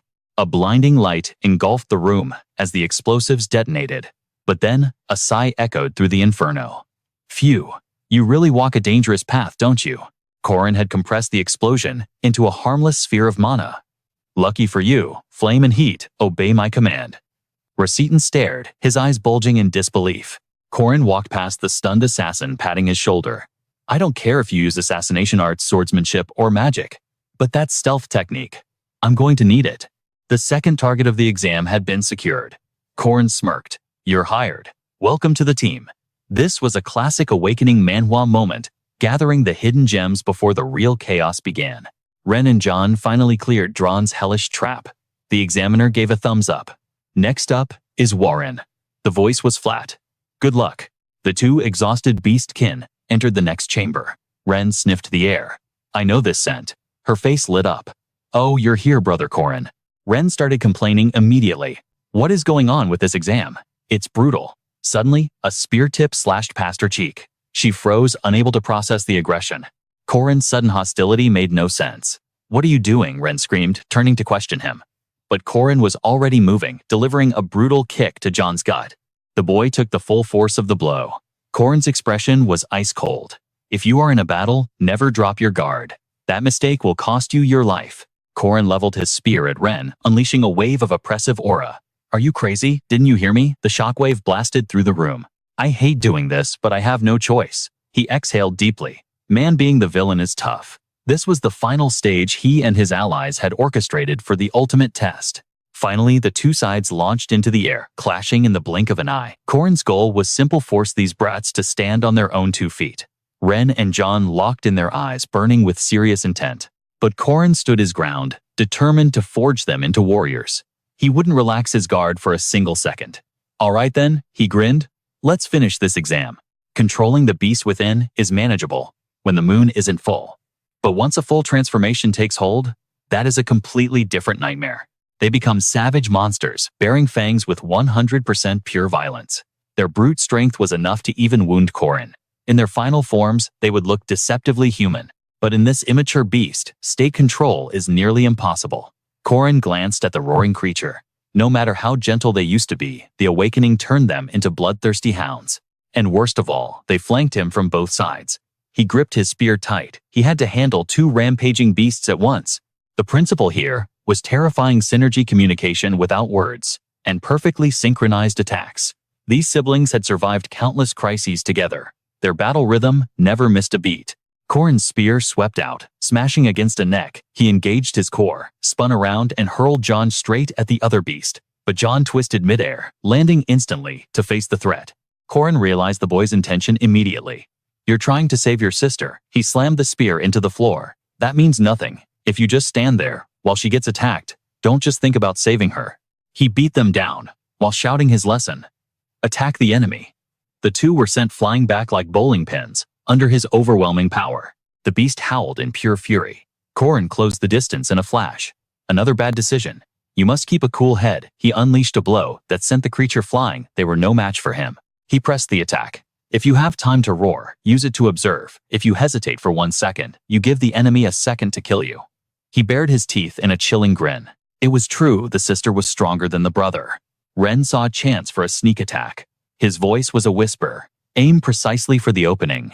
Never strike in blind anger. It was as if Corin had eyes in the back of his head. He swung blindly, striking the beast's neck perfectly. Hit the vital points. The surprise attack left the beast no time to dodge. Were the two beasts lying on the floor because they were too weak, or was Corin simply a monster? His voice echoed through the empty hall. Get up. His eyes were colder than any predator's. Until your arm is broken and your throat is slit, you keep moving. This is real combat. Ren reverted to human form, trembling as she stood, tears of pain welling up. The sharp spear point hovered high above her. In her weakened state, she realized they knew nothing of true war. Does the boss always face such horrifying battles? The spear thrust down the piercing sound, making her clutch her head in terror. After a few seconds, she opened her eyes. Nothing had happened. Corin smiled gently, lifting the girl up.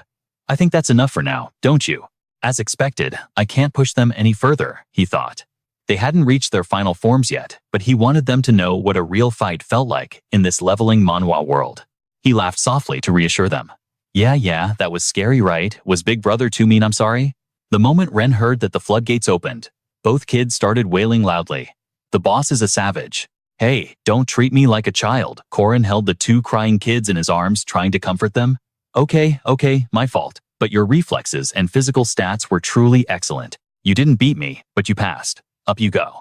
The mix of relief and frustration melted away in his broad embrace. They felt safe, but swore they would one day escape those arms and surpass him. After sending the kids off, Corin quietly picked up his spear and waited. A slow clap echoed through the room, followed by a disdainful voice. So they're finally gone. And you're still standing there. Elizabeth walked in with royal arrogance. Those puppies have physical talent, but you battered them like toys. Impressive. Corin's expression didn't change. Now, it's my turn to evaluate. She had just called his students dogs. If you want to pass, you'll have to defeat me. But I can't be as merciful as I was with the kids. Even if you are a princess, if you pull out that thing you're hiding under your skirt, I'll have to go full force.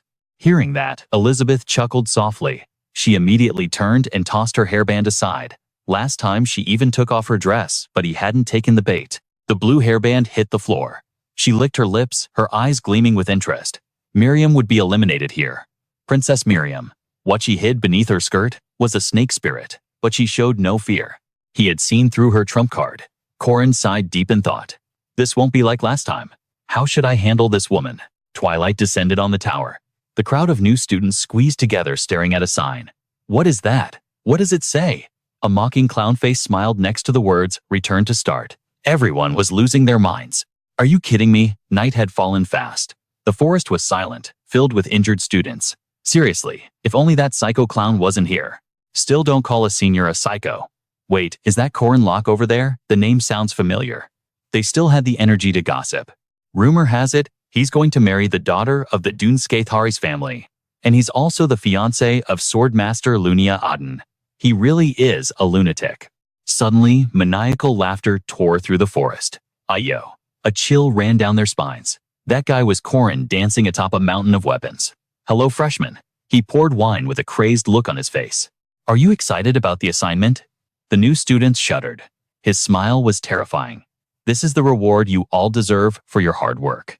There are grade 4 and 5 magic stones here. Even higher tier gear. Corin jumped down. Do you know what you and these items have in common? His smile deepened. You're all very flammable. The sound of grinding teeth filled the air. You bastard. Maniacal laughter echoed as flames roared to life. Your tuition fees are burning to ash. They were completely broken. Our rewards. Our exam results. Just one punch. Let me punch him just once. Let me go. I'm not holding you back. I swear I'm going crazy. My reward. My magic stones. Another loud screech pierced the air. Then a crystal clear voice rang out. Oh, hey everyone. They all looked up dumbfounded as a dragon descended. Wait, is that Senior Mary carrying a crate? The chest slammed down and opened, blinding light spilling out. Hold on, is that what I think it is? The sparkling stones made them gasp. That's hematite, a grade 1 magic stone. And that's magnetite grade 2. Corin announced with hype worthy of a Manhwa recap. Now, allow me to introduce the volunteer blacksmiths, who will craft weapons for you for free. Their despair was instantly replaced by awe. These are the top blacksmiths from the capital. And a big round of applause for third-year Senior Mary for bringing the materials and smiths. And don't forget the second-year senior, thank her too. Warren clapped coldly, just to get it over with. But next came the special attraction. Alicia Arden whipped off a tablecloth to reveal a feast of fresh food. You guys are hungry, right? Today's meal uses the finest ingredients, not that cafeteria slop. We even have honey candy. The blood rushed to the freshmen's heads in excitement. Eat up, drink up, take it all, and get stronger. The atmosphere shifted in a heartbeat. Brilliant fireworks painted the night sky, signaling the start of a legendary night. With a carefree smirk, Corin raised his glass high. Tonight, this world belongs to you all. Awe filled their eyes as the truth dawned on them. Perhaps they had misjudged this hero all along.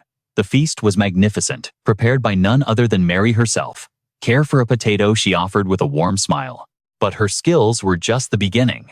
Corin had summoned every underground blacksmith Mary knew to forge their destiny. Use these well, he commanded. Every single one of you gets a magic stone. He used to look like a nightmare, but now benevolence radiated from him. Alicia Arden watched from the sidelines, her mind racing. High-grade magic stones for 400 people, paid for by Corin alone. Is he actually okay? Wiping the stage makeup from his face, he shrugged. Well, aside from rent for a couple of inns, yeah, I'm completely tapped out. His half-painted face carried a solemn weight. Money isn't everything, he mused, though the reality was far from glamorous. It was terrifying, actually. Yet burning within his soul was a treasure far more valuable than gold. The echoes of future screams Corin save me haunted him. Those were human lives on the line. He had scraped together every copper from the very beginning, all for this moment, to arm his juniors with magic stones and steel, just as planned. High-tier gear doesn't guarantee victory, he thought, but it will skyrocket your survival rates. This was the entirety of Corin's heart laid bare for them. Unaware of the gravity, the students feasted to their heart's content. Senior, come dance with us. Me, despite giving his all, a shadow of anxiety still clung to his heart. Alicia Arden turned, her eyes shimmering with newfound admiration as she gazed at him. This time, Corin couldn't avoid the ripples of destiny he had created, keeping Rudolph close to provoke Jen and John.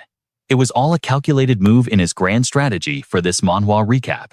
A colossal trial was approaching, yet Corin had vanished into the shadows. Corin, where did you go? But the protagonist had a different mission to fulfill. The real stage was set right here at Merkaba Academy. Deep in the forest, a lantern cut through the darkness. Mark, an elder of the Red Magic Tower, skulked through the underbrush. We must capture that creature tonight. A failed experiment, he sneered. Neither human nor beast. Accompanying him was none other than Moran, an elder of the Black Magic Tower. Preparations are complete. The beast will fall into our grasp. Even the Golden Mage was involved in this twisted game. They had all gathered here for a single dark conspiracy. That vampire belongs to our magic tower, the chaos of the tower. The main scenario had officially begun. Originally, the vampire girl was destined to be captured under the guise of library research. But history was about to take a sharp turn. Hooded figures marched through the night, but high above, a lone silhouette stood bathed in moonlight. Corin had been hunting them from the start, a predator lying in wait. As the sun rose over the academy, light flooded the special dormitory, a sanctuary for the elite talents the academy cherished. It used to be just Warren and me, Corin mused, but now it's packed. Warren threw a flurry of wild punches, but Corin laughed, weaving through the attacks effortlessly. Just another morning in this leveling Manhwa life. Stepping out of the shower, he scanned the hallway. It was strange to see the area so lively, teeming with students he never expected to share a roof with. Before him stood two opposing doors. At the end of the hall lay the chambers of the two queens. Corin's eyes darted toward them as he tightened his grip on his towel. The first queen, Estelle, had already left for her morning prayers at the sanctuary. The second queen, Miriam Elizabeth L. Rath, was buried in her research at the laboratory wing. The queens are deviating from the original plot, he thought, a spike of anxiety hitting him. Change brings danger. He threw open a door at the end of the hall, hands on his hips, and grinned. Rise and shine. Hey, you two rascals, time to wake up. The boy in the white shirt groaned from the corner of his bed, still lost in dreams. Big brother. Give us 3 more minutes, he whined. Beside him, the girl in yellow slumped against the bed frame, eyes barely open. Yeah, big bro, just 5 minutes. Corin gazed at them with a heavy heart. In the original timeline, these adorable children were destined to grow into monstrous villains. He ushered them into the bathroom to start the day. Come on, teeth brushing time. The boy scrambled up to perch on Corin's head, while the girl yawned lazily, handing over her toothbrush to be loaded with paste. I hate toothpaste, she grumbled. The exams had drained them completely. They were just tired kids right now. But Corin couldn't forget the images of their future selves. Cruel, tyrannical, and bloodthirsty. In the original story, they were formidable sub-bosses with immense power. Considering the hellish training ahead, hitting their stride early in this awakening Manhwa arc was actually a blessing. As they rinsed their mouths, he patted their heads gently. Corin caught his own reflection in the mirror and smiled. To think these future villains born from tragedy could be this adorable right now. Watching them, the weight of the future he had to change felt lighter. He looked at them with pure satisfaction. I have no regrets, he told himself. No hesitation anymore. Meanwhile, inside the director's office, a stern voice broke the silence. The high-ranking mages from the tower had arrived. Corin stood before Professor Josephine and Isle, trying to decipher their true motives. Josephine, arms crossed behind the director, began to lay out the situation. We are here to access the Grand Library's archives and survey the potential of the Magic Department students. Corin nodded slowly. Makes sense. The Magic Tower is always starving for fresh blood. These days, students aspire to be academy elites rather than tower grunts. She noted, her eyes narrowing with suspicion as she looked at him. Tell me, student Corin, how much do you truly know about magic? Corin's mind flashed to the White Tower. Historically, the Magic Tower was the absolute authority, the greedy monopoly that hoarded all mages and magical secrets. It was a den of injustice. A place where young, brilliant mages were chewed up and spat out, while the elders stole every ounce of their glory. But Merkaba Academy had shattered that monopoly, becoming the tower's sworn rival. It was during that turbulent era that the old religion's brutal witch hunt began. Armored zealots rampaged across the land. Witches were dragged to the stake, the flames of fanaticism consuming them alive. The Magic Tower, which treated mages like lab rats, suddenly allied with the old religion. Corin recalled the legendary heroes of his past life, who had risen to fight that madness. Those heroes put an end to the slaughter, an event known as the Witch Revolution. Back in reality, Corin looked at Professor Josephine with feigned innocence. I could never understand the tower as well as you, Professor. After all, you participated in the Witch Revolution 80 years ago, didn't you? It's all in the history books. She adjusted her glasses, glancing down at Isle with a frown. That is ancient history. And besides, I wasn't the only one. Beside her, the old man closed his eyes and let out a heavy sigh. I was there as well. His mind drifted to the sinister silhouette of Balthazar. Corin could feel the tension. Mentioning the traitorous disciple, Balthazar was clearly a sore spot for these professors. But if a tool is useful, one must use it, Corin thought coldly. He clasped his hands behind his back, staring down at the old mage. On paper, both of them were considered disciples of that very traitor. It was time to drop the bomb. As part of his grand plan, Corin opened his mouth to reveal the future that only he knew. The Magic Tower has a connection to Balthazar. Even Professor Josephine felt the pressure. The guests from the Magic Tower had arrived, and Errol watched with suspicious eyes. Student Corin Lock stepped forward. As the protagonist of this system Manhwa, he used his future knowledge to declaim with authority. They aren't here for the library or student surveys. Their true objective lies elsewhere. He knew the Magic Tower's target was his senior. Marie pointed at herself, bewildered. Because of me. But why? Corin sat beside her, recalling the dormant power she struggled to control. Your vampire lineage senior. The Magic Tower is obsessed with studying demons. They would kill to get their hands on your blood. Marie scratched her cheek awkwardly. She gave a strained laugh. Touching me would cause a massive incident, you know. Corin nodded internally. The Duneskathera family was the Potato Empire, the breadbasket of the South. Provoking such a powerful clan for a mere experiment was suicidal. But the Magic Tower doesn't care about politics, Corin warned. They follow the will of Tesbanhaza. Marie's eyes widened in confusion. Tesbanhaza. Corin's face turned grave. It was time to stop hiding the truth. Regarding Banhaza's goal, he lowered his voice. From this point on, what I tell you must remain a secret between us. Marie's expression darkened as she leaned in. Corin revealed the terrifying plan of the chairman's traitorous disciple, the ritual known as Heaven's Descent. By gathering the 4 primal runes and great artifacts into a magic circle, they intend to unleash power that will wipe out all civilization. Banhaza intends to crush the world like clay and reshape it into a twisted paradise of his own design. That is his endgame. Corin confirmed with a heavy nod. Yes, that is why the Magic Tower fanatics don't care who they offend. They believe the world is ending anyway. He thought of the crazed mages, their minds broken by their devotion to Banhaza. They think everything will vanish, leaving only what they desire. Marie looked at him trembling. Is such a nightmare really unfolding? It sounds like a myth, Corin admitted, but Banhaza has the power to make it real. He looked deep into her eyes. I know this puts pressure on you, senior, but I have a favor to ask. Marie clutched her bread face, flushing red. He's so capable, yet he needs my help. Her heart began to race. She smiled, hiding her bashfulness. Corin, you don't need to ask. I will help you with anything. Corin grinned back brightly. Great. There's something we need to do today. He stood up, waving as he walked away. Meet me at midnight at the Happiness Inn. I'll be there. The bread slipped from her fingers. Wait. Inn. She buried her burning face in her hands. Okay. Tonight. At the inn, with Corin. Corin can do whatever he wants to me. Meanwhile, Corin was perched high above, watching the Magic Tower mages through binoculars. They're securing a hotel in the city for the night. He watched them file in from his vantage point in a tree. Magic Tower scum. 50 mages in total. But among them, 3 are dangerous enough to be classified as named characters. He focused on the leader, shouting at his subordinates. First Amlech of the Red Faction. An old conservative with a temper as volatile as his fire magic. The old man screamed, pointing a trembling finger. I told you to bring document 13B. Get me a new one now. His underling bowed in terror. Corin shifted his gaze.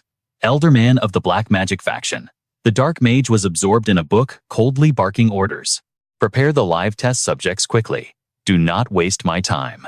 Finally, Corin spotted a man radiating golden light, an Adream of the Gold Faction. Clutching a mana stone, he was the final boss of this upcoming Awakening Manhwa event and Banhaza's co-conspirator. Corin gripped the binoculars tight. Capturing him is the priority.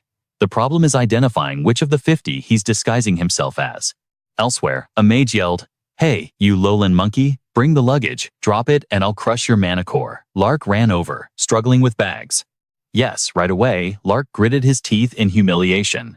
He had joined the Magic Tower for power only to become a servant. Oh Lark, you really chose the wrong career path. Suddenly, one mage at the back glanced around before slipping into a side alley. Corin lowered his binoculars, a predatory grin spreading across his face. Found him. Time to make a mage disappear. That night, inside a gambling den. Damn it. Lost again. Manrogi laughed triumphantly, raking in a mountain of gold coins. Is this legal? I'm cleaning you guys out? He admired his winning card with a smirk. Allow me to reintroduce myself.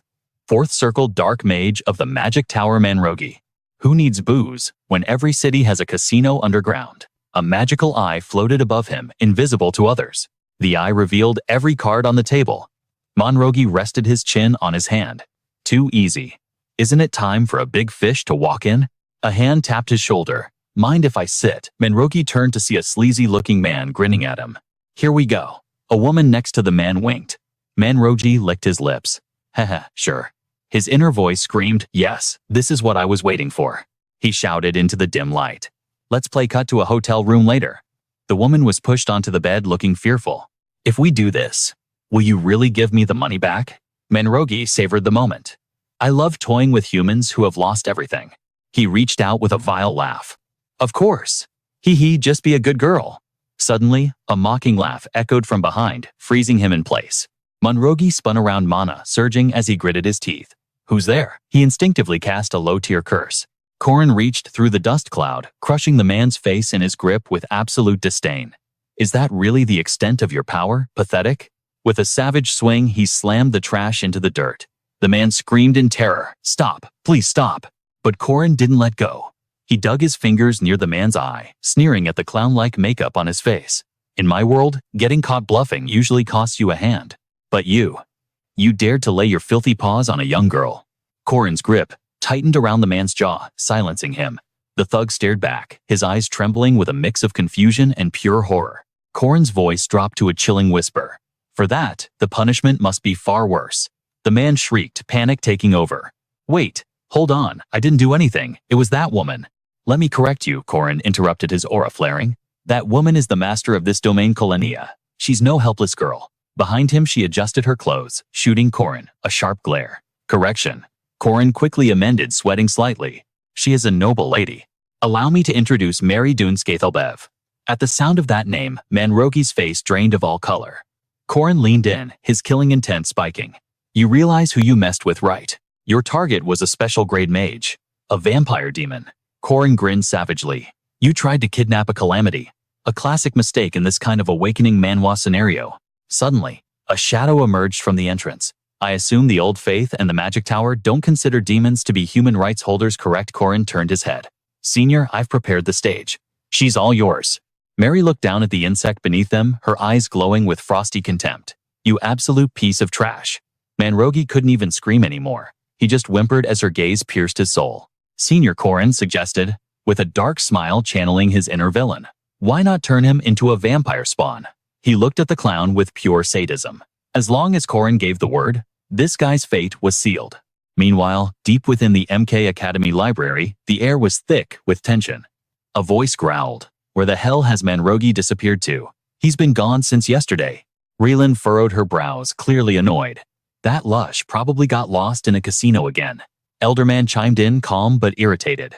It wouldn't be the first time he drank himself into a stupor and vanished for days.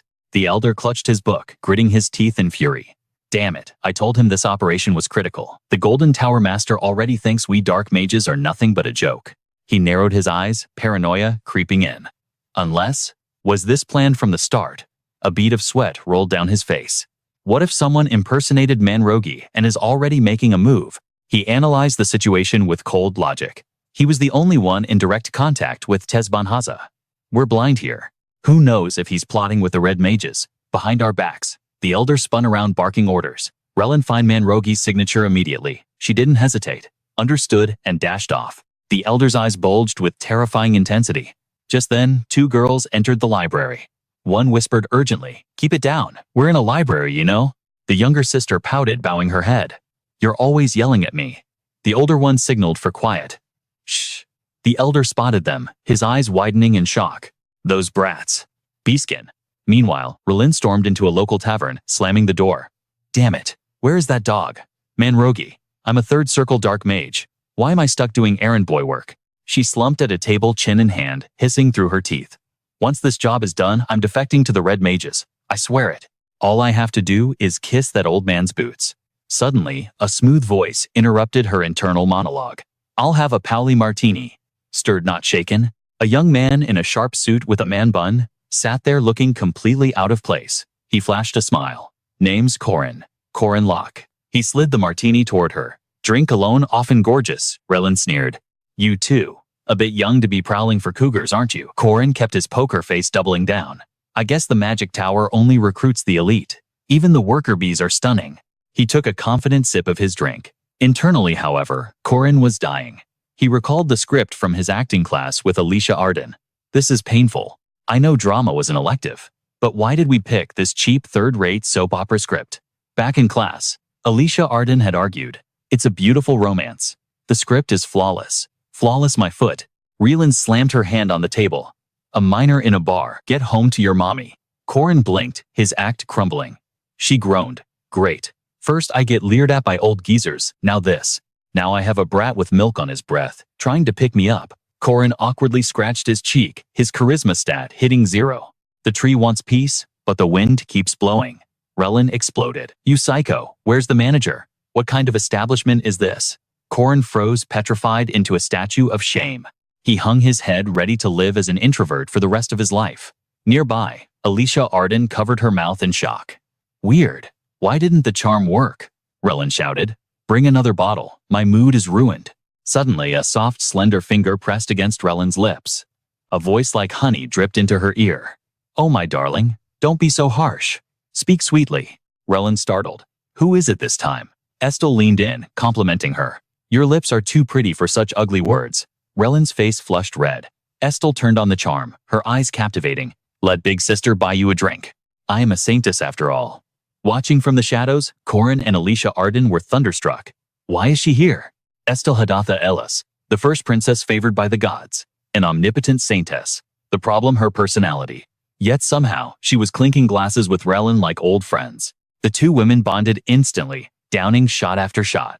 Estelle launched a relentless offensive of sugar-coated words. Wow, only 22. You look so young.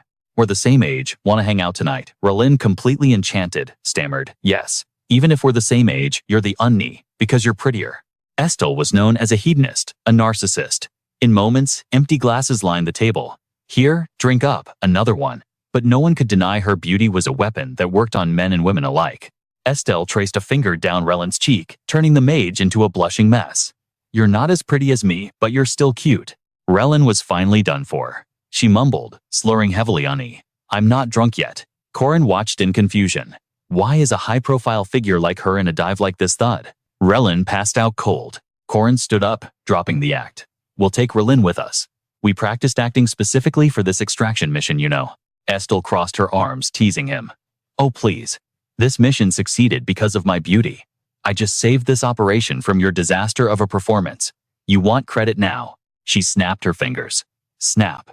Instantly, every customer in the bar stood up in unison. Estelle smirked. We've been preparing for this raid for a long time too. Corin's eyes widened. What? He scanned the room. Alicia Arden instinctively drew her sword, stepping in front of him. 2 first-class knights present. Back off. Corin grabbed her shoulder. Alicia Arden, stand down. Corin stared them down, his mind racing. You guys, you're the ones who hunt those who abuse magic. The secret counter-intelligence unit of the new church. Their cover blown, the knights flinched. How do you know that kid knowing too much gets you killed in this world? Corin chuckled darkly. You're mistaken. I'm not the one in danger. Corin shoved his hands in his pockets, his aura flaring up like the protagonist of a leveling manhwa. I can handle this entire squad myself. I don't need a babysitter. Hearing the arrogance, Mokai drew his blade in fury. You insolent little brat. But Estelle cut him off immediately. Stand down, Vice Captain Mokai. Her gaze sharpened, realizing this boy held the sun itself within his grasp. Corin Lock stood tall, radiating the confidence of a king. I have 2 conditions, he declared. Estelle didn't hesitate. Agreed. Very well. Condition 1, you want that man, don't you? What is the price? Corin replied smoothly. Elder Morstan, leader of the Shadow faction. If your goal is to crush the mage oppressors, there is no better target. He spoke with calculated calm. I will provide irrefutable proof of his forbidden biological experiments. Estelle rubbed her chin, weighing the value of this intel. Corin dropped the final crumb. A private villa northeast of Antek village. Look for a hut near the tower. Her eyes widened in genuine shock. You would trade such high-level information without a price. Estelle leaned in intrigued. So, what do you really want in return? Corin's expression darkened instantly. My goal is simple. He looked up, a devilish grin stretching across his face. I'm going to capture every single mage from the tower who set foot here. That tower is a rotting carcass of corruption. From the lowest acolyte to the high elders, not a single soul there is innocent. Mokai's jaw dropped, his face a mix of shock and disdain. That is absolute nonsense. You think you can catch them all? Corin's voice turned icy. If we leave them be, they will ally with Tesfantaza and sell humanity to the demons. They are pure, distilled evil. Corin regained his composure. I agreed to hand over Elder Morstan. You take him. The rest? belong to me. Estelle fell silent, processing the weight of his words. Fine, she compromised. We will hand over the prisoner we caught today. I'm intrigued. I've already given you quite a lot for just the first request, haven't I? Behind her, Mokai screamed in protest, but the saintess ignored him completely. She stared into Corin's soul with her emerald eyes. And your second request? Corin smiled warmly. Let's cooperate. No politics involved. I will support you, saintess. In exchange, pray for me. She touched her chin, amused. So you know about the true nature of my ability. Estelle smiled and extended her hand. Very well. I will pray for you until my divine power runs dry. Since we are under the same roof, it won't be hard. Her blessing was a legendary buff, usually found only in the endgame of a system manhwa. He shook her hand, sealing the deal instantly. Then, I will follow your prayer schedule, saintess. Suddenly she spoke. Sister? Corin panicked. What? She beamed a radiant smile. Call me big sister, little brother. They bantered playfully, completely ignoring the rage of her squad. How dare you? She is the saintess, the princess. Hey, I told you to call me sister. Did you hear me? She grabbed his arm, winking with lethal cuteness. Don't you think we'll be together for a very, very long time? Little brother. Corin sighed internally. Things are moving way too fast. Is this really okay? The scene shifted to a dimly lit room where Jolin bit his nails in anxiety. Still no news from Merlin. I don't care if that bastard Manroy lives or dies. He clutched an iron collar, wailing like a wounded beast. Relin, I came back to life just for you. When she joined our chain gang, I planned to spoil her forever. I even prepared a slave seal for our eternal love. Who dares touch my Relin? Suddenly, a delivery voice echoed from outside. Leave it at the door, he barked indifferently. Jolin opened the door to find a solitary stone. What the hell is this? Curiosity won out. He picked up the recording stone. The screen expanded, and his eyes bulged at the image of his precious moonlight. Relin Jolin was too shocked to speak. No, Relin beside her stood a hulking mountain of muscle. Oh ho, a young beautiful mage. This is absolutely fantastic. Today is my lucky day, the man on the screen shouted. Relin, blindfolded and terrified, screamed for help. Save me, I'm in the city outskirts, Jolin screamed in panic. No, don't you dare touch her, I'm coming. He scrambled away on all fours like a desperate dog. I'm coming right now, but he didn't know. Eyes were watching from the shadows. Corin stepped out, a smirk on his lips. My target was never small fry like you. I want the master of the tower, the gold mage Ain. The problem is out of 50 mages entering the academy, nobody knows who the gold mage is. But in this manhwa recap logic, I can at least identify who isn't the gold mage. By now, Jolin had reached the house on the outskirts. He smashed the door open. Relin was triggering the side quest, known as Belated Love. He had fallen for a young woman from the dark faction. Seeing his beloved battered and broken, rage consumed him. Relin, who did this? It's related to the old mage Jolin. He ground his teeth. Who dares? At that moment, Corin appeared behind him, eyes glowing crimson, staff in hand. Originally, the script had a side quest. If the main characters are Relin and Jolin, then at least these two aren't the gold mage. Jolin shouted, I will save her, bam. Before he could finish, a devastating blow smashed into his face. Just like the dark mage Manroy before him. That time Corin had used the hidden gambler side quest. Manroy was supposed to be caught for cheating. Corin checked his list, Relin, Jolin, Manroy. Everyone involved in these script side quests is definitely not the gold mage. Jolin woke up later, face swollen, tied tightly to a chair, screaming, Where the hell is this, you bastard, do you know? Corin didn't let him finish. He grabbed Jolin's jaw and held up a menacing circular device. Cold sweat poured down Jolin's face, but he kept barking. What is that? How dare you torture me without questioning first? Ask me something. Ignoring him, Corin coldly locked the gag onto his face. Every villain in a side quest knows how to lie. So I caught every single one of you. Corin smiled like a savage beast and poured a bowl of red liquid. Drink up. It's delicious. Concentrated blood soup. He had decided to turn them all into vampires. Time passed, and empty bowls stacked up on the table. This guy has some fight in him. It took 10 bowls of blood soup to turn him. Corin rubbed his forehead, admiring his twisted masterpiece. But another ghoul. Jolin's eyes had turned blood red, and fangs extended from his gums. Ghouls were merely servants of vampires. Virgins become Draculas. Non-virgins become ghouls. Corin scratched his head in frustration. Just like Manroy. Why has everyone lost their virginity? Am I the only pure soul left in this world? Mari raised her hand, speaking with innocent excitement. Ah, me too. I've only ever held hands with my father. Suddenly, her smile turned eerie. Oh, I see. That means Corin will become a true vampire. The thought alone thrilled her. She imagined herself as a vampire with glowing red eyes. Jolin looked up trembling. Corin gave the order. More importantly, let's fix this guy's brain first. He's a slave now. He can't lie anymore. Corin began applying clown makeup to his own face, wearing a twisted expression and a delinquent grin. Corin crushed the man's face in his grip. All right, buddy. Time to spill everything you know, he demanded, his voice dropping to a chill. First off, what is your name? Welcome to this intense Manhwa recap. The captive trembled violently before stammering Jolin. My name is Jolin. Now, the real interrogation began. Corin pressed on Jolin. Why did you come to this city? The man answered honestly, terror in his eyes, to kidnap Mary Dan. But naturally, things weren't that simple. Corin pushed harder. And then what Jolin confessed the true objective was to assassinate director Errol Casa. The conspiracy was finally coming into the light. When Corin asked the second question, the man hesitated. That momentary pause earned him a sharp, painful reminder from Corin, forcing the answers to flow through agonizing groans. Panicking, Jolin blurted out, the Tower Master Archmage Ain is the only one who knows the full picture. We just follow his orders. He said this mission was critical, and that he would personally participate. We don't know if he's hiding in the Red Church or the Black Church, but he has already transformed into one of us. Hearing this, a terrifying smile crept across Corin's face. Switching to his eerie clown persona, Corin announced, I have enough information.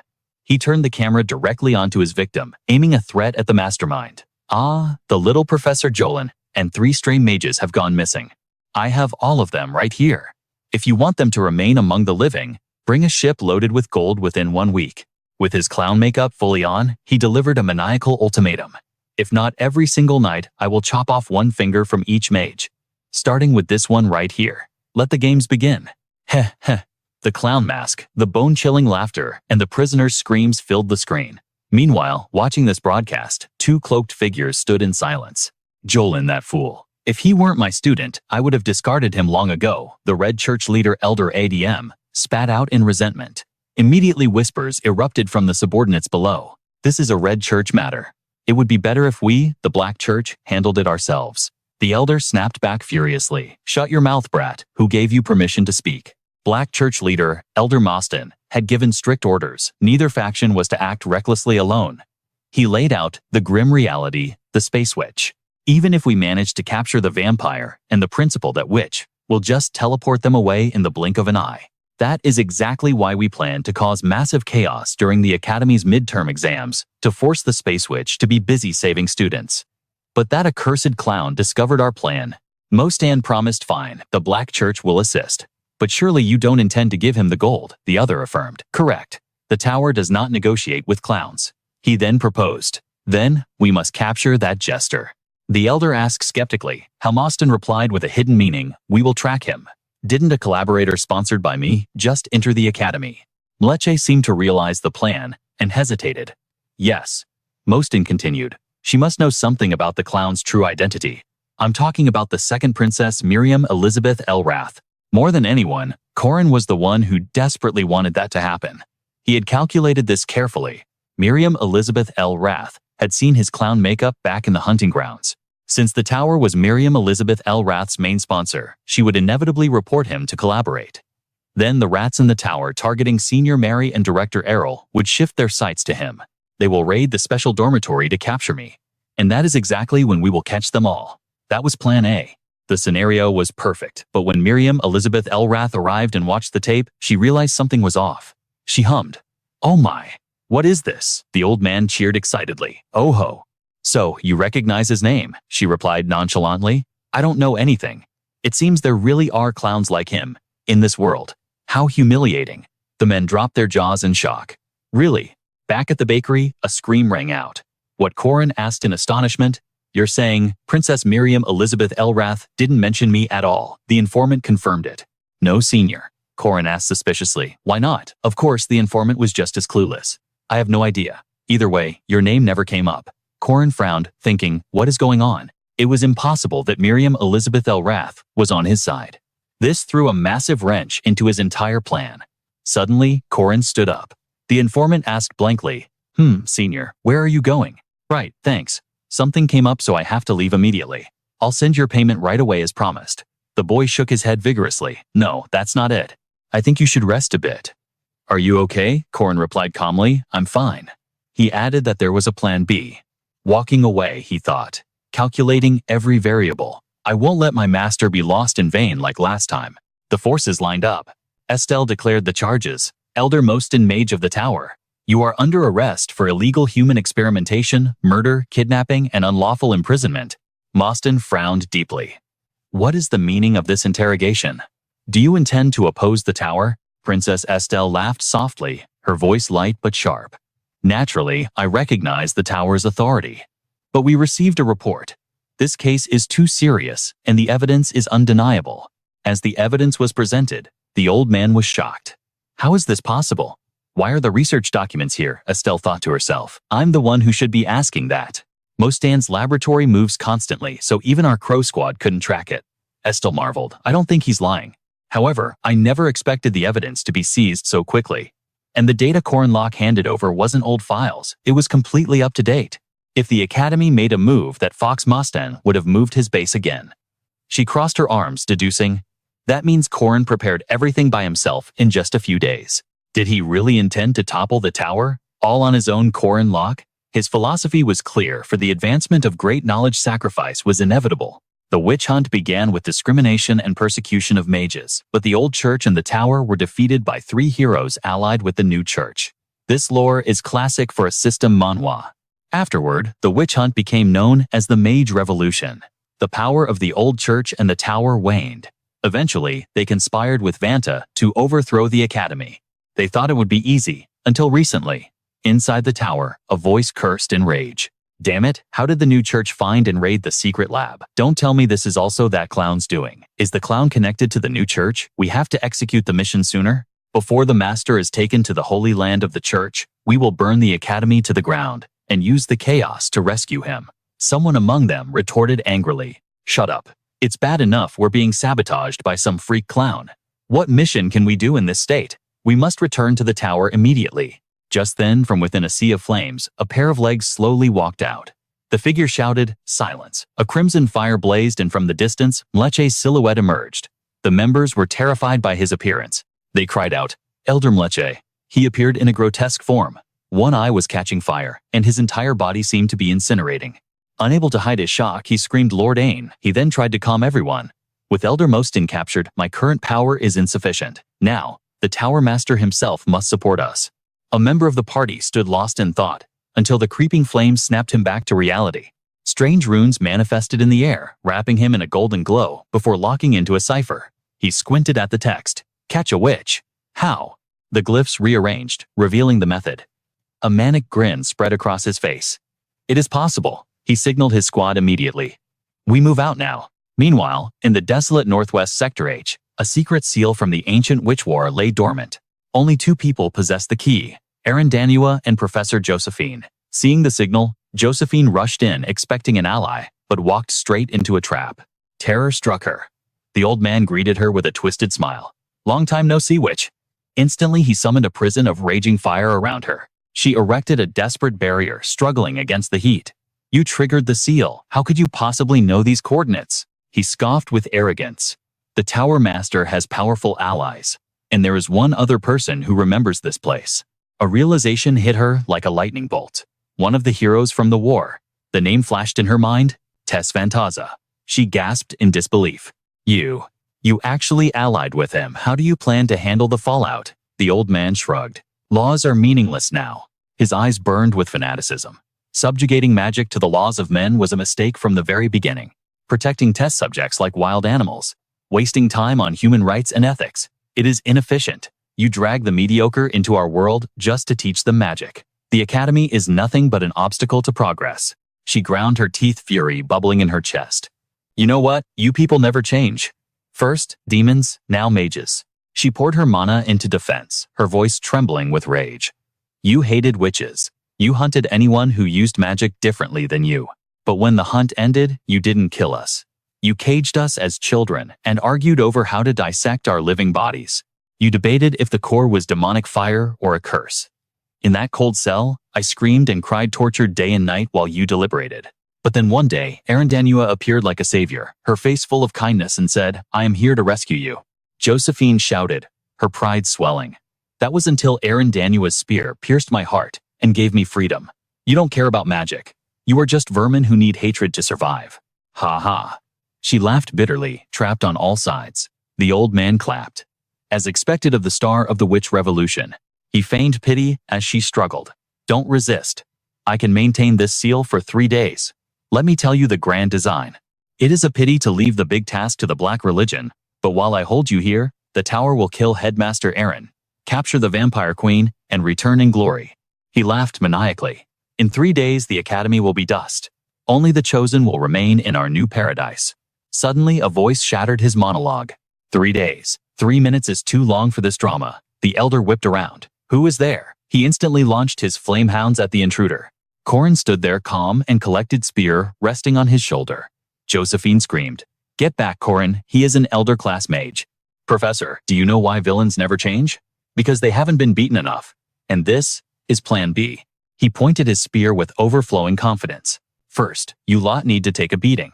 The rescue operation starts now. Elsewhere, 2 students sprinted toward Augen Renshi, gasping for air. We are here, but the instructor glared at them. Jen, John, you are late. They panted, exhausted. We are sorry, Augen Renshi, the stern instructor of Intro to Knighthood, boomed. Today is your first monster conquest. I told you before, even if it is just a grade 4 Pangbos boar, you cannot fight with such a lax attitude. I hate repeating myself.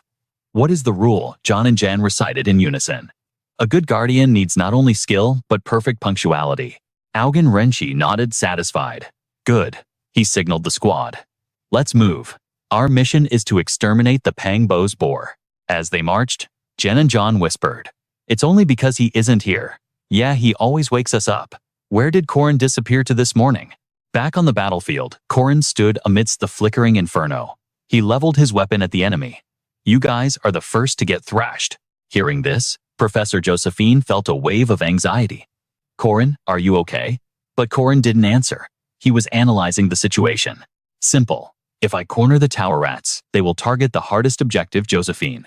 That is why I prepared Plan B, the tracking skill.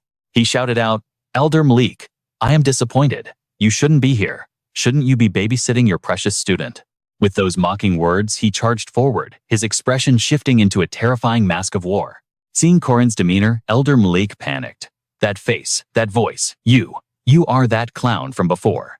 He realized the boy had blocked his spells with more than just luck. Fury erupted from the elder. You think I, an elder of the fire sect, am a joke to you?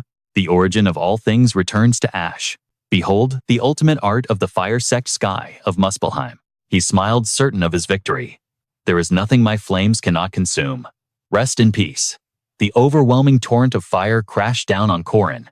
In that moment, Corin paused as if realizing a universal truth. He stood perfectly still, and then a demonic smile curled on his lips. Corin took the full force of Elder Malik's flames head-on. The elder watched in stunned silence, his mind screaming, impossible. Under the bombardment, Corin remained unharmed, smiling like a predator in an awakening Manhwa. Elder Malik trembled in realization. That isn't fire resistance, it's elemental compatibility. A perfect counter. Corin chuckled, enjoying the despair on the old man's face. Hey Elder, if fire is all you have, you will never defeat me. With zero hesitation, Corin channeled the raw fury of the fire element, launching a devastating strike straight at Elder Admage's group. He raised the holy sword, gathering the brilliance of a miniature sun. Despite the overwhelming display of power, Corin's mind remained cold and calculating. I can't fully trigger the awakening sequence on my own yet, but this level of heat should suffice. With that thought, he unleashed the finishing blow. The holy sword recreated the searing majesty of the sun itself. In a heartbeat, a terrifying concentration of power locked onto Elder Admage and his minions. Blinded by the divine radiance, they were paralyzed, unable to cast a single defensive spell. Elder Admage's face twisted in sheer horror as he stammered, This is impossible. A second later, nothing remained but ash and dust. The enemies were incinerated so thoroughly that not even their shadow survived. However, channeling such god-tier power took its toll, leaving Corin gasping for air, his stamina drained. Witnessing the absolute destruction, a voice cut through the silence. Truly impressive. Hearing the praise, Corin immediately tried to downplay his feat. Ah, well, it is one of the 4 great treasures of the Danon family after all. But Professor Josephine stepped out from the shadows, cutting him off instantly. No, I am talking about you, Corin. The solar attribute is the perfect counter to both the fire sect and the dark magic users. You predicted the tower event from the very beginning and prepared the perfect counter strategy. Corin scratched his head, laughing awkwardly. Ah, well. Josephine studied him intensely, her mind racing. There were too many anomalies surrounding this student. It was natural to be suspicious and wary of him. Yet the memory of Corin's previous declaration flashed in her mind. His voice ringing with steel, I will do whatever it takes to protect this world. This boy carried a colossal ambition that felt like true, unadulterated justice. She made her choice. I will not hesitate to aid you. With her resolve set, Josephine smiled and asked, So what is the next phase? Corin answered, without missing a beat. If the timeline flows, as predicted in this system, Manhwa, our next objective is Senior Mary. Correct, I have already made arrangements on that front. The Tower Mages have 2 goals: assassinate Principal Ario Casa and capture Mary Dan alive. Originally, I planned to handle the target myself, but Princess Miriam Elizabeth L. Rath suddenly sided with me, which honestly complicates the chessboard. However, I always have a contingency plan. The scene shifts to the grand opening of the Danon Arif distribution. While Corin was securing Josephine's support, the gala was in full swing, filled with laughter and chatter. Thank you, my lady. Please travel safely. Mary waved goodbye to the guests, her smile perfect. No trouble at all, thank you. Then I leave the cleanup to you. Following Corin's script, Mary deliberately attended the public event, starting in the spotlight. She slowly drifted toward the desolate areas, intentionally positioning herself in the perfect blind spot for an ambush. The stalker trailing Mary watched closely, confusion growing. They aren't here yet, there are still too many eyes watching. Mary too scanned her surroundings, her mind sharp as a blade. They must be cautious. If there's no ambush yet, I'll just keep walking toward the carriage as if nothing is wrong. But if they are coming, it has to be here. Just as Corin predicted, if they grab me now, they can escape instantly using the carriage. Reaching the vehicle, Mary spoke up. Internally, she was grinning. The stage is set perfectly. Come out and play. Suddenly, 2 figures approached from the distance. But as they drew near, Mary's confident expression crumbled into confusion. What is this? She thought, bewildered. The 2 people emerging from the shadows were not assassins but Warren and Alicia Arden Aiden.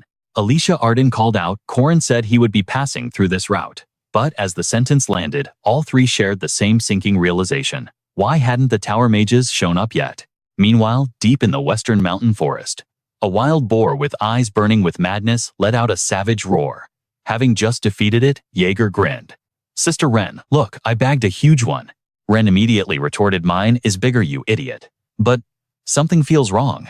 Jaeger looked at her confused. Wrong. Ren's eyes narrowed. They said these woods would be crawling with them due to mating season. Last year, Professor Danon bought tons for experiments. But we've gone this deep, and this is all we've found. Before she could finish, Jaeger sniffed the air. More importantly, Ren, why can't I smell anything? Suddenly, a foul, pungent stench assaulted their noses. Jaeger instantly recognized it, the scent of rotting corpses. He spun around, growling. Who goes there? A figure stepped out from behind a tree, wearing a chilling, ghostly smile. An elder vampire is certainly valuable, but golden werewolves. Now, that is a rare prize. The speaker was none other than the disciple of the evil sage Moran, Professor Akai. As he spoke, his mind was already dissecting them. They are as rare as vampires, yet here are 2 of them. Young, inexperienced, easy prey. Who knew Moran would stumble upon such a treasure trove? Akai's grin widened maliciously. All the Pabos boars on this mountain are already corpses. Do not resist. Come with me. You 2 will make exquisite test subjects. Instantly, the undead boars encircled Jaeger and Ren. Assessing the dire situation, Jaeger barked Ren. She nodded grimly. I know. Seeing their stance, Akai sighed mockingly. So you choose to fight. What a pity. If you get too damaged, Mostin will be disappointed. He snapped his fingers, commanding the undead herd to attack. In a heartbeat, the beasts charged with feral hunger. A massive shockwave blasted through the deep forest as the clash began. Simultaneously, at the forest entrance, Professor Augen Renchi was also battling the horde. Form a defensive perimeter around me. Hold the line. Protect each other. Pabo spores are grade 4 monsters known for rapid breeding and gluttony. Their population is supposed to be controlled annually. Realization dawned on Augen Renchi, and he roared in fury. That is why we brought the students here for this mission. What have you scum done to them? Filthy dark mages. You dare harm the Academy's students. That is a grave violation of the ancient treaty. The dark mages scoffed coldly. We care nothing for you or your tower brats. If you surrender, we won't kill you. Og and Renshi looked bewildered. Then what is your goal? The mages replied with a sinister sneer. Those wolf monsters.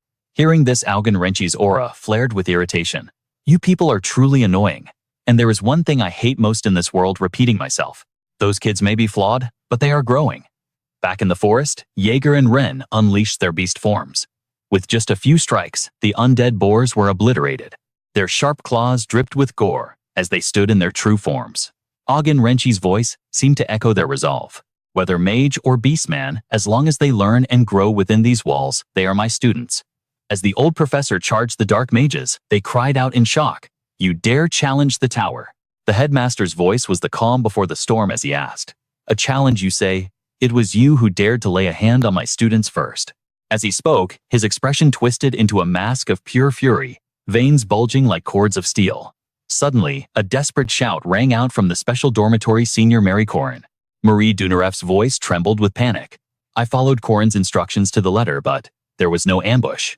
Hearing this, a frown creased Corin's brow. Something was off. Could Rika have seen through our plan, he thought. Their original strategy was a simultaneous assault on Mary and Headmaster Errol, so they had laid a lethal trap and waited in the shadows. 30 mages from the Dark faction have vanished into thin air. I captured the Peace faction, but the others are missing. As he was lost in this labyrinth of thought, a voice suddenly cut through the silence. Are you wondering where the mages of the Magic Tower have gone? A female figure emerged from the gloom. Corin's eyes widened in sheer surprise as he recognized her Princess Miriam Elizabeth Elrath. Meanwhile, deep in the forest, the wild boars lay defeated.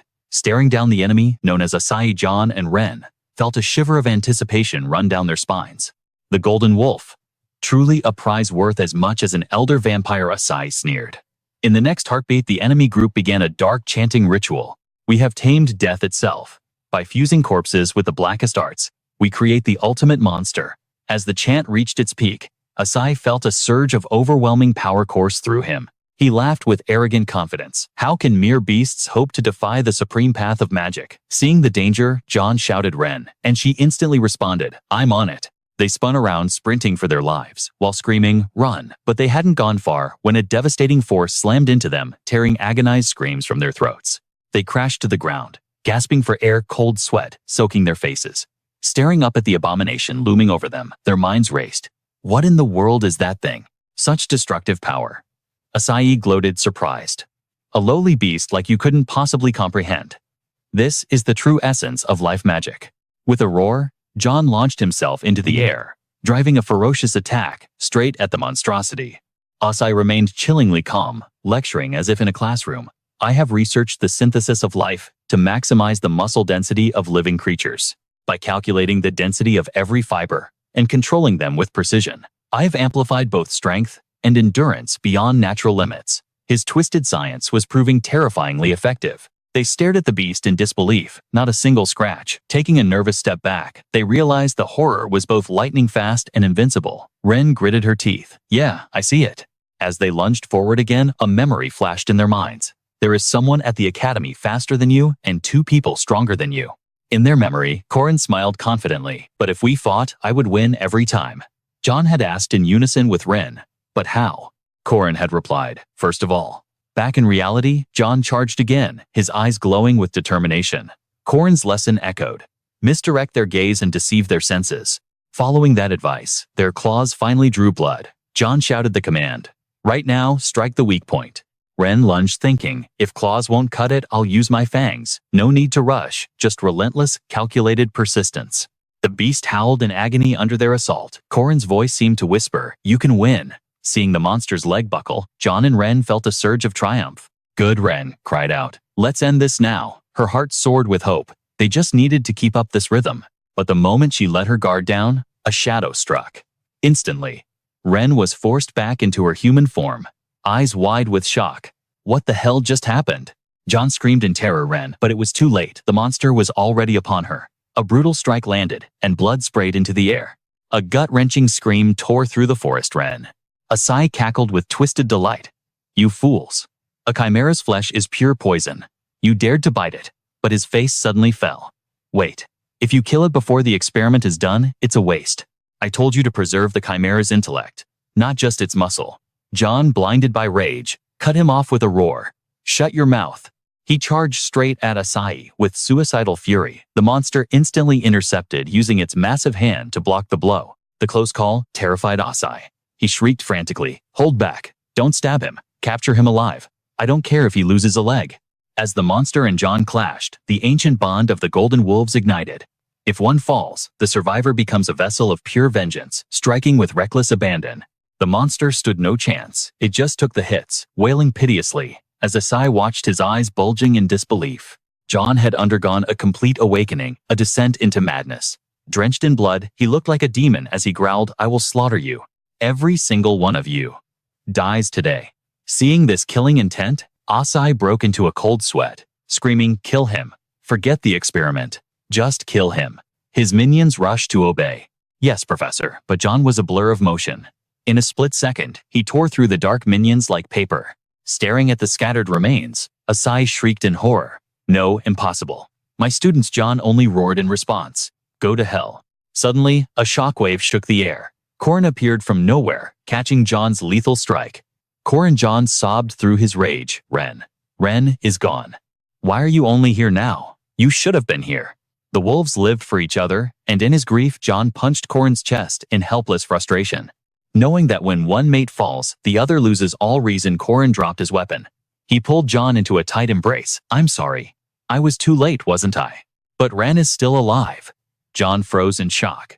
Marie Dunareff was already healing her. The wounds are critical. A second later, and she would have crossed the line. Tears of relief flooded John's eyes as he cried out. Corin reassured him. "She just passed out. She's going to make it."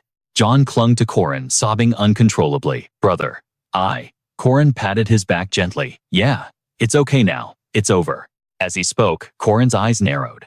Princess Miriam Elizabeth L. Rath's warning echoed in his mind. The magic tower has begun hunting the werewolf kin. It didn't add up. Why would she tell him that Princess Miriam Elizabeth L. Rath is supported by the magic tower? In this high-stakes awakening manhwa world, there is no way she would obediently reveal the mage's location. Miriam Elizabeth L. Rath's voice cut through the air, cold and final. "I sacrificed a great deal for this. There won't be a second chance." Corin turned to leave, his cape swirling behind him. "Consider it a debt I owe you." A knowing smile played on her lips. "I know." Then her expression darkened with a sharp warning. "And trust me, the price for that debt will be steep." Back in reality, Corin's aura flared with suppressed rage. "Black faction, fire faction, I don't care who you are. Get in line and sit the hell down." The black faction trembled, obeying instantly. "Yes, sir." But Corin wasn't finished. "Lower your heads. Who gave you permission to look so arrogant?" Ogon Renchi exhaled the tension, leaving his shoulders. "Thank the gods. No critical injuries among the first years." Corin smirked, his eyes gleaming. "That's only because you risked your life to shield them, Professor." But the old man immediately waved off the praise. "No, it wasn't my doing. The freshmen this year. Their combat gear is on a completely different level compared to the past. With equipment forged from high-grade mana stones, they could defend themselves. It seems someone bet their entire family fortune on this generation." Corin chuckled, a glint of mischief in his eye. "Not the whole fortune, just half." Suddenly, a voice pierced the moment. "Cadet Corin." He turned confusion, knitting his brows as he saw who it was. "Professor." Just when things finally settled down, Josephine cut him off, her face pale with urgency. "There is no time. We have a code red emergency." Her voice rose to a scream. "The principal's seal. It's reacting violently." Corin froze. The blood ran cold in his veins. Could it be Miriam Elizabeth L. Rath's warning echoed in his mind like a curse? "You will pay the price for this debt." His mind raced, connecting the dots. The fire faction targeted Professor Josephine. The black faction ambushed Jen and John. But the gold mage. He hasn't shown himself in either group. A simultaneous strike. Is the principal the real target? No matter how much a regressor struggles, the script tries to force its original tragedy. Josephine's expression was grim. "We must move, now. And be warned, this isn't the petty squabble between factions you're used to." Corin's grip tightened on his weapon. "I know. I'm going regardless." He steeled his resolve. "But I am no longer the powerless trash I once was." The others stepped forward, their voices uniting in resolve. "We're coming too. We will follow the path Corin has paved." Corin assessed his arsenal. A swordmaster who walks the domain, an indestructible diamond body, a high-grade vampire, and me, the one who holds the sun and commands 3 aura cores. We have enough firepower to crush the gold mage. Space warped around them. In a flash of light, they teleported to the coordinates. But the scene before him made his heart stop. Principal Ario. Yet, a spark of hope remained amidst the despair. His body. It hasn't been fully destroyed yet. The group rushed toward the fallen figure. Principal, but dread coiled in Corin's stomach. To reduce a powerhouse like him to this state, the enemy is a monster, a special great archmage. And the 4 great treasures of the Tuatha De Danann have been gathered in one place. The Spear of Light, Eredvar. The Cauldron of Rebirth. The Stone of Destiny, Leafael. The Sword of Light, Clayam Solais. As Corin's squad arrived, the villains turned. Andric Junskaya smirked. Long time no see, Captain of the Guards. The voice belonged to the sophist, Dune Skathoris. Beside him, the almighty king, Ogest, grinned like a shark. You there. Did the Bridge of Destiny bring us together again? Fate really enjoys these cruel jokes. To be or not to be? That is indeed the question. Ding. A system notification shattered the tension. Quest unlocked. The Coronation Ritual of Heaven. System backup initiated. Analyzing related systems. Just like in a system Manhwa, all the opponent's data flashed before his eyes. Tom Norris Affinity A+. Dune Skythis Affinity A+. Ogest Affinity A+. Tezintaza Raza Affinity S. Status, stats, increased by 740%. Hero Corin. Defeat the evil god and save the world. Panic surged through him. Why is he here? The enemy stepped forward. Destiny has stitched our fates together. Are you prepared? The final boss Tez Banthaz trembled with manic excitement. Seeing Corin's shock, Tez Banthaz sneered. You look surprised. I merely came to greet the student, who ruined my plans time and time again, and stole my intellectual property. Corin stayed silent, his mind calculating. You think I'm being too provocative, don't you? Corin ignored the taunt, focusing on one thing. Thank God, the principal isn't dead yet. I have to stop this, no matter the cost. In the game, and in the previous regression, I failed to save Principal Ario. When the real body manifested, Master was slaughtered by Banthaz. He only evacuated in time because I leaked the assassination plot. The location of this sanctuary. Only heroes from the Witch Wars should know it. Suddenly, a familiar voice broke his concentration. Corin. I'm sorry. Corin stared at Tez Banthaz, his mind racing. For the boss to step in personally. This is a variable far beyond the original script. He took a breath and spoke. Outside your calculations, huh? Doesn't matter. I will rewrite this script. I always turn the odds in my favor. Corin lunged, unleashing the venomous dragon ascending. His eyes flashed with lethal intent. The peak of martial arts, the domain A strike, faster than thought, targeting the gap in his consciousness. But Tez Banthaz mirrored the move perfectly. Venomous dragon ascending. Corin's eyes widened in horror. He countered it effortlessly. It was a clash of legends, the hero Arhan's ultimate techniques colliding. Tez Banthaz scoffed, parrying the blow. Is that your domain? Pathetic. Corin didn't hesitate. He immediately unleashed the second domain. Tez Banthaz countered instantly. Red Serpent, Absolute Will, combined with Venomous Dragon ascending. A twisted smile spread across his face. Nice spear you have there. Corin was forced back, sweat dripping down his face. This monster.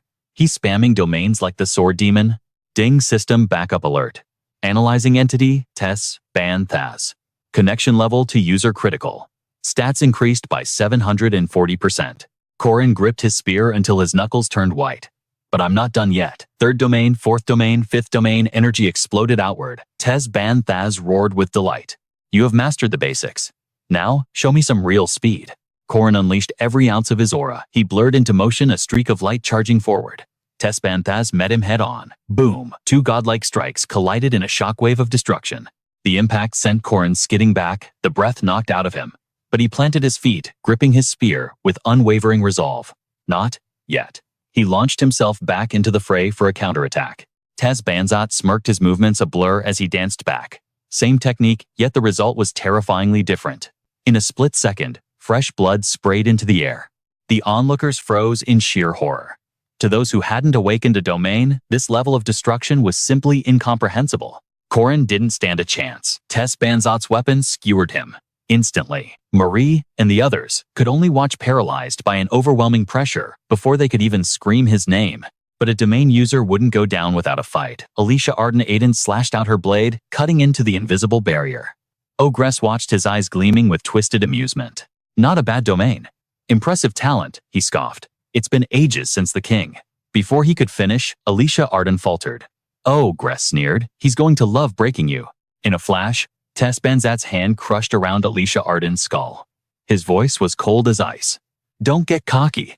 A domain doesn't make you invincible. With a sickening crunch, Alicia Arden's form was crushed under his raw power. But suddenly, a shadow materialized behind him. Warren's eyes burning with fury roared, "Know your place, bastard." It was futile. Tess Banzat didn't just dodge. He humiliated them effortlessly, evading Warren while continuing to decimate Alicia Arden right before their eyes. Finishing his combo, Tess seized Warren's arm and hurled her like a ragdoll straight into Alicia Arden. The impact was devastating. Alicia Arden coughed up a fountain of blood as her body screamed in agony. Warren hit the ground hard, critical damage taken. Tess Banzat looked down at the broken pair unimpressed. Stubborn pests.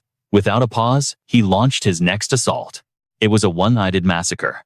The pressure was unrelenting. Warren, barely standing, threw herself over Alicia Arden to take the hits. Desperation broke her voice.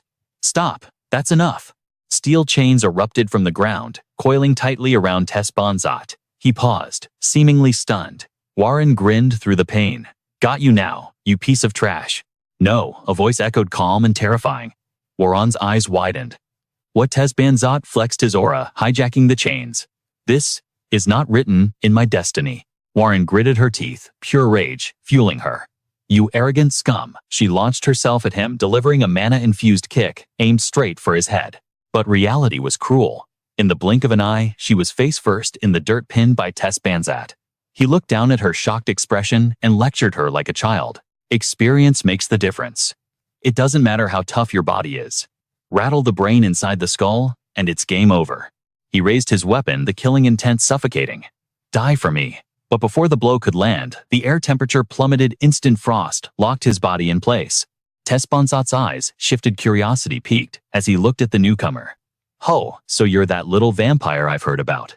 Marie glared, her aura flaring as she screamed, "Diwu, kill him." Tess simply flexed, shattering the ice like glass. He summoned the ultimate treasure of Dan Nan, the Saint Spear Aradwa. The legendary spear hummed with catastrophic power. Diwu lunged, but the beast was skewered like an insect. The spear didn't stop. It tore through the monster and rocketed straight toward Marie's heart. Death was instantaneous. She squeezed her eyes shut, waiting for the end. Suddenly, Professor Josephine's voice tore through the chaos. "Intercept it now." Space warped. The spear vanished in a ripple of distorted air. Tess Banzat smirked, recognizing the signature mana. "You warped the Saint Spear to another dimension. There's only one mage capable of such a feat. My old friend Josephine. Took you long enough to show up."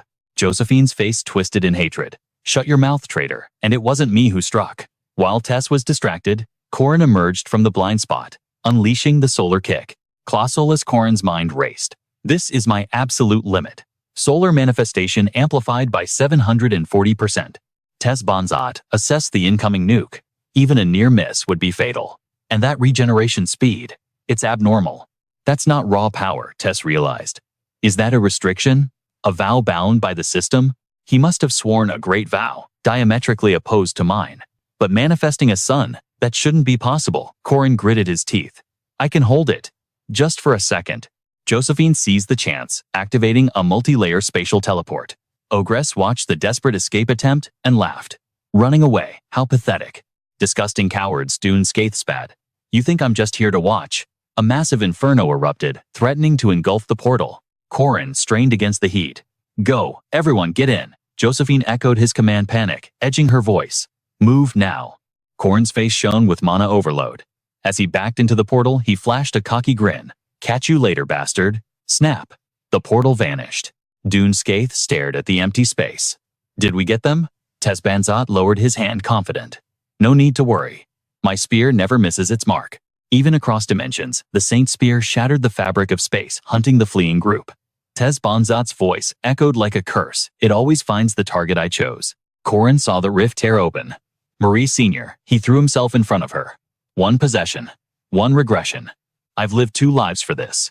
But as he moved, his eyes widened in sheer disbelief. I always changed the script. I always made it better. He was wrong. The spear didn't hit him. It tore straight through Ari. Corin screamed his soul-shattering principle, Ari, no. Their hands reached for each other so close, yet infinitely far. Before Corin could grab her, Ari dissolved into particles of light. Corin stood frozen, the silence deafening. His eyes went hollow. I couldn't change a damn thing. Long before the current era, the sky giants walked this land. Great emissaries whose time eventually came to an end. From their fallen bodies, new life blossomed. Sun, light, earth, and ocean. The entities that embodied these concepts were revered by the world as the true gods. They forged a paradise. A perfect utopia of peace that lasted for centuries. The era of Dan Nan was the pinnacle of civilization. But time flows like a river, and eventually, a new guest arrived in paradise. A species small, fragile, and weak. Yet their burning ambition and endless curiosity captivated the gods. These Goiden, the ancestors of humanity, were the protagonists of their own leveling manhwa, evolving beyond their station. Dan Nan gifted them civilization and magic. Humanity flourished, their numbers swelling until they covered the earth, unaware that their golden age was borrowed time. Yet humanity's greed knew no bounds. They razed the sacred elven forests and tore this land from the grasp of the Danan. Individually, they were weak, but the human swarm outnumbered the Danan 100 to 1. Thus, the magnificent age of the Danan was ended by the very mortals they had nurtured. Still, one Danan stood firm until the bitter end, clinging to the dream of coexistence between humanity and the world. The last survivor of paradise sealed herself away in that eternal sanctuary. That survivor is me, the Danan of justice, Aaron Danua. I am the last remnant, the one who guided humanity down the path of righteousness. My disciples etched their names into history as the heroes of this world. Yet, an ancient loneliness plagued me, knowing I was the absolute last of my kind. Driven by solitude, I scoured the land for relics of my ancestors. Inglorious, I finally found what I sought, another Danan still locked in a deep seal. Tates Balthara. That child soothed the ache of my isolation and became my joy, so I bestowed everything upon him. My love, my supreme spear arts, and my most precious treasures. I loved him as a son, a comrade, and a soulmate. But I was blind to the tragic truth of our race's duality. The Danan who wished for harmony left behind the lineage of justice. But those who craved humanity's extinction left behind the Danan of vengeance. The descent of paradise. When the Danan of vengeance learned his true history and identity, he vowed to eradicate humanity and restore the domain of the gods. 5 centuries ago, we halted the descent of paradise and punished the traitor Tates Balthara. The price was my freedom. I was critically wounded and sealed here, in the Shadow King's castle. She recounted the entire epic to Corin, while seated on her throne.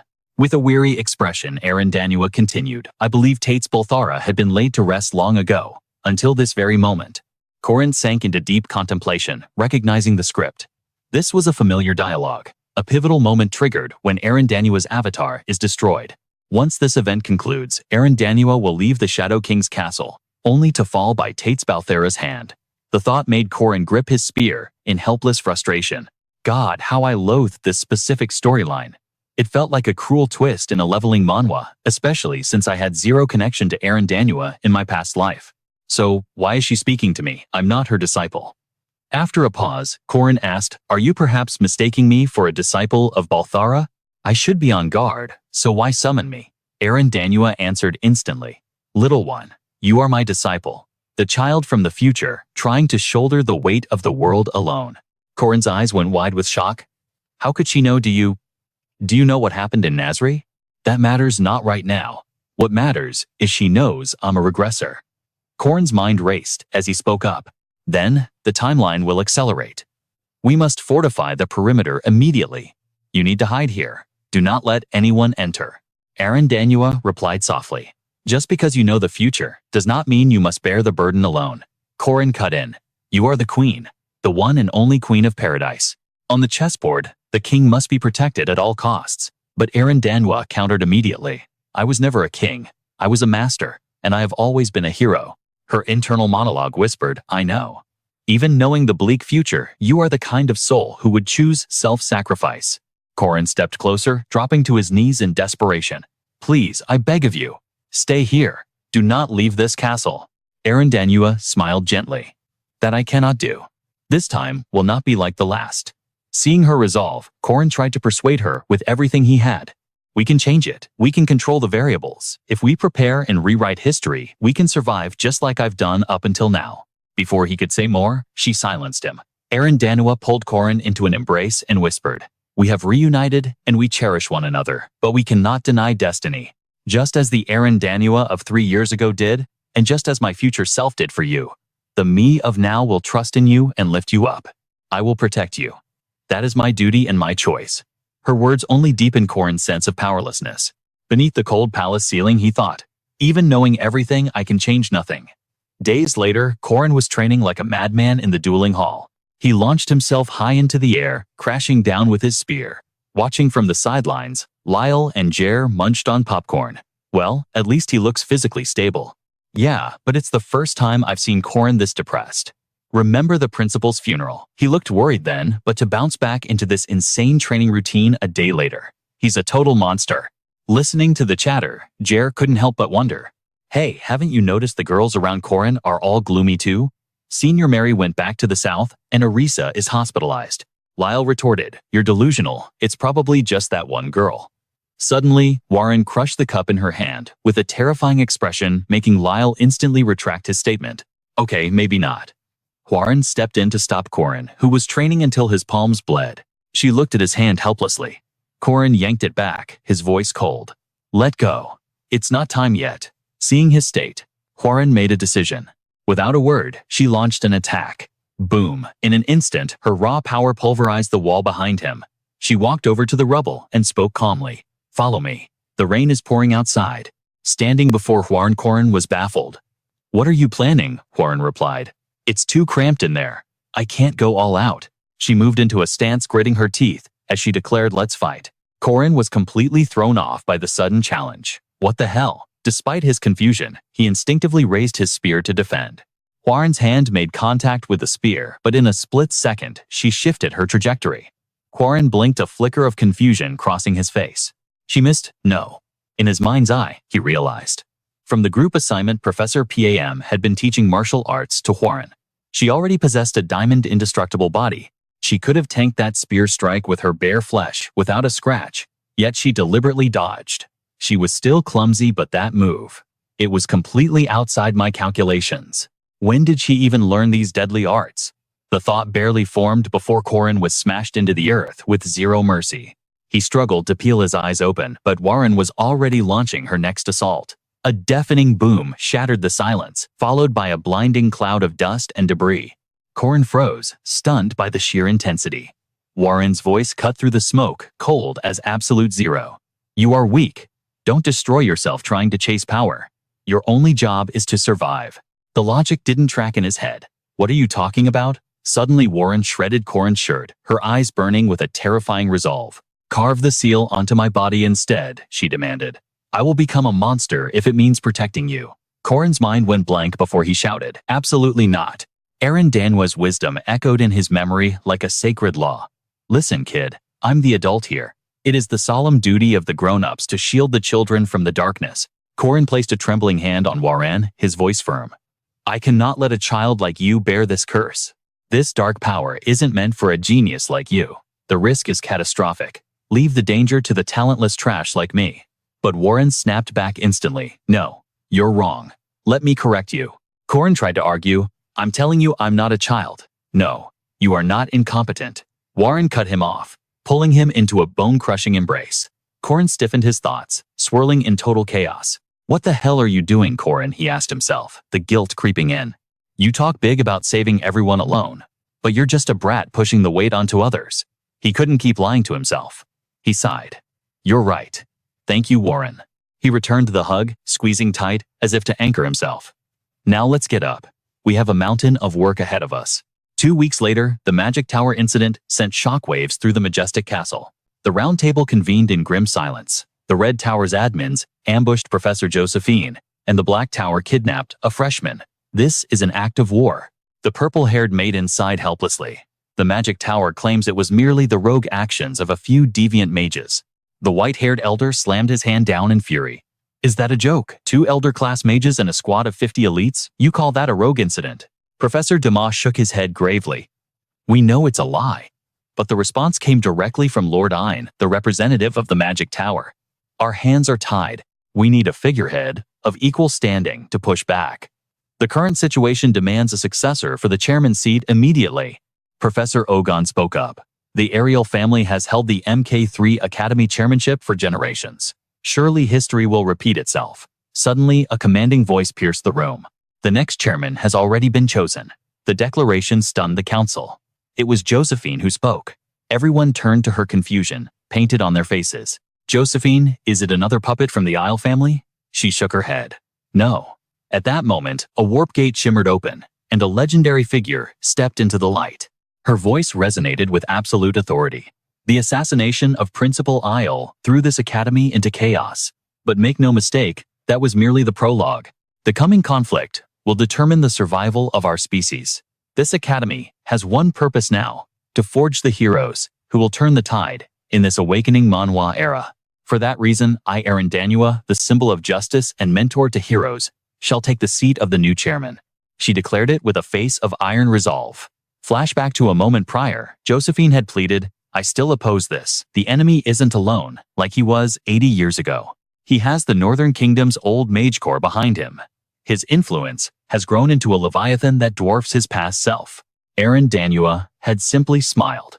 True, but it's been ages since I visited the academy. I'm actually quite excited. Back in the present, she leaped from the balcony with a playful grin.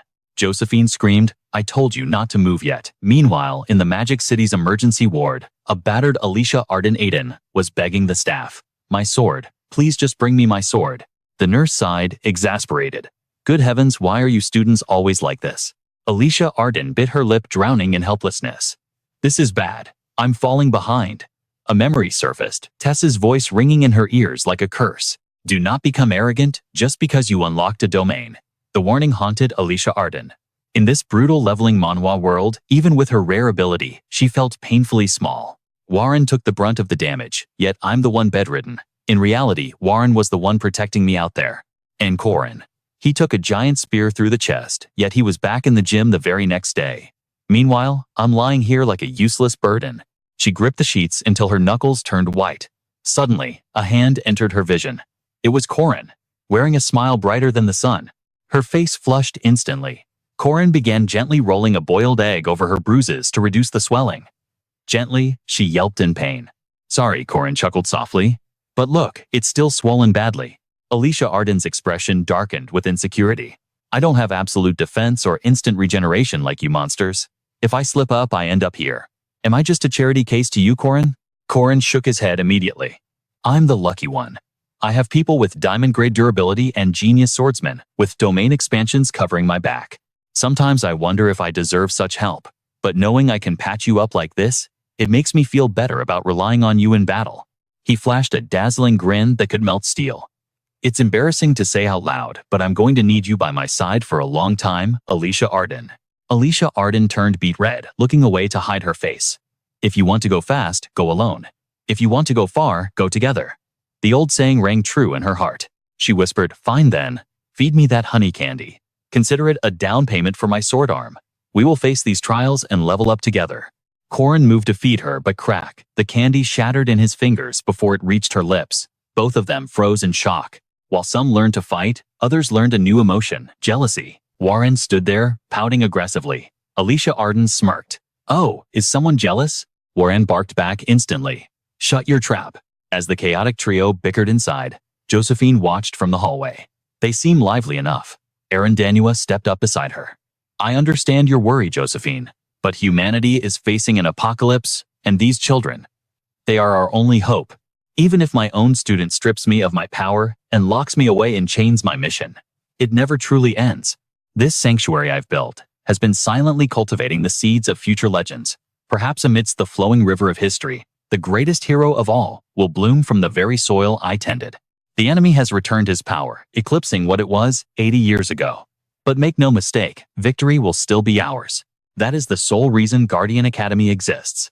A few days later, the savory scent of golden fried rice filled the air. As this Manhwa recap continues, the team decided it was time to celebrate. We needed to celebrate Arisa making a full recovery. Arisa Aiden held up a basket overflowing with ingredients, her smile radiant. Look, I managed to buy all of this. Corin's eyes widened in genuine impressiveness. Whoa, that's a haul. How much did it set you back? Arisa beamed innocently. Just 2 gold coins. Corin nearly coughed up blood, screaming, 2 gold coins. You got scammed big time. But suddenly, a voice cut through his despair. That food budget is a bit excessive, isn't it? It was Yen and her crew. She waved cheerfully. Hello, I just picked some fresh mushrooms from the forest for us. Meanwhile, Colonel Luden scanned the surroundings with a critical eye.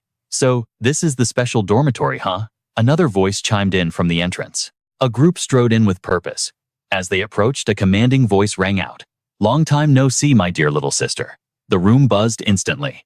Welcome back, Lunia. Good to see you're still breathing. But Lunia remained as frosty as ever. Bring me alcohol, she demanded, stepping right up to Corin. It seems my heart is still turbulent after our last encounter, she said, her eyes narrowing. You have a heavy debt to pay. Corin could only manage a stiff, awkward laugh. Everyone here is underage, so no booze, Corin explained. Lunia didn't press the issue, pivoting instantly. Fine. Then bring me food. Corin scrambled, barking orders. Everyone bring out the dishes. In a flash, the table was groaning under the weight of a gourmet feast, leaving everyone wide-eyed. Look at this knife work. The sashimi is exquisite. Was this fresh fish dish, preserving the raw essence of high-tier ingredients, Arisa's handiwork? And over here, dishes seared with Warren's delicate yet intense fire control. The guests couldn't stop eating. These skills are no joke. This is restaurant-quality stuff. The guests smirked, chewing happily. Delicious. You're a lucky guy, Corin. 2 master chefs by your side. Then the fatal question dropped. So, Corin, which one tastes better? Corin's mouth full of food froze. Well, But a split second later, the color drained from his face, replaced by sheer terror. Arisa and Warren were staring at him, their eyes burning with a predator's intensity that seemed ready to devour him whole. Cold sweat drenched his back. Even Lunia leaned in amused. Go on. Whose cooking is superior? Corin's mind raced. If I choose wrong here, the next thing on the menu will be me. What do I do? Is there no escape? Just as he was staring into the abyss, a voice from the heavens broke the silence. Boss. It was John and Jen bowing politely. We felt bad coming empty-handed, so we brought a little something. Please dig in. Corin practically tackled them with a hug. Thank you. To me, fried chicken is the absolute best. He let out a long breath, his life flashing before his eyes just moments ago. You literally saved my life, he whispered. Lunia and Jen watched the display with utter exasperation. Is he still drunk? Whatever he looks like, he was about to die anyway. Suddenly, Dronwaski cut through the antics. The food is great, but it's time to talk business. Lunia nodded sharply. Agreed. I assume you didn't gather us all here just to celebrate a hospital discharge. Corin turned his expression hardening into that of a leader. Correct. Let's get straight to the point. I brought you here to reveal the next objective for our group, the Corin Guardians. I've told you what I can about the principal's assassination, the threat of the Bantaza organization, and their endgame, the descent of the heavenly demon. Bantaza's ambition is to wipe this land clean and reconstruct a world for the gods. At first, the table went silent, the idea sounding like absolute madness. But as the details spilled out, the atmosphere grew heavy. The revelation that the old religion and the magic tower had joined hands with Bantaza hit them hard. When Corin revealed the pope of the new religion was actually an apostate, the devout among them bristled. One guest stood up, slamming the table. What? That's impossible. Lunia cut them off cold. Enough. If he were joking, it would be funnier. Everything he's said so far tracks with reality. So how do we fight a force that massive? Corin met their gazes? Everyone here is a warrior, I acknowledge. But right now, we aren't enough. The goal of the Corin Guardians is to evolve beyond our limits. That is why I invited her. In a shimmer of light, Danwa materialized. Greetings, fledgling heroes. I am Danwa, and we are going to prepare for a counterattack. Corin's voice turned grim. We might be called the strongest in the academy, but the gap between us and Bantaza is an endless abyss. Right now, the Corin Guardians can't match him. He wields the Onre magic armor, the Liamamam Destiny Stone, and the Aranga Spear of Light. The only way to bridge that gap in this leveling Manhwa world is to equip ourselves with weapons of the same caliber. Phase 1. Acquire the arsenal. Before summer break ends, we raid the Treasure of Danon, the Treasure of the Gods. It's a dungeon where legendary and mythic tier items are guaranteed to drop. Danwa stepped forward. And I, the Danon of Justice, will guide you to its location. Corin smirked internally. In the original story, this event only triggers after the academy falls and Eren dies. But thanks to Master listening to me, we've unlocked this scenario a full year early. Suddenly, Eren patted Corin's head gently. Chin up, don't look so tense. Corin blushed, caught off guard. Yes, Master. The group looked at them with twisted expressions of confusion. Ignoring them, Corin continued. And Phase 2. We need an army. Lunia raised an eyebrow. You intend to organize us into a military force. Dronwaski leaned in greedy for details. Is the reward system solid? You said treasure of the gods. Right. Don't look so surprised by the contract terms. The Waski Mercenary Corps follows whoever holds the gold. Corin flashed a confident grin. Not just Lady Lunia, but even the Elite 5 swords will find this offer irresistible. Lunia, sharp as ever, retorted instantly. To repay my soul debt, I would sacrifice this body 1,000 times over to protect the Pien family. However, using the lives of my loyal subordinates as mere pawns, that is an entirely different matter. The Sword Pavilion is the guardian of our rear lines. I cannot simply deploy them at a whim, no matter the price, if it means sacrificing them just to fuel Corin Wardian's rise to power. Corin's shoulders slumped in defeat. I figured as much, he thought. But suddenly a new voice cut through the tension. Eren Dunskethua stepped toward Lunia with a knowing smile. Why don't we listen to his method for increasing your combat power before you make a final decision? Lunia froze her eyes, widening in sheer shock. She got inside my guard, she thought, panic rising. How did she approach, without triggering a single sense? Eren Dunskethua remained calm gently, taking Lunia's hand to inspect it. The calluses of a true warrior. Your training has been truly extraordinary. Lunia snatched her hand back and gripped her blade, her voice ringing with pride. The Alicia Arden Aiden sword style involves ceaseless daily tempering, and you claim you can make us stronger than we already are. And how exactly do you propose to do that? Eren Dunskethua answered, immediately stunning the entire room. Simple. From this moment on, I will personally instruct you. Lunia blinked, thrown off balance by the declaration. As a master, you mean, you intend to teach even me? Naturally. If it becomes strength for that child, I will teach anyone. As the words fell, a terrifying aura erupted from both women. Yet seconds later, Lunia sheathed her blade, turned on her heel, and issued a command. We are withdrawing. Seeing this, Corin called out in panic. Lady Lunia. Lunia paused, her back turned, and spoke in a voice like ice. The secret to the Pien family's strength has always been a superior teacher. 5 swords heed my command. The elite unit gathered instantly, shouting in unison. Yes, Pavilion Master. Lunia continued. Until we enter the treasure vault, reorganize the pavilion. As requested by Corin, Wardian prepare the first sword pavilion for immediate mobilization at any time. With the order given, the doors slammed shut as they marched out. As they walked, the 5 swords couldn't hide their confusion. Lady Lunia, Corin is one thing, but can we trust that woman who calls herself the chairman? Lunia answered without hesitation. She dared to declare herself our master. The image of Eren Dunskethua burned in her mind. Lunia's thumb clicked her sword from its scabbard. As she confessed, I opened my mind's eye, and I saw countless possible exchanges. The subordinates gasped. Does that mean she is qualified to cross swords with you, Lady Lunia? Lunia forced a strained smile. No, she is far beyond that.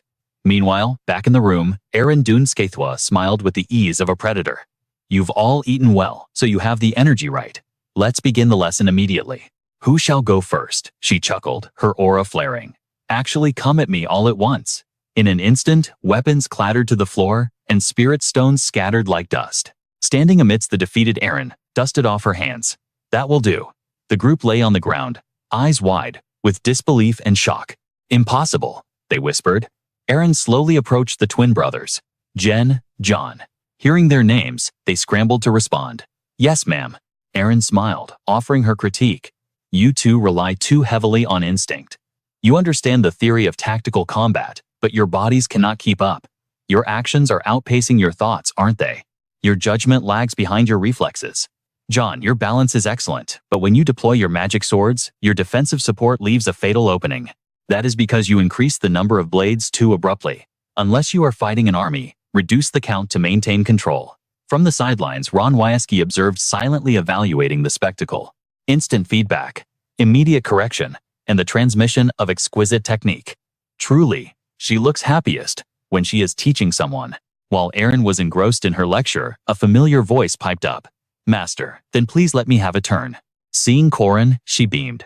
Corin, we were just warming up. You will be the grand finale. But just then, the air shimmered as a dimensional portal tore open. Alicia Arden Aiden and War stepped through. Aaron Dune Skaithua's eyes narrowed playfully. I suppose I should test the two with the abnormal power levels first, shouldn't I? They moved to a special martial arts arena. Aaron gestured to the open space. Come here. In this place, you can unleash your full power like the hero of a leveling manhwa. Alicia Arden Aiden's expression hardened. First strike guarantees victory, she thought. Aiden sec domain. She went to draw her blade, but a hand clamped down on hers instantly. It was Aaron Dune Skaithua. Aaron asked coldly. Student Alicia Arden, do you have a habit of trying to invade a superior's domain? Alicia Arden Aiden froze her mind, reeling. Is this just like that time? The memory of a past defeat flashed in her mind, the overwhelming terror she felt before she could even activate her domain. Aaron suddenly vaulted high into the air, her voice echoing down. Your foundation is still shaky. You need to return to basic swordplay. We must correct your stance from the lower body and your dantian. With a thunderous crash, she slammed Alicia Arden Aiden into the ground. Aaron Dune Skaithua looked down at the flattened warrior with a serene expression. Next is War. But War was already moving, closing the distance for a lethal strike. A massive shockwave shook the room, yet Aaron dodged effortlessly. It seems you have learned a few things from Corin.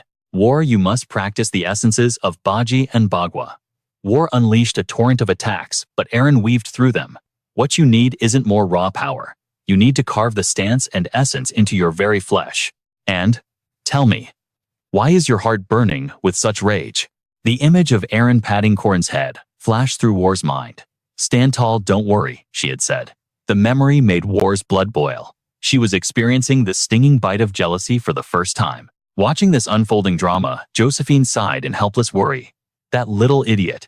Aaron Dune Skaithua moved faster than sight, launching a counter-offensive. She shifted her stance and clamped her hand around War's throat, neutralizing her instantly. As War lost her strength and began to collapse, a hand gently caught her. Aaron held her close, whispering softly, Do not be impatient. You are already strong enough. Hearing this, War's heart trembled. Strange, she thought. Her moves are like that woman's but this embrace. It feels just like holding Corin. As the dust settled, Corin stepped forward. So is it finally my turn now? I'm a bit shy, but I want to show you the fruits of my training. Aaron Dune Skaithua smiled knowingly. There is no need. I have seen everything through Errol's eyes. Corin, I kept you here to awaken a different power within you. Not the skills you know, but the dormant energy you use, merely as a storage tank. Corin's eyes widened in realization. The core of Dutch Benia Aranua smiled, a nostalgic glint in her eyes. Dutch Benia. Now that is a name I haven't heard in a very long time. The threads of destiny are notoriously difficult to predict. To think you could actually utilize that core? Duke was my disciple 800 years ago. He was a singularity so controlling that power will be a trial by fire. Do you have the resolve? Corin's aura flared with intensity as he answered, absolutely. Seeing this burning determination, Aaron Danua beamed with satisfaction. Indeed, the final destination of fate remains a mystery. My disciples once shone like stars. Some became legendary heroes, while others stood on the opposite side of history. Yet I have never been as certain as I am now. I will bequeath my entire legacy to you. I will complete you, and you shall become the savior who surpasses them all. My final masterpiece. Meanwhile, June Skyas asked with burning curiosity, You aren't going to pursue him? Tess Banzart replied instantly. World destruction demands worthy adversaries and desperate straits. Those women are merely obstacles in my karma. For a warrior to choose assassination over a duel is beneath my dignity. With those words, he vanished, withdrawing his spear as he stepped through a spatial rift. A shadow loomed over the fallen figure on the ground. Tess Banzart's voice echoed with chilling authority. Isn't that right? The person lying defeated was none other than Aaron. She struggled to speak Corin. Is your true opponent? Tess Banzart scoffed immediately. How ridiculous. You failed to stop me yourself, yet you hide behind your pathetic student. But the fate ordained by Lympha is absolute. You will fight the final battle with me. The destiny of this world will be decided in that clash. As he spoke, he drove his spear ruthlessly into Aaron. My ambition remains eternal, Aaron Danua. After taking the fatal blow, Aaron's eyes slowly closed as her strength faded. However, reality shifted back to the training grounds, where Aaron Danua was still smiling and chatting. Your mastery has evolved today, not just in basics, but in actual combat. Corin, panting heavily, covered in wounds, replied, I still feel weak. He gripped his weapon, determination burning in his eyes. One more time. In an instant, his power exploded outward like a storm. I inherited Duke Sebastia's demonic nature, but all I can use is the #1 demon spear Hexion. It was the classic struggle of a system Manhwa protagonist. Danua observed the energy he released. Not bad, but it proves you are still green in aura manipulation. Above all, you haven't grasped the true nature of Sebastia's aura. The image of the old master flashed in his mind, his voice resounding, watch closely. This is the power of the origin. The power I used to slaughter dragons in my youth, to topple the 5 evil dragons that threw the kingdom into chaos. Meanwhile, Danua channeled energy into the spear in her hand. I honed this technique for a single purpose. She struck instantly. Displaying overwhelming power, Aaron said, I didn't expect instant mastery, but if you persist. Corin watched from a distance, his face filled with awe.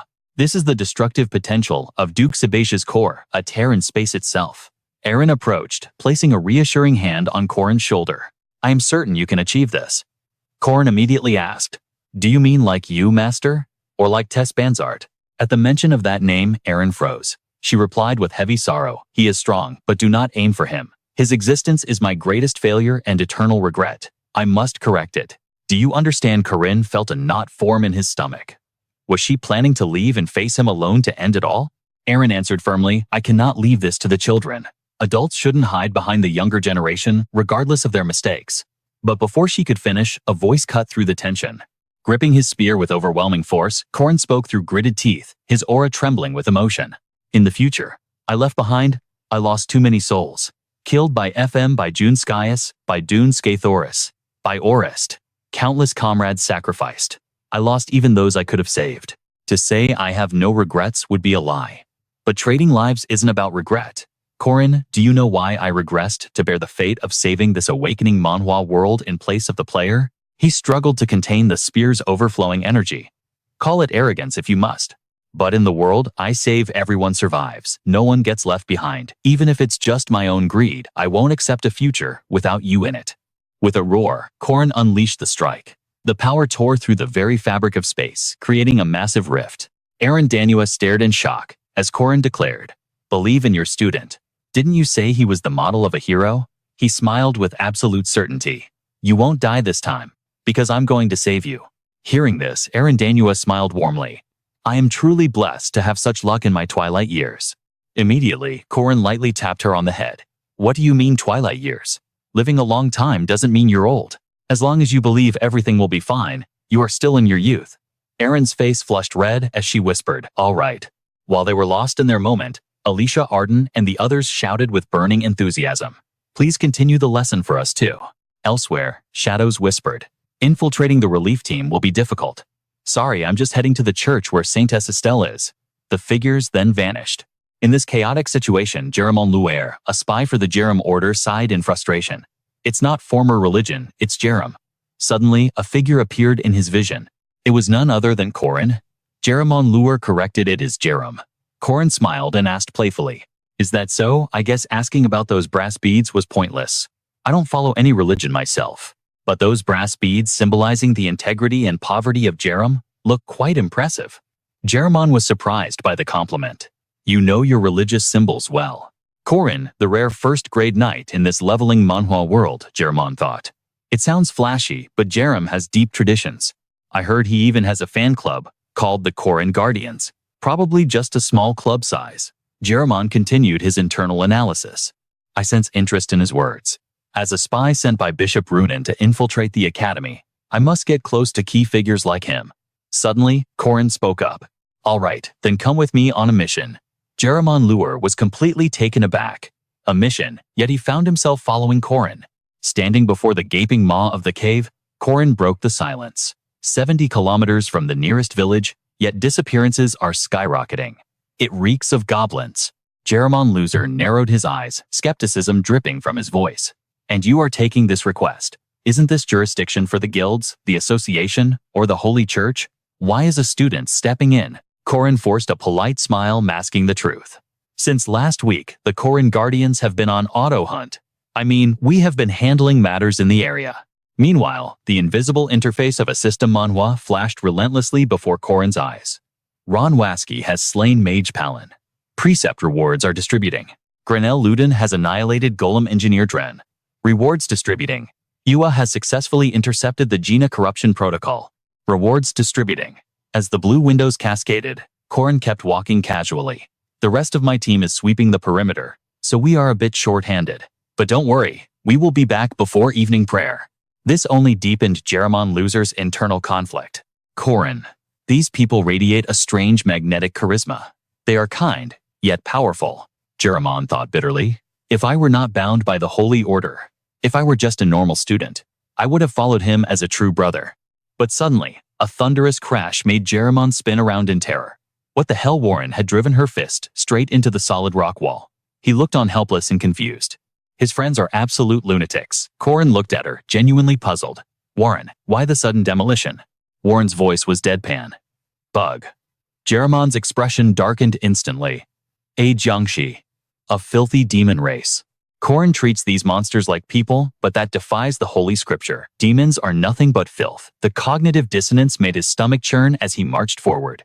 Suddenly, a deafening roar shattered the silence. Jeramon looked ahead, his eyes bulging in disbelief.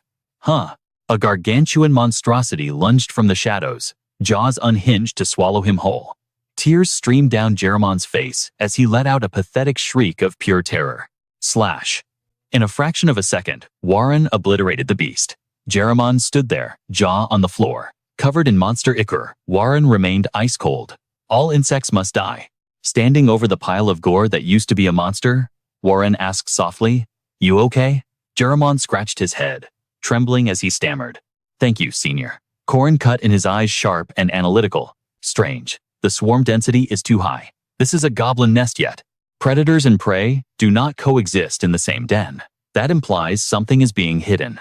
He glanced toward the darkness, his suspicion confirmed. They ventured deeper into the abyss. Seeing the structure ahead, Corin nodded grimly. They are smart. Disguising a lab as a deserted goblin hole in the middle of nowhere. This is a chimera research facility where mages fuse life forms. That giant bug outside, just a failed prototype. And what lies inside is a fusion with a demonic beast. Jeramon Loser peered into the glowing vat, his voice trembling. It is a human. He stumbled back, horror consuming his soul. How is this possible? Who would do such a thing? Then a document on the desk caught his eye. As he read the text, Jeramon's world shattered. This pattern, this handwriting, it cannot be. Bishop Rung. Corin didn't miss a beat. Warren, guard Jeramon and secure this evidence. Don't let anything happen to it. Warren nodded obediently. In a flash, Corin vanished into the shadows. Corin's inner thoughts raced. Time to hunt Jeram. He moved like a gale, kicking open a heavy door to reveal a figure in crimson robes. The cultist spun around, screaming, "Who dares? Too late!" Corin struck like a viper, moving with the speed of a storm to instantly neutralize the enemy. A wicked grin spread across his face. Preparations complete. His plan was threefold. First, use Jeramon to expose the darkness of the old church and their alliance with the magic tower. Second, destroy the giant resurrection lab. And third, I need this. The head of Mata, the legendary four-headed centipede demon. Corin's smile turned devilish. Now I am ready to raid the treasury of the Danon. The Corin Guardians were elite, but the enemy Banthas possessed god-tier artifacts, the Spear of Light Adra, the Cauldron Andrive, and the Fate Stone Lapis. To balance this asymmetric warfare today, we raid the treasury of the gods. Treasure Island Mammon. Corin stepped through the dimensional gate. My master, the Queen of Paradise. Officially, she is the last remaining deity walking the earth. But even she doesn't know the full depths of the Danon ruins. I was the one who found Banthas's prison. The entry requirement for this place, the master's love. Aranua's voice echoed via telepathy. As you wished, I shall wait here. But without my direct aid. Can you handle this? Corin smiled, confidence radiating from him. Trust your disciple. I have returned a year early, but I am not walking this path alone. Arisa and Warren had endured hellish training with the master for weeks. Suddenly, Thud Marie Dunarev stuck the landing beside him. Corin perimeter clear. Corin assessed his team. Senior Marie Dunarev, fresh from the south. Aside from Lunia manning the sword pavilion, this is my ultimate strike force. With these three, fear is unnecessary. But suddenly, the vibe shifted drastically. Arisa Aiden turned pale, trembling like a leaf. She latched onto Corin's arm. Corin, what are we doing here? I have always hated this kind of spooky atmosphere. Marie Dunarev clamped onto his other arm. Me too. Corin stood there, his brain short-circuiting as the girls clung to him. Even Waron, the stoic warrior, looked gloomy. She reached out a trembling hand toward Corin. Terrifying. I am scared. Instantly, Arisa and Marie Dunarev grabbed Waron's hand instead. A heavy, oppressive pressure descended upon the group, suffocating the air. Arisa tried to brave it out. If we hold hands, we will be fine. Let's go before the ghosts get us. Corin shook his head. Not ghosts. Gods. This place holds the lingering resentment of the divine Danon. Arisa glanced at him sharply. Corin, you seem to know something again, don't you? Corin remained silent, but his inner thoughts betrayed him. Of course I know. In this Manhwa recap, I have cleared this dungeon before. Back in the game, I did it with Paxi. He smirked. This is the graveyard of the gods, where the remnant wills of fallen deities linger. If you can survive their divine trials, unimaginable treasures await you. But be warned, the system operates in stages. Fail the first stage, and your journey ends immediately. There is no second chance. Naturally, the final awakening Manhwa test is a nightmare of difficulty. Therefore, ensuring every party member survives both preliminary rounds is the key to clearing this dungeon. The problem, the difficulty, is pure RNG. It all depends on which deity decides to manifest. It could be a simple riddle to test your wits, or a death match, where you must wager your very soul to survive. Suddenly, panic erupted among the group. Corin, I can't see a thing ahead. But our MC remained calm, his voice cutting through the fear. Hold your ground. Don't let the terror consume you. The system claims the appearance is random. But in this Manhwa recap, we know the truth gods are drawn to artifacts related to their lore. And right now, I'm carrying the severed head of Matta, the 100-legged evil god's beast. This monster was personally slain by the god king Dagda.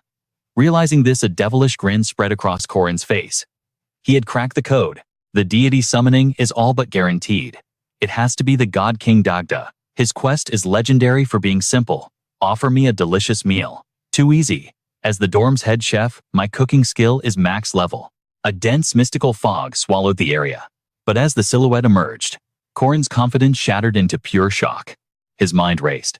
What is this melody? Why is the atmosphere so romantic? The strings resonated with haunting beauty. It wasn't the God King. It was Angus, weaving magic with his harp. The god smiled with blinding charisma. Welcome, brave souls seeking the trial. Corin stood frozen, his brain short-circuiting. Why him? Why is a completely unrelated god standing here? Angus strummed a note, answering the unspoken question. That beast's head you carry. It was a trophy our father shared amongst all his siblings. Corin blinked, processing the genealogy. Wait, so as Dagda's son, he technically has a claim. Of course, the god interrupted his thoughts. That is merely a pretext. My true interest lies elsewhere. In a flash of divine speed, he vanished and reappeared behind the girls. He whispered to Waron and the others, maidens, with hearts full of longing, I am the god of love. Instantaneously, the light vanished from their eyes. Their consciousness was pulled into the abyss. Sensing danger, Corin lunged forward. Senior Marie, Warren, Arisa, wake up.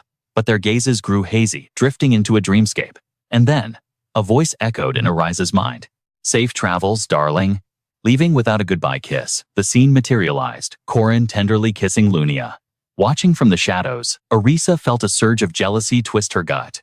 He is my brother-in-law, my sister's destined partner. Perfect in every way. So why? Why does my heart ache like this? As she stared with forbidden longing, a shadow whispered in her ear. Truly, a magnificent sight, isn't it? Arisa jumped, her heart nearly exploding from her chest. Why? Yes, wait. Who Angus didn't bother with introductions. Tell me, little miss, since when did you develop a hobby of spying on your sister's marriage? Arisa's face went pale, shame coloring her cheeks. The god of love continued his smooth torment. Lady Arisa, perhaps you should seek your own romance.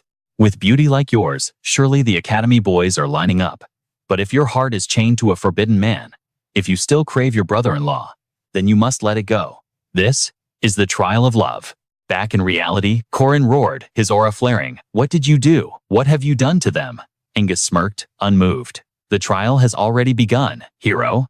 Trapped within that sphere, they are facing their deepest, darkest desires. And the object of that overwhelming thirst is you. Corin froze, cold sweat trickling down his spine. Angus's voice turned serious. I have woven this illusion from your shared memories. But these are scenarios of forbidden love. Paths that lead only to hurting the beloved or shattering oneself. It is the ultimate tragedy, the classic shape of a doomed romance. I exist to preserve the purity and beauty of true affection. Taboo desires infidelity.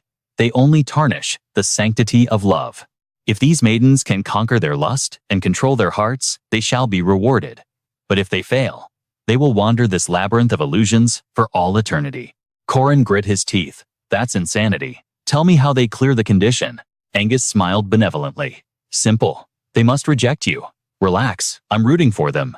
Now, let's observe their performance, shall we? Inside the illusion, the phantom Corin whispered seductively. My beautiful sister-in-law, did you bring this strong wine just to get me drunk? Arisa's hand trembled as she caressed his hair. Brother-in-law? Her fingers traced down to his lips. What am I doing? What is this heat? She was drowning in the moment, her resistance crumbling to dust. Sister isn't here. Just this once. Angus watched with disgust. Despicable. Absolutely shameless. Arisa. Disqualified. Meanwhile, in another dreamscape, Corin's hand was pinned down. Stay still, Warren commanded. The real Corin watched the screen baffled. Warren, what on earth are you doing?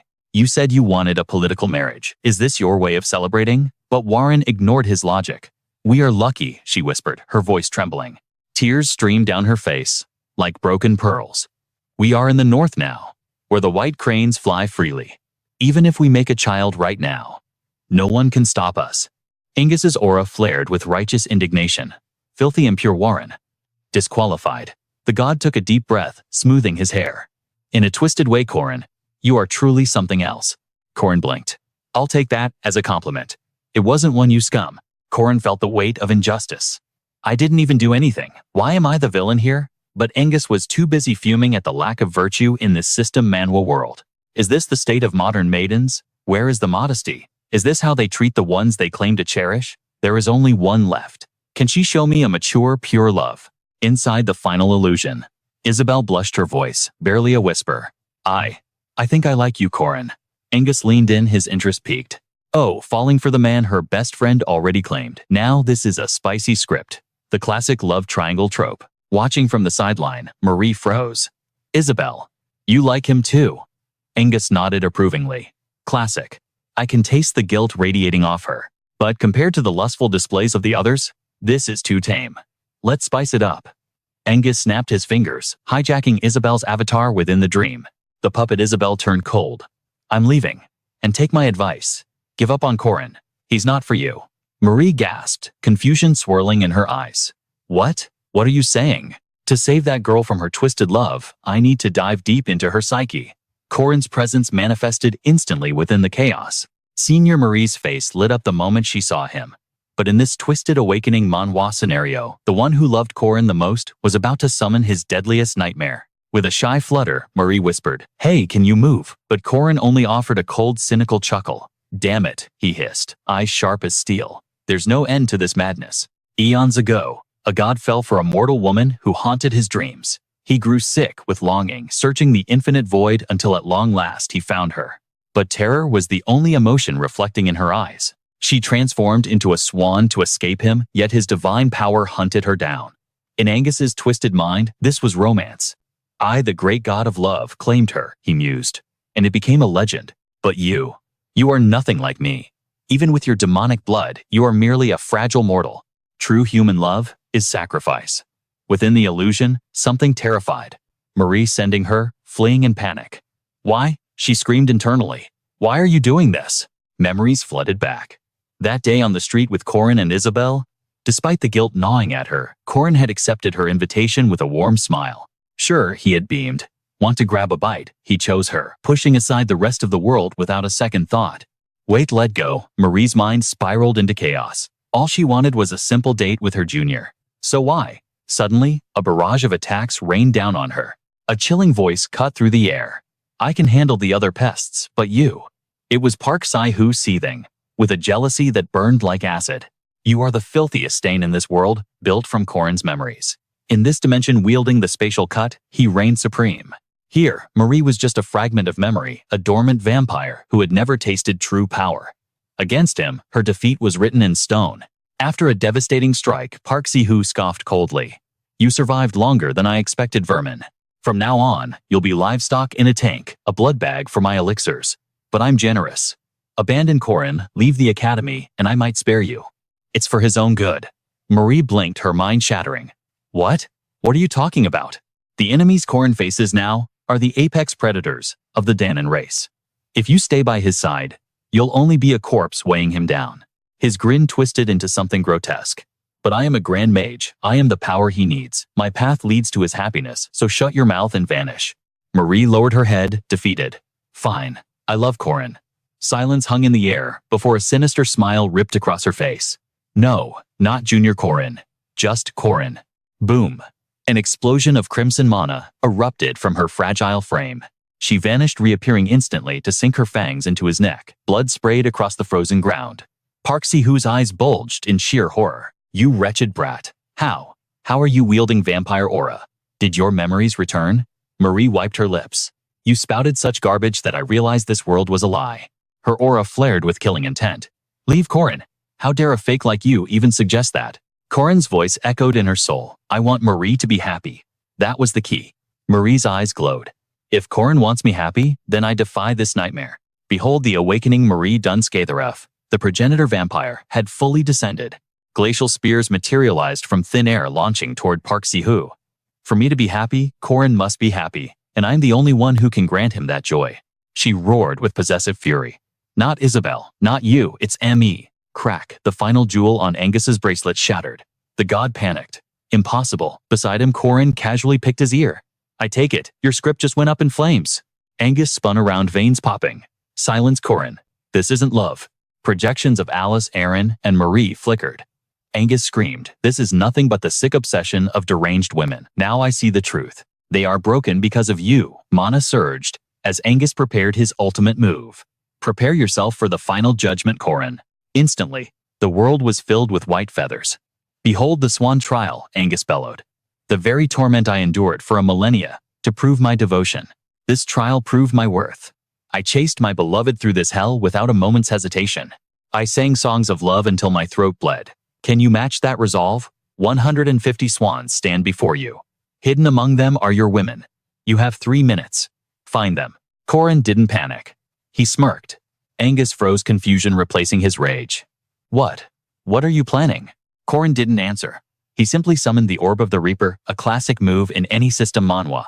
Soul separation won't work on those with strong egos, he muttered. Blast.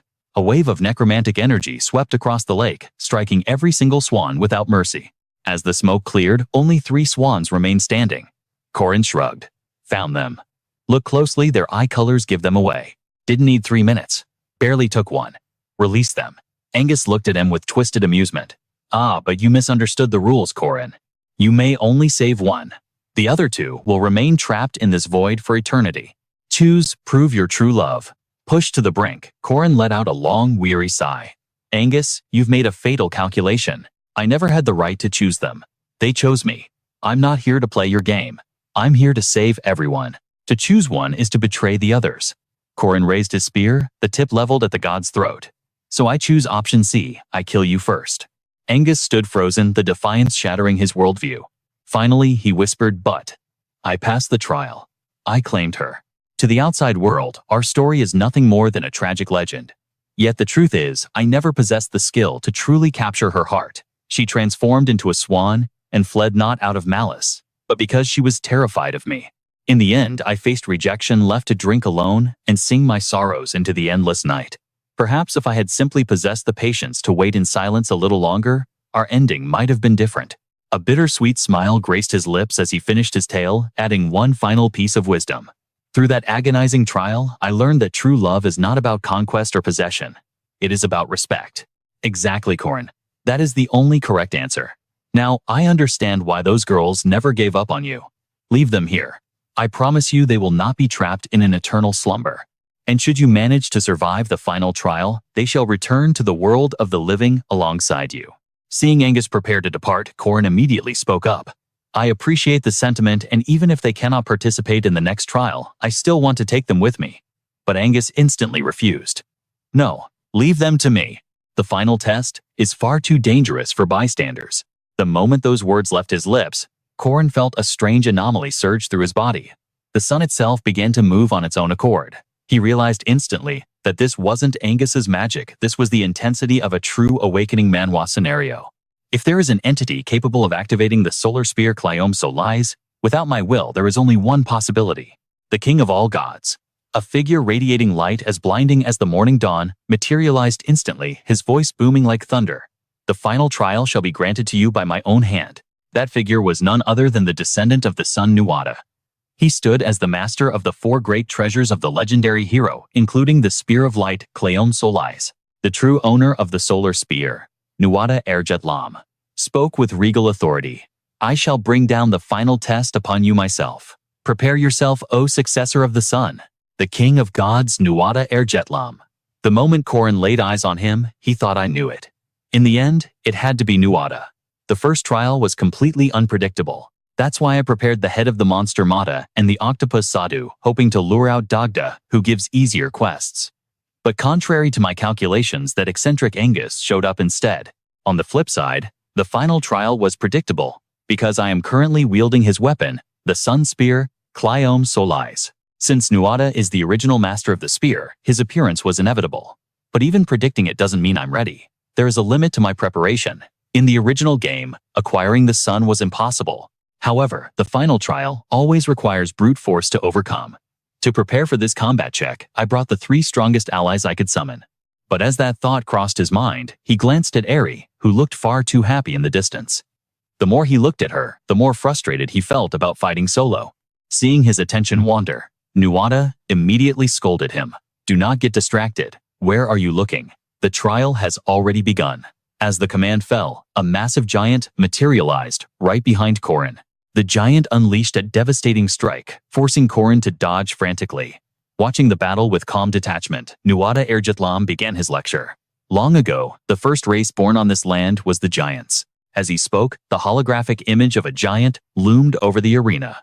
Second came the Tuatha De Danann, the race of gods like myself. Third were the Fomorians, the descendants of darkness and night. And fourth were you, the humans. Among them, the enemy you must defeat is the great warrior Sreng, a champion of the Fomorians. Sreng stood there, his physique rippling with muscular power, radiating an aura of intimidation that would terrify any ordinary warrior. Nuada Ergetlam continued calmly.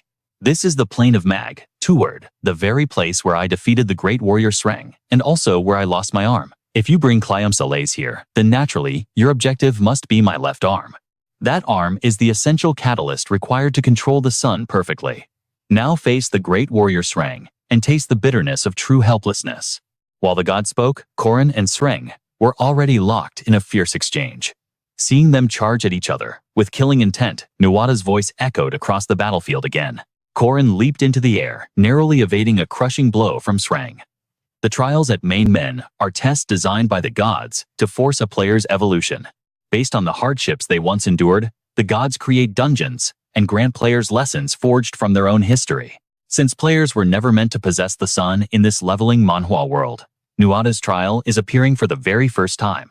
But considering the lore of this setting, I can deduce the true intention behind this test. While trading blows with Sreng, Corin thought in panic. What on earth is this terrifying strength? Great warrior Sreng possesses pure, unadulterated power. He is, after all, the demon warrior who severed the arm of a war god. Perhaps what Nuada wants to verify here isn't just the stats I've accumulated, but a strength that goes beyond simple force. Finishing his thought, Corin launched his counterattack. Utilizing his high agility, Corin maneuvered to seal Sreng's movements, thinking I have the advantage in speed. Instantly, Sreng's entire body was engulfed in flames and smoke, a chain of magical runes carved at high speed after countless hours of training. This was high-tier fire rune magic. Even a monster like him won't escape this easily. But reality slapped Corin in the face.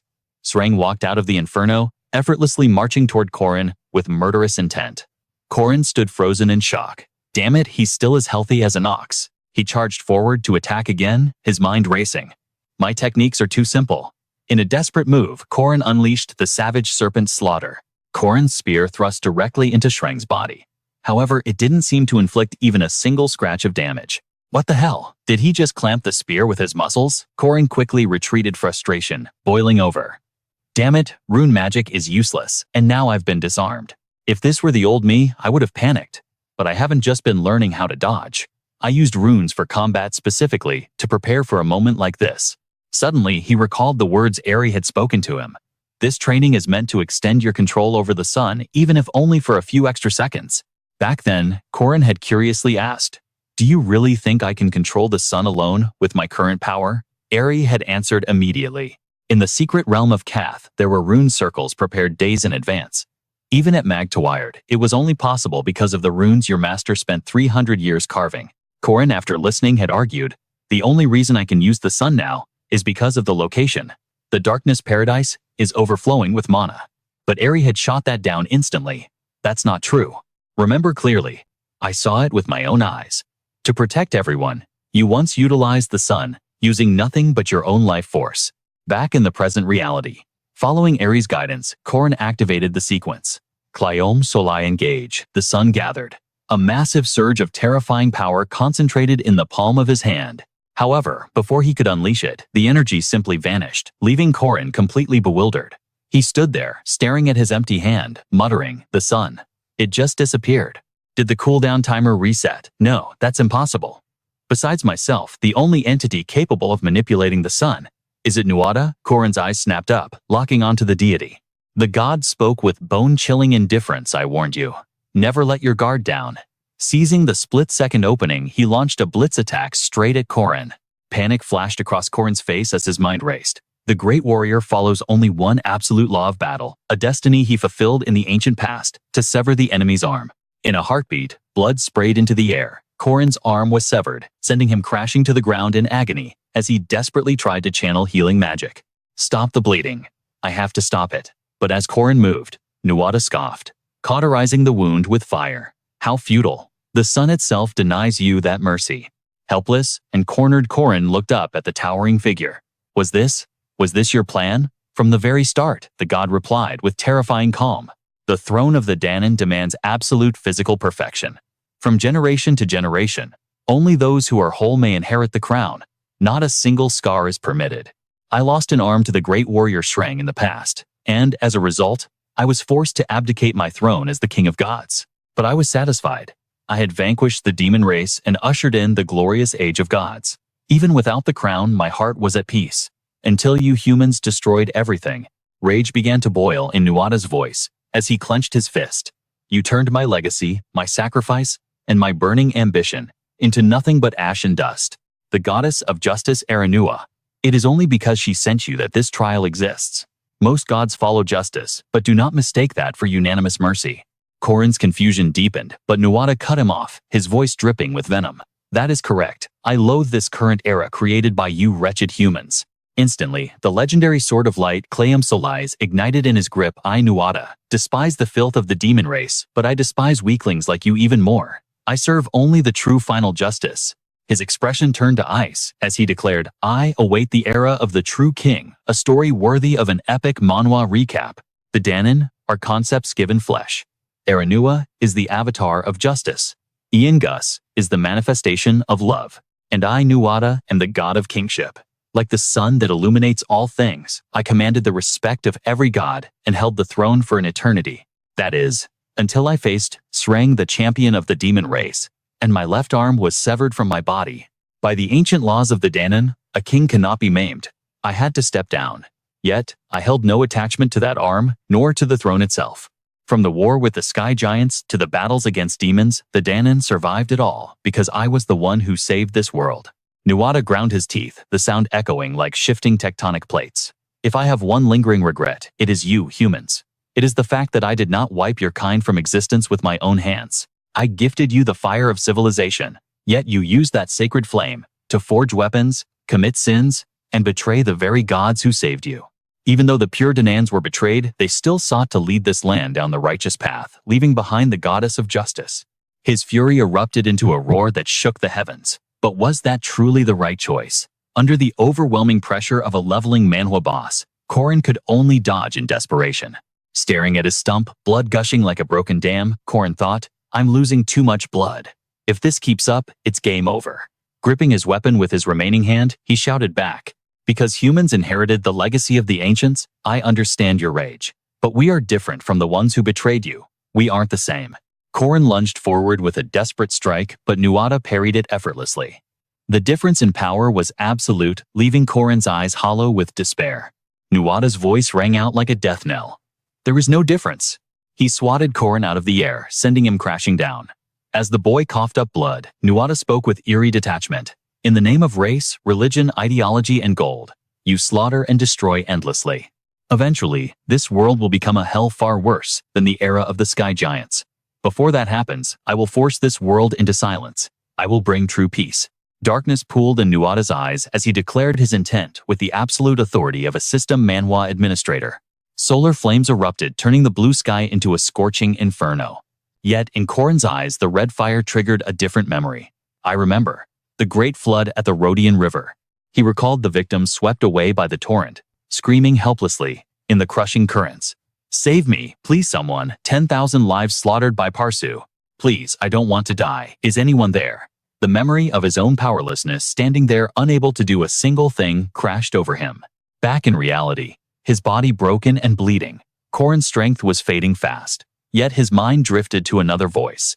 I remember clearly, that voice calling out to me, Corin, save me. The image of a man lying in a pool of his own blood, looking at Corin with fading eyes. I don't want to go. The desperate screams of friends who begged for life echoed in his soul. Meanwhile, Nuada raised his shining blade, preparing to deliver the final execution strike. But in the depths of Corin's consciousness, one plea rang louder than the rest. Lord Corin, you are my destiny. The hand that had touched his face then belonged to Miriam Elizabeth Elrath. Her final words, before she passed. I realized it too late. Corin had stood there frozen. All those who sacrificed themselves. They died because I was too weak to save them. With his remaining hand trembling, he tightened his grip on his weapon. A sudden surge of energy exploded from him, a classic awakening Manhwa moment that made Nuada freeze. Corin slammed his weapon against Nuada's sword, sparks flying like stars. Though bathed in his own blood, his eyes burned with refusal. I will not die in a place like this. Seeing the boy's defiance, Nuada snarled. You still refuse to give up. Corin struggled to his feet, panting. If I give up now, who will save the people still living on this earth? I have too much left to finish to die here. Nuada's teeth ground together in irritation. When the goddess of justice sent you, I viewed your entire history. I saw your memories. After Parsu, the rival of the Great Bant, was destroyed, I wondered how a mediocrity like you became the new challenger. Compared to a normal human, your experience is rare. But compared to the legends, compared to Pihu, who couldn't even scratch Bant, you are woefully underleveled. Nuada Erjetlam raised his blade once more. This was the endgame where the Solar Authority screamed at its absolute limit. The essence of 1,000 suns condensed into his left arm, forming a singularity of pure destruction. Nuada's voice thundered, give up now, weakling. This is the final mercy I offer you. But Corin didn't hesitate for a second. You're right. I am weak. But even if I held godlike power, I would never use it to force a perfect world on anyone. Dragging his broken body forward, the protagonist declared, I fight, so ordinary people can live their own lives free from the shackles of destiny. That answer only fueled Nuada's rage. If you refuse to yield, then I will crush you into dust. Corin didn't flinch. He charged straight into the inferno. Just try it. Their powers collided in a cataclysmic explosion that warped the very space around them. Amidst the chaos, Nuada was stunned. How does a broken mortal shell like yours still dare to defy me? Corin roared back. Because I don't fight alone, my precepts reflect not just my will, but the will of my enemies too. First, precept duty. I will never turn a blind eye to the suffering of the good. A rule I carved into my soul, to force myself to become stronger. In my first life, I was blind to it. But I witnessed the true faces of humanity. I heard their desperate prayers. Please save us, hero. Memories flooded his mind, igniting a fresh blaze of power within him. This strength comes from those I protect. When one stands for righteousness, the precept has no choice but to grant absolute power. System alert. The heart of Dub Sabania has been activated. Blood masked his face, yet Corin grinned like a madman. I swore an oath. I will never ignore the suffering of the innocent. Release the heart of Dub Sabania. Nuada stood paralyzed as Corin's aura skyrocketed past critical levels. But the hero wasn't finished yet. This broken world. With one final desperate swing, Corin slashed across Nuada's chest. I will save it all. His feet held firm for a heartbeat, then dissolved into nothingness. The only one left standing was Nuada Erget Lam. The king scoffed, looking back at the fallen challenger. Save it, you say? Suddenly, reality fractured above them, and on the cold ground lay Nuada's severed arm. Nuada retrieved his lost limb and barked an order. Dian checked. Heal him immediately. The healer god materialized instantly. I am Dian checked, the divine physician. As you command, Nuada declared. My philosophy remains absolute. Balance is maintained only by supreme power. However, in your current state, defeating Balor is an impossible dream. But until that destined day, let's see how many lives you can save. You amuse me, mortal. You have passed the trial. Nuada turned away with a smirk. Struggle and prove your will. Corin's eyes fluttered open. Awake already? Dian checked asked. I am Dian checked. You pushed your body past its breaking point. That girl Erin was terrified for you. Corin scanned his surroundings, disoriented. Where am I? I definitely remember getting crushed, he thought. Nuada the king spared me. Dian checked, cut through his thoughts. The High King is watching the outcome. He acknowledges your victory. Dian checked presented a glowing artifact. System message acquired epic item. Ergetlam. This is the holy grail of any awakening Manhwa. Forged by myself and Gobniu, the divine blacksmith. Completed by my son Miak into a perfect prosthetic arm. It is the ultimate vessel. An indestructible gauntlet capable of holding infinite power. Equipped with Clau Soleil's mana efficiency, hits 200%. The system cannot restrict it. In the game, this was the hidden artifact, used by Brest Balor's strongest general. No, this goes beyond a mere hidden piece. In the original Manhwa recap lore, no player could ever obtain this arm. Corin grinned at the silver arm. A worthy price for near death? I stopped Brez from powering up, and now I might actually master the Solar Authority. He looked up. Please return my comrades to me. Not yet, Dian checked replied instantly. Corin tilted his head confused. On the Isle of Miletians, your offering determines which god you face. Meeting all of us. That's unprecedented even for a system Manhwa protagonist. Usually a player gets one reward and leaves. I've never seen the god of the earth manifest like this before. The Dagda smiled warmly. Nuada may have left the throne, but he remains the eternal Sunday. If he accepts you, we all accept you. Dian check nodded. So we decided to shower you with gifts. Angus went to personally reward the three ladies. Corin's eye twitched. Of course he did. Then, a booming voice interrupted. Behold, I am Mananon Maclear, god of the sea, the wealthiest of the Tuatha De Danann. I am the master of this treasure island. For the hero who passed the king's trial, I bestow my cherished artifacts. 3 radiant jewels floated into Corin's hands. 3 legendary items. Is this a bug in the leveling Manhwa system? A chilling voice cut through the celebration. So Nuada acknowledged a mortal. This defies all calculations. Enter Lujay, the god of light. I gave everything I had to Balor to maintain the balance. His eyes were cold. I have nothing left for you. Listen closely. There is but one condition. If the day comes when you defeat my successor, his legacy shall pass to you. The moment those words hit the air, Corin's mind raced. In the original game looting, the final boss was mechanically impossible, a broken rule of reality. Luke Lamfada's artifacts were soul-bound to Banba, making them unobtainable. Corin couldn't hide his shock, as the realization of this system Manhwa logic breaking down struck him. But weren't you allies with Banba? Why go this far? Lug cut him off instantly. Do not misunderstand, boy. You are the heir chosen by Aaron Danu. Justice has been decreed. You now inherit the sun's authority. Your duel with Teth is not merely a brawl. It is a clash of honor between warriors. From this moment forth, we gods shall remain neutral. Regardless of who claims victory, our will shall be carried out through the survivor. Corin stood there, bewildered. Wait, what? Before he could process the cryptic farewell, 4 legendary artifacts descended into his inventory, including the mythical Agetlam. Holographic windows popped up, detailing the stats of this insane haul, a dream for any Manhwa recap enthusiast. Legendary grade Gaiasail, the Crimson Spear twin, to Mananon's own weapon. Legendary grade Bershan's boiling venom, a toxin extracted from the very heart of Aid, the entity slain by Dagda for his arrogance. Legendary grade Uaithni, the divine harp of the High King Dagda, an instrument of destruction that once brought 9 giants to their knees. Trust in the melody. With the treasures transferred, the gods began to fade away, their voices drifting back as they gossiped. Was that dowry truly enough for Aaron's chosen? Perhaps we should have added more. Nonsense. When he returns with a brood of grandchildren, we shall shower them with gifts then. It is only a matter of time before the bloodline expands. With that chaotic blessing, they vanished. A few weeks later, peace had returned to the Corin Guardians' headquarters. So Arisa got Nekton's red horse, and you senior received Macha's curse, Marie asked, puzzled. It makes no sense. We failed the trial, yet we were drowning in rewards. The memory of that day washed over them. Marie, Arisa, Atine, and War had all stood frozen in confusion. We failed. I don't recall a thing, one whispered. When did the trial even start? Can we get a redo? This feels unearned. Angus had simply laughed a sound like chiming bells. 3 hearts devoted to a single soul, what a magnificent display of romance. I grant my blessing to such fruitful love. Looking back at the memory, the group's expression soured. That smile, it was completely fake. Back in the present, Corin broke the silence. Senior. While I don't mind the lap pillow, didn't you say I have a mission report to write for the guild? Marie smiled gently, brushing his hair. The report can wait. You carried the weight of the world alone this time? We couldn't do anything to help. Corin's face heated up, turning a shade of tomato red. If you insist. He closed his eyes, surrendering to the comfort. So soft. Just a few minutes won't hurt.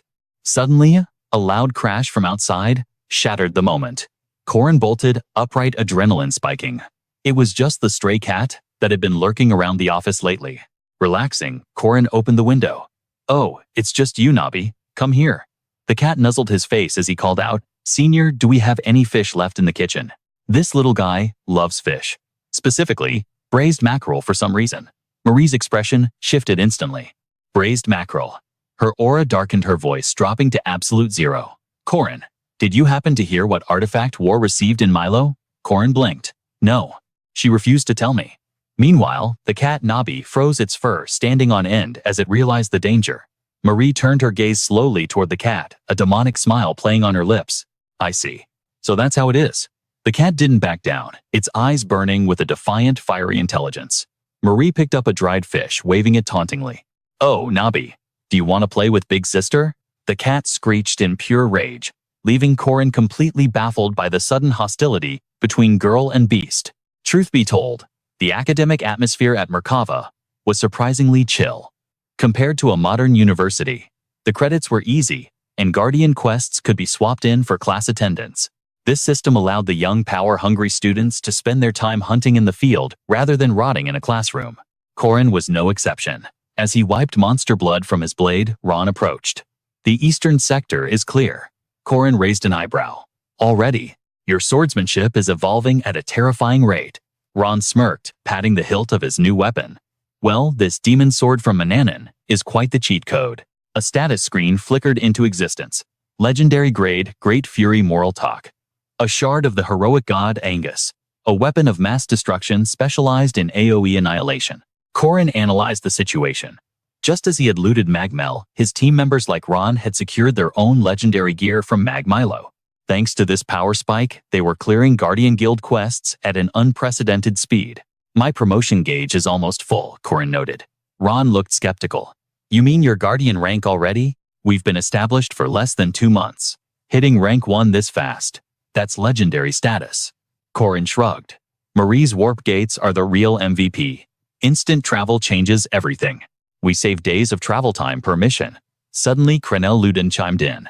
Excellent work, everyone. By the way, has anyone seen Jerem? That kid is busy, Corin replied, but his inner thoughts turned serious. Jerem has been off the grid since yesterday. The timeline is moving. The scene shifted to a dim cathedral. Bishop. Jerem stood before the high-ranking cleric. Lin Yang beamed with a welcoming smile. Jerem, I hear you've joined a promising Guardian Guild. Yes, Your Grace.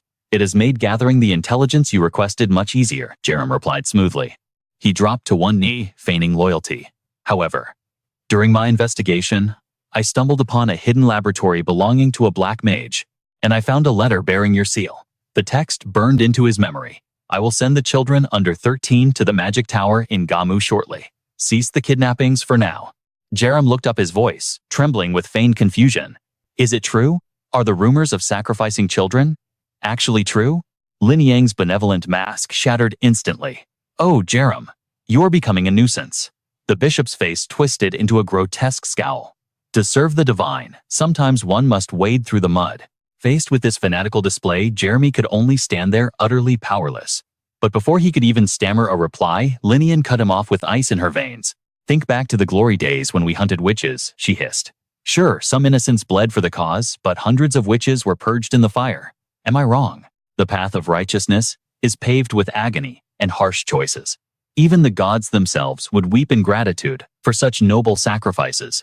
Jeremy didn't waste his breath arguing. Understood, he spat, slamming the door as he stormed out. Rage boiled in his gut like magma. That self-righteous brat. Once this mess is over, I'm going to end him. The grand plan, the sublime Yaksha massacre, a total failure. Everything had crumbled to dust. Even the crusade squad meant to provoke war had vanished into thin air. The media campaign to paint the demon race as villains, an epic fail. Worst two Magic Tower factions were wiped out, annihilated by that monster, the Eastern Mage. The more he thought about it, the deeper his nails dug into his palms. Yet Linian stood there, face glowing with delusional optimism. Even the losers have a purpose, she whispered. Isn't this merely the divine will of the gods? Meanwhile, chaos reigned on the streets until a commanding voice cut through the noise. Saintus, what's the status on the prisoner transport? A reply came instantly. All green. We're moving them alongside the paladins. The S-class cultists are trussed up like turkeys. The speaker was none other than Estelle. The voice on the comms growled, those arrogant bastards. Curse them all. They face judgment at the Holy Land Sanctuary S. Mostin of the Magic Tower, the mage Manhwa, and the traitorous Crusade team. It's a ground transport, so expect delays. By the way, Saintess, that ceremonial white dress. It's quite the statement. Estelle simply offered a mysterious smile. Suddenly, her gaze locked onto something. A figure in a crimson cloak standing right there. Recognition flashed in her eyes. Mia, she gasped. It was the day of the MKA prisoner transfer. The convoy marched toward the Holy Land to purge the heretics. A journey blessed by the Saintess herself had begun. Though honestly, using a Saintess just to transport prisoners was overkill. But with this many heavy hitters in chains, we can't risk a jailbreak. Estelle prayed fervently, though part of her expected this. Boom! An explosion tore through the silence, smoke billowing everywhere. Ambush, protect the Saintess. As shields rose around her, Estelle slipped into deep thought. The Magic Tower. Kidnapping Lady Dion wasn't enough. Now, they want to make an enemy of me.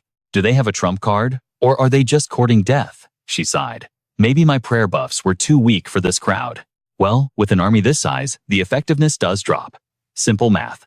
She was unnervingly calm. A soldier rushed over, panic in his eyes. Saintess, flee. It's a slaughter out here. But when he looked back, Estelle was already gone. Creak. The carriage door swung open. Mostan and his crew looked up. Well, look who it is. The Saintess herself. Here to cut our bonds. Have you gone mad? Estelle stepped inside, ghostly and silent. Saintess, they sneered, caught off guard. Instantly, Mostan unleashed a barrage of forbidden spells. You naive little girl, he laughed. Didn't you know? The moment you opened the door, our mana seals broke. Boom! The carriage rattled under the force of their power. It was the kind of classic arrogance you see in every leveling Manhwa villain. Is this the so-called Saintess pathetic? Man, I'm sore. I need a vacation in the East after this. But then a calm voice cut through the smoke. Why ignore protocol and commit the sin of escaping? Mostan's jaw dropped. His eyes widened in pure disbelief. Impossible. The cursed flame burns until nothing is left. Yet Estelle stood there untouched without a scorch mark. Let us repent, she said, her voice serene. The Lord is my shield. Your swords and spells are useless against me. My prayers unlock miracles. I am untouchable. God protects me from your steel and your beasts. The mages began to tremble. This wasn't normal. What the hell are you psycho? Stay back. Estelle ignored them, reciting scripture. If you wish it, Lord, watch over your servant. Take up your iron rod and shatter the wicked. Like a potter smashing a clay vessel, crush my enemies. This is the path of the invincible whack. She swung her staff, smashing it directly into Mostan's face. Outside, the battle was a chaotic hellscape. The commander fended off a beast, screaming, I'll handle this. Find the Saintess. She's missing. Sir, yes, sir. The soldiers looked around, despair creeping in. The monsters were endless. Damn it, they just keep coming. Hold the line. We must save the Saintess. Suddenly, a soldier squinted through the smoke. Saintess, you're alive. Estelle stepped out, dusting off her hands. Those mages had some kick to them. Report. Casualties? The soldier saluted. Thanks to your blessing, 0 fatalities. but the wounded are piling up. If this keeps up, we'll be wiped out. Estelle nodded, making a split-second decision. No choice then. The prisoners are guilty anyway. I'll execute them right here. Then we abandon the convoy and retreat. The soldier froze confused. Saintess retreating now? Isn't that a bit premature? Elder Morin dedicated his life to Chimera research. Estelle didn't reply. Her mind raced. Wait, that body language. Hold on, she said sharply. She turned her gaze, turning frosty. Who are you? I know every face in the escort detail. I don't know yours. The soldier's face went dark. The act was over. Shh, damn it. A great mage disguised as a believer, he cursed under his breath. Acting out of character, gave me away, huh? The disguise melted. It was Estrin, the golden spell mage of the tower. He looked at her with cold, calculating eyes. I made a mistake. Estelle's eyes went wide. What Estrin began charging a massive spell mana crackling around him. You said something about retreating. It seemed impossible. A pillar of light pierced the high heavens. In an instant, the news spread like wildfire. Breaking news. The Saintess has been kidnapped. The Imperial family and the Holy Church have joined forces for a rescue mission summoning 7 elite guardian groups. The 7 legends were the Rest Brotherhood Russ, the Piana Knights, the Iron Whammer, Magic Research Association, the Northern Army, and the Corin Guardians. Controversy erupted instantly. The Corin Guardians' eyes shifted to a ship in the distance, and a voice echoed with disdain. Look at that junk heap. Why is it packed with cargo like a merchant vessel? That thing couldn't even fire a single cannon shot. A subordinate snickered in the background. It seems the commander is on board. The elite Northern Army commander scoffed coldly. Since when do we let children play war in matters of national security? Suddenly, a greeting interrupted the tension, welcoming Mary and Corin. Commander Corin, Vice Commander Mary, please take your positions. Congratulations on your promotion to the elite rank of the Wians. The Northern Army soldiers froze in shock. What, those brats share our rank? Unbelievable. They even have Mary and Ariza with them. The Corin Guardians have ties to the Waski mercenaries and the overwhelming might of the Dunskatharef family. But normally reaching first-class Guardian status takes years of grinding. However, the association is desperate. Their skyrocketing stats in this system Manhwa world forced a rapid promotion. That explains why they were driven mad with back-to-back missions. Now, as the Magic Tower subjugation campaign begins, the Guildmaster addressed the crowd. The Magic Tower has taken the Saintess. To rescue her, our branch has deployed the 7 elite Guardian squads present here today. You must join the vanguard. The Piana Knights, arrogant as ever, cut straight to the chase. Hold on. I assume the compensation is legendary, the Rest Brotherhood interrupted. We are not running a charity here. The Guildmaster responded instantly. Of course. For this Manhwa recap scenario, the kingdom has promised a massive reward to all heroes participating in the subjugation. Participants in this raid are granted unlimited looting rights. Whether it is resources or human capital, you may take everything. Greed instantly lit up the eyes of every guild member present. Perfect. So we can strip the tower bare of its artifacts and treasures. Are you saying we can enslave the mages? Does that include the beggars too? A thug from the Northern Army cornered Corin, his voice dripping with malice. Listen well. If you touch our share of the loot, you are dead meat. Mary bristled with rage, but Corin held her back, his voice calm. Patience, senior. Let it slide. The Northern Army soldier spat as he walked away. Pathetic. They look like a school club, not elite guardians. The war for loot began before the boots even hit the ground. No one actually wanted to save the Saintess. They were blinded by their own greed. As they moved, their chatter was sickening. Honestly, we should thank the Magic Tower. If they had not kidnapped the Saintess, we would not get this payday. Mary watched in helpless disgust. Those scum. They do not care about the Saintess at all. Corin, are you holding up? Corin remained stoic, but his mind was racing. This is the true face of the so-called elites.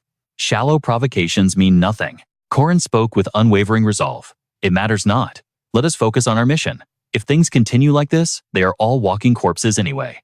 The scenario, the heroic legend of Arhan, the Magic Tower subjugation, the Gangchun Archipelago, a fortress of dozens of islands, guarding the massive main island. To reach the boss, we must conquer the smaller islands first. But the tower's defense is impenetrable, making it impossible for the rushed guardians to land. The vanguard was obliterated, and 60% of the main force erased from existence. In his past life, this campaign was the worst tragedy in history. The Shadow Mages laughed in this awakening Manhwa timeline. You filthy guardians. You will all be fish food. 500 meters. 500 meters. 300. The excitement on their faces vanished in a split second. Lightning tore the sky. The sea turned into a raging beast. The Northern Army panicked as chaos erupted. Captain, the magic tower is on the shore. It is a trap. Damn it, we are sitting ducks. But the mages on the shore were equally confused. What is happening? We have not cast anything yet. The Northern Army grit their teeth in confusion. Damn it. A haunting melody pierced the storm. Standing on the deck amidst the thunder was Corin. The music shook the heavens and the earth. Artifact Wadni, the legendary harp of the god King Dagda, a weapon that once slew 9 giants. Trust in the artifact. Mana rode the sound waves, dominating the entire space. It answers the call of its master. Bonus damage against giants, 12,000. The magical effects of Wadni shift depending on the genre played. Genre, rock and roll. Corin screamed into the void with wild excitement. Where do you think you are going? Witness the power of a genius. The Northern Army stared in disbelief. What is he doing in this crisis? Is he insane? The ocean rose up to swallow them whole. Corin's eyes were cold as ice. Waski struggled to stand confused. Master, is this friendly fire part of your calculation? A shockwave battered every ship in the fleet. Not just one, but everywhere. In an instant, weapons plummeted into the abyss of the sea, letting you walk into a massacre where 60% of you die. No, I would rather crush you myself. The show is not over yet. Corin shredded the strings like a demon. I will be the one to annihilate this fleet, right here in the open sea. The heavens roared, tearing the sky apart with endless lightning. At royal command, the commander's voice cracked with helpless fury. Those magic tower bastards. To think they could unleash a grand magic that twists nature itself. This was supposed to be a massive invasion, with over 50 warships, but we've been completely repelled. We can't even breach the coastline. Panic setting in. The commander barked, status report. What are the casualties? The Northern Association immediately stepped forward. 13 warships sunk. Several others critically damaged, hulls shattered beyond repair. The commander's chest tightened with dread. Damn it all. It must be a slaughter out there. But the Northern representative hesitated, voice trembling slightly. Actually, not a single soul perished. Only minor injuries from the structural damage. The commander froze, disbelief washing over him. What kind of nonsense is that? Half the fleet is obliterated, and you're telling me nobody kicked the bucket? Miraculously, everyone had survived now, drifting on the open sea in tiny lifeboats. They cursed into the wind. To hell with you. Damn that magic tower. Fortunately, Corin Wyans had prepared lifeboats in advance. But a Northern soldier cut in with burning conviction. No. It was the music that saved our lives. That melody. It tamed the storm itself. Corin, looking drained after playing all night, replied softly. Naturally. Music isn't for killing Teletasta, it exists to salvage life. Corin. To the soldiers, he looked like a god descended to save them. Cheers of adoration erupted from every boat. Corin extended a hand, his voice steady. Take my hand. But his inner thoughts were much darker. In the original system Manhwa plot, these elites never even got a chance to shine. They bled and sweated to become elite guardians. I couldn't let them be sacrificed just because they were blinded by greed and couldn't read the situation. They believed the storm was the magic tower's doing, and that my song was the miracle that held back the apocalypse. Consider this a win. I saved those who perished in the previous cycle. Honestly, I wish this whole magic tower subjugation event never had to happen. But this scenario is a necessary evil. This storyline is the core of any awakening manhwa. The moment humanity finally sees the tower's true twisted face. Even those who once worshipped the tower as their ideal will finally witness the monster hiding behind the mask. A soldier sobbed while reading a flyer. Those bastards kidnapped the Saintess. My future is ruined. Meanwhile, Corin's mind was racing. If the world learns the dark secrets between the tower and the Bant family, gathering my own forces later will be a breeze. There was just one catch. The kidnapping of the Saintess was unavoidable. Since the public adores her, this outrage will fuel the fires of the anti-tower movement. Jaeger sat beside him, anxiety written all over his face. I'm just worried. Is the Saintess even alive? But Corin remained completely unfazed. There's no need to panic. Estelle is currently imprisoned in the tower, but according to the script, she's safe for now. In fact, she's probably bossing her captors around right now, shouting, I told you to bring me red wine. Back in reality, Corin surveyed the men before him. They were hyped, screaming his name. Corin strummed his instrument, blending in with their energy. I've made my choice. I will be the one to save them all. Inside the magic tower, fresh blood dripped onto the cold floor. Estelle stared at the wound on her arm, trembling in confusion. How? How is this even possible? Dunscaith emerged from the shadows, a cruel sneer on his lips. Did you think a saintess was immune to injury? Estel's eyes went wide with recognition. Dunscaith, the wanted criminal spreading terror across the continent. Hearing his name, the villain looked almost delighted. To be recognized by Her Holiness, I'm honored. Now then, do you have any idea what this is? As he revealed the artifact, Estelle gasped her breath, catching in her throat. Wait, that is… She screamed in disbelief. The Holy Grail. Why is a holy relic in the hands of a terrorist like you? Dunscaith chuckled darkly. The Holy Grail. Ah, right. That is what you people call it. Suddenly, Estrin locked Estelle's arms from behind her, voice ice cold. Chatter time is over. I'm pouring the holy blood into the chalice. Panic exploded in Estelle's chest. What? No, stop. What do you think you're doing? Ignoring her pleas, the ritual continued. A voice intoned, holy blood has many uses, like reviving the giants lost since the ancient era.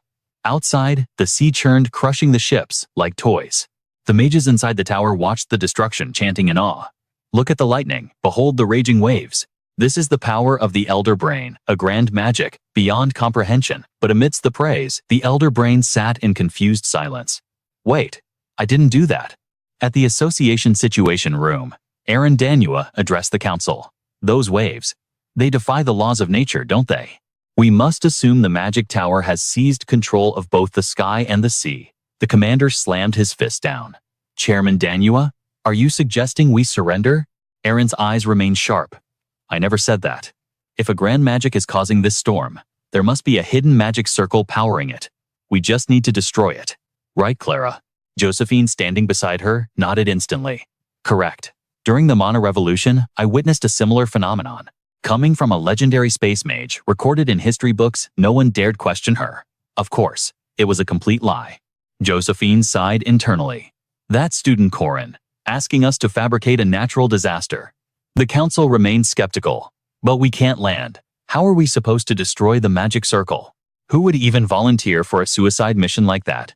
Suddenly, a confident voice cut through the tension. I have a plan. As eyes turned to him, Manhwa stated calmly. We destroy the circle with a small elite strike team. Corin stepped forward, sealing the deal. A full-scale assault is impossible now. We will infiltrate the magic tower together and rescue the Saintess.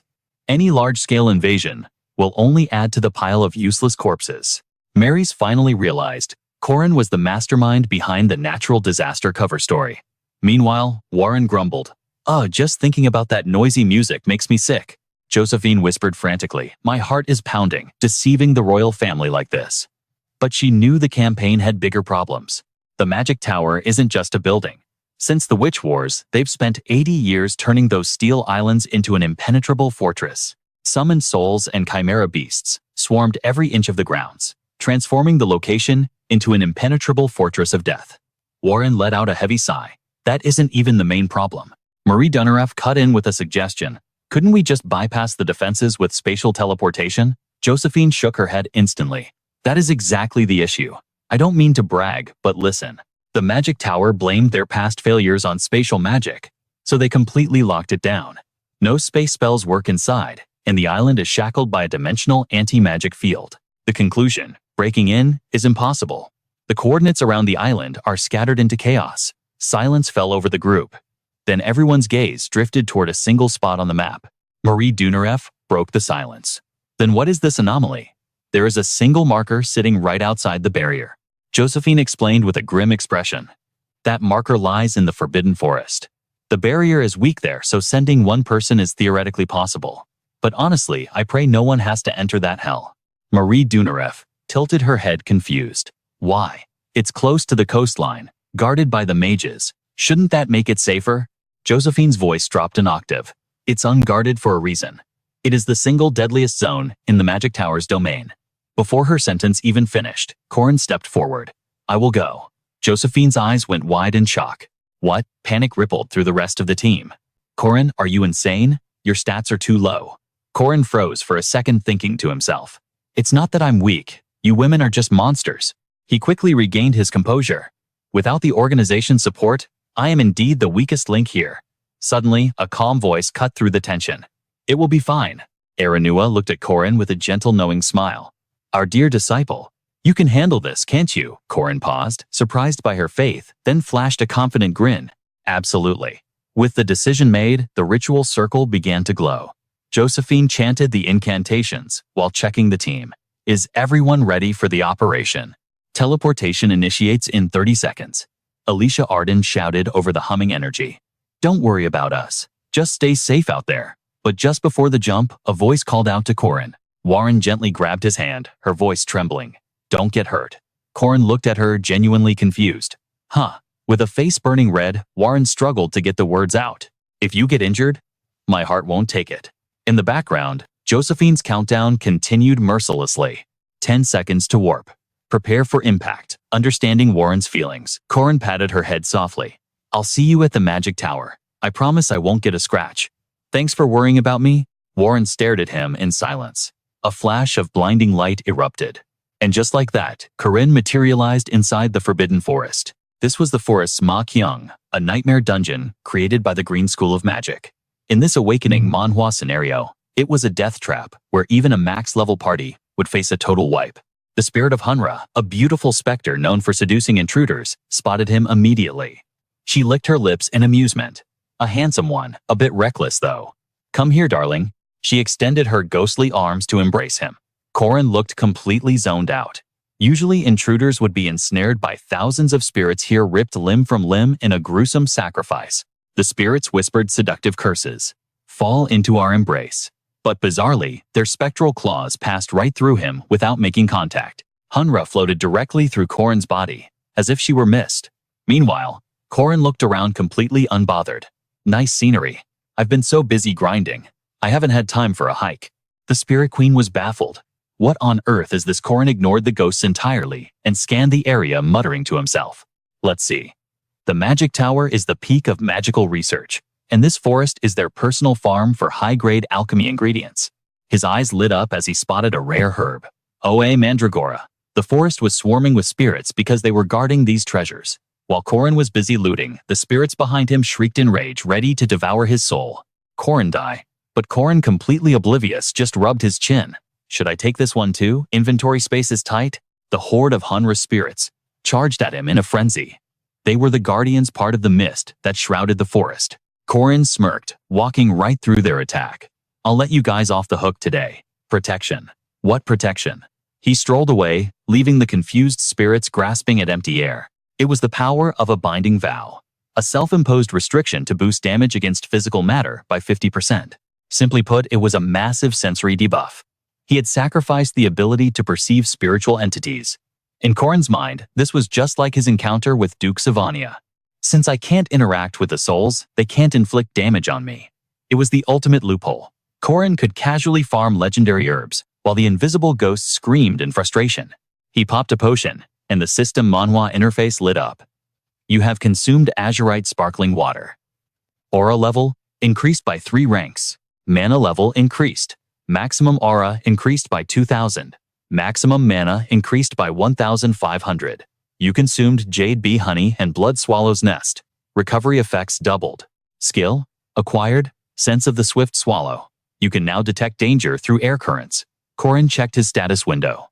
Aura 13,130. Mana 11,920. Traits: Rebirth of the Tenacious Warrior, Pain Resistance, Monster Lore, Rune Amplification, Swallow's Sense. Strength 233. Agility 160. These stats are insane. I've already surpassed Senior Mary's base stats before she became the Vampire Queen Lunia. Suddenly Corin paused. Wait, what's that? The area boss, the Spirit King, materialized. A grotesque, terrifying monstrosity that would freeze any normal human in fear. Why are you here? Its red eyes glowed with malice. Corin didn't back down. He charged straight at it, screaming. Why did it take you so long to spawn? Spirit King, or whatever, I need to beat you down. Your drop rate for the treasure is only 1.5%. Elder Drarian, head of the Green School, had spent 10 years' worth of budget to import a legendary herb from the east. One of the 3 mythical elixirs, from the legend of Hero Ahan. The moment the Spirit King fell, the item dropped. Corin held up the legendary Korean ginseng in triumph. I'll keep this one for myself. And this other loot, I'll use it as a return gift. Since I received so much, I have to give back.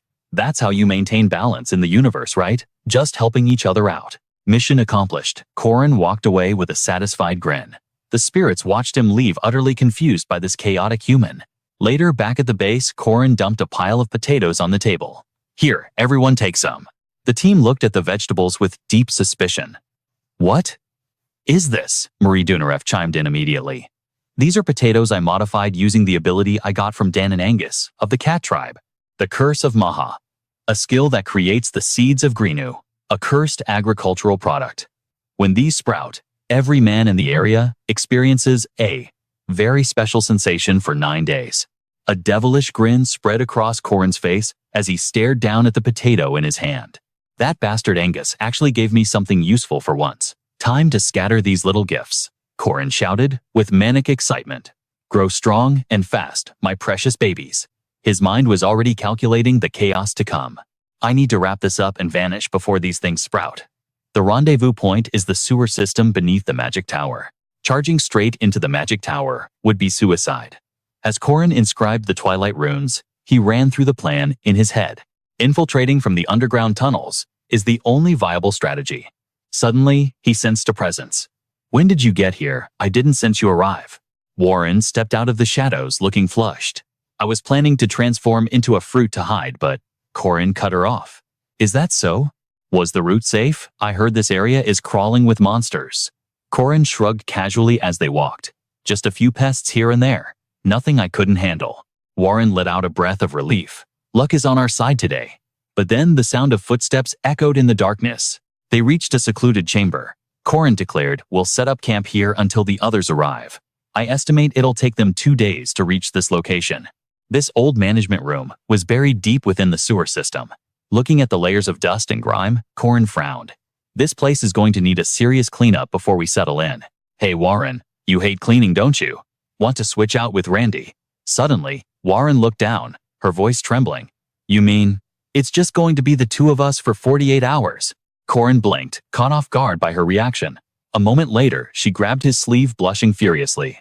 Let's clean everything up. I'll help you. Corin glanced around, lost in thought. It must be night outside by now. Down here in the darkness, the concept of time starts to blur. She fell asleep, without even taking off her apron. At least she was helpful today.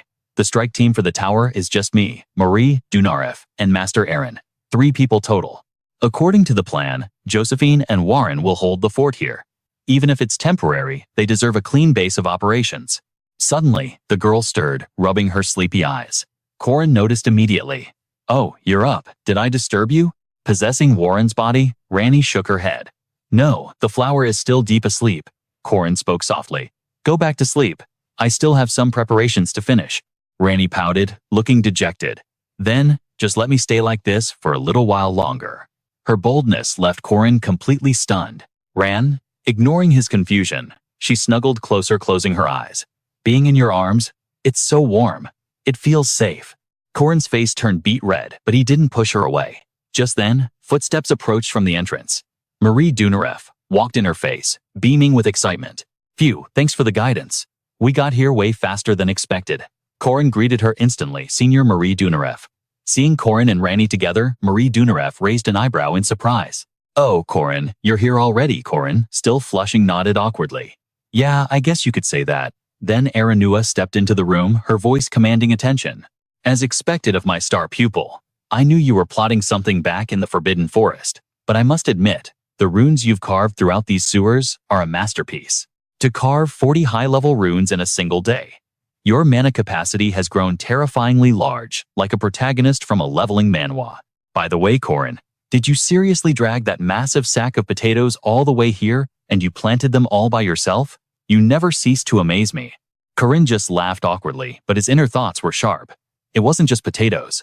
I packed every elixir and item into that bag and hid it in the Forbidden Forest. And I didn't leave it unguarded. I left it with Wadney, the artifact capable of causing natural disasters with the power of rock alone. That treasure is a legend tier item. The string instrument of the God King. The giant slaying harp. A symbol of myth, a weapon that once slaughtered mighty titans. Wherever its melody reaches space, itself is dominated by its magical effect, and it has the ability to fly back to its master. Attacking with the harp grants a massive 200% damage bonus. Thanks to the auto-recall function, I can summon that supply bag to me instantly. Plus, magical spirits are guarding the location. No one touches my treasure until I return. Corin felt a surge of satisfaction. Perfect. The harvest is better than I calculated. A wicked grin formed on his face. Now that everyone is here, let's get this operation started. Josephine responded instantly. I'll prep the spatial teleportation circle. Warren, back in control, stepped forward. I will hold the line here. Josephine on extraction, Warren on defense. The team geared up in their disguises. The objective is simple. Rescue Saintess, Estelle, and get out alive. Operation Saintess Rescue. Start outside the magic tower. The atmosphere was tense. Corin spotted a group of mages ahead and signaled his team. Hold it right there. The mages froze, confused by the sudden command. Corin appeared out of nowhere, patting their heads with condescending confidence. Good work today. You've all been working hard. Marie Dunaref followed his lead perfectly. Yes, thank you for your dedication. The mages were bewildered, but the praise quickly went to their heads. As they walked away, they whispered, I'm so jealous he got praised. Marie Dunaref grinned relieved. That was easier than I thought. Corin cut her celebration short. Don't get cocky. This disguise will only get us to the 4th floor. From the 5th floor up, security tightens. Only assistant professors and above can pass. They use an advanced retinal identification system. Irinua frowned. So how do we bypass that? Corin smirked. I already calculated this variable. Sister Marie Dunaref brought a special battle spirit for this exact moment. Irinua looked at Marie Dunaref with curiosity. As Marie Dunaref began the summoning chant, she explained, No, not my usual ones. I contracted a new entity down in the south. The mana coalesced into a familiar, terrifying form. It was none other than the former leader of the Red faction, Elder Admake. The Black leader was captured by Saintess Ethery, but the Red leader met a different fate. He was slain and resurrected as a vampire. The Undead Elder roared with undying rage, Corin, I will never forgive you. But his vengeance was cut short. Marie Dunaref commanded with cold authority, Sit down and shut up. The being standing before them was no longer Elder Admelik. He was now the undead thrall Chunsik. Marie Dunaref, eyes flashing with cold fury, hissed, Did you just bare your fangs without my explicit permission? Do you want me to roast you in salt or kill in fire, you like cheap pottery? Chunsik bowed instantly, terror in his voice. Lady Dune Scatheleb, no master, I beg your forgiveness. The red and black mages who had dared to plot Mary's kidnapping had been hunted down by the Dune Scatheleb family, the ruthless rulers of the South, and subjected to the most agonizing punishments imaginable. Yet thanks to Lady Mary's unexpected mercy, they weren't executed, but sentenced to eternal hard labor. Thanks to their desperate struggles, the southern region's production soared by 10%, a truly perfect ending, like something out of a satisfying system Manhwa. Chunsik's eyes were scanned by the rigorous magical security system. A tense second passed, then access granted. The 5th floor was cleared effortlessly. Marie Dunaref didn't miss a beat. Chunsik, returned to your post. The undead obeyed instantly. Yes, master. As the creature left, Corin stared at the looming door ahead, his mind racing. Estelle must be held in the special zone on the 8th floor. Just 2 more levels to conquer. With silent determination, they ascended the stairs step by heavy step. At this hour, not only the Tower Master, but even Dune Scaith could be lurking here. We must move like shadows and avoid engagement at all costs. Suddenly, a sharp bark shattered the silence. Corin's heart leaped into his throat. Dioku, stop it. One sound and we're dead. But Marie Dunaref cut in her voice, low and urgent. Wait, Corin. Dioku senses something. He's trembling. He's absolutely terrified. Corin frowned, confused. Dioku is scared. What on earth could provoke such a visceral reaction in this place? The moment they cracked the door open, a bone-chilling aura washed over them. It looked like a twisted laboratory straight out of a nightmare. Corin turned to Aaron with suspicion. Master, have you ever seen this sector before? Aaron Danua shook her head grimly. Never. Even when I visited as the Academy chairman, this laboratory was a forbidden zone hidden even from my eyes. While they whispered, Dioku continued to whine frantically. Suddenly, Marie Dunaref froze mid-step. Her eyes widened in pure horror at the colossal sight before her. Corin. Aaron Danua gasped. Could this possibly be? Even Corin, usually unshakable, stood rooted to the spot, his gaze lost in the abyss of the object ahead. It was a remnant of the primordial era, the very first apex predator to dominate this world. The severed eye of a sky titan. Marie Dunaref's voice trembled with dread. Compared to the giants on the Sky Island, this thing is a monster. Just one eye is the size of an entire giant's body. Danua interjected, her face pale. It's worse. The true owner of this eye is none other than… She cut herself off, sensing a sudden spike of malicious aura. It was Dunscaith strolling in with a sickening curiosity. Ah, just a little more effort, and we shall witness the miracle, won't we? He threw his head back and laughed maniacally. O King of Giants, Balo awaken. I want to end this game once and for all, but infusing the saint's blood is such a tedious chore. Hiding in the shadows, Danua whispered the terrifying truth. They're trying to resurrect Balo the Titan King, the monster who slew God King Nua and was only stopped by Dana the God of Light. He is the strongest demon king in history. When King Balo finally fell, the cataclysmic war between the Sky Titans and the Danas came to its bloody conclusion. Corin gritted his teeth, fury building in his chest. I know mages are always obsessed with resurrection, but this crosses every line. Balo is the ultimate predator of humanity, possessing power enough to shatter the very foundations of the world. Even God King Nua, who encountered him in spirit form at the Demon Gate, was slaughtered. Only Dana of the Blinding Light could put Balo down. It's sickening irony. The White Tower claims to be descendants of light, yet they work to revive the darkness. Truly, they will commit any atrocity to achieve their goals. Do they honestly believe they can control such a calamity? Meanwhile, Dunscaith began his incantation, a twisted smile plastered on his face. Now, let the ritual commence. When this succeeds, remember that it was my genius that made it happen. Instantly, a legendary artifact materialized. The Andri, one of the 4 great holy grails of Dana, possessing infinite vitality. Suddenly, a faint noise echoed through the chamber. Dunscaith recalled the artifact and scanned the darkness. Erin held her breath, heart pounding against her ribs. What's happening? The villain's voice dropped to a lethal whisper. Quiet. Wreathed in roaring purple flames, Dunscaith called out. Is there a little rat hiding here, or is it just my imagination? Cold sweat trickled down Corin's back. Damn it. A massive fire dragon manifested, its jaws dripping with magma. Filthy little rats. I knew things were going too smoothly. You better stay hidden, the dragon growled, or I'll burn your heads right off your shoulders. The group didn't dare breathe. Suddenly, Dunscaith's eyes bulged. Found you. He unleashed a torrent of hellfire, incinerating the corner. But instead of heroes, a swarm of squeaking rats scurried out from the flames. Dunscaith blinked, the murderous aura vanishing instantly. Wait. Actual rats? His subordinate sighed wearily. Those are the test subjects, sir. We keep them for laboratory maintenance. Dunscaith scratched his cheek awkwardly. Is that so? Without another word, they turned to leave. We should return to the front, the subordinate urged. The Imperial Army is still pushing against our defenses outside. Dunscaith nodded. Understood. Their footsteps faded into the distance. Only then did Corin collapse against the wall, gasping. That was too close. We nearly met the Reaper. Fighting Dunscaith in the heart of the enemy's lair would be suicide, Corin thought. Suddenly, a teasing voice broke his concentration. Corin, you really are generous. Realizing he was tightly embracing Danua, Corin blushed furiously. I was just minimizing our magical footprint. He cleared his throat. Anyway, the plan is set. Marie Dunareft tilted her head. So we just destroy that giant eye, right? Corin shook his head sharply.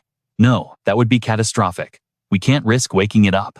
Our priority is the awakening Manhwa protagonist's mission, rescue the Saintess. He calculated rapidly.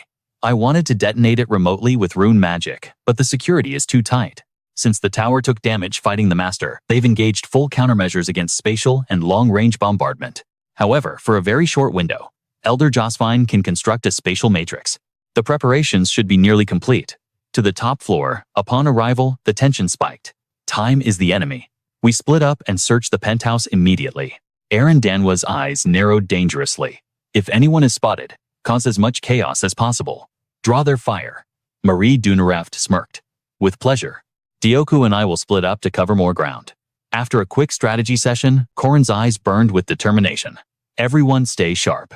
Our objective is simple, secure the Saintess and retreat safely. The moment the command dropped, the team scattered like shadows. Corin took down a guard with a single strike, thinking to himself, I guess I have to turn this place upside down to find her. Suddenly, a bottle of vintage red wine came spinning through the air, catching him completely off guard. What in the world? Standing before him with an imperious aura was none other than Estel. That is a 17-year-old vintage, you know. I specifically requested the Duneskatha Reserve, aged 35 years. Corin stared at her, suppressing a smirk. Ha. Looks like you're doing just fine. They didn't torture you in here. Estelle paused, a spark of recognition lighting her eyes. She hurriedly asked Junior, "Is that you?" Corin pulled back his hood, forcing a wry smile. "I guess the situation isn't catastrophic yet, but seriously. Is this a luxury hotel or a prison?" While he looked around in confusion, Estelle bombarded him with questions. "Junior, did you really come all this way just to save me?" Corin cut straight to the chase. "We can catch up later. Right now you need to step away from those bars." Estelle hesitated, her expression turning serious. Wait a moment. She couldn't help but warn him. Breaking these bars without triggering the alarm is impossible. Corin simply began gathering mana in his palm, his voice calm and steady. This magical artifact is the crystallized masterpiece of those old geezers at the Magic Tower. Every inch is engraved with defensive mana circuits. But don't worry. I, the child of the ocean, Manhwa Maclear, grant this power to Corin Lock, the direct bloodline of the great chieftain Danon of Erin. I summon the spear that nullifies all magic. Guy Dierge, heed my call. As he grasped the weapon, the interface of this system Manhwa flashed into existence. Rank legendary. Guy Dierge, the red spear of the twin lances of Manhwa Maclear. Ability. Completely neutralizes magic effects on a single target. Passive effect. Inflicts 350% damage against beast-type enemies. Any entity of race B struck by this spear will suffer the Lord's Curse of the Red Dream. Corin slashed at the iron bars with casual ease. Guy Dierge is the spear of destruction capable of erasing any magical phenomenon. Estelle watched in utter disbelief. How is that possible? That defies all logic. As soon as she stepped out, Corin shifted back to business mode. Now, we just need to tactical retreat. Saintess, can you cast a prayer for us? A blessing would really smooth things out right now. Estelle looked at her hands, a shadow of helplessness crossing her face. I don't understand it myself, but my holy power. It refuses to manifest. It was just as the lore dictated. In this Manhwa recap, Estelle hadn't awakened her true powers yet. I figured that might be the case, Corin replied, leading her down the corridor. First, we need to regroup with the others. Suddenly, he frowned, sensing a disturbance. This bone-chilling aura. A figure materialized from the shadows. According to the original setting, this was the strongest ice mage, the barrier master Elser Slarian, of the blue faction. Corin looked at the enemy with unimpressed eyes. But that title only applies to the original storyline. In the blink of an eye, Elser Slarian was encased in a tomb of solid ice. The title of the strongest ice mage now belonged to Marie Duneskatha. She had neutralized him with a single devastating move. Having dealt with the threat, Marie Duneskatha gasped, her face flushing with embarrassment. Corin, I meant to take him out quietly, but I think I overdid it. Corin didn't scold her. He praised her. Don't sweat it. You did amazing. Aranua suddenly appeared from the shadows, urgency in her voice. I hear footsteps. The Magic Tower mages will be swarming us any second. We need to move now. Corin nodded instantly. Understood, Master. 1 second, the tower stood tall. The next, the very structure groaned as explosions ripped through it. Corin's team leaped from the high floors, his voice cutting through the wind. Don't worry, this freefall is all part of the plan. Marie Duneskatha caught Corin's signal and immediately unfurled her wings of frost. They glided through the sky, defying gravity. Under the circumstances, Corin couldn't help but feel a surge of relief. Perfect. If we decelerate like this and land near the basement magic circle, we're home free. But before he could finish the thought, a maniacal laugh shattered the air, freezing Corin to the bone. Duneskatha approached with a twisted look of amusement. Found you? I wondered where you filthy rats were hiding. The sight of the villain made Corin's stomach turn. Damn it, that grotesque monster. Even though they had defeated Duneskatha in the Sky City, that was merely one of his many avatars. They had only destroyed a black beast and a dragon form. What remains are 2 ferocious dragons. Corin's mind raced in panic. Is he transforming into a dragon again? However, Duneskatha's behavior sparked a seed of doubt in Corin. Those 2 demonic beetles possess immense magical power. Why is he ignoring us to focus on them? The area was suddenly flooded with giant pythons and an army of spectral toads.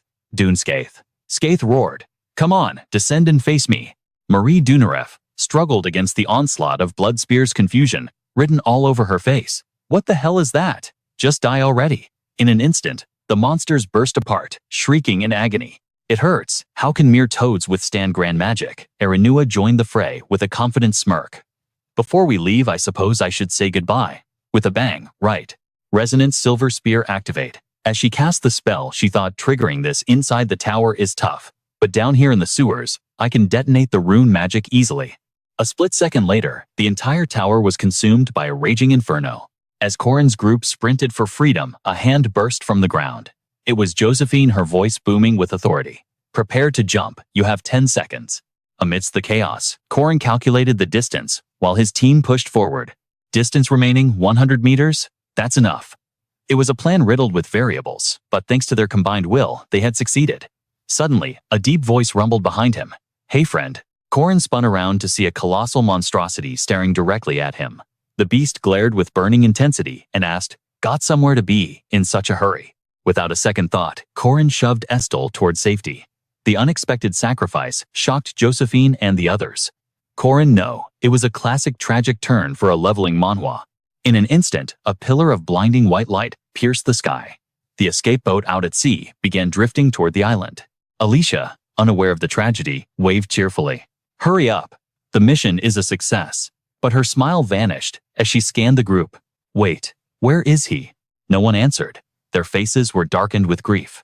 Alicia's voice trembled as she asked again, where is Corin? Where is he?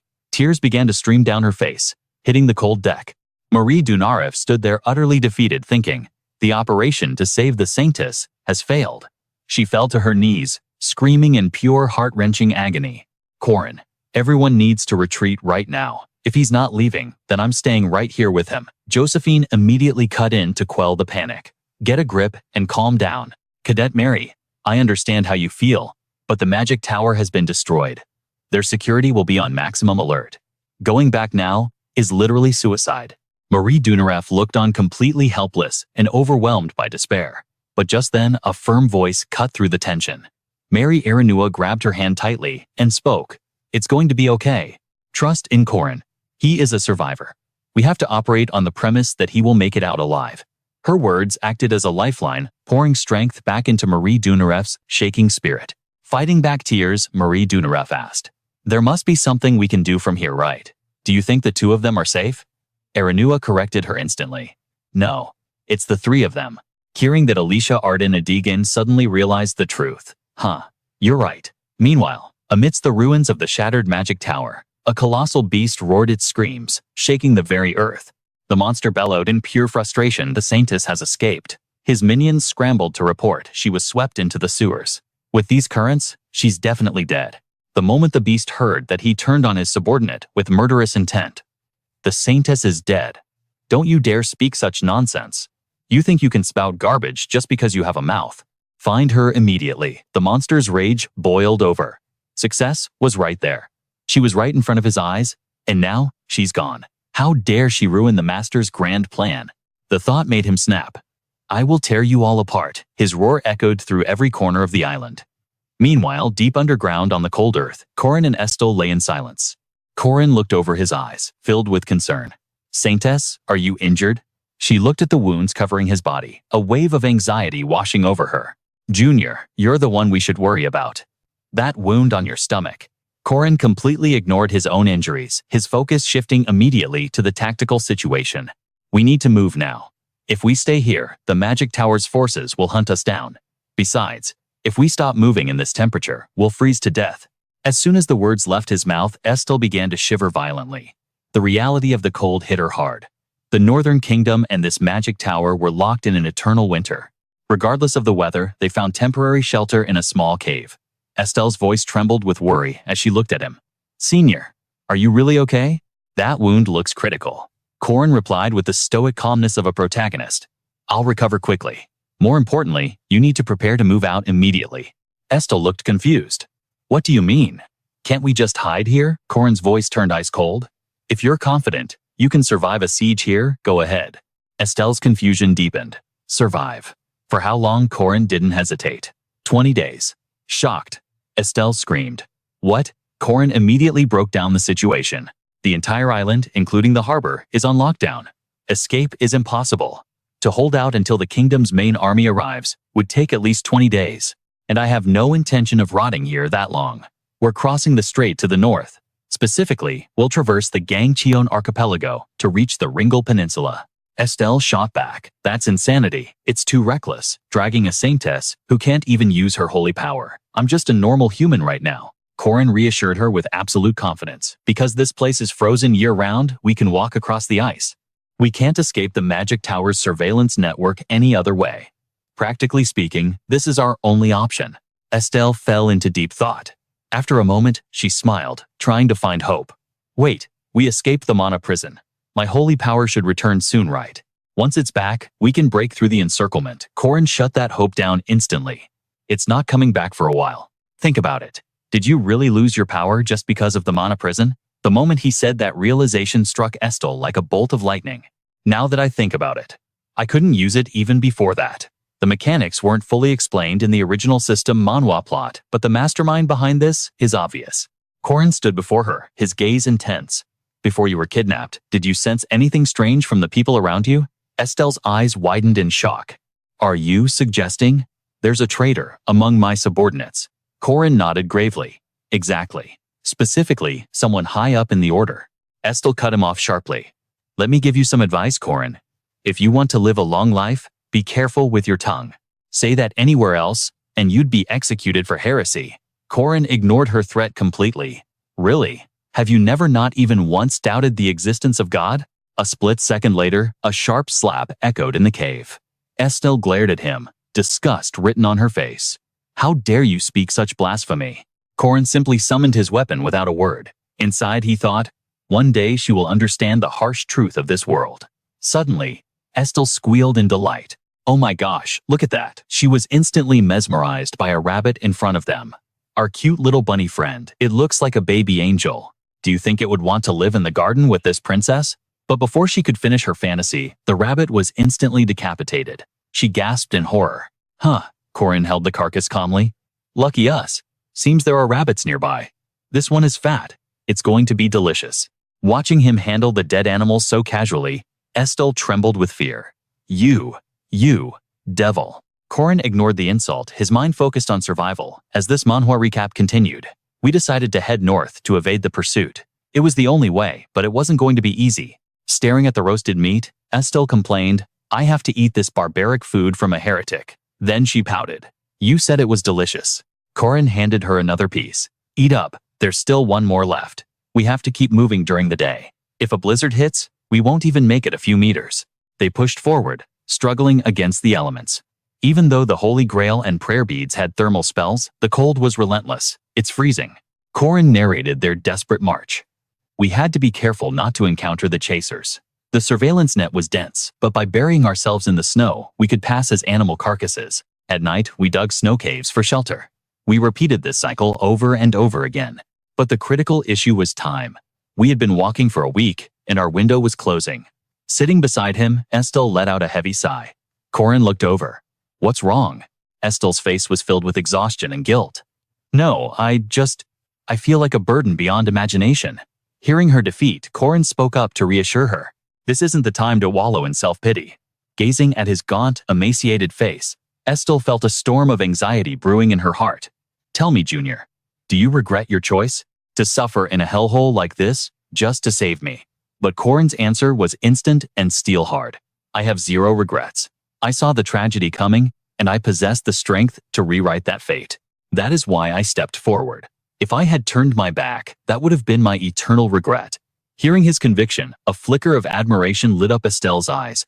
If those words come from your soul, you really are incredible. If you weren't branded a traitor, I would have considered you the finest man I've ever known. Suddenly, Corin's condition plummeted. His face turned deathly pale, sending Estelle into a panic. Junior, what's happening? Stay with me. It must be the wet clothes sapping your heat. We need to get you dry now. But as she stripped away his tunic, her face went dark with horror. What is this blood? Don't tell me.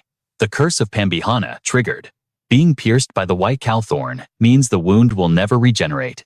Corin's consciousness began to fade into the abyss. I used fire to cauterize it, but my solar body prevented the burns. I never thought my own resistance would backfire like this. I'm turning into a block of ice. Seeing him hovering between life and death, Estelle was losing her mind. Wake up, Junior. Here, take my prayer beads. But it was useless. I'm going to go crazy. This isn't enough to save him. He dragged this broken body through hell just for me. We've been marching for a week, and with my holy power sealed, I can't even cast a basic blessing.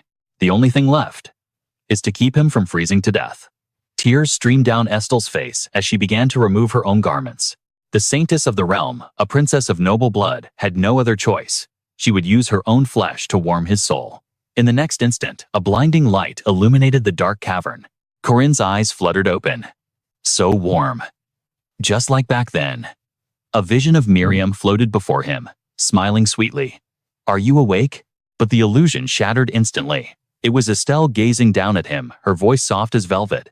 "Have you finally come back to us?" They were skin to skin, completely bare. Corin's brain, short-circuited as cold sweat, poured down his back. "Saintess." He screamed in sheer terror. "Why is the Saintess naked with me?" "What do you mean?" Estelle replied calmly while dressing. "Thank the gods you survived." But Corin was still reeling. In a typical Manhwa recap, an incurable curse like that shouldn't just vanish. How is this possible? My mana reserves are draining, but the unhealable wound is knitting itself back together. Before he could process the miracle, Corin's expression darkened. He sprang to his feet, sensing danger. The mages from the magic tower, impossible. How could they track us this quickly? Suddenly, a colossal hand burst from the snow. It clamped around Corin's ankle like a vice dragging him down. Corin. He was helpless to resist, his body still recovering from the brink of death. The giant hand hoisted him into the air, revealing not just one enemy, but an entire legion. Every single one of them radiated power surpassing a second-rank knight. Hybrids of humans and giants. In the original scenario, these monsters were the elite enforcers of Tess Baltazar. Their eyes glowed with terrifying bloodlust. Or so it seemed. But defying Corin's grim expectations, they didn't crush him, they were helping the duo move. Corin was utterly baffled. "What is going on here?" Estelle quickly clarified. "It's okay, I know this tribe. I met them when Bjerker enrolled in the academy." Corin's mind raced through his database. Bjerker, the class 53 top student, the half-giant berserker. Is that the connection? The schism between the old Zerwin order and the new order boiled down to one thing: their stance on demi-humans. The old order treated them as mere beasts or evil spirits.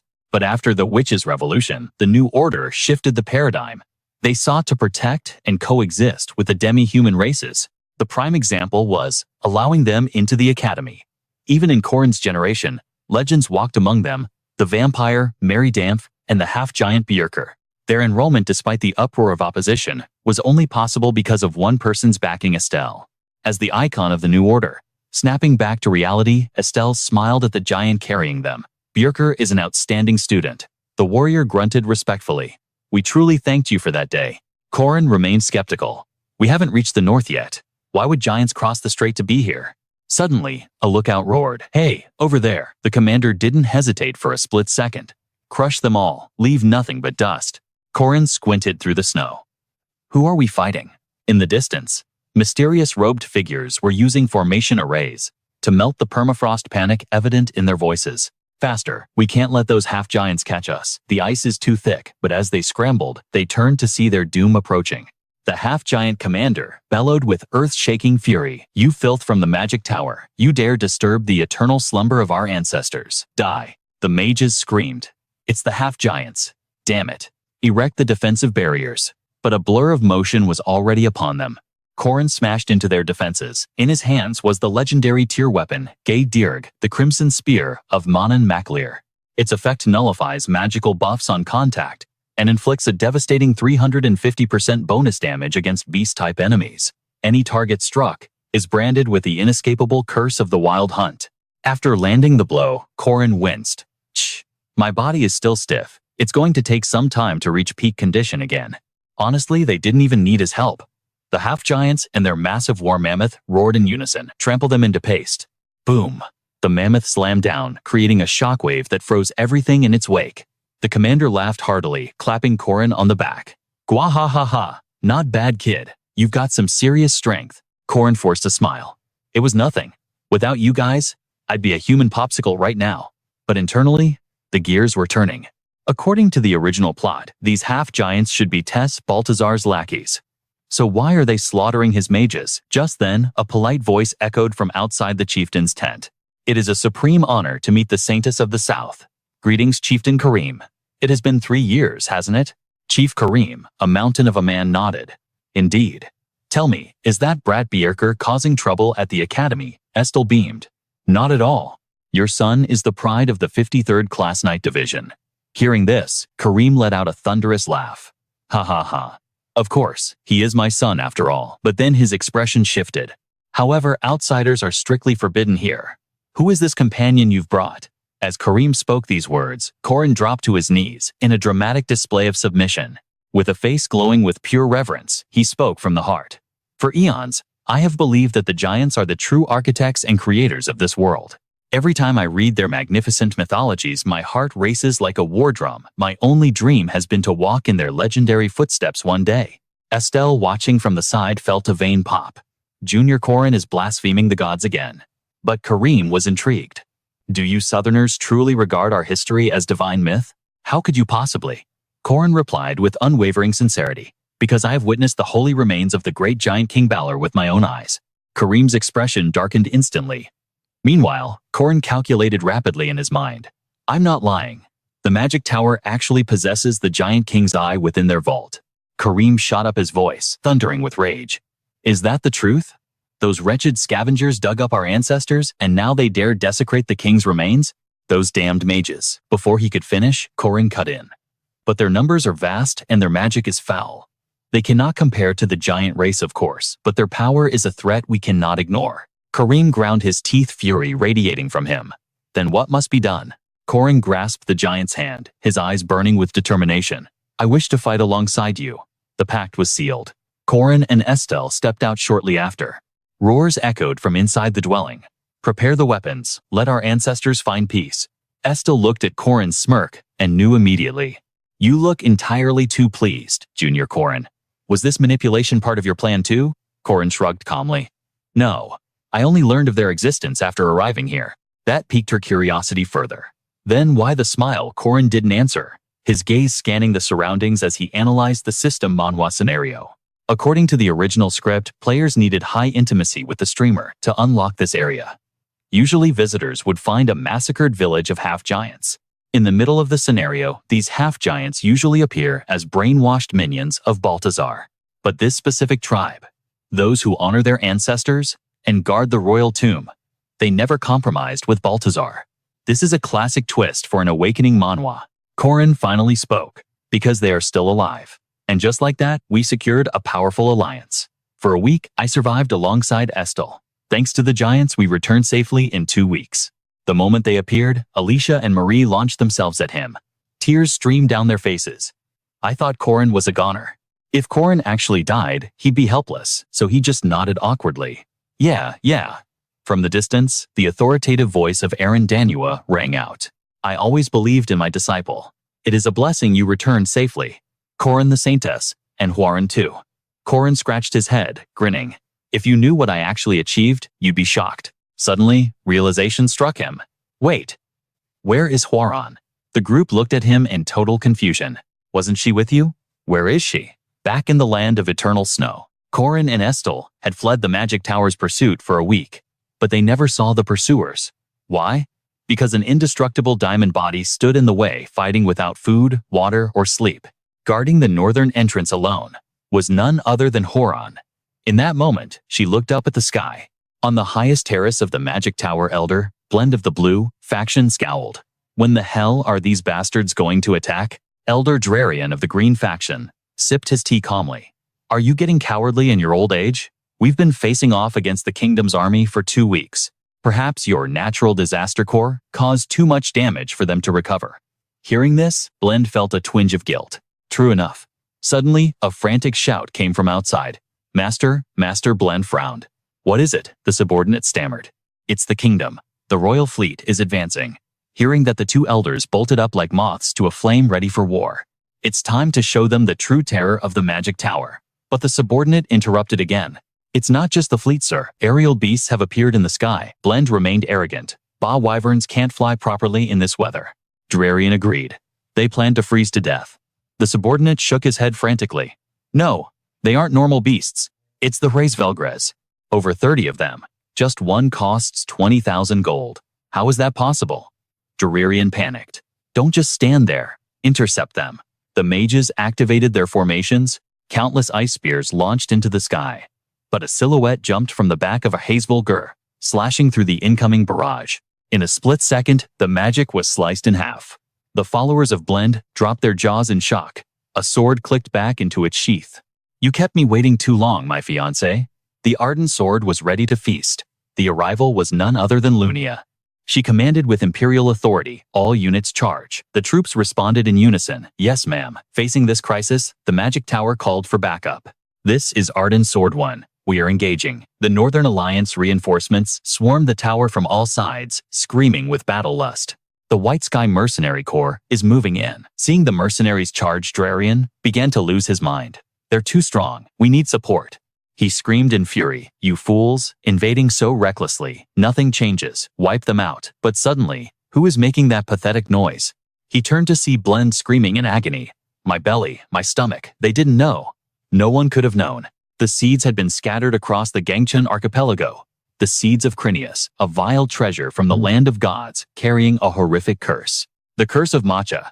Every male on the land where the seeds sprouted would suffer for 9 days, enduring the excruciating pain of childbirth. Instantly, veins popped on the faces of Blend and Drarian as they let out blood-curdling screams of agony. Their wails could be heard even from the distant sea. Corin watched with a maniacal grin, his eyes cold. "Angus, you bastard. The real Manhwa recap revenge starts now." Dunescaith stared at the bodies littering the floor, his voice trembling. "Tower Master, what in the world happened here?" Lin's voice was cold as ice. "A curse. A powerful curse that defied all logic. The magic tower is finished.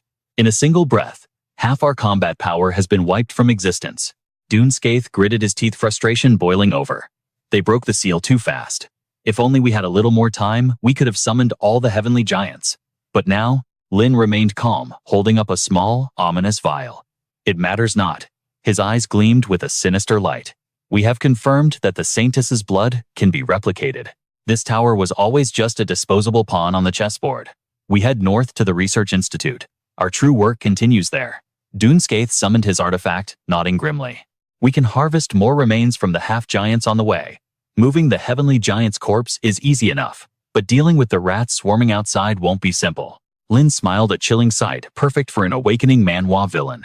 "We have the Saintess's blood and the giant's blood. That is all we need. In that case." Dunescaith glanced toward the giant eye in the sky, ignoring the carnage.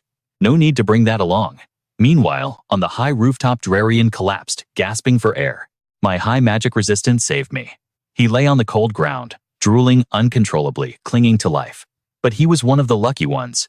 If I hadn't. Around him, screams of pure agony tore through the air. "My stomach, it burns, mother, save me." The survivors looked on in sheer horror. What is happening to them? Why is everyone dying? Amidst the chaos, Bren stood frozen, his face pale and eyes hollow.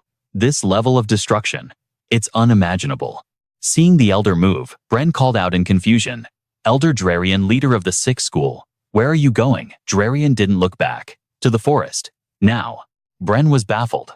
In this emergency, Drarian's face twisted with greed and rage. "You don't understand. No matter how dangerous it is, it's not just precious. The Eastern Goriel ginseng represents 10 years of our budget. It is waiting for me." He sprinted off, blinded by avarice. "I must retrieve it at all costs." But Elder Drarian had made a fatal miscalculation.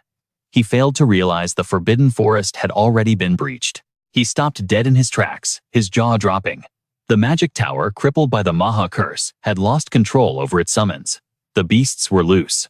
Drarian stared up at the King of Spirits, a towering monstrosity in the forest. Terror seized his heart. "Save me." The entire forest echoed with his agonized screams. Meanwhile, inside the command tent, a finger tapped on the map. "Situation report. Eastern Gangcheon Archipelago." Erin Nua signaled, her squad eyes sharp. "Everyone this way. Their surveillance is down. Move." The Maha curse has devastated their defenses. The Eastern infiltration plan is a total success. It was a scene worthy of a top-tier Manhwa recap. Inside the tower, a mage roared in fury. "My precious test subjects, do you trash know how much gold these cost? You're ruining everything." The Whiskey Mercenary Corps stormed the gates like a tidal wave. To the west, Lunia and Alicia Arden were a whirlwind of destruction against the monsters. "Stay sharp. It's too early to celebrate." "Understood, sister." The west was falling fast thanks to Ain's vanguard. But a report came in from the south. The scouts scanned the horizon, voice trembling. Captain, we have the east, west, and south surrounded, but the mages are escaping through the frozen strait to the north. We don't have the manpower to block them. If we let them go, they'll slip away. The captain frowned, confused. I thought we had a squad stationed there. The scout hesitated. Just a single rookie, sir. But that rookie was Corin. He stood alone against the giants, a one-man army. The mages shrieked in terror. Why? Why are these monsters attacking us? Karim watched the scene with a heavy heart, realizing the truth. Corin, you were right all along. Corin didn't flinch. I told you. To achieve their goals, they would sacrifice anything. Suddenly, the earth shook violently. Karim's eyes widened in horror. No. Impossible. The ancestors should be resting in peace. Corin looked up, the color draining from his face. Did they actually resurrect him? The god of Danon. The giant king. Baller of the evil eye. The tower mages laughed maniacally, pointing at the titan. Behold, this is the pinnacle of the magic tower, the ultimate weapon that justifies all our sacrifices. Their laughter died instantly. Balor's massive foot descended not on the enemy, but on them. Despair filled their eyes. Why boom? A single stomp shattered the earth. The surviving mages scrambled like roaches. Damn it. Why is it attacking us? We're allies. The giant tribe members panicked. Chieftain, we must flee. But Karim stood rooted to the spot. This is my sin. Tears streamed down his face. The ancestors are punishing us. They cannot find rest. Balor's gaze locked onto them. He unleashed a devastating attack. Suddenly, a brilliant light erupted. A voice cut through the chaos. This is not your fault. Josephine unleashed a massive barrier blocking the blow. The magic tower forced kinsmen to kill kinsmen. The survivors cheered. We're alive. Josephine gritted her teeth, straining against the pressure. Cadet Corin, listen to me. That thing is just a corpse, a puppet with no mind. But its destructive power is absolute. My shield won't hold against another hit. Corin stepped forward, his expression changing. Don't worry, Professor. Corin's aura flared. We have something stronger than raw power, friendship, and courage, he shouted the command. Corin Guardian's ultimate combination sequence authorize. Roger that. AU invoked the secret technique Wickerman, while Cranel Luden activated his masterpiece, the massive scrap golem. Cranel grinned wildly, adrenaline pumping. This time, it's different. We aren't finished yet. Steel twisted and locked into place. Cranel shouted, combine. The machine glowed with blinding mana. System transformation complete. Control rights transferred. Overmaster. The colossal mecha charged at Balor. A punch capable of shattering mountains connected. The system Manhwa interface flashed. Final evolution complete.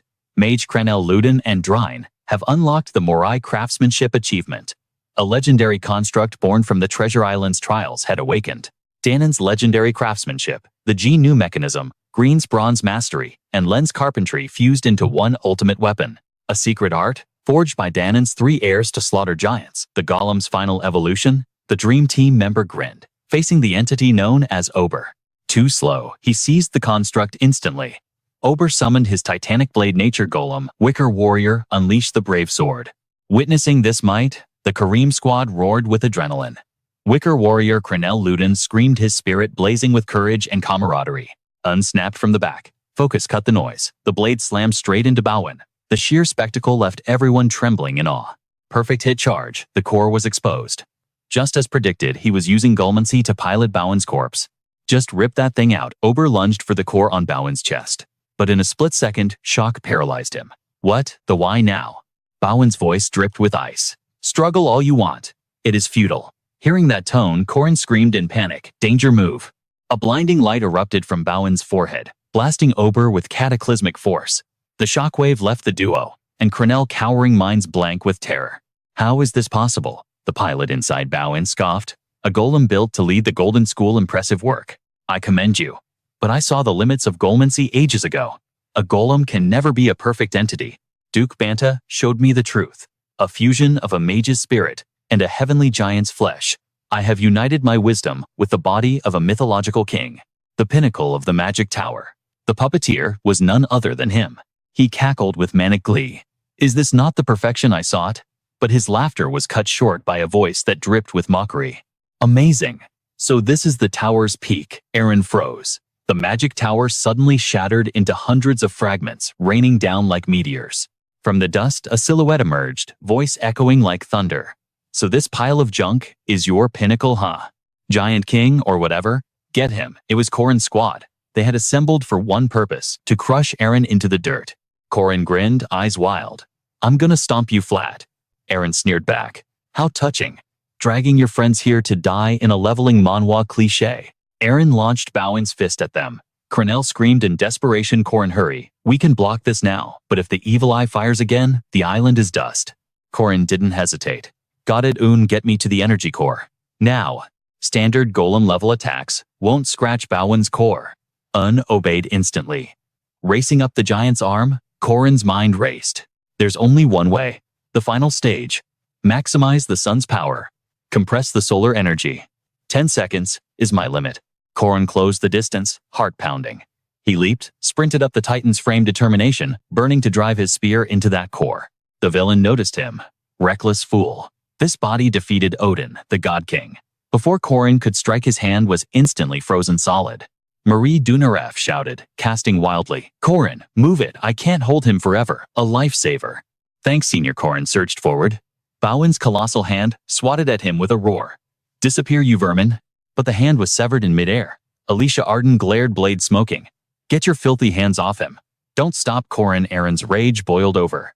What are you mages doing? Kill them. But a shadow loomed over him, whispering death. Give it up.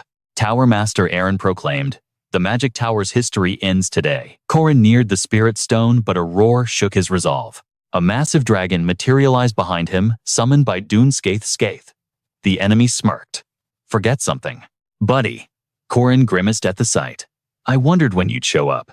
The dragon's maw opened wide to swallow him whole. Corin smirked, eyes glowing. Beast King perfect. Just another animal to butcher. He summoned his spear. Growl. Dune Skaith. Skaith was hit by the curse. Beast Hunter activated 350% bonus damage. No escape from the hunting grounds. Accuracy corrected.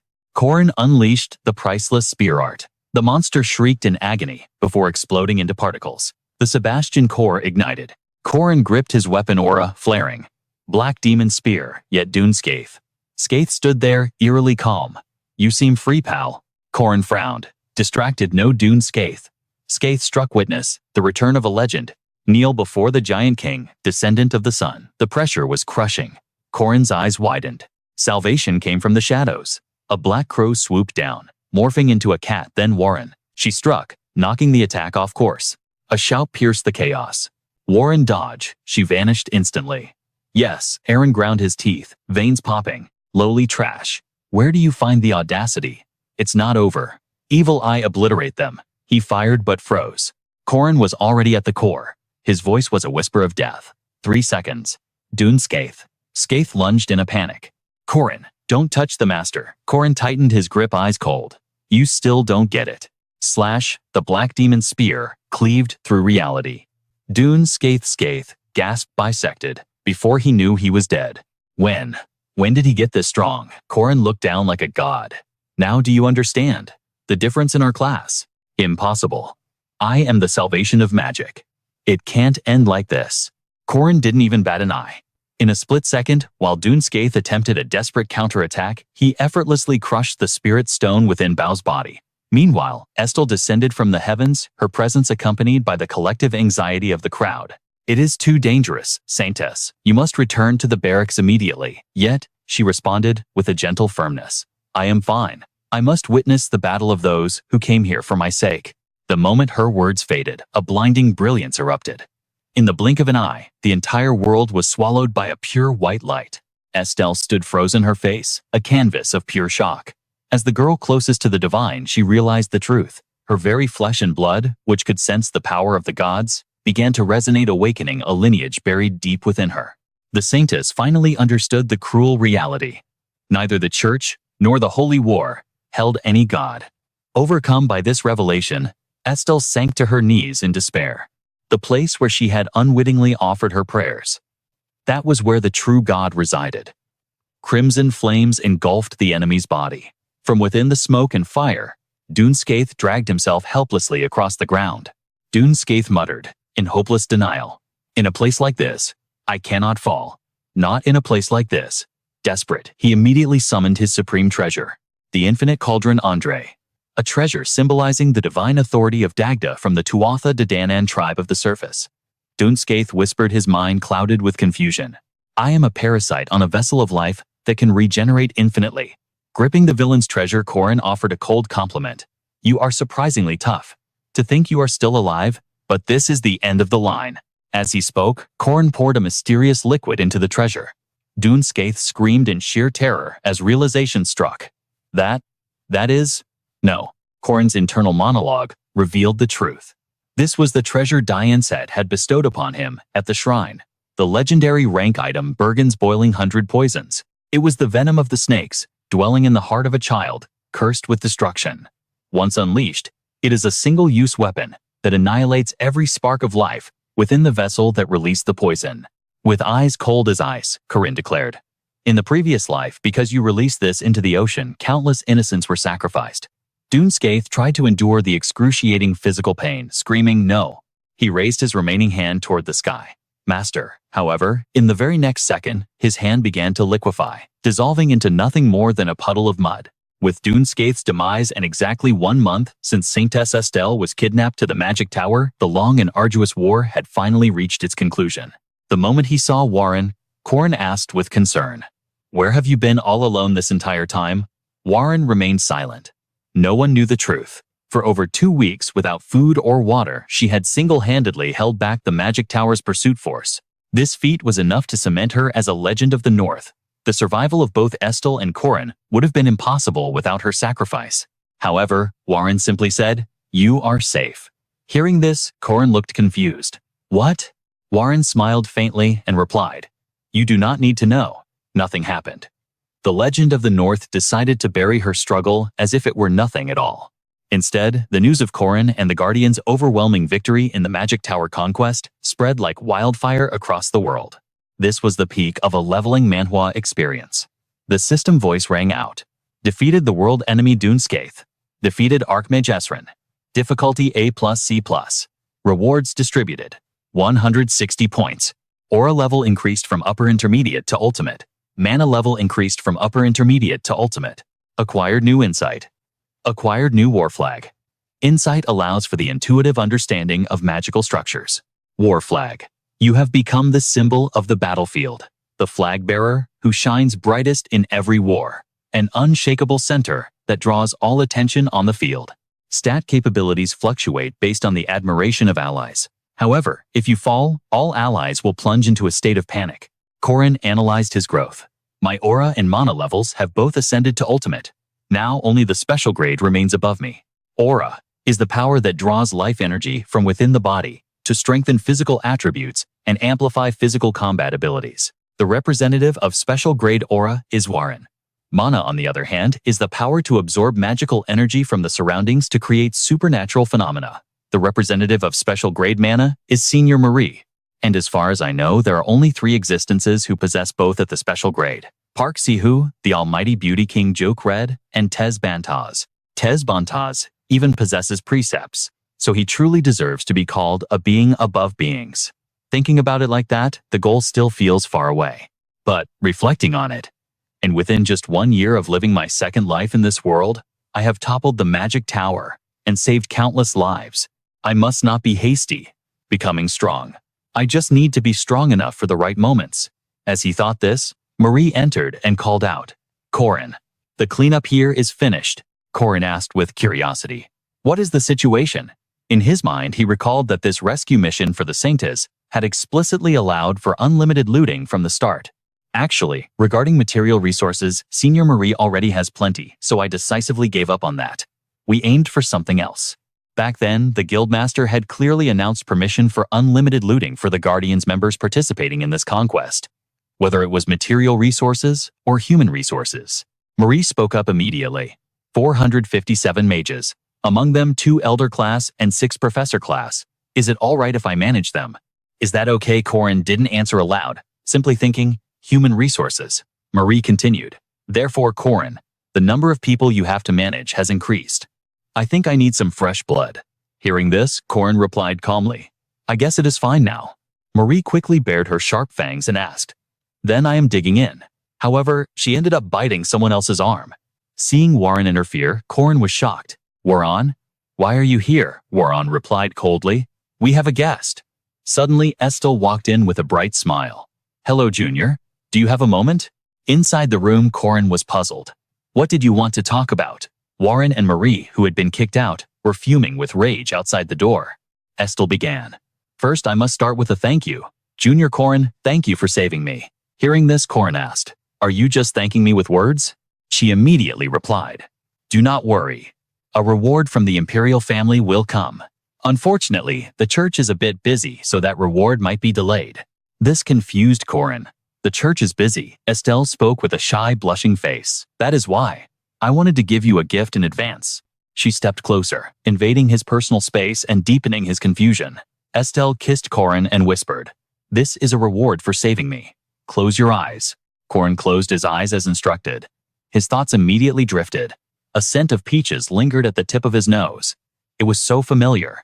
It was the scent of a warm heart that had shared its body heat in the bone-chilling cold. A soft invasion breached his defenses, sweeping past his teeth to tangle with his tongue in a moment of pure shock. The sensation was a chaotic mix of soft surrender and firm dominance. As his eyes flew open, the Saintess Estelle stood there, fingers glistening, a playful smirk dancing on. You cheeky little rascal. You are a man too, aren't you? You were expecting this, weren't you? Admit it, you've been waiting for this.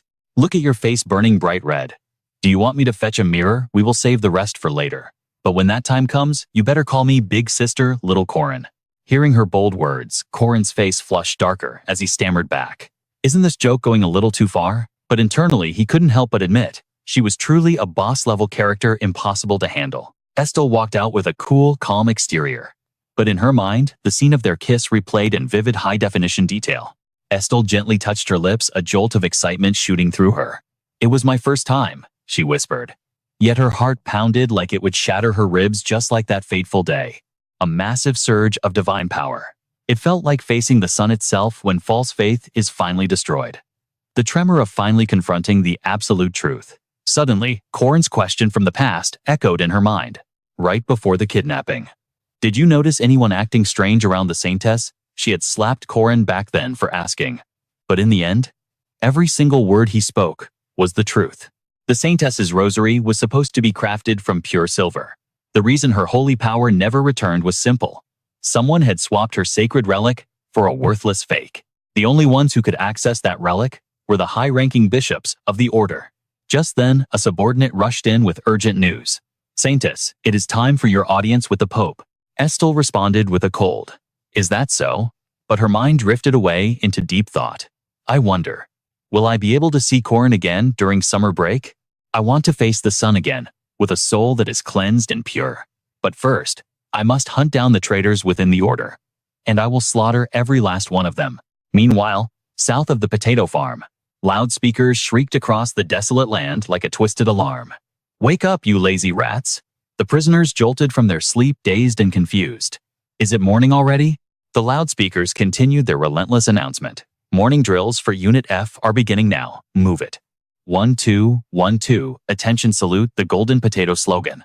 While mimicking the ridiculous motions, the white-haired elder whispered. Hey Jolin, what is on the menu today?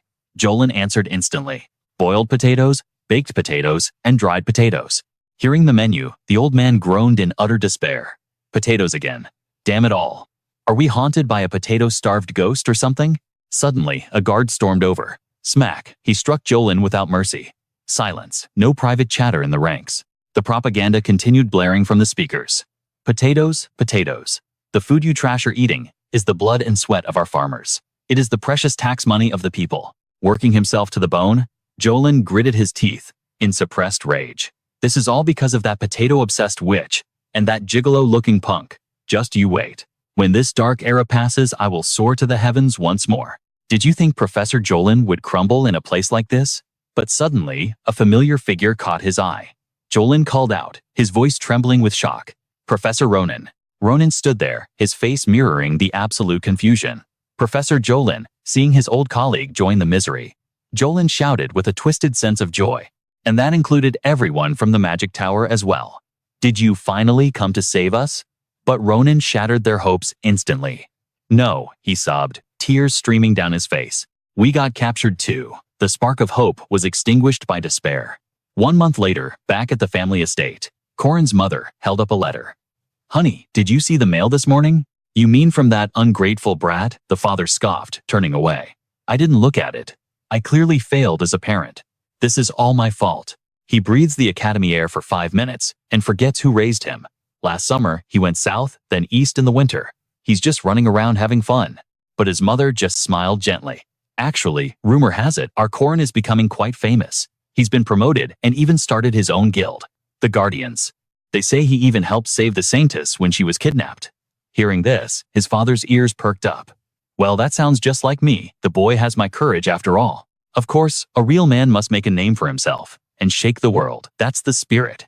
Suddenly, his mother grew curious. "I wonder if our Corin has found a special someone yet." The father sighed deeply. "He only has the looks. Put him in front of a girl and he freezes up. A man needs a woman to truly grow up." He said he's bringing friends, but knowing him, he probably just dragged 1 or 2 distinct buddies along. But reality shattered his expectations. Corin didn't just bring friends. He brought an army of beauties, Corin shouted with pure energy. "All right, everyone. The Corin Guardians are moving out. Destination, the royal capital." Back inside, his parents remained blissfully unaware. "Since he's bringing guests, I suppose we should slaughter a fat chicken for dinner. That should be plenty." In this twisted narrative, I found myself trapped inside a game. Item boxes, crafting windows, skill trees. It was the classic setup of a system manhwa inside the Legend of Arhan Heroes. I had memorized every pixel of this game. I was a legend in the community, a top-tier veteran. But that was my past life. Sihu stared blankly. "This is absolute trash. This glitched game world. This weak body named Sihu. And this system demanding I save the world. It all sucks. Whether it's a novel or a game, I despise it. That cliché where the hero sacrifices their life for others, just watching it makes me suffocate. I hate those self-righteous heroes with a passion." However, one fact remains absolute. This world is destined for annihilation by the demon lord Tespantas. Only a handful will survive the apocalypse. And I am the player here. Like it or not, the burden of saving this dimension falls on me. Luckily, the freedom in this game is insane. Fine, I'll survive using the most efficient route possible. First, I need to master the interface. Then, I'll sweep up every hidden piece and secret item available in the early game. There's no time to hesitate. I'll play by my own rules. Who cares about the original plot? As long as the world is saved in the end, the method doesn't matter, right? Sihu sat down, gritting his teeth in determination. I refuse to deal with frustrating drama. I want a clean, refreshing run. I will live only for myself. But the moment he said those words, Corin grabbed his hand tightly. "Hey, me too." Sihu glared at the stranger, confusion washing over him. Who the hell is this bastard? The conversation flowed naturally, but my mind was racing. I'm Korean, so what on earth was this guy spouting? I just nodded along, pretending to understand. Corin leaned in, buzzing with excitement. Park, however, narrowed his eyes in suspicion. Is this guy actually some boomer in disguise? Corin scoffed, reading the room instantly. Hey, look at that face. I'm not ancient yet. Still, I never expected to find another Asian survivor here. How old are you anyway? 26. Park lied smoothly, mentally aging up from his actual 22 years. Corin immediately threw an arm around his shoulder, grinning. Perfect, I've got a year on you. Call me young. Park internally grimaced. Damn it, I should have said 28. But Corin pressed on, oblivious to the mood. By the way, Cho, have you ever played this game before? No. Park lied again without missing a beat. I got dragged into this mess right before I could even hit the start button. It was a calculated move. In this cutthroat system, Manhwa information was life, and I had no idea what kind of soul had hijacked Corin's body. Corin, unfortunately, was trust personified. Is that right? Don't worry, I'm an expert at this. Trust your young. First things first, open your status window. A status window, Park sighed, deciding to play along. Fine, I'll treat him as a useful pawn. The original Corin was 28, a star athlete from the capital's top academy. A minor extra in the Legend of Arhan. Watching him train, Park asked with feigned disinterest. If you were such a star athlete, why end up a lowly trainer? The chairman rigged the matches, Corin spat, his eyes hardening. I exposed him, got blacklisted, and kicked out. I blew the whistle and got destroyed for it. Park scoffed internally. What a moron. Not even his problem to fix. Aloud, he asked. Do you regret it? If I stayed silent, I'd be rich, maybe relaxing in Brazil right now, Corin mused. But I bet that cheater regrets it more. I could have been a national legend. Park listened, disgust rising. He hated this archetype. The self-righteous hero type. Acting cool, pretending to be the good guy. Just like those college creeps who faked kindness just to get a girl's number. It made him sick. His expression darkened as a plan formed. Fine. I'll use him as a meat shield for the early bosses, then discard him like trash when he breaks. 1 month later, the ground was littered with dropped loot, but victory felt miles away. Park lay broken and bleeding. Damn it, I got careless. I killed Alicia to force Lunia's awakening. I speed ran the mercenary growth. But it wasn't enough against the Act 1 boss, the vampire Marie Dunskaitharef. I cleared every hidden piece in this awakening manhwa, even the golden mandragora, but one spell misfire hit the golem, and now he was fleeing in terror from Marie's overwhelming power. Just one mistake. One tiny calculation error, and now everything is ruined. Panic fueled his sprint, until a blood-curdling scream froze him in his tracks. How was this possible? Park threw up a defensive barrier, but Marie shattered it like glass. His mind reeled. I did everything right. The walkthrough was perfect. I chose the mage class to avoid dirtying my hands. Statistically, I should be able to solo a weakened Marie. Why is she this strong? Damn it, he hit a dead end. The cold realization struck him. This wasn't just a game anymore. This was a brutal reality. Marie loomed over him, death incarnate. Boom! A massive impact shook the earth. Park closed, his eyes trembling. It hurts. It's over. Game over. No, I don't want to die. Not like this. Tears streamed down his face. But the killing blow never came. The air shifted. Hey! The voice snapped. Park's eyes open. There stood Corin, a human shield pierced by jagged eye shards, standing between Park and death. You okay, kid? Park's voice trembled in disbelief. Young Corin coughed up blood, grinning through the pain.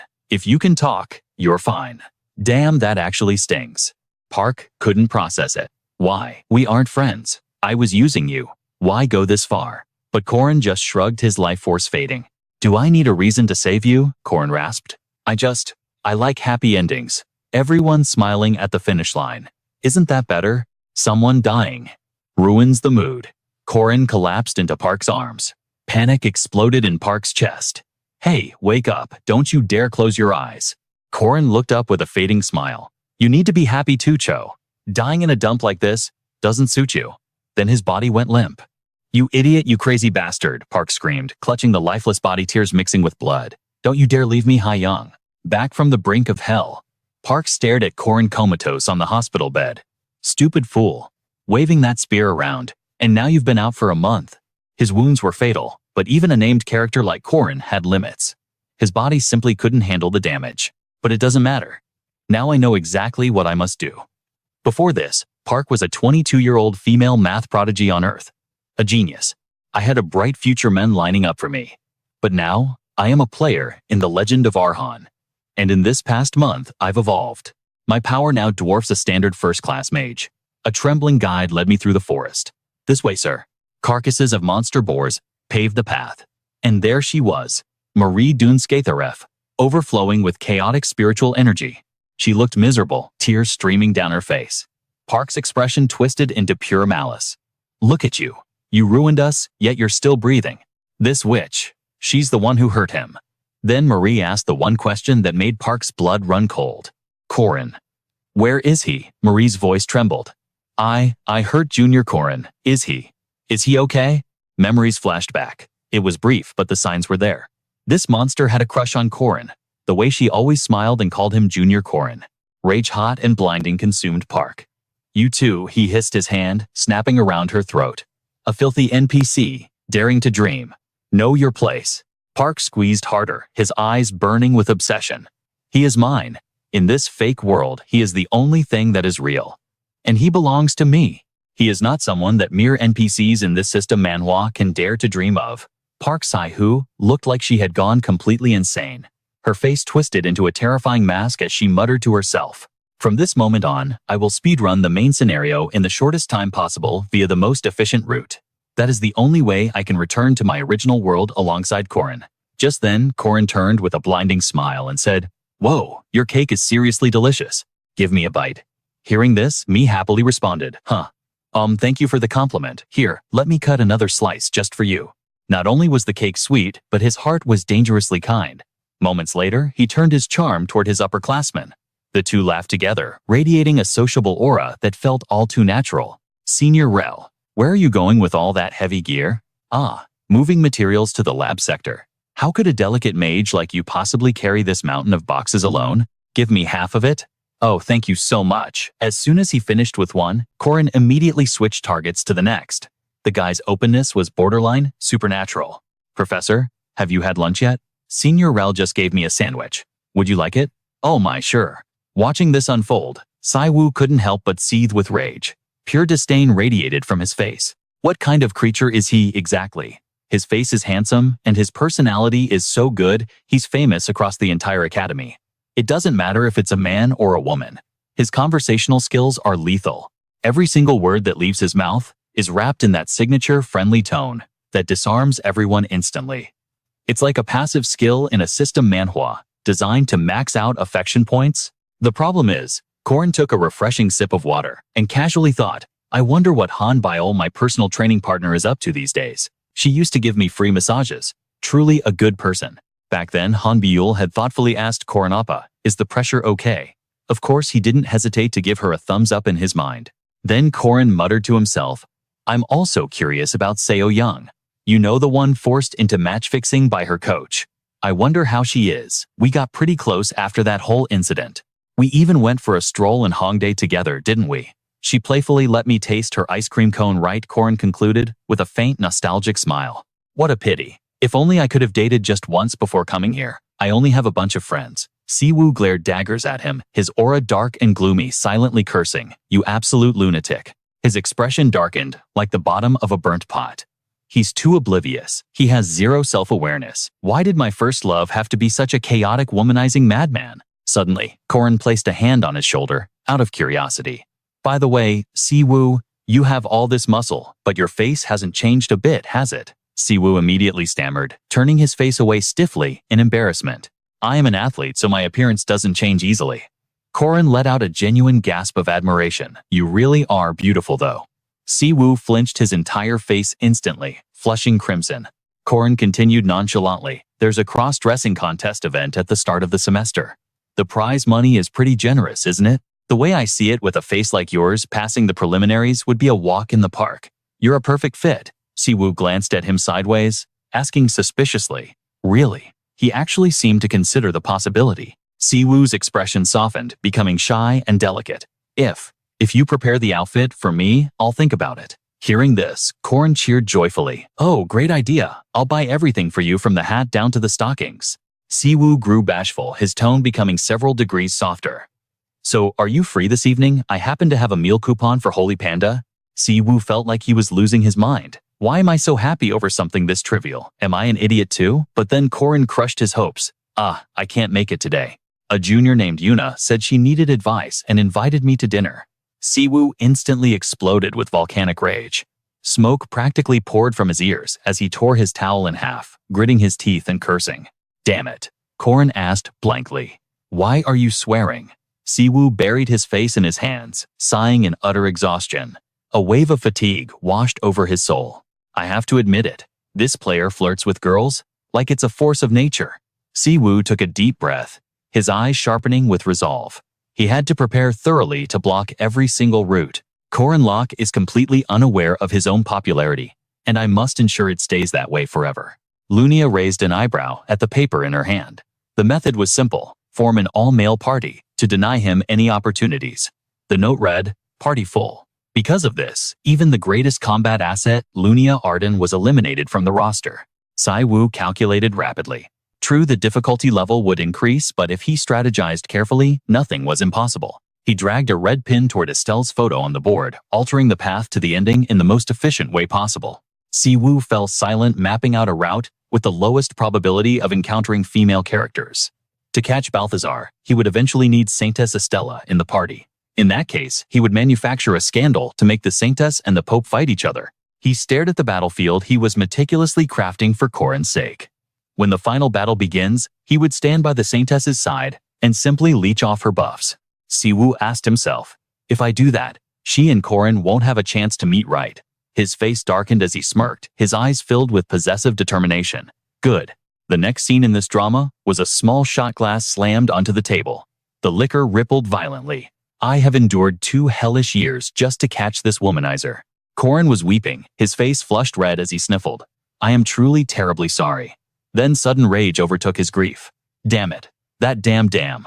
Why did it have to break right there? Siwoo watched his agony in silence, feeling a twinge of guilt. Ah, is he crying about the Rhine River incident? That was technically my fault.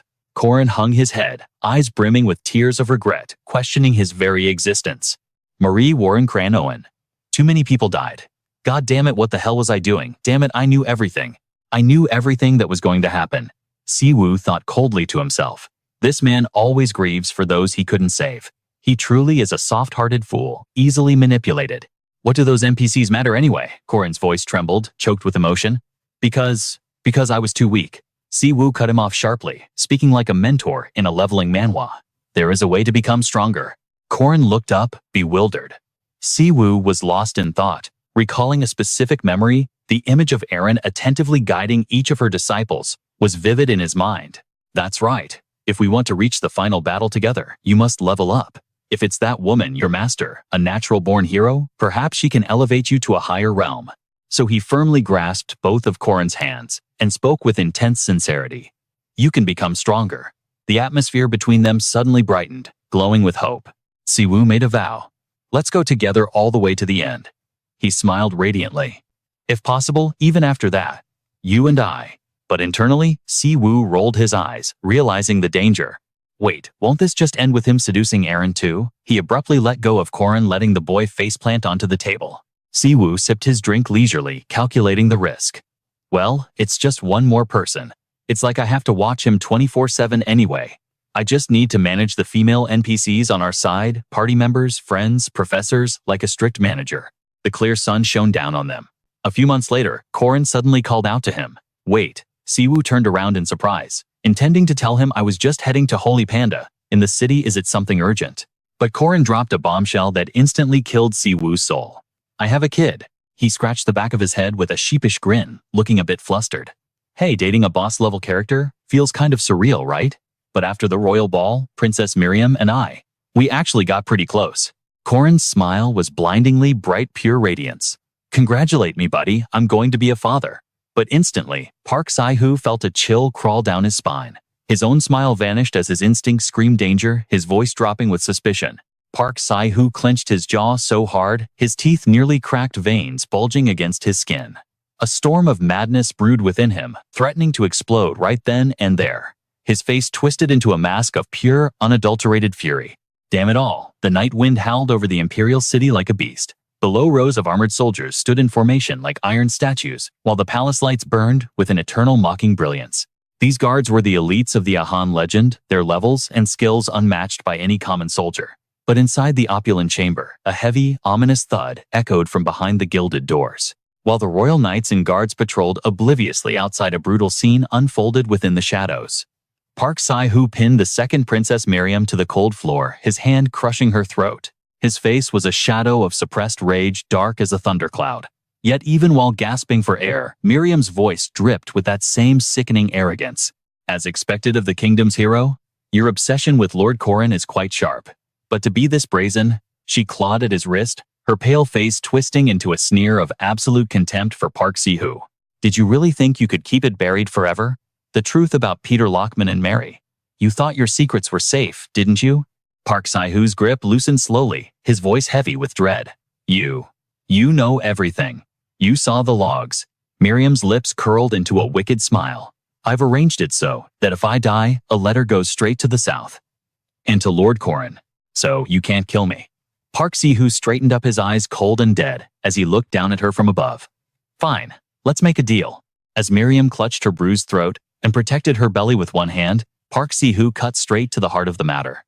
I know exactly what you're searching for. Her expression shifted, wariness finally creeping into her eyes. If that information is true, I have no choice but to act. She paused, regaining her composure. Congratulations. Checkmate. Park Sai-hoo glared at her, his aura radiating pure killing intent, as he corrected her coldly. No, it's not just checkmate. It's game over. I know the one act you can't forgive, he thought to himself. You have no choice but to play by my rules now. Time passed and the script played out exactly as planned. Crimson hair spilled across the blood-stained snow like a tragic painting. In the biting wind, Corin cradled Miriam's body, his tears washing over her face in an agony of grief. "You foolish girl. I told you I would wait for you." She forced a weak, heartbreaking smile. "I know, but fate wouldn't let me. Our baby. I just wanted to bring our child into this world. Mama is so sorry." She cupped his face with trembling hands, her life force fading. "I love you, Corin. I'm sorry I waited so long to say it. I love you. I really do." Watching from the shadows, Park Si-hoo felt a vein pop in his temple, clicking his tongue in annoyance. Why couldn't that witch just die quietly? Yet, in her final fleeting moment, Miriam's eyes darted past Corin to lock onto Park Si-hoo, filled with that same undying scorn. Her gaze was venomous, a final curse whispered only for him, "You will never win." Long after Park Si-hoo leaned exhaustedly against a glass display case, cursing as he stared at the reflection of his sword. "Damn it all, I surpassed Mary, I outplayed Miriam. How did I still end up here?" He muttered heavily, the weight of his failure crushing him. To come this far, only to be exposed at the bitter end. Madness consumed Park Si-hoo's features, his eyes burning with a sick, twisted obsession. His voice dropped to a chilling whisper. "I can't take it anymore. I won't wait any longer." Corin hung in black chains, his face a portrait of terror and betrayal. Park Si-hoo stepped closer, his voice devoid of warmth. "Your will doesn't matter, Corin, because you belong to me. In this fake world, you are the only truth I have."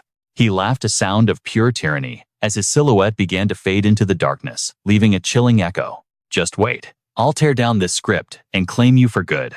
Suddenly, a blue holographic window materialized like a system Manhwa interface. The final battle to determine the world's fate has begun. It was an all-out war, a wager of everything, on a single throw. The final stage opened. A pillar of holy light erupted as a proud figure raised his spear, surrounded by a storm of golden lightning. It was the god of light Bantaza, and standing against him was the one drowning in the abyss of dark magic. Intricate magic circles filled the sky, weaving laws of spatial lock and death. The dark god. They collided two opposing forces of nature, one blinding gold, the other suffocating violet. The impact was cataclysmic. The shockwave didn't just shake the ground. It ruptured the very fabric of the atmosphere outside the planet. A blinding white explosion swallowed the battlefield, a clash worthy of legend. But Miriam's curse held true. Park Si-hoo crashed to his knees, his body broken, blood pouring from countless wounds in a pathetic defeat. He gritted his teeth, choking on blood that sprayed from his lips. Bantaza looked down, genuine admiration in his eyes. "Strong. Truly. A power unlike anything recorded in history. You rival even the god kings of the ancient eras. You stand as an equal to the divine."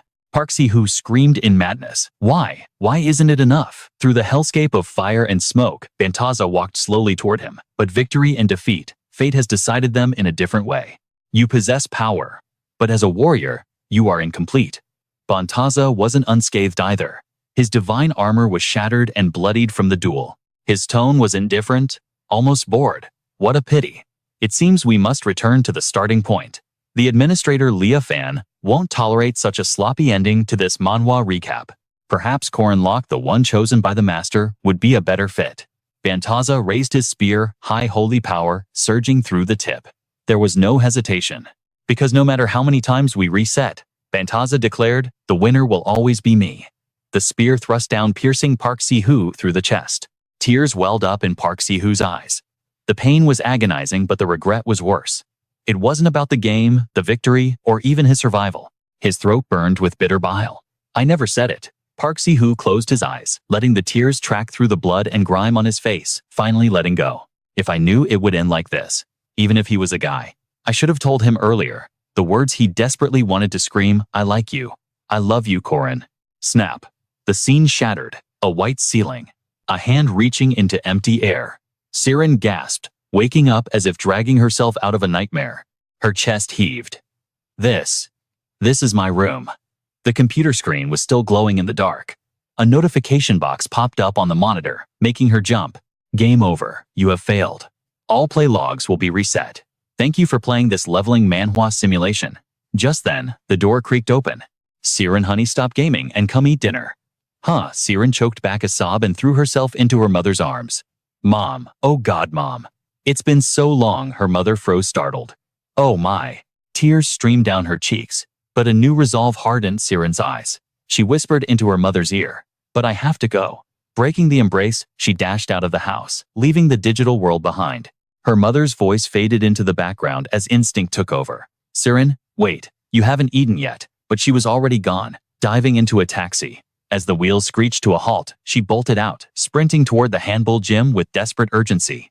The receptionist at the front desk looked bewildered, calling out to the blur of motion, "Looking for that guy. He's not working today." "Hey, who are you anyway?" "Do you know my brother?" Panic rose in the staff member's voice as Siren barged past. "You can't go in there. Stay away from the employee records." Ignoring the chaos, Siren vanished down the street, leaving the gym staff fuming in her wake. "Manager, call the police. That crazy woman just raided our files." "Damn it." Siren gritted her teeth, her legs pumping like pistons. 10 minutes. She pushed her body to the limit, breath tearing at her lungs. "I can make it. I can finally see him." She burst into the apartment complex lobby. "Should I have stopped at the mall? Do I look okay? Maybe I should have bought makeup." Vanity warred with desperation as she flew up the stairs, legs burning with exhaustion. "No, there's no time. I've waited 3 long years for this moment." She froze before a familiar door. The only sound in the hallway was her own ragged breathing.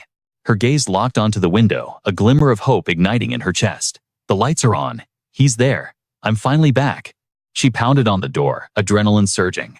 "Brother, it's me. Open up." When no answer came, she didn't hesitate. She shattered the lock with a burst of awakened strength and stormed inside. Her mind raced with certainty. He's just a minor side character. He must be home. She rushed to the bedroom, her voice booming through the dark apartment. "Brother, I can explain everything. Just listen to me." But the words died in her throat as she froze, her eyes widening in horror at the scene before her. The glow of the computer monitor illuminated her devastated expression. "No." Her knees buckled, and she collapsed to the floor, a scream of pure despair ripping from her throat. It can't end like this. Tears streamed from her empty eyes as she stared at the screen. In that moment, her entire universe fractured. The agony was unbearable, a torture worse than death. "No."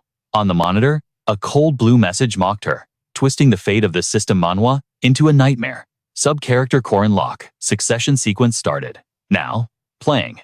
Beside a stunned Jenny whispering, "That's huge." Meanwhile, miles away, a cheerful voice chirped, "Senior, I want to eat that." "Buy me that one too," Corin sighed, walking down the bustling street. The royal capital of Elas stood as the crown jewel of the kingdom, a sprawling hub of politics and commerce radiating from the imperial palace. Yet, for Corin, the city tasted like ash and bad memories. "Is something wrong?" Alicia Arden asked, noticing his mood. "Isn't this your hometown?" Corin nodded grimly. "Yeah, but let's just say I have some trauma buried in these streets." He glanced away, trying to change the subject. "Senior Marie, why are you packing like we're moving in permanently?" Marie beamed, struggling with her massive luggage. "I didn't know what your parents would like, so I brought everything." She tilted her head. "What is your family like, Corin?" Corin looked up at the sky, a wry smile forming. "They're normal. My parents run a small restaurant, and my little sister is at the Royal Academy." He paused, his inner monologue taking over. "Family. To be honest, ever since I transmigrated here, home has felt like a lie. I'm just an imposter who hijacked Corin Lock's body and memories. A hitchhiker from Earth, pretending to belong in this fantasy world.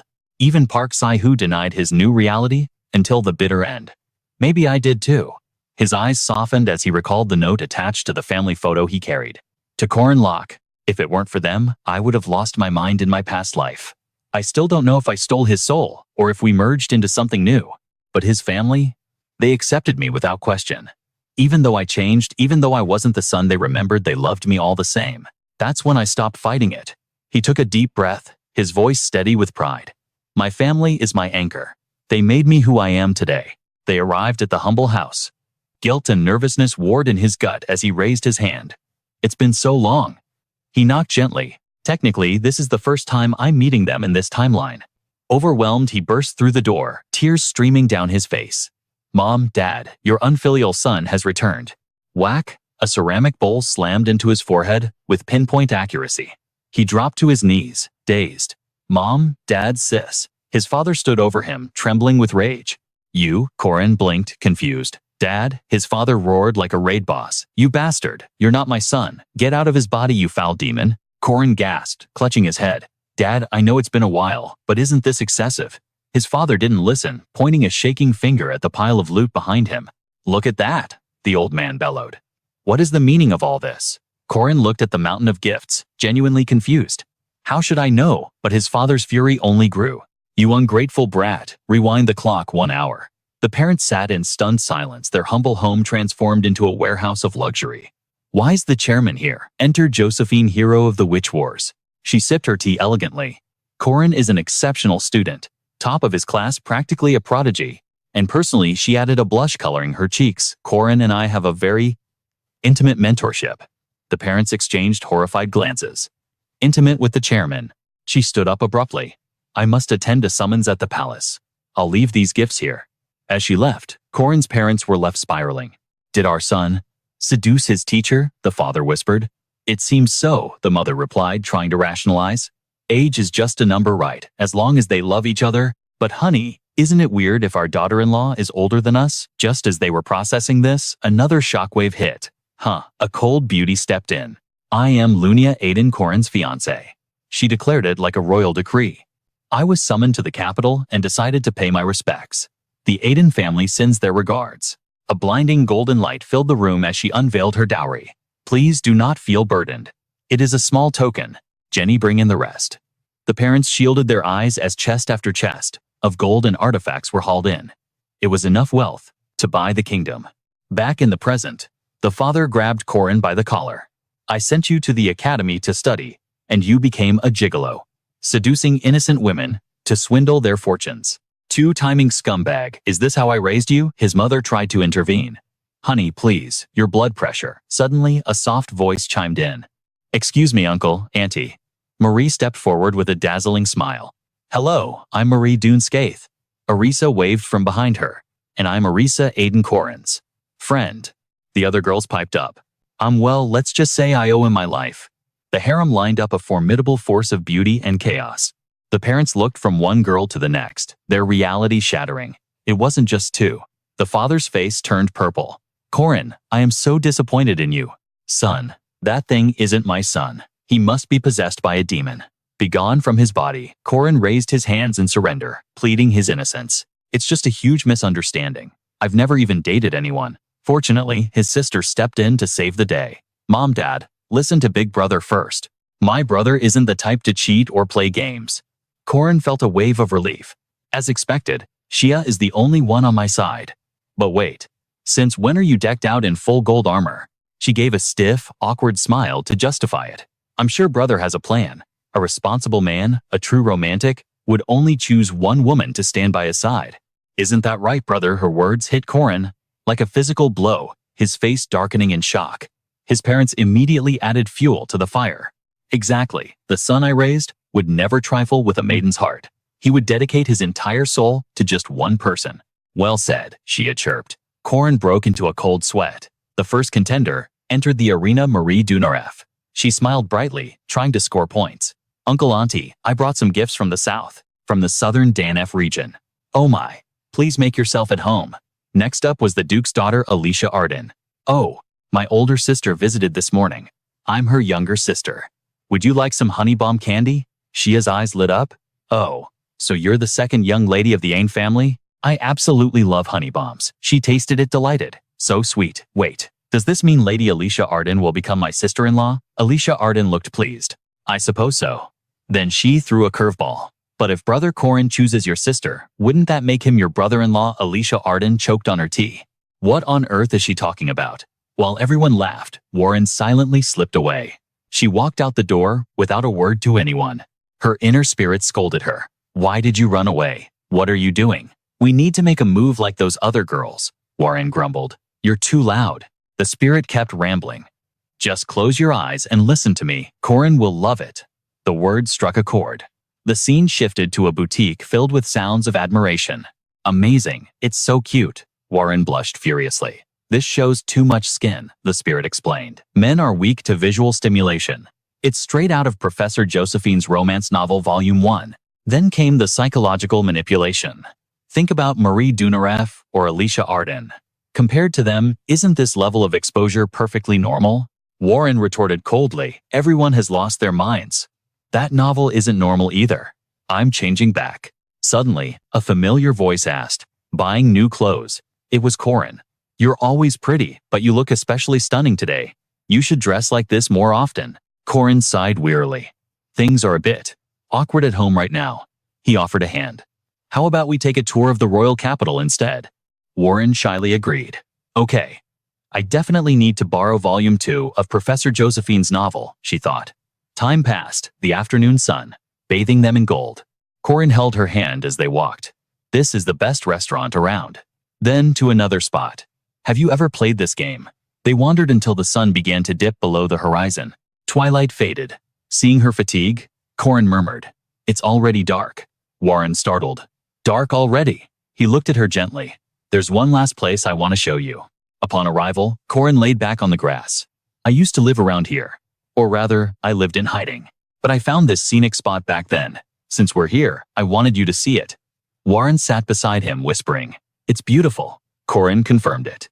"It is. But this is the best angle." Following Corin's gaze, Warren looked up.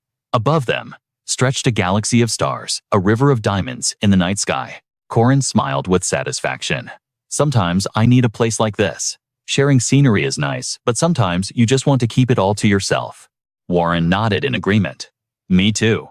Her voice turned soft. "If you came here with other girls, I think I'd be very angry." She recalled the safety she felt in his arms. Whenever he touched her, her heart pounded like a drum. She lowered her head, hiding her blush. Warren pressed her lips together, then gathered every ounce of courage. I like you." Corin froze. It was a raw, unpolished confession, yet it weighed heavily on him. How do I even respond? Maybe I should just let Dad beat me up. Should I pretend I didn't hear it? Marie Dunaref, Alicia Arden, and now Warren. I know they all have feelings for me. It was a dilemma that constantly plagued him. Who will I end up with? But the problem isn't who. It's about the ending. In this system, Manhwa reality, once the scenario is complete, he might have the chance to return to Earth. If that time comes, how do I choose? If I leave, what happens to the one left behind? And could I even live with myself after breaking that bond? Corin clenched his fist at the thought. So my answer has to be. His voice turned cold as he prepared to reject her. "I'm sore." Before he could finish, Warren leaned in. Summoning all her bravery, she pressed her lips to his. It was a moment she never dared to dream of. They parted. Her cheeks burned scarlet as she asked softly, "Do you hate it?" Corin, flustered, waved his hands frantically. "No, absolutely not." Recovering from the shock, he gripped her shoulders, gently pushing her back. His mind was a tangled mess. "I have to tell her. I can't accept these feelings yet." Just as he prepared to speak, her voice changed. "Wait." The blush remained, but her aura had completely shifted. "I am Jian right now." She explained the sudden soul swap. She had the courage to speak, but not enough to hear your answer. Corin sighed, realizing the situation. "Is that so?" Corin stood and helped her up. "Did you have fun today?" "Yes," she replied cheerfully. "Because I'm always with Warren. I'm happy just sharing memories like this." A trace of sorrow and regret flickered in Corin's eyes. "That's good. I hoped this would become a memory you could look back on fondly." He turned to leave. "Shall we head back?" But a voice stopped him. "Wait a moment." A small hand tugged at his sleeve. "You only made memories with Warren." She stood on her tiptoes. This time it was Jian who pulled him close, planting a soft kiss on his lips. "Please, dream of both of us." His heart was in chaos. "I'm just an outsider in this world. I'm receiving love far beyond what I deserve." His eyes reflected a deep, tearing conflict. Is it really okay for things to be this way? His memory flashed back to that day, Miriam dying in his arms, soaked in blood. "I love you. I'm sorry I said it too late." The pale moonlight pierced the window frame, yet darkness still clung to Corin's heart. He questioned his own resolve. Was choosing someone else truly the path to salvation? As the morning sun bathed the majestic palace in gold, a feast fit for gods awaited them. But the moment their 5-person squad entered, Jen's primal instincts took over. She dove straight for the food. "This is the divine taste of heaven." Marie Dunaref didn't bother stopping her. "Feast to your heart's content. This banquet is our victory lap after all." Corin watched with a warm smile. "Come to think of it, is this your first time in the royal palace?" The question sparked a flicker of confusion in Jen and Marie Dunaref's eyes. "Isn't it your first time too, Corin?" He quickly cleared his throat, masking the slip-up. "Right. In this timeline, it is indeed our first visit." His clear gaze fixed on the grandeur before him. It had been an eternity since he last laid eyes on this breathtaking magnificence. Doron and Granel, were already drowning in fine wine nearby. Aren't those the heroes who conquered the magic tower? Drink up to the victors. To think Merkava Academy raised such monsters. Meanwhile, Alicia Arden was cornered while trying to sneak some cake. Excuse me, are you Lady Alicia Arden? May I have your autograph? Her face flushed, red crumbs still on her lips. Corin sat silently observing the fame washing over his teammates. Please sign here too, Alicia Arden panicked. I don't even have a signature yet. Meanwhile, Jen and Marie Dunarev's gluttonous rampage was starting to draw a crowd. Ideally, we should be grinding levels, but we went through hell and back at the magic tower. Just for today. Let them rest in peace. Suddenly, a secret signal flashed from the crowd. Corin returned the gesture with a subtle hand sign. The party was over for him, there was work to be done. The massive doors of the upper balcony swung open. The king and queen had arrived. The curtains danced, revealing their silhouette against the shimmering light. The entire hall bowed in unison as the king's voice boomed. Listen well, my subjects. Beside the queen, a girl in a lavish dress and a small tiara lowered her head gracefully. Today we celebrate the return of my beloved daughter, the saintess chosen by the gods, rescued from the clutches of those vile, evil mages. The monarch's voice resonated with majesty and deep gratitude for the guardians who had risked their lives for the kingdom. Heroes, raise your heads, his voice thundered from the balcony down to the kneeling warriors. I have heard the tales of your legendary exploits. Oh, great knight, name your reward, and it shall be yours. Corin knew this moment was coming. It was a classic scene straight out of a Manhwa recap. At this crucial juncture, a player could usually claim S-rank treasures, elixirs, or even a title of nobility and land in this system Manhwa. But he spoke with icy calm. I desire only one thing. I have no need for gold artifacts or political power. The king froze. Corin continued, I demand a royal pardon. A one-time use decree that can absolve an individual of absolutely any crime. A deathly silence fell over the hall. The king immediately commanded, end the banquet. Bring him to my private chambers. Many would call Corin a fool for wasting a wish, but only he knew the crushing weight of regrets from his previous timeline. The nightmares still haunted him, seeing Marie Dunarev in chains, the capital consumed by hellfire, and the lonely, courageous silhouette of that girl marching toward death. He had trusted Park like a naive idiot, oblivious as his allies fell one by one, ultimately failing to protect his own master. He looked at his hands, remembering the scars of powerlessness. He had failed to stop the calamity, watching the world burn in an apocalyptic inferno. If this leveling Manhwa storyline followed the original script, a storm of blood was approaching, and he was destined to fail again. But back in reality, kneeling on the cold floor, he clenched his fist until his knuckles turned white. This time, it will be different. To change fate, the pardon was an absolute necessity. The king sat on his throne, eyes narrowing. A royal pardon. You want the power to absolve any sin. The monarch's face darkened. Depending on how I interpret that, it sounds like you are declaring an intention to commit a grave crime in the future. We are alone now. Speak. What is your plan? Corin kept his head lowered, the pressure in the room suffocating. I cannot reveal that. If the boy refused to speak, even a king could not force the words from his throat. The king sighed. Fine. I will grant you a pardon for all crimes excluding treason and regicide. Is that sufficient? But Corin's silence made the king's brow twitch. Forgive me, your majesty. Corin slammed his forehead against the floor. I require a pardon that covers everything. The king's hand slammed onto the armrest. Do you realize what you are asking? Fury laced the king's voice. The arrogance of this child? Are you openly declaring to my face that you plan to commit treason? Corin remained emotionless, his mind racing like a supercomputer. Did the persuasion check fail? The king's aura flared like a raging fire. I don't care if you're the hero who saved my daughter or the executioner of the magic tower. If your blade points toward the royal family, there is only one fate awaiting you. Guard, seize this traitor. Suddenly, a gentle voice cut through the tension. You cannot kill the hero, father. The saintess had entered the fray. Father. Estelle stepped to Corin's side. Corin Lock conquered the tower and saved my life. The king scoffed. He didn't need a reminder. I know that, but Estelle's next words sent Corin from calm calculation to cold sweat. Furthermore, I spent many nights with him. Surely that counts for something. The king's anger spiked for an entirely different reason. You spent many nights together, Corin panicked internally. Can't she phrase that a bit better? Estelle dropped another bomb. I trust Corin Lock even more than I trust you, father. The king looked like he'd been slapped. What did you just say? I trust him more than anything in this world. She dropped to one knee, her eyes burning with resolve. I speak this not as Princess Estella, but as the saintess of the realm. The king stared at her, completely blindsided by this defiance. Do you realize the weight of your title before you speak, child? She didn't hesitate for a second. Of course she didn't, but those subtle tremors couldn't escape Corin's sharp gaze. Claiming she trusted him above all else was a blasphemous lie when she was shaking like a leaf in a storm. The realization finally hit him. The timing was a bit earlier than the timeline suggested, but Estella had already uncovered the church's dark secret, and now she desperately needed his help. He pushed the doubts aside. After all, if he could secure Estella's backing, the odds of victory might just tip in his favor. Suddenly, a sharp sound cut through the air, making his eyes widen in genuine surprise. What an interesting spectacle. The beautiful yet dangerous figure of Miriam sauntered in slow clapping as she approached. Sir Corin certainly knows how to put on a show, doesn't he? He didn't see this coming. Her smile was twisted with malice as she looked at him. Asking for a royal amnesty, are we? Alarm bells immediately began screaming in Corin's mind. Miriam. Her appearance here wasn't just bad luck. It was an omen of absolute disaster at the worst possible moment. Miriam was the saintess of the new faith.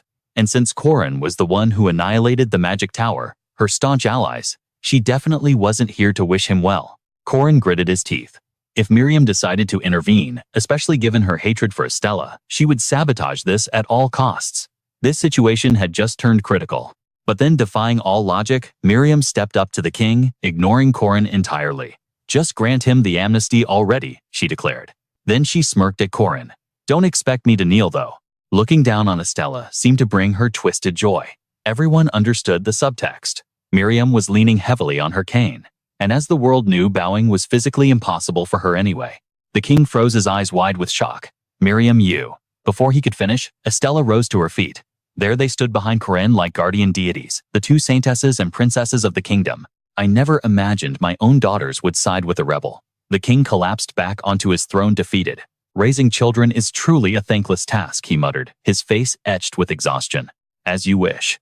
He finally relented, having no other choice. I will grant you a single order of amnesty capable of erasing all sins. Corin immediately shouted, Your grace is merciful, yet a cold unease lingered in his chest. He had succeeded, but he couldn't shake the nagging feeling that he was missing a crucial piece of the puzzle. Memories flashed through Corin's mind. Back when they fought the magic tower, Miriam had whispered a warning to him. The magic tower has already unleashed the hunters to slaughter the wolves. Corin departed the hall, his mind racing. Even as darkness swallowed the palace, one question burned in his soul. Why did Miriam save him? Meanwhile, in the dim light of her chamber, Miriam sat on the edge of her bed. The silence was broken only by a soft hiss, as she stroked the serpent coiling around her pale arm. My hypocritical father. He must be terrified, wondering how deep my hatred truly runs. Suddenly, a massive shadow loomed in the room. By the way, the intruder's voice rumbled. I am quite disappointed. I can't believe you broke into a lady's chamber without permission, Miriam scoffed, unimpressed. You truly lack the grace of a gentleman. The stranger had been standing by the window the whole time. Balthazar offered a cheeky wink. Hope you understand. I prefer to keep things quiet. Balthazar leaned casually against the window frame, his tone lazy. Bear with me, he said again. I hate unnecessary noise. Miriam slowly walked toward him. You've suffered heavy losses lately, haven't you, Lord Balthazar? It's almost pathetic, really. At this rate, does my support for you even have any meaning? Her eyes fell on the glowing crystal, resting in his palm. Balthazar chuckled dryly. Don't be so harsh. Setbacks are part of the game. He stared deeply into the pulsing light of the artifact. Some things are simply inevitable forces of nature. After a heavy silence, Balthazar laughed at himself. After all, this damned world has always despised my existence. Miriam blinked, caught off guard by the bitterness in his voice. He tossed the crystal to her carelessly. Anyway, a deal is a deal. Read the fate within it. Miriam's eyes widened in shock as she caught the legendary artifact pulsing with light. The hidden treasure of the world, an item capable of unveiling one's destiny. This was the prophecy she had bargained for 5 long years ago. He had promised that if she sponsored him, he would lend it to her once a year. Balthazar watched the light intensify with desperate hope, praying for a result that could change everything. Scene shift. At a certain mansion, Corin swung the door open and froze. Recognizing the figure before him as Estella, he was momentarily stunned. Estella lowered her hood, her expression grave. Corin, I have something important to discuss. As he ushered her inside, Corin nodded. I knew you'd come. I saw you arranging quarters at the palace right after the banquet. She replied without surprise, sharp as always, Corin. She pulled a small object from her bag. My holy power. It was never truly gone, just sealed. He asked urgently. You found the cause, she nodded. Even after escaping Gangchun Island, my power remained dormant. I foolishly believed time would heal the wound. She recalled that fateful day, her face lighting up with a bitter realization as she stared ahead. After witnessing that strange light, a pendant shaped like a cross had fallen from the sky, radiating a blinding artificial brilliance. She clenched the object in her hand. I noticed a scratch on the corner. And then the truth hit me. Holding up the pendant, Estella explained, the magic tower stripped me of every weapon when they captured me, but they left this rosary behind. The rosary is part of me, so I never suspected it. Corin's eyes narrowed as the pieces clicked. So, that thing was a parasite absorbing your holy power all along. Estella admitted it, rubbing her chin in thought. Exactly. But isn't it strange, the power granted by God, blocked by a mere piece of scrap metal? A terrifying hypothesis began to form in her mind.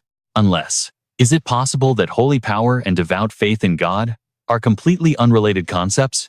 Corin listened in silence. As she continued, the proof is right here. I just spoke blasphemy, yet I haven't lost a single ounce of holy power. Corin remembered how close she had been to the cursed rosary back then. My mana, the divine energy of Clyome Soli. Was it all drained by this artifact? She stared at him with suspicion. Corin, you knew about this, didn't you? It echoed the question he had once asked her. Have you never once doubted the existence of God? Estella's eyes burned with resolve as she unraveled the matrix of this world. In the original script of this awakening manhwa, Estella wasn't a playable character. She was just a background NPC, designed to offer support. Bound by her script to merely pray for protection, she was never supposed to interfere deeply with the plot. She was never meant to uncover the traitor within the Neo-Church until the very end. That's why the fake rosary was a mystery, never solved, dismissed by players as a lazy plot hole in the community. But true history was rewritten the moment Estella returned to the academy. I predicted this day would come. Corin walked to the main gate and beckoned her. Follow me. They arrived at the hidden sanctuary, Treasure Island Mill. Estella gasped, her hands flying to her mouth. Impossible. I can't believe it. Standing before her were three figures that defied all logic. Are these the entities ruling this world? The Danon? In the next heartbeat, Estelle collapsed to the ground, crushed by the weight of the truth. It couldn't be. Corin stood silently at the gateway, connecting the two realms. Flashbacks flooded in when she was just a child. The world showered her with endless praise. I have never witnessed such potent holy power, they said.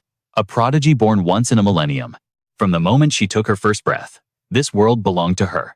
People offered up their hearts and souls before she even had the chance to desire a single thing. A peasant woman called out, her face glowing with reverence. Saintess, please grant this humble one your blessing. The knights too swore their oaths with burning sincerity. No matter where you go, I pledge my life to be your shield. The other girls watched her with eyes full of sparkling envy and admiration. Look, it's the Saintess. If only she would speak to me, just once. She is perfection incarnate. They worshipped every part of her existence. Was it power that created faith, or faith that birthed power? No one knew the answer, but there was one thing she never dared to question. The absolute certainty that she was the chosen one of God. She stepped into the second sanctum, the Grand Cathedral. Greetings, Your Holiness Pope Sakari. He spun around quickly. Saintess, to what do I owe this sudden visit? Noting her pale complexion, the Pope asked a probing question. Tell me, child, do you truly believe in God? The question hung in the air, causing Pope Sakari to freeze for a split second. Recovering quickly, he bowed low. But of course, Saintess, the Lord's protection shelters us even in this very second. Is not the holy power we wield the ultimate proof of His grace? She stepped closer. A cold, faint smile playing on her lips, a mask of pleasantry. Estelle revealed the object concealed in her hand. You recognize this, don't you? Access to such an artifact is restricted to only the highest echelons of the order. Someone swapped it with my personal Rosario. The smile vanished from her face as she dropped the facade. Some cowardly rat dared to deceive me. Staring straight into the eyes of the silent Pope Sakari, she pressed him. What are your thoughts on this betrayal? Pope Sakari. Suddenly, he dropped to his knees, his demeanor shifting instantly. So you have finally grasped the truth. However, realize that nothing will change. He began to speak the forbidden lore. The reason we wield holy power isn't due to some delusion of faith. It is because we inherited the blood of the ancient god Danon and the giant race. Madness twisted Pope Sakari's face as he ranted. You will understand soon enough, Saintess. The true entity we must serve is Danon, and above all, the great Balthazar. He continued his fanatical declaration. New faith, old faith. What does it matter? The future belongs to those of us who possess this power. Paradise Descent. Once the world of the Danon returns. Estelle stood frozen processing this revelation from a system Manhwa nightmare. What did you say? Pope Sakari confirmed it once more. That is right. We are the predators chosen by the gods. He stood tall, snapping his fingers with arrogant flair. As he spoke, cultists emerged from the shadows encircling them. He roared, and yet those fools from the magic tower and the old faith dared to ruin the grand design. Pope Sakari grabbed her wrist. Saintess, we can bring Paradise Descent closer by using your blood to resurrect the giants. Why do you resist destiny? Estelle's eyes burned with fury as the realization hit her. So, you are all cut from the same rotten cloth. Her lifelong faith crumbled into dust. The scriptures I read, the Almighty I worshipped, it was all a lie. Estelle violently threw off his hand. You have no right to call yourself Pope. You represent nothing but filth. The believers around them screamed like lunatics. What?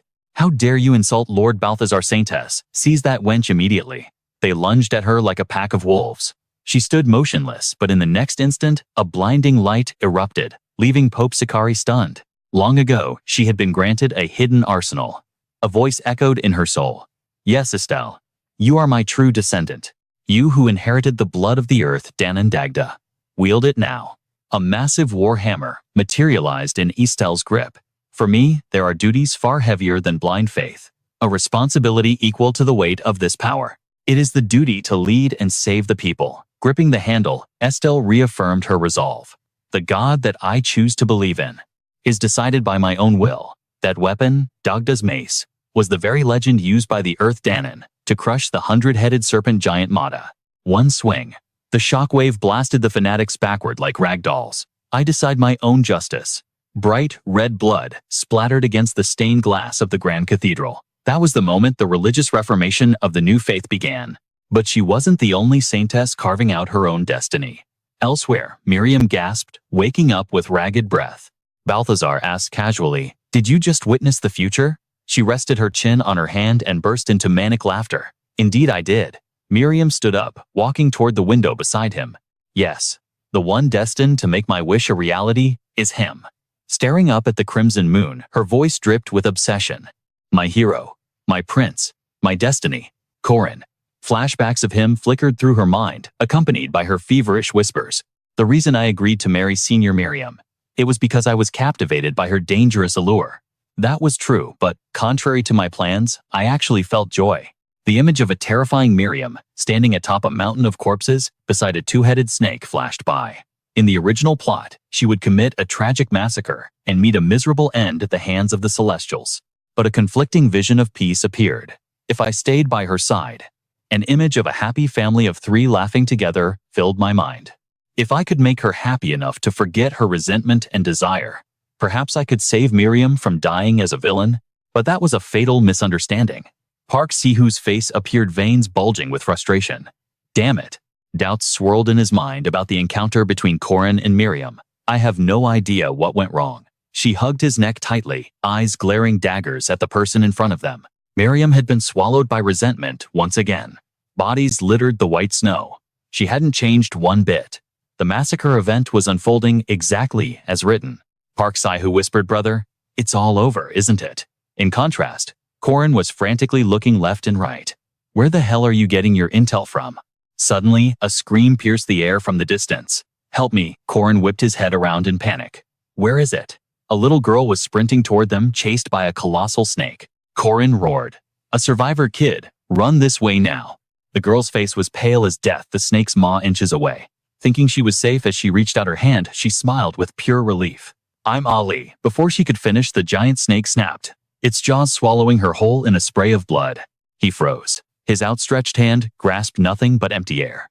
Corin witnessed the horror head-on. He faced the enemy alone, gripping his spear until his knuckles turned white. Why? In a flash, he vanished, leaving a gust of wind in his wake. Corin's face was a mask of pure darkness as he charged with his spear. Why did it have to come to this? With a single devastating strike, he pierced straight through the predator's maw with zero effort. Corin's brow furrowed, his eyes widening until they nearly popped out, a look of absolute unimaginable horror freezing his face. The reality of the scene crashed down on him. His spear wasn't in a monster but driven right through her body. Miriam. She forced a pain-trembling smile as blood poured from her like a broken dam. Corin collapsed to his knees, catching Miriam in his trembling arms. Why? Why would you do this? But she only smiled, speaking in riddles. It's too late now. I'm sorry. And Corin, I love you. You are the only one I have ever loved. Hearing those final words, a shadow cast over Corin's face as the dark realization hit him. It was as if all of this tragedy was simply her inescapable destiny. The scene shifts to the underground city of Danos. A grim gathering was taking place, marching forward. Sitting high upon the throne of the Demon Alliance was the elder of the Owl Wolf tribe. Have all the demons gathered here? The subordinates below looked around, nervously, whispers rippling through the crowd. It seems we are still missing a few people, sir. They were all captured and devoured by the snake, one reported. The elder's face went pitch black, his voice dropping to a dangerous growl. The snake again. His mind raced with calculations. The oppression from that fanatic cult was becoming more brutal by the day. Panic began to spread among the ranks below. That damn snake's minions. They even cut off my arm. If this keeps up, even this sanctuary will be discovered soon. Elder, please, you must find a solution. The owl elder sank into gloomy contemplation. We've been driven to a dead end. We came to this border seeking refuge, and now Danos is all we have left. He clenched his fists so hard, his claws gouged the armrest of his throne. Are we truly just sitting here waiting to die? He looked up sharply. Edna, what is the snake's movement? I heard they successfully infiltrated the royal palace. Edna stepped forward from the anxious crowd. That is correct, sir. But they have been captured. The elder snapped, shouting in shock. What did you say? Edna began to recount the flashback. It was Corin Guardians. They contacted me directly. I don't know how, but they knew exactly who I was. They knew I was a demi-human. She recalled the hurried words of Corin's group vividly. Miss Edna, you just need to convey our message. We will tell you the entire plan, so there is no need to worry. The elder stroked his chin, weighing the information. Corin Guardians. I've heard that name before. Isn't that the group that saved Saintess Estelle? The demons below, having heard the rumors circulating about this Manhwa recap-worthy hero, began to buzz with excitement. The leader of Corin Guardians, the one who defeated the Golden Archmage. We're finished. He's the hero who saved the papal family. He definitely plans to use this chance to wipe us all out. Edna cut through their panic with a firm voice. No, that's not it. He made a new proposal. The elder narrowed his eyes. A proposal. Edna continued. Corin. That man said he is going to take care of the snake. The elder couldn't believe his ears. The crowd swarmed around her, gasping. Kill the snake. Is he telling the truth? The owl elder stood up slowly. Does he intend to start a rebellion in this country? That scheme is too big. Besides, how can we trust the words of a human? Corin is, after all, just a human. His attitude shifted, his voice booming with hardened resolve. The new doctrine cultists are exactly the same. His pretense of protecting us is just for show. In the end, he'll just stand by and watch the old doctrine slaughter us without lifting a finger. Isn't that right? The crowd's anger boiled over, hands raising in unison. That's right, all humans are the same. They're all talk. Suddenly a loud shout cut through the heated atmosphere. That is not true. Edna immediately recognized the voice. She spun around in surprise. John and Jen had appeared out of nowhere. You followed me all the way here. The owl elder focused on them. You are from the Golden Wolf tribe. I thought your clan was exterminated. The two walked boldly through the crowd. Jen shook his head, disagreeing. We were very close to meeting that fate, sir. Memories of their imprisonment flooded back. We, the ones who almost became lab rats. We met Corin. He helped us escape. We were saved by Brother Corin, and now, thanks to Saintess Estelle, we are studying at Merkava Academy. John quickly followed up. If not for their help, we wouldn't be standing here today. The elder remained silent, his expression still filled with distaste and high alert. Edna stepped up, her voice ringing out clearly. Elder, I have infiltrated the kingdom as a civil servant.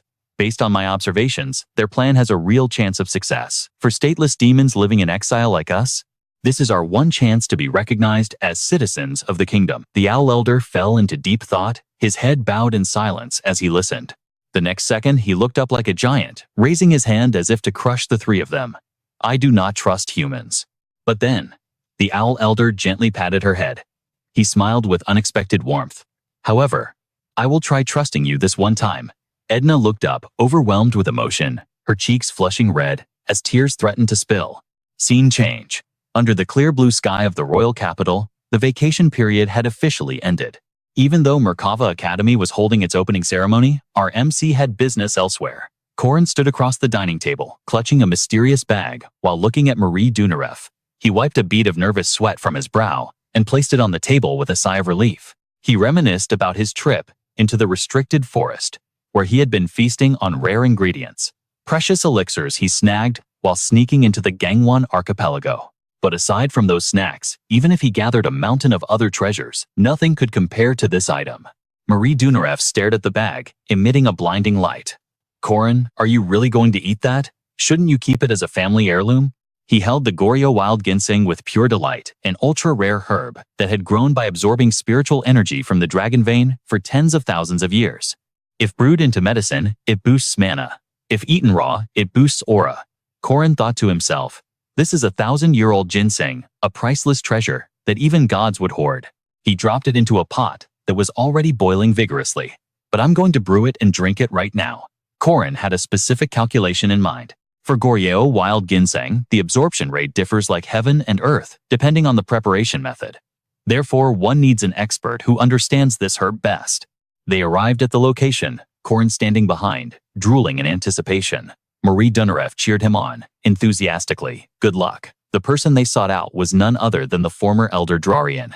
Corin felt a surge of excitement. The precious elixir he had painstakingly prepared, a pot of shimmering golden liquid, bubbled away. He lifted it slowly, sipping and savoring every drop. Corin slammed the bowl down, wiping his mouth with a refreshing grin. Done. A holographic window popped up like a classic leveling manhwa. Absorption of Goryeo wild ginseng. Complete magic power, increased by 37,064 points. My magic power had finally ascended from supreme rank to special low. 50,000 points. It still wasn't enough to rival a monster like Balthazar, but with the precepts and Arjet, I had a fighting chance. In a flash of light, the Sun Warrior's armament materialized a magnificent sword and gauntlet. Precept salvation of the world. If the battle determines the fate of humanity, all stats explode by 200%. With the Holy Temple aura activated, my magic power amplifies fourfold. That is raw power equivalent to 200,000 points coursing through my veins. As the gauntlet locked onto my arm, I could feel it. The power to command the sun itself. Soon the time would come to unleash this awakening Manhwa power.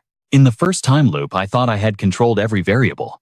Yet Miriam Elizabeth L. Rath still unleashed that massacre. It was as if a cursed fate was forcing history to repeat itself. And the only one laughing at this twisted destiny was Balthazar. That bastard wants the old faith and new faith humans and demons to tear each other apart. He wants those who could reach heaven to destroy themselves. But I have a different mission. Precept activated. I will not turn a blind eye to the misfortune of the righteous. I will save this world. To betray this oath is to choose death.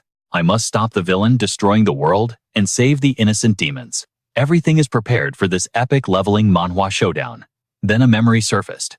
Item indulgence. A divine pardon that can erase any sin once. I bowed my head deeply. Thank you. This was my ace in the hole. I wanted to avoid conflict, but I was ready for war. Until then, I had to stay as far away from Princess Miriam Elizabeth L. Rath as possible. If she discovered the shadow operations I was orchestrating now, my entire plan would crumble into dust. I failed to stop her rampage in the last timeline. I would not make that mistake a second time. Scene shift. Corin stepped into the office. Josephine looked up from her paperwork. Student Miriam Elizabeth L. Rath has submitted a formal request for a specific instructor. The mentorship system. A pay-to-win perk where the wealthy donate specifically to choose their teachers. I pointed at myself stunned. Wait, Princess Miriam Elizabeth L. Rath wants me every day after school. She handed over the file. Something like that. I stared at the paper, my mind racing. What is she plotting this time? I remembered her arrogance at the magic tower, looking down on me. And the moment she desperately begged me to save her life. Does she want to keep me close to monitor my moves?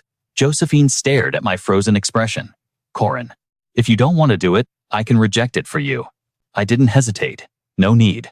My eyes were cold as steel as I took the package. I will be her instructor. I needed to analyze this. The mentorship system. A classic staple of any system Manhwa Academy arc. It meant a senior providing one-on-one training to a junior. If the junior leveled up, the senior received special merit points. However, if the results were poor, penalties would be deducted. High risk, high reward. Usually, at the start of a semester, seniors would scramble to find talented juniors to mentor. But let's be real, the homework alone was a nightmare, and the benefits were rarely worth the effort.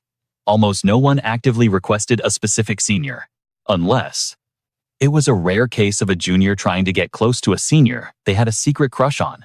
I smirked, flipping through the letters. Looking for love to get stronger, that's adorable. Impressive determination. But for me, this specific request was a red flag. Because the applicant was the saintess of the old faith, the second Princess Miriam Elizabeth L. Rath. She beamed at me. Congratulations, Instructor Corin. But I slammed the letter down. I apologize. I looked her dead in the eye. Please find another instructor. Miriam Elizabeth L. Rath didn't flinch. I expected you to play hard to get, but I didn't think you would reject me this instantly. I waved my hands, making excuses. I'm busy with the Guardians, the upcoming Harvest Festival, and my promotion exams. Her smile vanished, instantly replaced by a dark gloom. But in her mind, the delusion was already taking root. You are my destiny, Corin. The prophecy had shown her a future where he was by her side. A future where he held her close, tears in his eyes. A future where her deepest wish came true. The total annihilation of the Mauve Demon Alliance. That was her holy crusade. But their location remained a mystery. Corin was the only key to finding them. As he bowed to leave, I'll take my leave now, Miriam Elizabeth L. Rath reached into her pocket. I will make you come to me on your own knees. A chilling smile played on her lips as she watched him walk away. I will fill every void in you until you overflow. Later, Corin stood before a massive palace. He looked up at the White Dragon. Is this really it? Corin Guardian's headquarters. If this was a new guild base for a Manhwa recap, a 5-story building wasn't bad. But running this place, we're going to need a lot of gold. Just then, Diok opened the door. I waved. Morning. Since this is your house, Diok, how about you do some cleaning? Diok blinked, totally confused. House? Is this a kennel? The White Dragon looked just as lost. Is this place? It couldn't believe it. This is the scale of Corin Guardians, I sighed, looking around. It's too big. I'll need a map just to find the exit.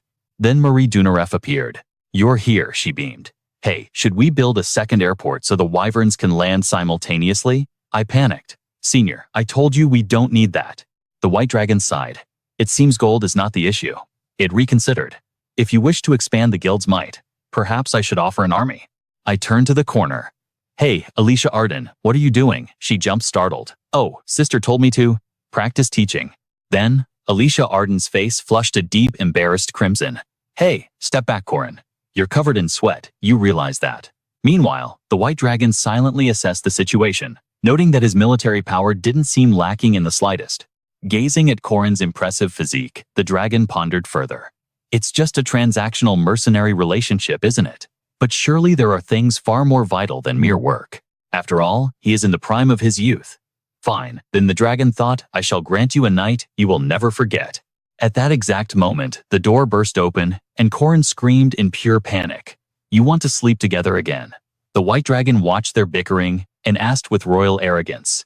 Are you still plagued by nightmares these days? Just let me hold your hand. It's so warm, Corin, I'm sleepy. Let's go to bed. Witnessing this scandalous scene, Miriam Elizabeth L. Rath clutched her head and let out a horrified shriek. She was blushing so hard, she looked ready to explode. How absolutely depraved and shameless. The scene shifts to the next morning, where Miriam Elizabeth L. Rath's voice cut through the air. All right, Senior Corin, she asked bluntly. To be honest, I don't know what your angle is, so I'll ask you directly. Miriam Elizabeth L. Rath's curiosity piqued. What do you want? What payment must I offer for you to become my instructor? I am prepared to give everything. Corin's expression darkened instantly. Are you certain? Do you truly possess the resolve to give everything? She gritted her teeth and agreed. Yes. Anything at all, as long as I can exact my revenge. Corin's voice dropped to a whisper. Very well. If that is your will. He leaned in and whispered something into Miriam Elizabeth L. Rath's ear that left her completely shell-shocked. Excuse me. Miriam Elizabeth L. Rath repeated it, unable to believe her ears. Is that really all? Corin confirmed it with absolute certainty. Yes, but I'm warning you now. Walking the path of my disciple is not for the weak. If you don't like it, you can cancel the contract right now. But Miriam Elizabeth L. Rath was stubborn. No way, I just have to do as you say, right? Moments later, she was panting heavily from exertion. Was Miriam Elizabeth L. Roth performing CPR on a training dummy? I'm going to die of boredom. Senior Corin, what is the meaning of this? This is dull. Boring me to death. We've been studying basic first aid for 2 solid hours. Unlike a typical combat-focused leveling manhwa, Corin treated this as absolute gospel. Fatigue is normal. Remember, saving a life is infinitely harder than destroying one. He reprimanded her with a serious expression. Also, when you answer, I want to hear you shout it from your diaphragm. Do you hear me? Rookie, she complained loudly. Are you out of your mind? After a long while, the grueling session finally ended. That's it for today. Now it's time for the princess to fulfill her promise. Miriam Elizabeth L. Rath looked awkward. About that? Do we really have to? Back when he made the demand, he had said, at the end of every lesson, show me a sincere smile. That is all the payment I require. Corin narrowed his eyes in warning. You aren't planning on breaking your word, are you, Miriam? Elizabeth L. Rath couldn't understand it. How was she supposed to smile on command? She forced a stiff, unnatural grin. Like this. Naturally, Corin rejected it immediately. Zero sincerity. The corners of your mouth are too stiff, and your eyes need to crinkle more. Then, Corin let out a hearty laugh to demonstrate. See, he turned to leave. All right, dismissed. Meet me at the park tomorrow. Miriam Elizabeth L. Rath was left behind, confused and seething with frustration. Damn it. What kind of scheme is he plotting? Time ticked by slowly until the next day when Corin continued his harassment. Rookie, today's training module is fixing bone fractures. Miriam Elizabeth L. Rath scowled. Are you treating patients like toys? She flashed another sinister forced smile, only to be criticized by Corin again.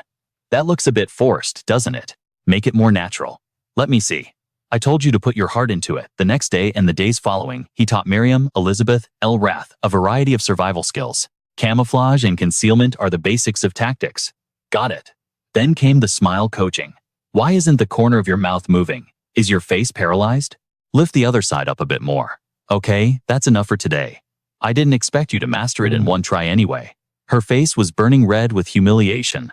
Miriam Elizabeth L. Rath stormed off in a rage. Again. Why do I have to keep doing these insane things? Corin waved goodbye casually. See you tomorrow. And so, time flew by. But unbeknownst to her, all of this was part of a grand design. At the Corin Guardian's office, a voice called out. Big Brother Corin offered an apology. Sorry, everyone. Something urgent came up this afternoon, so I had to dump my work on you. They all responded with understanding. It's no problem. Just having work assigned to us is a joy. That's right, we've actually become super close with Miss Sna now. A cheerful woman introduced herself. You must be Sir Corin, right? It's the first time I'm seeing you in the flesh. My name is Sna. She was a Jaguar Beastkin NPC, a spy for Isekai, and the royal palace sent to monitor Miriam Elizabeth L. Rath. She had been hiding within the kingdom, under the guise of an official. Sna's fake identity was a high-ranking position, responsible for planning the kingdom's policies. Although she wanted to propose laws for the benefit of Beastkin, simply hiding her identity was exhausting enough. Stateless demons and wanderers faced endless discrimination and brutal oppression. Thinking of this, Corin handed her a document. Take this. It's a draft for the Citizen Registration Amendment, a law to register demons as citizens of the kingdom. This is a list of people who have already joined hands to support the demons. Someone had even said, if it's for Sister Mary, I'll sign it. Corin recalled the expressions of the people at that time. We're voting too. Good luck. Everyone had signed their names with joy. Under the name of Mav Academy, Aaron wrote with overflowing gratitude. Let the children attend school in peace. I've reinforced the barrier at Movid. Without the exact coordinates, naked eyes will never find it. At this moment, Sna clutched the paper tightly, overwhelmed with emotion. Thank you. Thank you all so much. Everything was proceeding smoothly. The force Miriam Elizabeth L. Rath mobilized for the purge was the royal army intending to frame the demons for treason and slaughter them all. The reason she dared to do this was because she had absolutely no intention of taking responsibility for the aftermath. But if all demons became registered citizens, mobilizing the royal army to massacre their own countrymen would be impossible. What I need to do is keep Miriam Elizabeth L. Rath distracted until the law passes and prevent her from finding the Movid base. It reminded him of the past, a classic trope in any manhwa recap. The tragedy caused by Miriam Elizabeth L. Rath was a fixed event in the game. And in the first time loop, it had happened exactly that way. Corin's eyes held a deep, profound look. Without hesitation, he walked forward with confidence.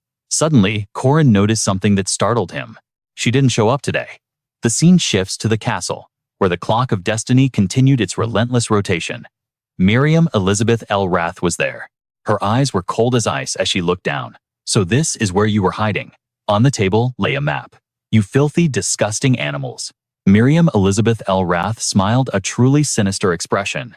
Finally, it feels like I am the one changing destiny. She was trembling with excitement. I found you. Meanwhile, Corin felt a chill, as if fate was mocking him. A towering spire pierced the sky, its windows glowing with a gloomy purple light, like the breath of dark magic. Inside that heavy silence upon the cold floor, drops of dark red blood began to fall. Estel's voice trembled, her knuckles turning bone-white as she clenched her fists, eyes wide with sheer disbelief at the nightmare unfolding before her.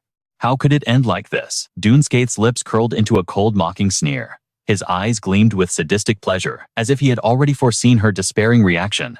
Did you think the Saintess was untouchable? She stepped forward, rage burning in her eyes. Dunscaith, you are a wanted criminal, a terrorist spreading chaos across the continent. The villain chuckled darkly. To be recognized by her holiness. What an honor. Suddenly, his playful tone vanished, replaced by a chilling seriousness. Do you know what this is? Estelle gasped for air, panic rising in her chest. Wait, she screamed in a mix of horror and fury. The Holy Grail. Why is a divine artifact in the hands of a terrorist like you? He smirked. The Holy Grail. Yes, that is what they call it. The man suddenly closed the distance, his grip tightening around her like a vice. Enough chit-chat. It is time to fill the chalice with holy blood. Estelle froze, confusion clouding her eyes. What? Seeing Duneskaith's twisted grin, she screamed in desperation. Stop! What are you planning to do? He didn't hesitate to explain his madness. Holy blood has many uses, he drawled, his voice heavy as a mountain crushing down. For instance, reviving the ancient giants from myths. Outside the ocean began to churn violently. In a dimly lit room, a group of fanatics raised their arms, chanting in unison. Thunder and tides. Someone roared with manic excitement. As expected of the elder brain, a subordinate grinned wildly. To cast such a catastrophic grand magic? Hearing this, the young man remained deadly silent, though his mind screamed the truth. I wasn't the one who did this. The scene shifts to the association's situation room. On the flat screen, Erin leaned forward, her presence dominating the room. Waves like that are unnatural. We must assume the magic tower is manipulating both the heavens and the sea, Chairman, but we cannot give up. Erin pressed her hands on the table, her sharp gaze sweeping over everyone. Of course, I am not suggesting surrender. If a grand magic caused this storm, there must be a hidden magic circle. We simply need to destroy it. She turned her voice low but commanding. Isn't that right, Clara? Josephine nodded slowly. Yes. During the Mana Revolution, I witnessed a similar phenomenon. Erin nodded. If the space mage said so, it was truth. Josephine was a living legend recorded in history books. No one dared question her judgment. Corin thought about the calamity. It was clearly a bluff. Suddenly, someone voiced the obvious concern. But we can't land on the island. How do we destroy the magic circle? The person next to him coughed nervously. Who would volunteer for such a suicide mission? Erin spoke calmly with the cool calculation of a protagonist in a system manhwa. I have a plan. The man looked at her dumbfounded. A plan. Erin's eyes flashed with cold determination. We strike the center. Avoid unnecessary combat. A small elite team will destroy the circle. Moments later, Corin immediately objected. That is impossible. He spoke decisively, fists clenched tight. We will go to the magic tower together to save the Saintess. A large-scale invasion will only lead to meaningless sacrifice. Hearing this, Marie nodded. That is exactly why we need a genius. Hua clutched her head, groaning. That loud music. I'm just thinking about it makes me sick. My heart is pounding from the fear of getting caught. Josephine shook her head, her expression darkening. Deceiving the royal family is one thing, but this operation has a flaw. Her voice turned serious, cutting through the tension. After their defeat in the Witch War, the Magic Tower spent 80 years turning the Iron Archipelago into an impenetrable fortress. It is swarming with summoned spirits and avian monsters. Hua let out a long sigh. That's not the issue. Marie raised her hand. Can't we just use spatial teleportation to get in? Josephine cut her off immediately. That is exactly the problem. Her voice echoed with authority. I don't mean to brag, but the magic tower believes they lost the war because of spatial magic. Now, spatial magic is completely sealed inside the tower and restricted across the entire island. Josephine frowned deeply, the stress evident on her face. In conclusion, entering the tower is impossible, and coordinates around the island are scattered randomly. Marie stared at the map. Then what is this? She pointed out quickly. There is a marker outside the barrier. Josephine emphasized every word. The marker in the Forbidden Forest has a weak barrier, allowing for a single-person entry. But honestly, I pray no one has to go there. Marie felt a chill run down her spine. Why? It's far from the coastline guarded by mages. It looks safe. Josephine's voice dropped to a whisper, her eyes reflecting bloody memories. There is a reason why that place is unguarded. She delivered the final verdict, the air in the room turning suffocatingly heavy. Because it is the single most dangerous location in the entire Magic Tower domain. Suddenly, Corin stepped forward. I will go. The group gasped in unison. What shocked gazes locked onto the slender boy. I'm weak, Corin cursed internally. You girls are the monsters. Yet he nodded firmly, his voice quiet but unwavering. Without the organization's support, I am definitely the weakest link. Just then, Aaron spoke up. It's fine. She looked at Corin, her eyes shimmering like deep pools. Our disciple. Can you do it? Corin froze for a second, then a confident smirk played on his lips. He declared boldly, yes. Moments later, a complex magic circle materialized. Josephine moved to the center. She shouted, Is everyone ready? Teleportation in 30 seconds. Don't worry about this side. Just stay alive. At that moment, a soft voice came from behind him. Corin. Hua hesitated, stepping closer. She whispered, Don't get hurt. Then, unable to contain her emotions, she shouted, If you get hurt, I swear. Josephine began the countdown. 10 seconds to teleportation. Prepare yourselves, Hua. Quickly added. See you at the Magic Tower. Corin, did you bring the potatoes? Corin turned back gently, patting her head. I won't get hurt. Thanks for worrying about me. Her cheeks flushed red as a ripe tomato. A brilliant light engulfed the room. In a flash, Corin vanished, reappearing in the deadly Forbidden Forest. The Green Tower's phantasmal forest was a nightmare dungeon where even max-level parties faced total annihilation. A seductive whisper slithered through the trees. Hundra the spectral siren eyed her prey. Handsome face, but a reckless death wish. She was a soul reaper of breathtaking beauty. Her voice sweet as poisoned honey wrapped around his senses. Come to me, little hero. Usually, a victim's eyes would glaze over as spirits swarmed. They would rush into her deadly embrace, only to be torn limb from limb. But then, a pillar of light pierced the gloom. He walked right through her, like she was mist. She blinked, confused. Nice view, though. Corin didn't even slow down. Too busy for hiking, he muttered. Hundra shrieked in horror as he ignored her existence. This magic tower was the peak of arcane research. And this forest, it was basically a treasure trove of S-rank ingredients for this system Manhwa world. His eyes locked onto a mandragora. The forest swarmed with spirits born from death, but Corin froze for a different reason. Should I loot that? Just then, a massive spirit wave crashed down. As guardians of the forest, they enveloped him in a suffocating white mist. Moments later, Corin smirked. I'll pass on that one. His inner thoughts were dripping with irony. Guardian spirits. Is that the best you've got? He dashed deeper into the woods like a madman's spirit insensitivity. A binding vow that traded spiritual sight for a 50% boost in physical damage. Simply put, it was a massive buff. Since he couldn't perceive the spirits, they ceased to exist in his reality. Just like the battle with Duke Savania. If he couldn't see them, they couldn't hurt him. A loophole in the laws of magic, Corin casually reached into his inventory bag. He walked right through a banshee, screaming in his face without blinking. Then he let out a roar of pure joy. Now this is a harvest. System messages flooded his vision. Consumed azurite soda. Aura increased by 3 ranks. Max mana boosted by 1500. Consumed jade honey. Poison resistance maximized. Consumed blood swallow nest. Recovery speed doubled. The swallow's sense passive awakened, sharpening his skin's sensitivity to the slightest shift in the wind. Status window open name, Corin. Class, Hero. Aura 130. Mana 11,920. Trait Indestructible Warrior's Regeneration. Skills, Monster, Lore, Rune, Amplification, Swallow Sense. Strength, 233. Agility, 160. Vitality, 158. His stats were skyrocketing. With these base stats, he had already surpassed Senior Marie before her transformation into the Vampire Lord. Suddenly, the air grew heavy. An oppressive force crushed down on the forest. A special grade entity, the Zone Boss. The Spirit King itself appeared. Any normal player would be paralyzed with fear. But Corin, he only saw the red glint of opportunity. Instead of fleeing, he charged. A feral grin split his face.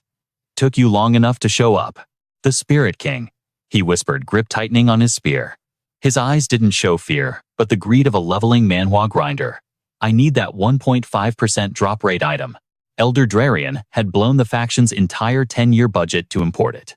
The legendary Eastern Herb, one of the 3 divine elixirs from the Ahan Hero Saga. Corin swung his staff with precision, and there it was glowing with spiritual energy. The 1,000-year ginseng. Snatching the herb, he stashed it away. "Mine now." Then he bent down and picked up a rotten stench fruit. "Here, a parting gift for your trouble." His heart raced with adrenaline. "Equivalent exchange right. I take the treasure, you take the trash. That's just good manners." Scene change. Meanwhile, Marie casually tossed items to the group. "Here, catch." The party members stared in confusion. "What is this?" "Just some potatoes," she explained deadpan.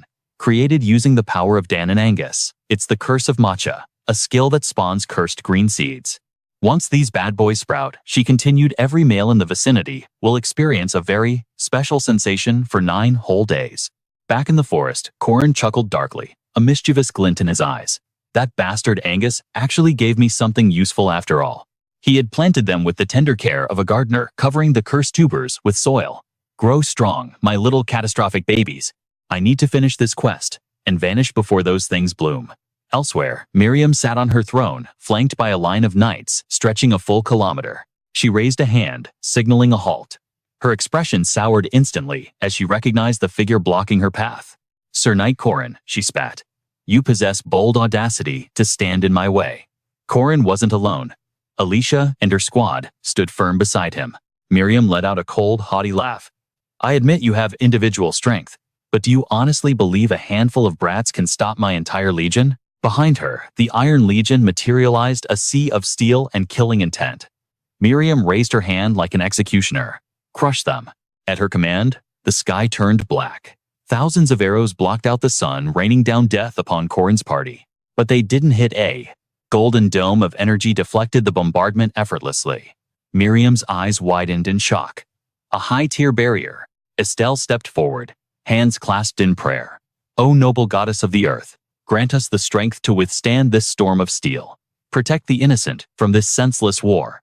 Mana surged around her, the very ground trembling in response to her divine incantation. A colossal magic circle erupted from the earth, encompassing the entire city. Miriam gasped, her composure cracking. "A barrier of this scale. Impossible. Unbelievable," she stammered.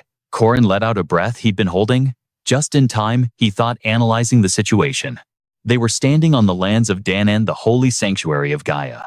An ancient underground city forged by the Earth Goddess herself in the primordial era.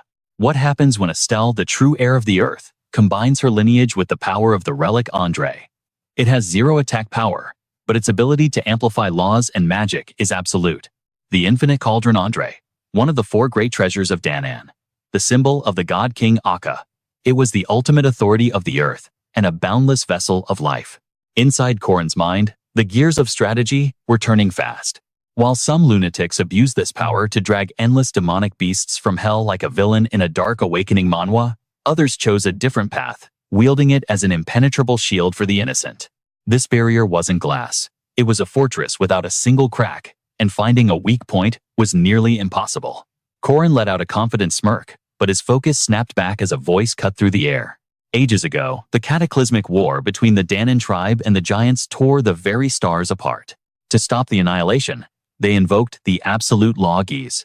Combining ancient treasures with the Saintess's divine power, they recreated a miracle of ancient magic. Magnificent.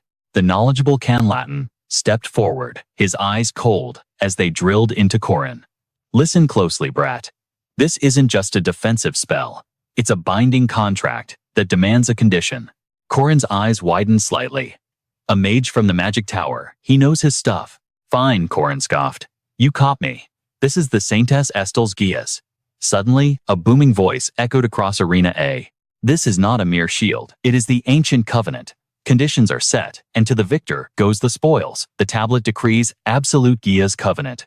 5 warriors from each side shall clash in fair combat. Defeat means instant expulsion from the battlefield. The victor continues until they fall. Under the absolute Gias, the losing faction is banished from the holy ground forever. Corin raised his voice, challenging the other side. So what's your move? I know you aren't planning to give up on Manhwa and run home with your tail between your legs. A chilling, amused laugh answered him, making Corin's brow twitch in irritation. Miriam Elizabeth L. Rath's gaze was icy. You're a slippery one, Knight Corin, but it doesn't matter. Victory is already mine. She declared loudly, I accept your terms. Let the bloodbath begin. Her eyes locked onto Corin's squad, dissecting them like prey. The Gias is an unbreakable chain of high-tier magic. But once forged, the chains bind everyone equally. Just because Corin set the trap doesn't mean he won't get caught in it. Estelle's portrait slammed into the dirt. Alicia Arden panicked.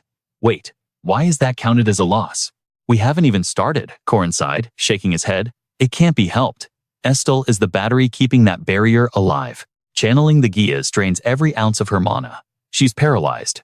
And in this arena, if you can't fight, you forfeit. Miriam Elizabeth L. Rath's lips curled into a cruel sneer. Oh, down to 4 already. Conlatan scoffed. If you didn't accept the handicap, the Gias would never have activated. Enough talk. Round 2 starts now.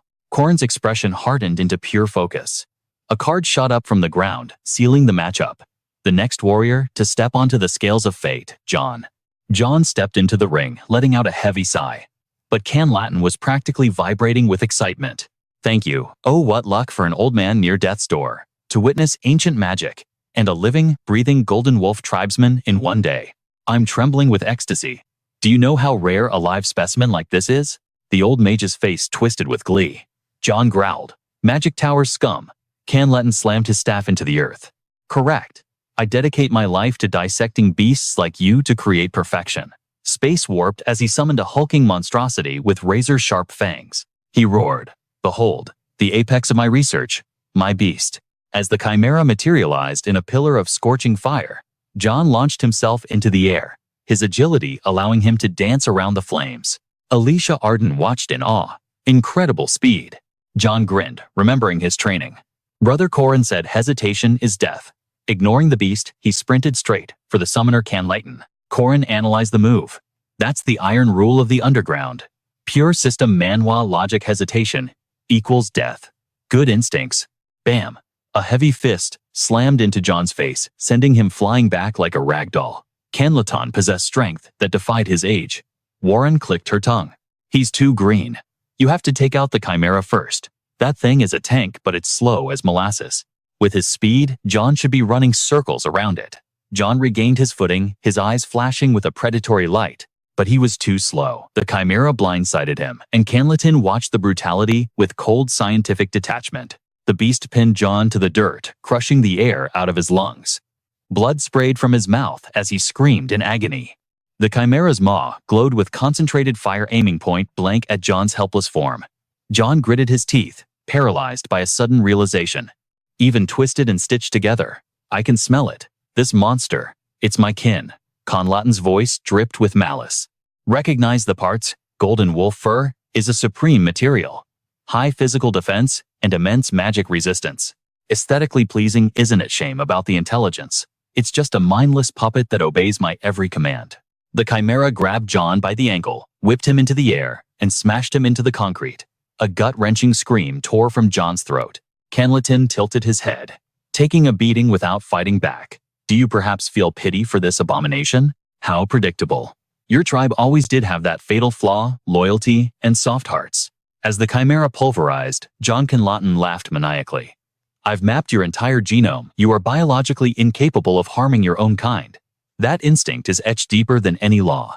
But witness the perfection of my masterpiece. Look at that fluid movement, striking without a shred of hesitation. I have created a chimera that has completely erased the weaknesses of the golden wolf, to splice and reconstruct genetics at will. This is the science that rivals the domain of the gods themselves. His laughter echoed through the hall, a manic sound of pure, twisted delight. In an instant, John crashed to the cold ground. He lay there broken and battered, completely drained of the strength to fight back. Seeing this, Conlatan's arrogance skyrocketed.